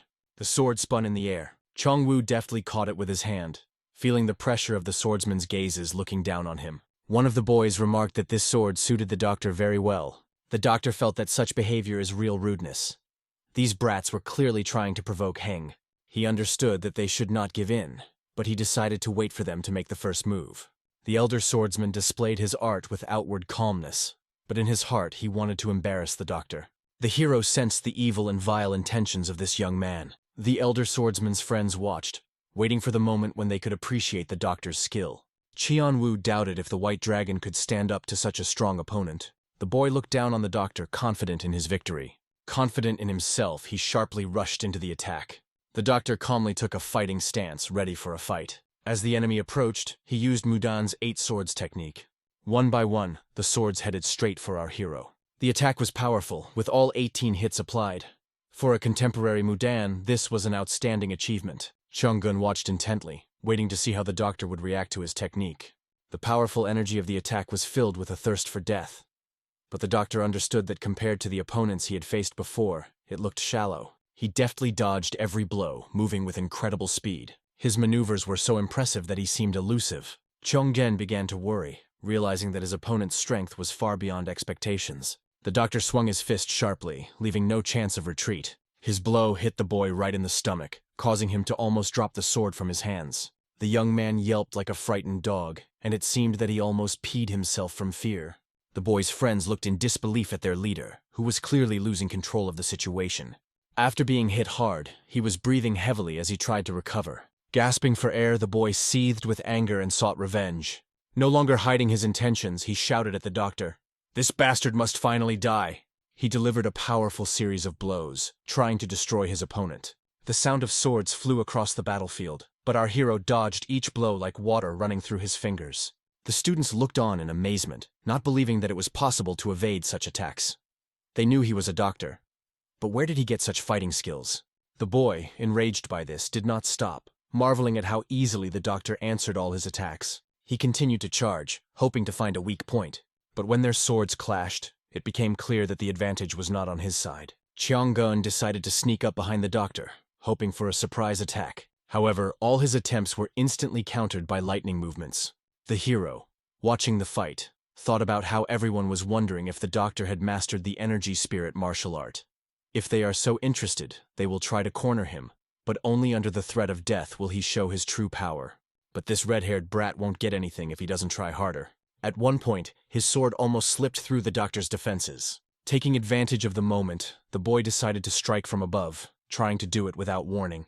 But the doctor easily intercepted the blow, because this opponent was no match for his previous enemy Yuhu. Swords clanged as they collided with each other. The tempo of the battle increased, the steps became faster. Chonggun seemed to lose his faith, wondering how the doctor could even smile during his attacks. At one point, the opponent's sword was at the doctor's neck, but he easily deflected the blow and forced the weapon to deflect to the side. Chonggun was even more enraged as all of his attacks were being blocked without any effort. His weakness became obvious, and he seemed intent on acquiring the secret technique at any cost. Meanwhile, Cheon-woo, watching the doctor's skill, admired his incredible strength. Chonggun looked exhausted, while the doctor didn't even show any signs of fatigue. After a while, even the warriors began to look at the senior disciple with fear. They realized that the riot he had raised had only made his situation worse. The doctor looked at his opponent with cold certainty, realizing that his motives were rotten, for Mudan students were not allowed to learn secret techniques. The art that the master so protected remained untouched, and the hero was also not going to pass it on to those who were not worthy to study it. Choking, Cheongun looked at the doctor in disbelief, realizing that the rumors about him were true. He thought it was just a doctor who had recently started learning martial arts, but he turned out to be incredibly strong. For the first time in his life, Cheon-gun felt like he was facing a wall without seeing any weak spot. He realized that he no longer had techniques that could help him. The boy sought to expose the doctor, suspecting that he was hiding knowledge of the art of two energies, but he never found any evidence. Meanwhile, the doctor grew bored and suggested that the fight be postponed, leaving the opponents for his friends if they wanted to attack as well. This statement shocked everyone present. Jung-woo was stunned that the doctor himself was provoking this defiant opponent. They understood that they should not agree to such a proposal, because it is an obvious provocation. But Cheon-gun decided that losing would be an unacceptable shame for him. He eventually accepted the challenge, hoping to learn something new, though his warriors tried to stop him. At that moment, Cheon-gang was no longer confident in his abilities. He was determined to do something, but he didn't know if he had the ability this time. Tension on the battlefield grew rapidly. The hero realized that this boy couldn't even come close to matching the power of Yuhu's 9 wooden fists. Jianwu worriedly asked the doctor if everything was okay because these guys clearly wanted to kill him and he was playing with fire. He offered to help if needed.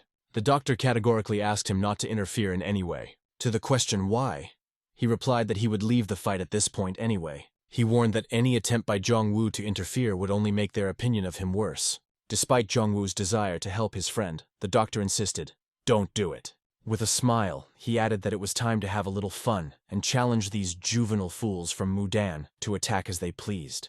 This was a clear provocation that made Chonggun very angry. His friends were so upset that they even swallowed a lump in their throats to contain their excitement.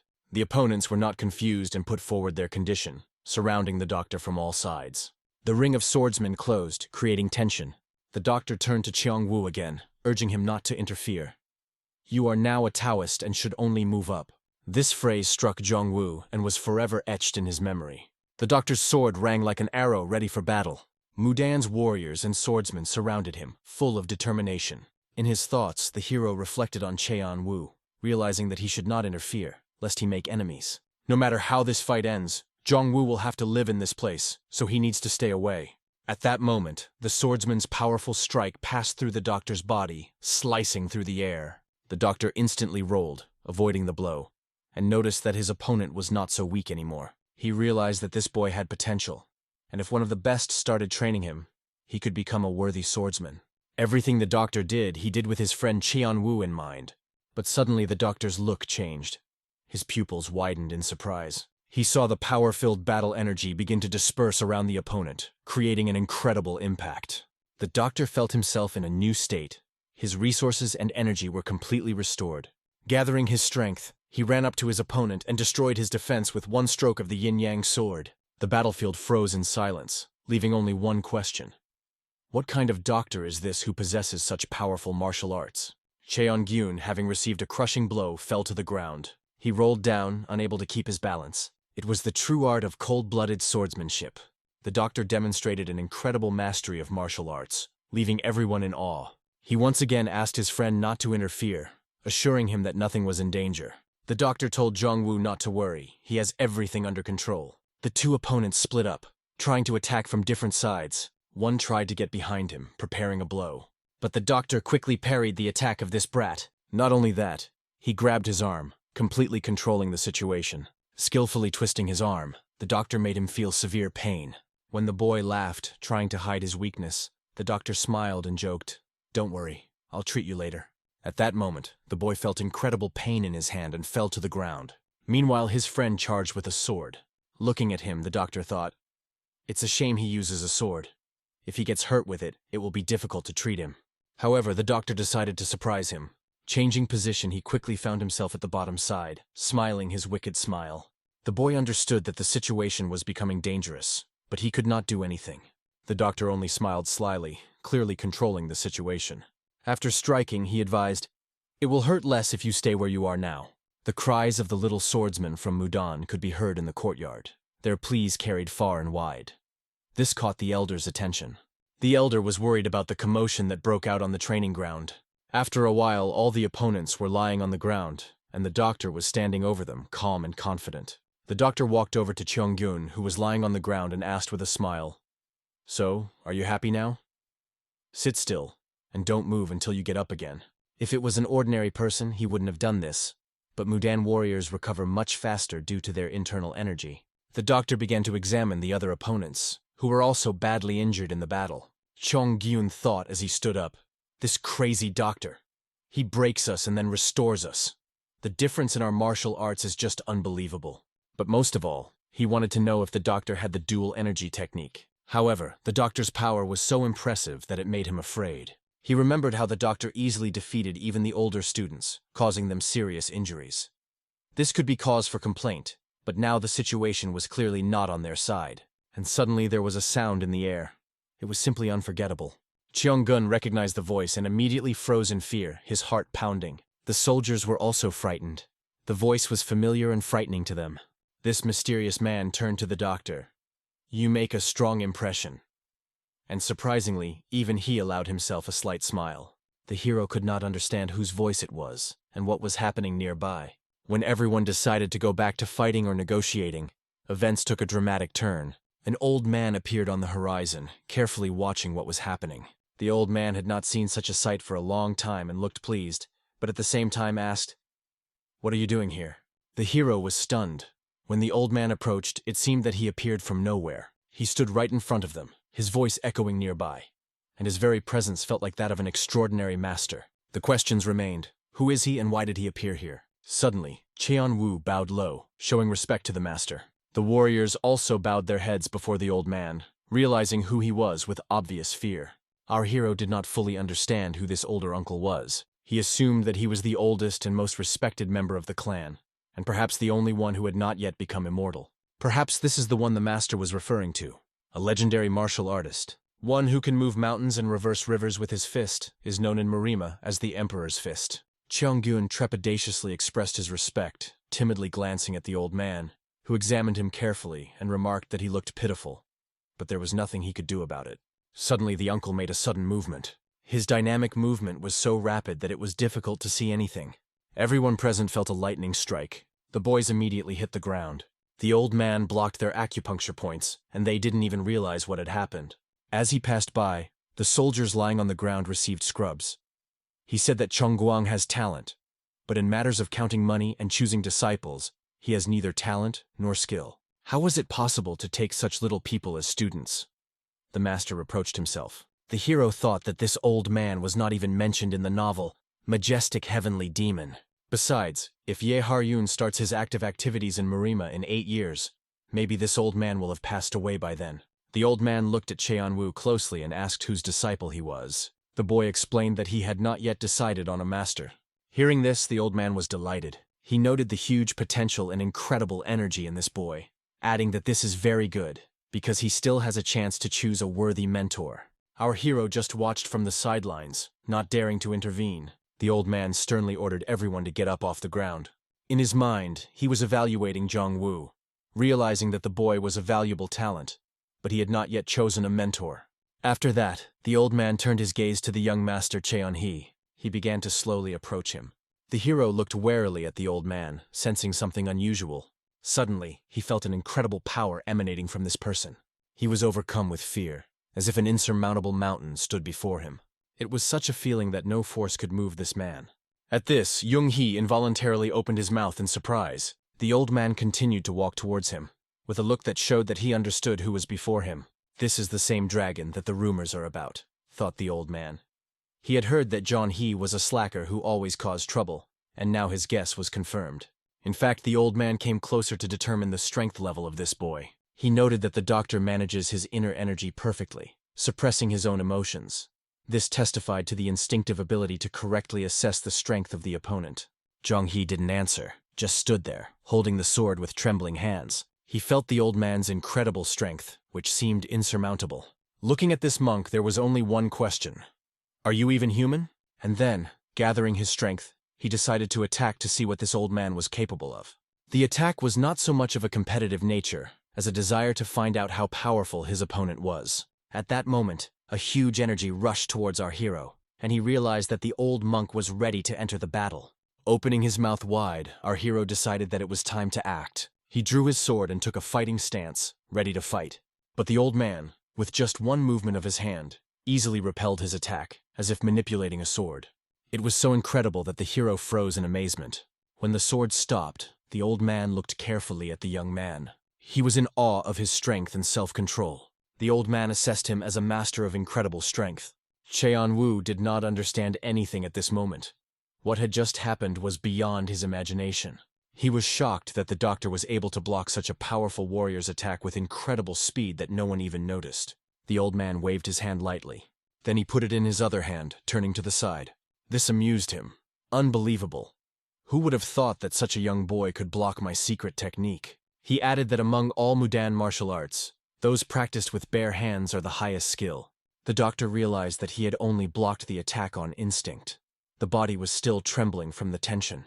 Here it was, the true mastery of the Imperial Fist, one of the highest secrets of martial arts. The old man praised the doctor. Impressive. I want to recruit you as a fighter to our Mudan school. How do you like such an offer? I will take all the responsibility. But the young man explained that he was only a doctor. The old man remarked with a smile. That Peck Rin must be making a fuss right now. The rumors about him have been very interesting lately. If he shows up here and causes a ruckus, even you won't be able to handle him easily. The hero was slightly embarrassed by these words, but smiled, mentally recalling the words of his mentor that only a couple of people in the world could compare to him. It only proved how strong this old man was.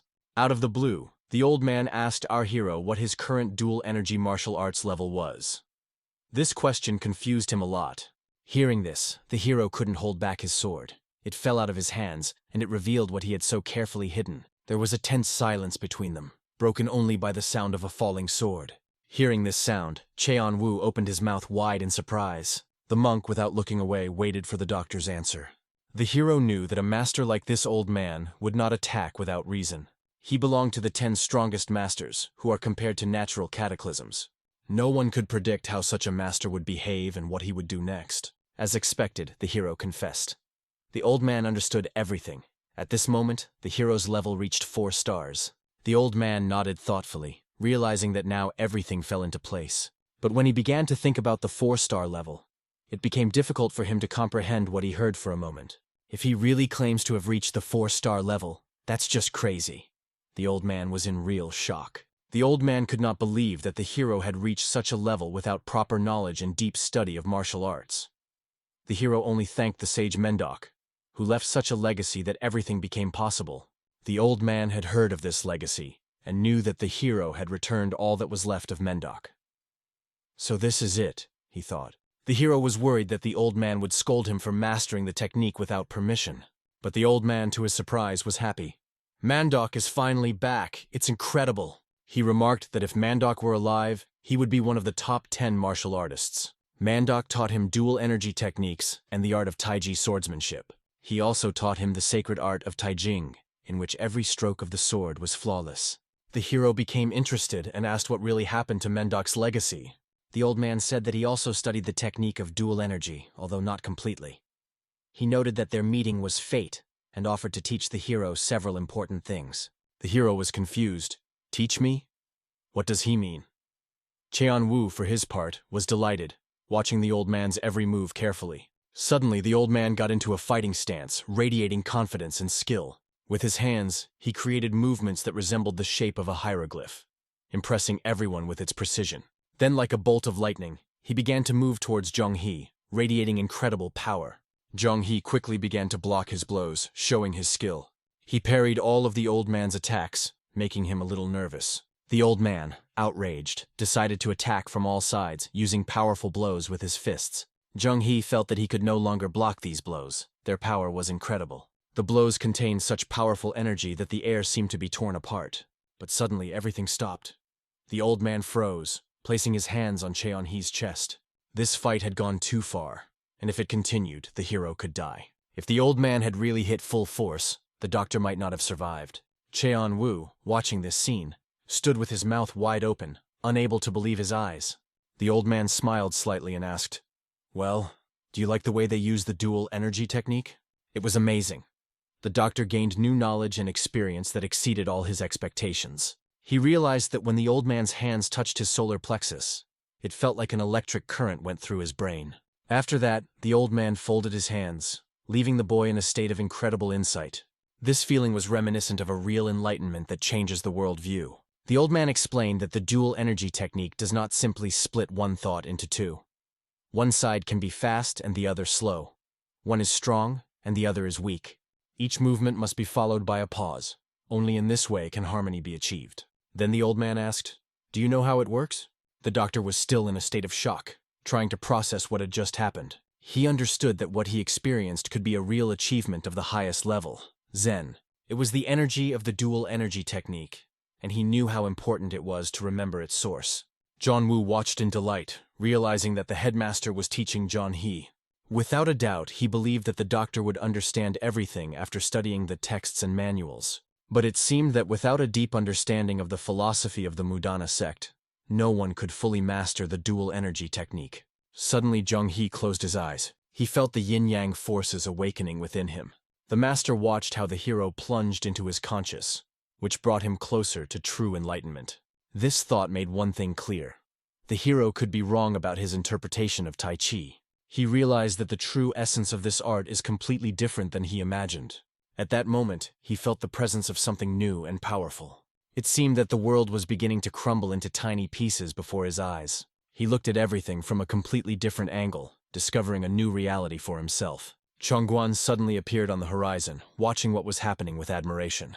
The old man turned and saw this insolent opponent. Confused, Cheonwu didn't know what to say, feeling that the situation had gone too far.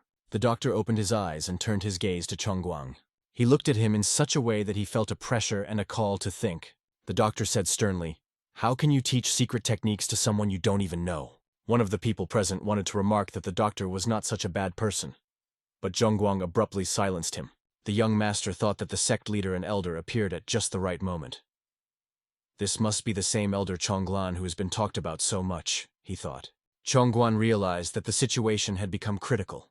The outsider had mastered the dual energy technique, and if he delved into his consciousness, the consequences could be dire. The old man laughed as he looked straight into Chongguang's eyes. "I didn't like you from the beginning. Your personality is repulsive. We will meet again, but not now." But how could the master just leave like that? He left them without a word, leaving behind only the shadow of his presence. The headmaster was always like that, carefree and unexpected. He even taught the little white dragon the dual energy technique. But what were his true intentions? It was dangerous, and Chongguang was sure that if everything remained a secret, he could turn a blind eye to it. But now everyone will know about it, and it will definitely cause controversy. The leader sighed heavily, realizing that things were not going as he would have liked. He knew that the old man had good intentions, but all this could cause chaos in the Mudan sect. Our hero straightened up, becoming slender, ready for anything. Our hero collected his thoughts and said, "Welcome, leaders of the Mudana sect." The sect leaders, looking around, saw the state of their warriors lying on the ground after the battle. The hero apologized for this, explaining, "They themselves challenged me to a duel, not even considering the fact that I am their guest, and did not have time to rest after arriving. Besides, they attacked me altogether more than once." He asked not to punish them severely, noting that he himself agreed to the battle and gave them the opportunity to try their hand. The sect leaders understood that the White Dragon was an amazing person who deserved respect, because even in such a situation he did not lose his temper. The hero looked at Cheon-Wu with an indifferent look. Cheon-Wu was worried, hoping that Cheon-He would remain whole and unharmed, because the situation had gone too far. The leader suggested moving to the temple, saying, "This is not the place to talk to our patron." Cheong-Wu, feeling tense, suspected that the emperor had noticed something in Cheong-He, but what exactly remained a mystery. In the main building, everyone gathered to discuss our hero's journey and how he found the cure he was looking for. The hero laid out the route in detail and told about the location of the irreversible gorge. However, the Mudan clan members didn't even know how to check it, as they didn't have such capabilities. The leader felt that it was necessary to inspect the area and suggested that one of the elders visit the area in person. One of the elders raised his hand, declaring that he had already been there. The leader, looking at him, did not understand how to explain what was found. Everything was recorded in the documents, from the discovery of the remains to the mastery of the heart of the mind skills. The hero explained everything to the major factions, remaining calm and confident. However, this created confusion that was predicted to be difficult to resolve within the Mudan school. The council, reviewing the documents, did not know how to act further. The advisors hesitated how to treat the doctor, but there were no doubts about his honesty. The hero understood that Yuho's report that he had given was very valuable. His presentation was perfect, and even if one wanted to complain, there was no point. Since it involved the remains of the deceased and the heart of mind skill, any discrepancy could lead to a serious investigation. To put everyone at ease, the hero insisted that no questions be left and moved on to the next point, inviting questions. One of those present sharply hit the table. It was Zhongwan who stated, "What kind of prepared speech is that on his part? We're talking about a doctor. I've heard of the Chagall family and I know a lot of them are weird, but not to this extent." Yung Wang added that it all seemed like a trick on the doctor's part to him. The hero calmly continued, explaining that the deceased's body had been cremated using the Chagall clan's 5-element technique. The relevant item 5.1 is specified in the documents. Everyone checked the documents and agreed that everything indicated was true. The council began to analyze this report in detail. However, one of the members of the council became very angry, although there were no reasons for objection. Everyone understood that it was impossible to find fault with the doctor. His arguments were impeccable. Chongguan could not understand what the confusion was and exactly what questions the council had. In the will of the deceased, it was clearly stated. First, the body should be cremated, and the ashes should be given to Mudan School. Second, the rights to things belong to the person who found them. Third, the dual energy martial arts can be studied, but must be returned to the Mudan School. Suddenly, Zhongguang aggressively turned to the doctor, asking why he had mastered the dual energy art. His fierce face clearly expressed hostility. It was clear that he did not come with good intentions. The hero understood that there was no point in lying. He calmly admitted that this was true, but emphasized that he was only following the will of the deceased. The council listened attentively to these explanations, discussing them among themselves. Chongguan, meanwhile, exploded with hatred. It was just Uncle Mendok's will. How could you act on your own without the elder's permission? He added that this posed a serious problem for the school, as an outsider had mastered their school's divine technique. Now what will others think? He continued indignantly. Everyone present was a little saddened by Chongguang's words, but understood that there was some truth in them. They were worried about how the Chagall clan would react to their techniques being spread like this, and it raised many questions. They were aware that the young white dragon was not a bad person, but one could never be sure how someone would act in the future. This presented them with many questions that required serious discussion. Zhonghe watched the reactions of these people, and understood that the old man was trying to put him in a difficult situation. But he thought to himself, if that's his goal, then let him use Murim's methods. In any case, Zhonghe was prepared for this development and prepared a plan B in advance. While the board pondered how to proceed, the discussion continued. The leader said, going against the young white dragon is pointless. If we violate the Golden Core and collide with the Peckland Pavilion, the consequences will be catastrophic. But Chongguan objected, saying that the Mudang School had always relied on its own strength, not the Peckland Medical Pavilion or the Huangju Infirmary.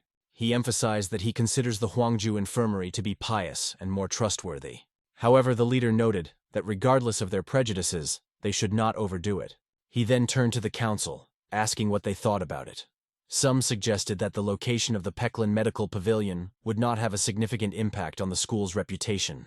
Chongguang, raising his voice, hoped to offend the council members with his words. The leader turned to them. Why are you all silent?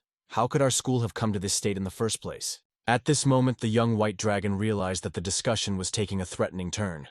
He realized that the Huangju Infirmary was being discussed next to him, and the old man seemed to be threatening him.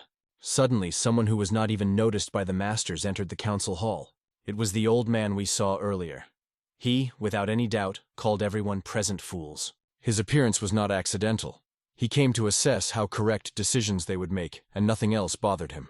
The old man walked slowly between the advisors, looking each of them in the eye, radiating authority. He ordered them to make no noise and take their seats, demonstrating his undisputed superiority. When the old man entered the hall, the leader visibly tensed, and his gaze became more attentive. Chongguang thought with disdain, this scoundrel dumped all the work on me and now pretends to be noble.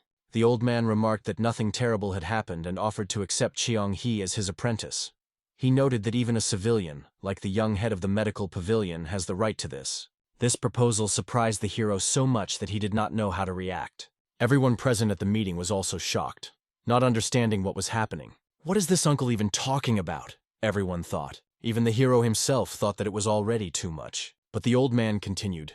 Teaching together is not unheard of in Mudan's history. It has happened 5 times. What if Peckland shows up? He added.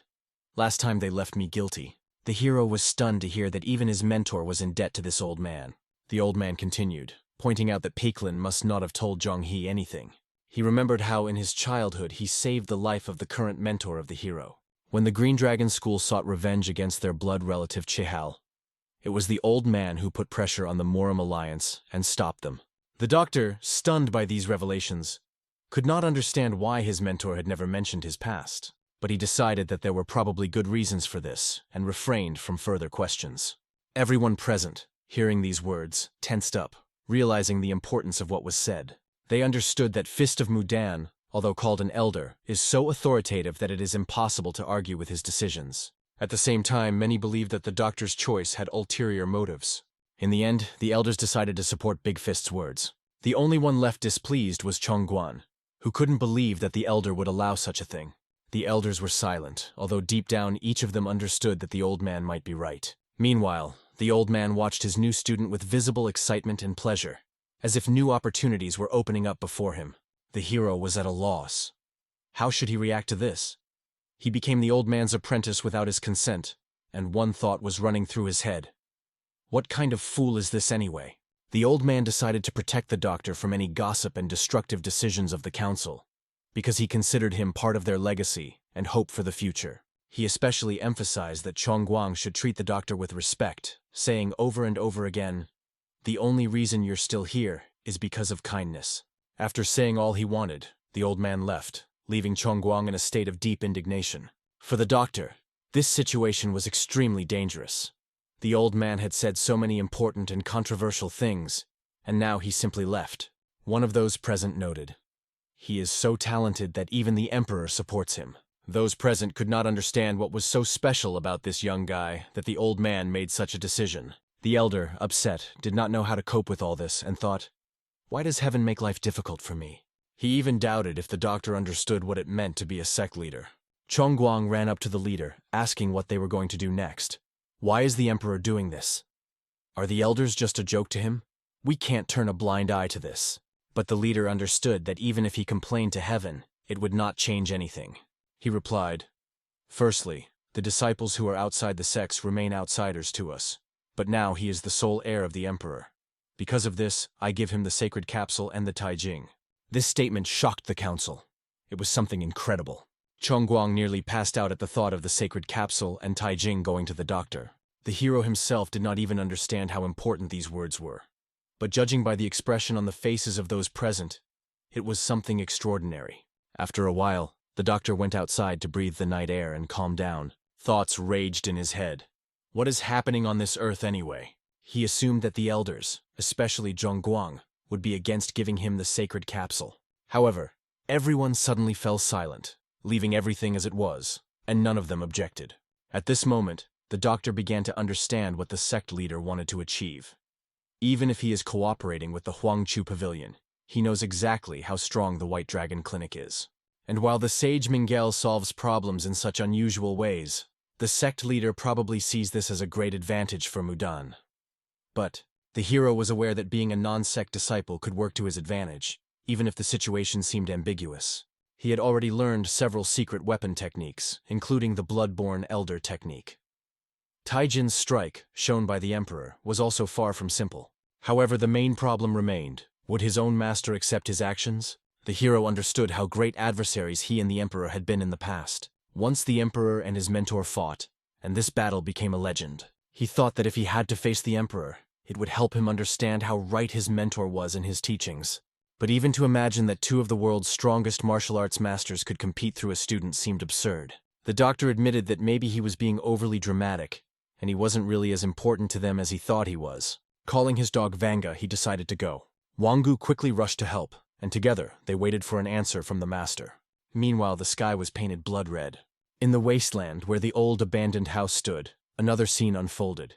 Old Chongguang was asked if he would accept the immortal blood path. He answered in front of the man in red that he was ready for anything if it would help him get his hand back. The man in red warned, "If you choose the path of immortal blood, there will be no turning back. Are you ready for this?" Chongguang no doubt shouted that he was ready. Then the man in red said, "May the path of blood be with you." At that moment, the aura in the house tensed up, filling the space with a heavy feeling.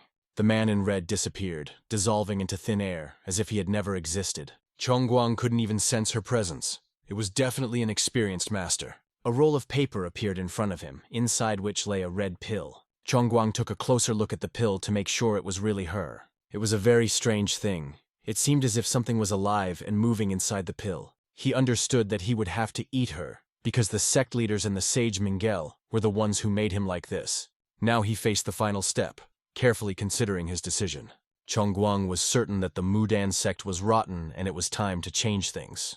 He thought with disdain, "They call themselves Taoists, but they never trusted me with the dual energy technique, even when I was left without an arm." To him, these people were no longer Taoists or brothers. He felt a deep resentment, remembering how heartlessly they had treated him, knowing the hardships he had gone through. Is the Little White Dragon Clinic more important than me? A person who has devoted his whole life to the sect? He thought bitterly. What is so special about the deceased's will that I was not given the dual energy technique? Chongguang thought furiously. He was breathing heavily, clutching the red pill in his hand as if trying to control his emotions. Although he didn't want to do it at all, he knew he had to. Finally, he popped the pill into his mouth. He swallowed it without even drinking it, bracing himself for the inevitable. A clot of energy entered his body, and red veins suddenly appeared on his face like a web of fire. The bones in his hands began to crack and break as if a new power was rebuilding them. His body was enveloped in a dazzling red aura. It was immortal blood. The power in that blood was so intense that it seemed to overwhelm him. The whole room trembled from the explosion of incredible energy that was raging around. Suddenly, he felt a transformation. He became stronger and began to feel his hand for the first time in a long time. If I wasn't given the dual energy technique, then I would follow the path of immortal blood, he decided, feeling a rush of determination.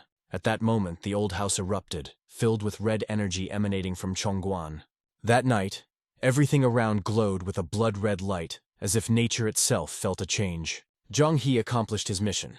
He returned the remains and passed on the dual energy technique. Everything was done as the sage instructed in his will. He thought that he had completed all his affairs and now he could rest easy. But the title of sect disciple, which appeared out of nowhere, suddenly became a problem. Princess Juha, Her Majesty, as well as the blood-born elder became very emotional as they all tried to win Zhang He over to their side. He was moved when he learned how close the master was to the first emperor. This connection could prevent the master from rash actions that could upset the balance. He knew that in the Murim world, regardless of whether you serve the Orthodox school or the Dark Forces, you can never forget the name of your benefactor. Having finished his thoughts, he wrote a letter to his master. He understood that he needed to wait a little until he received an answer. With the help of his faithful dog Wanggu, the hero decided to send a letter. A few days later, Zhang He knocked on Zhang Wu's door, wanting to enter. What happened? The hero was surprised, noticing the guest's facial expression. Cheon Wu revealed that the initiation ceremony into the sect's disciples would soon take place, and the emperor ordered the doctor to begin preparations. The hero did not understand why everything was happening so quickly. Chong Wu explained. The emperor said that we must finish everything before the white dragon returns. Although he owes the emperor, he is very unpredictable and angry. If you press a few points, you can cause an acute bout of nausea to avoid conflict. Chong Wu also shared that the emperor promised to teach him something new too, and all of this was made possible by Zhang He. Thanks to you, I feel like I'm part of something big. It's like a dream, he said happily. However, the hero asked, if I become the heir, can I leave this opportunity and become your apprentice? Cheong Wu reassured him by explaining that he was not a hostage to the situation, but hoped that the emperor would not be unfair to him. It was obvious that John Wu looked tense and must have been scared, but his fear consisted of only one thing. He was afraid of disappointing the emperor. The hero put a hand on his shoulder and gently said, don't worry, everything will be fine. It won't happen. However, Zhang Wu didn't even want to imagine that something could go wrong. In his mind, the doctor decided that he would do everything he could to protect Cheon-un, no matter what. After that, they got together and went to the appointed place. Arriving at the temple, they sat down and bowed before the majestic image, while the room was filled with the aroma of incense. The sect leader understood that although the ceremony was unofficial, everyone in the hall, including the other Taoists, were actively participating in the preparations. He was aware that heirs of this level were extremely rare, and even in his wildest thoughts he never imagined that he would have to face this. Despite everything, he was glad that the master had received the letter in time. However, before the letter reached the hero, it was read by the sect leader himself. In the letter, it was written that Master Pecklin allows the student to learn everything possible, because it can save him in the future. The leader clenched his teeth at these words. They discussed it with the emperor, and although the decision was made, he did not want to acknowledge its significance and tried to ignore it. After that, he hugged the new students and led them forward, although in his heart, he did not understand how they would cope with the consequences. Suddenly, bells rang in the temple, announcing the start of the ceremony. The essence of the ceremony was simple. It honored the legacy of the ancient sages of Mudan. Words of loyalty were pronounced, and the hero was solemnly announced as a new member of the sect. He was also declared the direct heir of the sect. As they stood in front of the altar, the incense filled the air with fragrance, creating a sense of the sacredness of the moment. Together they raised the incense up, completing the ritual. Despite the fact that the preparations for the ceremony ended quickly, the tension remained. The emperor, speaking to Cheong He, remarked, "The white dragon accuses me of stealing his disciple. He even hinted that I might be falling into senile delirium. But the fact that he still gave permission means that he thinks it's best for you, John He. That's the kind of person your master is, always thinking soberly, without emotion. The hero was sure that the White Dragon was still angry, but he considered it a payment for old debts. After these words, he wondered what exactly the Emperor had in mind. The Emperor continued. The old man has been alive for a very long time, and soon he will leave this world. One day he will ascend as a deity, and he will no longer be here. The White Dragon understands that. In the novels, when the bloody path of the heavenly demon began, the sage Mingle was not around, and when the Mudan sect needed help, no one could find it. The Emperor predicts that this may happen again. That's why he's so happy to see you, Cheong-hee, as his apprentice, the Emperor said. I hope you can help the Mudan sect when the time comes. The hero did not know how to answer this. What does his phrase mean? When the time comes? Thought Cheon-hee, puzzled by the Emperor's words. There were many questions in his head, but the master just turned around and went to the ceremony. During the ceremony, the hero decided to check the Emperor's pulse, but doubted whether it should be done. He thought, the Emperor is not my patient and did not ask me for an examination. It might look ugly on my part. However, it was very important to Jong-hee, and he still asked for permission. The old man, thinking, held out his hand to him. If that's the case, he said, even smiling slightly. But the Emperor was closely following Cheon-hee's actions, analyzing him. When the Emperor showed his hand, the doctor began to examine it. Using his technique, he analyzed the Emperor's condition. He discovered that the old man's heart was fine, and all his problems were only related to age. The Emperor's body was tired from the many battles he had fought during his long life. The old man had reached the limit of his capabilities. If he doesn't ascend as a deity soon, he'll probably just die. This, of course, was far from the most pleasant news. The old man joked, "The doctor can't cure me. You just laugh at my determination, although I haven't seen such a thing in a long time." In response, the hero thought that if the old man had treated everything more simply in his youth, he might have been in a better condition. But, on the other hand, if the Emperor had not fought then, he would hardly have become Emperor at all. Martial arts are about risking your life for practice and improvement. If you don't take risks, you will never become a true master. Only a shadow of potential achievements. He who avoids battles will be only a simple vessel, incapable of reaching new heights. It was clear that the Emperor was completely obsessed with martial arts, but despite this, he had no regrets. However, he is worried about what will happen after his departure. It's easier for me with two students, the old man thought. One oversees Mudan's internal affairs, and the other is a martial arts genius who will leave his roots here. He was sure that with these two things the sect would do well for the next 30 years. But there is one problem. These two fools are very hot-tempered. The doctor got a little angry at the Emperor. You can say whatever you want about me, but leave Chong-un alone. He has the best character of anyone I've ever known. But the Emperor, smiling, remarked, every time he opens his mouth, it seems as if he released 1,000 vipers. His words are a real poison that can be felt a kilometer away. The hero felt puzzled by such words. No one, not even Sage Mingguel, seemed to understand Cheong-un. But he'll change his mind when he sees how Cheong-un does the right thing, the doctor thought, defending his friend.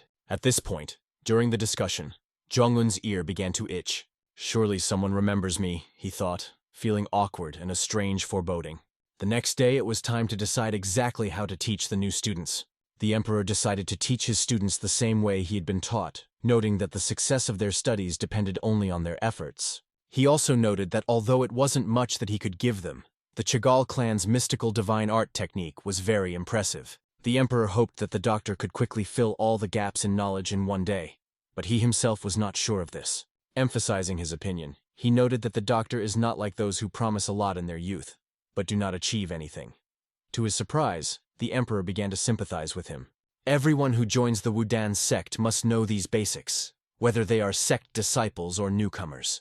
If they don't learn it by nightfall, the bell will ring, he said sternly. The old man became extremely serious. His posture and gaze changed, causing tension in the air. The students did not know how to react and only smiled awkwardly, not realizing the seriousness of the situation. The Emperor unexpectedly allowed them not to call him master, even formally. You are heirs. You don't need to treat me like an ordinary mentor.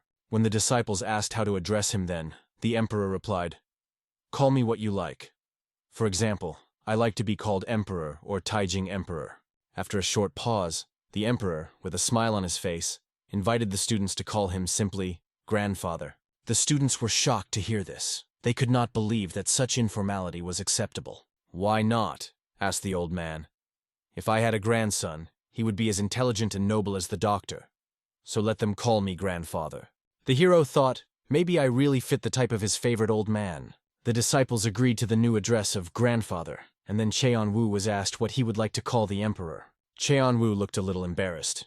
He had never had a master, and this was his first.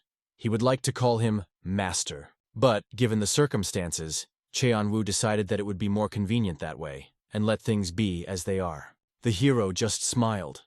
As the sect leader said, the Emperor is very eccentric and different from everyone else.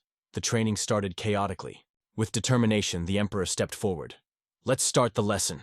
He took Chung-woo's hand, testing how well he knew the basics of the Wudang sect.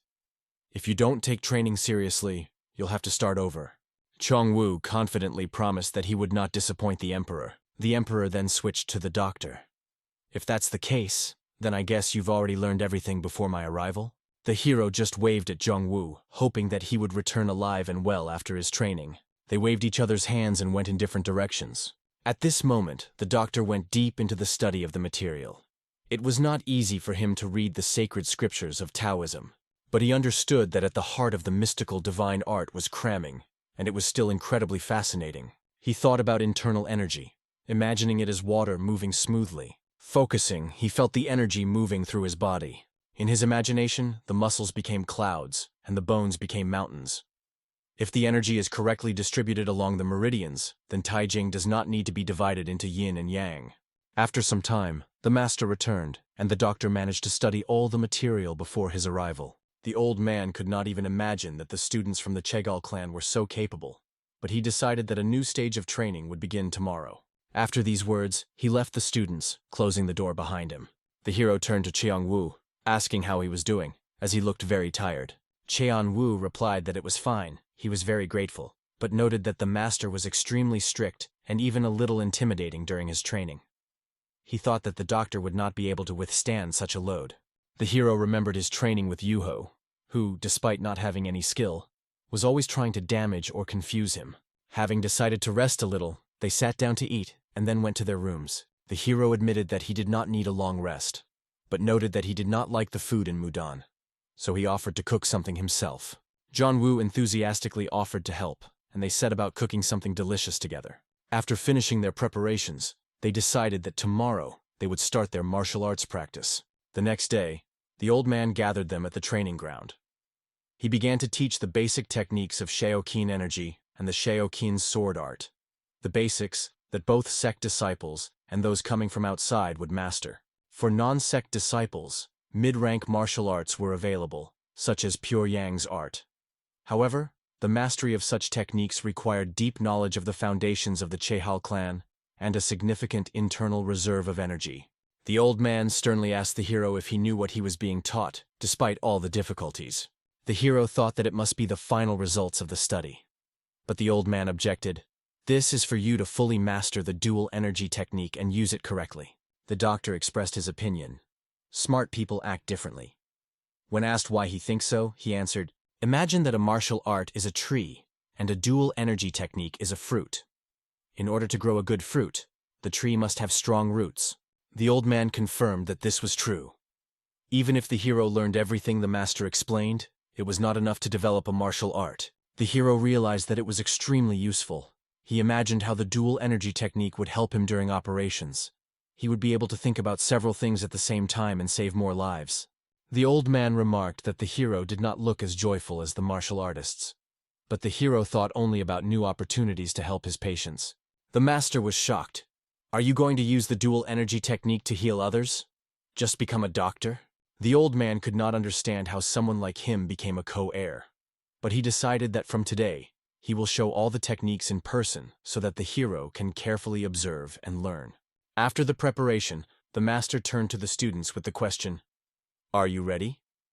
They confirmed their readiness without hesitation. Their fists were tightly clenched, and they stood in fighting stances. The feet were shoulder-width apart, reflecting stability and determination. When Chong-Woo started practicing his kicks and Tai Chi techniques, his movements resembled the smooth flow of water, harmoniously combining yin and yang. He concentrated intently, swinging his hands so that everything was technically perfect. His movements were so precise that he drew Tai Chi symbols with ease, harmoniously combining yin and yang as he moved forward. The energy he used created balance and harmony within him. It was a real art, so impressive that everyone watched his training with delight. Using the principle of momentum capture, his beats flowed seamlessly from one to the next, creating a sense of wholeness.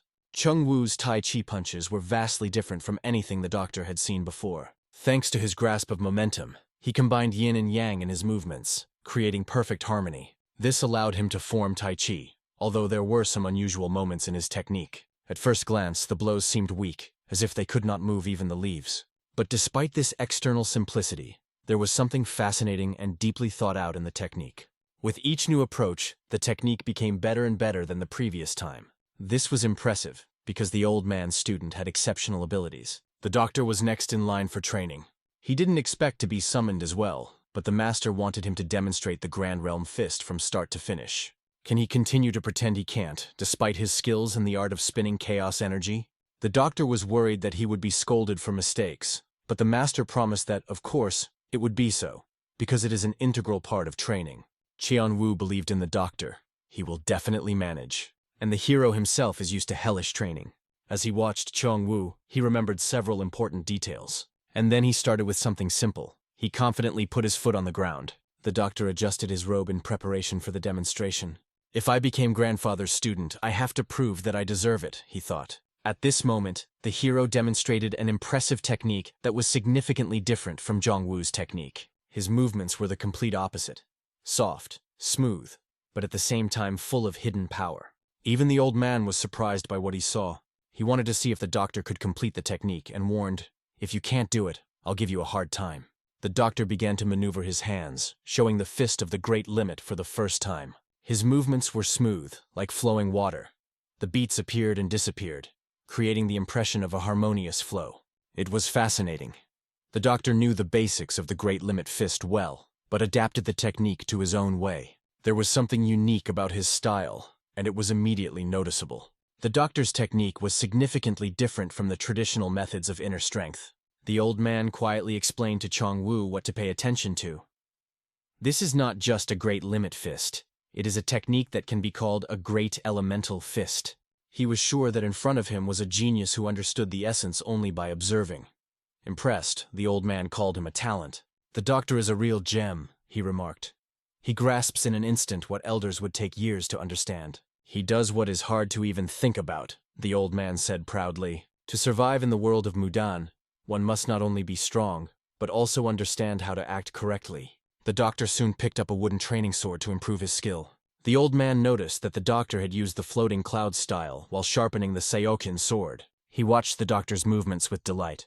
All the water energy he had accumulated was put into the wooden sword, giving it incredible power. Water, like the technique of the Great Limit, symbolizes harmony. Therefore, the Seokin sword is best suited for her use. But only one question remained. If Cheon-Woo is a genius, then who is his mentor? A doctor who turned out to be an even more outstanding talent. The old man noted that since ancient times it was believed that a swordsman must be cool-headed to show his impartiality in the use of the sword. However, the doctor did not look like a person who purges his mind of emotions. Despite everything, he continued to think and act according to his own unique principle. His energy was so refined that it was difficult to imagine how it could be used to kill.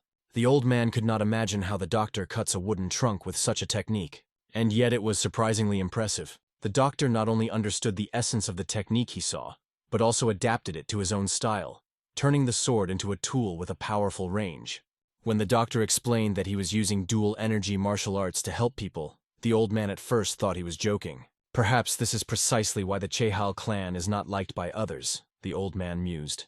"But genius and outstanding talent are always difficult to accept." The doctor, despite all the worries, did an excellent job. The old man confirmed that the Great Limit Fist technique was not similar to the Seokin sword technique, but understanding it opened up new facets of the martial art. "Now we will hone the basic skills. This will help us to understand the technique of two energies more deeply," said the old man. The doctor began his studies with enthusiasm, ready to memorize everything down to the smallest details. The old man jokingly recalled how he was taught by white scales, noting that, despite his best efforts, the doctor's training seems even more difficult. After training, the doctor felt hungry. He offered to treat the old man to something delicious, because they couldn't eat it all themselves. The old man realized that the students were cooking on their own, because he didn't like the food at Mudan either. The old man remarked, "Your food is definitely better than many. Even spirit beasts always only choose what you cook." The animals perked up when they heard about the food, and it was clear that they were hungry, as they were every day. The doctor quickly prepared something simple, and the old man remarked that it would be interesting to teach even these babies, spirit beasts, combat techniques. "Why not?" said the old man. "Paws or wings can be considered fists. What does it matter what they look like if they can punch?"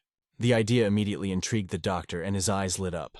If it's possible, it's just brilliant, he thought. But before starting the training, they decided to have a snack, because the animals were already barely holding on from hunger. They went to a place where they could have dinner. The doctor looked at the old man and thought, well, he's an eccentric, but eccentricities suit him. 2 weeks have passed. They ended up near a picturesque waterfall. The hero thought about how fast time flies. I've already mastered the basics, but why can't I fully understand elemental martial art yet? He thought. However, his level had increased from 7 to 8 stars, and the speed was surprising even to himself. And what about Chongwan? He has quieted down, although before he acted as if he was going to destroy me, the hero thought. Chongwan seemed to have distanced himself from everyone, perhaps hiding somewhere and training in secret. Meanwhile, the grandfather pressured the Council of Elders, forcing them to accept the changes in the hero's status and to agree on the attachment of part of the statue of the primordial Heavenly Lord. It's good that now my grandfather is standing behind me. You can go there without any problems even by yourself, thought the doctor. Because of the changes he brought about in the structure of the council, the elders did not even look him in the eye. Today is the time to take advantage of this and do something, he decided. The only question that remains is where exactly should he go? Climbing up the flank, Cheon-woo was already feeling tired, but the doctor encouraged him. Just a little more, we're almost there. Although there was no precise indication in the records as to exactly where the scroll was located, it was said that it must be hidden in the oldest and largest statue of the primordial Heavenly Master. Fortunately, both the large statues are located in separate places where rarely anyone comes to worship. Soon, when our hero rose, he remarked that the place was wonderfully quiet and secluded. He asked his dog Wang to inspect everything carefully and return as soon as possible. Wanggu dashed off, surveying the area as the hero prepared to act. The statue looked ancient and monumental, radiating majesty and mystery. The doctor bowed low to her, paying his respects. If I find this scroll, I will take proper care of it, he thought. He moved closer to the statue, full of determination. He began to climb on her, trying to get a better look. When he managed to jump higher, he began to carefully inspect all the details. The scroll must be here somewhere, he thought, searching from all sides. He felt every inch of the statue with his hands, trying to find what was hidden. He ran his hand over the surface, carefully looking for the slightest hint. I did not find anything for a long time, and decided to check the other side. Finally, he felt a strange energy emanating from a single point. He began to pull at her, hoping to find the hidden secret. Finally, I found it, he thought, pulling at the hidden thing. Pulling out the scroll in his hand, he felt a wave of joy and relief. I did it. The hero was happy that he was able to get such an important thing. But what exactly was written on the scroll?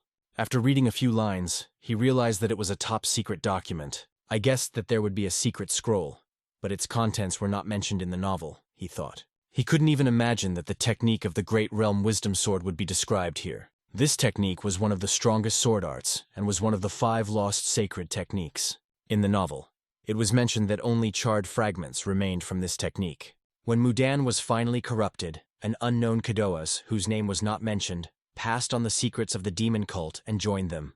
This traitor set fire to the mountains that were his native palaces, destroying numerous temples. It was then that the Mudan elders discovered the statue of the primordial Heavenly Lord, behind which they found this scroll. This is how the scroll was preserved, but only by a miracle. The ancient sages did their best to preserve Mudan's heritage, but even this could not save them from the schedule. How can children burn their parents? The hero asked himself, outraged by Mudan's fate. How could everything turn out so disastrously?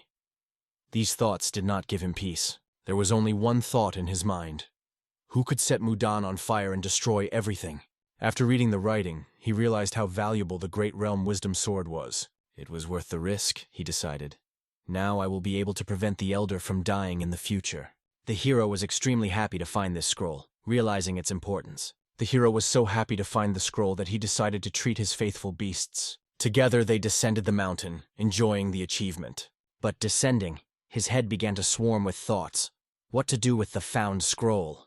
Maybe burn it? He understood that researching the two-energy technique had already brought a lot of trouble, and if he came back and showed the scroll, there could be even more trouble. Maybe pretend nothing happened, he thought, but then his conscience woke up. She, as if in a doctor's gown, looked at him with stern eyes. How can you think that looking at these amazing records? This is the Great Realm Wisdom Sword, a real treasure. His conscience insisted that he would regret it if he destroyed these beautiful records. Burning this scroll would be cruel, she insisted. Besides, Mudan can find out about it. The hero decided, no matter how hard it was, he must return the scroll to its rightful place. I will find my grandfather and return it to him, he decided. He turned to Wang for help in finding his grandfather, and the dog immediately picked up the trail. Wanggu confidently ran forward, leading his master to the right person. The hero understood that if he used the scroll alone, it could lead to serious consequences. At last they came down from the mountain, and the hero quickly found the old man. I return what belongs to you, he said, holding out the scroll. The old man, raising his eyebrows in surprise, looked at the scroll in the doctor's hands. At first he did not understand what it was, but after taking it in his hands, he appreciated the importance of the find. Well, since you've made up your mind, I'll accept it, said the grandfather, accepting the scroll. However, there was only one question in his eyes for the doctor. Why did you do that? How did you know there was a hidden scroll? Asked the old man. The hero explained that he was mentioned in a secret testament. However, he couldn't just say he learned it from a novel, so he used Mendoc's old father's name. Hearing this, the old man plunged into memories. He thought of that foolish Mendoc who carried this burden alone. This fool didn't trust Mudan, but he couldn't leave him either, said the old man, tears welling up in his eyes. Tears flowed softly from his wrinkled eyes, reflecting deep sadness. He explained that in reality, the Sword of Great Realm Wisdom is a martial art that has long been forgotten. But do you understand what that means? He asked, looking straight into the hero's eyes. Us dumbass can't just use it like that. It was evident on the old man's face that this scroll had a meaning that he himself was not fully aware of. How does knowledge of martial arts techniques spread? The old man began to tell, thoughtfully looking into the distance. For example, if the one who was supposed to pass on the lost sacred technique dies a tragic death. Falling into a conspiracy or under the influence of a spell, he added, filling the words with anxiety. The old man explained that a world with secret technology was always created as a safety measure just in case. This also applies to the Great Limit Wisdom Sword. A generation ago, the bearer of this technique died, and the scroll disappeared without a trace. If he died, it means only one thing. There was a battle, said the old man with conviction in his voice. But such stories are not told in the outside world. If it was a battle, thought the doctor, then hardly anyone knows about it. He realized that there was only one reason for the disappearance of this technique. The Great Limit Wisdom Sword was used in that battle. It was definitely an internal conflict in Mudan, the old man added with a sigh. Some people deviate from the Tao way but continue to use the dual energy martial arts. However, with the Great Limit Wisdom Sword, this is impossible. This technique is extremely difficult to impart because it depends on the character and ability of the student. It is not available to an exile, continued the old man.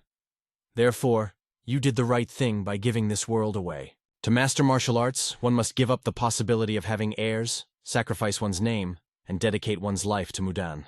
How many people would agree to this? After all, energy distortion can occur when studying the Fist of the Great Limit. Of course, your growth and ability to learn make your story unique.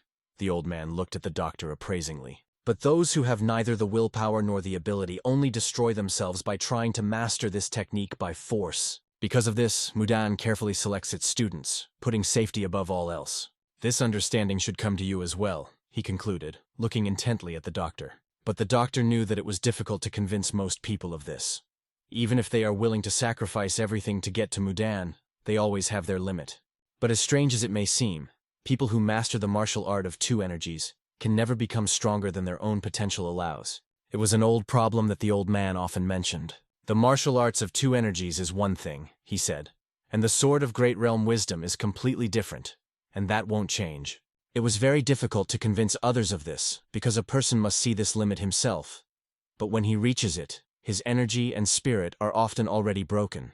This is a really serious problem, the old man continued with deep sadness in his voice. He asked the hero, "Do you think the great limit is something gentle? It should be as comfortable as a parent's hug. But is it true?" The old man himself answered, "The great limit is an element, stormy and unrestrained. You can call it gentle only because of ignorance, having grasped only a part of its essence. This powerful technique allows you to control energy, but it does not tolerate weakness or mistakes," he added, looking thoughtfully at the scroll. "And yet it is true," said the old man, sighing a little. "How can someone not as strong as Imperial Fist speak about the truth and essence of the great realm? Even I, seeing it from the outside, feel tired." He held the scroll in his hands, appraising it thoughtfully. It is very fortunate that the technique was sealed away and appeared just when Mudan needed strength. To protect it again, to raise a new generation of people who will be able to defend this legacy, the old man sighed. But the memories of Mendok did not give him peace. After a while, the puzzle began to come together. When the records of the Great Realm Wisdom Sword turned to ash, it left a scar on Mudan's heart. The elder lost his mind and died, but it wasn't because of the scroll itself. It was because he allowed it to happen. "It was a shame for Mudan," said the old man. "Why do good people leave this world so quickly, and only remain helpless like the Emperor, who does not understand anything?" The old man looked upset. "Mandok was a fool to leave me with so much trouble. Still, I must pass this sword on. With such information, even the head of the Honor faction will not be able to stop him. His friend Hen's sword will help him move forward despite the difficulties." Studying this scroll, the old man was shocked to the core. He saw how the technique is unique, and at the same time deep in content. "I knew that only the Imperial Fist could fully grasp this art," he thought. The old man confirmed that even after reading many chapters, he himself did not understand everything. The Great Limit tells us, it is ourselves. The text emphasized that man is a microcosm, a reflection of the universe. And suddenly a stream of pure energy hit his head. His eyes shone with an unusual spark. As he read these words, he could feel the energy flowing through the letters, as if they had a life of their own. It gathered into one big and powerful stream. Holding this scroll, the old man seemed to fill himself with this energy. Our hero, watching him, only thought, "Is it possible?" Red and blue energy suddenly mixed together, and the old man's face showed tension. Suddenly there was something like an explosion that instantly filled the room. The two spaces, red and blue, turned into one harmonious sphere of yin-yang. It was incredible. The yin-yang energy circulated around the old man, filling everything around with life. But this confused our hero a little, because it was clear that the old man was on the path to enlightenment. He breathed in the fresh air, feeling the harmony and reaping the fruits of knowledge from this scroll. Although this was only a small achievement, it was an important step forward for the old man. Although it is not a technique, it has become clearer than before. When asked if he had reached the realm of mysteries, the old man replied that he was half a step away from it. A little more training, and he will overcome the limit. It was incredible to watch a mentor who was on the threshold of a new level of mastery. In fact, he was on par with the Imperial Fist. But considering the age difference, Peckrin's mentor was a true genius. Despite everything, the old man decided to pass the scroll with the Sword of Wisdom of the Great Realm to our hero. The boy was stunned. He couldn't understand why he would. "I'm just a layman. Why do I need such responsibility?" he thought in surprise. But the old man's eyes showed a firm determination that left no doubt about his intentions. The Emperor asked the boy not to be modest, because he had already mastered the martial art of two energies and was going to learn the art of Taingshan. However, our hero thought that other Taoists might not like it. The old man remarked that the Tao that can be expressed in words is not the true Tao. If others are jealous, it only shows that they have strayed from the path of Tao, and there is nothing you can do about it. He asked the boy not to take him for a simpleton. "Do you really want to throw away what you've learned? The dual energy martial art, Great Realm Wisdom Sword, is something that even Mendok would be proud of," he said. Hearing this, the doctor realized how much the old man missed his late friend. "Anyway, I've already studied you well, boy. And honestly, since you haven't read the entire scroll yet, let's not waste time," added the old man. Our hero understood that it was useless to hide something. He explained that he only wanted to learn the basics of martial arts, which is why he mastered the Broken Immortal Sword technique. The old man pointed out that the Broken Immortal Sword technique was also a lost sacred technique, but there was a difference between it and the Great Limit Wisdom Sword as between a child and an adult, and therefore he must realize it. The old man looked at him carefully and agreed to convey only the principles, without practical knowledge. It was a fair decision to which the doctor agreed. But can the principles of the Sword of Wisdom be applied to the broken Sword of Immortality? Although the dual energy martial art and the chaos energy spinning art were incredibly effective, it raised new questions. The doctor expressed deep respect for his teacher. In response, the old man said that he would not force him to study Tanzen Sunsho. The old man also emphasized that usually everyone wants to know more, but he agrees with the doctor's approach. The doctor asked another important question. He asked the teacher to take care of Cheong-un. Hearing this, the old man realized that the doctor's refusal to study Tanzen was due to his concern for his younger brother. The doctor felt responsible for Cheong-un. He remembered how much hardship this boy had to go through, and believed that only good things awaited him in the future. The old man pulled the doctor close and told him not to worry. He made him his disciple for a reason. "I gave you everything in the arsenal of the Mudan Imperial Fist," said the old man. The doctor thanked him for this trust. The old man then wondered if Cheon-woo knew what the doctor was feeling. But even if he remains respectful, as to his father, this is not enough. The main thing between brothers is attachment, not excessive respect, he added. A month had passed during which the doctor had studied the principles of martial arts with old Mengil, and he had made considerable progress. Although he had not yet reached the realm of creation, he had managed to create his own martial art style. He began to demonstrate this art in training. In particular, the principles of the martial art of two energies were revealed in a new way. Now he could control both streams simultaneously. Even during his training, John Woo noticed his significant progress. "Not so fast, Doctor. You'll break my sword," John Woo joked, although he was a little annoyed. The doctor sometimes got into a frenzy during training, and John Woo didn't always like it. But now it's his turn to show off his skills. The doctor felt that something incredible was about to happen. He began to dodge Jong Woo's attacks. The blows were surprisingly accurate and strong, if a little rough. The doctor understood why the Sword of Great Realm Wisdom was considered one of the best lost sacred techniques. It was an absolute defense, a true sword of wisdom. Thanks to small changes in the technique, it was possible to add softness, which eliminated excess hardness. Attacks now allowed for better splash power. At the moment when one of the shots flew into the target, Chun Woo noticed that the incredible power of his attack had no effect at all. It was a stroke done to perfection, but his brother Jong Hee was the true genius. The old man watched the training carefully. He saw how his students made progress during their studies and was proud of them. One evening he decided to demonstrate a few key techniques to them. These tricks were essential to get to the next level. They were really powerful and generated a lot of interest. The only question left was, is this the true meaning of the Sword of Great Realm Wisdom? As the old man showed them these movements and maneuvers, they were amazed. Space seemed to disappear and distort. No one could figure out how it worked. But as the old man explained, when the essence of yin reaches the Tao with the help of Tanzen Sanshu, one can distort the space around oneself. Even for himself, this was an extremely difficult task, and now he understood why this technique was almost never used in real battles. Chung Woo should have understood this point. It has grown significantly over the past month. His ability to see and feel energy became extraordinary, and he was able to understand the nature of what he saw. Cheong Woo speculated that the Great Limit Wisdom Sword was an auxiliary method for a master who had reached the limit of the mysterious realm. This raised many questions, and everyone asked him to tell more about what he saw. Jong Woo said that the moment the space warped, he felt a powerful flow of energy. Mastery of this technique requires innate ability, and its improvement is possible only through persistent training. If even one of these factors is missing, it is impossible to control the energy and master the great limit. All this was correctly explained. The old man's mentor always said, to go beyond the realm of creation and reach the realm of mysteries, one must understand the heart of martial arts. The initial energy is accumulated through breathing techniques. Then it spreads through the body through the 8 miraculous meridians. Having reached the realm of mysteries, a person is able to kill with only one will. This is called the heart limit. The doctor understood that this was right. Every time he practiced martial arts, he tried to imagine it. However, true awareness comes only when you reach the appropriate level. Therefore, the stage had come when he had to learn to control and use true energy. In other words, progress in using the sword depends on understanding the heart of the martial arts. This was a correct statement. The principle of the Great Limit Wisdom Sword is based on this. Thanks to this, the technique is able to distort space. The sword allows you to exceed the limits of power, but it is too new and complex. That is why it is based on a technique that uses this concept. No wonder the doctor couldn't fully understand it just by reading it. In the novel, only a few people could use the heart of martial arts.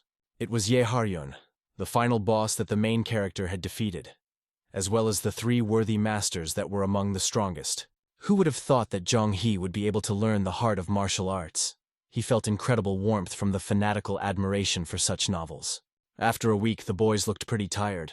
Zhongwu knew that his friend was simply an incredible talent.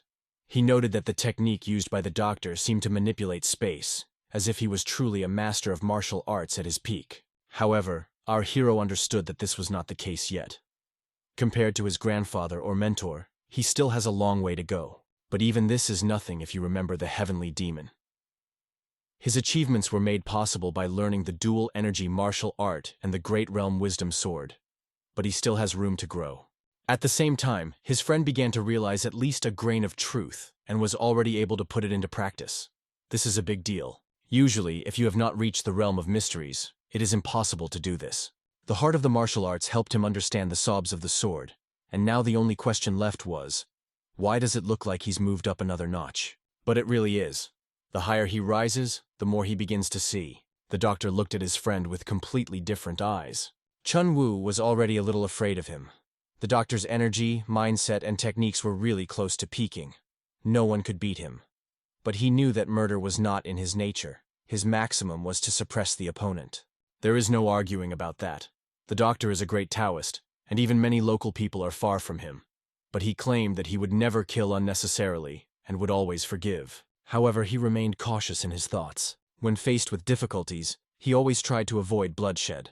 But sometimes, to save thousands of lives, you need to stop one madman, and thereby save people from suffering. Who knows what fate may have in store? But the time was approaching, and the doctor was preparing for it. Yes, confirmed his friend. Tomorrow has already come.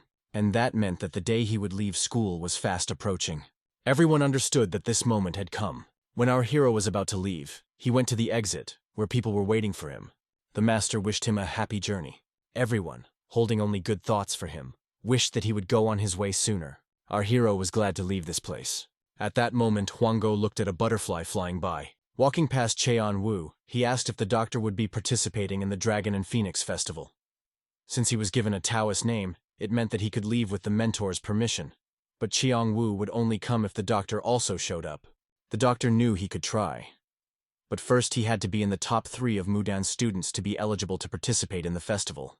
He also plans to come to the next festival, although few of his relatives currently participate in such events. He was unexpectedly allowed to participate, perhaps because he has a lot of interest and some want to fight him. But why would anyone compete with a doctor? Chung Wu thinks there are reasons. Master Pecklin's son brags about his student to the right and left, and the doctor's merits to the world of martial arts are not small, although perhaps only he does not understand this now, how proud they are of him. In any case, Pecklin's son is not stingy when it comes to status and recognition in the martial arts world. So even if the doctor isn't involved, everything will end well. And the doctor prefers to gain experience in treating patients and learning new herbs. So even if he were invited, he would still most likely not come. But the doctor's eyes showed a glint in his eyes every time he talked about medicine. This aroused genuine interest in him. He reached the gate of disarmament. Taking away his weapon, he finally felt that he was no longer defenseless. But he did not notice one important detail. As they said goodbye, Cheon Wu thanked the doctor for learning so much from him, and remembered how the doctor had recommended Mudan School to him. The doctor believed that anyone else in such a situation would have done the same. But in what sense? If Zhong Wu hadn't lost his eye in the past, he might never have met the doctor. Now it has grown a lot, and the scar is almost gone. Our hero believes that Cheong Wu has not only grown up, but also become very handsome. For this, Cheon Wu thanked him, because it was thanks to the doctor that he was able to rise and become stronger. They promise each other to remain as bright and eccentric as before. And as they hugged, Cheon Wu said he hoped to see the doctor at the next Dragon and Phoenix Festival. The doctor promised that he would definitely make a new scarf for him and write letters more often. After that, they only had to say goodbye, and the doctor set off, promising to be more careful in his travels. Their parting was accompanied by a warm and friendly atmosphere, the kind that only exists between true friends. They exchanged experiences and assured each other that they would always remain friends, regardless of the circumstances. Passing through the bustling market, the doctor felt the energy of the city, full of life and the adventures that still await him. People in the market actively attracted the attention of buyers by selling goods at low prices. They demonstratively cut their goods into pieces, creating a buzz and attracting new customers. Everyone lived their normal lives. The doctor decided to stock up on provisions for the journey. He bought beef jerky, black pepper, and decided to find goat's milk to make butter. Looking up at the sky, he realized that the day was coming to an end and it would soon be dark. He asked his dog Vanga to hurry up and not get distracted by small troubles. The dog seemed to understand him, speeding up its movement. When it got dark, the doctor decided to spend the night in the nearest hotel to gain strength for the further journey. Finding a cozy room, he settled down and relaxed with relief. The doctor planned to finally prepare some elixirs, which he had been meaning to do for a long time, but had not had the time to do so. He wanted to send these elixirs to Zhongwu to help him increase his energy. However, in the depths of his consciousness, only one disturbing thought remained.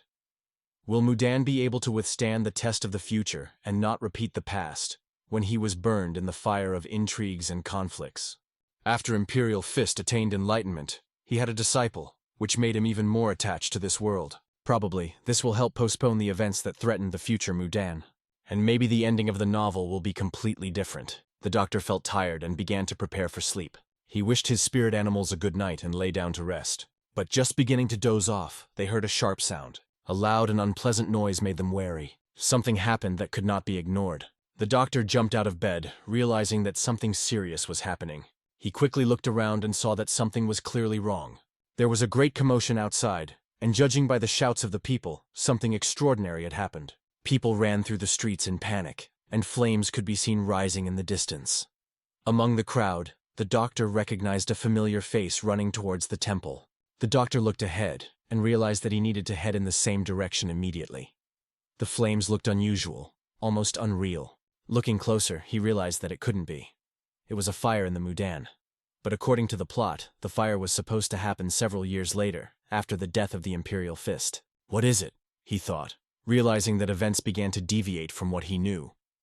Everything went contrary to expectations. The doctor used his inner energy to move faster to the scene. He thought that everything should have developed completely differently, and definitely not the way it is happening now. The current Mudan school is not yet as rotten as in the history he knows, and the Elder and the Emperor are still alive. When he reached the territory of the Mudan, a scene of incredible chaos and destruction opened before him. Who could bring so much grief to these lands? He thought. The warriors shouted calls to defend the Mudan, warning that retreat could have fatal consequences. The doctor saw that the situation had gone too far. He stood by a huge flame. Buildings were engulfed in flames. He realized that the Mudan had been attacked. But where could these scoundrels come from? How were they able to break the Mudan's defenses? What to do now? Warriors fought to the last, shedding their blood in a fierce battle. The doctor looked at this horror and saw many victims. When did it all start, and how did it happen? He asked himself. All around were moans, screams, and tears of those who lost their comrades. The situation looked hopeless, but something had to be done. Suddenly, his dog, Wangu, began to bark, attracting attention. The doctor looked around to see the ninja swing his sword to attack him. Defending himself with lightning, the doctor delivered a lightning strike, neutralizing the attacker. With one stroke of his sword, he quickly finished off the enemy, although he understood that this was only the beginning of the battle. This is the world of martial arts, and the doctor knew he had to fight. Everything will be fine. He has no right to allow himself to break. In this world, just like on Earth, people kill each other for survival. Only the strong can find their place in this cruel world. The doctor gathered his thoughts. Whether it was a dream or a love affair, it was important to adapt. It's a brutal world of martial arts, and he has to accept its rules. When blood must be shed, he must do so without hesitation. Looking ahead, the doctor noticed the enemies attacking the Mudan with incredible boldness and audacity. He got the idea that two of the attackers might have weaknesses, but only one of them had symptoms of heart disease. However, the very fact that the Mudan was attacked even in the presence of the Imperial Fist indicated that the attackers had a secret plan or special power. This could not be a coincidence. Something unusual is behind this attack. Suddenly, one of the Mudan leaders, Elder Hachon, appeared from the flames. He struggled to stay on his feet and turned to the White Dragon. To the doctor's question about his condition, the elder replied that he thought the boy was already far away. Hachon was extremely happy to see the young dragon and admitted that he hadn't expected it. The doctor immediately noticed that the elder had suffered a serious hemorrhage and decided to help him. "Hold on. We'll fix everything now," he said, trying to stop the bleeding. The elder tried to form his last words, but the doctor did not give him the opportunity to succumb to weakness. Despite the elder's serious condition, The doctor did everything to prolong his life until the end of the battle. It was strange for the elder to see a martial artist fight for his life instead of listening to his last will. He was grateful that the white dragon was around.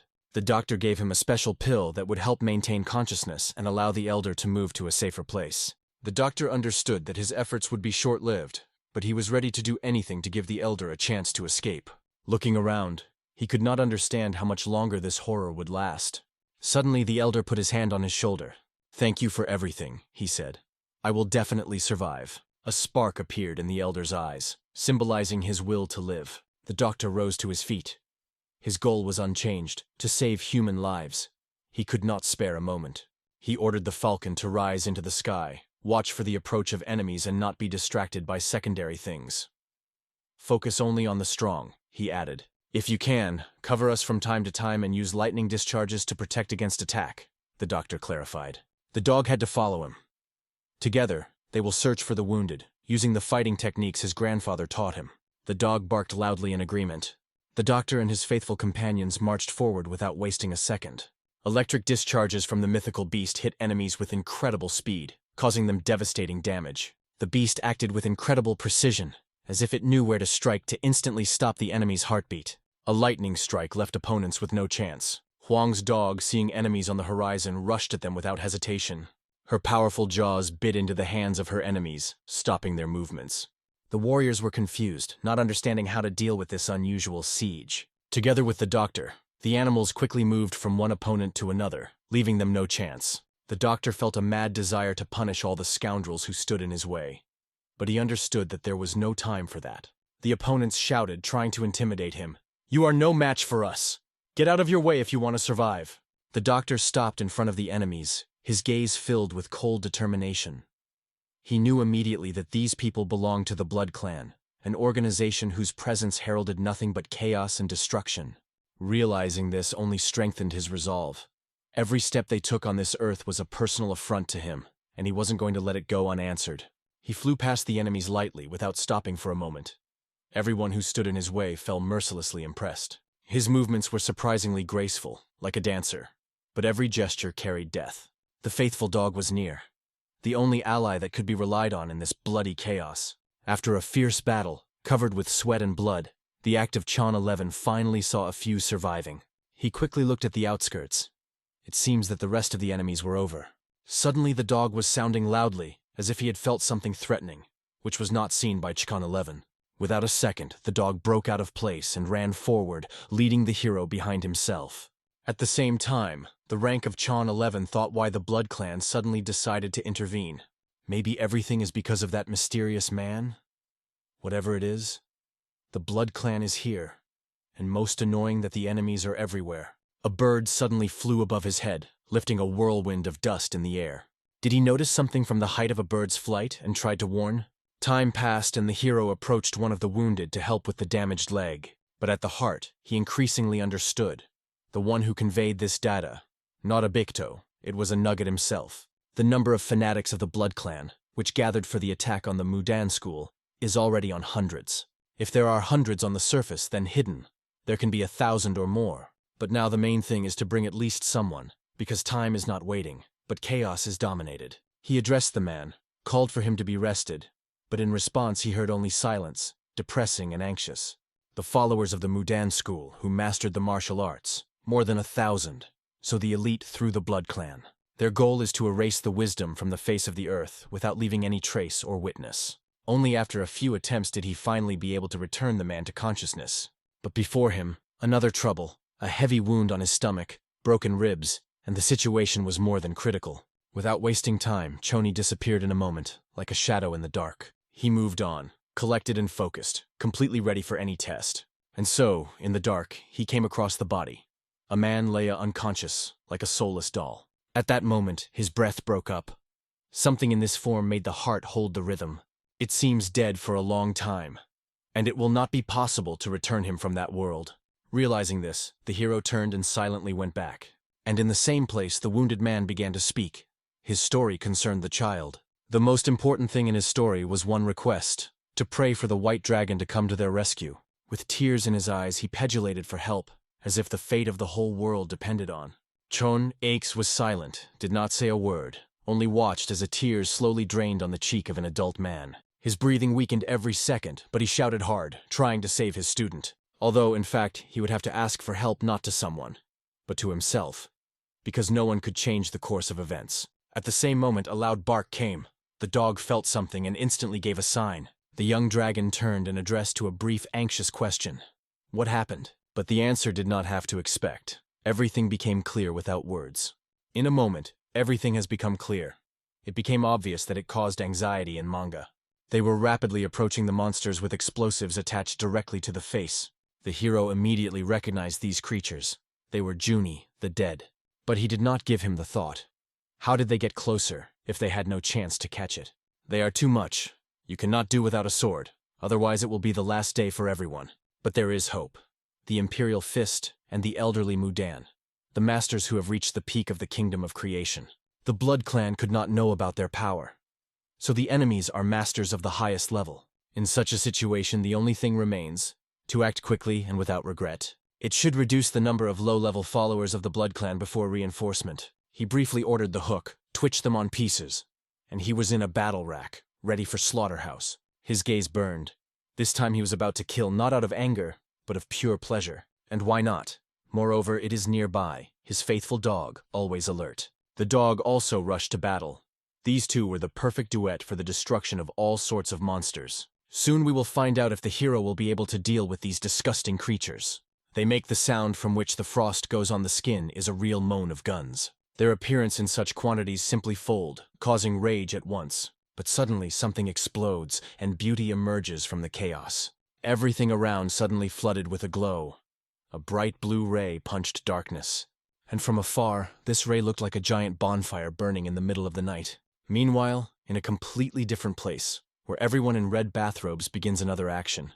Members of the Blood Clan hold the seal, filling the space with dark energy. One of them, Dream, could no longer wait for the moment when the Mudan school fell into ruins. But by surprise, one of his servants came up and passed the news that made him die. The message was shocking. All Chin were destroyed, without exception. Severe irritation made him tightly squeeze his fist, as if he wanted to crush his anger with his own power. Others have just looked at him, tense in anticipation. Now the order sounds. Without holding back emotions, he thundered, "Stop anyone who dared to interfere!" But those guys were real fellows, acted without fear, with full gift. Like the Chon, he, known as the White Dragon, his dogging, and even a reliable Birds of the Crown. Despite all the tension, they coped. In gratitude, he gave them what they wanted most, dried beef. And it was for sure to taste. They ate with such pleasure, as if they had not ate 100 years. Standing with a real rival is a futile business if you have nothing serious in your sleeve. The only thing that can really change the situation is the place, fate, and man. Only these three forces have an impact. And fate has already made her choice. She is indifferent to her desire. What happened is not changed. The past is inscribed in the sand of time. The whole terrain is covered by fire. The heat is devouring everything around. Unfortunately, this fire plays in favor of the enemy. Only people remain.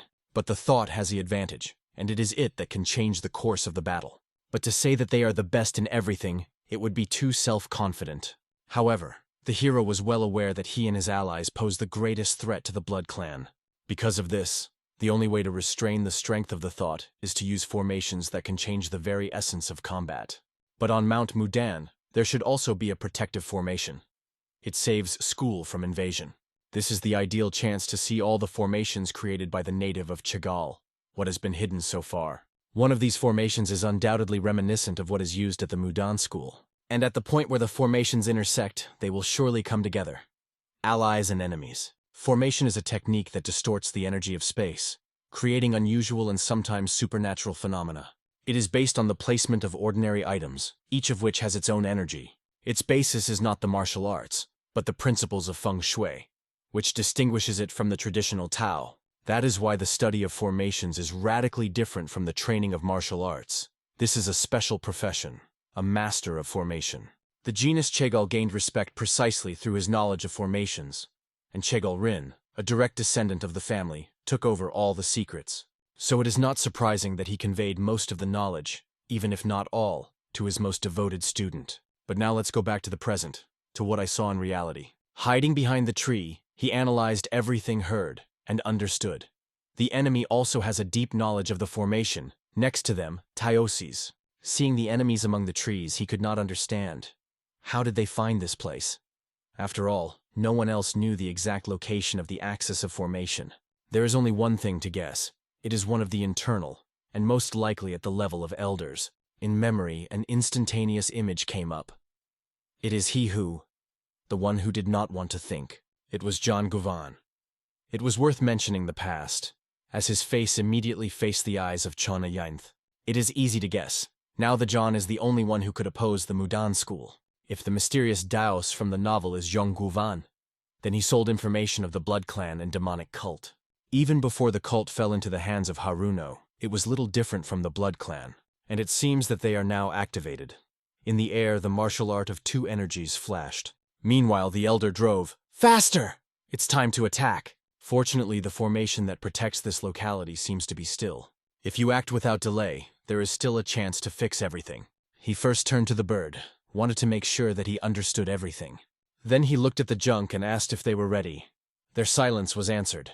So he explained the plan briefly. He was going to take on a white Taos in the center, and the allies had to cope with the rest. And finally, the signal sounded. We start. It's time to act.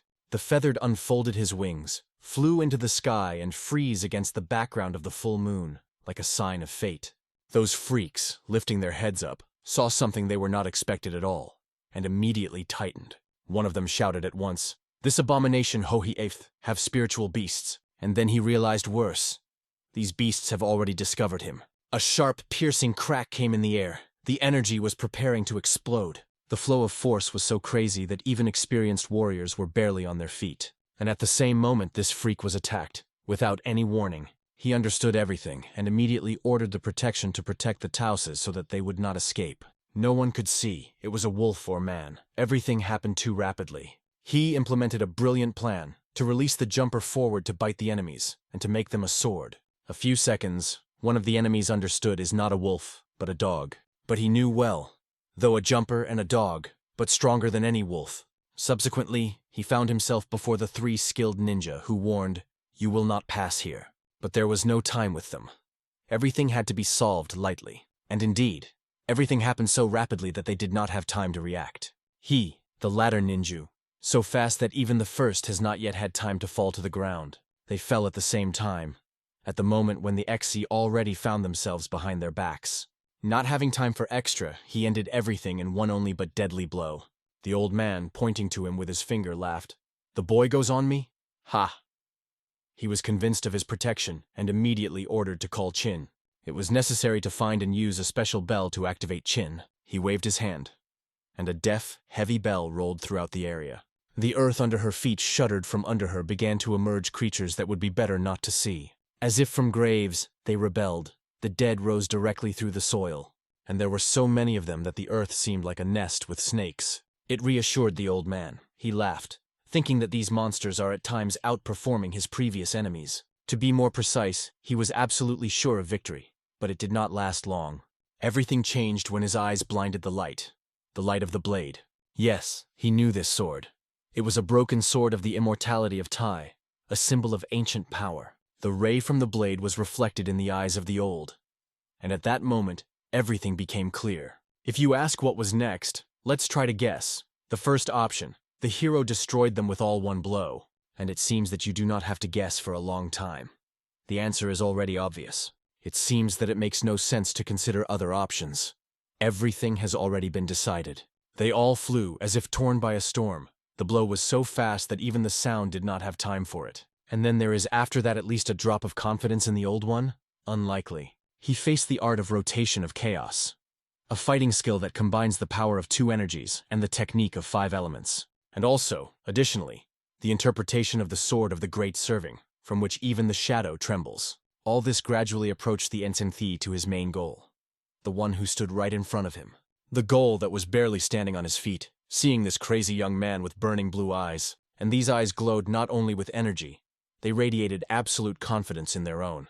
Thanks to this confidence, he cuts the enemy's shoulder without stopping for a moment. And in a moment, the blood splashes on his face, like a red mark of fate. Before his death, looking at his long hair, which was dispelled in the whirlwind of blows, the enemy only thought, Who is it? Is the Imperial Fist of Mudan himself? His view, directed forward, spoke more than 1,000 words. He will not stop until he reaches the very end.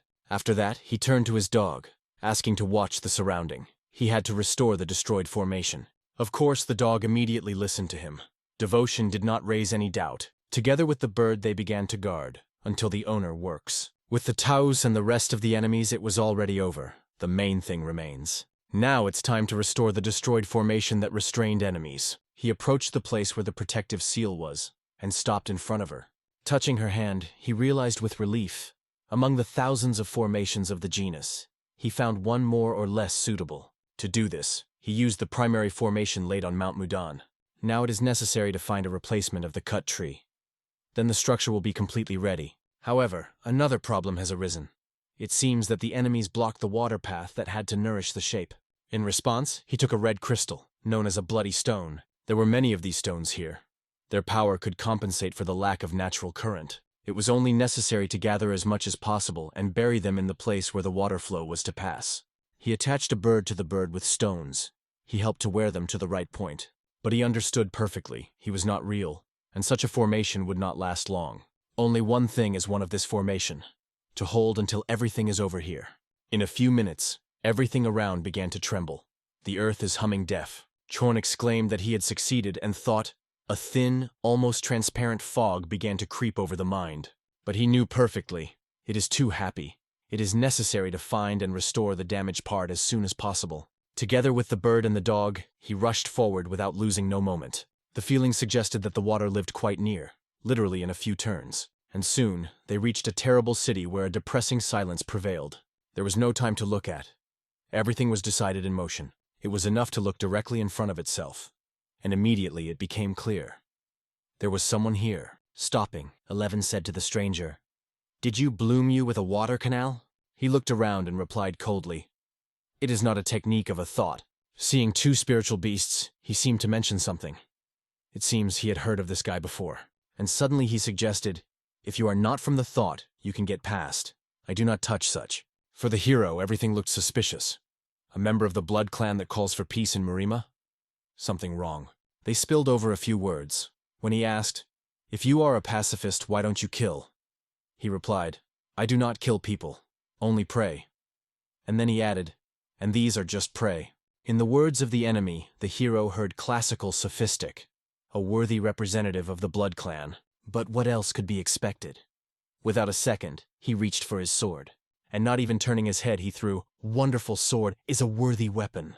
Immediately added the warning, "You will pull, you will become a prey." To this one herself, "If you do not want you to be injured by prey, maybe you will leave the road." And he warned, "I am an unusual prey, and you will not let yourself catch so easy." During these words, he slowly, confidently began to pull out the sword. With the piercing sound of the blade, he sent him directly to the enemy. He began to rise slowly, and with every second the voltage increased. When he stood completely, his body seemed even more threatening. It was not just an enemy, it was a bloody demon, an unbreakable member of the blood clan. Seeing it in full height, the dog and the bird were immediately worried, feeling the danger. The hero also felt a powerful pressure. A wave of inhuman power covered him with his head. When he asked, "It was the cutting technique?" "Swing." He replied, "Yes. He learned it from the blood clan. Did you hear about a moon monster?" And he added, "He cannot overcome." But the hero knew this name. He remembered the legend of the unbroken bloody demon. One of the most durable in the blood clan is that his skin does not even punch the sword with energy. The strongest and most durable of all whom the hero knew. And one more problem is incredibly fast. It was clear. Even the attacks of spiritual beasts do not put it on it. It is too powerful. He turned around without saying a word, but he made a look. "You better flee." The dog and the bird were immediately moved to a safe place without hesitation of a single second. At this time, the enemy and hero became opposite each other. The battlefield became a silent witness, but only a fool would talk here. But our hero is definitely not of them. So he immediately went on the attack. The enemy did not have time to react, only grunting, "Funny." Saying this word, he looked more fun than when he felt the blows of the white dragon really began to reach him. His face was no longer so cheerful, but he still evaded striking agility. He acted rapidly and technically, skillfully avoiding every fall of a deadly blade. Sometimes he even substituted his fist to repel the blade. an animal's strength and confidence. And in the process of battle, it became increasingly obvious. The nickname he was not in vain, and its speed is something that does not come into any comparisons, even with a demon of a dried tree. But even the Unbroken admitted, "You are an unusual guy, a white dragon." It seemed that this battle could last for eternity. A fist against a sword, slopes, jerks, blows, and everything again in a circle. The unbelievable enthusiasm was struck with incredible enthusiasm. His fists were heard like thunder. But the sword of the wisdom of the great president exceeded all the expectations of the white dragon. Power was felt in every movement. And yet, even against such weapons, this freak managed to beat the blows only with his fists. "A little tired," he exclaimed. "Rat, you are annoying me." At that moment, Chon Ini realized that the usual techniques here are powerless, not to break this creature with the standard. Moreover, he was already tired of fighting. Every blow was depreciated in the air. But the unbroken fist, he still believed that the battle would be boring, and the hero was not a level. However, what happened next was proved, only he thought, and very in vain. Seeing a new form of white dragon, he realized, he is not where he should be, and this place will become his end. Chon 11 finally got a chance to test all the changes he has made on the enemy. Instead of a clumsy 5 elements, he truly mastered the base of the great president, and combined them with the elements. His sword began to change color, from cold blue to burning red. But there is a rule in the martial arts. Water always wins the fire, and the hero remembered it. The white dragon activated the forces of yin and yang, releasing the balance of chaos and harmony, and in the eyes of an unbroken demon reflected only one picture, a giant, shining figure of yin-yang, which was coming directly on him. However, he still said that it was senseless. They say the white dragon would not even leave scratches on his unbreakable body. But the next moment, a huge explosion came. The explosion broke up simply at the point where he stood, but even after that his hands, crossed over his head, remained stationary. He still held. However, it was visible. The body tensed to the limit. The jaws are compressed. The endurance worked on the verge. He recognized as striking what he was around. He did not expect such a blow. "You really think I'm a fool who will stick in his forehead?" said the voice. The white dragon appeared as a void. He did not even have time to notice it. Tsinks explained. This attack is created on the basis of modern knowledge of thermal expansion, 5 elements, and the concept of the great president. Then he sharply stuck the sword into the ground, used it as a support to instantly tore forward, pulling the blade for the next blow. The blow of this sword flew the air, and instantly opened the body of this freak. He choked, spitting blood from his stinking mouth. The heat that went from the explosion had the lungs from the inside, as if they were steamed. If he tries to support the internal organs through Tunbi's energy, and this Anya may still last. But if you look objectively, the chances were less, and the situation is clearly not on its side. And so, probably even surprised the author himself, he finds the strength to snoop. Drived a rat. Even more impressive, he even raised his hand for another blow. Unbreakable, let him Greek. After the white dragon skillfully evaded the blow, he calmly said, "This is the end." And he added, "No matter how much you train the technique to strengthen the body and protect the organs, all this is in vain. Because what happens to the body if internal damage continues? The answer is simple. It will just die. No options." And everything went to that. He no longer felt his unbreakable body, only pain and devastation.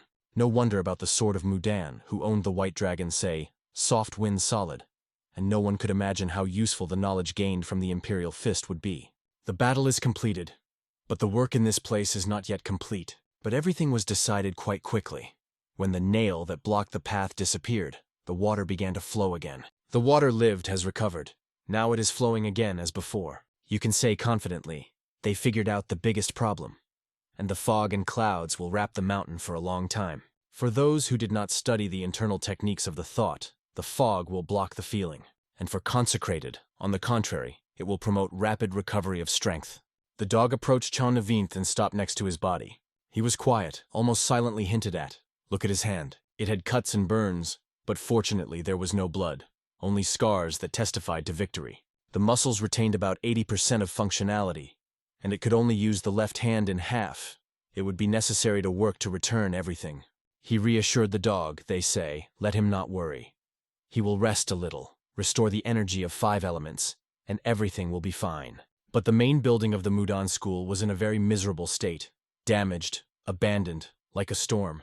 And it was at that moment that threatening red energy began to appear over the roofs of the buildings. A thick, viscous flash. Grandpa, they say, you are as cool as I do. Maybe you can even withstand me. A mocking voice sounded. The old man just smiled. In my past life, I apparently accumulated a good karma, if I met such talent as you. One of the 10 heavenly kings of the blood clan, the Golden Tsar, opposed him. He fought with the old man and asked, "Is it true that you are obsessed with battles?" But really, was it difficult to guess? If the old man were not obsessed with battles, then he would not have taken place with a demonic clan. In the hands of the Golden Tsar had a giant sword. He flashed like pure gold. He talked something about some offset, which they say would appeal to their ancestors, and at the end of your long speech added, "You look old, but in the aura, the Tao's to the bones." He lived without entertainment, continuous improvement. The White Dragon heard the sounds of the battle and immediately realized, there is already a fight in the main hall. Fortunately, it seems not too late. The mask and Ori were visible. It is someone from the top of the blood clan. Its internal energy simply goes crazy. The White Dragon knew well. The top of these freaks includes only the strongest, the bone of the clan. And judging by this battle, everything was confirmed. They all have this way. Strength. Above all. His inner energy was literally torn out, filled with the blood of those who were sacrificed for the sake of death. And it was then that this type began to laugh loudly, already considering himself the winner of the battle. They want glory and wealth, but pay for it human blood. Without pity, without honor. The White Dragon looked at him from the side, and immediately asked himself, how many people killed this freak? Meanwhile, in the camp of the Mudan Elder, the Elder reflected the attacks of other warriors of the Blood Clan. The battle lasted on the verge of forces. The young White Dragon looked at the wounded, trying to help them at least. He caught himself for one thing, that he was not fast enough to prevent it before. And at that moment, the words of gratitude began to be attached to him. Quiet, sincere. He thanked him, a blue-haired young man, one of the few who remained whole. Immediately, the White Dragon asked him about his grandfather. His heart was worried because he had not yet returned. But at the same moment, somewhere on the battlefield, his grandfather showed what he was really capable of. All his power was spit out in every movement. In the novels about the martial arts, the White Dragon often read about how inexperienced craftsmen watched the fight stronger. But he could not imagine that he himself would become one of these observers. People in red bathrobes were already clearly lined up, like a ritual. It was easy for them to guess that a new doctor appeared at the Mudan school. But even more were they surprised by another. How did he manage to climb the mountain if the monsters are scattered at the foot? Meanwhile, the old man was getting closer to the Golden King. His movements were leisurely but confident. He called my grandfather stubborn and asked with a mockery, "How much can you restrain me?" But then the Golden Tsar turned away and looked at the Mudan camp, and saw a guy that saved the wounded. For what he saw, it became clear that young man has not ordinary skills. This is about him in the prophecy. The seeds of discord, said the Golden Tsar with unconcealed interest. After that, he did not even think to be ceremony. It was necessary to act immediately. He attacked one of his strongest techniques. He descended from heaven like a shock meteor, cutting the ground. Everyone could not help but notice it. The sky thundered, the earth shuddered. The outbreak of pink energy broke the sky. It was similar to the cry of the element itself. And all this power raced down with a devastating speed, pulling a devastating wave. The question is only one thing. Will there be at least someone who can withstand such a blow? Will anyone be able to escape? Will there be at least one who can survive after such a blow? But no, not all the characters left the battlefield, and some stayed there not just. The miracle was all, but the White Dragon could not understand. What energy was it? Whose sword was aimed at him? The Golden Tsar did not expect that someone would be able to block his attack. It was a surprise for him. The old man, not realizing what he conceived, asked directly, "What did you conceive, a freak?" But he calmly replied, "I do not attack the little ones, not because I do not want, but because I know. Give a slack, and you will bite me right away." Explaining this, he just looked at the silent old man who was not scattered, but was scared. Then he added with a serious look, "I will take the seeds with me." In response, 2 short questions came from the old man. "What? And what are you about?" "Hi, the seeds of discord. I am one of the 10 heavenly kings of the Blood Clan, the Golden Tsar," he said. And after these words, the thirst for the murder seemed to crush the air. It was felt around. The next thing he heard, the young White Dragon, "You are as beautiful as it was said in the prophecy. I was lucky to meet you right here." But about lucky, the White Dragon would definitely disagree. For him, it was a trap, not luck. At this point, the servants approached and conveyed the alarming news to the Golden King. Fog was coming over the school. "Protective formation of the Mudan school is already restored," the White Dragon exclaimed. "And over time, our benefits will only grow." The old man finally realized why he was here. Despite his wounds, he had already begun to rely on victory. But the Golden King answered nothing. Previously, all these freaks relied on the protection of the monsters. Did this guy destroy them all? It was hard to believe, but even an unbroken and bloody demon fell by the hand of this young man. "I thought this dragon was still green, but he has grown up. Then I just obliged to take you with me." This is how a loud statement from the Golden Tsar, as an order, as a sentence. All his slaves, this is how they could be called. He was tempted by the promise. Who would grasp the seeds of discord, get a pill of demonic blood? And it was this promise that made the crowd shudder, expand the pupils, and want to immediately. Pill of demonic blood. It is rumored that after her reception you will never return to a human appearance. But those who become monsters will have incredible power, and perhaps even immortality. There was no doubt. Everyone dreamed of getting this pill, and the White Dragon understood it well. But he was also aware that the situation for him was critical. All these freaks suddenly rushed at him. When he looked better, it became clear. There are many. A whole horde. Even the old man did not believe that they were really ready to give up the human face for the sake of power. But he had only to be distracted for a moment and look at the crowd.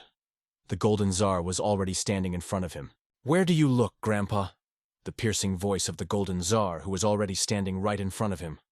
"Don't forget, your opponent is me." At the same time, all the elders directed the energy of the Sword of 7 Stars of the Great on a young white dragon. Other troops were ordered to distribute the forces and take key positions. "Prepare for the attack." The voice of the elder came, and all the warriors replied, "Yes." It was a direct order, so they could not afford even a moment. And suddenly everyone was in a hurry to perform it, to protect the thought, which was again on the verge of destruction. Meanwhile, the White Dragon thought, once the formation is restored, the enemy understands exactly. Time plays not on his side. Obviously, the enemy will do everything to destroy as soon as possible both him and anyone who still holds defense. But the greatest threat is Elder Chongguvan. He fought so madly that he was already in the blood. He mixed with the crowd, and no one guessed his betrayal. Probably, only the White Dragon, who read similar stories in his past life, could know that John Guvan was a traitor.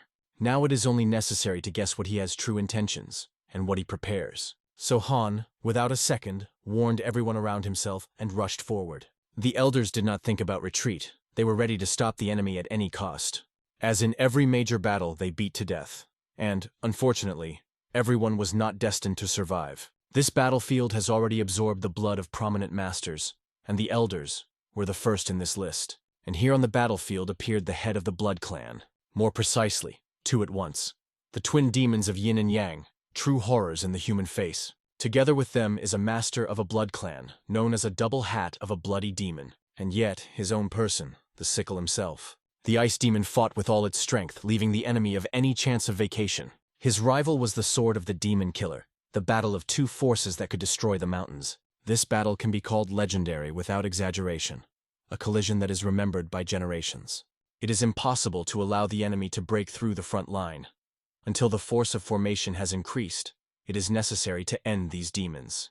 The White Dragon has already noticed among the enemies 6 masters who were at the peak of cultivation.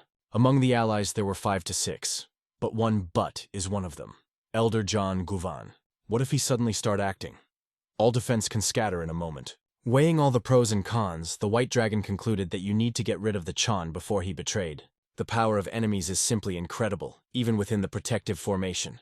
One of the elders came to the White Dragon and warned, "Keep as far away from those you see in front. These are 2 dangerous opponents." But the hero only replied, "I also have to make my lapit. I have no right to stay." But before that, the White Dragon warned the elder, "Be careful with Ned Guan. He is not the one he gives himself." He just looked confusedly and asked, "Why did you suddenly start talking about him?" Obviously, I didn't understand anything yet. The White Dragon decided, it is enough to remain silent. We need to tell the whole truth. But it was at this moment that the twins Yin and Yang did not allow him to do it. The attack fell instantly. Their style, aggressive, crazy. They did everything so that the opponent did not look out of their eyes even for a moment. One elder had to restrain 2 twin demons at once. It was difficult to gather, but the retreat was not an option. There was no time for negotiations. The battle demanded full return, and the White Dragon could not afford inaction. Immediately rushed to the aid to those who weakened. He rushed forward to save the elders who began to lose strength. Representatives of the Blood Clan mockingly called the Mudan elders bangs because they began to retreat. But in fact, they fought to the end. Even when the wounds covered the body one by one of them, John Hack, felt the enemy purposefully beats at vital points. Even with the technique of the Sword of Mudan, it was difficult to resist. Looking at his students, he wondered, were his knowledge so superficial? There was only one thing in his head. If he falls, the students would die after him. And it was then that he coughed. The forces left the body, thoughts became blurred. It seemed to be physically impossible to maintain the pressure of these animals. Meanwhile, the enemies have licked their lips in anticipation of victory. They tasted the moment. John Hack was certain. He would die by the master's hand on the verge of transcendence. In his thoughts, he apologized to his students, because he brought them. He thought he would last open his eyes, seeing the last moment, but I saw something else. A white dragon, which cut off the sword of this freak in the jump.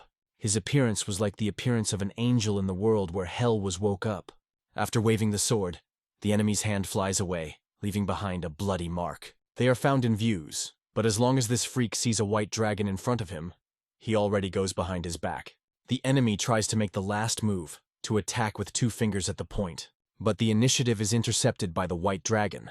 It is ahead of it. He repeats the same movement, only on the body of the enemy, exactly on the back, all over the line of energy. With this blow, it destroys the golden core of the enemy, the source of its cultivation. He takes the last step, puts his hand on the enemy's back, releasing the final impulse. He screams with all his strength, turning away from the pain that burns from the inside. After such a demonstration, all the rest stop. Shock and fear paralyze the movement. The elders do not hide astonishment. A series of blows was so accurate and smooth as a stream of water. The first thing is the white dragon asks, "Are you okay?" His voice is calm, but firm. He then explains that although the enemy's nucleus is destroyed, he can fall into madness through demonic techniques that he practiced. Until he woke up, you need to take care of him, isolate. One of the elders did not understand why the young man took so many things, and passing the command to others, asked him to go to rest. But suddenly one of the students, standing behind their backs, said, "I heard rumors. They say Chongguvan also won the enemy who had ice." The elder believed that the news of the victory of John Guan would raise the spirit of all, for at least a few minutes. But the white dragon felt anxiety. Something was wrong. Did he really win? Meanwhile, the battle with other scoundrels continued. Every meter of earth was mourned with blood. The white dragon watched Guan. He was moving quickly, but where? And why? And then everything happened. In that direction, the elder of the clan fought.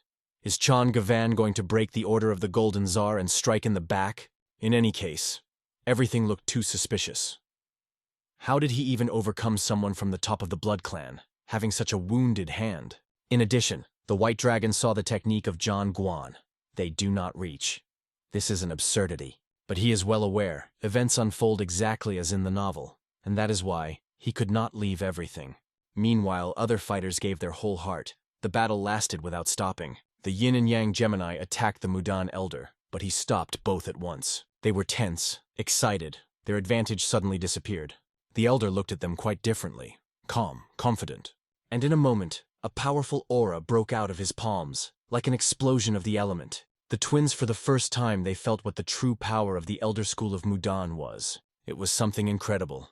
It remained so much that the air around was shaking from pressure. Finally, an elder appeared in an elder to get a little breath. There was a lot of strength for a deadly blow. It was probably not even enough to get enemies. And it is at this moment that John Guvan appeared behind his back. The elder thought that he now came to help, an ally at the right moment. But John somehow strangely held the sword, not like the one who was going to help. And at the request of a senior Susmik for help, he calmly replied, "First I have to deal with each other." But according to the ominous Ari, which began to leave his body, it became clear. Another is he, the elder. John swung his powerful, pumped hand, without exaggeration, like a monster. But at the same moment, a white dragon appeared in front of the elder. He has been waiting for a long time when John Guvan will finally show his real face. And the face was terrible. Distorted, semi-mounted, semi-human. His hands have already turned. Instead of fingers, there were giant pointed claws. And in an instant he was behind the back of the white dragon. The speed was horrifying. But fortunately, It was there that the barrier created by the Elder, as the last protection.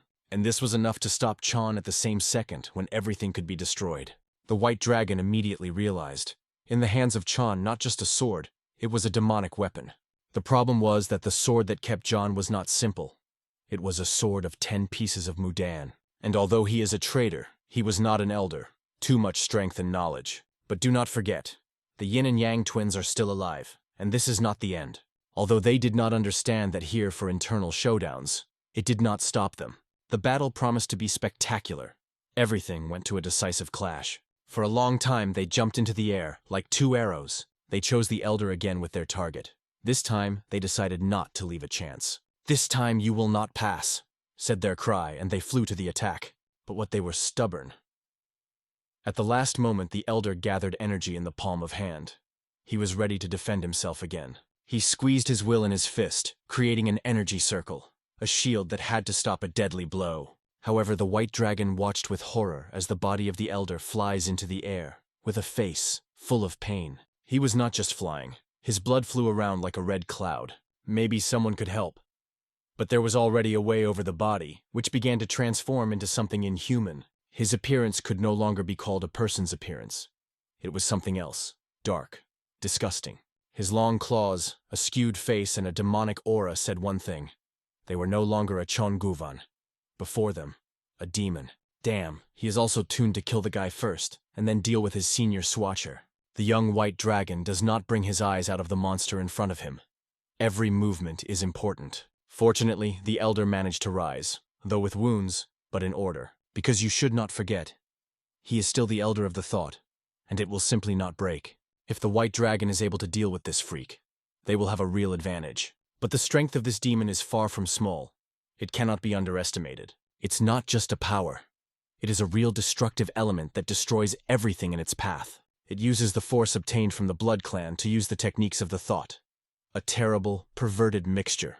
However, the White Dragon has time to evade his dirty paws. But looking at this ugly face, it's hard not to think, how much time will he be able to evade? But not for nothing he received the nickname of the White Dragon. It is deserved. Without the shadow of fear in his eyes, he squeezes the sword firmly, and thanks to the deep study of the teachings of the Thought, he clearly understands how to act. For example, he sees the main drawback of Liu Gana's technique, its slowness. It is at this moment that the hero decides, you need to strike a quick and powerful blow. He confidently looks forward and controls every movement of his enemy, and then the White Dragon finally works. And the next moment on the enemy's arm appears. He managed to draw an accurate, decisive blow. His sword found the target. But what to say, it was not just blood.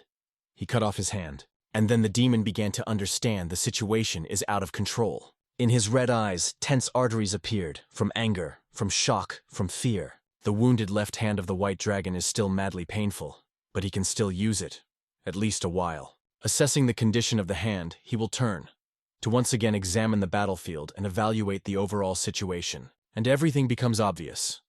The situation is not in favor of the Chan. The freak has not yet said a single word, only animal growl and heavy breathing. And finally it escaped. You cut my hand. How did you dare? How did you dare? After repeating the question twice, he immediately exclaimed, get ready. The price for it will be very, very big. The White Dragon already guesses that the side effects of demonic blood pill begin to manifest themselves. Its appearance begins to change. The hands become even larger, unnaturally elongated.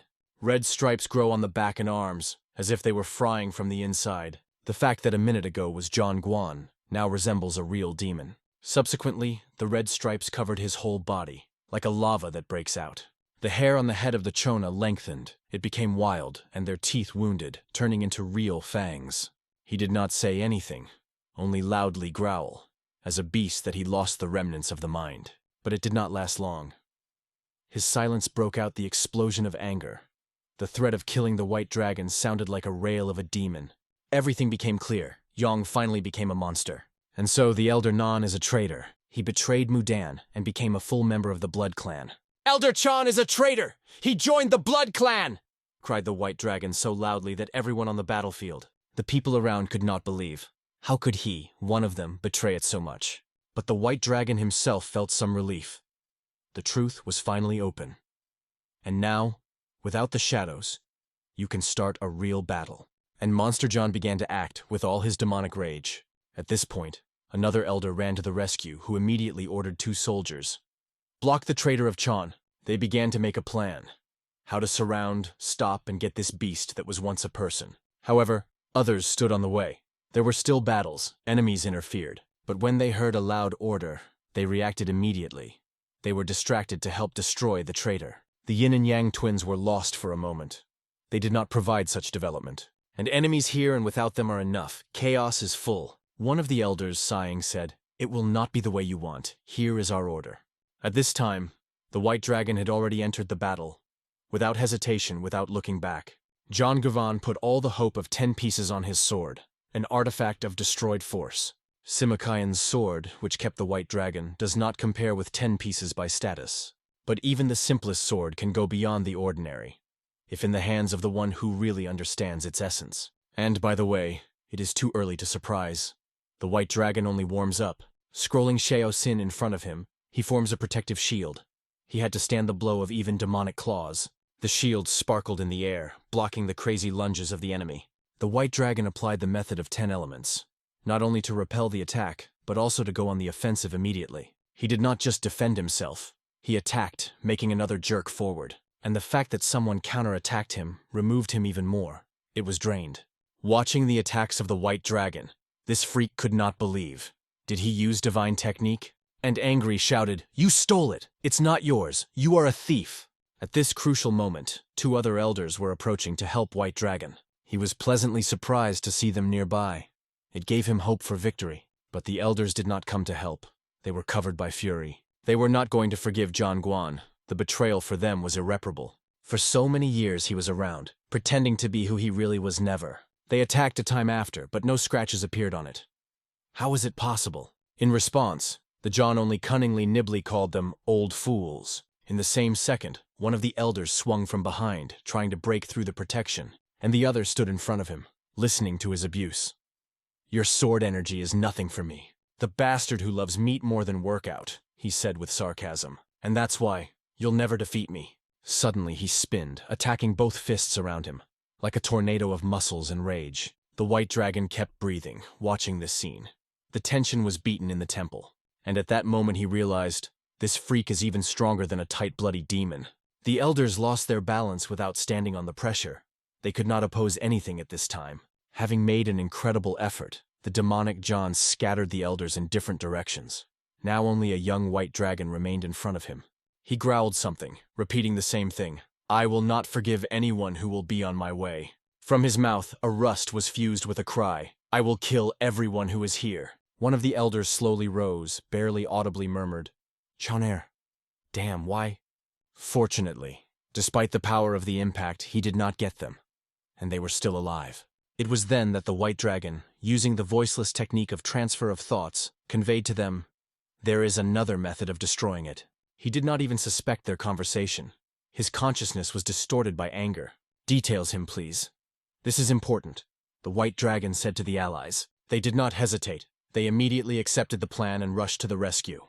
At that moment, another one, Purple, who made his way through the enemies. Han Yu already cleared his path from all the freaks, ready for a crucial moment. The white dragon asked him to give his strength. "Help me. Give me your energy. It's time to end it."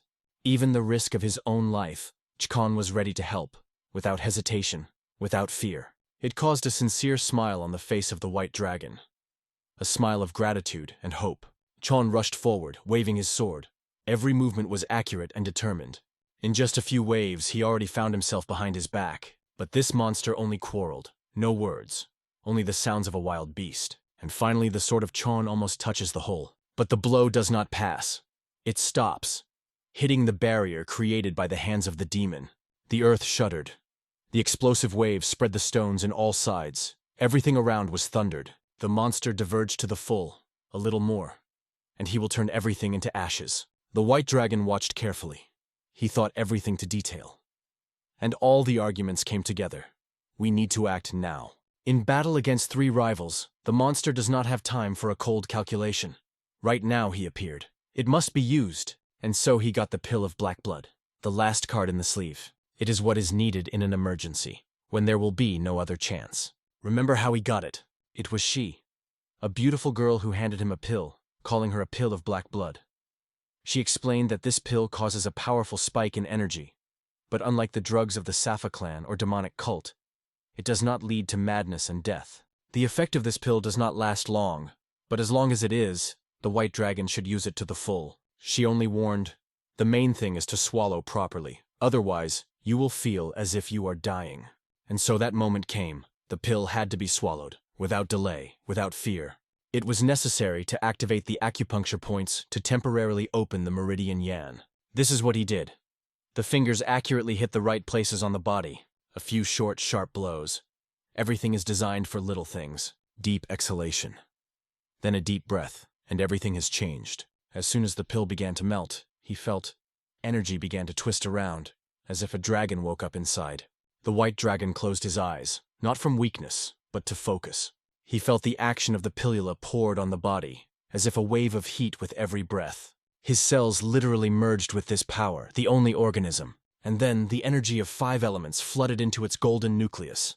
A powerful stream. His face tensed. He closed his eyelids even more, the concentration to the limit. But he did not fall into madness. The power that broke around was burning, that the world itself could not withstand its pressure.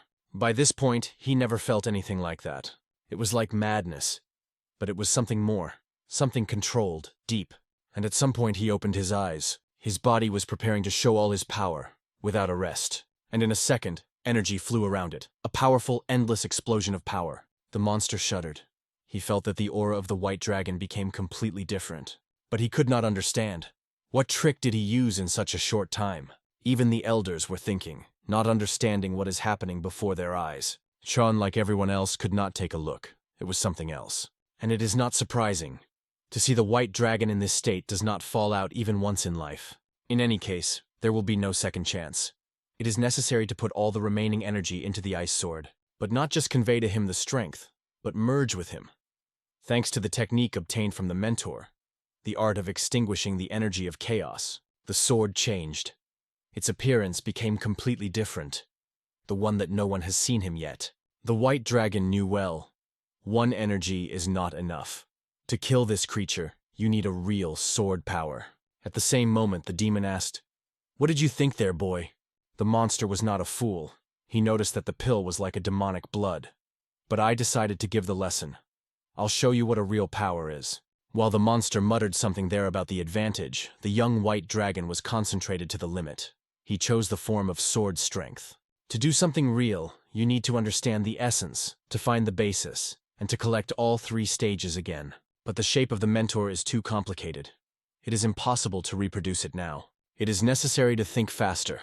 The monster is already in several steps. And why dig so deeply? The Golden Tsar is still involved in the battle, the very peak of the power of the Blood Clan, and it was the white dragon mentioned about him. He thought, and why not understand the shape of the sword? Golden King, and use it against them. The monster was approaching, breaking into a cry. "Don't you want the strength?" And in a moment he added, "How do you different from me, say?" But the white dragon saw completely different. He saw a new doctrine, a new path of martial arts. The earth trembled. Everyone around barely stood on their feet, because the white dragon followed the force of the sword of the Golden Tsar and made it his own. Only when you saw this power, Chenon realized that it is something incredible. But even he could not understand how. Even the elders did not immediately realize what happened. They never saw anything like that. The expression of the monster's face was tense to the limit. Fear appeared in his view. And not for nothing. His entire right side up to his heart was cut. The white dragon was not restrained. The power was beaten from it as a storm. He walked through the body of the traitor, being behind his back. Everything is like in a classic sword battle. It was the first real wound inflicted on the body of the demon. The first, and perhaps decisive. But will this cut stop it? Or on the contrary, will make it even more fierce? And judging from what was happening, he did. He exploded with rage. He was insanely annoyed that the guy was using the sword, and even so skillfully. But all the dirty words he responded with complete silence. Holding the sword in his hands, he only thought of one thing. Is it the last touch? The power of the sword was removed perfectly, purely, without an error. Chan Yu could not believe how his friend was able to create so easy to create a force that seemed unattainable. And then the question was, is there anything that is impossible for him? But while others thought, the white dragon was already working, decisively, focused, went forward, face to face. And here is the moment of truth. The strength of the young white dragon. Or the monster that he was once an elder. Red demonic energy and blue spiritual power have come to terms in a deadly collision. It became almost impossible to see something on this earth. Just dust, light, and destruction around. They moved at such a speed that the human eye could not have time for them. It was only through their own inner strength that each of them somehow saw where it beats. "Why? What are you better than me?" shouted the monster, breaking into envy. "Why do everyone protect you? Why even the Imperial Fist, with you?" And then, without standing, he shouted out of all his anger, "Blush!" He sought only one thing, to bring the white dragon to death. But it seems that he has forgotten one. He is the one who is already flowing with blood, with a wound in the side. And apparently, it would be better to remain silent in the battle against the white dragon, and act. Everything around rose into the air. Stones, dust, fragments, as if the reality was breaking. Everyone who was around was unanimously decided to hide better than to stand between the two. Because this battle was no longer a fight. She became a myth. Legend. But this is not a fable and not a myth. This is a reality. And it happens right now, right in front of our eyes. The elders had to protect this sacred place. And now they watched how history was changing. Even the oldest of them thought, "Are there any boundaries in this guy in martial arts?" And it was at that moment that he saw.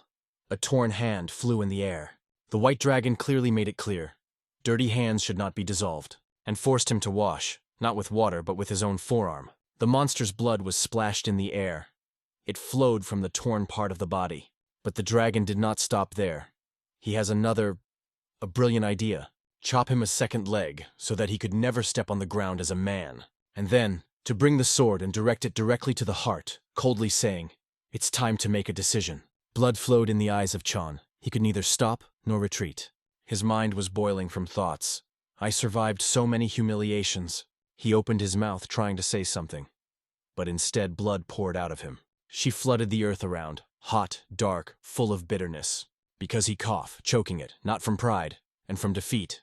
The young white dragon only watched from above. A cold, calm look. The bastard, who was once an elder, now only marapped. He blamed everyone but himself. He sought to keep everything under control.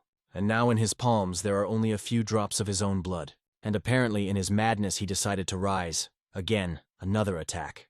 But he does not imagine why really stands. Because in the eyes of the white dragon, in these pure blue eyes, something more is hidden. The potential that breaks the boundaries. Simoisin, transformed, shining. Step by step, the hero goes forward. In the eyes of the enemy, everything has changed. The picture around the guy is more like a galaxy than on the battlefield. It is the sword of the wisdom of the great presented 5 elements. And here the sword penetrates into the rib. Left. Quietly. Relentlessly. There is nothing to protect yourself. No hands are gone. Everything goes to 1. His history is finished. The facial expression of the white dragon remains the same. Cold, but fair. And it is perfect for you to put a point here. The condition is close to nirvana, on the verge of life and death. As if all thoughts suddenly ceased to exist. While the traitor was screaming, rolling, and moaning, the white dragon just thought, if he could not be silent, he will have to collect it. In pieces. And, judging by the following, he succeeded. To the last debris. The showdowns are completed. The court happened. The monster lay on the earth. No longer the enemy, only the shadow. And the white dragon stood, almost not scratched. Legend in the image of a young man. Now everyone could finally exhale. Although no one realized what they had just seen, one of the elders said quietly, "This is not a technique of a thought. This is the revival of the Chagall family." He sounded on the other side. Chonin, seeing how the white dragon is about to fall, he rushed to him. And, as a real brother, put his shoulder, not for balance, but as a sign of respect. Kion really exceeded the border. Although the body is almost intact, but the spirit was burning, and a bright ball of light, like a signal rocket, was rising high in the sky. But no. In the wisdom, they do not use signal missiles. It was something else. Something new. The beginning of a new dawn. Looking into the sky, the Golden Tsar understood. Time came out. And immediately he caught himself and thought, "We need to hurry. Just now." But the old man appeared right in front of him. Director. Without fear.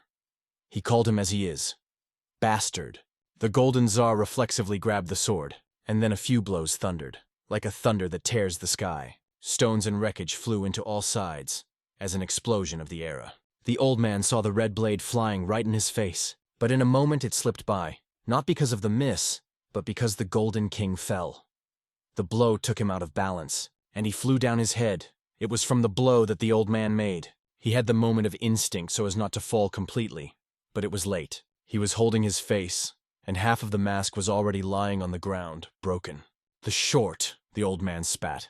Lost the battle, and now do you want to escape? As a real bastard, who was all his life, the Golden King was just laughing.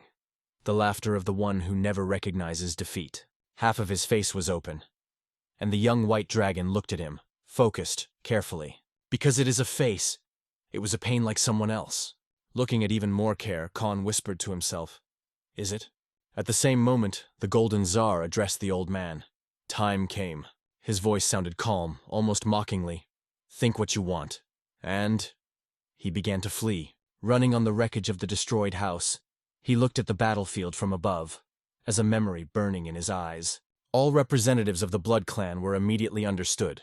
This is a signal for retreat, and in an instant, they all torn away like a shadow. The students were surprised to watch. They run away. But the elder said calmly, "Do not persecute. Mudan has already suffered a serious loss. If we follow them, we probably get into the trap." And no one denied. Everyone was silent. And even those two, the cheese and the white dragon, they looked silently as he was standing on the roof, as if a symbol of unfinished history. No one said a word. Even the wind was silent. The Golden King straightened his back, threw his sword on his shoulder.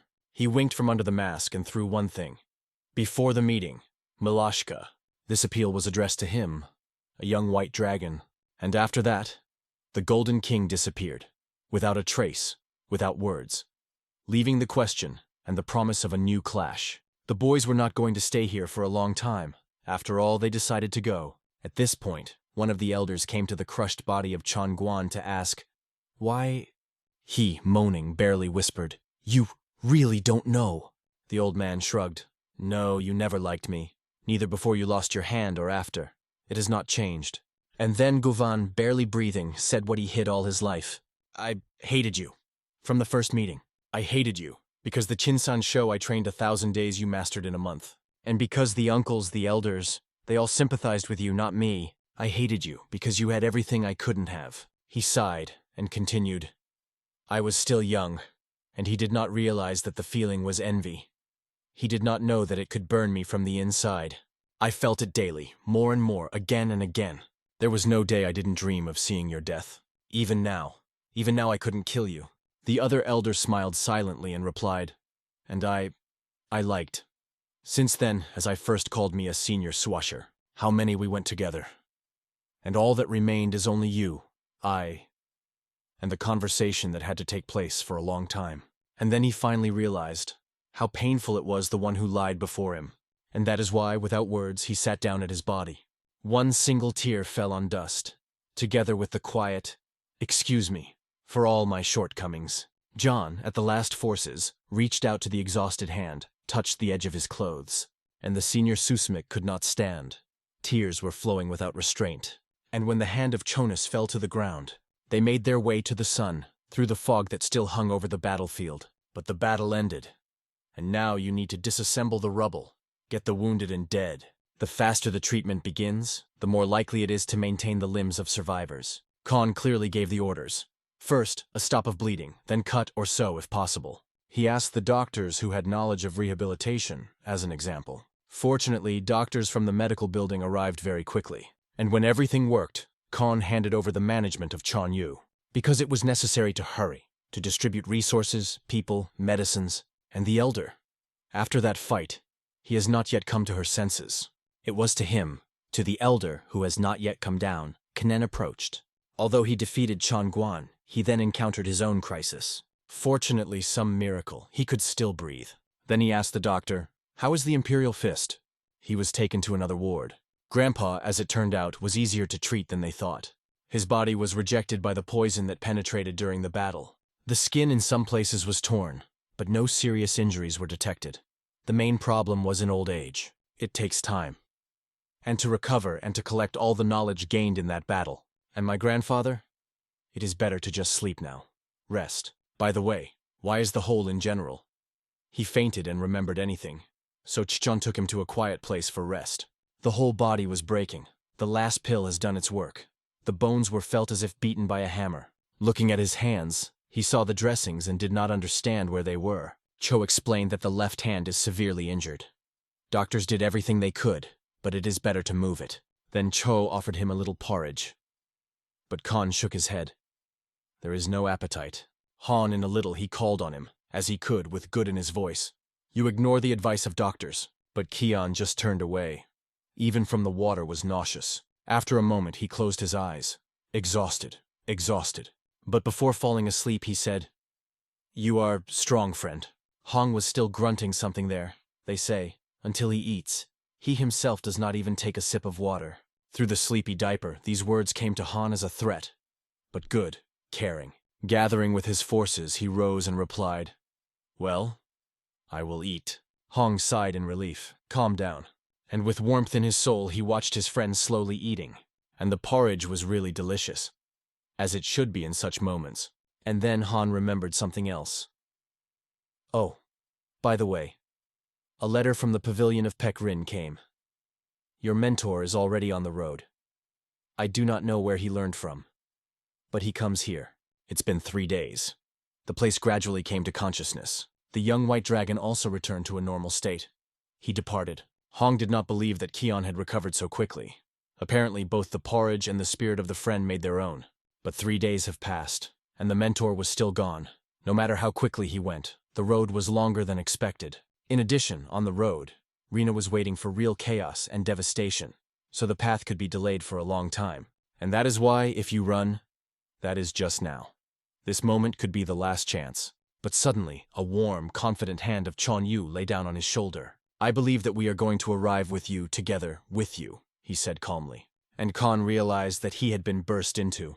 Han felt everything, not even asking. And it was at this moment that a knock on the door was heard. He immediately came to his voice. The young head arrived. Kion was convinced that the road would take at least 2 days. But, as it turned out, Yuho copes with long distance moving even better than Peck Rin himself. And now everything has come to place, so they did it. Soon everyone was sitting at one table, and Rin, with a light smile, said that I was glad to see Han alive and whole. These calm, kind words even embarrassed.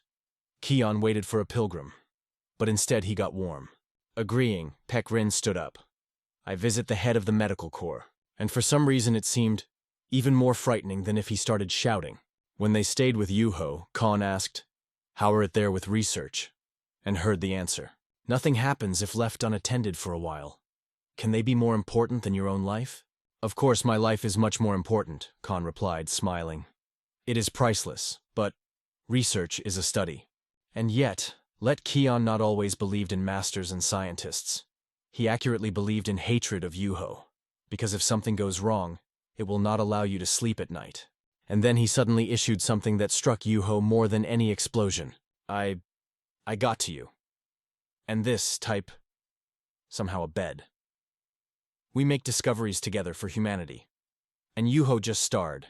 Meanwhile, the old man walked next to the white dragon mentor, convincing him he is a warrior, and finally survived. Became stronger. Is it not enough? They were already approaching the ward.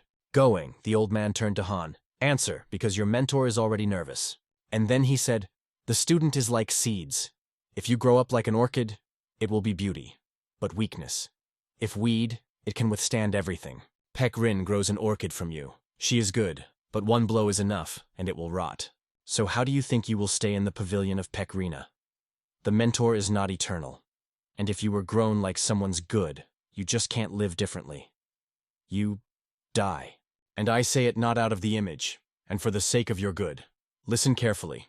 When Peck Rin replied that the old man was saying, based on his own experience, a silent pause hung, and then the old man confessed, I lost the student. I grew it like an orchid, and he kept around, and it turned out it could be broken like a flower. Rin firmly said, It's not a greenhouse, it's Can-Ho, and here they live. The warrior must be weed. And to make it like this is the true task of the mentor. And that is why Rin's face admitted, If I knew that everything would turn out, I would not allow him to go to the wisdom. These words hurt the old man. He turned sharply, thundering, "And what of that? I have already taken it to the students." And further, without holding back his voice, he said, "The young white dragon is no longer a student of Peck." Everyone in attendance realized. The old man talks about things that would be better left in silence. But just these words flew to Rina. His hair flew from the explosion of internal energy. With a cold question in the eyes, he only said, "Yes?" And he acknowledged. It is extremely difficult for him to accept such. But even though he said, the old man stubbornly called him brazen. The pressure in the room increased. It was literally felt on the chest. It was difficult to breathe. Stress. It became felt like a wall. "Why talk to us if you have already decided everything?" said Peck. "I just need to prove that he already has enough knowledge." "Wow, you really got angry, White Scales," the old man smiled. "Okay, good. The white dragon tried to stop them. Please, don't. Because of me. Not worth it." But the old man just smiled. "I wanted to come up with him for a long time. You don't even imagine how glad I am. Don't disturb." "I'm too," Peck replied. "I will take your wooden sword so as not to cripple the old man. See you later. And you are arrested." Curse. These two are really seriously tuned. The white dragon didn't want it. He did not want them to fight. Especially through him. Suddenly there was an explosive roar. Everyone shuddered from the force of blow. Honey, jumping on the left, was alarmed to noise, ready for the worst. Everyone froze. The mentor waved only with a wooden sword, and his grandfather was reflected with his bare hands, and that turned out to be enough to lift the storm. Yuho and No Idea had that two wise craftsmen could do such chaos playing in half. After consulting, they acknowledged that the situation grows into a real problem that should be restrained immediately. If so continues, they will compare the whole mountain with the earth, and they will not save anyone. 2 hours have passed. It is good that the mentor took the wooden sword. Otherwise, more than 100 wounded would have to be treated. The old man smiled and whispered, "This White Scales are a real crazy." Peck barely restrained. "Be careful with words, older, or instead of a mountain we'll have to patch you." A verbal altercation broke out between them, like a spark in a powder barrel. The white dragon became between two masters. "A little more, and you will turn the whole reason into ruins." He expected passion, but did not think that they would disperse so much. The mountains trembled from every touch. Chon was already begging for the mentor to restrain, because the underground halls of the school began to fall from shock waves. Yuho sighed. "Why is everything going out of control through our young owner?" And yet the old man confessed, "I understand, Peck. When you first get a student, you do not know where the limit of care and where blind obsession." The old man slowly led the language of ancient times, when he had not yet been shattered, and began with the first student he lost, like spring, which was unexpectedly broken by the cold. Then he was the second pupil he received under the wing and buried it again, because Kanho's sword knows no pity to the teacher or the student. And so on, again and again. You hope to heart, and it lies in the ground a few winters, leaving another void in your chest. After all, the life of a warrior in Kanho from the beginning is short. Someone's blade, poison, or actual overloaded body is always faster than dreams.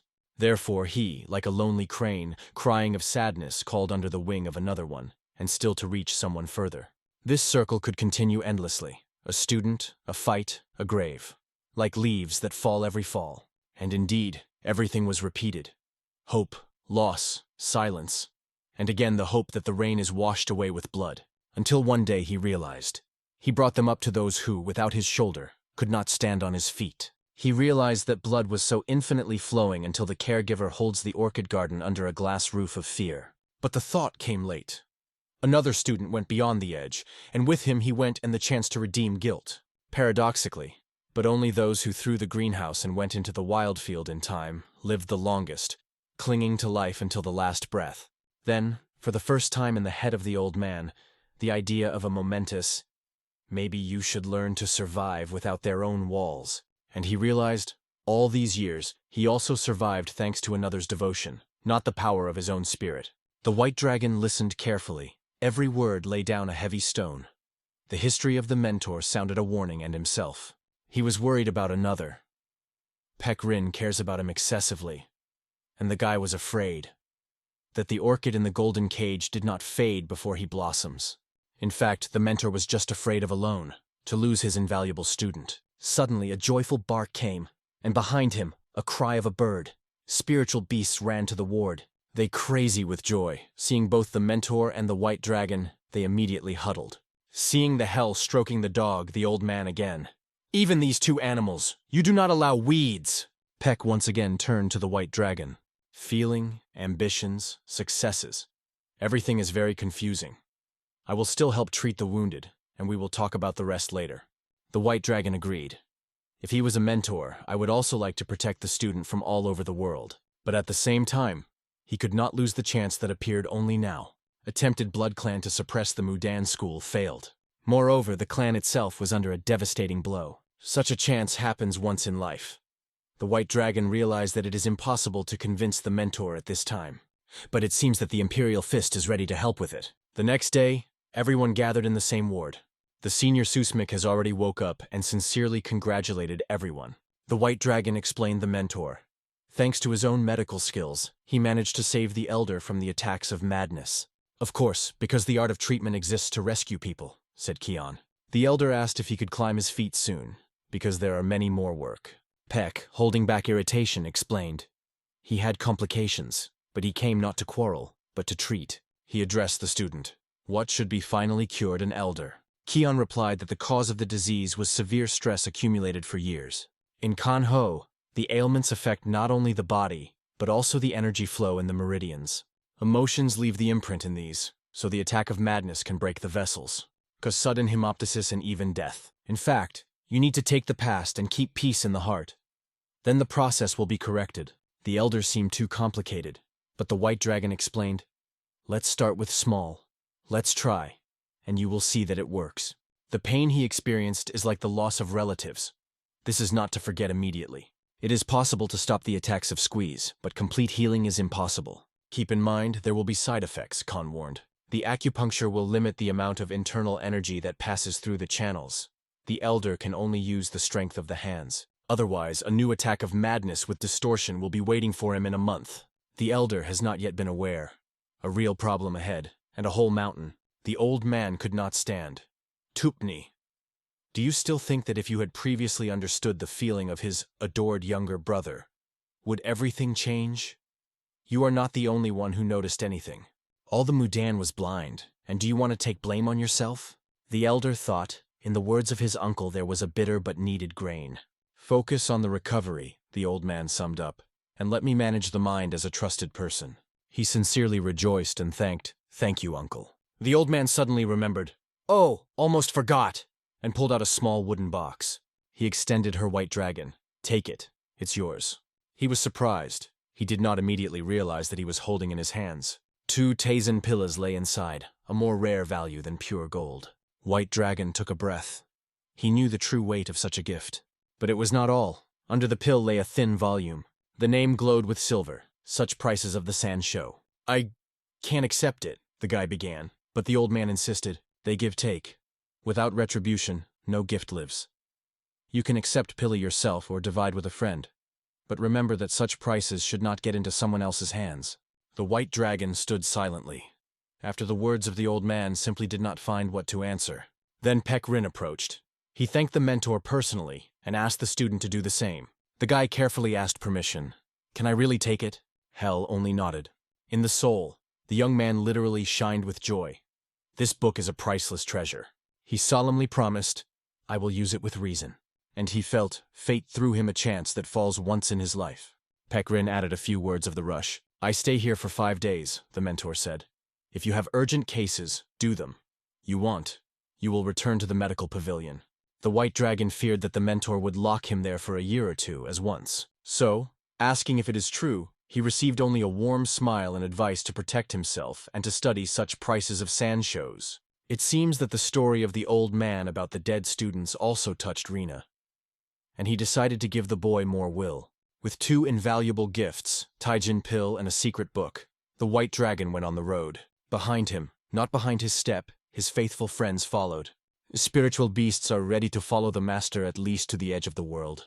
Old and Peck Rin stood nearby like 2 shadows of a great battle. Keeping a guy near him than letting go, Rin said quietly. The old man nodded. And just watching, really the hardest thing. Surprisingly, Rin smiled. Only a few steps and I could catch up. But I will not do it, and I will miss. So he explained to the old man, conducting Han's gaze, which went further. That's what it means to be a mentor. his grandfather summed up. Then they were accompanied by Chon in order to spend a little bit of friends. Getting to the development, he asked the White Dragon about the next goal, surprised that he did not go with Peck. In response, the guy extended him a small box, the same one in which Pil Taijin lay. Kon asked to open it only alone and later. Chon was happy with the gift, not even knowing what was hidden inside. The White Dragon smiled widely and childishly sincerely. Chkon answered the same open smile. To a new meeting, brother. Left himself, he finally opened the box. The glitter of Pilula was literally illuminated in the sun. The heart almost jumped out of his chest. The gift was more invaluable than he could imagine. Chanyu couldn't understand. Why did Khan leave him something so valuable? And why trust such a rare thing again? Like him. But at heart he knew. Khan just wanted he to take himself to the next meeting. And he was already missing. 6 days later, the valley of the snowy mountain, Kion reached a place mentioned in the ancient scrolls of the Heavenly House. There, the grass of ice and snow grew. A rare plant that absorbs moisture of eternal permafrost. Its collection is an extremely complex process. As soon as the sun ray falls, it dies. To protect his hands, the pile used the energy of fire from the technique of 5 elements, cut the square of snow and carefully lifted it without breaking the structure. After a few minutes of concentration, he reached his own. Before him, as a fragile symbol of victory, finally the grass of ice and snow appeared.